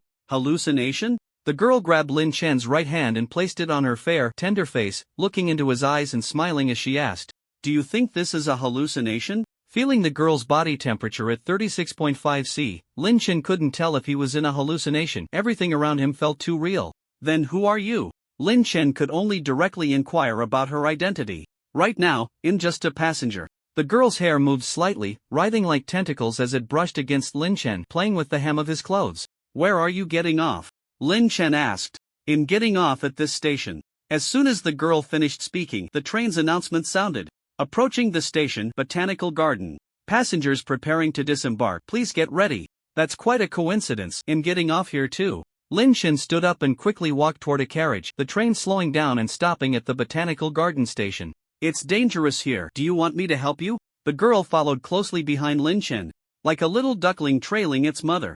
"No need." Lin Chen hurriedly exited the carriage, retrieving a ticket from the branch of a plant, then quickly returned to the carriage. The entire process took less than 2 seconds, and the surrounding plants showed no reaction, as if they were just ordinary plants. Back in the carriage, Lin Chen finally had time to look at the station on the ticket. Botanical Garden Restaurant, another new station. That's fine, as long as it's not a dead end, I can accept it. Lin Chen found a seat with his ticket and the girl naturally sat down next to him. "Aren't you getting off here?" With the ticket successfully in hand, Lin Chen felt much more relaxed. "Are you sure you want to use this ticket? The restaurant is not a good place." The girl did not answer Lin Chen's question. "What's in the restaurant?" Lin Chen habitually gathered information. "If you want to go back, it's best to get off here and find another ticket. Get off. And I will help you." The girl still did not answer Lin Chen's question. Lin Chen looked at the girl. He still hadn't figured out her intentions. "Zzzzzzzzzzz, hey, can you hear me?" After a burst of static, the captain's voice came through the earpiece. "Yes." Lin Chen didn't expect the communication to connect. "Great, finally connected. Did you see a hallucination?" the captain suddenly asked. "I don't know if what I saw was a hallucination." Lin Chen dodged the girl's hand reaching for the earpiece and said, "Listen, don't trust what your eyes see, and don't trust strangers who suddenly appear in your line of sight. They are all part of the anomaly, trying to gain your trust and then lead you to make dangerous decisions," the captain said seriously. "What you're saying is useless. Even if you didn't say it, I wouldn't trust a stranger. You might as well tell me what's in the restaurant." Lin Chen took off the earpiece and continued into the microphone. "Now I'm giving you a chance. Tell me what's in the restaurant. Maybe you'll trust you." "How do you know I'm not the captain?" The voice in the earpiece became sharp and strange. "I don't know, and I don't care." After being infected with the virus, Lin Chen equally suspected everyone. Lin Chen threw the earpiece on the ground and crushed it. He didn't want anyone whispering in his ear while exploring the station later. The train started again, and the conductor appeared once more. After taking Lin Chen's ticket, the conductor turned and disappeared, completely ignoring the girl sitting next to him. Just as Lin Chen was pondering the relationship between the captain and the girl, heavy footsteps gradually approached the carriage. Lin Chen looked in the direction of the footsteps, and a burly man in firefighting gear and a helmet appeared in his line of sight. The burly man vanished. Lin Chen hurriedly left his seat, and the next second, a fire axe landed on his seat. The burly man turned to look at Lin Chen. Letting out a strange laugh, Lin Chen turned and ran. He didn't want to engage in close combat with the burly man in such a narrow space. However, he had barely taken a few steps when a scream erupted behind him. Lin Chen turned back to find the compartment covered in a fleshy membrane, with a monster made of blood and flesh sitting in a seat, numerous tentacles sprouting from its body and piercing into the burly man's flesh. A chilling crunching sound filled the air, and a few seconds later, the tentacles withdrew from the burly man's body, leaving only a layer of skin as he collapsed onto the fleshy membrane, which gradually consumed him. The blood and flesh monster turned its head and let out a low growl at Lin Chen, who wisely turned away, no longer wanting to perceive what was happening behind him. "It's over." After a while, a reassuring voice from the girl came from behind. Lin Chen turned around. The compartment had returned to its original state. The red fleshy membrane and writhing tentacles had vanished, and the girl sat in her original position as if nothing had happened. Only the shattered seat and the fire axe lying nearby could testify to the murder that had just occurred. Lin Chen sat down beside the girl, and her long, dark hair crept onto him, wrapping around his arms and thighs. What was that just now?" Lin Chen didn't believe the burly man was a madman from the asylum. The train hadn't stopped at the asylum at all. If the burly man had been on the train before, he would have come over long ago. Moreover, the real burly man should be dealing with the military uniformed man at the asylum station now. "The third phase has already begun. Your time is running out," the girl said calmly, looking at Lin Chen. "I understand. Is this the third phase?" Lin Chen didn't care. He still had 9 simulation attempts left. This pathogen was indeed dangerous, but as long as he died once, he could eliminate its effects. You don't understand, once the fourth phase begins, everything will be over. At that point, struggling will be meaningless. The girl took Lin Chen's left hand and placed it on her face. She didn't know how to make Lin Chen trust her, so she could only use this action to gain his trust. How much time do I have left? Lin Chen didn't want to wait until the fourth phase of the disease. The third phase will enter the fourth phase after 4 appearances of the anomalous entity. The girl extended 4 fingers and then retracted 2. I understand. Lin Chen planned to commit suicide when the next anomalous entity appeared. Rather than waiting for the fourth one, he couldn't be sure if the girl herself was part of the anomalous entity. The train's announcement sounded. Approaching station, restaurant. Passengers preparing to disembark, please get ready. Lin Chen stood up and moved to the door, with the girl following closely behind. As the train arrived at the station, various dining tables were set up on the platform outside, adorned with white tablecloths and various utensils, each table attended by a smiling waiter. Lin Chen observed the platform carefully. From the decor, it was clear this was not the station he was looking for. Once the train stopped, all the waiters simultaneously turned their attention to Lin Chen, smiling at him as they awaited the guests to dine. The train doors opened. Lin Chen stepped onto the platform, with the girl following him. A waiter standing by a square table pulled out a high-backed wooden chair, inviting Lin Chen to sit. Lin Chen uncontrollably sat down in the chair, and the waiter tied a napkin around him. Once prepared, the waiter turned and walked toward the kitchen. The girl curiously looked at the utensils and tugged at Lin Chen's napkin. Do you want to sit down and eat? Lin Chen asked. Yes, I've never been to a place like this, the girl replied, sitting on the armrest of the high-backed chair. Hey, there are 2 of us, why is there only 1 seat? Lin Chen questioned the nearby waiter. The waiter suddenly turned to look at the girl, as if just noticing her. Other waiters also took note of the situation, exchanging glances as if communicating in some way. After their exchange, some waiters entered the kitchen, and a new waiter came to the table, helping the girl pull out a chair. Thank you. Unlike Lin Chen, the girl was not controlled but actively sat opposite Lin Chen and tied a napkin around herself. The waiter quickly served the first course. On a large white plate lay the smiling head of the previous waiter. Lin Chen picked up his knife and fork, unsure how to approach this appetizer. He had dissected many heads, but he didn't particularly enjoy eating brain, so he didn't know the proper way to consume an entire head. The girl plunged her into the waiter's brain through his ear. Then, she took the brain under the table. When she brought the back, the brain was gone. Was it good?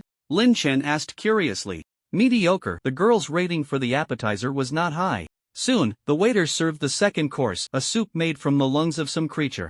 When it was placed on the table, the pale alveoli were still continuously contracting and expanding. The waiter looked at Lin Chen, who involuntarily reached out his fork toward the dish. But before the fork could touch the plate, the girl had already taken it and drunk all its contents. Was it tasty?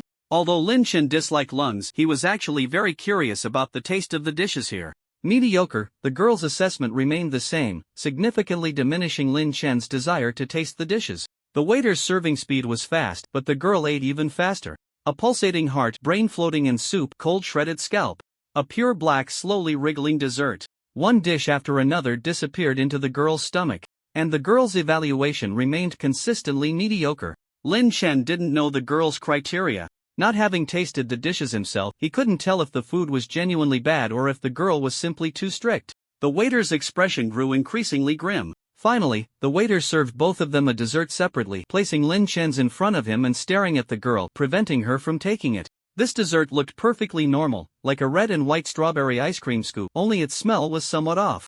Lin Chen picked up a piece of the dessert with his fork, and a strong, fishy odor flooded his nasal cavity. If he hadn't lost control of his body, he would have already thrown up. Just as Lin Chen, under control, was about to eat the dessert, a familiar figure appeared in his line of sight. The conductor pushed the waiter away from the table and walked beside Lin Chen. Lin Chen regained control of his body, but instead of pushing the dessert away, he ate it. Both the conductor and the fourth stage were very troublesome. Trying to fight them might be more problematic than simply tasting the dish and then committing suicide. As soon as he put the dessert into his mouth, Lin Chen completely lost consciousness. Remaining simulation attempts, 8. Buzz buzz buzz.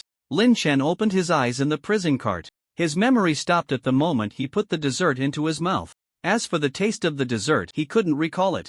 Only a slippery, fishy, and salty sensation lingered in his mouth. What exactly was that taste? I really want to try it again. Lin Chen licked his lips, feeling an impulse to visit the restaurant once more. Wait a moment, something's not right. Why would I have such a thought?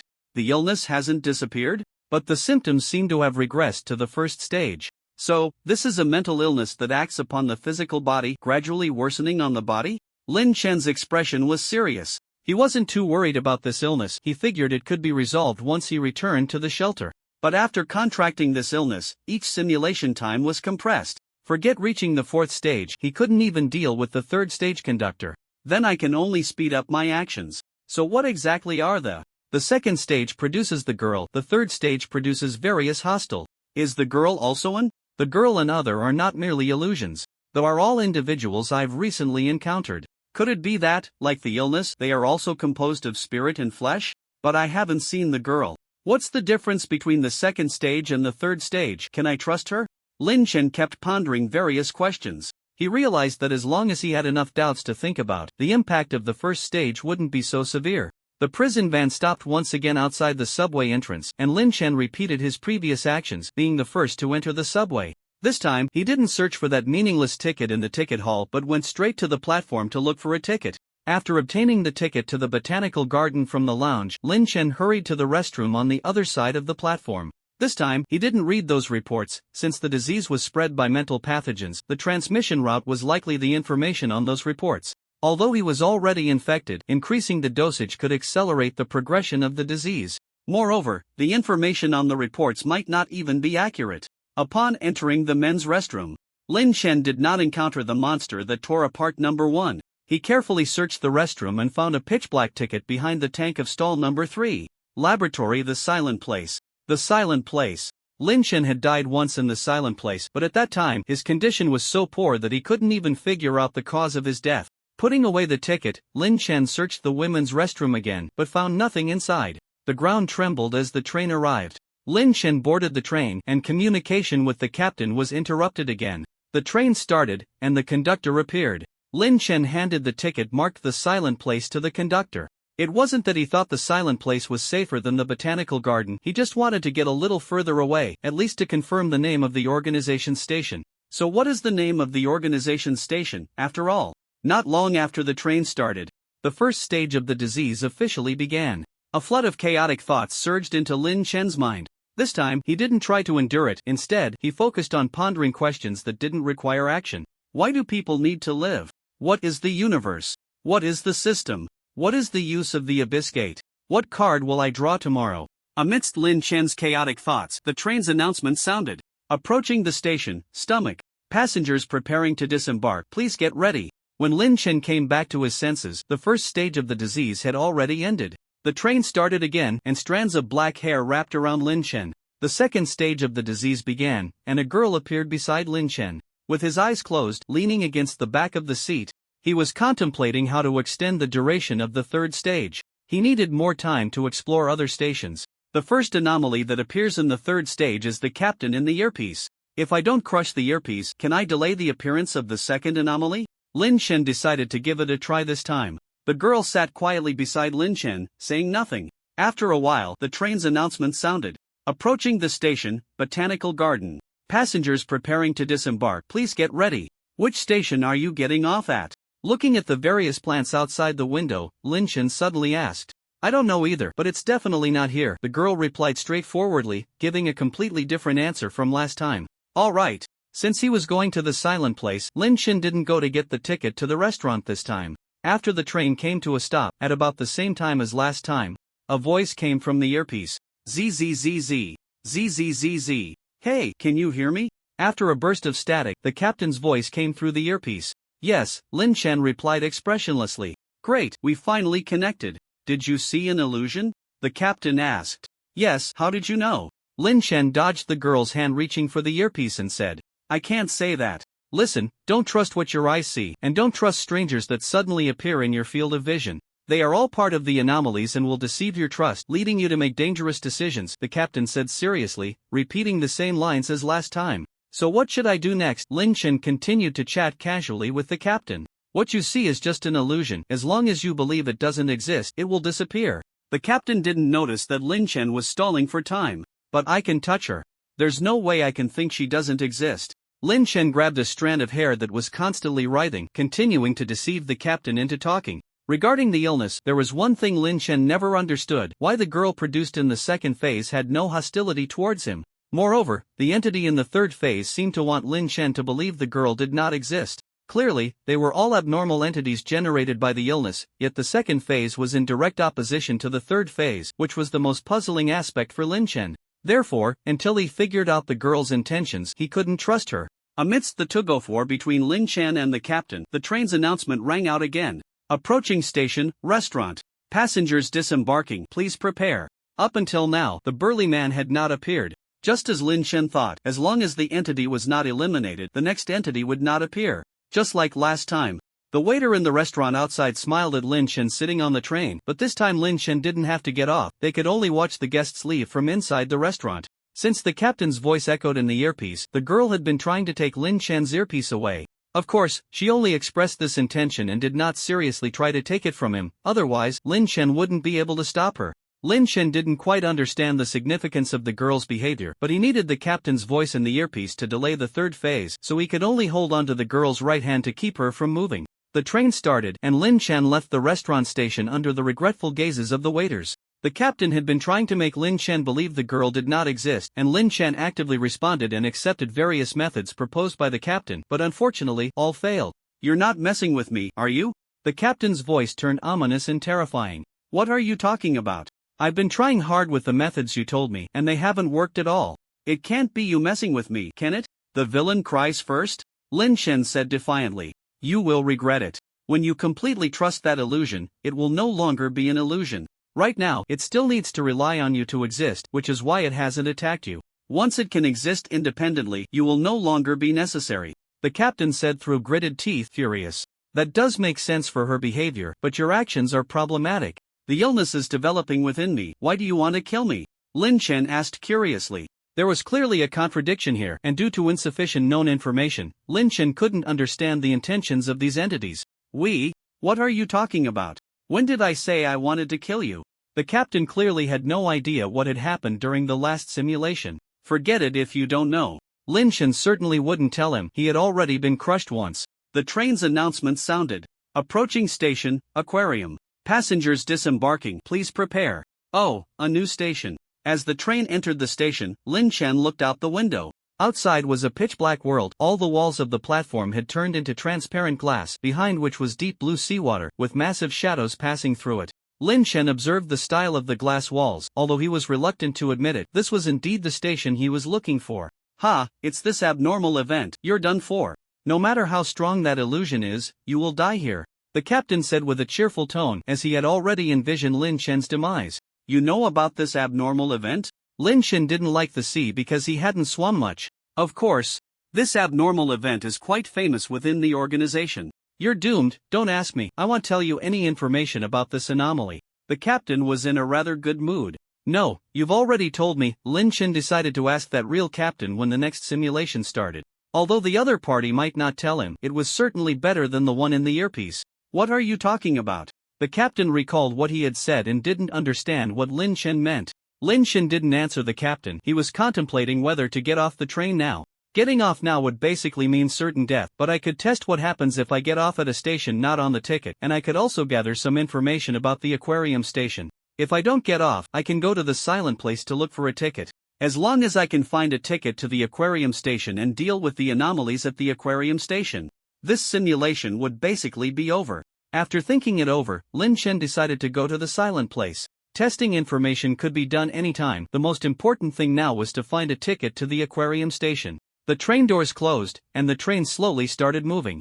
Lin Chen looked at the deep black seawater, feeling heavy-hearted. After leaving the aquarium, Lin Chen chatted with the tool captain for a while, and the announcement sounded again. Approaching the station, silent place. Passengers preparing to disembark, please get ready. Lin Chen took off his earpiece and held it in his hand. He didn't know where the danger in the silent place lay, but wearing an earpiece that could talk at any moment was definitely not a good idea. The train arrived at the station, and the doors opened. Lin Chen entered the station with the earpiece in hand, and the girl followed behind him. The silent place was very quiet, apart from the noise of the train behind him.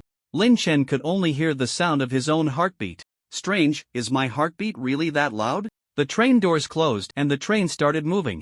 As the train left the platform, the entire world fell silent. Lin Chen was surrounded by an increasingly piercing heartbeat sound, and with each heartbeat he felt a sharp pain in his chest. You're done for. The captain's harsh voice came through the earpiece, and before Lin Chen could react, the earpiece shattered. Fragments of the earpiece fell on Lin Chen, and where they collided, a slight explosion occurred. Lin Chen covered his chest, adjusting the frequency of his heartbeat through his breathing, then quietly walked towards the staff lounge on the side of the platform. But moving quietly didn't mean completely silent. A slight sound of footsteps emerged, and Lin Chen felt a sharp pain in the soles of his feet. Not only that, the sounds of skin rubbing against clothing, breathing, blood flowing, internal organs moving, and bones grinding, various sounds amplified in Lin Chen's ears, and the pain spread throughout his body. It was one thing for his skin and bones to feel sharp pain, but internal organs experiencing pain was very dangerous. Lin Chen struggled to move his body, not knowing how much longer he could hold on. This wasn't even the most troublesome part. The earpiece was already shattered, and he had to leave before the strong man appeared. The girl was also moving slowly. She headed towards the restroom on the other side of the station to help Lin Chen look for a ticket.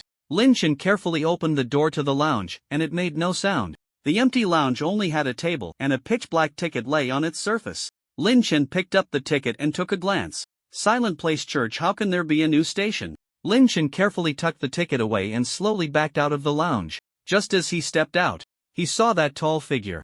The strong man was clearly also affected by the silent place, but his physical condition was quite good. As long as he didn't make a loud noise, he wouldn't die anytime soon. Lin Chen walked to the edge of the platform, and the strong man had already cornered him into a dead end on the platform. The only way to bypass the strong man and meet up with the girl was to jump off the platform. But jumping off would make a sound, and if the noise was too loud and injured Lin Chen's legs, he would have to restart. So Lin Chen could only crawl down the platform little by little. The strong man saw Lin Chen lying at the edge of the platform and instantly vanished from his spot. Sensing the strong man's disappearance, Lin Chen exerted force with his left hand, turning around at the edge of the platform, shifting from lying down to leaning back against the edge. The strong man fell into the tunnel. A tremendous sound shattered his legs, and then he collapsed to the ground, emitting various noises, suffering a series of explosive injuries. Lin Chen crawled back to the platform. He had just used his left elbow to prop himself up on the platform to prevent any other parts from making noise, but now he could no longer feel his left elbow. Lin Chen lay at the edge of the platform, slowly using his sleeve to soak up the blood in his mouth.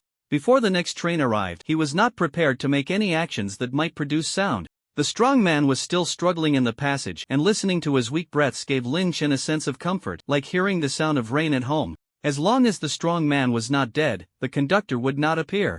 Of course, this situation would not last long. The strong man was about to die, and when the conductor appeared, it would be Lin Chen's time to die. Moreover, Lin Chen's condition was poor. His body was suffering from continuous damage, and some of his fragile organs were on the verge of necrosis. Even without an enemy appearing, he wouldn't last long. The girl slowly moved to Lin Chen's side, hesitated for a moment, and then handed him a pitch-black ticket. The Silent Place Aquarium. Lin Chen took the ticket, feeling that he could die now.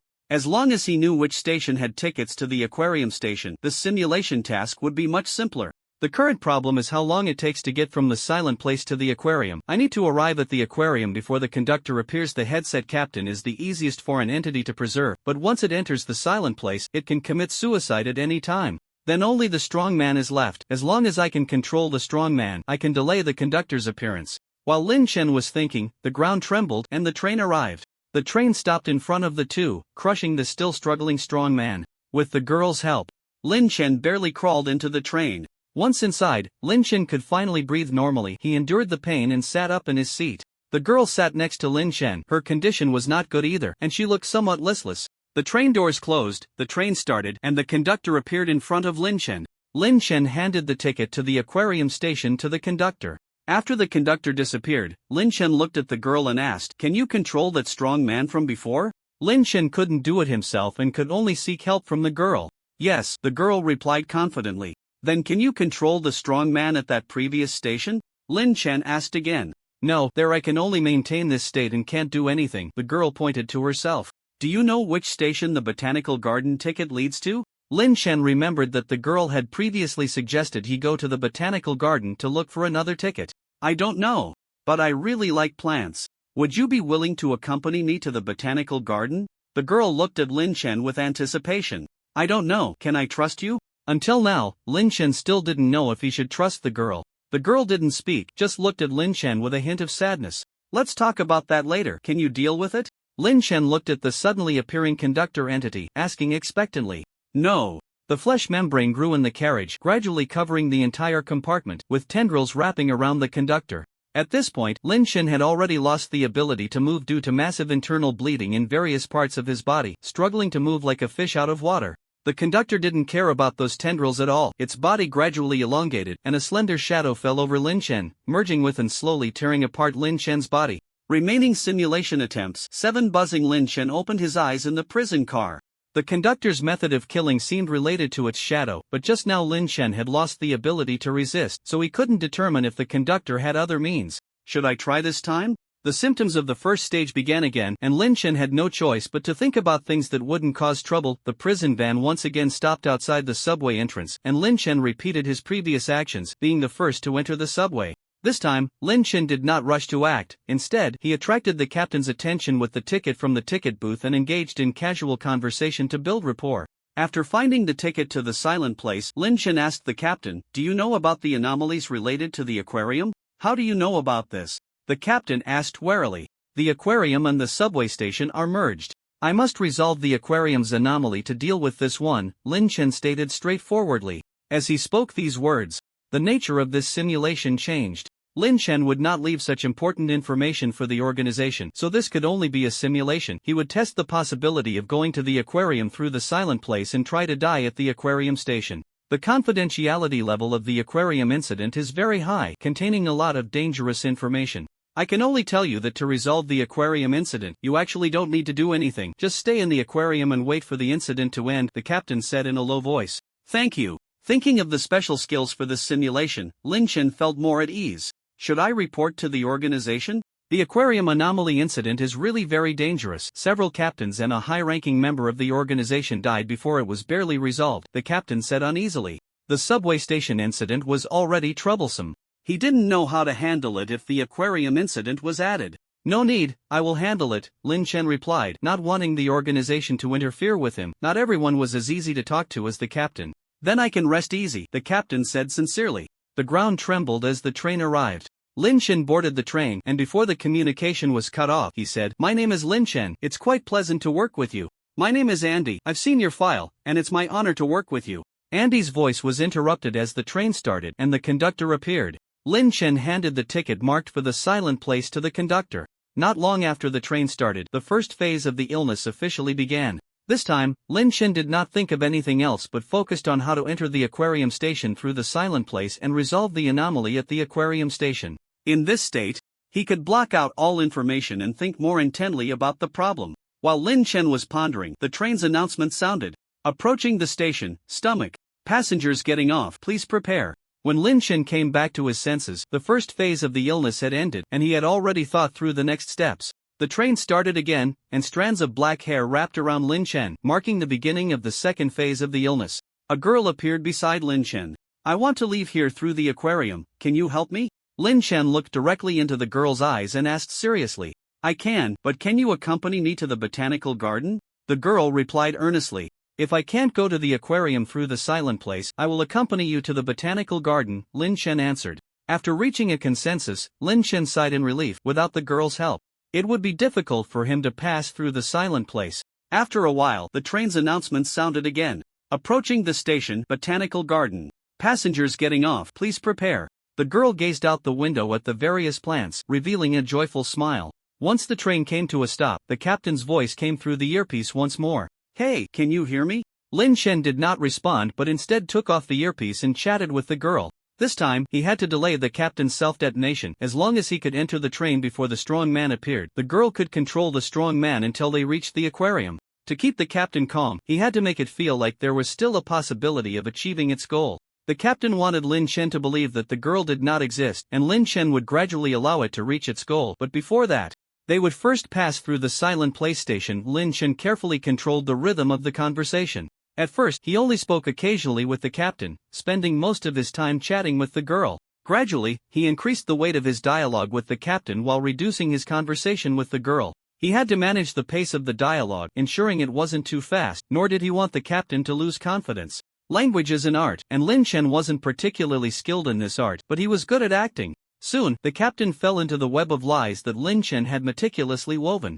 During the process of spinning these lies, the train passed the dining car and the aquarium, heading straight for the silent place. The captain felt he was on the verge of success, but just before he could achieve it, the train's announcement rang out again.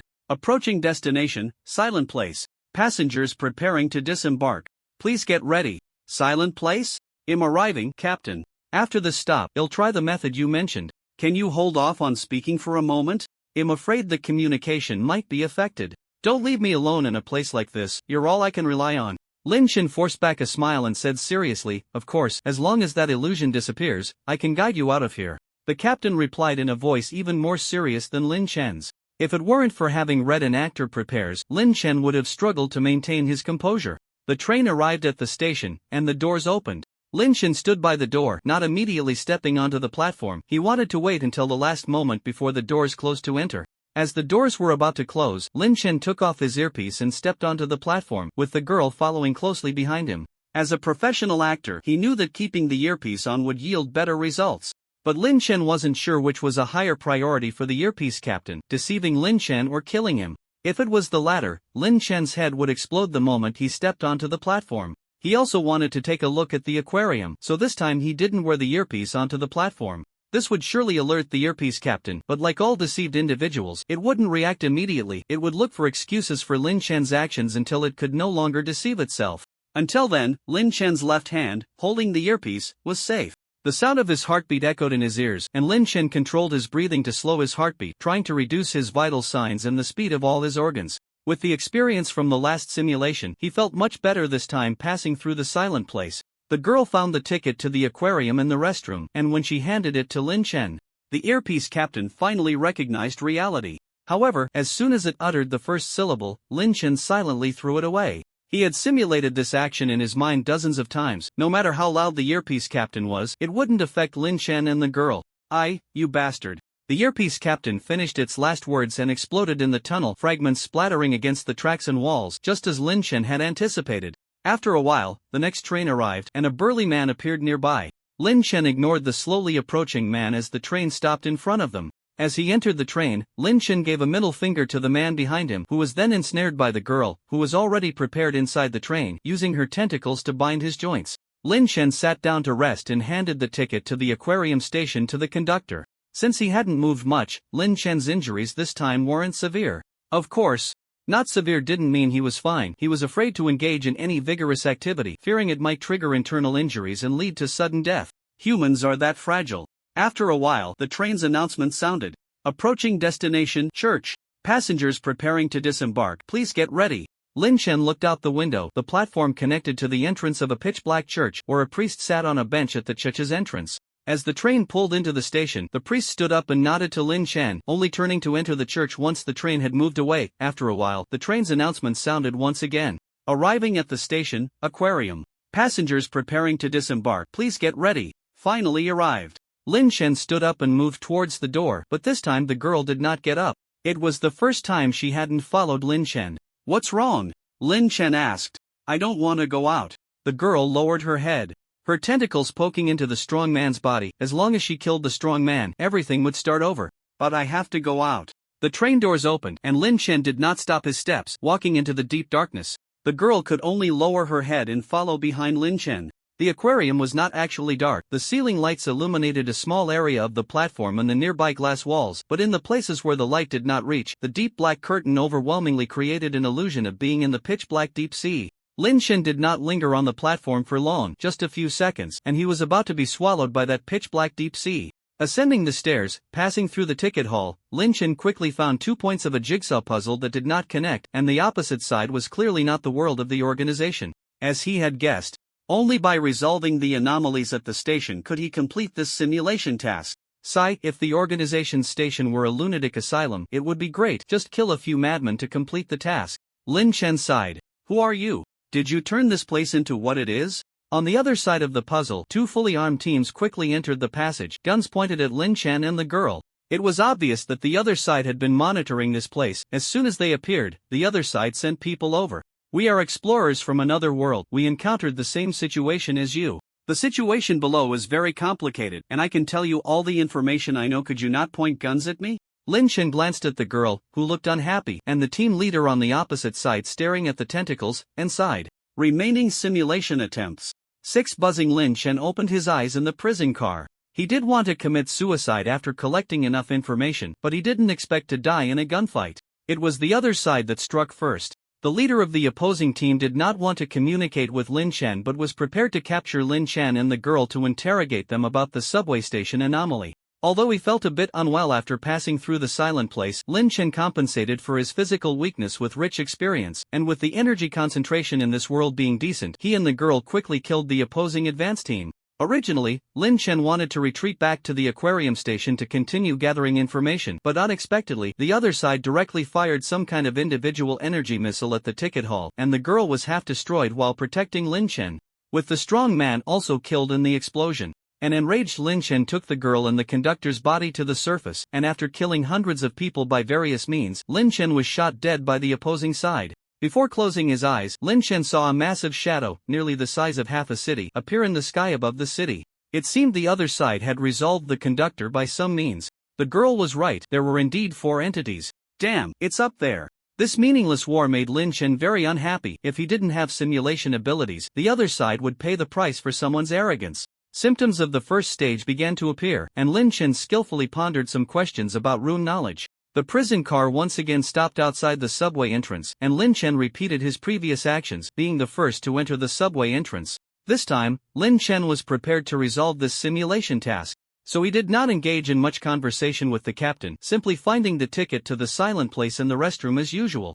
After that, Lin Chen repeated the operations from the last simulation, meeting the girl, tricking the headset captain, capturing the strong man, and finally arriving smoothly at the aquarium station. Lin Chen found a spot to sit on the side of the stairs leading to the ticket hall and gestured for the girl to sit next to him. The girl obediently hugged her legs and sat beside Lin Chen, the two leaning against the wall on the side of the stairs, gazing at the pitch-black sea behind the glass wall. Just staying on the platform, Lin Chen could feel an indescribable sense of oppression. If it weren't for his strong mental fortitude, he would have already collapsed. Before being overwhelmed by the sea, Lin Chen used a special skill, the safe zone. He established a 1-meter cube safe zone around him, and the feeling of oppression instantly vanished, making the outside sea appear less terrifying. In fact, Lin Chen could have expanded the safe zone. After all, there are many geometric structures with a 1-meter edge, and he could have set the safe zone on the stairs near the ticket hall. However, after thinking for a while, he ultimately abandoned those ideas. Expanding the safe zone could potentially reduce its strength, and a cubic safe space was already sufficient.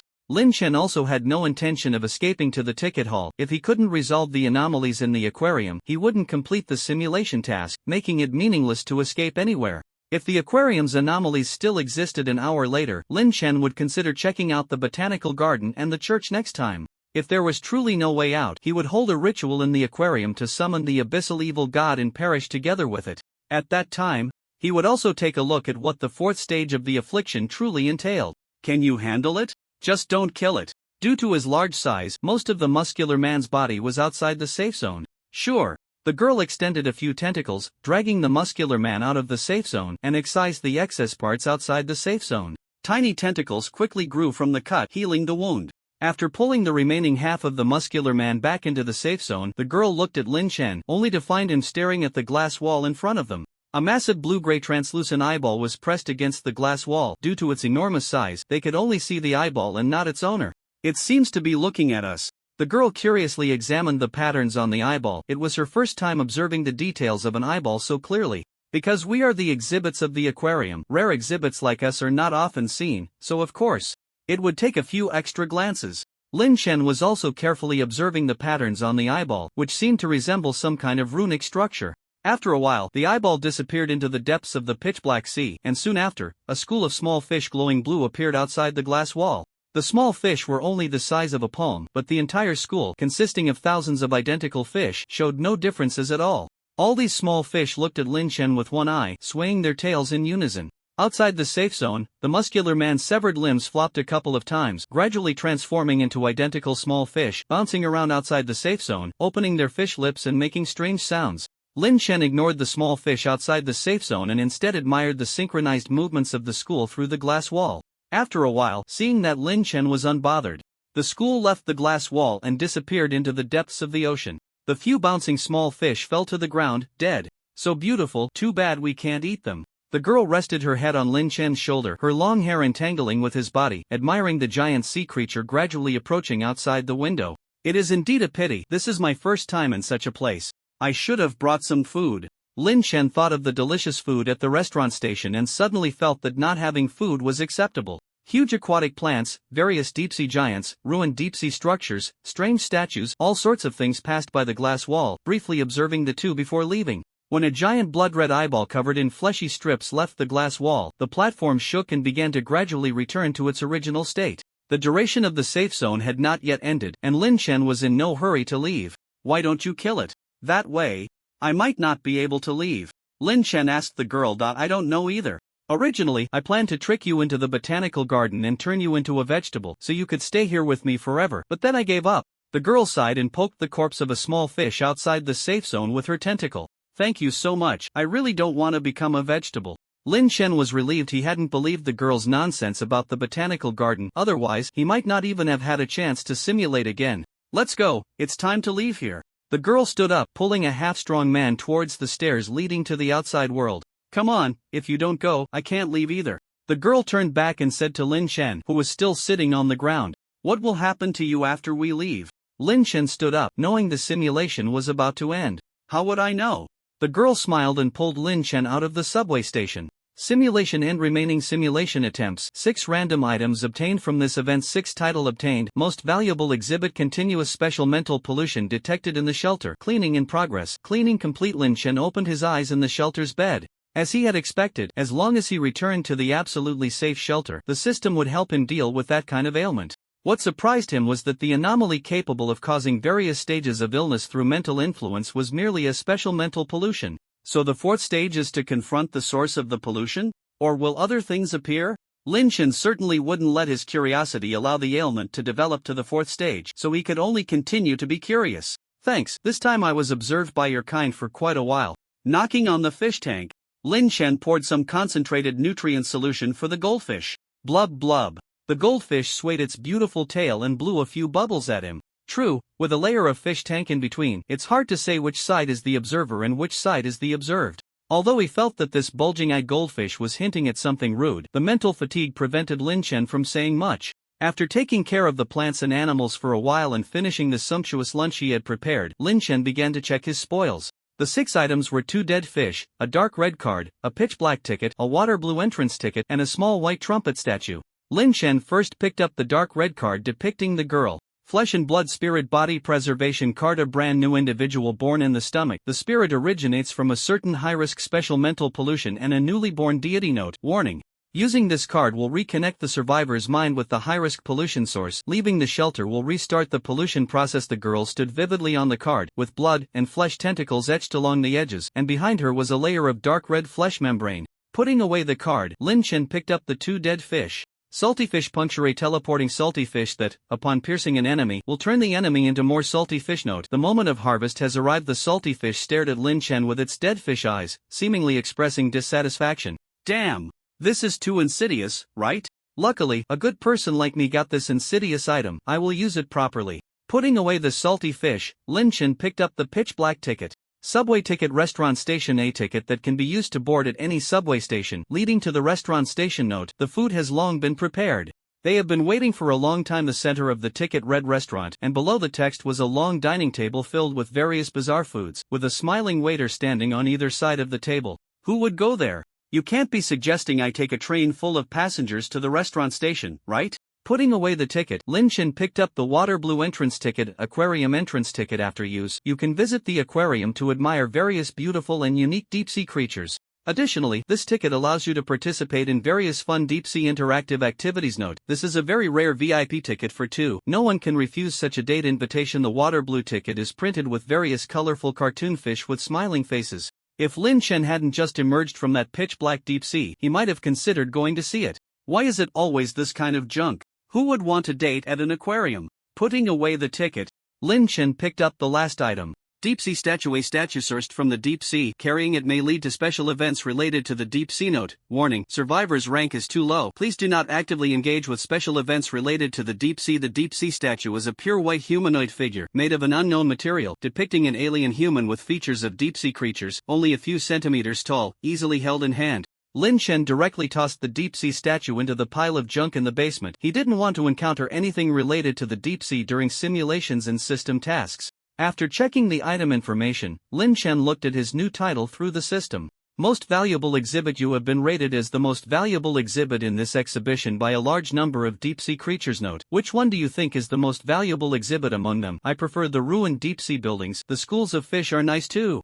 Very beautiful. After dealing with the spoils, Lin Chen took the rune card weakness and a few bottles of nutrient solution to the gaming room. After using the rune card in the gaming room, Lin Chen played cards while conducting a psychic cycle, as he was preparing to increase the number of psychic cycles recently. After completing the psychic cycle, Lin Chen exchanged greetings with the attendant and returned to the shelter. There was still some time before the night activities, so Lin Chen entered the psychic workshop to digest the runes and attempted to create new psychic items.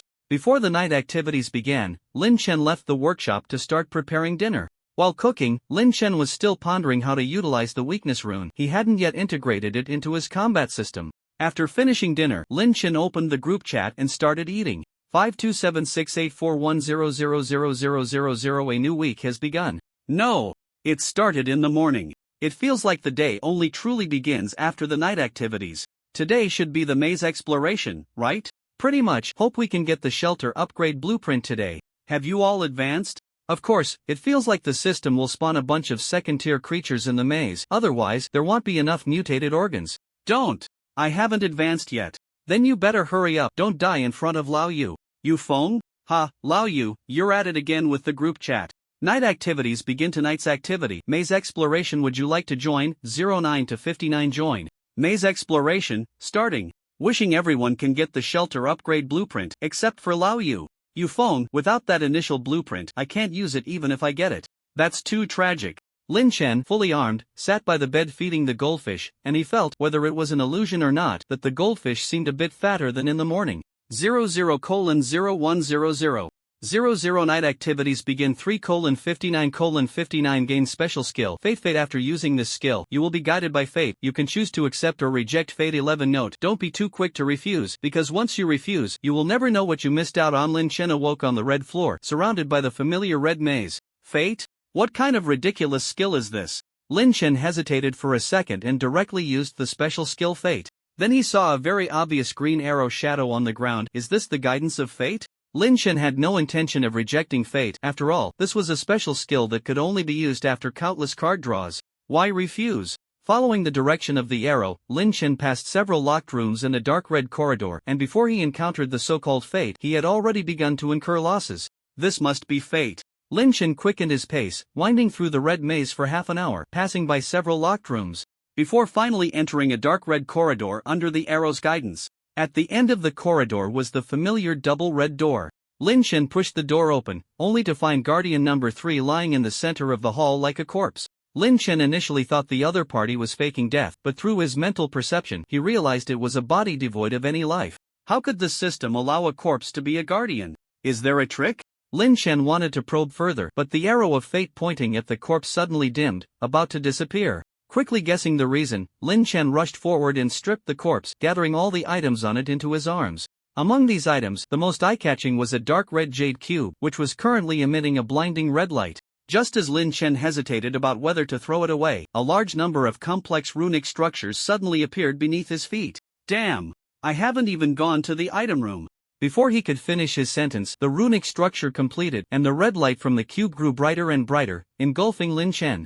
Triggered special event. Inheritance certificate. Nighttime activities terminated. Countdown cancelled. Can return to the shelter after the event ends. Lin Chen stood on an altar holding miscellaneous items, the altar piled high with human limbs and various organs, surrounded by dozens of cultists in black robes. Hee, young master, you can't escape now. Can you give me the inheritance certificate? The leading man said with a sinister smile. Lin Chen put away the miscellaneous items in his arms, believing the man was referring to the male corpse around 17 years old in the red maze. But that corpse was clearly a nearly adult foreign boy, with golden hair and eyes. Lin Chen didn't see any resemblance between himself and that corpse. Lin Chen stepped down from the altar, thrusting an invisible blade of spiritual energy into the backs of the surrounding cultists. Amidst the screams and splattering blood, Lin Chen stood before the man. Who are you? How did you get pulled into this ritual?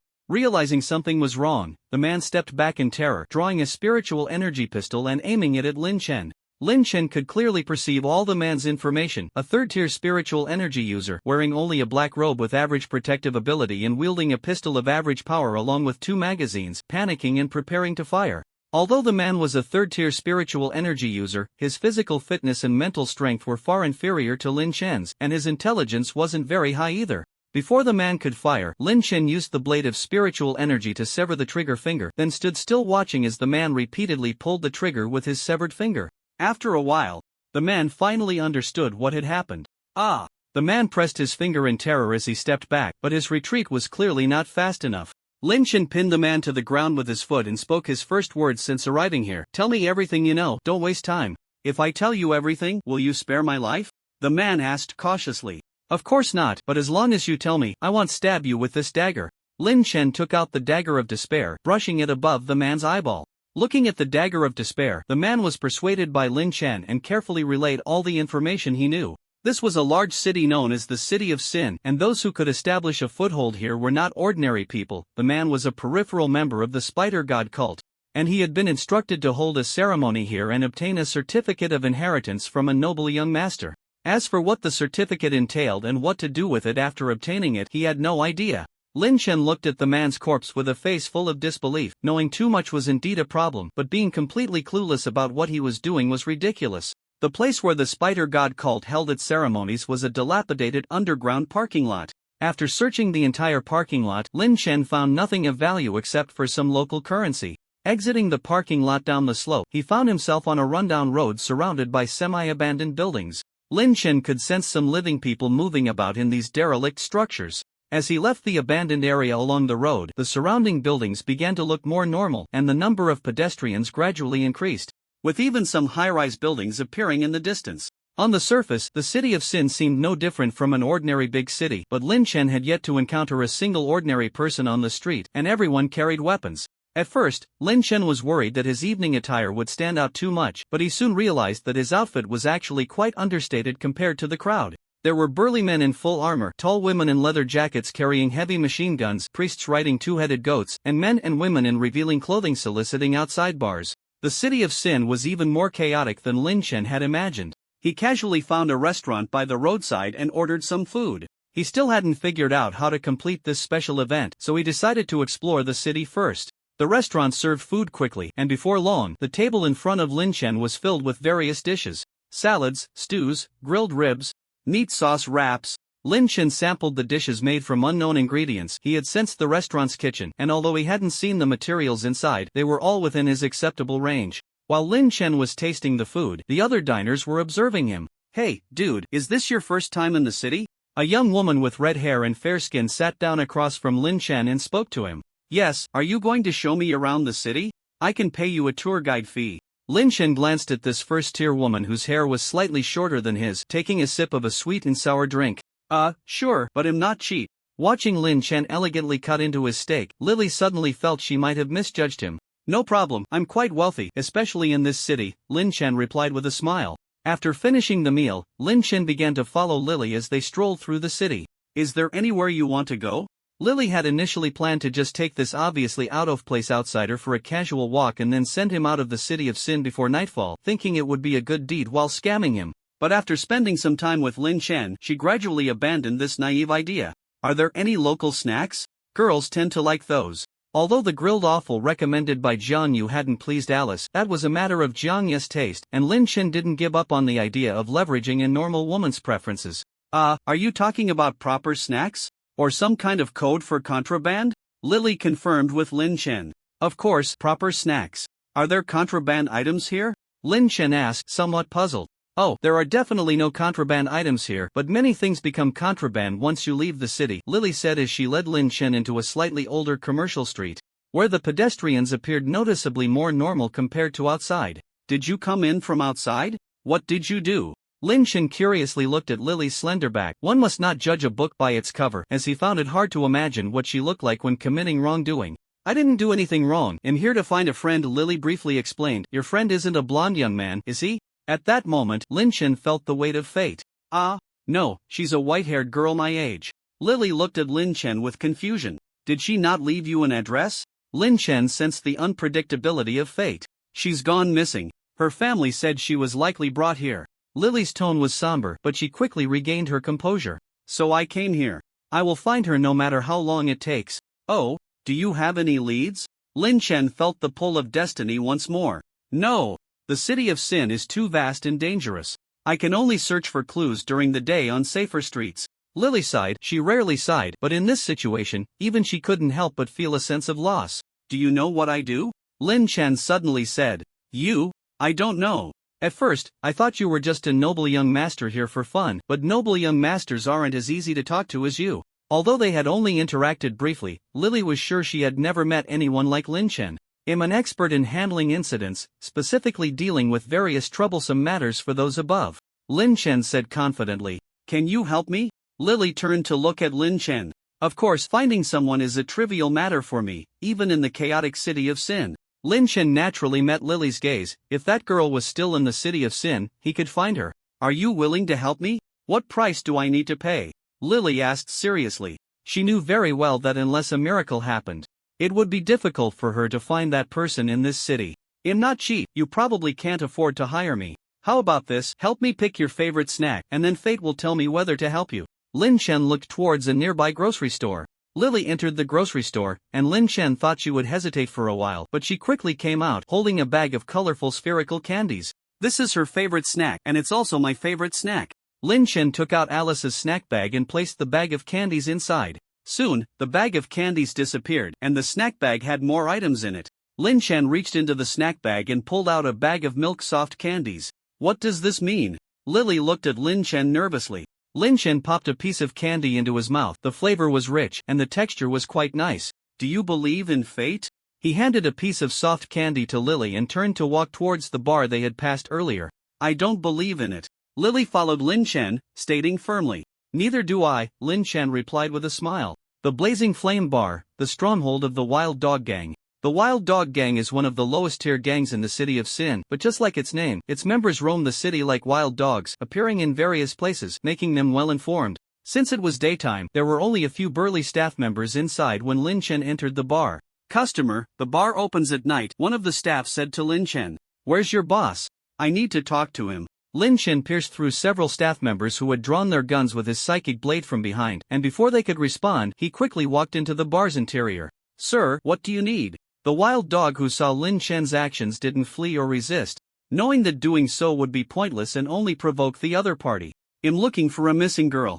Who should I talk to? Lin Chen stared into the wild dog's eyes and asked, You should go find the Grey Gang. They regularly bring in a batch of people from outside, and any faction in the city that needs more manpower will seek them out, especially those cultists, as they are the Grey Gang's biggest clients. The wild dog spoke quickly, fearing that if he spoke too slowly, Lin Chen would be dissatisfied. Where is the Grey Gang's headquarters? How strong are their top members? Lin Chen continued to ask. The Grey Gang's headquarters is in the north of the city. That whole area is their territory. There's a map in the safe showing the distribution of various faction strongholds. The strongest member of the Grey Gang is their leader, William, who is at the 4th tier. The wild dog answered swiftly. How many 4th tier members does the Grey Gang have? Lin Chen asked next. Only William is 4th tier, but there are many 3rd tier strong members. The wild dog was very cooperative. Good, you're very cooperative, so I don't want to kill you, but I also don't want you to tell anyone about my business. What do you think I should do? Lin Chen took out a dagger of despair and pressed it against the wild dog's face, making him feel the breath of despair closely. I won't mention you to anyone, otherwise, I'm dead for sure. You and the Grey Gang won't let me go. The wild dog leaned back, trying to distance himself from that aura of despair. Very well. After obtaining the map, Lin Chen turned and left the Blazing Flame Bar. How did it go? Just as he stepped out onto the street, Lily leaned over to him. It went even smoother than I expected. Lin Chen unfolded the map, silently memorizing the distribution of each faction's strongholds. The 4th tier was a bit troublesome, but as long as he prepared in advance, it was manageable. Moreover, finding someone didn't necessarily mean he had to deal with the Grey Gang's leader. Lin Chen headed towards the nearest Grey Gang stronghold. The Grey Gang strongholds were concentrated in the north of the city, including casinos, clubs, bars, and various entertainment venues. He asked Lily to wait in a safe place while he stealthily infiltrated a remote underground casino stronghold alone.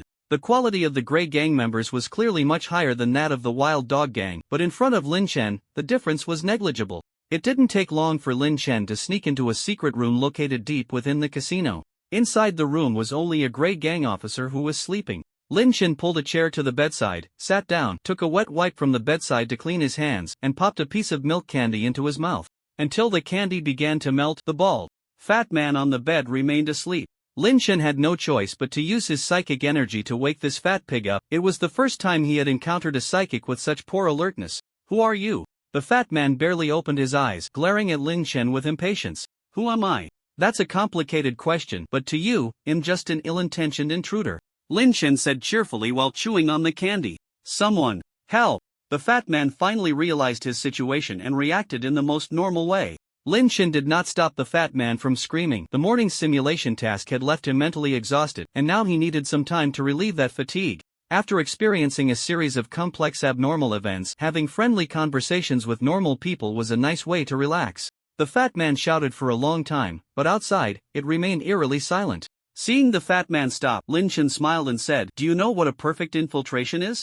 A perfect infiltration is when no one discovers you during the process, and since there's no one outside now, I have perfectly infiltrated this room. What do you mean there's no one outside? The fat man trembled all over, usually the one inflicting pain. He was experiencing this helpless shiver for the first time. What do you think? Lin Chen squinted his eyes, relaxing against the back of the chair, which was quite luxurious and comfortable to sit in. You must be here for the inheritance component, right? That thing is in the hands of the Grey Gang leader, William. I'm his brother-in-law. If you spare my life, I can definitely help you get that thing. The fat man showed a fawning smile, quickly saying everything that needed to be said without Lin Chen needing to prompt him. In a way, he could be considered a talent. I did come for the inheritance components, but that was just a task assigned from above. I also took on some private work. The task from above isn't urgent. First, help me find someone. Lin Chen took out the photo that Lily had given him and placed it in front of the fat man. She has gone missing outside, and I heard it was the Grey Gang's doing. Help me find her, and I won't kill you. The fat man saw the girl in the photo, his pupils constricting, and his body instinctively shrank back a bit. You've seen her, and you remember her well. Lin Chen squeezed the fat man's head, staring into his eyes as he softly asked, "Where is she?" She was bought by a cultist, but that was months ago. I don't know where she is now. Feeling the increasing pressure on his head, the fat man hurriedly explained. Tell me everything you know, and be clear about it. Releasing the fat man's head, Lin Chen leaned back in his chair and closed his eyes. She was the most beautiful one among that batch of goods. They said she was a noble lady of high status. At the time, I had some bad thoughts. So I recognized her at a glance. If it weren't for the fact that she was a reserved item for a distinguished guest, I would have coughed. William told me that the distinguished guest is a mid-level believer of the spider god cult and not someone to mess with, so I gave up those thoughts. The fat man carefully described the situation at the time, fearing that Lin Chen would vent his anger on him, as he didn't believe that the item could still be alive. Very well, now I'm your new little brother. You take me for a tour of the Grey Gang headquarters. I'll be watching you. If anyone discovers my identity, I'll kill you and run away.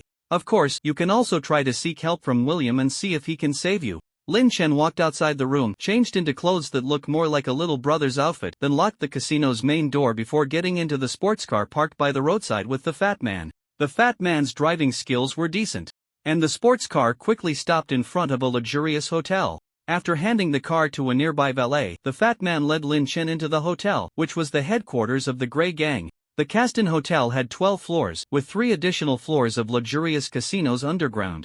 William usually stayed on the top floor, which was entirely his residence. With the fat man leading the way, Lin Chen quickly figured out the hotel structure and the distribution of Grey Gang members. As long as he dealt with William, the remaining members would be easy to handle. Just as Lin Chen was contemplating how to easily resolve William, he sensed that some kind of ritual seemed to be taking place above the hotel. Take me up, quickly! Lin Chen pulled the fat man and swiped his face to enter the elevator that went straight to the top floor. The elevator will be sensed by William as soon as it gets close to the top floor. I rarely bring people up. He will definitely suspect your identity. If we get stuck in the elevator, we won't be able to escape. The fat man said anxiously in a low voice. You shouldn't worry about William. Lin Chen changed into a dark evening suit, took out the red blade, and began to sketch runes around him. As the elevator ascended, Lin Chen was already prepared. 9, 10, 11, 12 The elevator doors opened, and Lin Chen activated all the runes on his body. With the enhancement of various runes, he disappeared from the elevator. Earlier in the elevator, Lin Chen had been cautious not to draw attention, so he hadn't carefully sensed the top floor. The moment the elevator doors opened, he saw William, half of his body transformed into a spider monster, and a fourth-level cultist who was focused on maintaining some kind of ritual. Without a moment's hesitation, Lin Chen delivered a heavy slash that severed the fourth-level cultist's head. The opponent reacted quickly, even though Lin Chen had ambushed him. He managed to respond to some extent, but the weak psychic protection and short-range body movement couldn't evade Lin Chen's heavy strike. The ritual was interrupted, and William, forcibly transformed into a spider monster, had completely lost his sanity, only knowing to attack everything around him frantically. The cultist's body did not fall. Numerous spider legs and threads sprouted from within it, sweeping around as one of the threads stuck to the cultist's head and yanked it back, casually attaching it to the cultist's chest. Lin Chen quickly retreated to avoid the threads while drawing his CL-0 pistol and firing a shot at the head, the bullet infused with the runes of collapse and weakness spinning as it struck the cultist's chest. The threads pulled its head away again. The threads dragged the cultist's head around, its spider legs shaking rapidly, causing its body to scurry chaotically across the top floor of the hotel. It seemed that losing its head was not without effect. Lin Chen dodged the frenzied mutated William and the cultist's erratic spray of threads, retreating awkwardly back to the elevator area, where the elevator doors had not yet fully closed. The fat man quickly pressed the close button, praying that the monsters had not noticed him. But a hand blocked the closing elevator door. "Wait for me in the elevator. I have more questions for you later." After successfully ambushing and severely injuring the two troublesome enemies, Lin Chen suddenly felt he indeed needed a local guide. "Yes," the fat man hurriedly replied. Lin Chen released his grip and turned to look at the spacious 12th floor lobby, where mutated William was attacking the cultist. The cultist was moving its head around erratically while spraying a large amount of threads that entangled mutated William. Lin Chen began to set up rune traps around. He was not going to let the cultist leave the hotel. The Spider God cult was clearly related to this special event concerning the legacy proof, and if he let the cultist escape now, he would definitely encounter it again later. Thinking of this, Lin Chen felt somewhat fortunate. If he hadn't come to check the situation, allowing the cultist to complete the ritual, he would have had to face the cultist along with mutated William afterward. The cultist struggled to control mutated William, but before it could catch its breath, Lin Chen, hiding in the corner of the lobby, used the psionic blade to cut the threads controlling mutated William. Seeing this, the cultist, who had just regained its ability to think, lunged at Lin Chen with mutated William. One by one, the composite rune traps were triggered, cutting, weakening, collapsing, mutating, synthesizing. The cultist was suspended in midair, controlled by various runes. Mutated William limped towards the cultist and drove its twisted spider legs into the cultist's body. Lin Chen continued to observe from the corner of the lobby, setting up more composite rune traps near the two entangled monsters. The two monsters attacked each other frantically, continuously triggering the rune traps as they rolled around, and before long, they lay motionless on the ground. Lin Chen cautiously controlled the psionic blade to cut open their bodies. Mutated William was easily disassembled, but when the psionic blade cut into the cultist, it suddenly jumped up and sprayed a large amount of threads at Lin Chen. The threads triggered the rune traps, and the cultist lunged at Lin Chen, forcing its way through the threads. Lin Chen quickly retreated. He did not believe the cultist was struggling in its death throes. It was definitely trying to use some insidious trick to turn the tables. The cultist crashed into the mutated psionic barrier. Watching Lin Chen gradually distance himself, and could only helplessly resort to its last resort. A dark green liquid sprayed from the cultist's body, easily dissolving several layers of psionic protection, but Lin Chen was running too fast. As the liquid sprayed out, he had already reached the elevator area. The cultist glared at Lin Chen in anger, still unable to figure out which side this madman, who had suddenly jumped out to chop off its head, belonged to, and why he could just happen to disrupt the transformation ritual. Before being cut open by the psionic blade, it could only helplessly utter its last words. "The ritual has already begun. They'll be waiting for you over there. Then you might have to wait a long time." Lin Chen severed the cultist's body, ensuring it was completely dead before starting to collect the spoils. The 12th floor of the hotel was William's residence. And Lin Chen found many of William's collectibles in the room. William collected many finely crafted low-tier psychic items, such as a silver metal-cased psychic lighter, a translucent crystal cup, and uniquely shaped knives and forks. In addition, Lin Chen found two mid-tier psychic items, a ring and a pair of gauntlets. Compared to William, the cultists were much poorer. Lin Chen only found two dark red jade cubes on one of them. These two cubes were very similar to the cube Lin Chen had obtained from the corpse, just significantly smaller in proportion. Lin Chen took out the large cube from the loot space and placed the three cubes together. The large cube generated a suction force, drawing the small cubes into its interior. The two small cubes occupied one inner corner of the large cube each, and from the proportions, Lin Chen still needed to find 6 more small cubes to fill the large cube completely. It's quite troublesome. Guessing the special task process. Lin Chen packed everything he could use into the loot space, including those 4th-tier corpse fragments. After dealing with the loot, Lin Chen opened the elevator where the fat man was still waiting for him. "What do you need me to do?" Seeing Lin Chen unharmed, the fat man forced a flattering smile. "Where is the spider god cult's base?" With 6 more small cubes to find, Lin Chen was not planning to wait for the spider god cult to come looking for him. It might be underground in some abandoned buildings on the outskirts. Those cultists often come to the Grey Gang to buy goods, but I only know the general direction, not the exact location. The fat man took the map and circled the approximate location of the spider god cult. "They don't need to buy." Lin Chen suddenly looked up at the ceiling. The changes above made him abandon the half-asked question. "Does Sin City have a church? Preferably an older one." "Ah, a church? I remember there's an abandoned old church at the far west of the city, but it hasn't been managed for a long time." The fat man did not believe that so-called deities would listen to the voices of the weak, so he had no faith.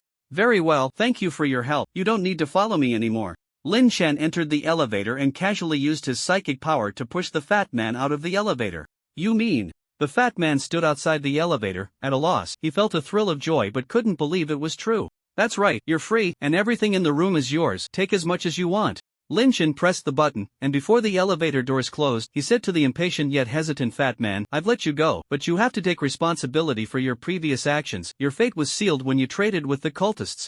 Leaving the fat man, who was still thinking about running away with the money, Lin Chen took the elevator out of the hotel and drove away in the fat man's sports car using the keys he found.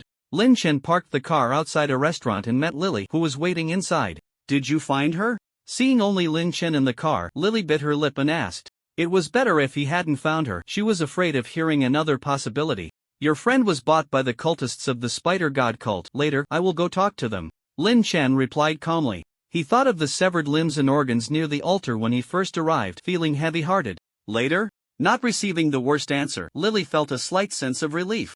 "It's going to rain." Lin Chen pointed to the sky, and Lily looked up, seeing a large amount of white spider silk falling like heavy rain, enveloping the entire Sin City. "What is that?" Lily shrank back into the car, asking in terror. "I don't know, but I think it's best not to get touched by that silk." Lin Chen floored the accelerator, heading straight for the far west of Sin City.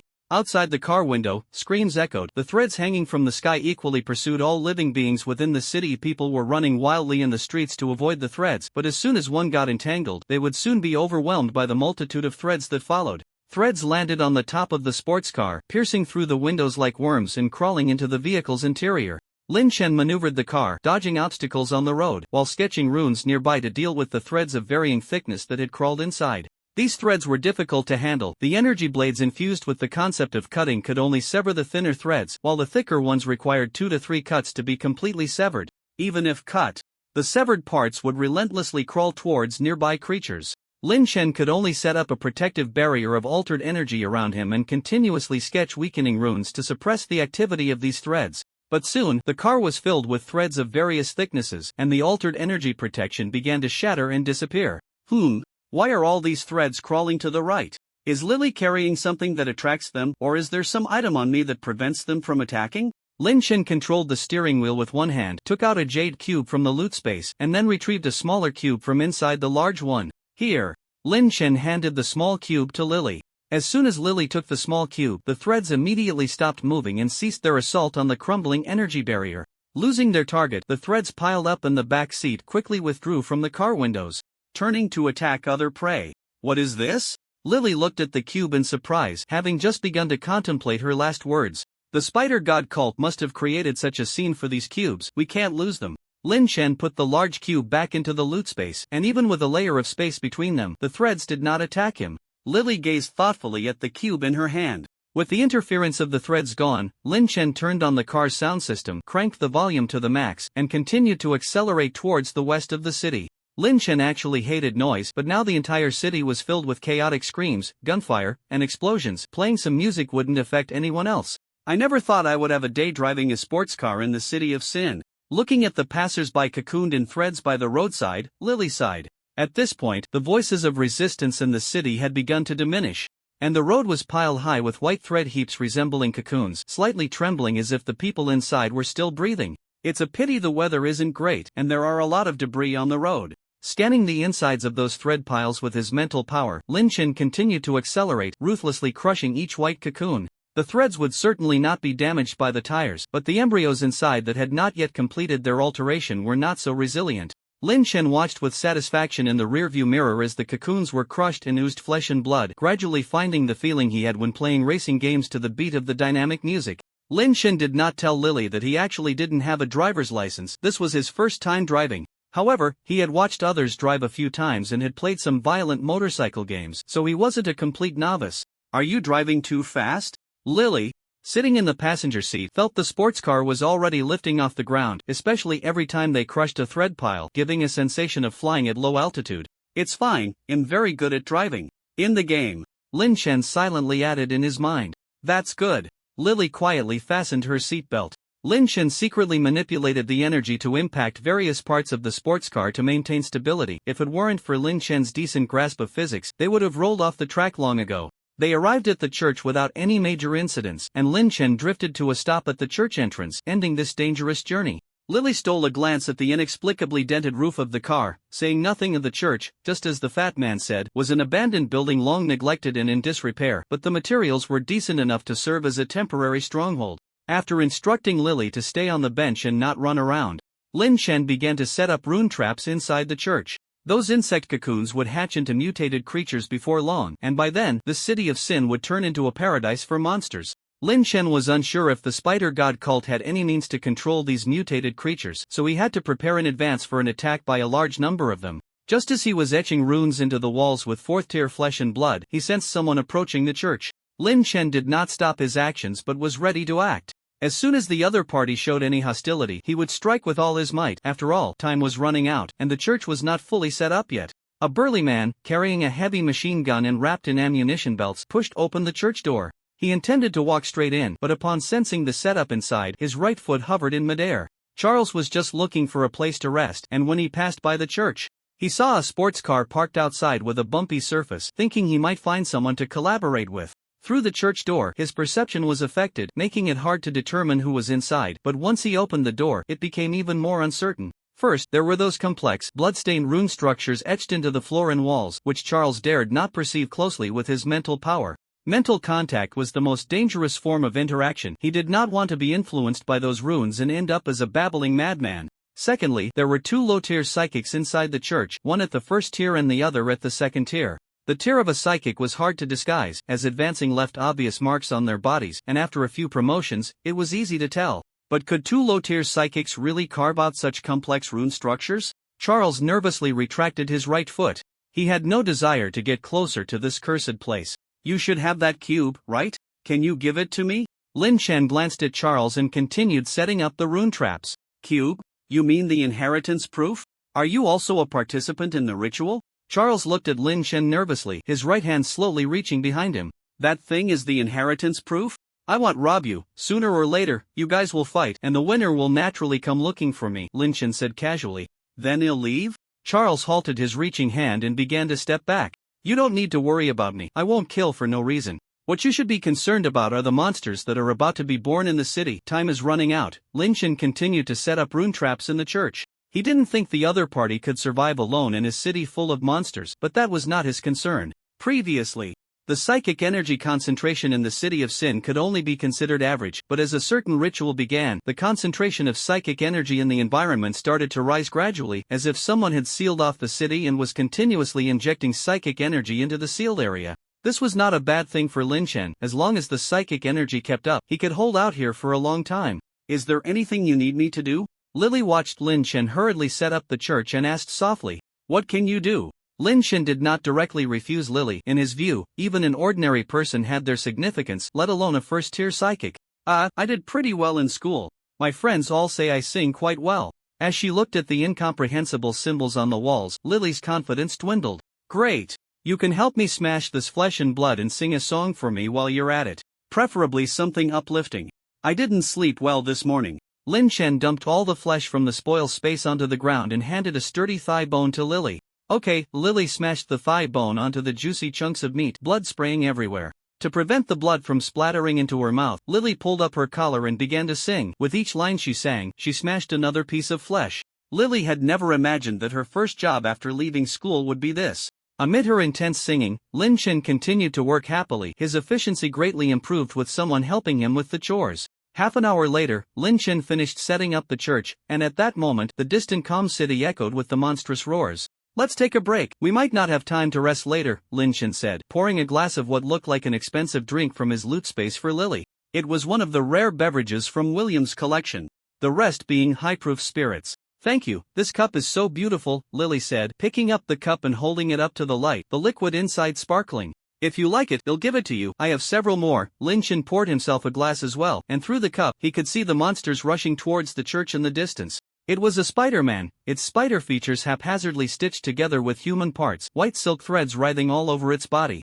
Of course, there wouldn't be just one of such monsters. The anguished roars of monsters could be heard from all directions, as if they still retained a semblance of human consciousness but could not control their monstrous instincts. Lin Chen sat on the bench, savoring the liquid in his cup, watching as those Spider-Men rushed into the church through various broken spots, only to die in the rune traps. Until the number of monsters breaking into the church reached a certain level, Lin Chen didn't have to do anything. "Are we just going to sit here?" Lily asked anxiously, looking at the dead Spider-Men.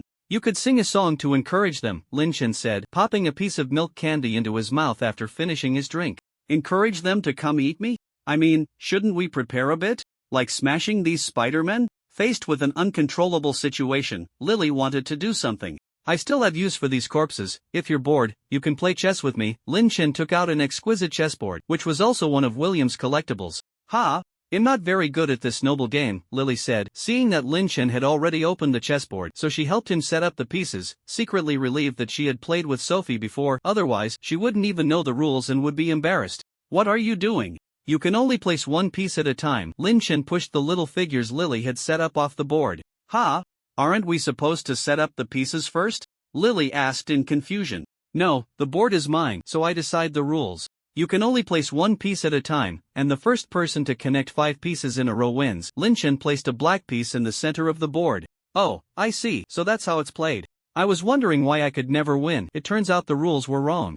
I won't lose this time." Lily seriously placed a red piece next to the black one. "No, it's just that you're too bad, you still have to lose." Lin Chen won the first round after 18 moves. Unwilling to accept defeat, Lily cleared the board and placed the red piece in the center. But as a Gamoko master who had defeated all his classmates in high school, Lin Chen certainly couldn't lose to a novice, and he never showed mercy. 10 minutes later, Lily suffered her first 10 consecutive losses. "Why?" Lily stared at the board, starting to doubt her own intelligence. "The rules are set by me.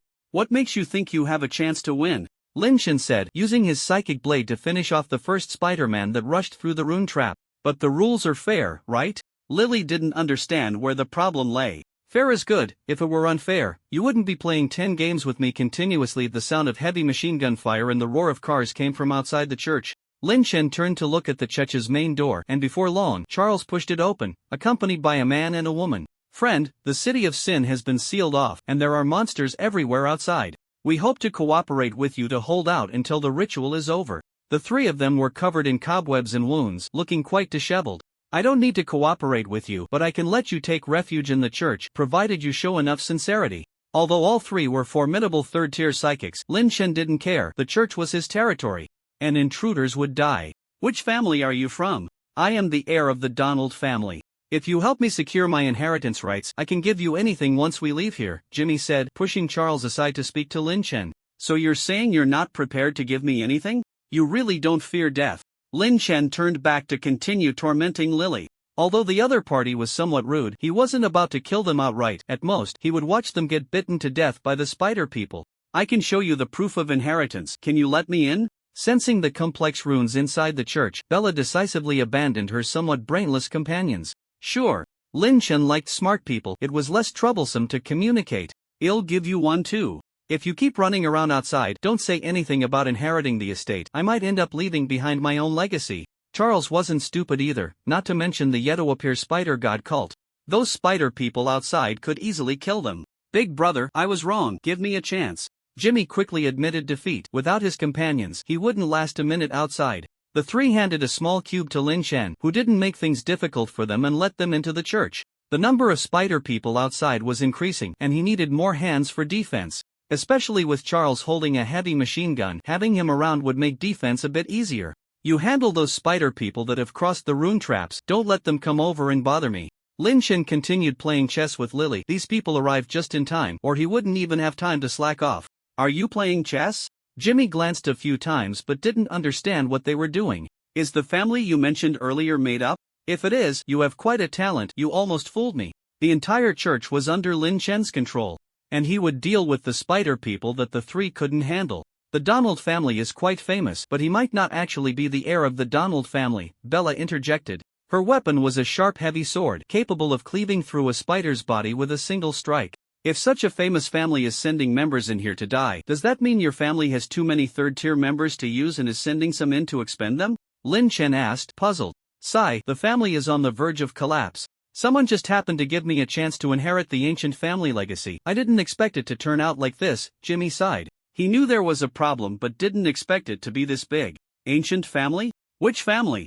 Until now, Lin Chen still didn't know what he was supposed to inherit. I don't know either, but a family with proof of inheritance is at least a family from hundreds of years ago. The items inside must be very valuable.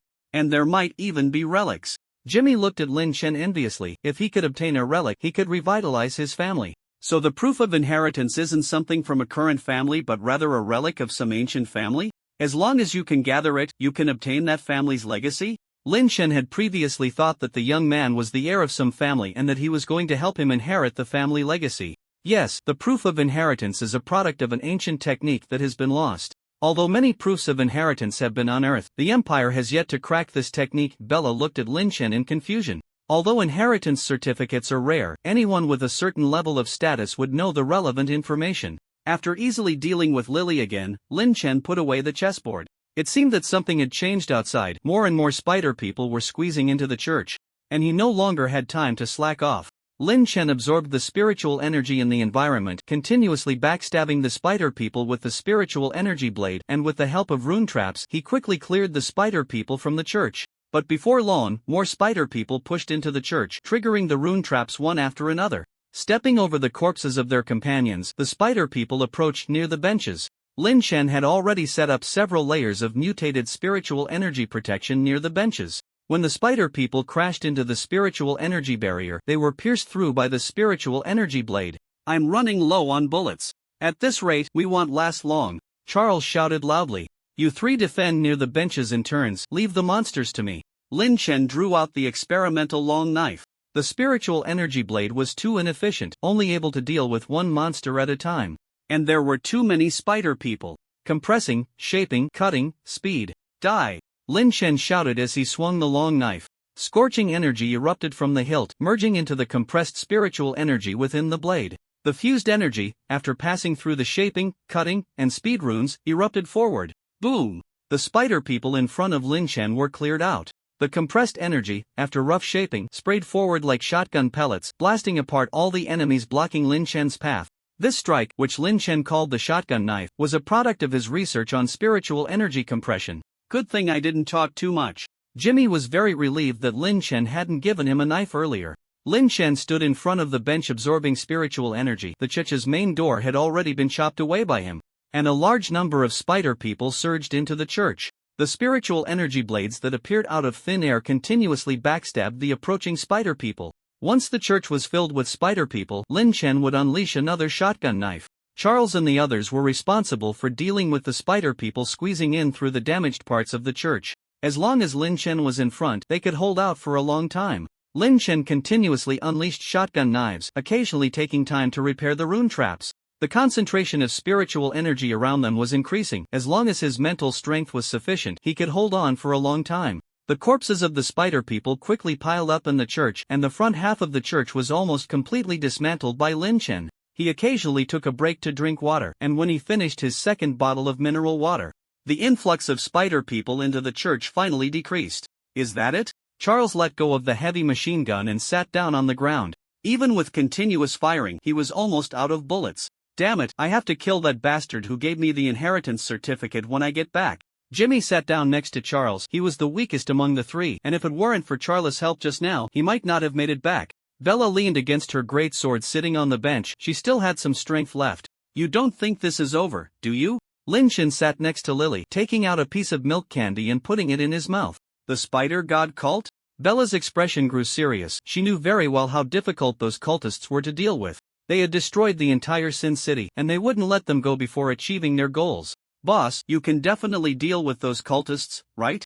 Jimmy moved closer to the bench, hugging Lin Chen's calf and flattering him. Deal with them? You still don't understand the current situation.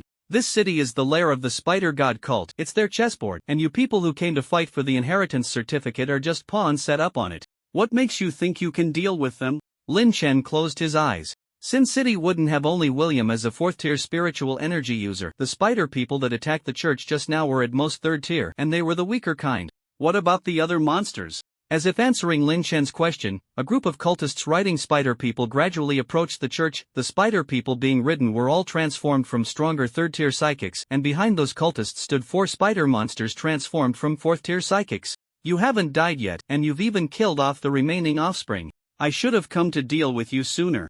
These 2 4th-tier candidates can wait until the end. At Father Khan's command, the 2 newly transformed 4th-tier monsters let out painful howls. They were also participants who had obtained the heritage proof, still 2 4th-tier psychics. But even 4th-tier psychics found it difficult to survive in the schemes of the Spider God cult. After all, the 4th-tier psychics of Sin City had long been implanted with the Spider God's eggs, and before the ritual began, they had been transformed into monsters obedient to the Spider God cult. Under the siege of Khan and the 2 4th-tier transformed monsters, they could only turn into monsters themselves. If Lin Chen hadn't dealt with the cultist and William in advance, they would have been eliminated long ago. You really should have come earlier. Since I can deal with your companions, I have the potential to deal with you too. Lin Chen stood in half of the church, speaking to the priest outside. Oh, that waste was taken care of by you? I thought it was those 2 4th-tier who did it. Father Khan looked at the 2nd-tier psychic standing among the pile of corpses with surprise. The other's strength and talent intrigued him, and even their appearance was quite suitable. They were too lax. If I were them, I wouldn't have given you the chance to sneak attack. Lin Chen sighed. 4th-tier psychics were strong, and that strength was their most fatal weakness. You're not bad, it'll give you a chance to live. As long as you're willing to join the Spider God cult, not only will I let go of those wastes behind you, but I'll also give you a chance to become a deity. Father Khan tilted his head, staring at Lin Chen, and beneath his skin, threads of spider silk crawled. The ritual isn't over yet. I guess they are all part of the ritual, so you can't let them go. As for becoming a deity, I hate spiders and don't want to become a spider nest. Lin Chen firmly rejected him. The spider god sounded weak. Who knew which mountain's local deity it was? He was a hot commodity. Then there's no helping it. Since you don't want to become a host, you'll have to become experimental material. Whether or not you become a spider nest isn't up to you. At Father Khan's command, the 4 4th-tier transformed creatures charged at Lin Chen simultaneously. You don't think you're the only one who can conduct a ritual, do you? You should know that there are also differences among deities. What if he accidentally stepped into someone else's game board? Lin Chen chose to play by his own rules. The opponent needed to meet complex conditions to win, while he only needed to connect 5 pieces together. The moment Lin Chen stepped into the abandoned church, the ritual had already begun. Every subsequent killing was a tribute to the deity. Lin Chen raised a colored glass ball with one hand and softly spoke the only skill he had obtained from his divine position: sacrifice. The sacrifice could form unique transformed organs, but no one had ever said that a sacrifice could only form one transformed organ. As long as the materials were sufficient, dividing the materials into 2 parts could form 2 transformed organs. Dividing into 3 parts would yield 3 transformed organs. Dividing into a set could form a complete set of transformed organs. And a set of transformed organs could create a transformed creature. Of course, with Lin Chen's level of transformation, he certainly couldn't perform such complex operations, so he needed to draw on the power of the deity. The ritual pleased the deity, and the deity revealed a smile. All the blood and flesh of the spider people inside the church surged toward Lin Chen, covering his body, rapidly transforming and reshaping into individual transformed organs, and stitching together into a whole. In just a moment, a blood and flesh giant resembling Lin Chen appeared in the spot where he had originally stood. The flesh giant burst through the church's dome, casually grabbing a nearby 4th-tier mutated monster and tearing it in half amidst its piercing screams. Now, who calls the shots? The flesh giant flashed a bloody smile at the priest, its mouth emitting Lin Chen's voice. Damn cultist, tearing apart a 4th tier with a 2nd tier? What kind of monster are you worshipping? You're forcing my hand. Father Khan turned and knelt on the ground, speaking to a shadowy figure in a black robe behind him. Great messenger of God, the ritual has been interrupted and cannot continue. Please proceed directly to the final step. The figure removed its hood, revealing a youthful face. Sophie? How did you join the Spider God cult? Seeing the figure's face, Lily gasped in disbelief. The messenger of the spider god paid no attention to Lily or the heavy blow coming from the flesh giant. She looked up at the sky as a multitude of pure white threads descended. A fourth-tier mutated monster blocked Lin Shen's punch, but he smashed it to pieces. This was Lin Shen's first time controlling such a massive flesh-mutated body, and he struggled to switch targets effectively. The threads fell to the ground, covering the messenger and other cultists, including the priest. The mutated monsters were not spared either, all ensnared by the threads. A large mass of threads intertwined, forming a gigantic white egg-like object. Lin Shen adapted to his new body while quickly moving near the egg, forcefully tearing at the threads. However, before he could exert his strength, the threads began to wrap around the flesh giant's arms and body. Lin Shen moved to the side in front, using his left hand to ensnare most of the threads, then exerted all his strength, smashing his right fist into the egg-like object. Thud! The egg shook a few times from the impact. But the threads were incredibly resilient, absorbing and dispersing most of the force from his punch. Some scattered threads had already penetrated the flesh giant's body, beginning to move through the flesh in search of Lin Shen's location. Lin Shen quickly retreated. He had not yet found a way to deal with the threads and could only distance himself from the egg to handle the threads inside him first. At this moment, the four watching the battle in the church were stunned. The surging power on both sides left them no room to intervene, forcing them to hide and wait for the fight to end. Lily looked sadly at the pure white egg. Her friend might never return. After dealing with the threads inside him, Lin Shen did not rush back into battle. He did not believe that this flesh giant, crafted by a deity, could only be used for mindless punching. This body surely had some special functions, but he just didn't know how to use them yet. Lin Shen moved his body, performing various actions. And as he familiarized himself with the body, he gradually understood how to utilize it. While Lin Shen was getting accustomed to the body, a heavy heartbeat echoed from within the egg, and the entire egg began to rhythmically contract and expand, the heartbeat growing stronger as the egg was about to hatch.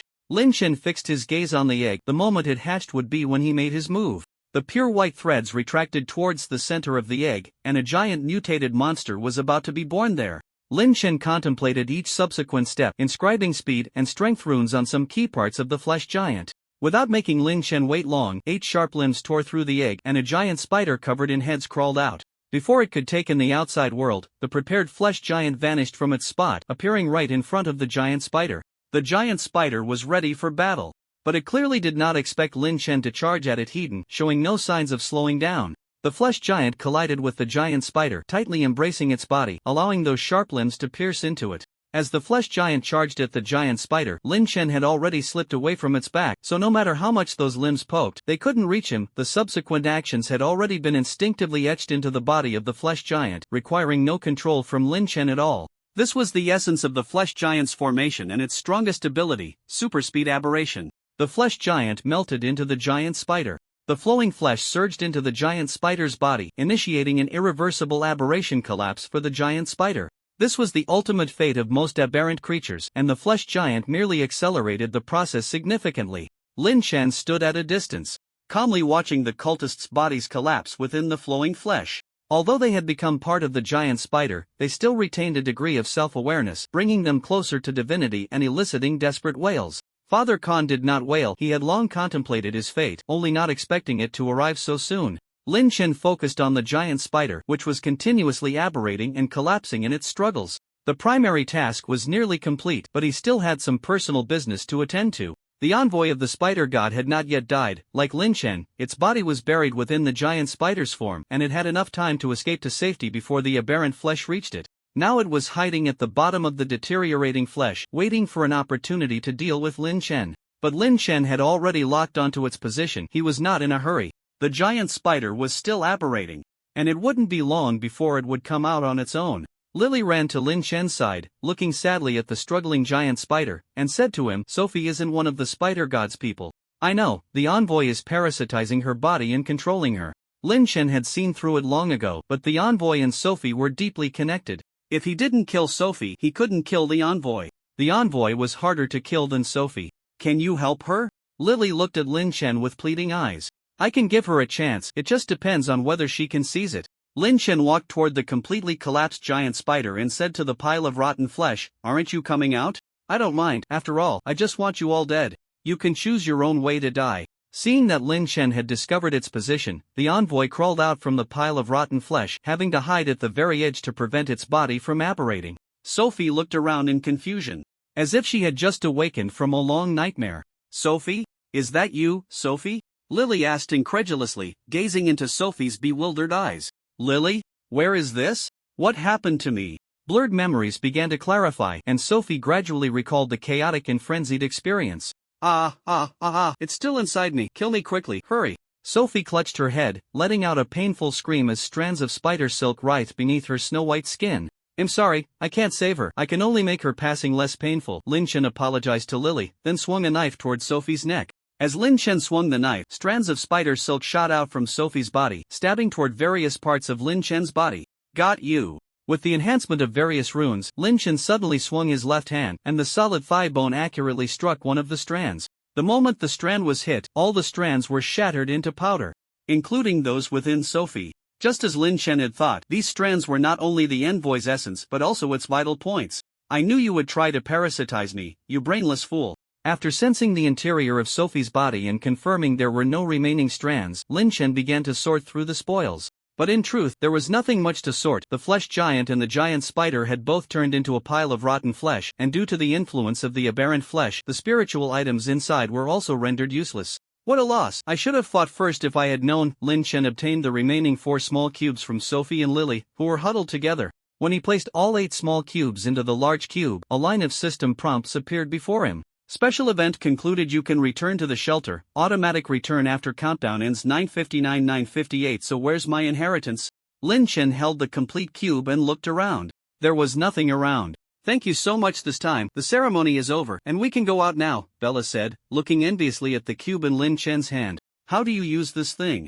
Lin Chen carefully sensed the cube, feeling as if he had been tricked. Can't you sense the inheritance space? Bella asked, puzzled. No, I can't sense anything, Lin Chen replied. Then I don't know. The holder of the inheritance certificate should be able to sense the inheritance space, but there might be some conditions to access the inheritance space. Maybe you need to meet certain criteria to sense it, Bella said, not very sure. It was the first time she had heard of needing to meet conditions before entering the inheritance space.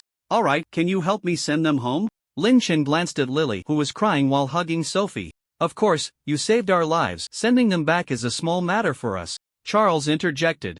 And Jimmy nodded in agreement. Are you leaving? Lily stood up, still holding Sophie, her eyes red and streaked with tears. Of course, I'm very busy. Don't lose your friends again, Lin Chen said with a smile. Thank you for teaching me chess. I hope I can win back later. Lily smiled back. Don't even think about it. Lin Chen returned to the shelter.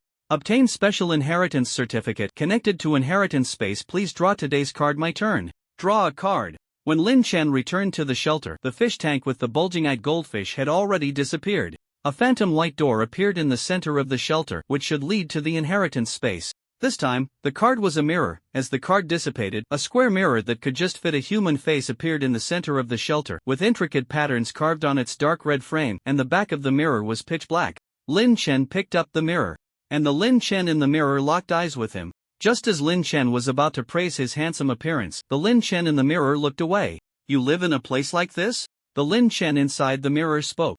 No choice, it was a sign from above. Are you this mirror? It was Lin Chen's first encounter with a card creature that spoke human language. No, I am you. Oh, crap. The Lin Chen in the mirror became blurry, and when the reflection became clear again, it had turned into Xiao Ye's face. What are you doing? The shelter has changed a lot. Xiao Ye also looked outside the mirror. I was just looking in the mirror. How did you get here? The reflection in the mirror did not show the shelter. Behind Xiao Ye was a white house. Don't create new consciousness entities, especially not these abnormal ones. This mirror is nice, you can contact me through it. Xiao Ye placed her hand on the mirror's surface, a pale finger extending out from the mirror. Can you come over? Lin Chen also placed his hand on the mirror's surface, but he couldn't reach through to the other side. I can't. I still have some things to deal with here. Let's talk later. A scream echoed from the house, and Xiao Ye in the mirror disappeared. Lin Chen looked into the mirror again, and it was all blurry. Sigh, finally meet someone who can talk. Putting down the mirror, Lin Chen began to sort through his spoils. First was the inheritance certificate, and there was an inheritance space waiting for Lin Chen to enter. Special heritage certificate key to open the heritage space note. This is a very special heritage certificate, originating from a great family. Lin Chen approached the white door with the heritage certificate, and after opening the door, he was transported to a white space filled with display cabinets. The white space stretched endlessly, with neatly arranged display cabinets of identical specifications, each containing different items. Entered the heritage space. Obtained inheritance rights 1. Please select a heritage item and complete the corresponding heritage task. Lin Chen looked at the nearest display cabinet, which held a pitch-black long spear with a heritage task sticker on it. Kill abyss creatures and obtain 10 abyss crystals from their bodies.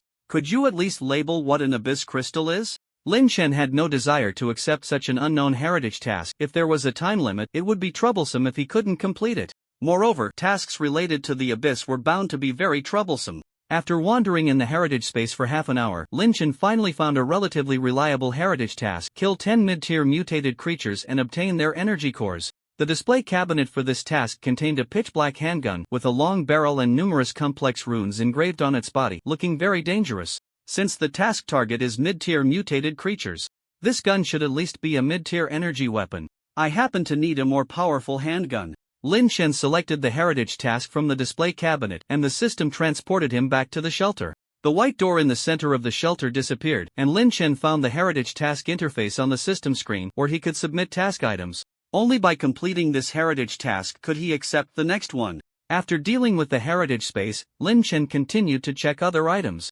Milk soft candy. Alice's favorite milk-flavored soft candy. Eating it will bring joy. Note: don't eat too much. Power fist gloves. Mid-tier energy item. Automatically masters boxing skills when worn. Doubles strength when using the gloves to attack enemies. Note: prolonged use will cause forgetting of other attack skills. Bloody ring. Mid-tier energy item. Automatically absorbs the blood of enemies when killing them. Can control the blood to attack enemies when the ring is full. Note: prolonged use can lead to anemia. The power fist gloves are a pair of black silk fingerless gloves that do not hinder finger movement when worn. The bloody ring is a dark red metal ring with no extra decorations, looking just like an ordinary rusty iron circle. All usable but not for frequent use. Too bad there are no mid-tier energy weapons like knives. Lin Chen sorted the spoils, especially William's exquisite daily necessities, many of which he could use. After organizing the spoils, Lin Chen took care of some plants and animals, prepared some food for himself, and then opened the group chat to start eating. 5275991000000. Why didn't I see Brother Lin today? Yeah, last week at this time, the boss had already sent out the shelter upgrade information. The boss wouldn't have run into trouble, would he? I was so scared I went to check. The boss name is still lit up. With Brother Lin's level, he should have been prepared with upgrade materials long ago, right? Indeed. Could it be that he had such bad luck that he didn't get any blueprints and went to sleep upset? That would be too unlucky, right? I managed to get some, but unfortunately, I don't have enough materials. Lin Chen, triggered a special task, just came back. Lin Chen briefly described the special task. Lin Chen, the special task is quite dangerous, be careful when you take it. As expected of the boss, while we're picking up trash in the red maze, the boss has already run off to do tasks in other worlds. That's too dangerous. I don't even dare to pick up random things anymore. Don't worry, with your level, you won't even encounter system tasks. Indeed, special missions must be specially prepared by the system for the big shots. You should get some rest early. After finishing his late-night snack and washing up, Lin Chen lay in bed, glanced at the group chat for a while, and played with the little dog and the black cat at the edge of the bed before closing his eyes and falling into a deep sleep. On the 16th day of the apocalypse, at 6:34 a.m. After getting up, Lin Chen picked up a mirror to take a look. It was still a blur, nothing was clear. After breakfast, Lin Chen lay back down on the bed and began his daily simulation. Please choose to start a new simulation task or enter the simulation base. Enter simulation base. Please choose the simulation base to enter mental hospital. Simulated base personnel. Kevin's simulation can be ended at any time. The mental hospital was the same as ever, cold and empty. Lin Chen walked towards the library. Although Mia had allowed him to explore other places, this hospital left a deep impression on him during the simulation tasks. Even though he could return to the shelter at any time, he wasn't planning to wander around until he reached a certain level of strength. Moreover, reading in the library could steadily improve his mental power, so there was really no need to run around. Lin Chen entered the library, where Bob was reading. After greeting Bob, Lin Chen casually picked a book that interested him and started reading. The recent simulation tasks and system activities had left him somewhat mentally fatigued, and this morning was just right for a bit of relief. Lin Chen's attention was fully absorbed in the book. He rarely relaxed like this outside the shelter. This was a simulation base, barely one of his territories. A few hours later, Lin Chen put down the book and stretched his stiff body. As he raised his hand, he bumped into a glass of ice cola placed beside him. Mia? Lin Chen looked around. Bob had already left, and he was the only one in the library. Mia? Xiao Ye's voice came from the glass window of the library. Lin Chen turned his head and saw Xiao Ye's face reflected in the window, where his own reflection should have been. At that moment, Xiao Ye was lying on a bench soaking up the sun, surrounded by a clean beach. Are you on vacation? Lin Chen picked up the cup and took a sip. No, I'm stuck here, but it's okay. With your mirror, I can leave any time, but before I go, I want to leave a deep impression on the owner of this place. Xiaoyi picked up a nearby glass and took a sip of ice cola. You should know when the mirror will disappear. Do you need my help? Lin Chen was eager. He had rested all morning and was now full of energy. No need, you'll leave here before the mirror disappears. But if you need anything on your side, you can always find me. As long as there's a place that can reflect a human face, I can appear beside you. It's a pity I just finished dealing with things here, otherwise, we could complete the simulation task together, like before, Xiaoyi said regretfully. It's fine, there's still a system event tonight. By the way, do you want to go play in the game room? The attendant there has been wanting me to play big with him. Lin Chen didn't like gambling, but he wasn't against it either. I don't like gambling either. You can take a small mirror with you, just don't bring card items out of the shelter, Xiaoyi reminded him. Of course, I'm not stupid. Card creatures are only that cute inside the shelter. Lin Chen had never thought of bringing card creatures out of the shelter. Although the card box had been harmlessly processed by the system, comparing it to the performance of the first card creature, the Big Goose, one could tell that these cards were gradually regaining their original powers. They might still be harmless, but they could also be doing some harmless little actions in places Lin Chen couldn't see. Lin Chen was just a low-level psychic with little experience. When facing an abyss relic, no amount of caution was excessive. For example, this mirror, why did it create Lin Chen's consciousness? What would happen next if Xiaoyi weren't there? Would these card creatures really help him wholeheartedly? Lin Chen wasn't so sure. After finishing the cola and eating the ice cubes, he returned 10,000 ingredients and methods for desserts to the bookshelf and chose to go back to the shelter. Just as he returned to the shelter, the little black cat, now almost the size of an adult, pounced into Lin Chen's arms, meowing. The little dog was also lying by the bed, making a sound very similar to that of the little black cat. Lin Chen played with the two pets for a while, then took care of various plants before heading to the game room with a small mirror and some nutrient solution. The game room was the same as always. Lin Chen held the small mirror up to his face and began to wander around the game room. While wandering, he didn't just dawdle, he was also performing a psychic energy cycle as he walked. That lottery machine over there looks good, let's go try our luck, Xiaoyi, who was still sunbathing by the seaside in the mirror, suddenly said. You call the shots. Lin Chen approached the lottery machine, which was unmonitored and quite simple to use. Just insert a red coin and you could draw various prizes from inside. The grand prize was a relic. The first prize was a set of 10 basic rune cards. The second prize was a high-level psychic item. The third prize was a rune card. And the consolation prize was a thank you for your patronage. The most prominent part of the machine labeled and introduced the value of each reward. Are you sure you want to play this? Lin Chen, seeing that the prize pool didn't even have a souvenir, completely lost the desire to draw. This was the kind of scam that didn't even pretend, it just told you outright that it was a scam, and whether you fell for it was up to you. This is not a scam, Xiaoyi said with a smile. It's a straightforward grab, I'm familiar with it. Lin Chen took out a red coin. He might be about to lose money for the first time in the game room. No! This machine is very fair. The game room is a system facility, so it won't cheat. This machine will detect and quantify your luck. If your luck is average, no matter how many times you draw, it will always be thank you for your patronage. If your luck is good enough, you will definitely draw something corresponding to your luck level. You'd better not waste the red coin. Xiaoyi sighed helplessly as Lin Chen inserted a red coin into the machine. Their luck wasn't too bad, but it certainly couldn't be called good. It could only be considered slightly below average. Thank you for your patronage, thank you for your patronage, thank you for your patronage.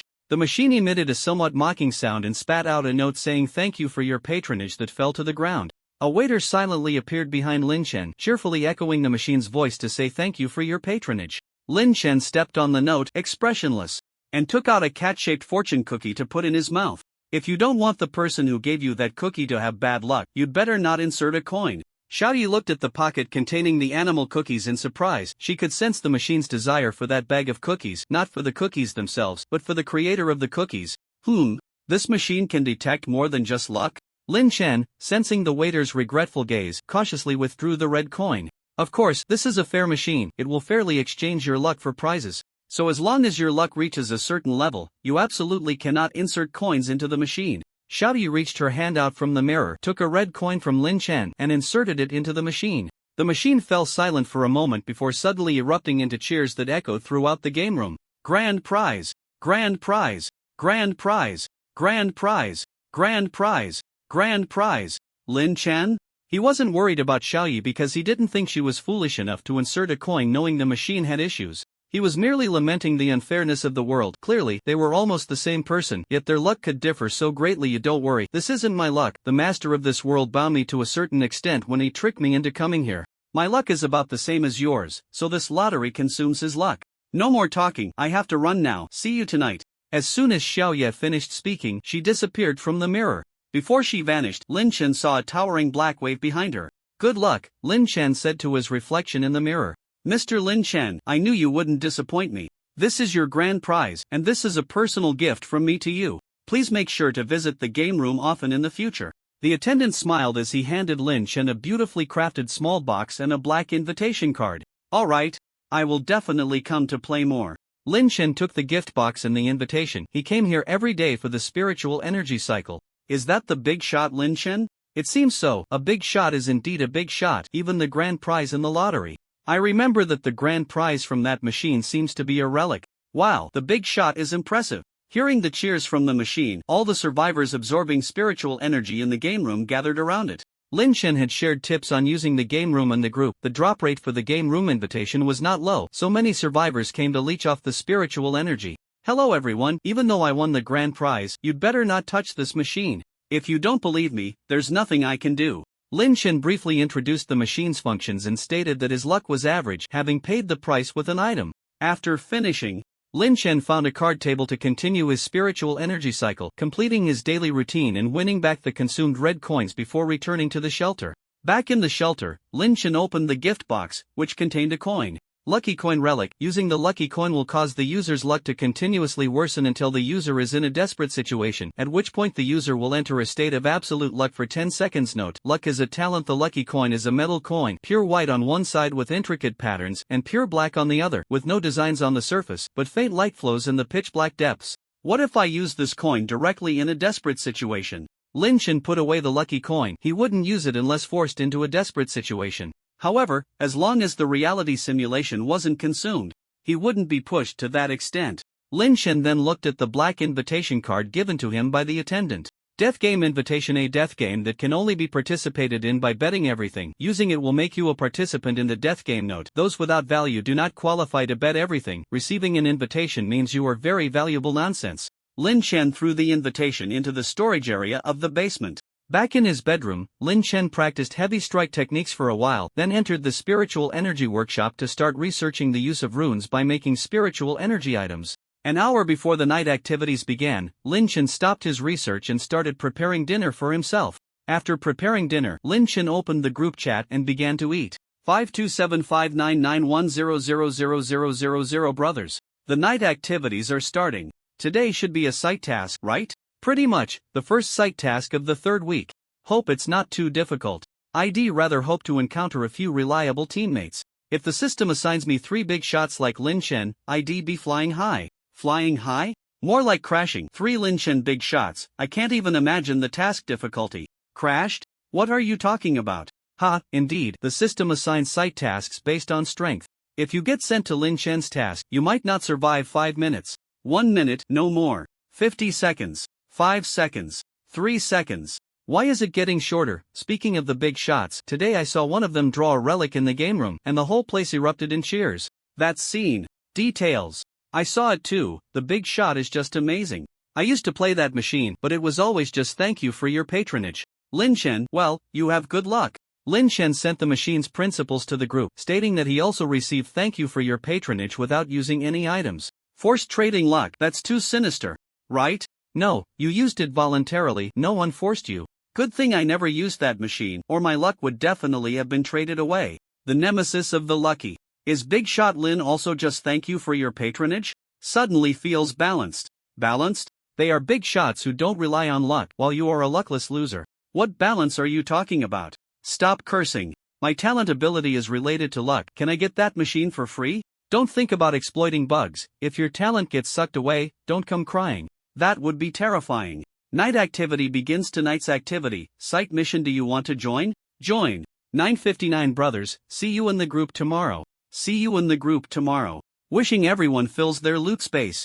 Lin Chen, fully armed, sat by the bed looking in the mirror. The night activity was about to start, but Xiaoyi still hadn't appeared. 00:0100:00. The old-fashioned train started. Lin Chen sat by the window. Outside was a closed tunnel, and 4 survivors sat in the compartment, matching the avatars in the chat room. Sitting opposite Lin Chen was a bald man in his 20s named Zhao Yu, wearing a black robe, with noticeable muscle bulges beneath it. Next to Zhao Yu was an elderly man named Li Chiho, around 70 years old, dressed in a neat security uniform, with a head full of silver hair. The young woman sitting next to Lin Chen was named Xin Bing. She wore a white tracksuit with a brown leather armor over it, holding a large sword that looked quite heavy.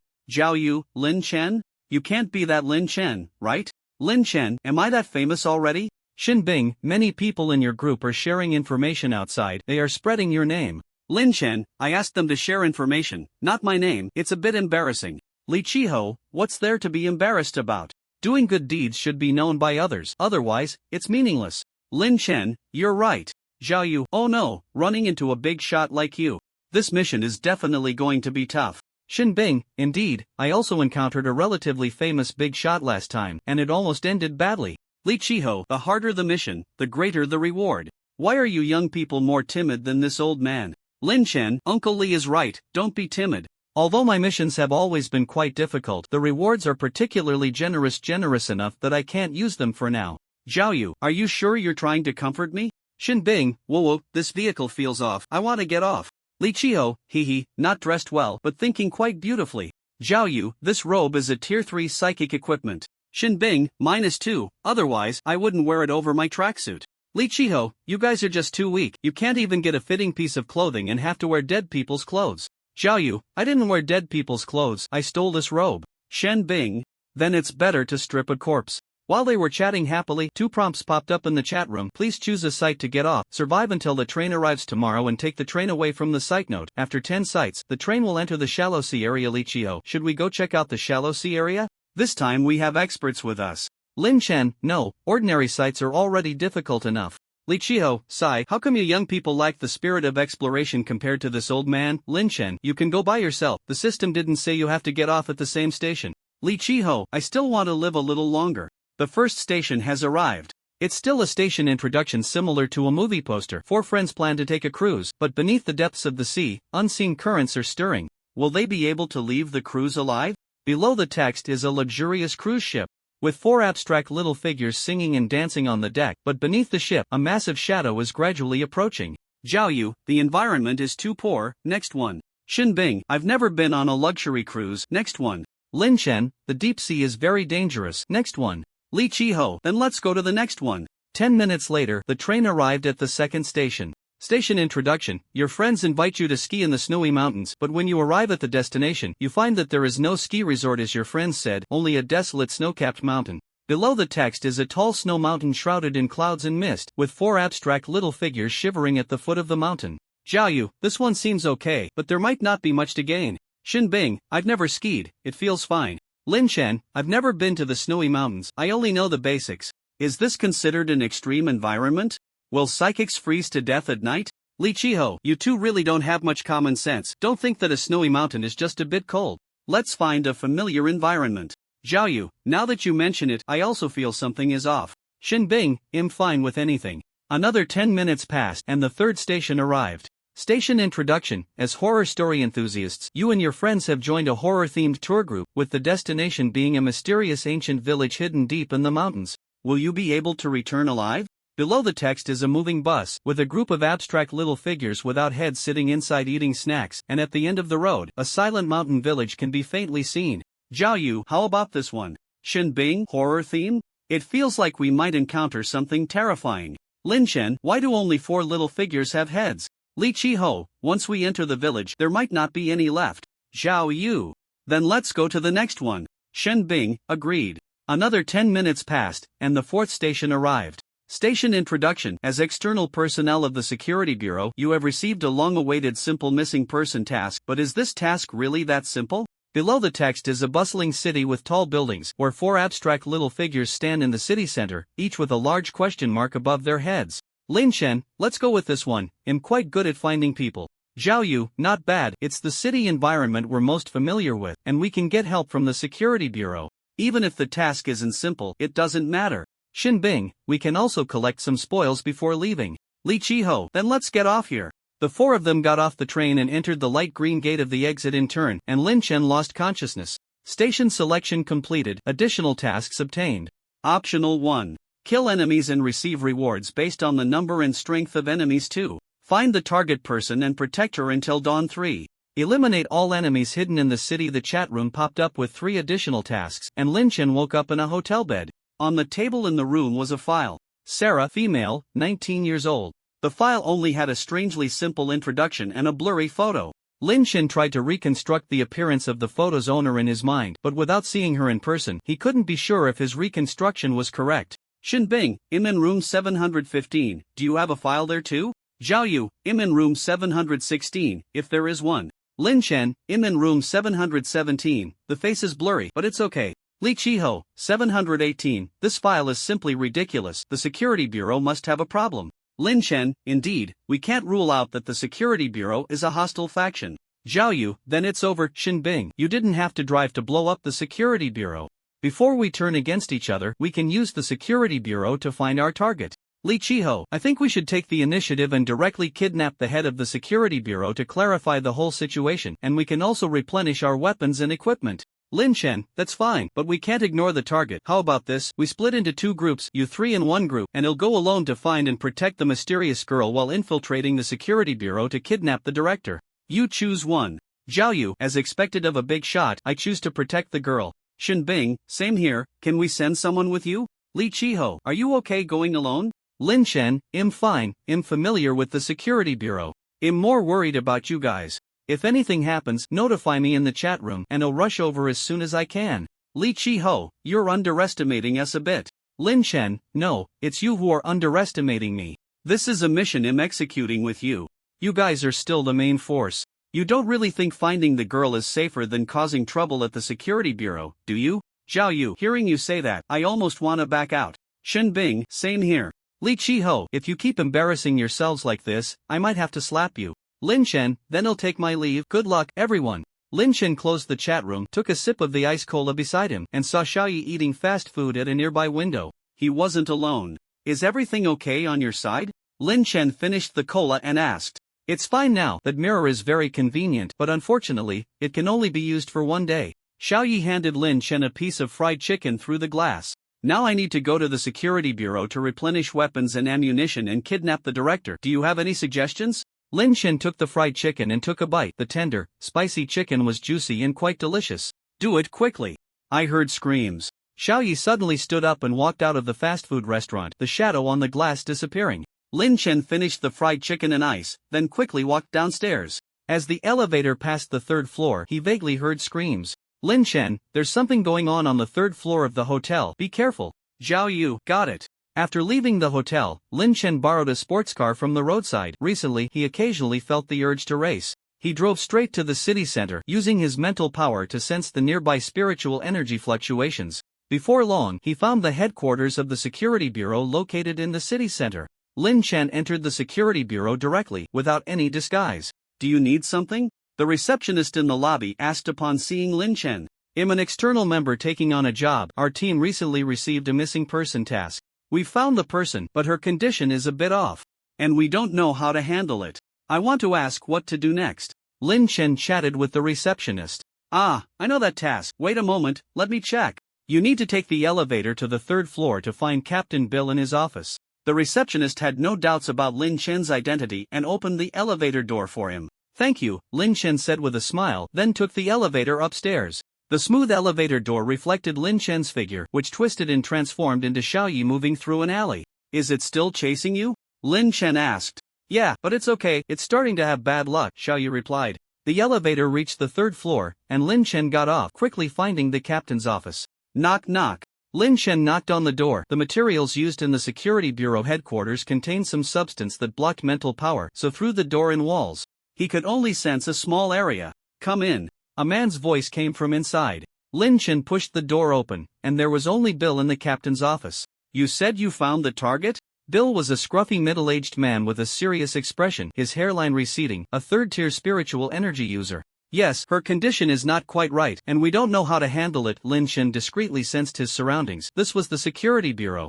If he wasn't planning to kill everyone, it was best not to alert others. Moreover, there were surveillance cameras everywhere, making it a poor place to act. What's the situation? Bill asked, watching Lin Chen warily, as if on guard against something. You know better than I do what the situation is. She killed my team members, along with those monsters. You have to tell me what's going on. Lin Chen suddenly exclaimed, his emotions flaring. Shoo, keep your voice down. Seeing Lin Chen so agitated yet not taking further action, Bill relaxed his guard and pulled Lin Chen away from the door, speaking softly. What exactly is that thing? Lin Chen continued to probe, unsure of what he was asking. I don't know. The higher-ups want me to capture that woman as soon as possible. Your mission was also assigned by them. All I know is that she triggered some violent incidents, Bill said, turning his back to the camera and lowering his voice. Who are the higher-ups? My friend can't have died for nothing.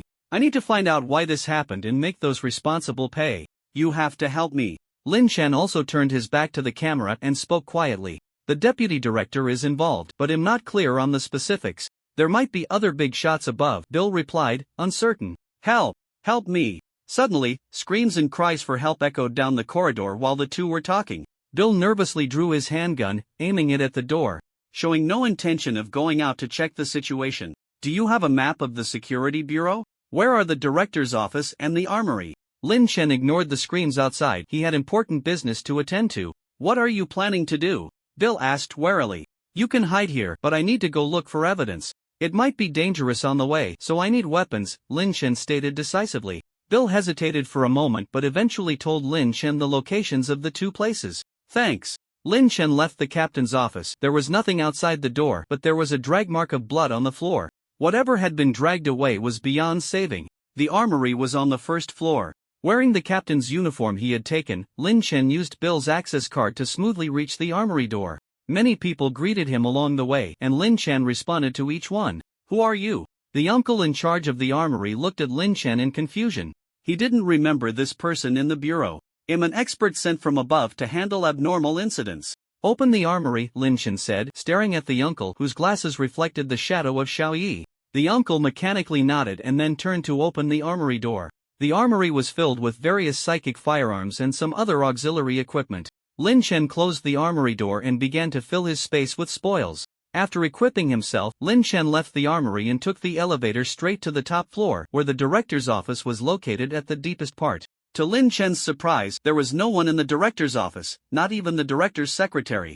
After searching the entire office, Lin Chen found only some documents shredded in a garbage bag. From those scraps, Lin Chen found half a torn document, which someone had deliberately hidden in the trash. Yongsan Laboratory, Special Experimental Subject Capture Failed, Citywide Experiment. Phase 1. The information on the document was incomplete, and Lin Chen could only make inferences based on guesses, taking a photo of the document to send to the group. Lin Chen, I found this document in the director's office. I'm now preparing to check the situation at Yongsan Laboratory. How are things on your end? I managed to get a batch of arms. If you need, we can meet up first. Li Chiho, damn, I knew there was something wrong with the security bureau. The mission target might be that experimental subject. Just getting close to her can trigger some dangerous mutation. Xiaoyu got hit, we're dealing with it. Be careful. Lin Chen, do you need my help? Oh Xiaoyu, no need, there are more and more mutated beings in the city and we're having some trouble here. The laboratory can only rely on you to explore. You'd better find a way to avoid mutation quickly, or we won't be able to get close to the target at all. Lin Chen. Leave it to me.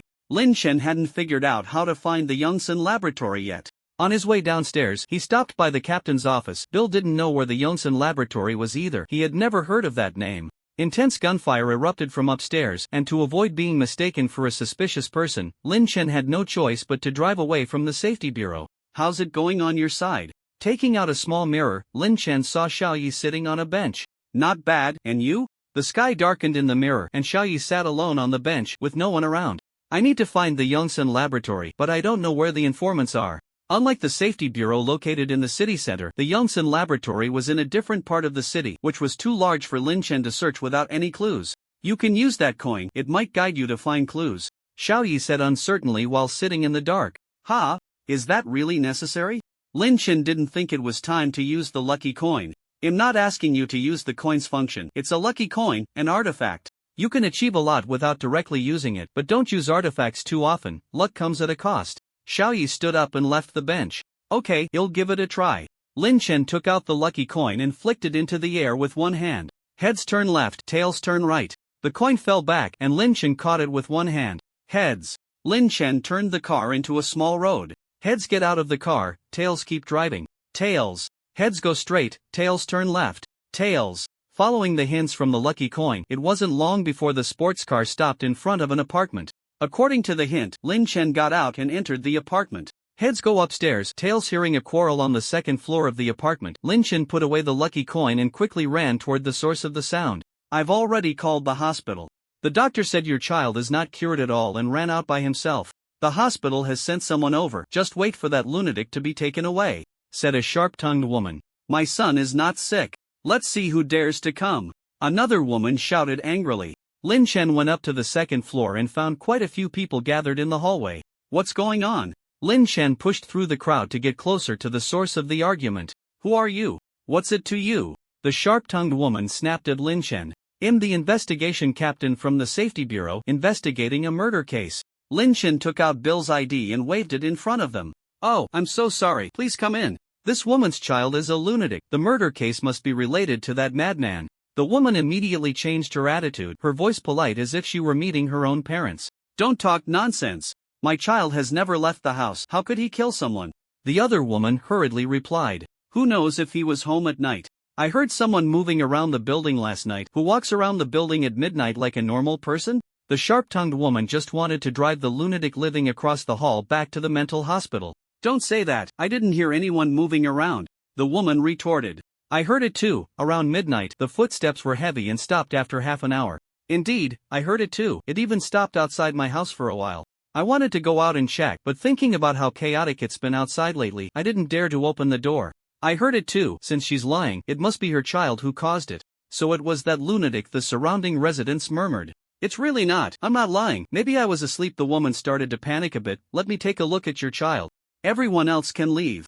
Lin Chen walked directly into the woman's house. He had already sensed the woman's child, but he still needed to see for himself because in his perception, that thing did not resemble a child. Comrade, don't listen to their nonsense. My child is very well behaved. He could never kill anyone, the woman said excitedly, following Lin Chen.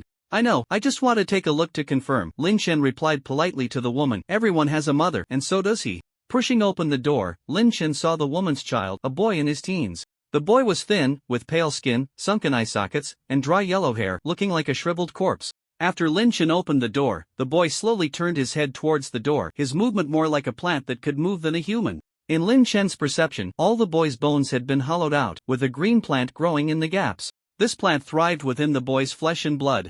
Its branches and leaves spreading throughout his body, including his brain. Lin Chen could even see a green leaf at the bottom of the boy's eyes. What is the name of that mental hospital? Lin Chen didn't know how to handle the boy. He was not in pain now. He was completely hollow. It's called Sunshine Sanatorium, recommended by your staff. The woman sighed in relief when she saw Lin Chen wasn't planning to take the boy away. Location? Lin Chen actually didn't need to ask the woman. There were two better targets downstairs, but he wasn't inquiring about their feelings right now. The woman hurriedly took out her phone and pointed out the location of the sanatorium to Lin Chen. Thank you for your cooperation. I can't help him, but I will handle other matters. Lin Chen left the room. Even he couldn't help the boy. Medicine wasn't omnipotent. But he would find a way to deal with those who had turned the boy into this. If some people think that the strong can treat the weak as they please without paying a price, they are gravely mistaken. Because there will always be someone stronger than them, someone who will make them pay. Lin Chen walked silently down the stairs, and two staff members in Sunshine Sanatorium uniforms appeared at the bottom of the stairs. Last words? Forget it. Lin Chen wasn't in the mood to hear last words now. Bang bang. Shotgun backstab psychic blade. The two exploded on the spot. Red and green flesh splattered across the hallway. Two intact heads fell to the ground. They'll give you a moment for repentance. Actually, I just wanted you to know you're dead and to die in despair and pain. That is the true time for repentance. Lin Chen stepped over the blood and flesh as he left the apartment. The sounds of painful wails and cries for help echoed behind him. They didn't want to die yet. But this was their deserved end. Lin Chen, how's it going over there? Lin Chen pressed the accelerator to the floor, heading straight for the Sunshine Sanatorium. Li Chiho, it's okay. Although we still can't get close to the target, we marked the target's location with an item, so we won't lose track of it, and we can respond quickly if there are any issues. Lin Chen, good. I found the location of the Yongsan laboratory, and am on my way there now. Be careful. The enemy likely knows the target's location as well. That search mission might be some kind of experiment. Look around the area. You might find a surprise. Zhao Yu, damn, don't let me catch those bastards. I almost lost my treasure. Shin Bing, there's no way, it's too conspicuous. Li Chiho, anyway, it doesn't matter, if it's gone, it's gone. Lin Chen, I'm a doctor, do you need me to install a new one for you? Zhao Yu, bro, can I choose the specifications? Lin Chen, I still recommend a balanced one, otherwise, it might affect your movement. Zhao Yu, it doesn't have to be that exaggerated, just a little bigger is fine. Li Chiho, aren't you afraid the mutated organ won't listen to commands? Zhao Yu, then forget it. Lin Chen, I'm running into a bit of trouble here, you guys chat. Closing the chat room, Lin Chen glanced at the traffic police following behind the sports car, feeling somewhat distressed. He hadn't driven much and had forgotten that he couldn't go too fast in the city. The sports car was fast, but the traffic police showed no signs of giving up. Lin Chen had no choice but to use his psychic impact technique to continue accelerating. As long as he got out of the car before being caught, no one could prove he was speeding. After all, the sports car wasn't his. Lin Chen executed a half-circle drift, bringing the sports car to a stop near the entrance of the Sunshine Rehabilitation Center, then used the momentum to drift out of the car. The diligent traffic police followed closely behind, leaving tire marks on the road. Wait a minute, you are under arrest. The traffic police shouted as he caught up with Lin Chen. Comrade, you can stick a fine on my car, however many you want. Lin Chen replied somewhat helplessly. He didn't dislike people who worked seriously. No, you are suspected of dangerous driving. This isn't something a fine can resolve, at least a month in detention plus a fine, the traffic police said earnestly. I am the investigation team leader of the Safety Bureau, currently on a mission. How about this, once I finish this task, you can come find me, and as long as you can locate me, I'll accompany you to detention, Lin Chen said, waving Bill's credentials. Breaking the law while knowing the law adds to the crime, the traffic police said, wanting to take Lin Chen's credentials for record-keeping, but Lin Chen had already put them away. If I don't complete my mission, many innocent people will die. Are you sure you want to arrest me? Lin Chen pulled out a psychic submachine gun and walked towards the Sunshine Rehabilitation Center. The traffic police was startled by the sight of the submachine gun. He hesitated for a moment but ultimately chose to follow Lin Chen. This isn't your patrol area, are you here to slack off? Lin Chen glanced at the vigilant security guard and the surveillance camera at the entrance, both of which exploded in succession. Red and green flesh splattered across the security booth's windows. What are you doing? Seeing the guard explode, the traffic police quickly drew his pistol, aiming at Lin Chen's back. Is your flesh green? Use your brain. Lin Chen ignored the traffic police and quickly entered the Sunshine Rehabilitation Center. The traffic police was momentarily stunned, looking at the red and green flesh on the glass of the security booth, deep in thought. The Sunshine Rehabilitation Center appeared to have only 3 floors, but Lin Chen sensed a tunnel leading downward beneath the facility. As soon as Lin Chen stepped into the lobby of the rehabilitation center, a group of staff members charged at him, roaring. In their rush towards Lin Chen, numerous flesh-covered branches tore through their bodies, and the writhing flesh branches transformed these staff members into moving clusters of flesh. Lin Chen raised his submachine gun and began to spray bullets into the lobby. When dealing with monsters that couldn't be communicated with verbally, this was the way to communicate. Rat-a-tat-tat-tat-tat-tat-tat-tat-tat. Hearing the sound of gunfire, the traffic police hurried into the rehabilitation center, and then he witnessed a scene that would be etched in his memory for life. The advancing flesh clusters, roaring as they approached, the investigation team leader firing accurately, the sound of gunfire mingling with the monster's wails, a murky atmosphere filled with a fresh scent of blood. Years later, the traffic police would still vividly recall this moment. As the gunfire ceased, Lin Chen emptied a magazine containing 100 rounds. The monsters that had rushed out were reduced to fragments. Against the combination of metal and psychic energy, they were simply too weak. Happy New Year, Lin Chen said, reloading his magazine and heading straight towards the underground tunnel located deep on the first floor. This time, the traffic police did not hesitate. He followed Lin Chen with his pistol in hand. What are you doing? A few $1,000 in salary, why risk your life? Lin Chen took out a small mirror to check his reflection, which only showed his own face. This isn't my first encounter with such monsters, but last time I arrived too late. If this is the monster's lair, I can't just leave like this. The traffic police admired Lin Chen's marksmanship, but he truly couldn't understand why a man would look in a mirror before a fight. Here, you can use this, right? If not, it's fine.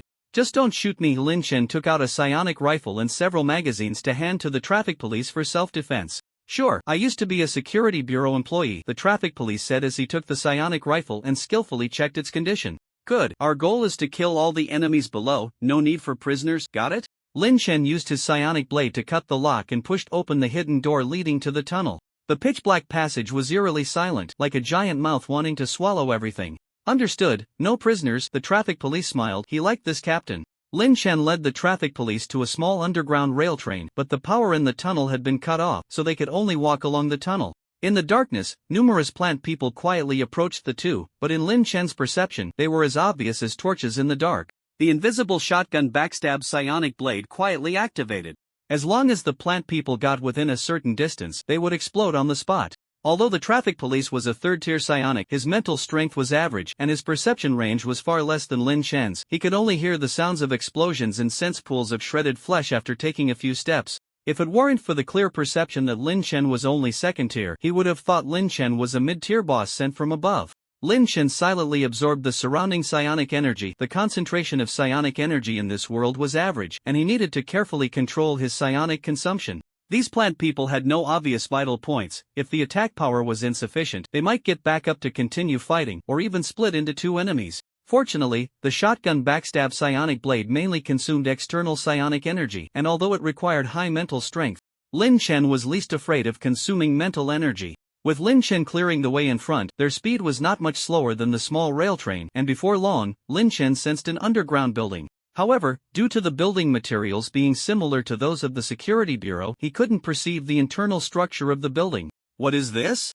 the traffic police asked, looking at the closed metal door in front of him. He didn't expect there to be such a place underground in the city. Yongsun Laboratory. Lin Chen leaned close to the metal door to sense the structure of the lock. The metal door also had the effect of blocking mental energy, but Lin Chen's mental strength could penetrate the metal door and sense a small area behind it. Controlling his psionic energy to unlock the door, Lin Chen pushed open the heavy metal door and entered the laboratory. Perhaps feeling it was useless against Lin Chen, or for other reasons, the laboratory had not lost power. Inside the metal door was a space resembling an elevator shaft, with two elevators directly facing the metal door, and two corridors connected to either side of the space. Lin Chen entered the right corridor, where laboratories of different functions were lined up on both sides. The instruments inside were still running, and some patients in hospital gowns lay on the experimental tables, looking like human potted plants covered in various green plants. Although he had some psychological preparation, the traffic police still underestimated the brutality of these creatures. He gripped the psionic rifle tightly, wishing he could go down and kill all the researchers here right now.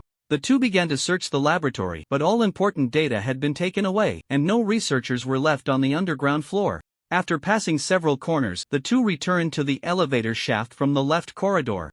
Yongsun Laboratory was a polygonal building, and the corridors on both sides were connected. "Let's hurry down and slaughter them." The traffic police pressed the elevator button. Entering the narrow, enclosed space of the elevator was not wise, but they were both psionics, and even if the elevator fell, they had ways to survive. "Why is there no safety passage here?" Lin Chen looked at the open elevator door and asked.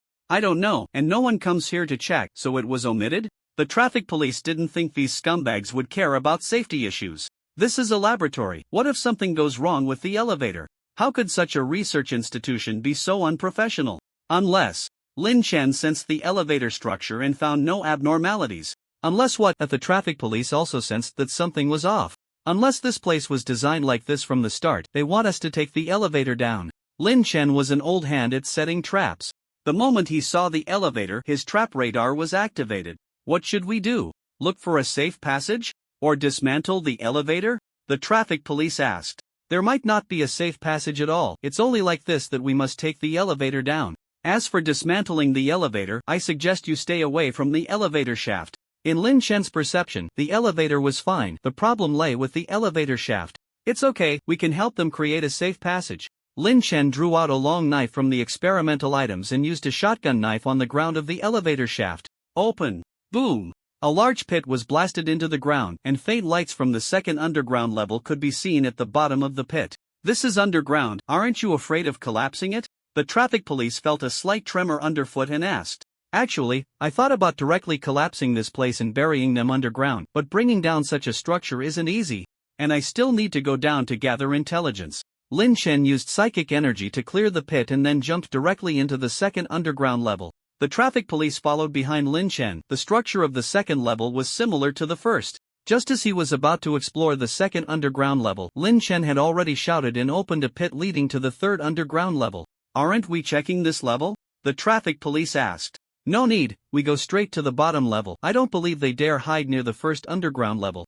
Lin Chen secretly set up several rune traps at the elevator entrance and then said loudly, what if someone didn't make it down in time? The The traffic police didn't want those scum to leave alive. Then they are lucky. Lin Chen jumped into the third underground level, casually setting up rune traps outside the elevator door. Just like that, the two descended rapidly to the sixth underground level, where Lin Chen blasted open the ground again. This time, it wasn't the elevator shaft below, but a huge experimental plaza. Lin Chen sensed the experimental plaza below through the pit and soon detected some vegetative individuals at the center of the plaza. These vegetative individuals were different from the trash encountered before. They were elite specimens.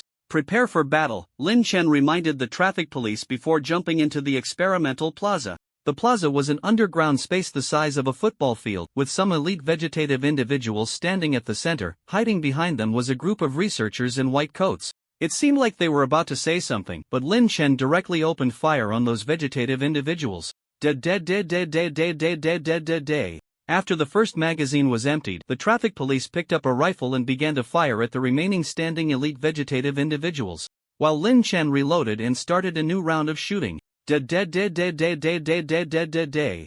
2 rounds of shooting, only one elite vegetative individual remained barely standing at the center of the plaza. Just as Lin Chen was reloading for the third round, that vegetative individual was shot down by the traffic police. Although it wasn't dead yet, it couldn't get up for the time being. Lin Chen didn't approach the bodies of those elite vegetative individuals. There might be individuals inside that could cause mutations at mid-range, like the target girl, so there was no need to get close. Taking out a psychic sniper rifle, Lin Chen began to blow apart the upper bodies of the distant researchers one by one. He only needed the research data, not the researchers. Bang! Bang! Bang! No matter where the researchers tried to hide, each bullet from the sniper rifle would blow apart one of their upper bodies. They fled in terror, attempting to dodge the continuous sound of deadly gunfire with various comical movements. But it was all in vain. The bullets ruthlessly tore through their bodies, delivering an equal judgment to each one. It wasn't until the last researcher's lower body fell to the ground that Lin Chen put away the sniper rifle. He then looked at the nearby camera and smiled, asking, "What are you waiting for?" Waiting for me to search through the corpses of those waste for evidence. A large amount of gray-green gas spewed from various corners of the experimental square. Under the gas stimulation, thick branches rapidly grew from underground. The branches opened tiny mouths, devouring the bodies of the plant people and researchers on the square. At this moment, Lin Chen had returned to the 5th underground level with the traffic police. Thick branches spread upward through the pit, and Lin Chen and the traffic police quickly climbed up, returning to the 1st underground level before the branches could catch them. The traffic police were surprised to find a severely mutated researcher lying near the metal door. Upon seeing Lin Chen, the researcher tried to flee in terror, but no matter how hard it struggled, it couldn't escape the range of the rune trap. Beneath the researcher was a composite rune trap specially made by Lin Chen. To prevent damage to the research data, Lin Chen had only added mutation and weakening runes to the trap, along with the control concept of the spider monster, making it impossible for the researcher to escape. "Are you the person in charge here?" The traffic police glared at the researcher in anger. If Lin Chen hadn't held him back, he would have already gone over to hit it. Lin Chen used the psychic blade to sever the researcher's right hand, causing a bottle filled with gray-green gas to fall to the ground. The researcher froze for a moment before letting out a piercing scream. "You don't think you can escape, do you?" Lin Chen picked up the black metal briefcase and the gas-filled bottle near the researcher. "Who are you? How dare you attack the research facility of the Security Bureau? You're dead," the severely mutated researcher said in pain. "Coincidentally, I'm the investigation captain of the Security Bureau, and you can report to me now," Lin Chen said, waving Bill's credentials in front of the researcher. "Damn it, you bunch of lunatics. This is really the Security Bureau's laboratory. You come here to kill people. Does your director know?" The researcher was filled with hatred, wanting to call the director immediately to have Lin Chen killed. "It will know. I will soon send it down to accompany you. Of course, it might also be waiting for you down there." Looking at the green branches that had crawled to the 1st underground level, Lin Chen did not kill the researcher but instead walked toward the laboratory door with the items. "Wait, you're just leaving like this? Don't leave me here. It will eat me. Please. I know a lot. I know where the director and the head are hiding. Please, kill me." Having observed the process of numerous experimental subjects being consumed by it, no one understood the pain of being devoured better than the researcher. Controlled by Lin Chen's rune trap, it couldn't even commit suicide. "I just hope you can die quietly, like a plant." The branches wrapped around the researcher's body, and Lin Chen watched as the desperate researcher was dragged into the pit, slowly closing the metal door. What should we do next? Back in the hall of the sanatorium, the traffic police felt a bit lost. If the researcher wasn't lying, they would have to deal with the director of the security bureau. Next, you can go home. I'll handle the rest, Lin Chen said, opening the briefcase, which contained a metal hard drive, a set of tight-fitting suits similar to diving suits, and 5 gray metal syringes. Lin Chen, the Yongsan laboratory has been dealt with, and I got a metal hard drive. How's it going on your side? Zhao Yu, not so good. We dealt with 2 teams from the security bureau, but the target escaped during the fight. In the process of fleeing, the target mutated some citizens, and the mutated citizens began attacking nearby citizens. Those citizens attacked by the mutated ones also experienced varying degrees of mutation. Lin Chen, zombie movie? Xin Bing, these mutated citizens are much harder to deal with than zombies. Regular attacks can't kill them, they also grow mutated flesh branches inside them for area attacks, and those poked by the branches will also mutate. Lichio, if we don't stop the target from running around, it won't be long before most people in this city turn into mutated monsters. Moreover, as we come into more contact with these mutated monsters, we are also experiencing slight mutations ourselves. Lin Chen, inside our bodies? That might be because those monsters are releasing some kind of gas similar to pollen. When you inhale that gas, it leads to slight mutations within you. Lin Chen thought of that bottle of gray-green gas. It was likely concentrated plant secretions. The target girl probably secretes this gas in large quantities, which causes the nearby creatures to mutate. Xin Bing, so, wearing a mask can prevent internal mutations? Lin Chen, no, what I mean is, if most people in the city mutate, the entire city will be shrouded in that gas, and by then, we will be doomed. Li Chiho, damn. I'm going to kill the target right now. For Li Chiho, no reward for the extra mission is more important than his own life. Although he couldn't get close to the target, killing the target wasn't difficult. Lin Chen, no need, just send me the target's location. You guys handle the mutated citizens nearby, and I'll deal with the target. Zhao Yu, then be careful, we'll come help you after we clear the mutated citizens. Xin Bing, I'll update the target's location in real time in the chat room. Li Chiho, if you need anything, just say it, don't be shy. Lin Chen, got it. Lin Chen changed into the diving suit from the box and turned to the traffic police officer who had been standing beside him. Your city is about to be doomed. Are you willing to do something before everything becomes irreparable? Of course, what do you need me to do? The traffic police officer replied firmly. Can you drive fast? Lin Chen put away the box and walked towards a nearly scrapped sports car. No one knows how to drive fast better than I do. The traffic police officer opened the car door and sat in the driver's seat. Then let's go quickly, before everyone turns into monsters. Lin Chen gave the address and sat in the car, starting to think about the next steps. He wouldn't kill Sarah. Not because she was a victim. When she began to mutate the nearby residents, she became the perpetrator.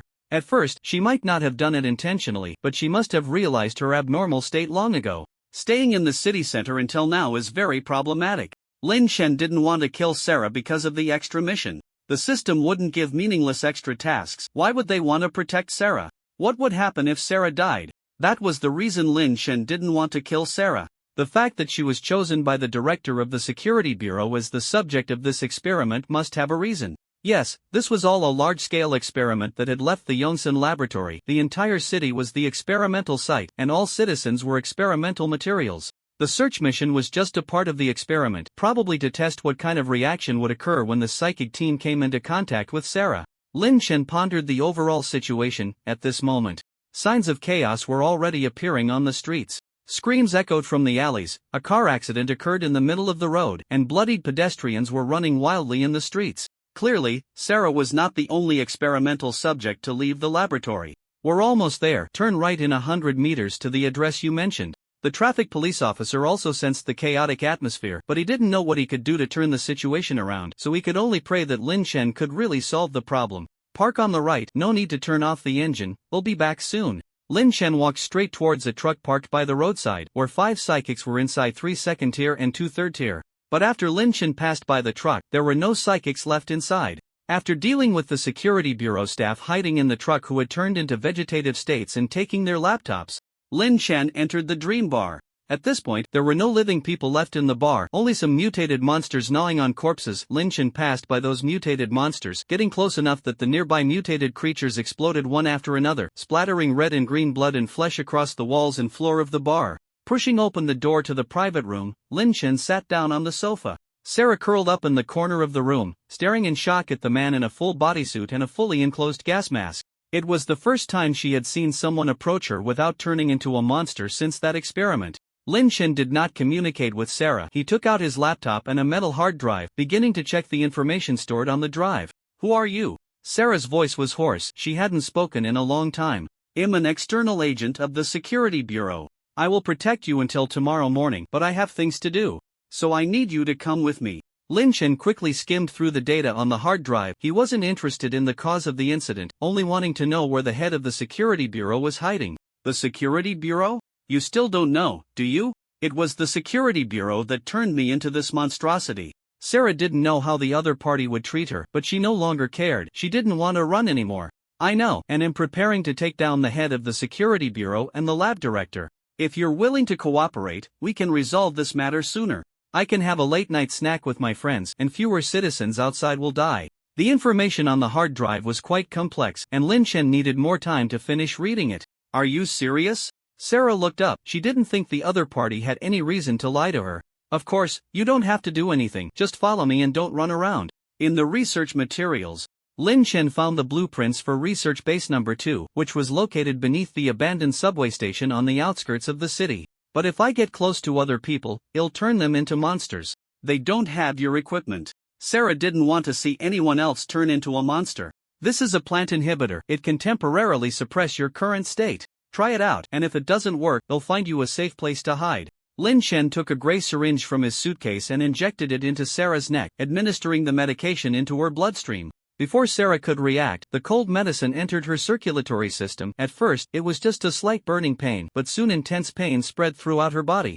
It wasn't Sarah who was in pain, but the plant that had taken root inside her and had already formed a symbiotic relationship with her.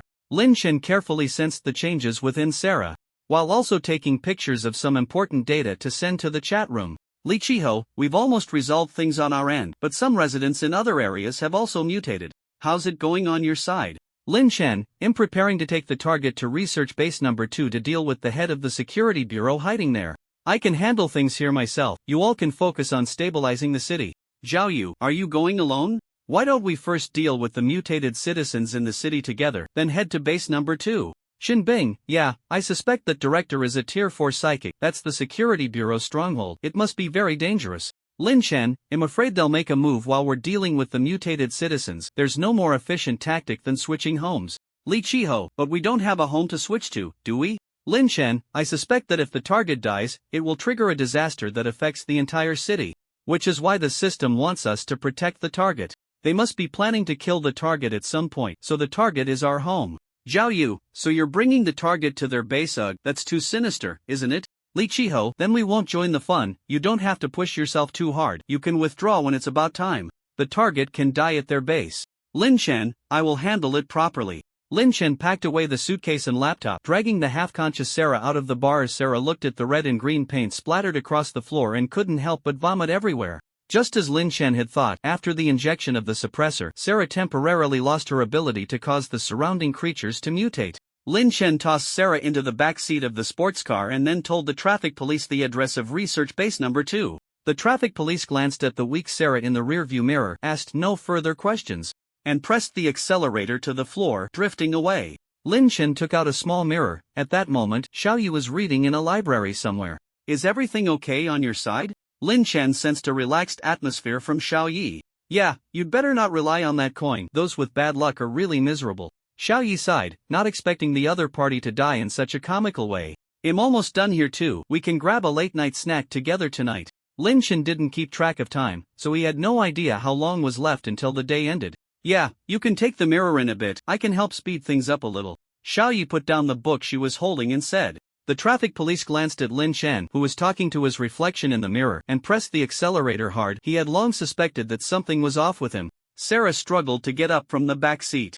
She looked at Lin Chen and suddenly felt a sense of shared suffering. If she hadn't been sent to a mental hospital, she wouldn't have ended up like this. Lin Chen ignored the two of them and began discussing some questions about runes and the mental aspect with Xiao Yi. In the system's shelter, it was hard for him to find a teacher who could guide him. As a consciousness entity, Xiao Yi's understanding of the mental aspect was completely different from Lin Chen's, giving him a new perspective on the combination of mind and body. The traffic police's driving skills were quite impressive, and with the pressure from Lin Chen, who was constantly talking to his reflection, and Sarah, who was muttering to herself in the back seat, it wasn't long before the sports car stopped at the entrance of the abandoned subway. Lin Shen got out with the small mirror. He didn't stop the traffic police from following him but handed over a few rifle magazines. Is this the place? Sarah looked at the dark subway entrance, recalling the time she was used as a lab rat in the laboratory, and couldn't help but stop in her tracks. You can't escape. If you don't deal with them, you'll always be a test subject. Lin Shen took out a gray syringe and jabbed it into the traffic police's neck. He didn't think the ones below would be unaware of their arrival. If we fail, can you kill me? Sarah would rather die than be used as a test subject again. Sure, but I won't fail. Lin Chen entered the subway entrance first. The three moved through the dark tunnel, with Lin Chen leading the way and the traffic police bringing up the rear. The entrance to Research Base Number 2 was in the middle of the tunnel, and if he hadn't seen the design plans, Lin Chen would have had a hard time finding it. Along the way, Lin Chen shot out several cameras. They definitely knew they were coming but hadn't sent any mutated creatures to intercept them. Lin Chen cut open the passageway door leading to Research Base Number 2 and walked down for a while until he saw a small rail train similar to the Yongsan laboratory. However, there was no power outage here, and the rail train was operating normally. The three took the train moving diagonally downward, and 10 minutes later, the train arrived at the entrance of Base Number 2. Lin Shen used his psychic energy to unlock the metal door, and after pushing it open, the three entered Research Base Number 2. As soon as they entered the base, the door behind them closed automatically, revealing a spacious hall where 4 teams of armed psychics hidden throughout the hall surrounded them from all directions. Before they could raise their guns to threaten, Lin Chen had already vanished from his spot. The first to explode was the psychic standing on the far left of the hall, followed by explosions from left to right. Lin Chen appeared in the center of the hall, and from this position, he could stab every person present with the shotgun backstab psychic blade. They were too close together. Shoot! 2 third-tier psychics forcibly blocked the shotgun backstab psychic blade, leading those psychics who had not yet been stabbed to shoot at Lin Chen. Bang bang bang bang bang bang bang bang bang. The mutated psychic protection blocked the bullets aimed at Lin Chen, who calmly put on the power gauntlets and bloody ring. Since the negative effects of these 2 mid-tier psychic items were quite troublesome, this was his first time using them. It was just right to test these psychics with them. After putting on the power gauntlets, Lin Chen instantly mastered a large number of boxing techniques. If it weren't for his frequent use of rune cards, he might have needed some time to adapt to this state. Lin Chen moved his feet and instantly appeared in front of a third-tier psychic, delivering a punch straight to the opponent's chest. Stabbing step straight punch. This move was extremely fast, and with the enhancement of the power gauntlets and runes, the opponent had no chance to react. The third-tier psychic was directly punched into oblivion, red and green fragments spraying radially onto the ground. Lin Chen hardly paused, shifting his weight and instantly appearing in front of another third-tier psychic, casually smashing towards the opponent's head. Sliding step swinging punch. Seeing the tragic state of their companion, the third-tier psychic was prepared in advance, sidestepping to avoid Lin Chen's punch and stabbing a knife towards Lin Chen's heart. Lin Chen turned to dodge the dagger, his right hand changing from a smash to a stab, exploding the opponent's head with a punch, and before leaving, he fired another shotgun backstab psychic blade at the opponent's transformed corpse. Flash step stabbing punch. Lin Chen skillfully used various boxing techniques, weaving through the crowd and quickly dispatching the remaining psychics. From entering base number 2 to eliminating the psychic squad, Lin Chen took less than half a minute, of which putting on the gauntlets and ring took 3 seconds. The traffic police also fired a few shots at the entrance, turning 2 psychics into mutated thickets. Let's go. Lin Chen took off the gauntlets and those boxing techniques began to fade away, but Lin Chen clearly remembered the process of using those techniques. Although he couldn't replicate them as skillfully as when wearing the gauntlets, with more practice he could master them. Of course, Lin Chen did not intend to pursue a boxing melee route. He would integrate these techniques into his own fighting style. Are you really a second-tier psychic? The traffic police asked with a complicated mood behind Lin Chen.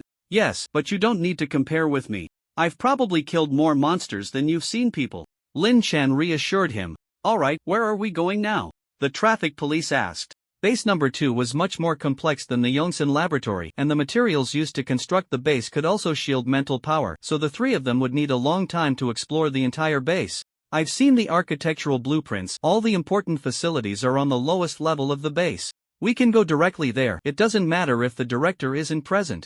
Lin Chen walked towards the safety passage near the hall. Since there was a safety passage, he certainly wouldn't waste energy opening a new route. However, Lin Chen secretly set up several composite rune traps in the hall. If anyone tried to sneak away while Lin Chen was absent, they would be in for a surprise. Practicing his boxing footwork while going downstairs, Lin Chen quickly rushed to the lowest level. The traffic police, holding Sarah, followed closely behind Lin Chen, not wanting to be left too far behind, as he could risk sudden death at any moment. Lin Chen soon reached the lowest level of the base, where the cultivation room and control room of base number 2 were located. The cultivation room stored various plant embryos, while the control room could operate all the facilities of the entire base. Two investigation team leaders from the security bureau were waiting for them outside the safety passage. Colin, you really are a nuisance.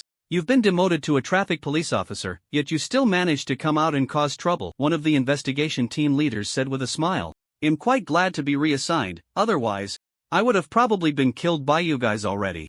The traffic police could not turn into a monster like his former colleagues. What difference does it make whether you die early or late? You don't really think you can live to get out of here, do you? Thick, fleshy branches sprouted from the body of the investigation team leader, covering him like armor, wrapping around every part of his body. Another investigation team leader similarly donned the fleshy branch armor, and the two of them erupted into maniacal laughter from within their armor. Lin Chen joined in their laughter. What are you laughing at? One of the investigation team leaders asked curiously. I laugh because you are already dead. What are you laughing at? Lin Chen activated several psychic energy blades he had set up before their transformation, and intense explosions echoed from within the two armors. In truth, Lin Chen had only tried it out of habit, but the two investigation team leaders showed no reaction. So he set up more.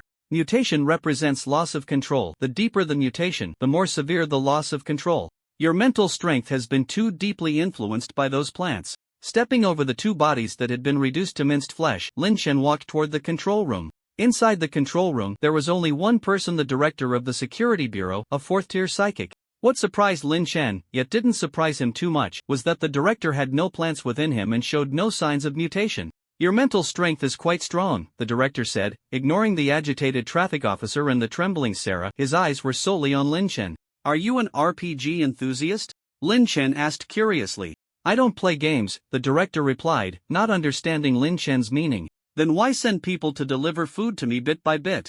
Lin Chen asked, intrigued. Because we need to buy time. Although you are only a second-tier psychic, I have decided to give you the respect you deserve. A twisted figure emerged from the cultivation room, blocking their escape from the control room. Lin Chen sighed. He had originally wanted to confront the security bureau director directly to test the gap between himself and a fourth-tier psychic, but since the other party was playing dirty, he could only play along. You actually came back by yourself. Are you nostalgic for the days in the lab? As the head of the Yongsan laboratory, Darren controlled the progress of all the experimental subjects, most of whom had been cruelly eliminated through experiments. Among all the subjects, only Sarah had achieved coexistence with the plant inside her. Looking at the twisted old man covered in plants before her, Sarah trembled all over. The terrifying memories of her past as an experimental subject felt like ropes tightly binding her, preventing her from moving her feet. You're not jealous of her, are you? After all, she's still human. While you've become a monster. Is this your experimental achievement? The traffic officer pushed Sarah into a corner of the room, facing the fourth-tier mutated monster outside the door. He was provoking the monster before him. In a battle of this level, there wasn't much he could do. At most, he could use his life to buy Lin Chen a little time. He didn't know if it would be meaningful, but he had to do something. Kid, what do you know? She's just an exception born from a rare accident, while I am the inevitable result of scientific experimentation. As long as there are enough plants, I can mass-produce fourth-tier mutated beings. Darren scoffed. Face reality. Your experiments are meaningless except for turning people into monsters. The traffic officer stood behind Lin Chen, raising his gun to point at Darren. This action was like a signal, and the battle began in that instant. Lin Chen certainly wouldn't let the traffic officer face the fourth-tier monster alone. Nor did he plan to deal with two fourth-tier beings at the same time, so he used the previously prepared salted fish thrust against the security bureau director. A salted fish disappeared from Lin Chen's hand, instantly teleporting to the security bureau director. Since this move had no warning and left no time for the other party to react, the security bureau director was caught off guard. His body began to mutate into small salted fish, and a large number of small salted fish fell to the ground, wriggling incessantly. Damn it! What did you do? What the hell is this thing? The director of the security bureau lay on the ground, struggling continuously, forced to experience the gradual alienation of his body just like those experimental subjects. After using the salted fish thrust, Lin Chen turned around and slashed at Darren, who was approaching with the police officer's bullets, with a complete shotgun knife. Die! After forcing Darren back with this slash, Lin Chen put on the power gauntlets and bloody rings, took a sip from the star-gathering cup, and finally pulled out a small mirror to take a look. I can temporarily enhance your mental power, but you'd better deal with it quickly, Xiaoyi said in the mirror. Okay. Lin Chen felt his mental power becoming stronger. He could clearly sense the various plants parasitizing within Darren, their movements driving the overall motion of Darren's body. Pulling away from the police officer, Lin Chen set up rune traps under his feet while retreating diagonally. Darren stepped on the rune trap, but it failed to trap him, only causing him to pause for half a second. Lin Chen continued to lay down rune traps while shifting his center of gravity, using boxing footwork to dodge Darren's attacks. With his powerful mental perception, Lin Chen could easily predict Darren's attack methods and angles, and coupled with his constant use of rune traps to restrain him, Darren couldn't touch Lin Chen at all. The reason Lin Chen chose this method of response was that it was difficult for him to inflict fatal damage on Darren. The shotgun knife couldn't penetrate Darren's body woven from alienated plants, and the damage from low-tier psionic firearms might not be outpaced by Darren's recovery. Is running all you can do? Don't let me catch you. Darren angrily chased after Lin Chen's back, having begun to gradually lose his sanity after excessive alienation. Stop chasing, you can't catch up. When he used the salted fish thrust earlier, Lin Chen had considered using it on the monster behind him, but ultimately he chose the director of the security bureau, because the conscious director was more dangerous. Lin Chen kept changing positions to dodge Darren's attacks while Darren's alienation deepened, starting to lose his human form. Various blood and flesh plants began to grow from his body, wildly in the control room and compressing Lin Chen's living space. Keep running. I want to devour your flesh bit by bit, tearing your nerves to connect them to the plants. Darren laughed maniacally. The police officer pulled Sarah out of the control room, and Darren ignored them. The plants within Sarah were extremely dangerous. In the original plan, Sarah was supposed to die in the city center, and she didn't want the bomb to explode here. Lin Chen lost his living space, but as those plants left Darren's shell, his boda's strength and recovery ability also decreased. Now you have nowhere to hide, right? Keep running. Darren cornered Lin Chen in the room, with blood and flesh plants slowly approaching him. No, it's you who has nowhere to hide. Swish! A large number of sharp, tiny bloodlines shot out from the bloody ring. Although Darren used psionic protection to block the bloodlines aimed at his main body, some still pierced into the surrounding alienated plants. And these alienated plants were connected to Darren. The blood flowed within the alienated plants, continuously absorbing and transforming the blood within them, and finally, this blood surged back into Darren's body through the connections. Blood explosion. Lin Chen certainly wouldn't hold back. He manipulated the psionically rich blood within Darren's body to compress continuously and used this blood as material to carve and shape runes. Boom! Darren exploded.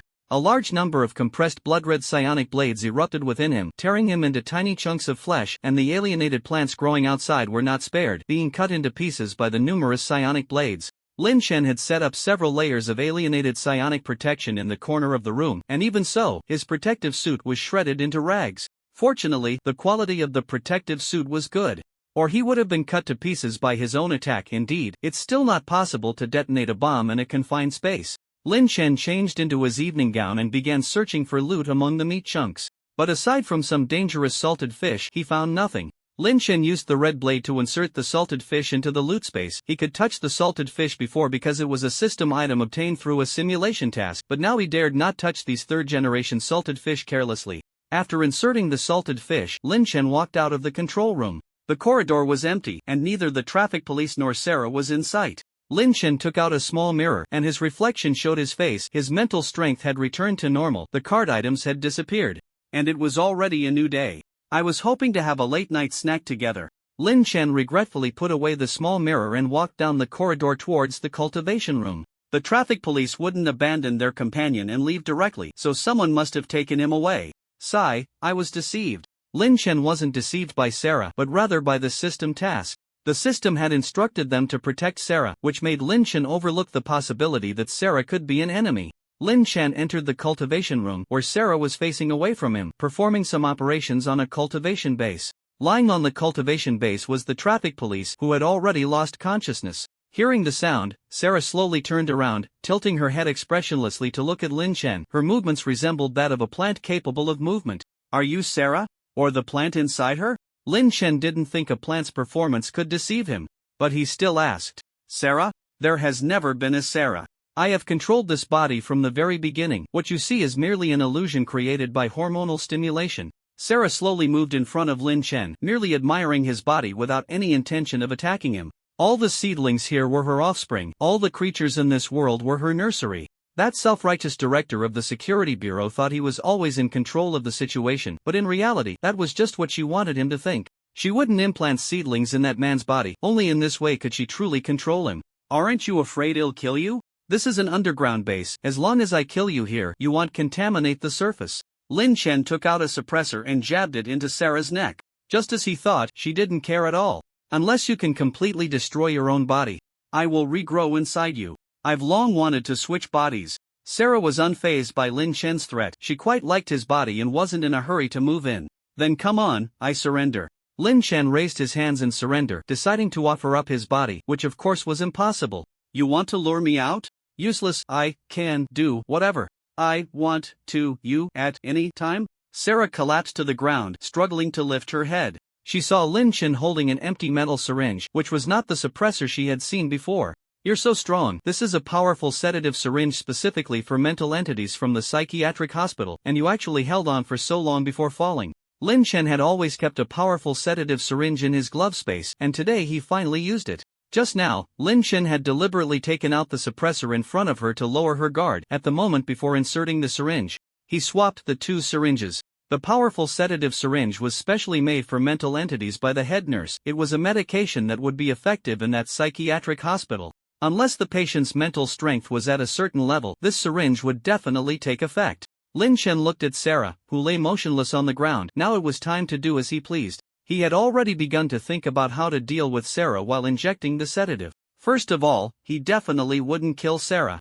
Both the system's additional tasks and his previous experiences reminded him that it would be very troublesome if Sarah died. Although Sarah was currently incapacitated and unable to think, Lin Chen could have used an item like a grenade to kill her via a delayed blast, but that wasn't foolproof.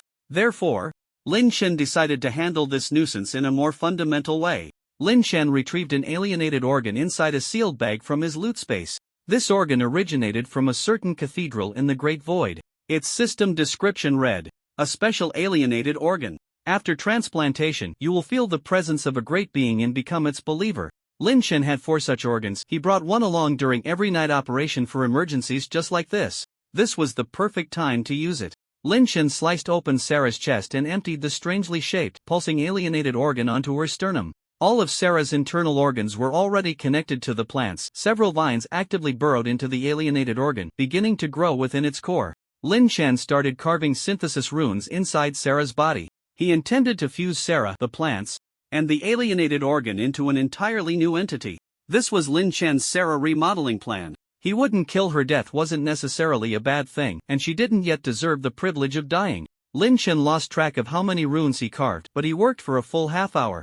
Mid-process, he took a 15-second break to deal with the plant larvae inside the traffic cop. Since they had only recently been implanted, the cop hadn't suffered irreversible damage. Lin Chen even took the opportunity to strengthen the man's physique.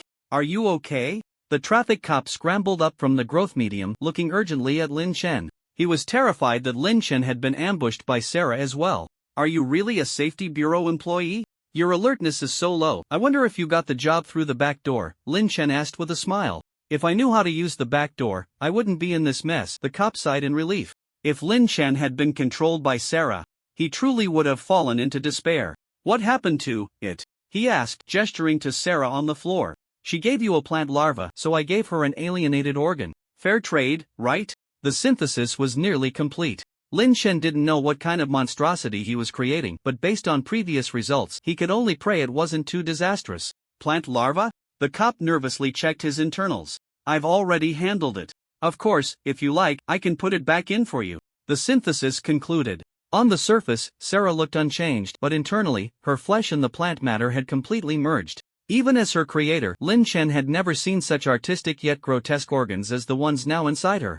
This was his first time performing a synthesis of this nature. Thanks, but I'd rather not turn into a monster. Did she just twitch? The cop looked at Sarah, tense. Yeah, she's waking up. Lin Chen wasn't particularly nervous. Her bodily structure had been completely overhauled, and she had undergone synthesis while under the effects of a high-potency sedative. If she could still cause trouble after all that, Lin Chen would have to admire her mental fortitude. Sarah opened her eyes. She observed her surroundings with curiosity, and after a moment, she wobbled as she climbed to her feet. Do you remember me? Lin Chen asked, intrigued. Sarah stared back at him. She was like a brand new life form. Lin Chen could see nothing but curiosity in her eyes, devoid of any other emotion. Group chat. Li Chiho, we've neutralized the vast majority of the alienated citizens. How are things on your end? Lin Chen, it's over here. If you guys want to collect some rare loot, come find me. There's a research base here, but I've set some traps at the entrance. Let me know when you arrive. Zhao Yu, excellent.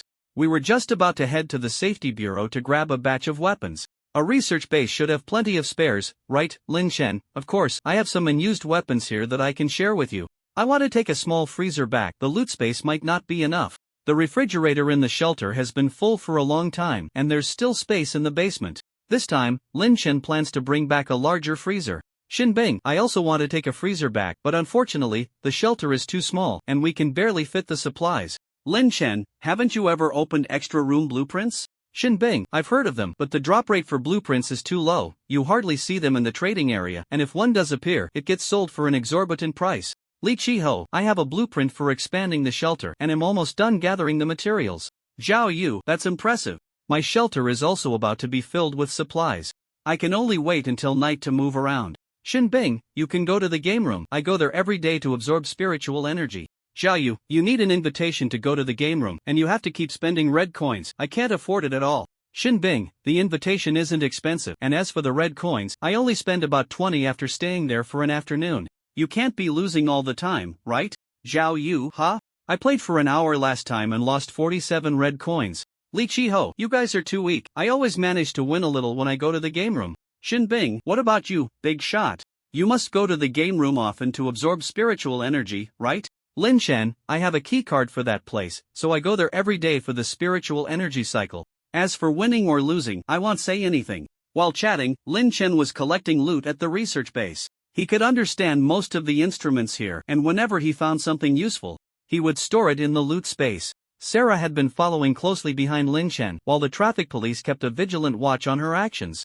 On the third underground level, Lin Chen found several appropriately sized horizontal freezers. Since these freezers couldn't fit into the loot space, Lin Chen could only carry them while continuing to collect loot. The freezers could still hold some more items. After filling the loot space in the freezers, Lin Chen went down a level to disable the rune traps, and the other three also arrived at the research base. Lin Chen, the armory is on the fourth underground level. There are a few good freezers on the third level. Be careful while searching. The range of mental perception here is quite small, and there might be some overlooked vegetative people. Li Chiho, okay, what's up with that target? She isn't going to mutate the nearby people anymore, right? I feel like something's off with her. Lin Chen, she's too dangerous. I've dealt with her a bit, so you don't need to worry about her. Zhao Yu, as expected of the big shot, you can even handle that kind of situation. Lin Chen glanced at Sarah, who had been following behind. He actually hadn't figured out how to deal with her yet. The extra task only required them to protect Sarah until dawn, meaning he could kill her after dawn, but he couldn't be sure what the consequences of killing the current Sarah would be. Moreover, the current Sarah was a brand new life, and Lin Chen had no reason to kill her. He wouldn't kill her just because she might be dangerous. After dawn, I will leave here. Until then, I will keep an eye on her, Lin Chen said to the traffic police. And after that? The traffic police asked. Then it won't be my problem anymore. For this incident, I have completed my part. And the rest you will have to handle yourselves. I suggest you leave here as soon as possible and let someone else deal with this. Neither Sarah nor the safety bureau was something the traffic police could handle. Let me take care of her. I will bring her out of here, the traffic police said seriously, looking at Lin Chen. Why? Her danger level might exceed your understanding. Lin Chen didn't think it was a good idea. I promised Sarah that I wouldn't let her become a test subject again. If she falls into the hands of the safety bureau, they will definitely start new research. Although the traffic police had just made that promise, they were not trying to protect that monster. I hope you won't regret it. Lin Chen glanced at Sarah, who was curiously watching them, and did not refuse the traffic police's request. Lin Chen returned to the research base when the sky was already bright. Li Chiho, where did you go? Lin Chen, I sent my driver out of the city. Zhao Yu reversed the heavens. Xinbing, the mission should be ending soon. Let's add each other as friends. Lin Chen, sure. A light green portal appeared nearby, and the four of them, holding their iceboxes, entered the portal one by one, then took the return train back to the shelter. Station mission completed, reward, special medal treasure chest 1 extra mission 1 completed, reward, extra mission treasure chest 1 extra mission 2 completed, reward, extra mission treasure chest 1 extra mission 3 completed, reward, extra mission treasure chest 1. Please draw today's card. My turn. Draw a card. This time, the card showed a blood-red little snake. The card dissipated, and a slender blood-red little snake appeared in the center of the shelter. The little snake flicked its tongue and crawled to Lin Shen's feet, then jumped up and coiled around his neck. Hello! Lin Shen stroked the smooth snake's skin and greeted it. Hiss! The little snake tapped Lin Shen's shoulder with its tail. Alright, I'll try it out later. After communicating with the little snake for a while, Lin Shen began to sort through the spoils. He placed the icebox in the basement, and after categorizing the various spoils, Lin Shen picked up a small salted fish and checked its information through the system. Number 3 salted fish. After contact with biological flesh, it can gradually turn that creature into a salted fish. Note, more effective on humanoid creatures. Lin Shen still had 24 of such salted fish. Thank you, Director. That's really insidious. Too bad I can't throw it directly at the enemy. But if the enemy isn't wearing clothes. After putting the salted fish away, Lin Shen returned to his bedroom and opened 4 treasure chests in order. First was the special metal treasure chest, which contained a blueprint for upgrading the shelter, 10 bottles of low-grade nutrient solution, 5 bottles of mental potions, and 1 bottle of integration potion. Would you like to use the shelter upgrade blueprint? Use. Please collect 10 pieces of second-tier mutated biological organs as materials for upgrading the shelter. 010 Lin Shen directly submitted the frozen mutated organs he had prepared long ago. Shelter upgrade mission completed. Would you like to upgrade the shelter level? Yes. Upgrade completed. Lin Shen checked the new shelter information. Shelter information level, Tier 3 new function, storage room status, absolutely safe 28 days, 11 days remaining. Note, please upgrade your shelter level within 28 days. Lin Shen sensed that a new door had appeared on the north wall of the basement. Entering the basement and pushing open the door, he found a 30 square meter storage room inside. After upgrading the shelter, Lin Shen put away the potions he had opened and continued to open the chests. The treasure chest for extra mission 1 contained only a pitch black rune card. Basic Rune Frenzy. Can learn the basic Frenzy rune card. Note, use with caution if mental strength is insufficient. Frenzy? This is also a basic rune? Lin Shen planned to use this card in the game room in the afternoon. Opening the treasure chest for extra mission 2, he found a white handkerchief inside. Pure white handkerchief. This is a handkerchief that can absorb special liquids. Note, this handkerchief will have different effects after absorbing different special liquids. Is this a one-time use, or can it be reused? The system information did not mention the item tier of the handkerchief, and Lin Shen did not know if this handkerchief could absorb the stagnant water from the red maze. He planned to try it out in the red maze at night. Putting away the handkerchief, Lin Shen opened the last treasure chest. Inside was a short knife. Night blade. Mid-tier psychic item, usable at night, can reduce the user's presence, making it harder for others to detect them. Note, do not use it during the day. The night blade is a 30 cm long short knife, with a straight blade made of unknown material, appearing like a blur of air. Lin Shen swung the night blade, and the short knife felt very comfortable to use. After opening the treasure chest, Lin Shen tended to some plants and animals, then prepared himself a hearty breakfast before opening the group chat to start eating. 527474100000. Brothers and sisters, it's time to show off some loot. Item image. Sigh, I've been busy all night, just lay down. Item image. Have you upgraded the shelter? I heard upgrading the shelter gives a storage room, is that true? Item image. It's true, actually a big shot upgraded it the day before yesterday, just didn't post it. Item image. That's great, my shelter is almost filled with supplies, finally I can organize it properly. Item image. By the way, Lao Yu, where are you keeping your supplies? If you have no place to store them, you can trade them to me, they'll help you store them. Item image. Yufeng, I'm currently hiding in the gap between the bed and the wall, the remaining space can store supplies. If you have no place, you can trade the supplies to me, I only charge a 10 storage fee. Shelter image. That's too miserable, sorry. Oh, I suddenly feel like I'm doing pretty well. Yeah, having a shelter is comfortable. Wait, that bottle of iced red tea on the bed doesn't look right. Aren't you afraid of grabbing the wrong one? Lao Yu, you're a bit fiery. If you were stuck in a gap every day, you'd be fiery too. True. Yufeng, you guys are enough. Keep it up, big brother without a toilet. Lin Shen finished his breakfast and prepared some concentrated nutrient solution for Little Black. Recently, Little Black's appetite and size have increased dramatically. It's time to release it. However, recently there have been no survivors leaving the shelter to explore the outside world, and fewer people in the group are encouraging Yufeng to leave the shelter. The survivors have gradually adapted to living in the shelter, and the situation outside remains unclear. Lin Shen planned to release Little Black once it was as wide as the window. The shelter has limited space, and Little Black cannot stay there forever. After feeding Little Black, Lin Shen lay on the bed and began the daily simulation. Please choose to start a new simulation task or enter the simulation base. Start a new simulation task. Simulated class personnel. Robert gained special skill. Mystery. After using the skill, you will receive a mysterious blessing. 11 Note, not a blessing. Remaining simulation attempts. 10 Buzzing. Lin Chen opened his eyes. This time it was still the familiar prison van. Start in standard configuration with 4 class personnel for supervisors and 1 driver. Outside the prison van was a desolate hard ground. Even through the car window, Lin Chen could feel the cold, hard touch of the land. What the hell does not a blessing mean? Lin Chen glanced at the special skill. Robert was a young white male around 20 years old, with average physical fitness. Before long, the prison van stopped beside a road. Lin Chen got out of the prison van, looking at the clean and tidy black concrete road that seemed out of place, and sighed. Such an obvious abnormal event is indeed rare. The supervisors stood by the roadside, taking no further action. They looked at the time, seemingly waiting for something. The other class personnel nervously observed the road in front of them. Just looking at this road made them extremely anxious. When a very normal thing appears in a place it shouldn't be, it can evoke a sense of fear. Lin Chen was contemplating the timing for using his special skill. The significance of this special skill was unclear, and he couldn't predict what would happen after using it, so the timing was crucial. However, even Lin Chen couldn't decide when to use this skill without any information. He could only take it one step at a time. Just as Lin Chen was pondering what mysterious meant, a bus abruptly appeared at the end of the road. Upon seeing the bus, the supervisor placed a helmet on the first-class personnel. It won't be another series of strange stops, will it? This bus reminded Lin Chen of the subway station from last time, and it also brought to mind the bus from the stop mission. Before boarding, he had no idea if this anomaly was related to those things.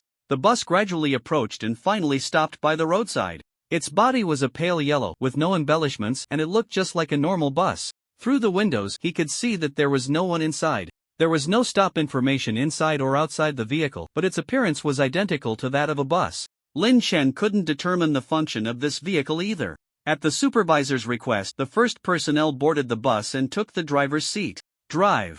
The captain instructed the first personnel. The first personnel nervously fumbled with numerous ineffective operations, taking half a minute to start the bus. The first personnel drove the bus out of their sight. 2 minutes later, the captain stopped sending instructions through the earpiece. 12 minutes later, a nearly identical bus entered their line of sight from the direction the previous bus had come. It was like a replica from just minutes ago. The bus stopped in front of them again, but this time it was Lin Chen who was wearing the helmet. He was now the second personnel.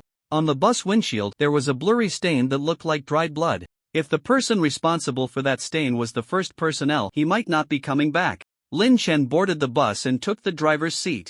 It was his first time driving this model of vehicle, and now he couldn't use his psychic energy, making it impossible to employ the psychic impact method to drive. Not to mention other troubles for him, just avoiding an accident was already quite difficult. Drive, the captain's voice echoed in the earpiece. The bus operated like a normal vehicle. The key was inserted below the steering wheel. Lin Chen placed his feet on the clutch and brake, released the clutch, shifted gears, and pressed the accelerator to start. Since he didn't know what rules needed to be followed to drive this bus, Lin Chen could only try to make his actions conform to general traffic rules. Although the first personnel's actions were not standard, he had only survived for about 10 minutes, so there was no reference value. Lin Chen drove the bus toward the end of the road, with the captain's instructions occasionally ringing in his ears, but after a minute, the connection was cut off, and the captain's voice disappeared. The concentration of psychic energy in the environment suddenly increased, and the desolate hardland on both sides of the road began to gradually show some plants. The road ahead also changed, transforming from a 30-meter-wide black concrete road to a 20-meter-wide gravel road. Lin Chen absorbed the psychic energy in the air through Robert's body. Although the concentration of psychic energy here was decent, there wasn't much he could do before adapting to Robert's body. After driving for another 2 minutes, Lin Chen saw a makeshift bus stop by the roadside, where a passenger was waiting for the bus. Without much hesitation, he parked directly at the stop. He had almost no understanding of this anomalous event, so he needed to make various attempts. The waiting passenger was a man in his 40s, wearing an old coat. The man looked haggard, with unkempt hair and beard, and he emitted a strange odor. The man nervously stared at the bus, clutching a dirty package in his hands. Seeing the man still hesitating, Lin Chen pressed the accelerator and closed the bus doors. Although the man appeared severely altered, he seemed to retain some rationality, and Lin Chen thought it would be better for him not to get on the bus, but before the bus door closed, the man slipped through the gap and boarded the bus. As soon as the man got on, the area where the fare should be paid automatically opened, revealing a space for placing items. Lin Chen glanced at that space. It was pitch black inside, bottomless, and he couldn't sense anything. When he first boarded the bus, Lin Chen had sensed the internal structure, but his mental power couldn't penetrate this bus. When number 1 and Lin Chen got on, the fair space did not activate. The man clearly knew some information about this bus. He placed the dirty package into the fair space, and after receiving the package, the fair space automatically closed. The man glanced at Lin Chen before sitting down in a window seat in the middle right section of the bus. Lin Chen didn't rush to communicate with the man. Judging by his state and behavior, he didn't think the man had any useful information for him.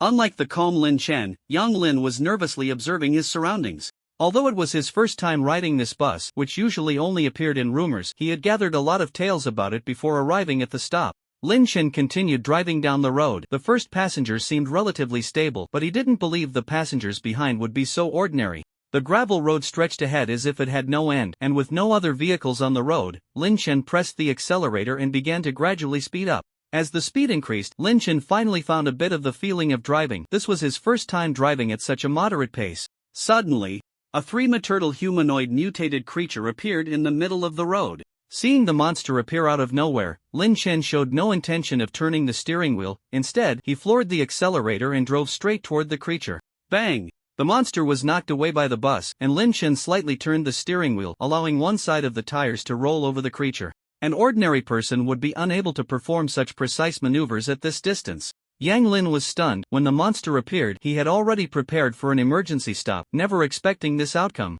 Lin Chen continued to accelerate, pressing the gas pedal to the floor. Speed was power, and as long as he was fast enough, he wondered what other ghastly things would dare to block his path. After driving like this for a while, the road ahead changed again, transforming into a black concrete road, which was also wider.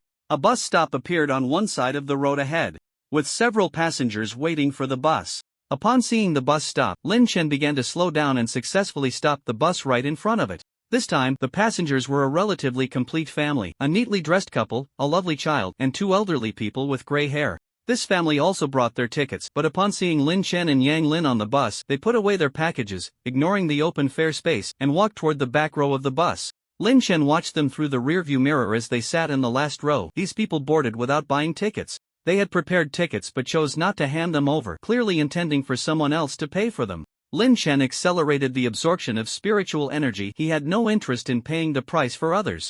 Shortly after leaving the bus stop, Lin Chen felt the seat beneath him absorbing his spiritual energy and flesh. At first, it was not obvious, but the absorption was gradually increasing. Lin Chen accelerated and knocked away a monster that was blocking the bus before slowing down and stopping by the roadside. "Do you have any objections?" As Lin Chen stood up and walked toward the back row, the man who looked like the husband in the family also stood up with a weapon and approached Lin Chen. Once he got close enough, Lin Chen wasted no time. He skillfully manipulated his spiritual energy to form a blade and thrust it into the man's vital point from behind. The man did not expect Lin Chen to act directly and was caught off guard by the attack from behind, leaving him no choice but to collapse tragically at Lin Chen's feet. Lin Chen calmly brought the man to the driver's seat and the coin slot opened. He sliced into the man's body, gradually stuffing him into the coin slot. Since he was unwilling to buy a ticket, he would become one himself. After shoving the man into the coin slot, the absorption from the driver's seat towards Lin Chen ceased. The remaining 5 passengers in the bus did not voice any objections to Lin Chen's actions. The cabin was filled with a quiet and harmonious atmosphere.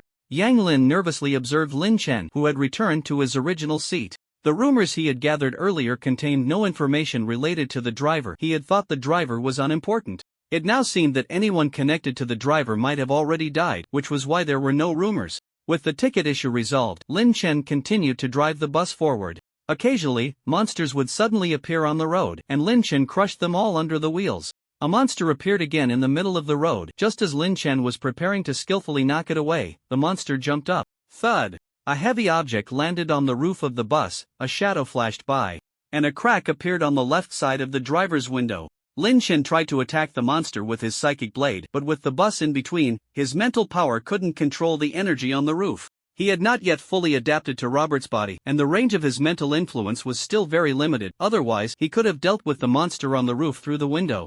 Lin Chen opened the left window, waiting for the monster to attack. The shadow appeared again, and Lin Chen used the psychic blade to sever it. A section of deep green tail fell onto the road. The monster kept moving on the roof, emitting a sound similar to a wailing scream. Lin Chen ignored the monster on the roof and continued driving. "Do you need me to help you get it down?" Yang Lin nervously leaned closer to the driver's seat, hoping to communicate with this mysterious driver through this incident. "No need, let it stay up there. Do you have something to say?" Once Lin Chen fully adapted to and strengthened Robert's body, he would only need 1 or 2 psychic blades to deal with the monster on top. No. Yang Lin returned to his seat. He dared not reveal his intentions to the driver who treated humans as tickets. Lin Chen said little more. So far, this simulation task had been of average difficulty, and he felt there was a possibility of completing the simulation without consuming simulation attempts. Just as Lin Chen was contemplating whether he could bring this bus back to the shelter, a passenger appeared on the right side of the road, waving at the bus. There was no bus stop there. The passenger stood by the roadside. Should I stop? Lin Chen was momentarily unsure of what to choose. He had already stopped once by the roadside, so stopping there was permitted. But he couldn't determine whether picking up passengers from the roadside was safe.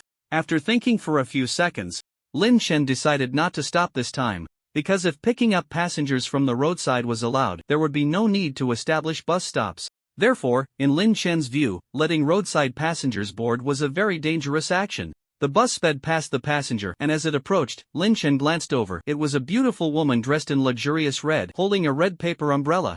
The bus successfully moved away from the roadside passenger, but before Lin Chen could breathe a sigh of relief, he saw the woman's face again in the rearview mirror. At this point, everything below her head had transformed into a mass of sharp flesh and spikes, with only her head remaining unchanged, even the smile on her face perfectly intact. Lin Chen floored the accelerator. But the woman had already vanished from the rearview mirror. A sharp sound of something striking metal came from the roof of the bus. Ding ding ding ding ding ding ding ding ding. Why the hell are you running so fast and still taking the bus? Lin Chen slammed on the brakes, trying to shake off whatever was on the roof. The rubber tires left a skid mark on the road, and Lin Chen's head nearly hit the windshield. Before Lin Chen could settle in, the woman's pale face appeared outside the windshield. The two locked eyes, separated only by a layer of glass that wasn't particularly thick. Hello. Lin Chen exerted force with both hands, pushing himself away from the driver's seat. A multitude of spikes pierced through the roof, shredding Lin Chen's seat. If he had been even a moment slower, he would have already been back in the prisoner transport. The spike woman tore through the roof and climbed into the bus, shaking her head as the spikes trembled. Inching closer to Lin Chen. Ding ding ding ding ding ding ding ding ding ding ding ding. Facing the spike woman, Lin Chen attempted to sense her body structure, but before his mental energy could reach her, his brain was hit with a sharp pain. Damn! Lin Chen instinctively took a few steps back. His mental energy couldn't approach her at all, forcing him to throw energy blades from a distance. The energy blades were easily scattered by the spikes, and Lin Chen could only continue to retreat. The dense spikes rained down on him, and he had no choice but to forcibly use the incomplete shotgun knife. Bang! Compressed energy erupted in front of Lin Chen, and the spike woman hung upside down on the roof, avoiding most of the energy blast. The rune trap he barely managed to create had no effect. The places she was hit by the energy only sustained minor injuries. Struggling to this point, Lin Chen was out of options. Ignoring the strain on his body to use the runes made his head throb.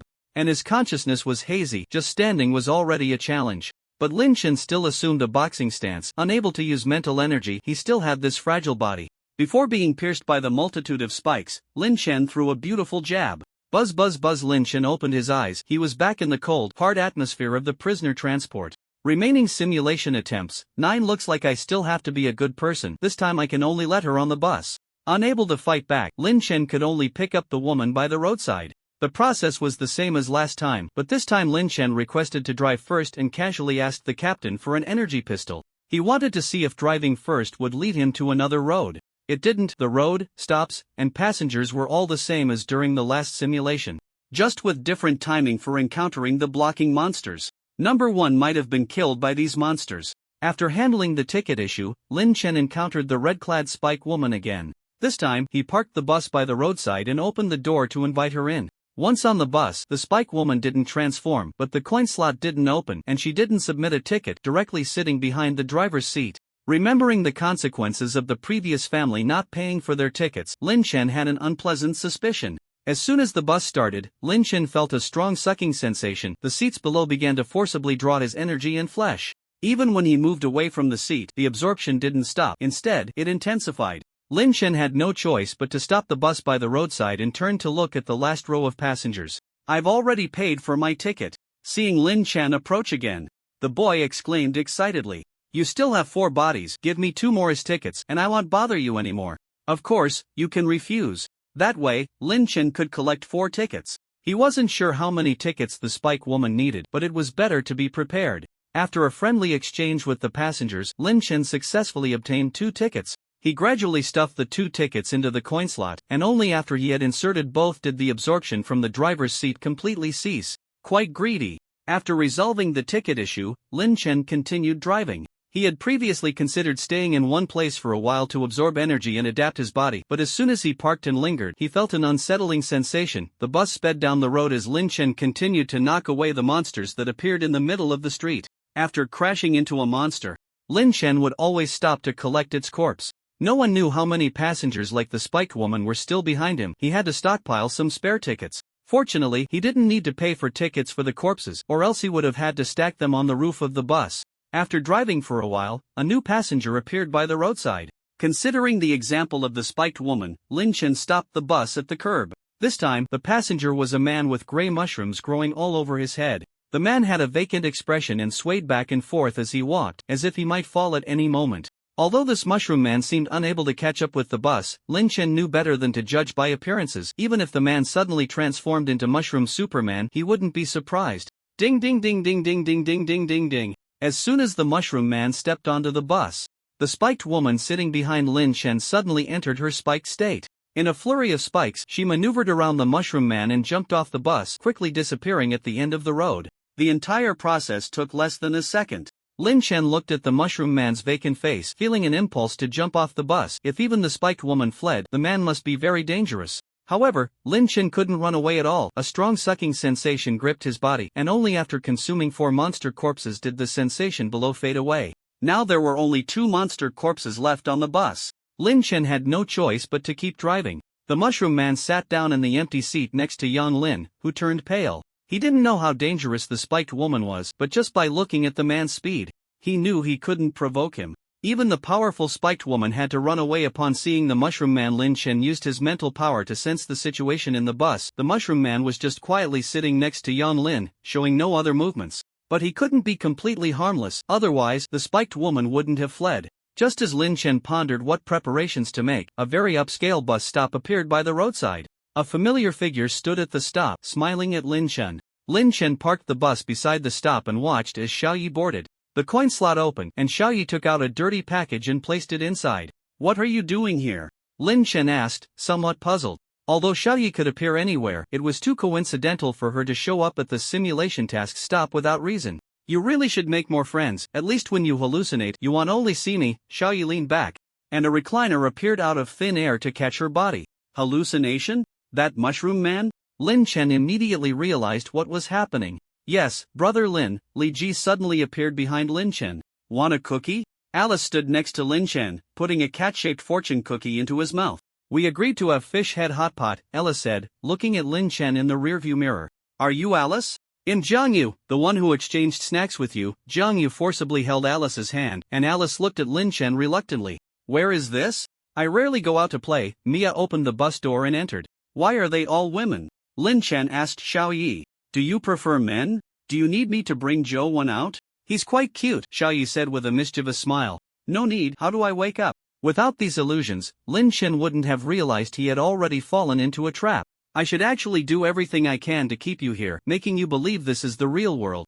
That's the task given to me by the thing that created me. But my source has a very strong self-awareness, so I can directly tell you that I am your illusion. But getting out depends on you." Xiaoyi took the roasted entrails that Jiangyu handed over and fell silent. Lin Chen ran his fingers through his hair. In fact, waking up wasn't difficult at all. He just needed to close his eyes and then open them again, and the illusions around him would disappear.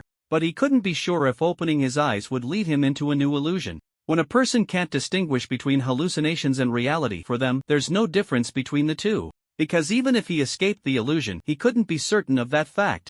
Lin Chen had to find something that would absolutely not appear in the illusion. But that was impossible, as he didn't know what existed within the illusion. He had never seen the bus stop by the roadside or the clothes that Xiaoyi was wearing. After just a few seconds, Lin Chen gave up. Whatever, living in an illusion for a lifetime doesn't seem too bad. Lin Chen closed his eyes, and when he opened them again, the illusions around him had vanished. He was still on the bus, and there were still 3 passengers inside. "This won't do, it's too perfunctory. How could there be no changes at all?" Lin Chen kept closing and opening his eyes, the scenes around him constantly shifting. Whenever there was something he was dissatisfied with, he would close his eyes again. Finally, after one more time of opening his eyes, Lin Chen saw a bus covered in fungi, and his body was also filled with various mushrooms.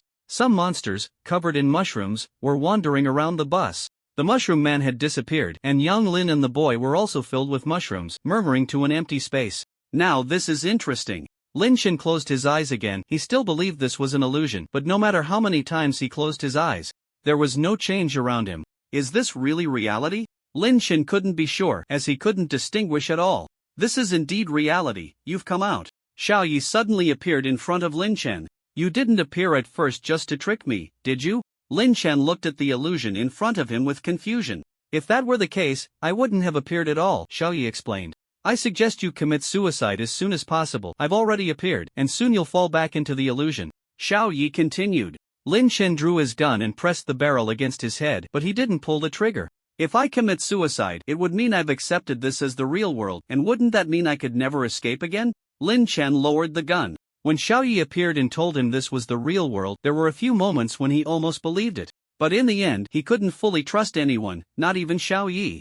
It's really hard to trick you. You haven't trusted anyone at all, have you? Xiao Yi tugged at her hair, looking at Lin Shen with distress. I just don't have any expectations of others. As long as there are no expectations, I will never be disappointed. Lin Shen got off the bus and began to deal with the corpses around him. If possible, he didn't want to resolve the illusion this way, but he had no other options left. You're not trying to connect with the divine position, are you? But even if you connect with the divine position, you won't be able to confirm its authenticity. Xiao Yi followed behind Lin Shen, smiling as she spoke. You really are just an illusion. If you were truly her, you wouldn't ask such a stupid question. Lin Shen never did anything meaningless. When he acted, it was usually for one of two reasons: to test or to deliver a fatal blow. And now, the testing phase was over. You're not trying to connect with that abyssal evil god, are you? The smile on Xiao Yi's face vanished. She hadn't expected Lin Shen to choose mutual destruction directly. Yes, don't rush, it's about to begin soon. I'm very good at mutual destruction. For Lin Shen, connecting with the abyss wasn't difficult. After all, his divine position was directly linked to the abyss. Even in an illusion, connecting with the abyss meant connecting with the abyss. The abyss didn't care whether you were an illusion or not. Wait, it wants to talk to you. Maybe we don't need to go that far. Xiao Yi unconsciously quickened her pace. There's no need to talk anymore. I can no longer distinguish between illusion and reality. You've pushed me to this point, and even if the illusion is lifted, it means nothing to me. I must connect with the abyss to find true peace. Lin Shen was not threatening the other party, he was stating a fact. The moment he realized he could not tell reality from illusion, their fate was already sealed.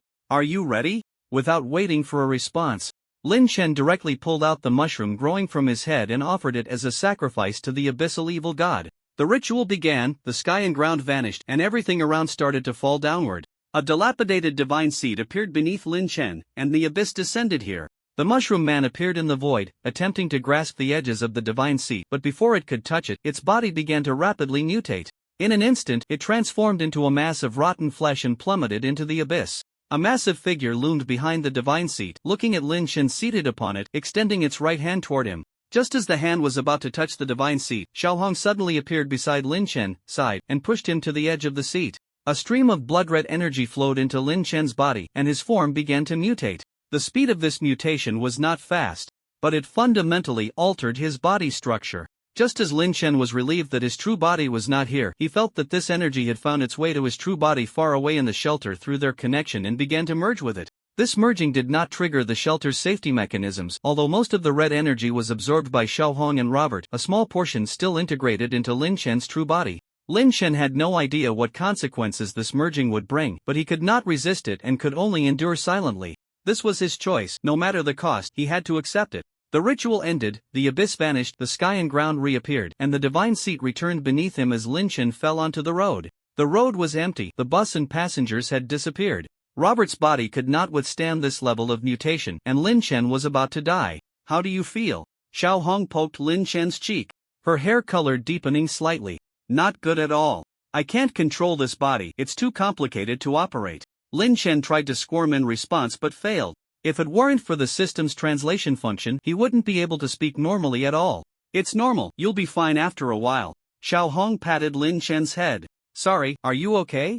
Most of that energy had been absorbed by Xiaohong. Without her, the energy merging with Lin Shen's true body would have been several times greater. What could happen to me? This is my power after all. The trouble lies with your true body. Xiaohong sighed and said, will my body become like this too? Lin Shen wanted to sigh, but he couldn't. Not necessarily. For you now, the blood of the divine will not only strengthen your body but also impart some knowledge and skills through it, almost all positive effects. However, the blood of the divine is nearly impossible to remove, especially his blood. It will be very troublesome when you have to face him in the future. Xiao Hong had already envisioned the future where the three of them were falling hand in hand into the abyss. Before facing him, I will find a solution. Hearing that he wouldn't have to turn into a monster, Lin Chen felt relieved. As for the solution, he could only ask Doryman for advice. Then good luck. After saying this, Xiao Hong disappeared, leaving only a deformed monster on the empty road. Lin Chen's consciousness gradually blurred, and he soon fell into darkness. Buzz buzz buzz. Lin Chen opened his eyes. He was back in the moving prison van. Remaining simulation attempts. 8. The bus has been pulled into the abyss. Can this mission still be completed? Lin Chen stood at the edge of the road, looking towards the end of the street. After the last simulation, he had no idea what this mission would turn into. A bus appeared at the end of the road, and Lin Chen's pupils contracted.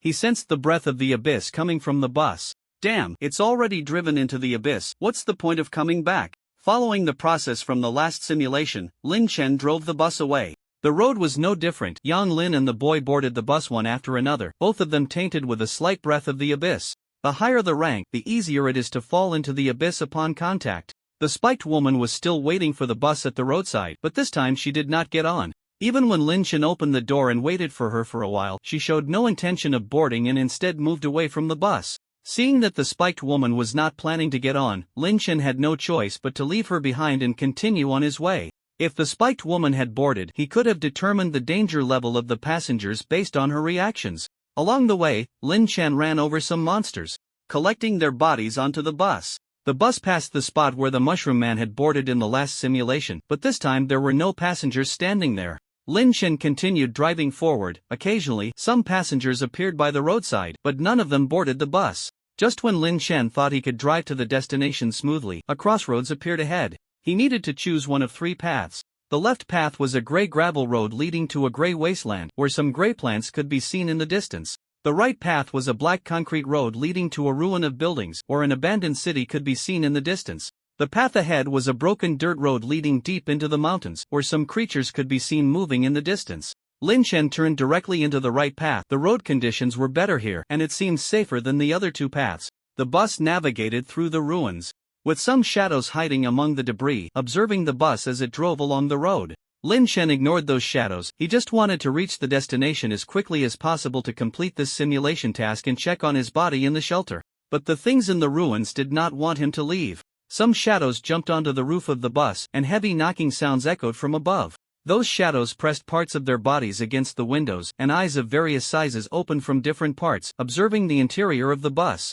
A long arm pressed against the windshield, covered in a dense array of eyeballs, all glued to the glass, watching Lin Chen's movements. A thigh and a section of abdomen were pressed against the side windows, both covered in numerous eyeballs. In Lin Chen's perception, these three parts belonged to the same mutated creature, which was stitched together from various organs. There were many such stitched monsters in the ruins. They jumped onto the roof, using their various organs to bang against the windows, causing the eyeballs on the organs to burst, leaving a sticky dark red liquid on the glass. Yang Lin and the boy moved away from the windows, but as the frequency of the impacts increased, cracks began to appear on the windows. The windshield was also cracked. Lin Chen drove the bus at full speed. He could deal with the monsters on top, but he didn't do so. Because there were these monsters everywhere in the ruins, with his current strength, he simply couldn't kill them all. He had to leave the ruins before being overwhelmed by these stitched monsters. But what troubled Lin Chen was that there was a perfectly intact bus stop at the edge of the road ahead. Several passengers were hiding inside the bus stop, and upon seeing the bus, they excitedly waved at it. Lin Chen had not yet tried stopping at a station, and he didn't like doing so. Stop! Hell! Seeing that the bus did not slow down, those passengers hurriedly ran out of the bus stop, shouting loudly. By slamming on the brakes to shake off the monster on the roof, the bus came to a stop right at the edge of the platform. Lin Chen opened the door to let them on. The 4 passengers this time were all ordinary third-tier psychics, 3 men and 1 woman. After they boarded, Lin Chen pressed the accelerator to the floor, and the bus rolled over the fallen spliced monster. Please show your tickets, Lin Chen said to the newly boarded passengers. I know the rules, the oldest man among them said as he took off his backpack and tossed it into the coin slot. The other 3 followed suit, placing their prepared tickets into the coin slot. Very good. Lin Chen liked normal people, that way they wouldn't have to turn into tickets. Crack. The rear window of the bus shattered, and a spliced monster squeezed through the broken window into the bus. Crack, crack, crack. The windows continued to break, and several more spliced monsters pushed their way inside. The passengers nervously gathered near the driver's seat as more and more monsters jumped onto the roof, and the windows were filled with various organs sporting blood-red eyeballs. What do we do? At this rate, we're dead. Should we jump off the bus? A young passenger shouted in panic. No. If we don't take the bus, we can't leave this ruin. We don't know when the next bus will arrive. We have to take this one. The older man gritted his teeth. Although he said this, he had no idea how to survive the onslaught of the spliced monsters. Crack! The windshield finally shattered, and a massive spliced monster squeezed into the bus, bringing shards of glass with it. But the spliced monster didn't realize that the windshield it had smashed was actually protecting it. If the windshield hadn't been in the way, Lin Chen would have dealt with it long ago. An invisible blade of psychic energy pierced into the spliced monster's body, exploding and shredding its mutated organs. You all kill the monsters near the driver's seat. I'll handle the ones I can't get to, Lin Chen told the passengers. He still hadn't fully adapted to Robert's body and couldn't use his mental power continuously, otherwise he wouldn't need anyone else's help with these monsters. Okay, the older man replied hurriedly. Several passengers crowded behind the driver's seat to kill the approaching spliced monsters. No matter how many spliced monsters were outside, they only had to face 2 or 3 that had squeezed in front of them. As long as they were careful, it wasn't difficult to deal with. Lin Chen drove while handling the spliced monsters near the front window. These monsters reminded him of the splicing rune, one of the first runes he had obtained, though he rarely used it. Compared to cutting, splicing was difficult to use in battle. These spliced monsters provided Lin Chen with a new perspective. He sensed the structure of their bodies and silently learned the splicing techniques. The bus approached the center of the ruins, where some spliced monsters stood, towering over 10 or even dozens of meters high. These spliced monsters stood motionless, like living buildings in the center of the ruins. Huge blood-red eyeballs grew on the surfaces of these living structures, and as the bus passed, the eyeballs watched it, turning to follow the bus. Under the gaze of the eyeballs, Lin Chen's heart raced and an ominous premonition arose within him. Lin Chen sensed his surroundings but found no source of danger. He felt that the threat was likely related to those giant eyeballs, but he didn't know how the danger would manifest. Before Lin Chen could think of a way to respond, he suddenly realized that his right hand could not leave the steering wheel. Not just his right hand, his body was fused to the driver's seat, and he had become part of the bus. Lin Chen and the bus merged seamlessly, flesh and plastic fitting together like pieces of a puzzle. The orange prison uniform and shoes were also part of the puzzle. If he went back like this, Robert wouldn't need to change clothes anymore. Lin Chen didn't panic. He planned to deal with the body issue after leaving the ruins. At this moment, they were still under the gaze of the giant eyeball, and before breaking free from its stare, the situation would only worsen. I can't move. My clothes. They're stuck to me. What do we do? I can't tear them off. My handgun and hand are glued together. I can't change the magazine. The passengers also noticed the abnormal state, frantically tearing at their bodies as more and more stitched monsters squeezed into the bus, the corpses piling up in front of them like a trench. 2 passengers stuck to a corpse became fused with it, desperately pulling at the body, trying to separate themselves from it. You all focus on dealing with the monsters. We can talk about other issues once we get out of here, Lin Chen shouted. If all the passengers died, he wouldn't last long either. He's right, don't let the monsters get close, or they'll fuse with us. Yang Lin shouted. Half of his body was stitched to the back of a seat, his movements restricted, and he could only awkwardly jab at the approaching monsters with his long sword. But soon, the long sword fused with the corpse, and when he tried to push the body away with his left hand, it too became fused with the corpse. The other passengers were in a similar predicament. Their firearms were unusable, and cold weapons were easily integrated into the monsters' bodies. They could only grab nearby corpses as weapons, but that wouldn't kill the approaching stitched monsters. Moreover, they quickly discovered that the corpses fused to them were absorbing their strength, and blood-red eyeballs began to appear on the surface of their bodies. The passengers gradually lost their fighting ability, and Lin Chen could only keep creating energy blades to kill the approaching stitched monsters. For Lin Chen, being fused with the bus wasn't a bad thing. Robert's body was too weak, and he needed a more resilient one. Lin Chen used his mental power to sense the interior of the bus, and unlike before, this time he could perceive the shallow layers inside. The bus was pitch black, and Lin Chen couldn't delve deeper, only wandering in the darkness. After realizing that the bus wasn't helping the current situation, Lin Chen directly abandoned it and began to sense the stitched monsters fused to the bus through it. Theoretically, the bus, the passengers, and the stitched monsters had all become part of Lin Chen's body. As long as his mental power was sufficient, he could control every part of his body. Soon, Lin Chen's mental power spread to every corner of the bus. The stitched monsters under Lin Chen's control dug out their mutated organs and then collapsed onto the bus, becoming part of it. Sensing Lin Chen's mental power, the eyeballs inside those stitched monsters began to tremble violently, oozing a viscous liquid in an attempt to disrupt his control. But it was meaningless. Lin Chen's mental power roamed freely within his body, eliminating one stitched monster after another fused to the bus. Now, Lin Chen didn't even need to actively press the accelerator, it would automatically lower, moving his right foot down. Bathed in the gaze of the giant eyeball, Lin Chen's fusion with the bus deepened, and his control over the entire vehicle became increasingly effortless. This was the highest realm of driving, the unity of man and machine. Lin Chen sped through the ruins, leaving behind those giant stitched buildings with eyeballs. The stitched monsters couldn't keep up with his speed. Even if one or two lucky stitched monsters occasionally jumped onto the roof, they would become part of Lin Chen's body, obediently digging out their mutated organs. Trash!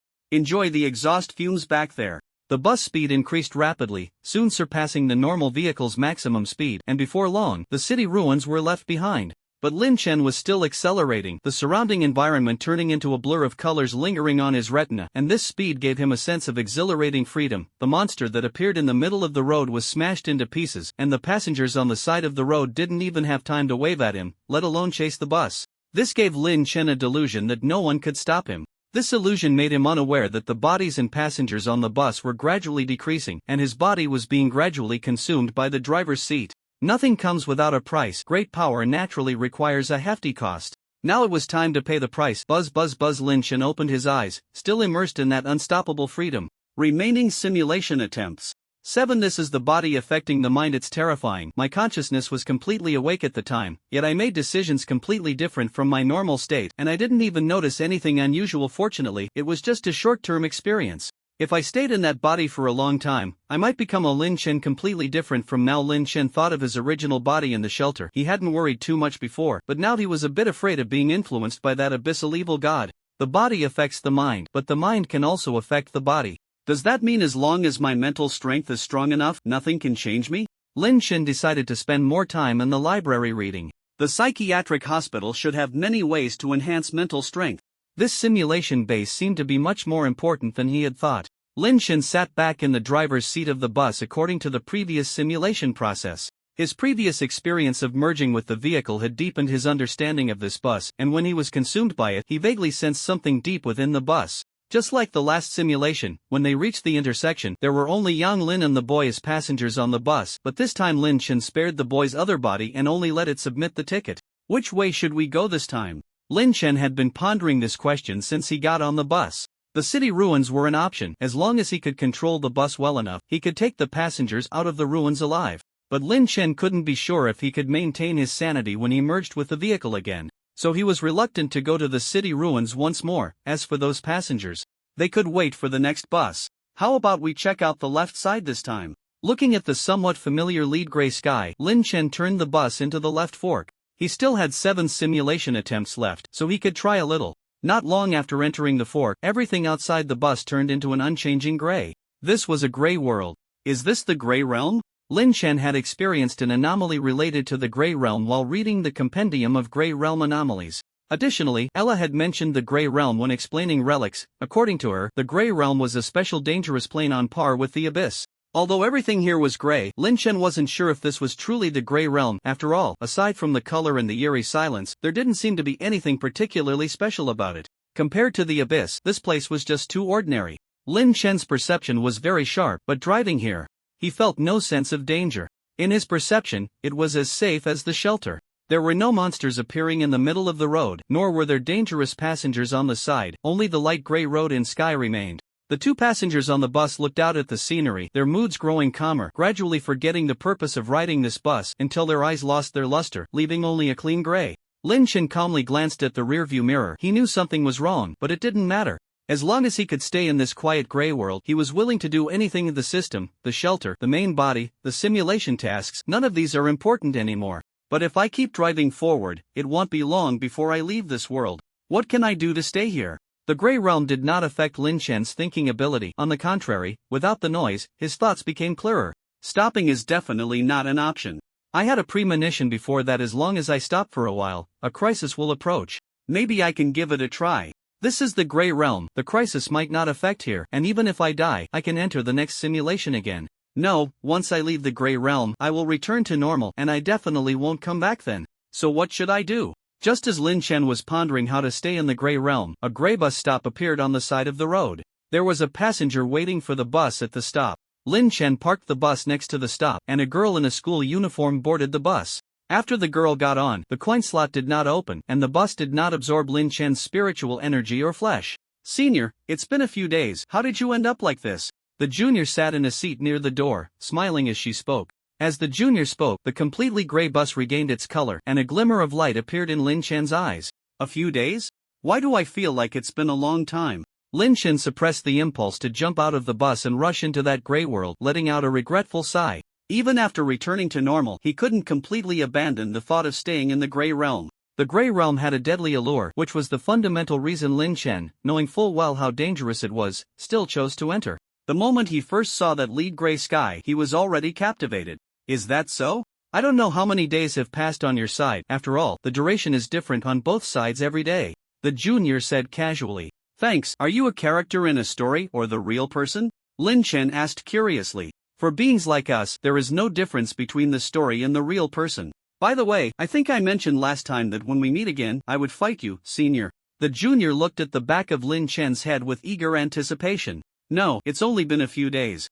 Let's save it for next time. Lin Chen decisively refused. He didn't want to brawl with this junior in such a place, especially after gaining some understanding of the Grey Realm. It is indeed a bit short. I didn't expect you to enter the Grey Realm at the second level. That's really brave. How about this? Let's play a game. If you win, they'll give you a relic from the Grey Realm. I don't have many of those. The junior looked at Lin Chen with an expression that said he was really getting a great deal. I concede, you win. Lin Chen directly admitted defeat. Even considering it for a second would be disrespectful to the Grey Realm. That's really boring. How about this? They'll take a small loss. If you win, they'll send you out, and if you lose, they'll give you a relic from the Grey Realm and send you out. How about it? I'm really trying hard to give you a gift, senior. The junior met Lin Chen's gaze through the rearview mirror, showing a cute smile. Can't I just drive the bus out? Lin Chen didn't want any relics from the Grey Realm. The shelter wasn't omnipotent, and he couldn't stay there forever. It was better to avoid such dangerous items if possible. This is the Grey Realm. This bus is almost completely grey. Once it turns grey, it can only operate in the Grey Realm, unless the cute junior helps Lin Chen out. I can choose to commit suicide. Lin Chen took out a spiritual energy pistol and aimed it at his head, but he didn't pull the trigger because he knew that if this junior was unwilling, he couldn't even commit suicide here. Then go ahead and commit suicide. I'll wait for you to come back next time. The junior stood up and walked behind Lin Chen, helping him pull the trigger. Bang! A grey flower shot out from the gun's muzzle, knocking Lin Chen's head back. It hurt quite a bit. Just kidding, how could I bear to watch my senior die? The junior girl laughed as she pulled out the flower and tucked it into Lin Chen's prison uniform. Do I have to leave the Grey Realm and only then can I approach the entrance without being affected? Lin Chen asked. Yes, that's one of the rules of the Grey Realm. Only those who actively leave the Grey Realm can completely detach from it. Suicide won't work, so let's play a game together. No matter the outcome, I'll send you out. The junior girl aimed the handgun at Lin Chen's head. This time, it might not be a flower inside. What game? On someone else's turf, Lin Chen could only play by their rules. This was also something he had created himself. If there hadn't been an abyssal aura on the bus, he wouldn't have thought the road would lead to such a place. It's similar to last time, but this time I won't lose again. For the first time since getting on the vehicle, the junior girl showed a somewhat serious expression. I have things to do tonight. Lin Chen finally understood why she was so insistent on the game. She simply didn't like to lose. Don't worry, in the world of consciousness, the length of time isn't fixed. As long as your mental strength is strong enough, you can experience many stories in just 1 second. Seeing Lin Chen agree, the junior girl said happily. Then let's get started quickly. Coincidentally, Lin Chen was also that kind of person. He particularly disliked losing, even if it was just a game. Lin Gu, someone is causing trouble in the store. Song Xiaoming found Lin Chen, who was lost in thought, and whispered. Ha? What did you say? Lin Chen snapped back to reality, feeling as if he had just woken from a long nightmare. Lin Gu, someone is causing trouble in the store. Song Xiaoming repeated. Okay, I'll go take a look. Lin Chen stood up and walked out of the break room just in time to hear a heated argument. You're cheating. How could I keep losing otherwise? Lin Chen pushed open the door leading to the venue and saw the burly man causing the ruckus. Shut up. Lin Chen quickly stepped forward and knocked the burly man down with a single punch. His movements were so fast that the surrounding audience didn't react in time. Throw him outside. Lin Chen said to the service boy standing nearby. Yes, Lin Gu. The service boy skillfully carried the burly man away, conveniently pocketing the man's belongings. Lin Chen turned back to the break room, feeling a bit dazed. Lin Gu, drink some water. In the break room, a girl dressed revealingly poured Lin Chen a glass of water. Thanks, aren't you going to work? Lin Chen shook his head and took a sip from the cup. I'm off today. By the way, it seems the boss is looking for you. Xia A sat next to Lin Chen, secretly watching his profile. I'll go find him in a bit. Lin Chen didn't know what the boss wanted, but it was probably related to the gang's business. You're the only one in the gang who dares to keep the boss waiting. Xia A looked at Lin Chen enviously. Although the boss was usually kind to people, that was just the packaging and ribbon on the outside. Inside the box was filled with ferocity and violence. After all, in the gang's ace enforcer, the boss treats me a bit better. The Grey Gang was an underground force in Jinghu City, and Lin Chen was the ace enforcer, usually responsible for handling the gang's troublesome matters. Neither purely white nor purely black, existing in the gray area between, that is the Grey Gang. You should go quickly, the boss hasn't been in a good mood lately. Xia Yi nudged Lin Chen and said. All right. Lin Chen walked toward the boss office. Knock knock. Come in. Entering the office, Lin Chen sat on the sofa and asked, Boss, you were looking for me? Yes, something seems off in the slums lately, go take a look. Su Feng said seriously. What happened? If nothing serious had occurred, Lin Chen wouldn't need to make a trip. I don't know, our base in the slums has gone dark, and the people I sent haven't responded. Now we can only rely on you. There are still quite a few goods in the stronghold of the slums, and Su Feng must figure out what happened there. Alright, I'll head over now. Lin Chen said no more, returned to his room to grab his weapon, and drove to the slums with two of his underlings. Brother Lin, the front is blocked by the bureau's people. Song Xiaoming slowed down and parked the car by the roadside. They had a decent relationship with some of the bureau's officers, but it wasn't appropriate to just go through. You guys wait for me here. Lin Chen got out of the car and approached the blockade. Ahead was the slum area. He could bypass the blockade and go straight in, but before taking the detour, he planned to have a chat with the bureau's personnel. Brother Lin, what brings you here? As Lin Chen got closer, he ran into a familiar staff member from the bureau. What's going on inside? Lin Chen asked directly. I don't know, but it seems to be related to the research institute, the staff member said in a low voice. Is it another experimental creature they created? Do they have to study those damn things? Lin Chen felt a bit uneasy. In Jinghu City, he could solve most problems, but the Research Institute was an exception. If troubles had levels, what the Research Institute produced would definitely be the top-tier trouble. I can't say, the staff member shrugged, indicating he was helpless.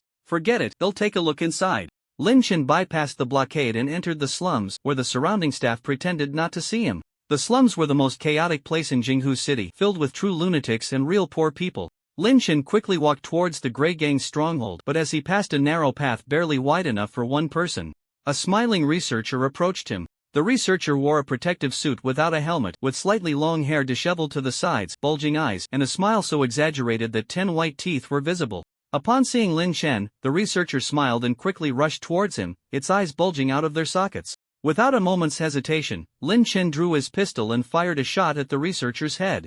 Bang! The researcher suddenly jerked its head. The bullet grazed its temple, leaving a streak of blood. This shot did not stop it. Instead, it quickened its pace. The silent smile on its face continued to bloom until it tore at the corners of its mouth.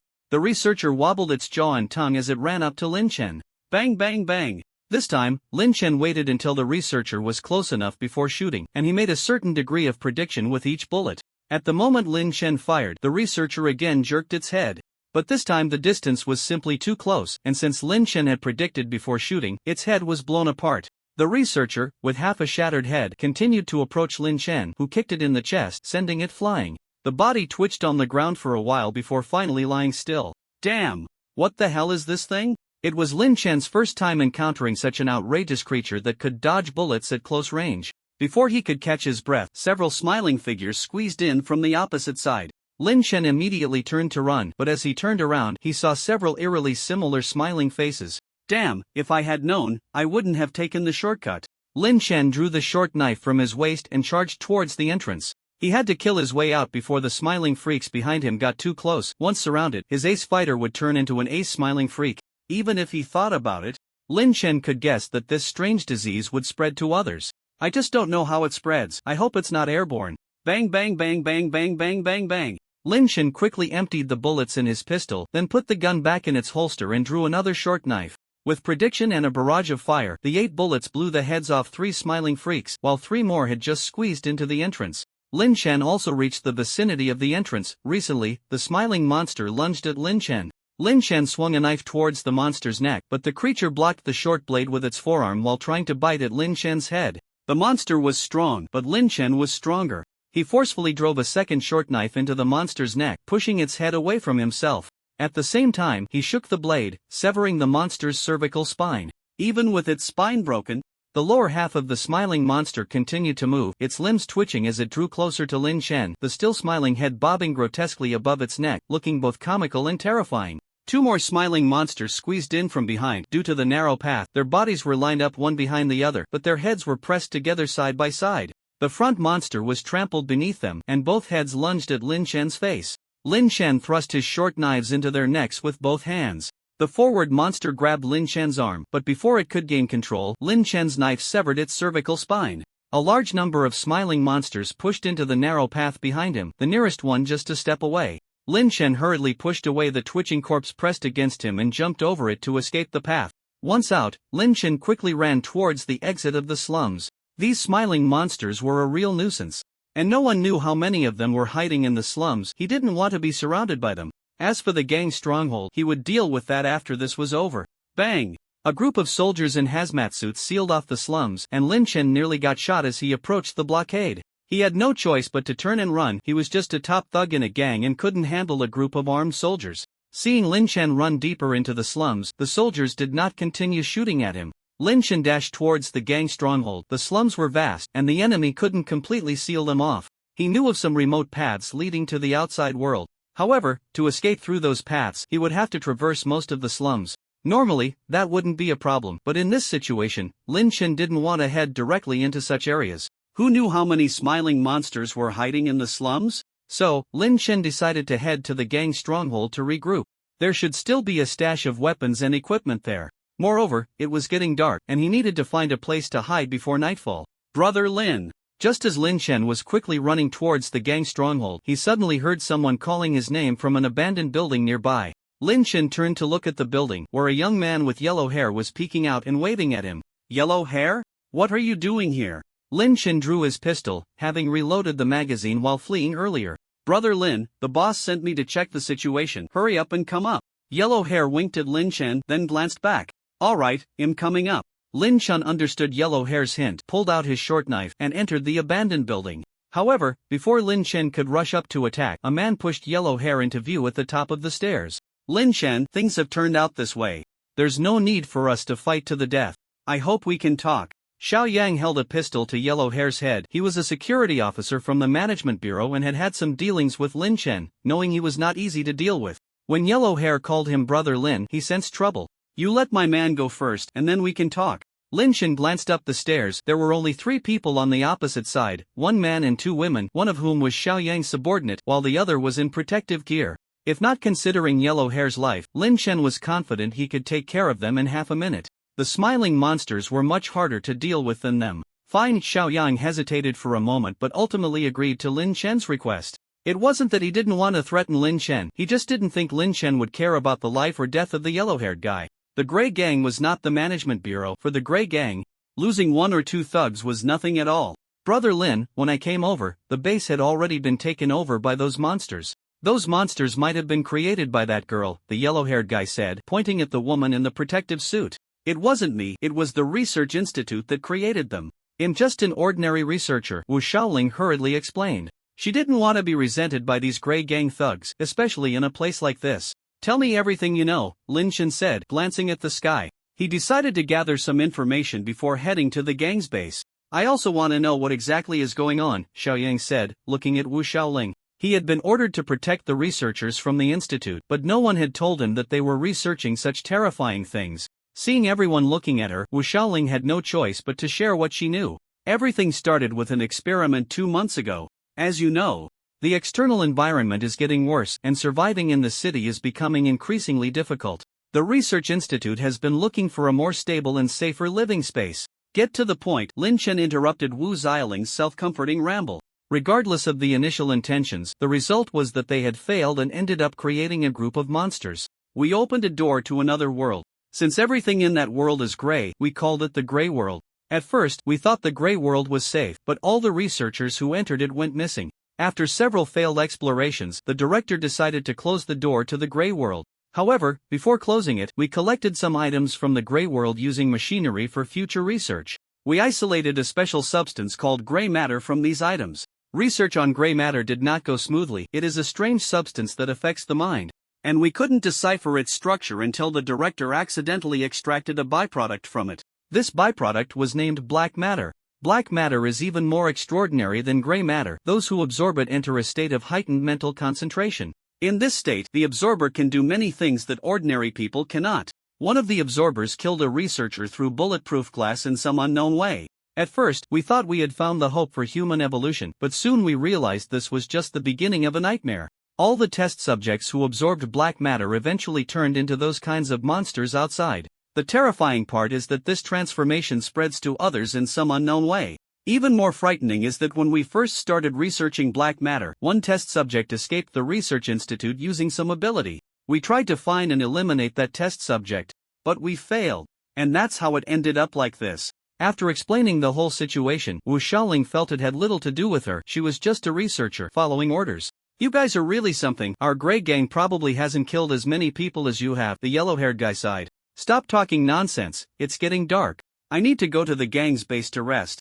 Are you coming with us or going your separate ways? Lin Chen asked Xiaoyang. Of course, together, but why go to the base? In this situation, Xiaoyang certainly didn't want to separate from the ace thug Lin Chen, but with night approaching, he didn't want to wander around aimlessly. The base has a stash of weapons and equipment. Once we get those, we'll be safe. Plus, I plan to take a back road out of the slums tomorrow, and the base is very close to that back road. Lin Chen didn't explain much and directly took Huang Mao away from the abandoned building. As for the others, he had no obligation to protect them. Xiaoyang thought for a moment and ultimately decided to follow Lin Chen with the two women. Their escape had been purely due to luck. Without Lin Chen, it would be difficult for them to leave here alive. Lin Chen quickly ran towards the base, this time not taking the small path. Although this road wasn't wide, at least it allowed for some movement. Occasionally, some smiling monsters would rush out from the small path, and Lin Chen dispatched them with his dagger. He was afraid of attracting a large number of smiling monsters, so he didn't use his gun. The reaction speed of the smiling monsters was very fast, making it quite a struggle for Lin Chen to kill them. If he encountered a large group, he would have to run. Thus, they killed and ran, and before dark, they reached the Grey Gang's base. Inside the base, there were a few smiling monsters transformed from Grey Gang members, which Lin Chen quickly dealt with. He opened a secret passage leading underground, where the batch of weapons was stored in a box deep within the passage. This place is not bad. We can hide in here tonight. Wu Xiaoling knelt on the ground, panting heavily. She rarely exercised, and if it weren't for Xiaoyang carrying her for a while, she would have been left behind. It's meant for storing items. I don't know if there's oxygen after it's closed, and the space down there is too small. If the door gets blocked, we're done for. Lin Chen dragged two large boxes back to the surface and opened them, revealing various weapons and equipment inside. Can we borrow some? Seeing Lin Chen starting to put on gear, Xiaoyang couldn't help but ask. Sure, but if you dare to point a gun at us, you'll regret it. Once fully equipped, Lin Chen finally felt a bit more at ease. Of course, if you die, we won't be able to escape either. Xiaoyang wasn't familiar with the complex slums. Without a guide, they wouldn't be able to leave. Just as they were organizing their gear, night finally fell. Lin Chen sat by the window eating canned meat. He and the female bureau staff member took the first half of the night watch, while Xiaoyang and Huang Mao took the second half. As for Wu Xiaoling, she could no longer get up. He Jia leaned against the wall, staring blankly out the window. She was a newcomer, and this was her first mission. Only she and Xiaoyang had survived out of the two teams sent by the bureau. Everything had happened so suddenly. She had been chatting with a friend when she turned to see her friend's head being gnawed on. Then she was dragged away by Xiaoyang, running all the way to the abandoned building and then to here. It all felt like a bizarre nightmare, leaving her completely detached from reality. Only now did she realize what had happened. Eat something, you might not get to eat tomorrow. Lin Chen tossed a can of meat to He Jia. I'm not hungry, He Jia said, her lips trembling as she managed to produce a sound. Her cracked lips made it hard for her to open her mouth. Suit yourself, anyway, if you fall behind tomorrow, it's Xiaoyang who'll save you.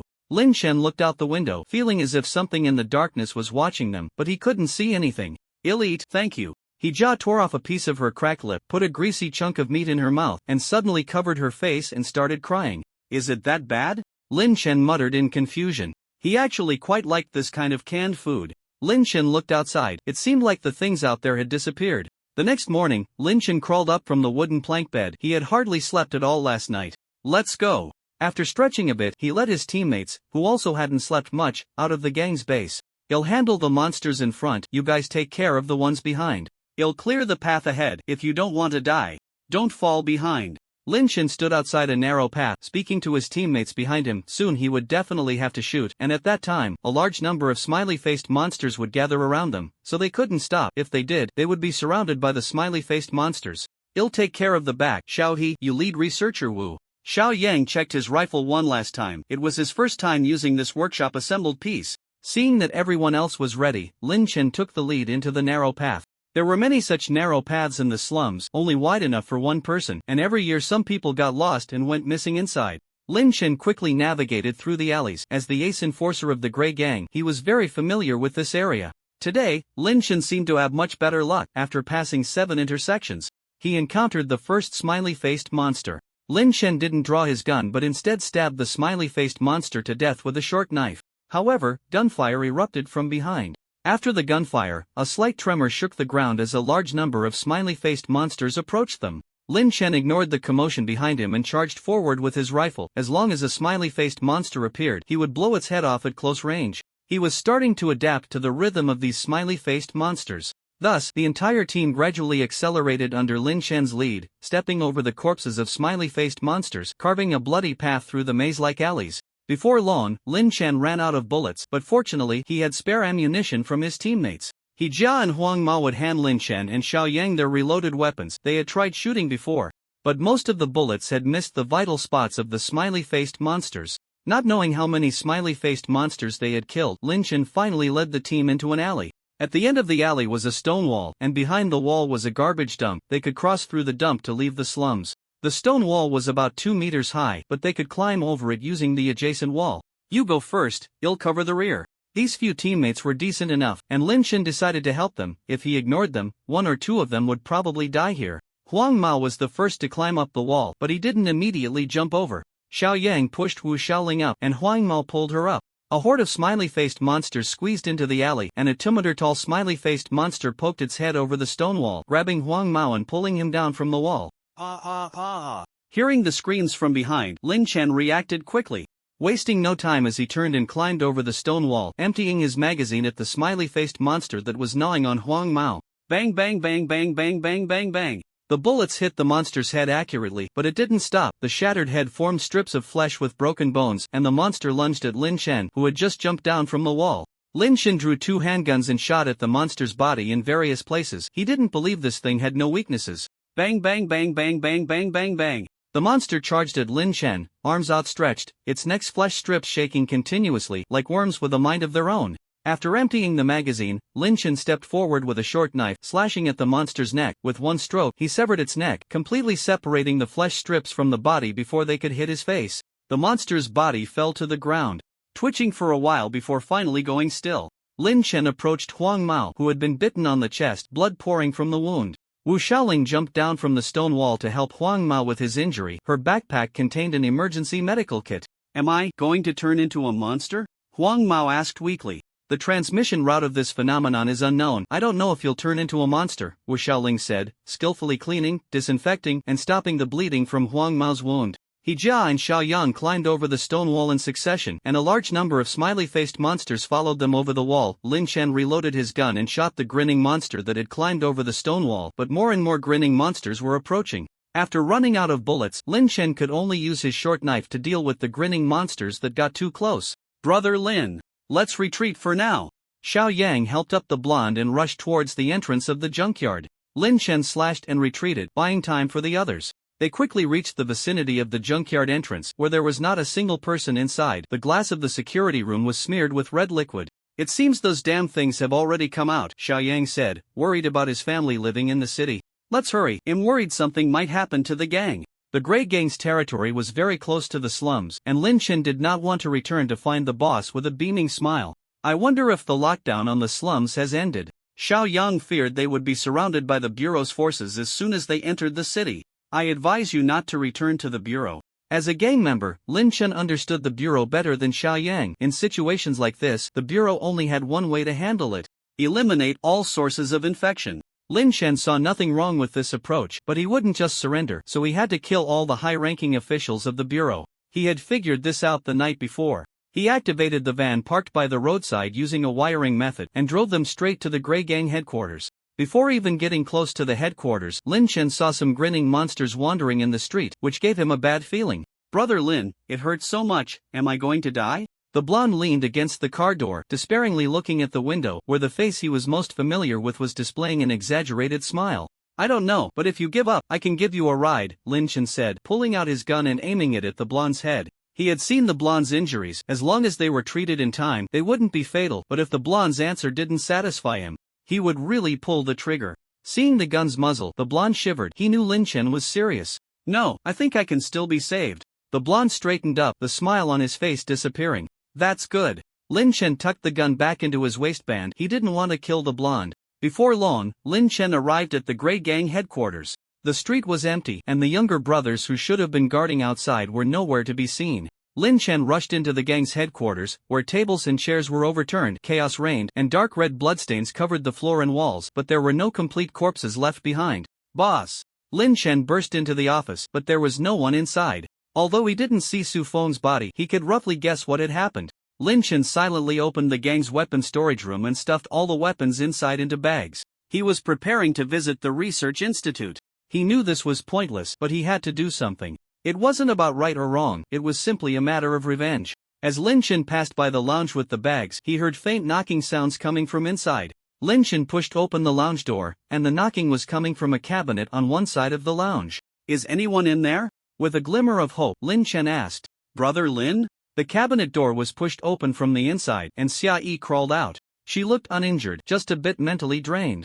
"Are you okay?" Seeing Xia Yi calmed Lin Chen's heart a little. "Brother Lin, I like you," Xia Yi suddenly said, her lips curling into a slight smile, her eyes filled with despair. "Do you know? I've always been watching you. Even when I was drinking with guests, I was always thinking of you. I know I'm not worthy of you, so I never said anything. But I just couldn't hold it in anymore. Please reject me." Xia Yi's beautiful face twisted into an exaggerated smile as she stepped closer to Lin Chen, reaching for his waist. There was his gun tucked there. "I like you too," Lin Chen said flatly. "Ha?" Xia Yi froze in place, the smile on her face gradually fading. "If I didn't like you, I wouldn't always stay in the lounge chatting with you." Lin Chen picked up the stiff Xia Yi and carried her back into the cabinet, then continued, "I have a few things to take care of. Wait for me here, and you can stay at my house in the future." "Okay," Xia Yi said softly, her face flushed as she lowered her head. He handed Xia Yi some food and water, and as he was closing the cabinet door, Xia Yi grabbed Lin Chen's wrist. "It's dangerous outside. There's still space here. Let's hide here." Xia Yi looked at Lin Chen nervously. "Don't worry, he'll be back once I'm done." "Did you forget? I'm the ace enforcer of the Grey Gang." Lin Chen patted Xia Yi's head and smiled as he closed the cabinet door. After closing the door, the smile on Lin Chen's face disappeared. He didn't like to lie, especially not to friends. He didn't like Xia Yi. To be precise, he found it hard to love anyone else. It had to do with trust. He wouldn't entrust his heart to someone else. It was too dangerous. Lin Chen returned to the car with a cold expression. It had been a long time since he had been this angry. As the ace, no one could make him do something he didn't want to do, except for himself. "Brother Lin?" Seeing only Lin Chen return, Huang Mao closed his eyes in pain. "Tell me about the structure of the research institute. I need to talk to your director." Opening the bag, Lin Chen inserted various weapons into easily accessible positions on his body. Wu Shaoling hesitated for a moment, but after being stared at by Lin Chen's calm eyes for a while, she quickly revealed the layout of the research institute. "What are you going there for?" Seeing Lin Chen fully armed, Xiao Yang felt something was off. "I already said, I need to talk to their director." After securing his weapons, Lin Chen drove straight to the research institute. "There are soldiers guarding outside the research institute. You can't get in." Xiao Yang was unwilling to see Lin Chen go to his death. "They will let me in. You guys get out in the city and help take care of him for a while." Lin Chen didn't plan to bring along the half-dead Huang Mao. "Brother Lin, I want to go too. They killed so many brothers in the gang, it can't just end like this." Huang Mao clutched his chest, speaking urgently. "What are you going to do? Hold me back? I'm the ace enforcer of the Grey Gang. There's nothing I can't handle." Lin Chen pressed the accelerator to the floor. He was getting a bit impatient. "Why is it so quiet here?" As the van entered the city, there wasn't a single person on the street. Not even a smiling face. "Something's wrong. It can't be that there isn't a single person. Xiao Yang looked at the empty street, a strong sense of fear tightening his stomach, and vomit surged up his throat. Thinking of his wife and children at home, Xiao Yang pushed open the car door and jumped out, running at full speed toward a nearby residential area. Lin Chen sighed and drove after him. There weren't many people left alive in the city. What's going on? Is this also caused by the experiment? He jaw-grabbed Wu Xiaoling's collar tightly. She didn't believe those smiling faces could kill everyone so quickly. I don't know, we closed the door to the gray world, the experiment stopped. I also don't know why it turned out like this. Wu Xiaoling clutched her head, laughing loudly. Are you sure you closed the door? Or are you sure no one opened it again? Lin Chen parked the car outside the residential area, looking up at the lead gray sky. This scene seemed familiar to him. How could this be? Did the director open the door again? Wu Xiaoling looked up at the sky in shock. The scene was exactly like inside the door. Let's go. It seems we have to go to the research institute together. Seeing Xiao Yang's gloomy expression, Lin Chen opened the car door and started the van. Xiao Yang opened the door and silently sat in the back seat of the van. Like Lin Chen, he also wanted to have a word with the director. The van sped down the empty road, and Lin Chen quickly drove it to the entrance of the research institute. A few people grabbed all their weapons and entered the institute with guns drawn. With Wu Xiaoling leading the way, they soon found the research center focused on the gray world. Just like outside, there was not a soul in the institute. But in the research center, they discovered an energy passage leading to the gray world. On the other side of the passage, they could see a large number of motionless smiling face monsters. We never actually closed the door.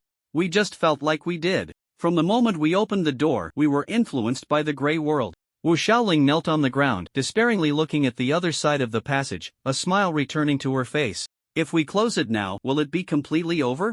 Lin Chen scanned the other side of the passage, trying to spot the gray gang members inside. No, if we close the door now, the people inside will never come back. Maybe they can still be saved. Xiao Yang moved closer to the door. He wanted to bring his wife and child back. No, entering the gray world means certain death, no exceptions. Wu Xiaoling grabbed Xiao Yang, trying to dissuade him. Xiao Yang forcefully pushed Wu Xiaoling away. He didn't want to hear her speak and even felt an impulse to shoot her. It's hard to say. You didn't close the door before. If we quickly bring the people out and then close the door, maybe we can block the influence of the gray world. Lin Chen felt like he had done something similar before. Yes, it must be like that. Let's get started quickly. Wasting no time, Xiao Yang directly entered the gray world through the passage. Seeing that Xiao Yang was fine, Lin Chen followed him in. However, as soon as he entered the gray world, the motionless smiling face monsters regained their ability to move, and the door behind him disappeared. Lin Chen turned and ran, a large number of smiling face monsters chasing after him, among them a few that were clearly different from the others. Xiao Yang watched in shock as the smiling face monsters ignored him. The exit was gone, and he had no choice but to follow behind the smiling face monsters. Lin Chen ran while quickly thinking about the disappearing door and the smiling face monsters pursuing him. This was clearly a trap. Who set this trap? What was the purpose of setting it? Lin Chen couldn't figure out these questions at all. And the smiling face monsters were gradually closing in. After running for a while, Lin Chen suddenly spotted a somewhat familiar bus by the roadside. He dashed onto the bus. The keys were right under the steering wheel. Lin Chen pressed the gas pedal and drove the bus, shaking off the smiling face monsters behind him. Senior, you've won again. A girl in a school uniform leaned against the coin box, helplessly speaking to Lin Chen. I've never been to school. Lin Chen pulled out his handgun and shot directly at the girl's head. Bang! Ha! Is this the kind of setting? Sorry, the story is generated naturally. I don't know the specific plot. The bullet disintegrated and vanished in front of the girl. What are you? Lin Chen lowered his gun. Observing the girl's expression, he deduced that firearms were likely ineffective against her. I'm your lovely junior, of course. Speaking of business, what the hell is the identity of the Ace Enforcer? How come after a layer of memory is covered, the Grey Realm can't affect you? That's just too unfair. If you had come in with your memories intact, I wouldn't have lost so badly.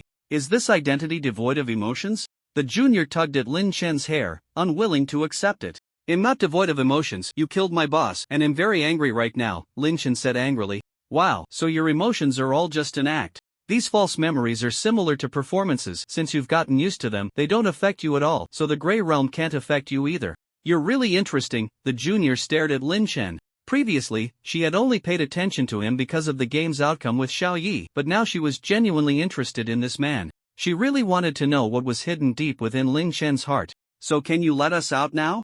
Lin Chen roughly understood what the other party meant, but it didn't matter. He wouldn't think too much about it and would only do what needed to be done now. Of course. The door is right ahead. You can take those people behind you and leave at any time. Right now, you are not affected by the Grey Realm, so as long as you are the last one to close the door, everything will end. The junior replied very straightforwardly. An energy door appeared in front of the road, and Lin Chen could see He Jia and Wu Xiaoling standing on the opposite side of the door. You want me to take those people out? Lin Chen suddenly slammed on the brakes. He did want to try taking those smiling monsters out, but the reminder from the other party that he could take them out felt off. It's up to you, you can also go out by yourself, the junior said nonchalantly. Then I'll go my way. Lin Chen turned the bus around, heading backward. He needed to clear out the smiling monsters behind him. He didn't think those people could be saved, rather than letting them wait to die here. It was better to give them a ride. The bus soon encountered a group of smiling monsters. Lin Chen pressed the accelerator, crashing into the group of smiling monsters. Before being hit by the bus, some smiling monsters lunged at it, jumping onto the roof, while others clung to the side of the bus, banging on the windows, causing cracks to appear. Soon, several smiling monsters smashed the windows, forcing their upper bodies into the bus. While maneuvering the vehicle, Lin Chen shot and killed the smiling monsters stuck in the windows, but as the cracks grew larger, more smiling monsters began to squeeze into the bus. Seeing the smiling monsters lunging at him in the rearview mirror, Lin Chen could only turn around and shoot at the smiling monsters inside the bus, but his right foot didn't leave the accelerator. If the bus stopped in the middle of the crowd, he would be surrounded and killed by these monsters. Lin Chen kept shooting the smiling monsters that jumped into the bus.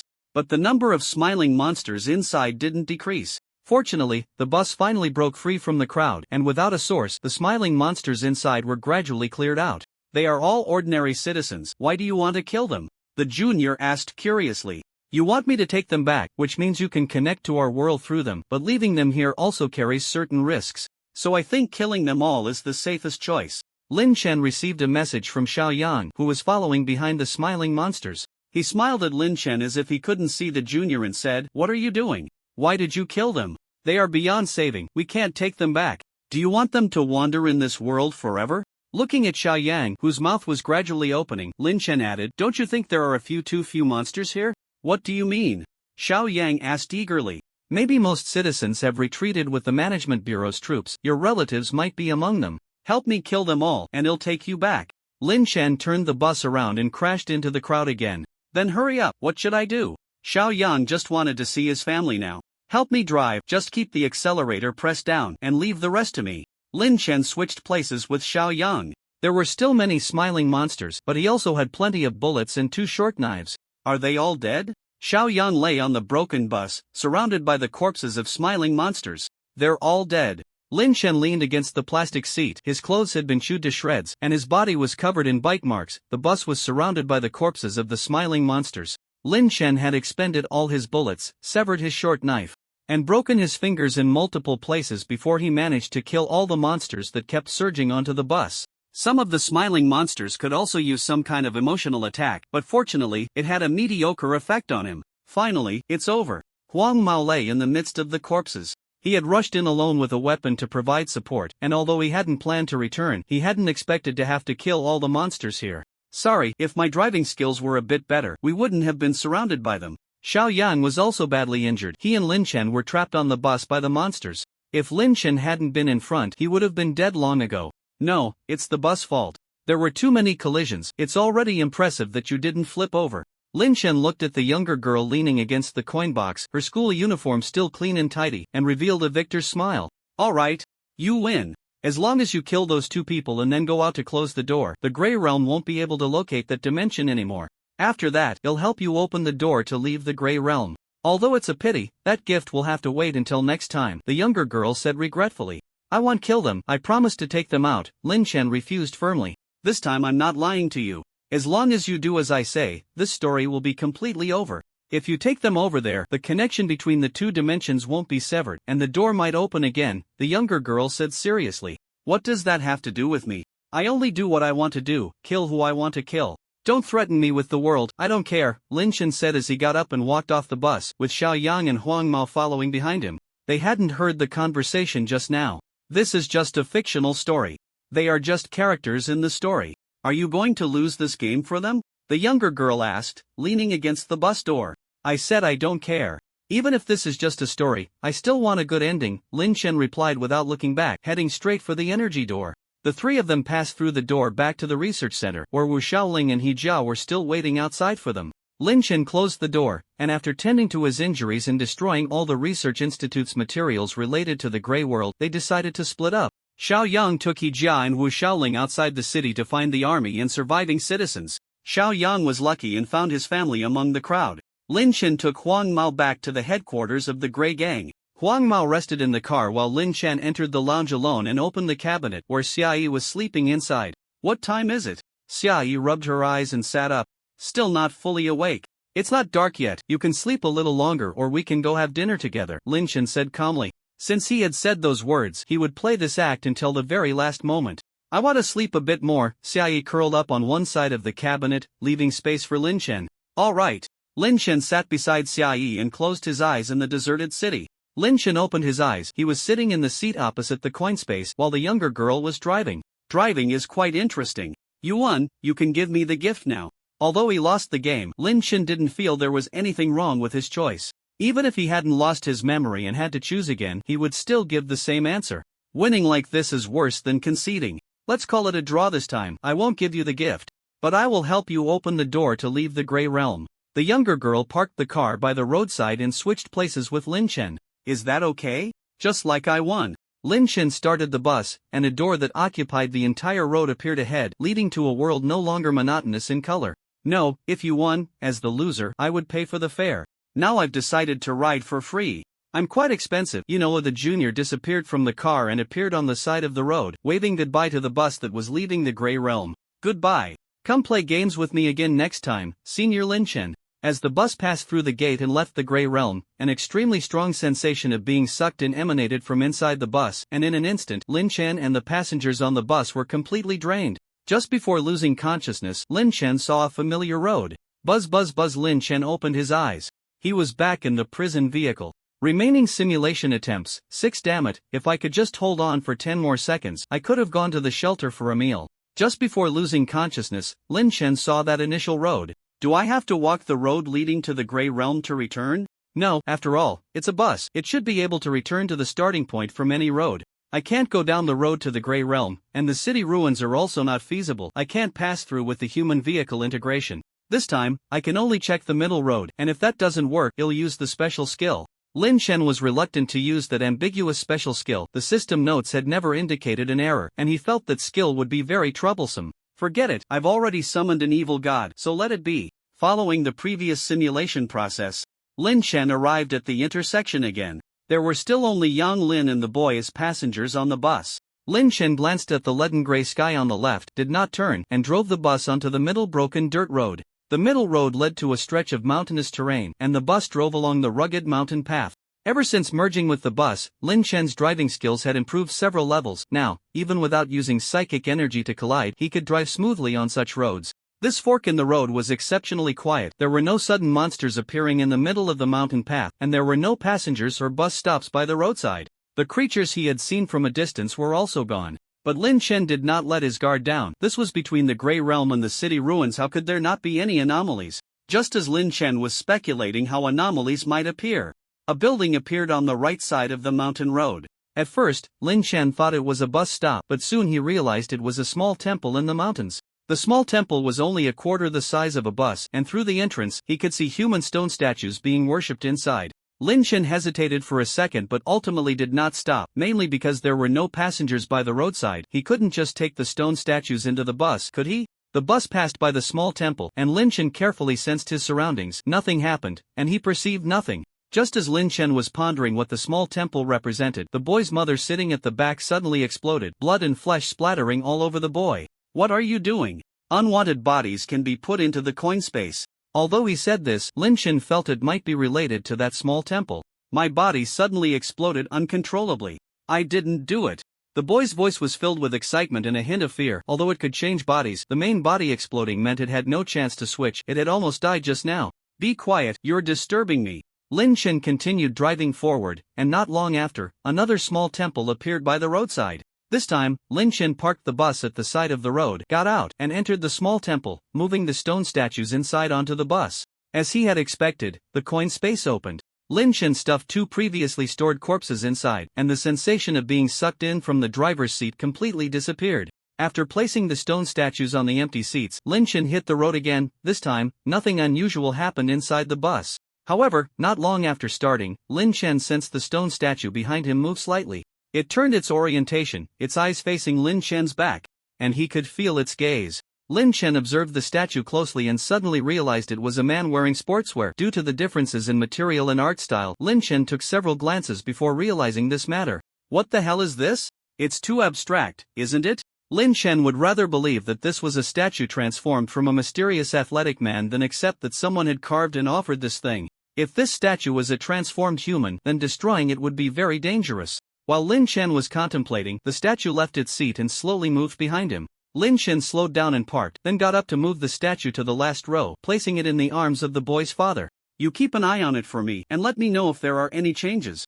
I've already lost one body, it's time for someone else to take a turn, let him hold it. Since Lin Chen had had a friendly exchange with it when submitting the ticket earlier, it dared not refuse him and could only push the statue onto Yang Lin. Those who can do more work, you still have 3 bodies, we must figure out the rules here. You wouldn't want your original body to be the next to explode, would you? Or do you want to get off here? Lin Chen threatened. Fine, but you can't just use me for the experiment, you all have to participate, and I want to keep one body as a backup, the boy compromised.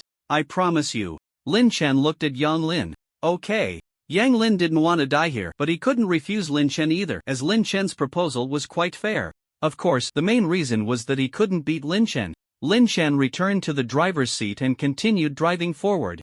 After a while, another small temple appeared by the roadside, and the statue inside was a student in a school uniform. This time, Lin Chen didn't move the statue onto the bus but instead chopped off a small leg from the monster's corpse and placed it outside the temple door. Is this enough?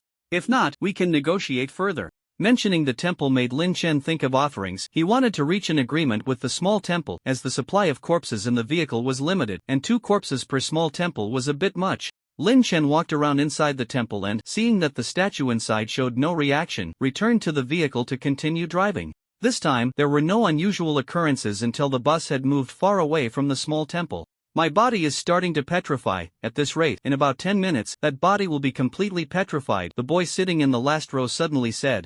Tell me when it's fully petrified. Lin Chen accelerated. As long as he could leave this mountain road, he would complete the simulation task and return to the shelter.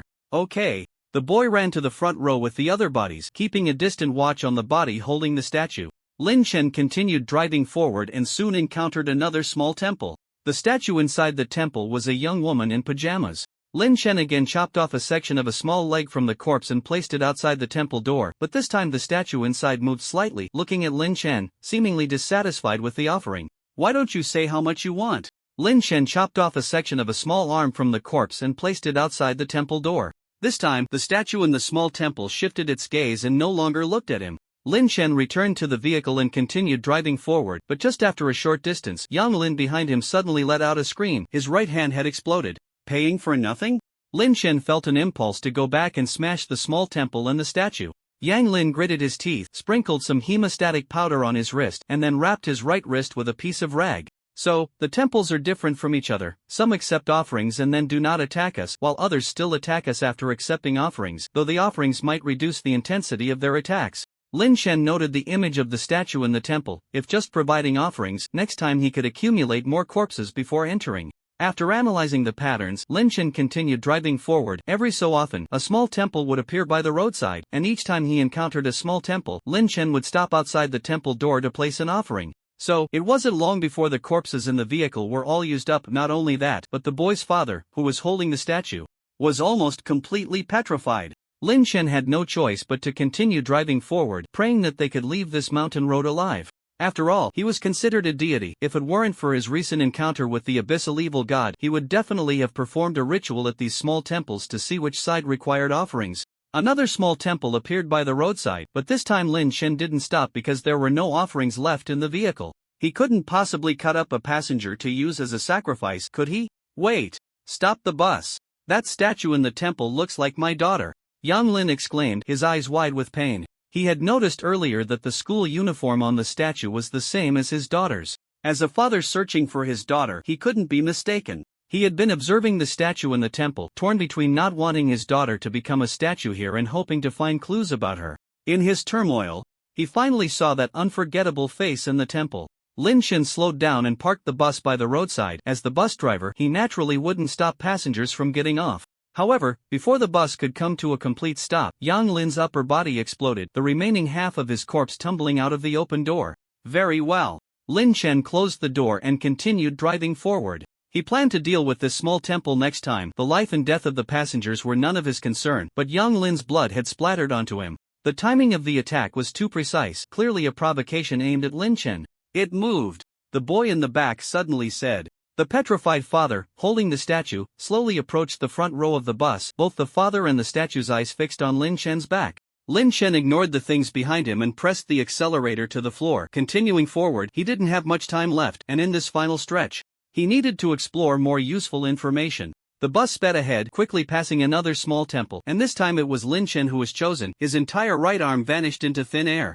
There was no splattering blood, no gory wounds. Beneath his shoulder was smooth skin, as if he had never had a right arm there at all. The petrified father stood at Lin Shen's side and rear, picking up the statue and attempting to place it on Lin Shen's head. However, before the statue could touch him, the father's two small legs exploded. A miniature shotgun knife. The statue fell onto the bus and shattered. Lin Shen felt his body beginning to slowly petrify. He tried to destroy the petrified organs, but it was futile. The petrification continued to spread within him. Driving the bus back to the small temple they had just passed, Lin Shen got off the bus and unleashed his shotgun knife with all his might against the temple itself. The temple suffered no damage, but the statue inside, which had not been attacked, shattered completely.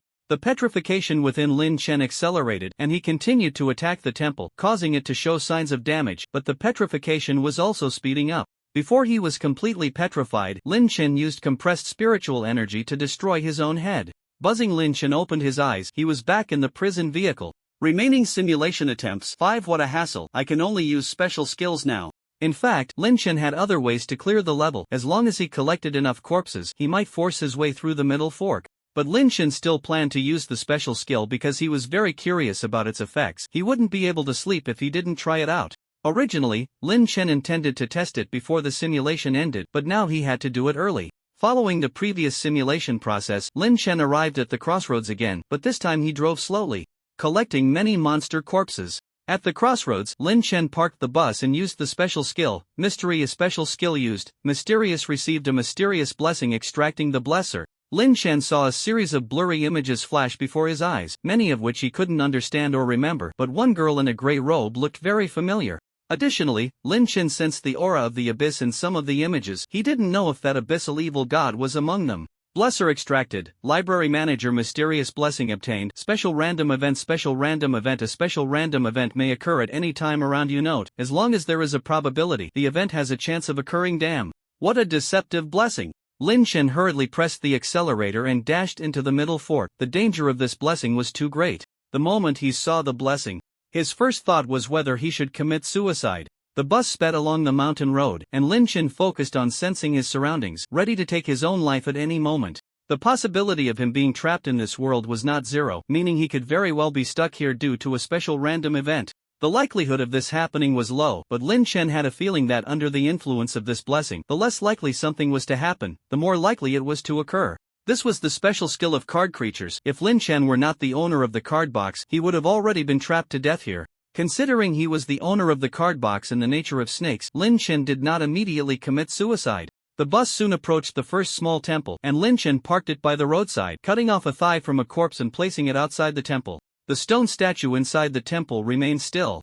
And just as Lin Shen was about to leave, he noticed a small hole in the temple wall. Lin Shen was sure that the last time he checked, there was no small hole in the wall, otherwise he would have remembered it. Previously, Lin Shen had sensed the interior of the temple wall, but he had perceived nothing, as if it were just an ordinary wall. This time, Lin Shen used his mental power to sense the inside of the hole and discovered that a long, wriggling creature was growing inside. What the hell is this thing? Lin Shen tried to shape a tiny energy blade and poked it into the hole. The energy blade did not touch the temple wall but merely severed the long creature inside. The creature did not resist, and Lin Shen easily chopped it into pieces. Shortly after the creature died, the small temple began to collapse and the stone statue shattered. But before the statue completely broke apart, a man in sportswear forcibly opened his petrified lips and said, "Thank you. No need to thank me. Lin Chen retrieved the thigh and drove towards the next small temple. Now it was time for him to collect offerings. The probability of triggering this special random event is quite low. I thought various events would keep triggering. Lin Chen was satisfied with the current trigger frequency and decided to go back and give the little snake a meal. Soon, the second small temple appeared by the roadside. Lin Chen got out of the car and stood outside the temple. There was no small hole in the wall of this temple, but that didn't stump Lin Chen. As long as he knew where the enemy was, there would always be a solution. There were two difficulties in dealing with the long creature inside the temple. First, the temple seemed to be able to transfer attacks to the statue.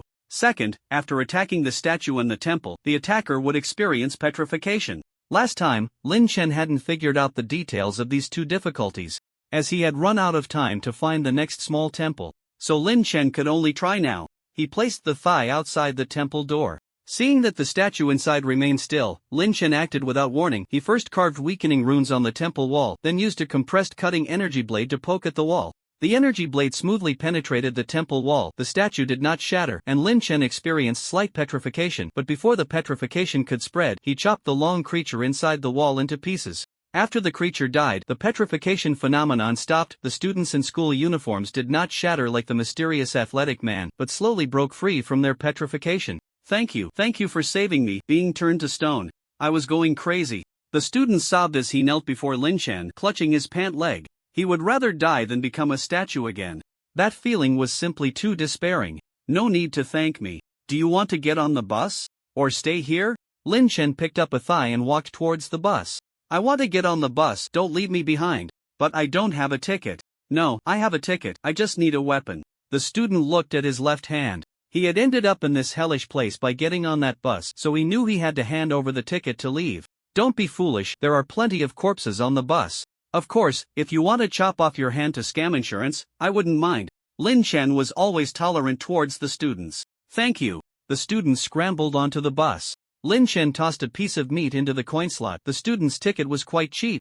Are you a student from number 2 high? Do you know Yang Yang? Yang Lin stood in front of the student. Are you Yang Yang's father?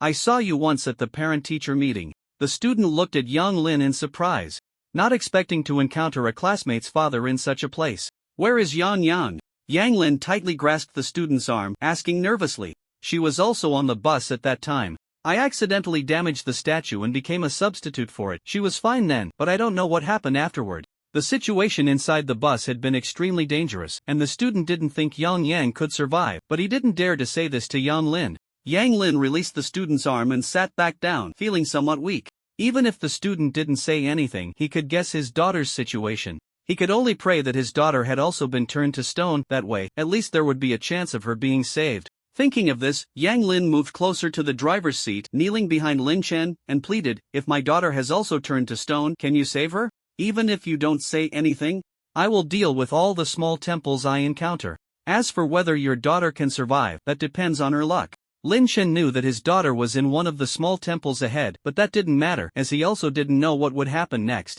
Thank you. Yang Lin bowed his head and knocked it on the ground 3 times before returning to his seat. No need to thank me. Lin Chen took the thigh and got off the bus to continue dealing with the small temples. He needed to clear out all the small temples that blocked him and demanded offerings, making them understand that some buses cannot be stopped. Just as Lin Chen was happily dealing with the small temples, a man wrapped in a pitch-black coat suddenly appeared behind him. Lin Chen turned around sharply, still holding the thigh. Hello, I want to leave here. Can you give me a ride? Said the man, his face hidden beneath a black hood. Are you willing to pay for the ticket? Lin Chen adjusted his stance. This man hadn't been there last time by the roadside. Of course, unprepared. The man took out a black package. I need to deal with this thing, otherwise we can't get through. You can pay for the ticket and wait for me on the bus. Lin Chen stared at the man. Without mental perception, he couldn't see any part of the man's body, but using mental power to perceive roadside passengers was very dangerous and also impolite. All right. The man seemed easy to talk to. After getting on the bus, he paid for the ticket and sat in a window seat. After Lin Chen dealt with the small temples, he returned to the driver's seat to continue driving. However, it wasn't long before another passenger appeared by the roadside, waving at the bus. Lin Chen glanced at the passenger and then looked again carefully, confirming he wasn't mistaken before stopping the bus at the roadside and opening the door for the passenger to board. This time, the passenger was a young man dressed in a silver coat. Looking disheveled. He tidied up his clothes before stepping onto the bus. Ticket. Lin Chen glanced at the young man, who turned out to be just a third-tier psychic, his mental strength so weak that Lin Chen could see through it at a glance. Such a weakling still tried to ride without a ticket. Seeing a low-tier passenger in a place like this, Lin Chen thought he must be mistaken. How much for a ticket? The young man asked. No charge, just throw some biological material in there, and when it's enough, he'll let you know, Lin Chen replied, not wanting to make things difficult for him. After all, encountering an ordinary passenger here wasn't easy. The young man rummaged through his backpack for a long time before finally pulling out a bag of something resembling eggs and placing it in the coin slot. The faint sucking sensation from under the driver's seat instantly disappeared. After receiving the ticket, Lin Chen continued driving, stopping periodically to handle small shrines by the roadside. Master, I'm in a hurry, can you go a bit faster? Seeing Lin Chen stop to deal with the shrines, the young man looked a bit anxious at the back of the bus. If you're in a hurry, just run out yourself, Lin Chen said, skillfully finishing with the shrine before returning to the bus to continue driving. Perhaps due to the varying lengths of petrification, only the students had been freed from their stone forms, the other statues had shattered. Hey, I paid for my ticket, just give it back to me and it'll run out, the young man said, dissatisfied. The ticket's inside, it'll take you in to get it in a bit, Lin Chen replied, sensing the young man's inexplicable confidence, which made him want to stab him to see what would happen. Hey, how can a regular person like you take me in? The young man sneered. Just as Lin Chen was about to respond, he noticed another passenger waving at the bus ahead. This time, the passenger was a middle-aged bald man in work clothes, who was staring at the young man on the bus with a friendly smile. He's a bad guy here to kill me, don't stop, just drive past. The young man shouted loudly.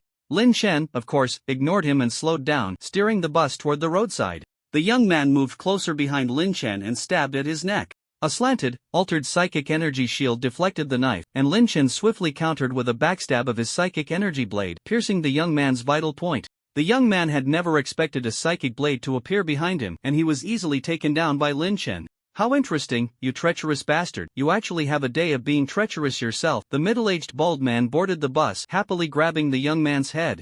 Damn, I was careless, I thought he was just an ordinary native. Even after being pierced through the vital point by the psychic blade, the young man did not die. Nor did his voice weaken. This puzzled Lin Chen, he didn't understand how the young man managed that. If the young man were strong enough to mislead Lin Chen, he wouldn't have been taken down so easily. First, hand over the ticket, Lin Chen interrupted the friendly exchange between the two passengers. Alright, the middle-aged bald man said as he chopped off the young man's right arm and placed it in the coin slot. After receiving the ticket, Lin Chen ignored them and continued driving. The middle-aged bald man severed the young man's head and placed it in a box, then he took the box and tore open a white card he had pulled from his pocket. Ha! The card dissipated and nothing happened. Lin Chen glanced at the middle-aged bald man, they seemed to have some connection to the system. Ha, you can't go back now, can you? Do you think I came here for no reason? This area is very special, you can only leave by taking the bus, the young man's head in the box said loudly. So what? As long as I take the bus out of here, I can use the return card to go back, and then I can use the relic to deal with your head, the middle-aged bald man said, though he claimed not to care, he was already feeling a bit anxious inside. Here, even the return card couldn't be used, clearly affected by some high-risk factors, making this place very dangerous. Hee, good luck with that, they'll be waiting here for you to deal with me, the young man said with a smile. Another small shrine appeared ahead, and Lin Chen parked the bus by the roadside. Yang Lin saw the stone statue in the temple and excitedly got out of the car, running into the small temple. Lin Chen skillfully dealt with the slender creatures inside, and the petrification on Yang gradually lifted. Dad, how did you get here? Yang cried as she threw herself into Yang Lin's arms, regretting ever getting on that bus, thinking she would never see her father again. It's okay now. We're going home. Yang Lin picked up Yang and returned to the bus. So touching, the middle-aged bald man thought of his daughter, wiping the corner of his eye. Yeah, what a pity, the young man's head said from inside the box. After the two got on the bus, Lin Chen cut off half an arm from the young man's corpse and threw it into the coin space. The sucking sensation did not disappear. Ha! Lin Chen calmly cut off two thighs and stuffed them into the coin space, at which point the sucking sensation finally vanished. However, Lin Chen did not stop. He chopped the young man's body into pieces and stuffed it all into the coin space. Thank you so much, Yang Lin expressed his gratitude to Lin Chen. It's nothing, Lin Chen replied without saying much, returning to the driver's seat to start the bus. After that, the journey went smoothly until they dealt with the last small temple. When they saw that familiar road, nothing unexpected happened. Lin Chen drove the bus toward the end of the road, hesitating whether to stop and deal with the passengers on board, as he was unsure if that would count as completing the simulation task. However, before Lin Chen could make a decision, some people couldn't hold back any longer. The bus suddenly lost control and came to a stop. "Ha, did you really think I would wait here for you to take me back? I already placed the egg inside the bus, you fools even helped me put my body inside. Now the egg has hatched, and when they come out, none of you will escape, especially you, the driver. If you dare stab me from behind, I will personally stab you to death." The young man's head said wildly from inside the box. "You bastard! You all run! I'll handle this." The middle-aged bald man signaled for the others to get off the bus. The boy ran the fastest, followed by young Lin holding his daughter, and the student was the last to get off. After they got off, they didn't run far because only by taking the bus could they leave this place. "Aren't you leaving? It will be very dangerous in the bus soon." The middle-aged bald man looked at Lin Chen and the mysterious figure in black. "Running is useless. Without this bus, no one can leave here." The young man's head laughed. "I know, but have you ever thought about why I stuffed your body into the coin space?" Lin Chen said calmly. "What do you mean?" The young man's head stopped laughing. "Of course, it's because I need you to help me deal with the things inside the coin space," Lin Chen said with a smile. "What's inside there?" Unable to perceive the interior of the coin space, the young man's head tried to control the hatchlings to leave the coin space, but he failed. "You'd have to ask that friend behind you who knows what he put in there." Lin Chen leaned back in his chair, looking at the mysterious figure in black sitting by the window. "How did you find out?" The mysterious figure also looked at Lin Chen. "I've dealt with so many small temples. Yet the owners here have shown no reaction at all. That's very unusual. The two of them are together, and the only suspicious one is you. As for putting things in the bus, how could a monster like you, who controls others through the slender creatures inside the small temples, possibly miss the chance to control the bus through the tickets?" Lin Chen admitted he was just guessing, but some things don't need evidence. A gut feeling is enough. "You've misunderstood something. Although I can indeed control those nodes to a certain extent and influence the surroundings through them, those nodes were not created by me. In fact, their very existence is to keep me fixed in this unmovable area. I must thank you. If it weren't for you destroying those nodes, it would have taken me much longer to completely hollow them out." The mysterious figure in black removed his cloak, revealing that beneath it was not a human body, but a mass of densely packed, slender white organisms. "I was originally going to let you go. After all, you helped me destroy the nodes and even drove me to a new dimension. But unfortunately, you know too much."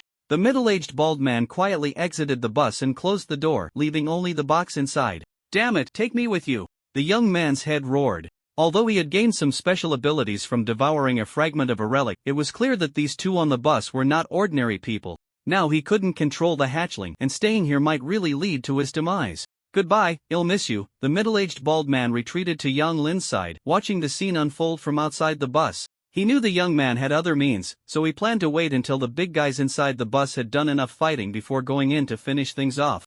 After all, without the bus, they would be trapped here. Lin Chen leaned back in his seat. He wasn't planning to attack first. The reason he was still sitting there was that he needed to get close to the coin space. The ticket he had previously inserted had already begun to affect the bus operation. He had briefly touched the deepest part of the bus before, and taking this opportunity, perhaps he could exert some influence on it. The mass of slender organisms suddenly tore apart the box that held the young man's head, inserting several slender organisms into the head's interior.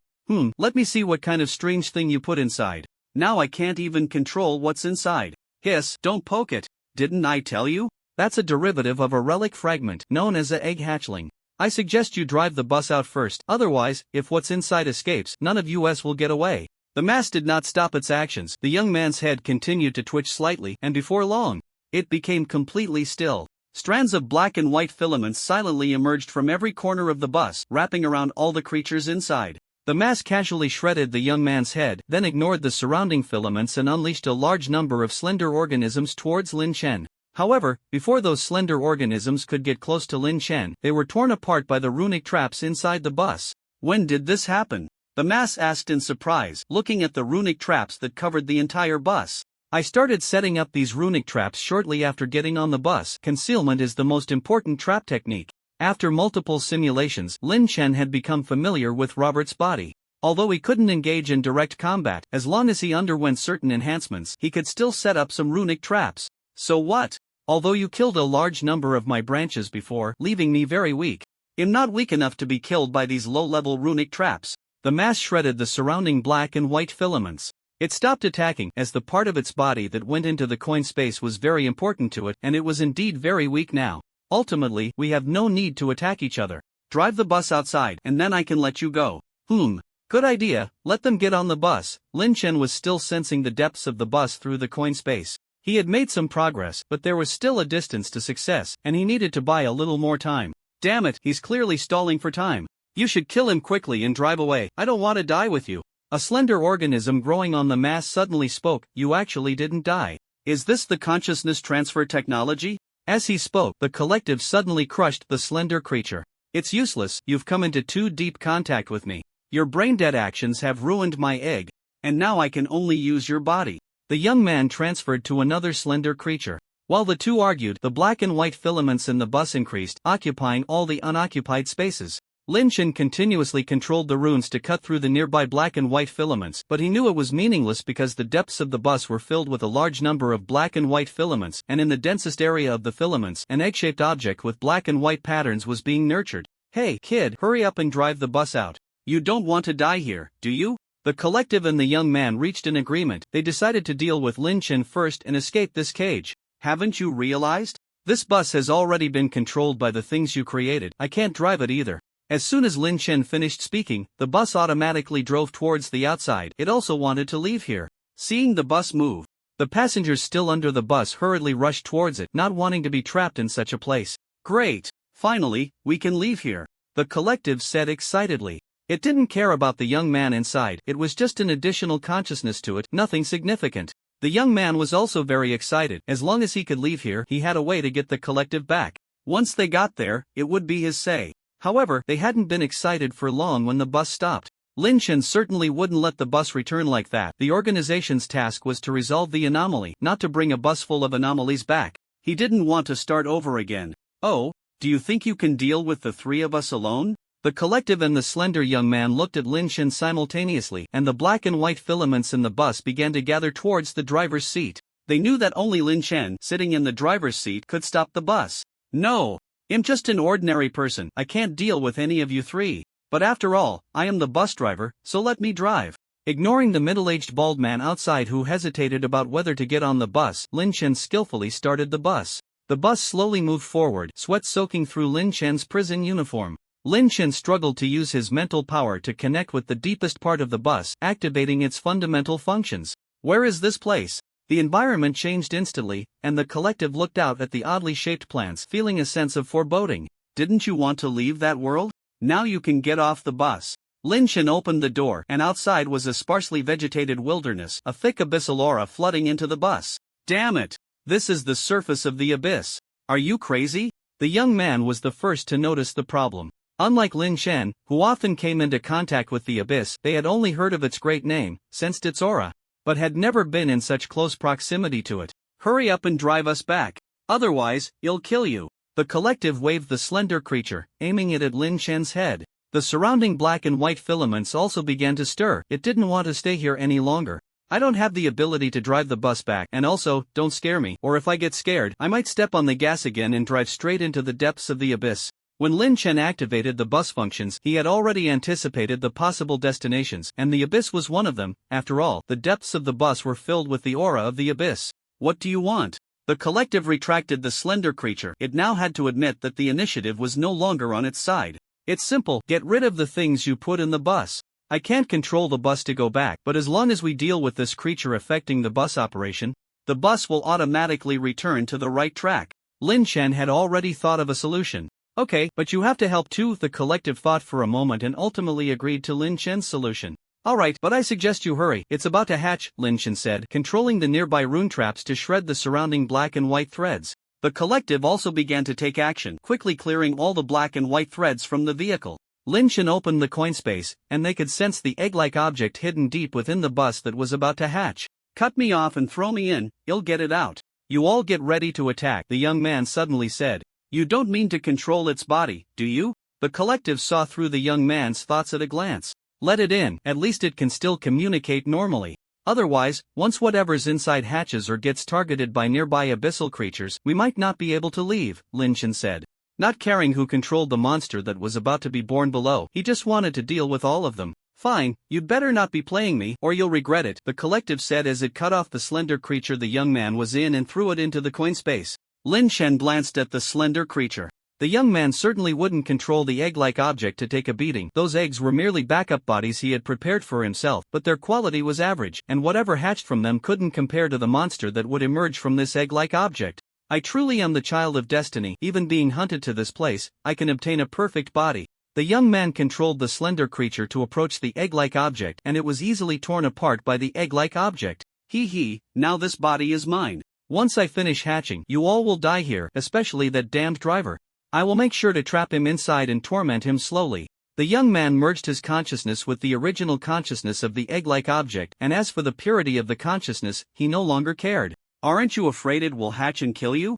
The collective leaned against the bus door, chatting with Lin Chen. Aren't you here too? Once you and it perish together, it'll just drive home, Lin Chen said with a sincere expression. But what if we don't perish together? Do you think you can handle the remaining one? The collective looked at Lin Chen in confusion. It was the first time it had encountered such a strange human.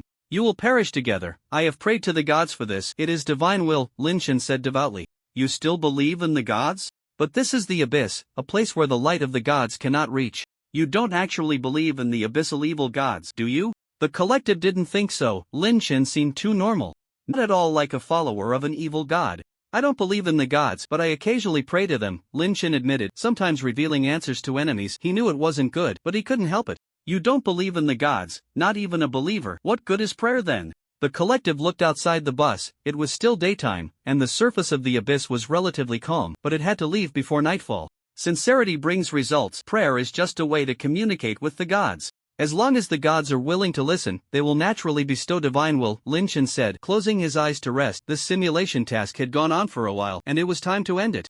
It seems like it's about to come out, the collective said, looking at the coin space. Strands of black and white threads surged out, and finally, a flesh lump woven from black and white threads crawled out. He, you fools dared to bring such an excellent body to me. Now, I give you a chance to actively merge into my body, the young man said arrogantly.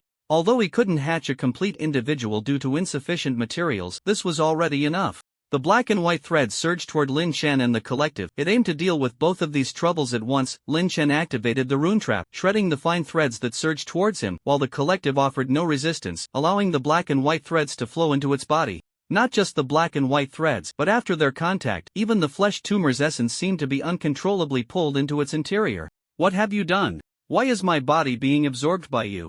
The young man panicked. He could no longer control his body and could only watch as his perfect form was devoured by the collective. Even if some impurities are mixed in, this is still a part of me. I am the collective. What makes you think you can use my body against me? The collective looked disdainfully at the young man, who was utterly defenseless within it. Help! If you don't help me now, once the fusion is complete, you're dead. The young man shouted to Lin Chen from within the collective. Be quiet, it's almost dark. Don't you think this place is beautiful? Amidst the young man's screams, Lin Chen gazed at the horizon where the wilderness met the sky, where gray-blue and pale yellow blended at the edge of his vision. You damn it! I beautiful you. The young man's voice faded away. After a while, the collective completely digested the young man's body and curiously looked at Lin Chen, asking, why aren't you making a move? What are you waiting for? The collective had already prepared countermeasures against Lin Chen, but it never expected that Lin Chen would just sit in the driver's seat admiring the scenery. Waiting for you to fully digest it. It's really beautiful here. Don't you want to take a look? After all, you won't see it again. Lin Chen sensed deep within the bus this state was very rare, and soon, when the bus returned to normal, he wouldn't be able to perceive it anymore. Are you crazy? I could crush you with a flick of my hand right now. The collective quietly controlled the slender creature to crawl towards Lin Chen, who remained too calm, giving it a bad feeling. In terms of stealth, you can't compare to me, the master of traps, so don't think about ambushing me. Lin Chen merely glanced and tore apart those slender creatures. What have you done? The collective asked in terror. You should be asking what I did before. Lin Chen stood up and looked at the collective, where a large number of runes he had inscribed remained. Those materials? The collective asked in disbelief. Yes, starting from your ticket, all subsequent tickets have been inscribed with rune traps. You remember I cut that young man's body into pieces and put it inside, right? That was my masterpiece. Lin Chen sensed the runes within the collective. Due to the enemy's mental influence, he couldn't directly inscribe runes inside the enemy, but if the enemy actively swallowed the runes, that was another matter. You bastard! The collective was already controlled by the numerous rune traps within it. I remember you said these low-level rune traps can't kill you? You also said you can't use your body against you? I don't think so. Goodbye. Lin Chen activated all the runes inside the collective's body. Synthesis, splicing, cutting, weakening, mutation, shaping, collapse. No! A multitude of spiritual energy blades erupted within the collective and its body completely collapsed. No! I don't want to die yet. Please. The young man let out a painful wail. Only when there was a single consciousness left within him could he transfer his consciousness to the body of the one who killed him, a rule granted by the relic fragments. So now he could only die unwillingly alongside the collective. I told you, you would perish together. Why didn't you believe me? Lin Chen sat in the driver's seat, waiting for the bus to return on its own as the sky darkened. Suddenly, Xiaohong, dressed in a red and black long dress, appeared outside the windshield. What are you doing here? Lin Chen asked in surprise. This was the surface of the abyss, and according to Lin Chen's understanding, Xiaohong should be far away from the abyss. Xiaohong did not answer. She simply pressed against the windshield, tilting her head to look at Lin Chen. Lin Chen suddenly realized that the little girl, Xiaohong, had bright red hair, and he had never seen her wear that skirt before. A terrifying possibility emerged in Lin Chen's mind. He was currently in a blessed state, so as long as the probability was not zero, anything could happen. Do you need anything? Cold sweat trickled into the corners of Lin Chen's eyes as he involuntarily looked into Xiaohong's eyes. He didn't know what he saw, but vaguely he seemed to hear the sound of waves. When he came to his senses, Xiaohong had already vanished. Lin Chen remained seated in the driver's seat, but the bus had returned to the mountain road, and a middle-aged bald man outside the door was cheering in surprise. Lin Chen sighed. He knew this skill was a trap, but he didn't expect it to be this much of a trap. He opened the door to let the passengers outside board the bus. Since they had all paid their fare, there was no feeling of suction this time. As Yang Yang boarded, Lin Chen used his psychic blade to stab her, and a gray stone was pushed out of the bus. After separating from Yang Yang, the stone underwent some changes and petrification began to occur around it. Lin Chen pressed the accelerator, while also helping Yang Yang tend to her wound. The bus passed through the intersection of two roads, leaving the petrification phenomenon behind. Lin Chen had already noticed that stone, he just hadn't had the time to deal with it earlier due to too many troubles. The bus returned to the dimension where the organization was located, and a few ordinary passengers had joined them. Lin Chen wasn't sure if this would complete the mission, but based on previous experience, the probability of completing the task was high. I want to get off. Are you coming with me, or are you going to look for your own world? Lin Chen asked. Is this your world? Is it safe here? Yang Lin hurriedly asked. He no longer wanted to stay on the bus, he just wanted to find a safe place to get off, and as for their world, it wasn't exactly safe either. I can't say it's safe, but at least there are people desperately trying to maintain order. Lin Chen greeted the captain standing on the side of the road. The captain returned the salute. That's good, well get off here. As long as his daughter was safe, Yang Lin was fine with anywhere. Lin Chen parked the bus by the roadside, and Yang Lin was the first to get off with his daughter, followed by a boy with his family. The middle-aged bald man had already disappeared, leaving only the students still on the bus. Aren't you getting off? Lin Chen turned back to ask before getting off. Thank you, I know this is very dangerous, but I want to go home. My family might still be waiting for me at home, the student said, his face pale, biting his lip. Then I wish you a safe journey. Lin Chen tossed the car keys to the student and got off the bus. As soon as Lin Chen stepped off, the bus drove away. When the bus disappeared at the end of the road vanished as well. Simulation and remaining simulation attempts. 5 obtain random items from this event. 5 obtain title. Experienced driver. Lin Chen opened his eyes on the bed in the shelter. A small snake coiled around his neck. The smooth and delicate feel of its skin was quite nice. But Lin Chen had no time to pay attention to the little snake that was flicking its tail at him. After his encounter with that abyssal evil god, he felt completely different. His senses had become extraordinarily sharp, his body felt much lighter than before, and the psychic energy flowed more smoothly within him. However, his physical structure had not changed at all. Muscles, bones, nerves, and internal organs remained unchanged. It seemed that what had changed was something more fundamental, something Lin Chen couldn't even perceive. Not turning into a monster is already quite good, Lin Chen sighed. After moving his body for a while, Lin Chen pulled the little snake off his neck and looked into its eyes. Hiss! The little snake shook its tail, coiling around Lin Chen's hand. Alright, just don't trick me again tonight. Lin Chen released the little snake and began to examine the spoils piled in the center of the shelter. The 5 items are a black umbrella-shaped mushroom with white patterns, a dark red spike, a white bus ticket, a gray sealed metal can, and a piece of metal scrap. Psychedelic mushroom. Consuming it allows you to see real illusions. Note: the line between reality and illusion is not clearly defined. As soon as Lin Chen picked up the psychedelic mushroom, he smelled the scent of hospital disinfectant. Just getting close made him feel as if he had returned to the past in his memories. So dangerous. Lin Chen put away the psychedelic mushroom. He did not miss the past, and someone else might find it hard to let it go. Sharp spike, an excellent psychic material that can be used to create psychic items. Note: you can also use it to stab people directly. The spike has a diameter of 1 centimeter and is about 30 centimeters long. Lin Chen held the spike and poked it forward a few times. It felt quite handy. After putting away the spike, Lin Chen picked up the bus ticket. Bus ticket: using the ticket on the road can summon a bus that moves between dimensions. 11 Note: please do not use this ticket in dangerous dimensions. The ticket depicted a bus stop with a white bus parked on the road outside. Not bad, maybe it will come in handy later.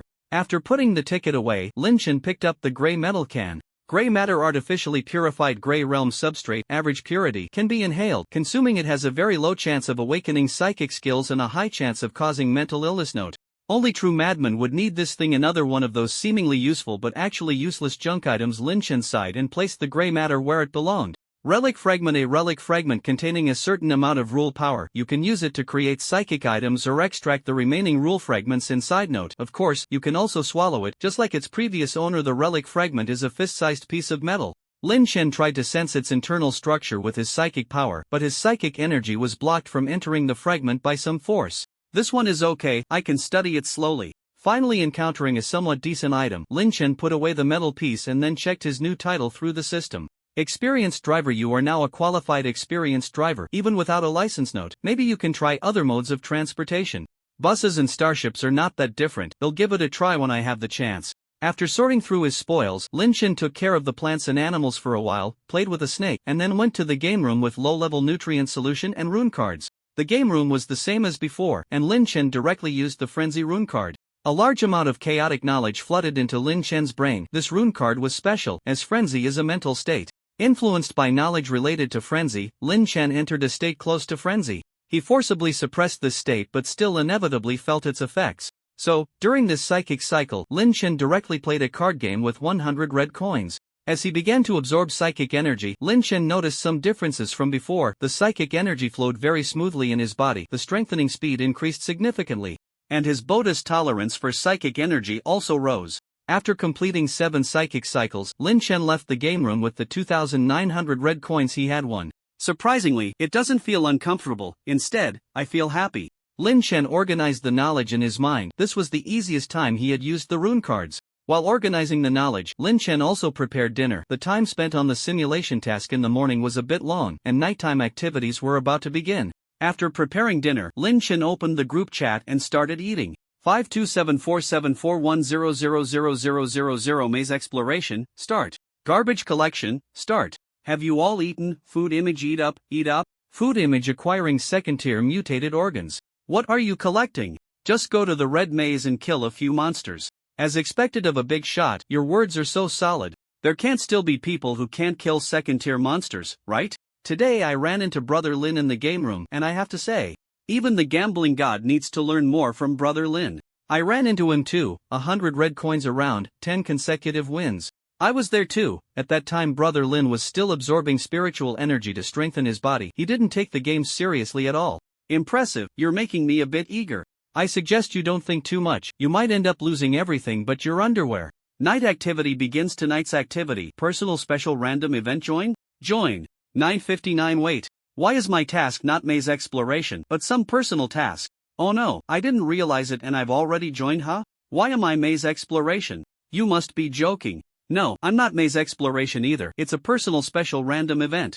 Me too. Have you all joined? I haven't joined yet. Damn, it seems like the ones with different tasks are all big shots. Where's Brother Lin? Lin Chen, am also in a personal special random event. The system should assign tasks based on strength. I've already joined. But it's my first time participating in this event. Whether to join you is up to you to decide. After joining, will we complete the tasks together? No way, isn't it a personal activity? We should all be separate. I joined. The rewards for completing this kind of personal task will definitely be good. You phone, why am I also in a special task? Ha? Big shot you? I didn't expect you to develop to this extent without a shelter. I really underestimated you before. You phone, no, I just have a bit stronger concealment ability. I'm weak in other aspects. Can this task be cancelled? I accidentally joined. You really are something. No choice, after all, it's the daily free time. It shouldn't be cancelable. Good luck. You phone, oh no. Do any of you big shots have a reliable spiritual item to sell me? I'm thinking of going to scavenge, and I haven't prepared anything. Big shots also need to participate in personal tasks. I can sell you one cheaply, but when you come back, you have to go outside and take a look. I can also lend you a spiritual item as long as you're willing to explore the city. You phone, okay, but I'll only go out once, just downstairs. Sure, your small step is a big step for the survivors. The items have been traded, you can take a look. You phone, thank you, big shots, as long as I can come back alive, I'll go downstairs to help everyone take a look. It doesn't matter if you can't come back, don't feel too much pressure. You really know how to say the right things. Brothers, I'm off to scavenge, see you after the event. See you after the event. Lin Chen, fully armed, sat on the edge of the bed playing with a snake. The texture of the snakeskin felt quite nice. 00:0100:00 Personal special random event drawing. Personal special random event drawn. Survive to the end. Gain special skill. Mystery. After using the skill, you will receive a mysterious blessing. 11 Note, not a blessing. Identity card detected blank. Do you want to import a random identity? Yes. Gained random identity. Teacher gained identity skill. Guidance.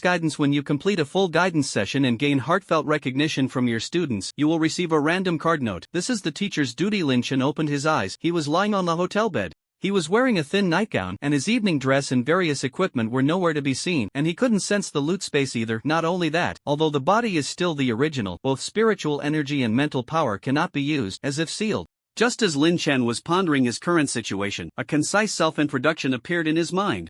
Lin Chen, a low-level instructor at a certain academy, had arranged to meet a student in the hotel lobby, with half an hour left until the meeting time. Teacher? Student? Where am I? What am I supposed to do? Do I just need to survive until the end? While Lin Chen was thinking rapidly, a chat room appeared before him, containing only two people, Lin Chen and Victoria.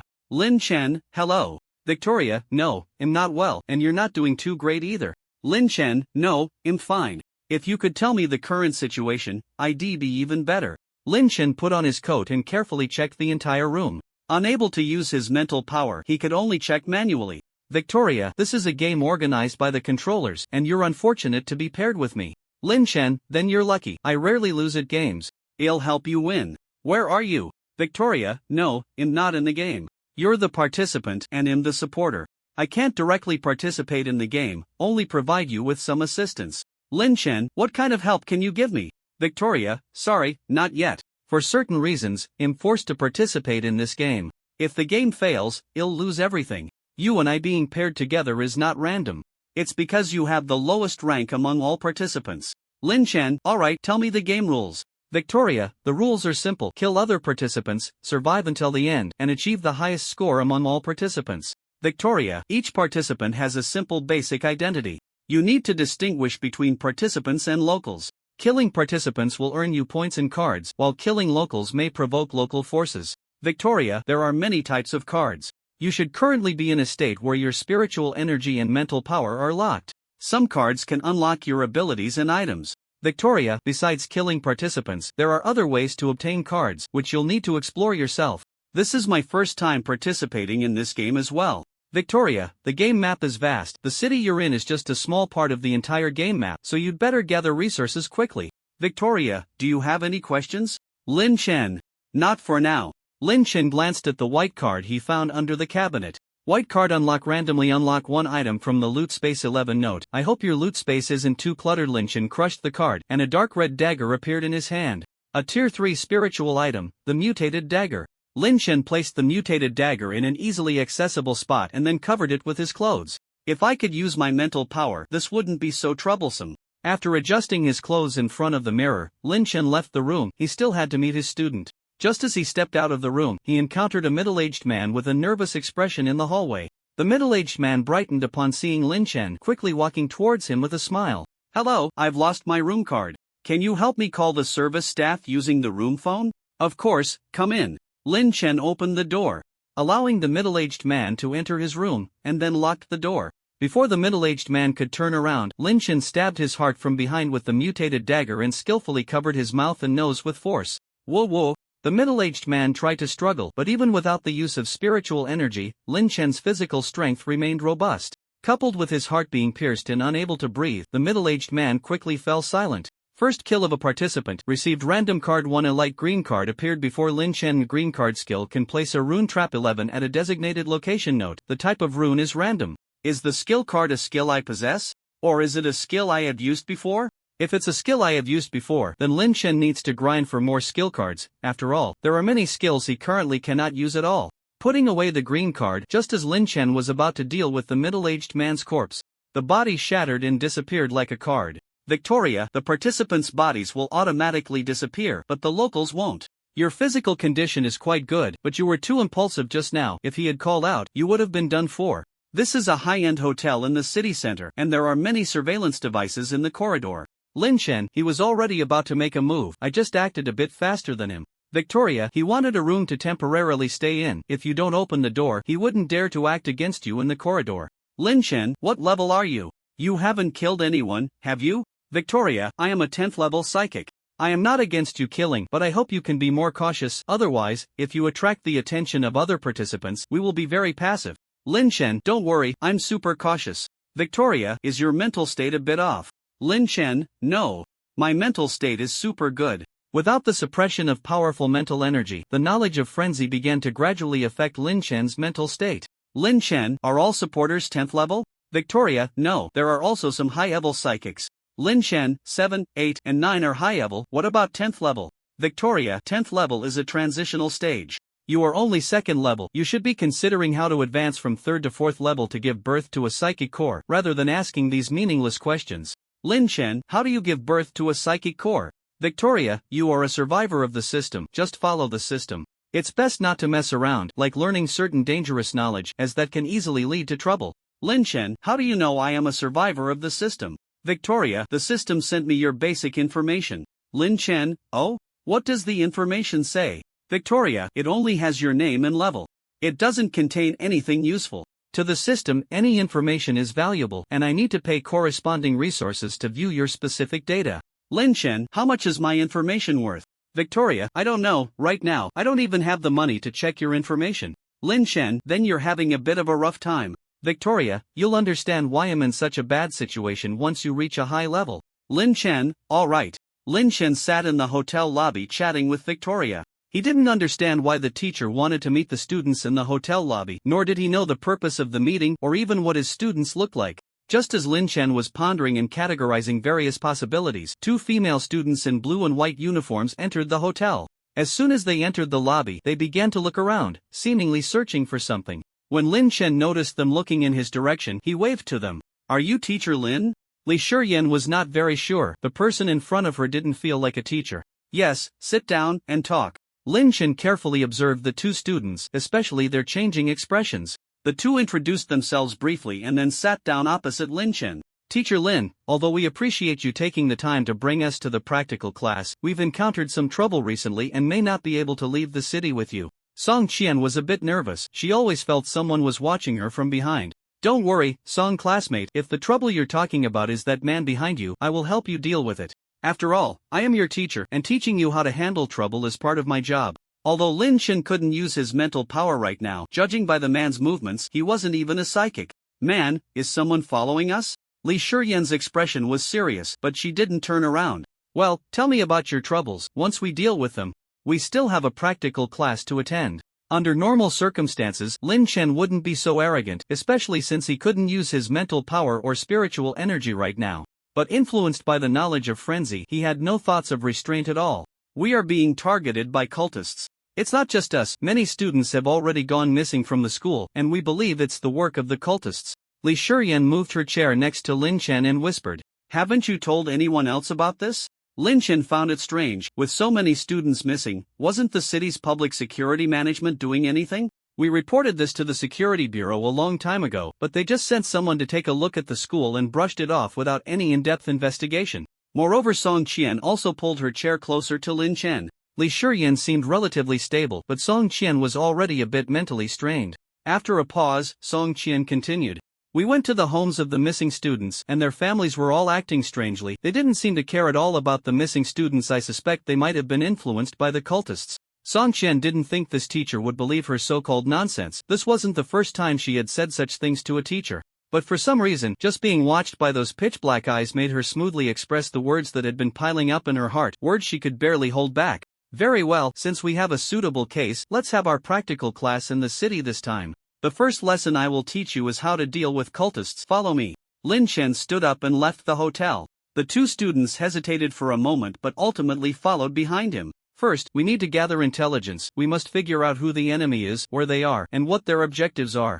Lin Chen led the two into a dark alley, then skillfully knocked out the man who had followed them into the alley. Seeing Lin Chen take action directly startled both of them. This was the city center, and the Public Security Bureau was just across the street. Song Chen felt both moved and uneasy. She hadn't expected teacher Lin to trust her so much, yet she feared that all the missing cases were just her imagination and that the cultists didn't exist at all. Lin Chen checked the man's belongings and found a phone, keys, and some discount coupons for massage parlors in his pockets. By observing the frequently pressed spots on the phone's screen protector, Lin Chen entered the password and unlocked the man's phone.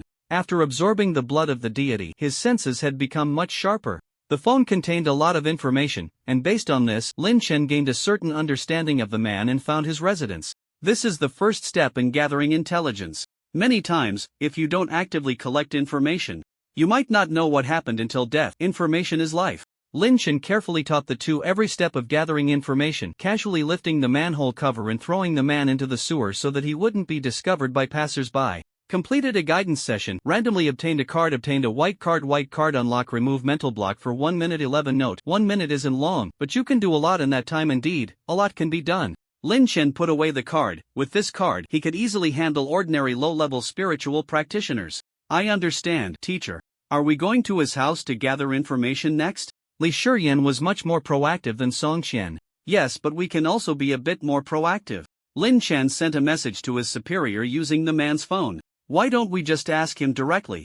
Song Qian glanced at the manhole cover, feeling a bit strange, because he is not a reliable source of information. Remember, do not trust others easily. I'm not saying he might deceive you, but rather that he is inherently untrustworthy. His level, insight, and intelligence do not support him in obtaining accurate information, so the information you get from him is even less credible. This kind of information distortion can be very deadly. Lin Chen called a taxi and told the driver the man's address. The taxi quickly took the three of them to the man's apartment building, and Lin Chen paid for the fare using the man's phone. The man's apartment was on the 4th floor. Lin Chen used the key to open the apartment door, and after entering, he set up a rune trap at the entrance using a green skill card. The apartment was not large, only a 1-bedroom, 1 living room, and 1 bathroom, not much bigger than the initial shelter. The three began searching for information in the apartment, and Lin Chen found a blue card under the sink.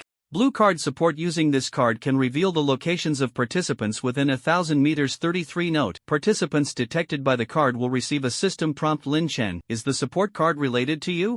Victoria, well, skill cards are related to your skills, and support cards are related to mine. Lin Chen, although it's somewhat useful, can't you add more cards to the pool that can destroy a city in one hit? Victoria, like yours, the cards are generated by the system. I do have skills that can destroy a city, but considering the intensity, your chances of getting it are almost zero. Lin Chen, alright then. Putting away the card, Lin Chen heard footsteps in the hallway and turned to tell the two students searching for information to keep quiet. Knock knock. Lin Chen and the two students hid as far from the door as possible. Seeing that there was no movement inside, the other party sent a message to the man's phone. I've arrived. Where are you? I have something urgent to deal with. The door is unlocked. The photo is on the bedroom table. Go in and get it yourself. Remember to lock the door when you leave. Lin Chen replied to the message. The person outside opened the door, and as soon as they entered the room, they triggered the rune trap. Their luck was poor, hitting the cutting rune. Lin Chen had no choice but to step over the scattered flesh and quickly close the door. Among the scattered flesh, Lin Chen found some fragments of massage parlor coupons. Although it couldn't be ruled out that the man and the person outside went to the same massage parlor, it was more likely that this massage parlor had issues. Teacher, I found a school uniform in the closet, Li Shiyan said, holding the uniform as she approached Lin Chen, who was searching for clues among the scattered flesh. Don't just stand there, help me clean this up. It would be troublesome if the blood seeps downstairs.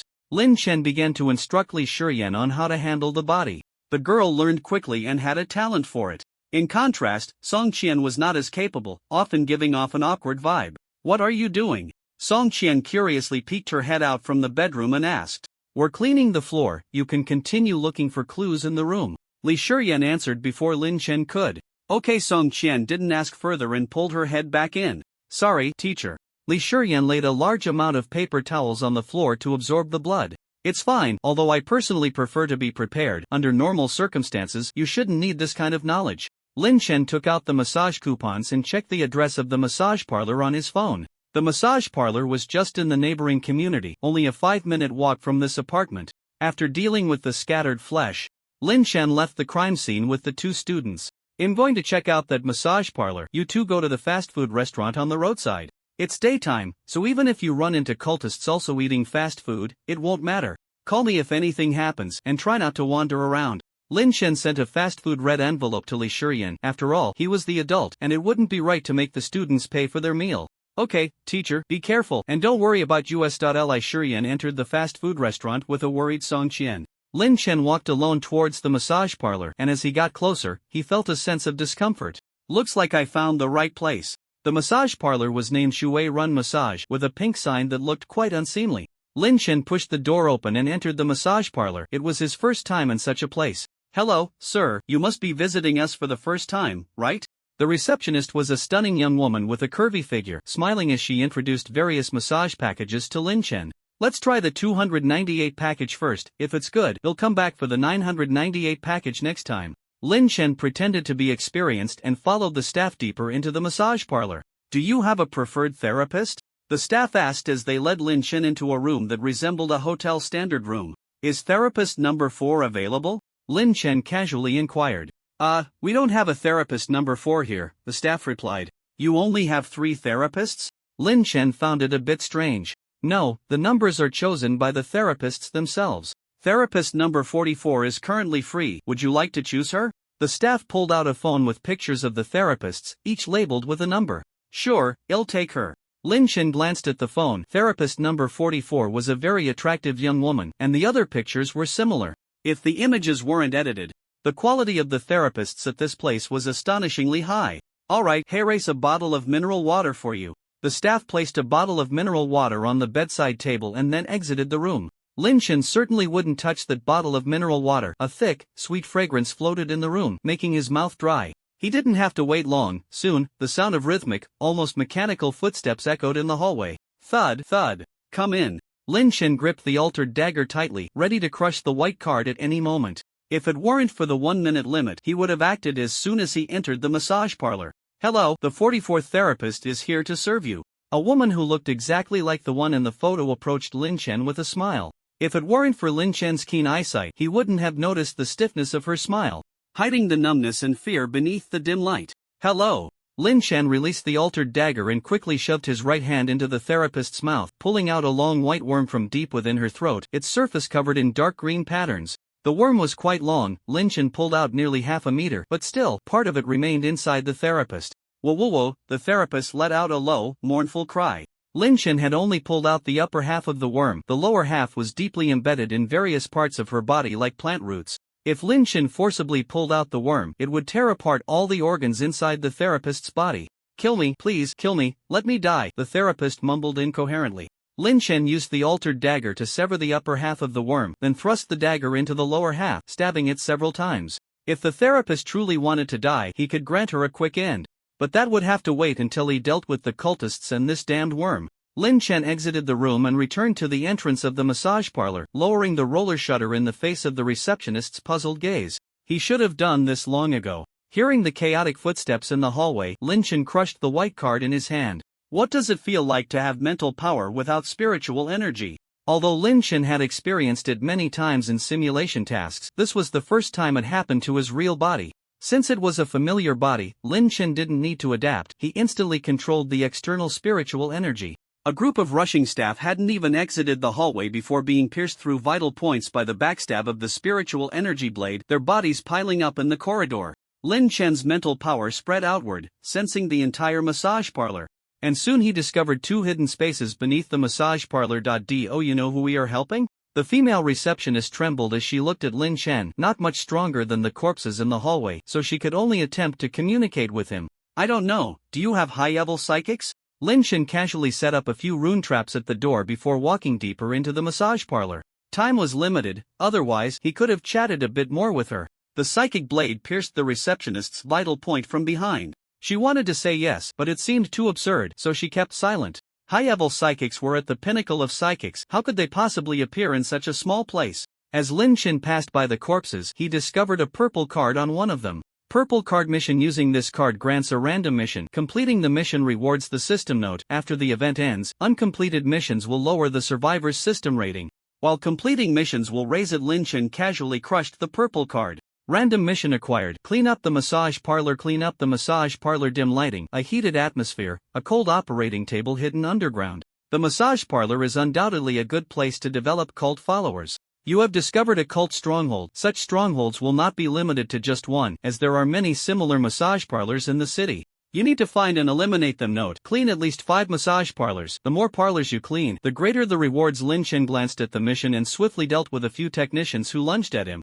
These technicians had already been completely controlled by the bugs inside them, and some inhuman structures had begun to appear on their bodies. However, Lin Chen did not kill them. Instead, he used a surgical precision to stab the vital points of the bugs at their bifurcations. This would waste a bit of his mental energy, but it didn't matter because he only had a minute. He used compressed psychic energy to blast open the dark door leading to the underground space, revealing a cold corridor before him. Standing in the corridor was a young man in a dark green suit with slicked back hair. He was the person in charge here and the only living cultist in the shop. He was a 3rd level psychic, very close to the 4th level.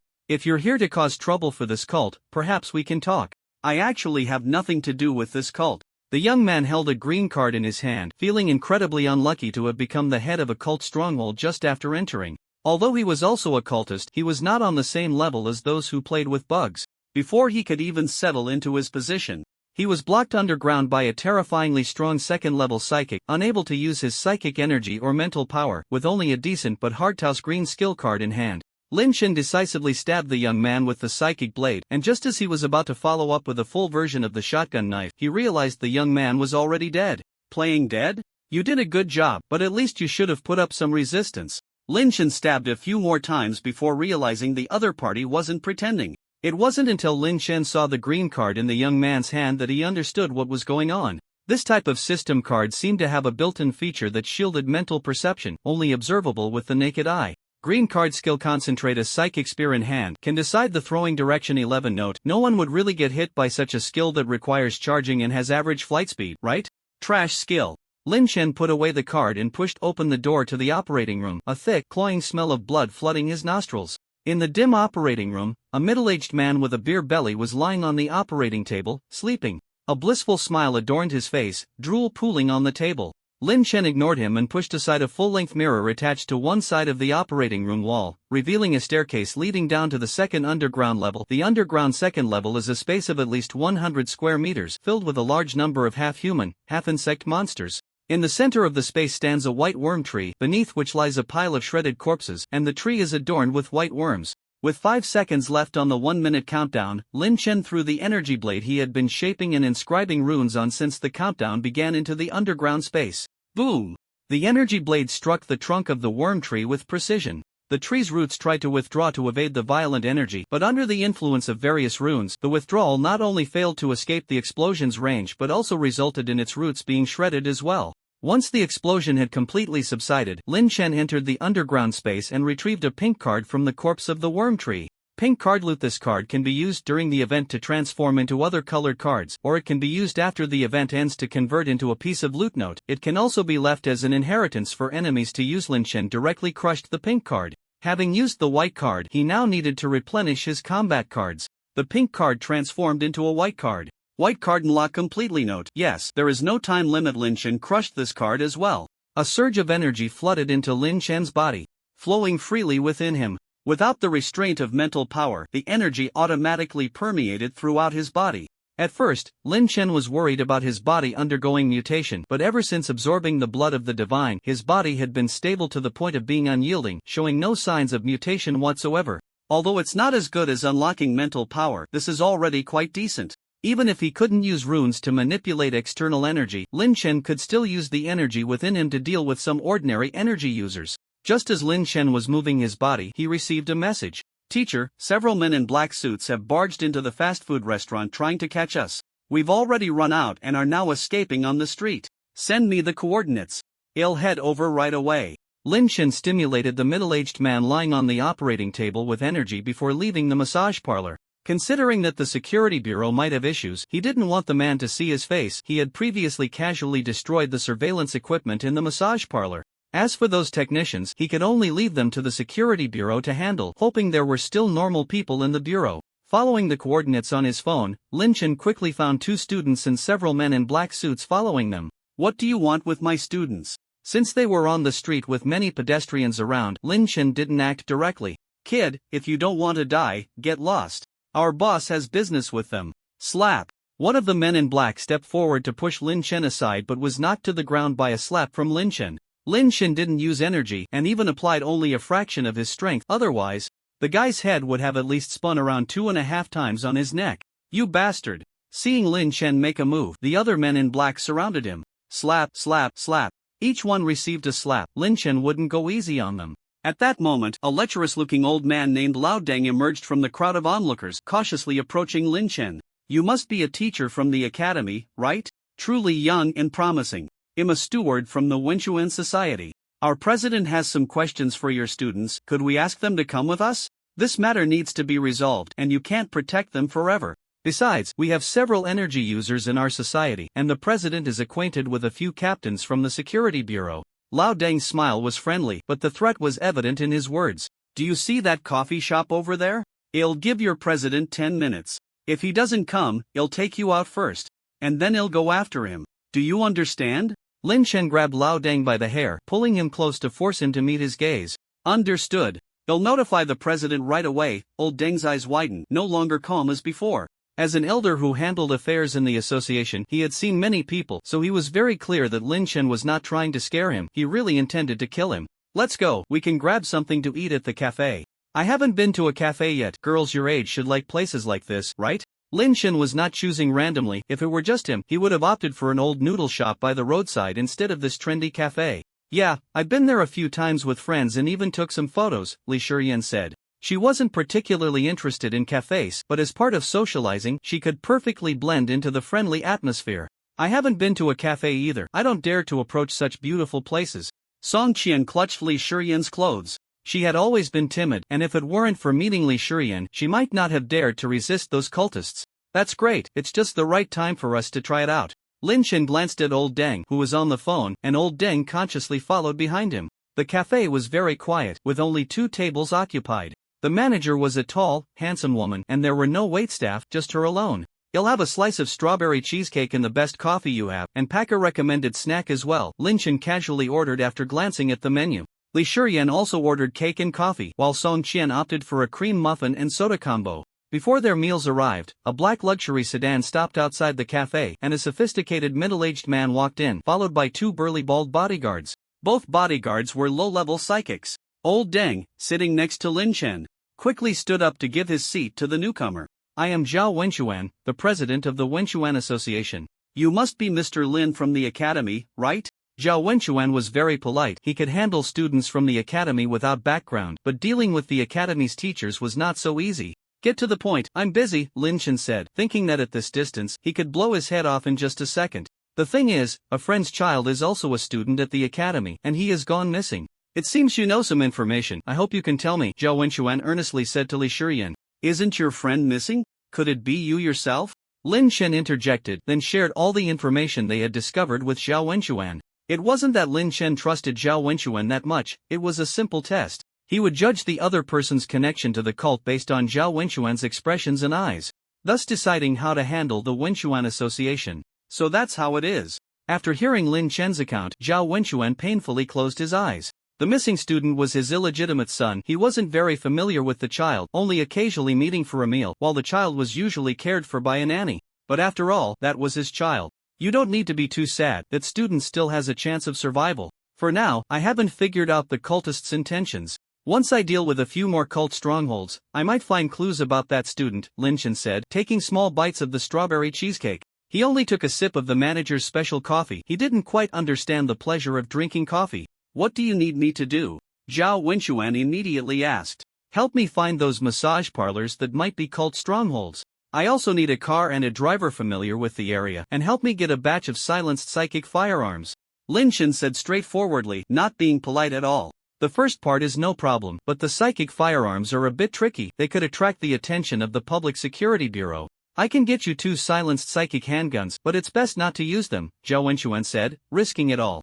This was not just for his son, it was also because he didn't want to live in the same city as the cultists. In fact, some lower-level members in Wenchuan's association had also gone missing, but those were all from the lower strata of society, who would occasionally disappear, so no one paid attention. However, recalling the information Lin Chen provided, Zhao Wenchuan immediately realized that those people might have been taken by cultists. Alright, I'll give you 10 minutes. I need to catch a ride to the next massage parlor in 10 minutes. Lin Chen didn't want to waste time cooperating with incompetent teammates. No problem. Zhao Wenchuan made a few phone calls, and 5 minutes later, a black sports car stopped in front of the cafe. Lin Chen got into the car with 2 students, and the driver was a young man in his 20s with a buzz cut. Without Lin Chen needing to say a word, the young man handed him a box and then drove towards the nearest suspicious massage parlor. Inside the box were 2 silenced psionic handguns and 4 magazines, each containing 18 psionic bullets. After placing the handguns and magazines in an easily accessible spot, Lin Chen took out his phone and quietly checked the city map. In just 5 minutes, the sports car stopped outside a massage parlor. You guys wait for me in the car, you'll be back soon. Lin Chen got out and walked into the massage parlor. As soon as he entered, he was hit by a thick, cloying scent. Yes, this is the smell. Lin Chen turned around and closed the door. Without giving the few cultists in the lobby a chance to speak, Lin Chen decisively smashed their heads with his fists. Even without the use of psychic power, Lin Chen could predict each person's movements with his keen senses and blow their heads apart before they could act. Psionic energy flowed through Lin Chen's body naturally, accompanying his movements without needing to be controlled. Lin Chen moved deeper into the massage parlor, taking down every cultist he encountered along the way. Although he couldn't use the power gauntlets, he had learned some basic boxing techniques, and it was truly one punch per cultist. The troublesome part was the technicians. Since he couldn't use psychic power, Lin Chen had to pull the bugs out of their mouths one by one and then stab the bugs' vital points with his altered dagger.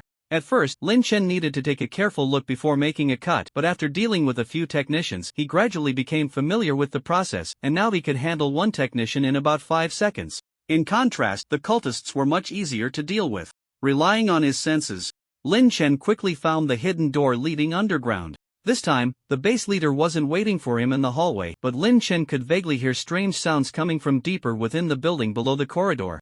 It sounded a bit like singing, or perhaps someone reciting a ballad, the voice intermittent and mixed with screams. Lin Chen carefully checked the lower level. Apart from 2 middle-aged corpses lying on the operating table, there was no one else here. The layout of the operating room was the same as that of the previous massage parlor. Lin Chen pushed aside a full-length mirror that was stuck to the wall, and a swarm of bugs with human organs sprouted from inside, lunging at him. Not only that, but the 2 middle-aged corpses on the operating table suddenly exploded, and 2 bugs emerged from the flying blood and flesh, lunging towards Lin Chen's back and the back of his head.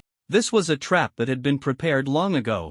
Unable to use psychic power, Lin Chen had to dodge sideways to avoid being caught in the pincer attack from the front and back, but those bugs skillfully changed direction through their limbs, continuing to pounce at him. The space in the operating room was limited, and Lin Chen couldn't keep dodging. His eyes darted, locking onto the vital points of each bug, then he drew the 2 psionic handguns from his waist. Pa-pa-pa-pa-pa-pa-pa-pa-pa-pa-pa. The bullets accurately hit the vital points of each bug. In midair, they couldn't evade the bullets fired from the psionic handguns. After clearing the bugs that lunged at him, Lin Chen directly crushed a green card, and a psionic spear gradually charged and took shape in his hand. Lin Chen stood sideways at the entrance of the underground space, addressing the psion who had already merged with the insect tree. Before you die, can you tell me who the god you believe in is? Until now, Lin Chen had no idea what kind of ghostly thing he was fighting. Damn it! I don't know either, the insect tree person rasped out. You can't be a participant too, can you? Why is it that all your initial identities are cult base leaders? Wholesale identity cards? Lin Chen was somewhat speechless. He had dealt with 2 cult bases, but they were all just small fry, and both mid-level cultists were participants. Surely not all cult base leaders are participants, right? You're a participant too? If I had known, I would have waited to use my cards, but since I've already used one, I can only ask you to die here. The insect tree person was very confident. It didn't think that a second-tier psion with most of their abilities sealed was its match. But it clearly hadn't noticed the psionic spear that Lin Chen was charging behind his side. It wasn't just Lin Chen who couldn't use mental power. Then goodbye. Lin Chen didn't waste any more words and directly threw the fully charged psionic spear into the underground space. The insect tree person reacted quickly, starting to dodge as soon as Lin Chen revealed the spear, but Lin Chen anticipated its reaction, and the psionic spear accurately struck its thick, tall body. Boom! Lin Chen followed the psionic spear into the underground space. The spear only blasted apart the insect tree person's body but didn't completely kill it. Of course, Lin Chen wouldn't miss this opportunity as he charged into the underground space, continuously smashing at the various parts of its broken body, and finally severed the head that was growing on top of the insect tree. It was only when a white card appeared out of thin air above the corpse that Lin Chen stopped his hand that was dismembering the body. White card randomly unlock one item from the loot space. 11 Note: hope your loot space isn't cluttered with too much junk. Lin Chen directly crushed the card. The item unlocked this time was a short knife with a blurred blade. Night Blade, a mid-tier psionic item. Speaking of which, it seems like it's getting dark soon. Lin Chen put away the Night Blade and began searching for loot. The underground space only had some half-human, half-insect corpses with nothing valuable. In the end, he found a blue card and a pink card on and inside the insect tree person. Blue card support: using this card can randomly teleport you near a participant. 11 Note: a must-have card for professional couriers. Using this card will likely teleport me inside the enemy's base. It really is easy to deliver a package. Lin Chen suppressed the urge to crush the card. The other participants should still be in the development stage. If it weren't for the unfinished business, he would definitely want to try it out. The pink card was still a loot card, with the same introduction. After putting away the cards, Lin Chen left the massage parlor and took a car to the next suspicious location. On the way to the next massage parlor, Lin Chen took the time to explain the handling process of this incident to the two students, and the driver listened attentively. 10 minutes later, the sports car stopped outside a massage parlor.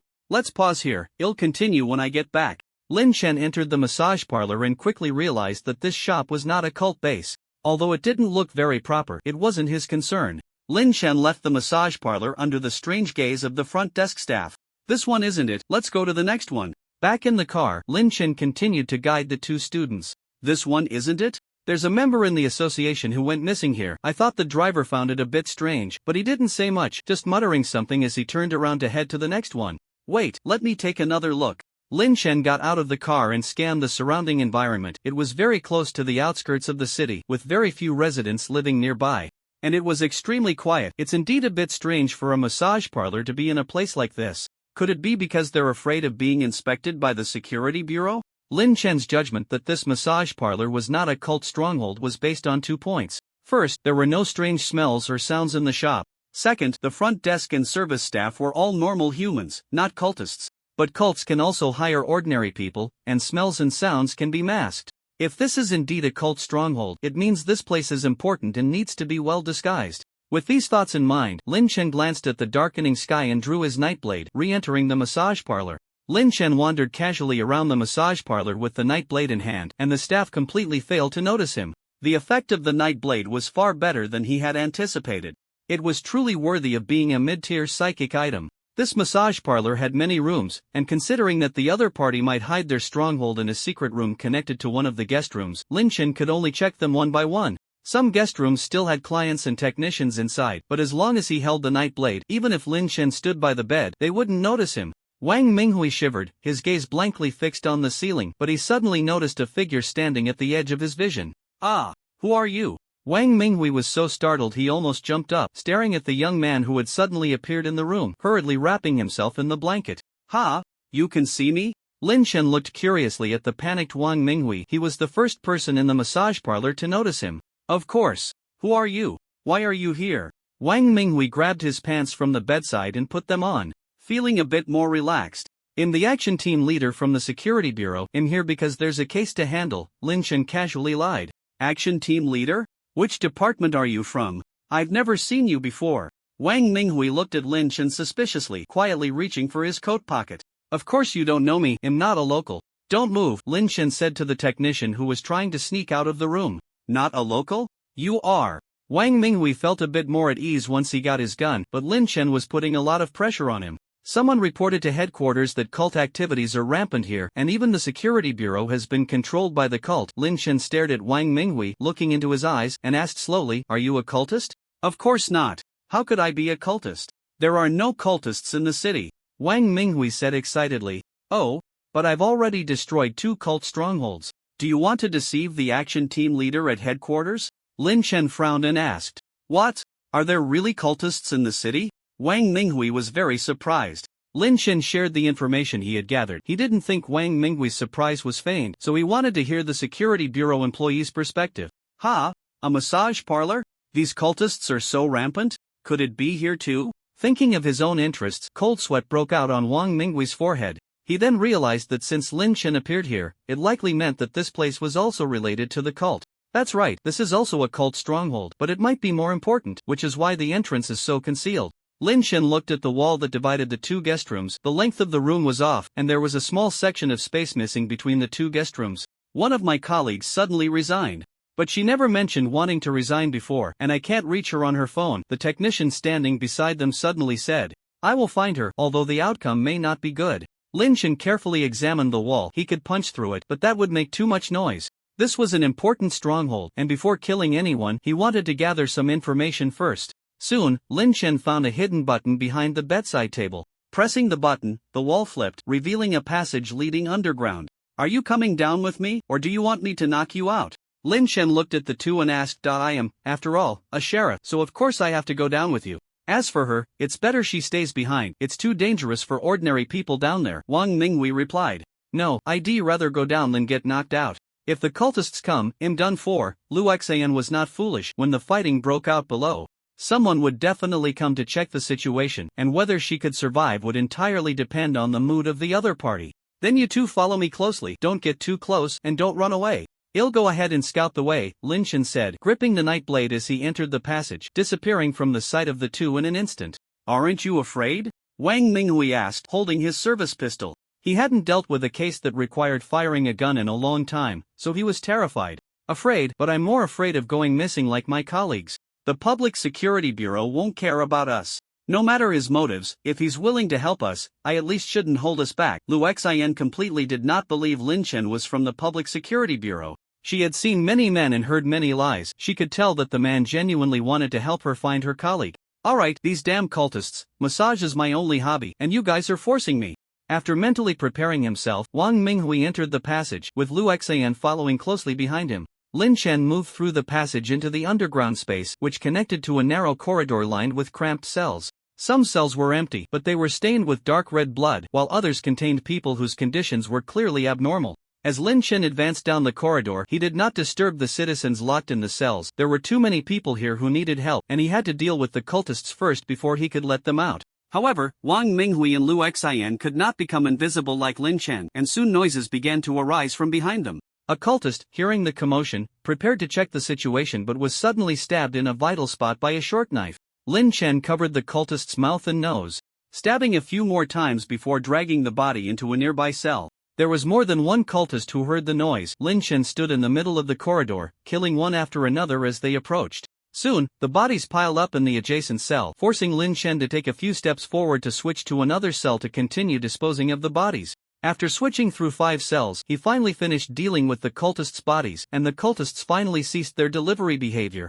To Lin Chen's surprise, he actually obtained 2 cards from these cultists. One was a white item unlock card, and the other was a green skill card. Green card skill set up a rune node. Psychic bullets will change direction and increase speed and power when passing through the rune node 11 node. The direction the bullet is shot does not matter. What matters is where it hits. Damn, I can draw this skill.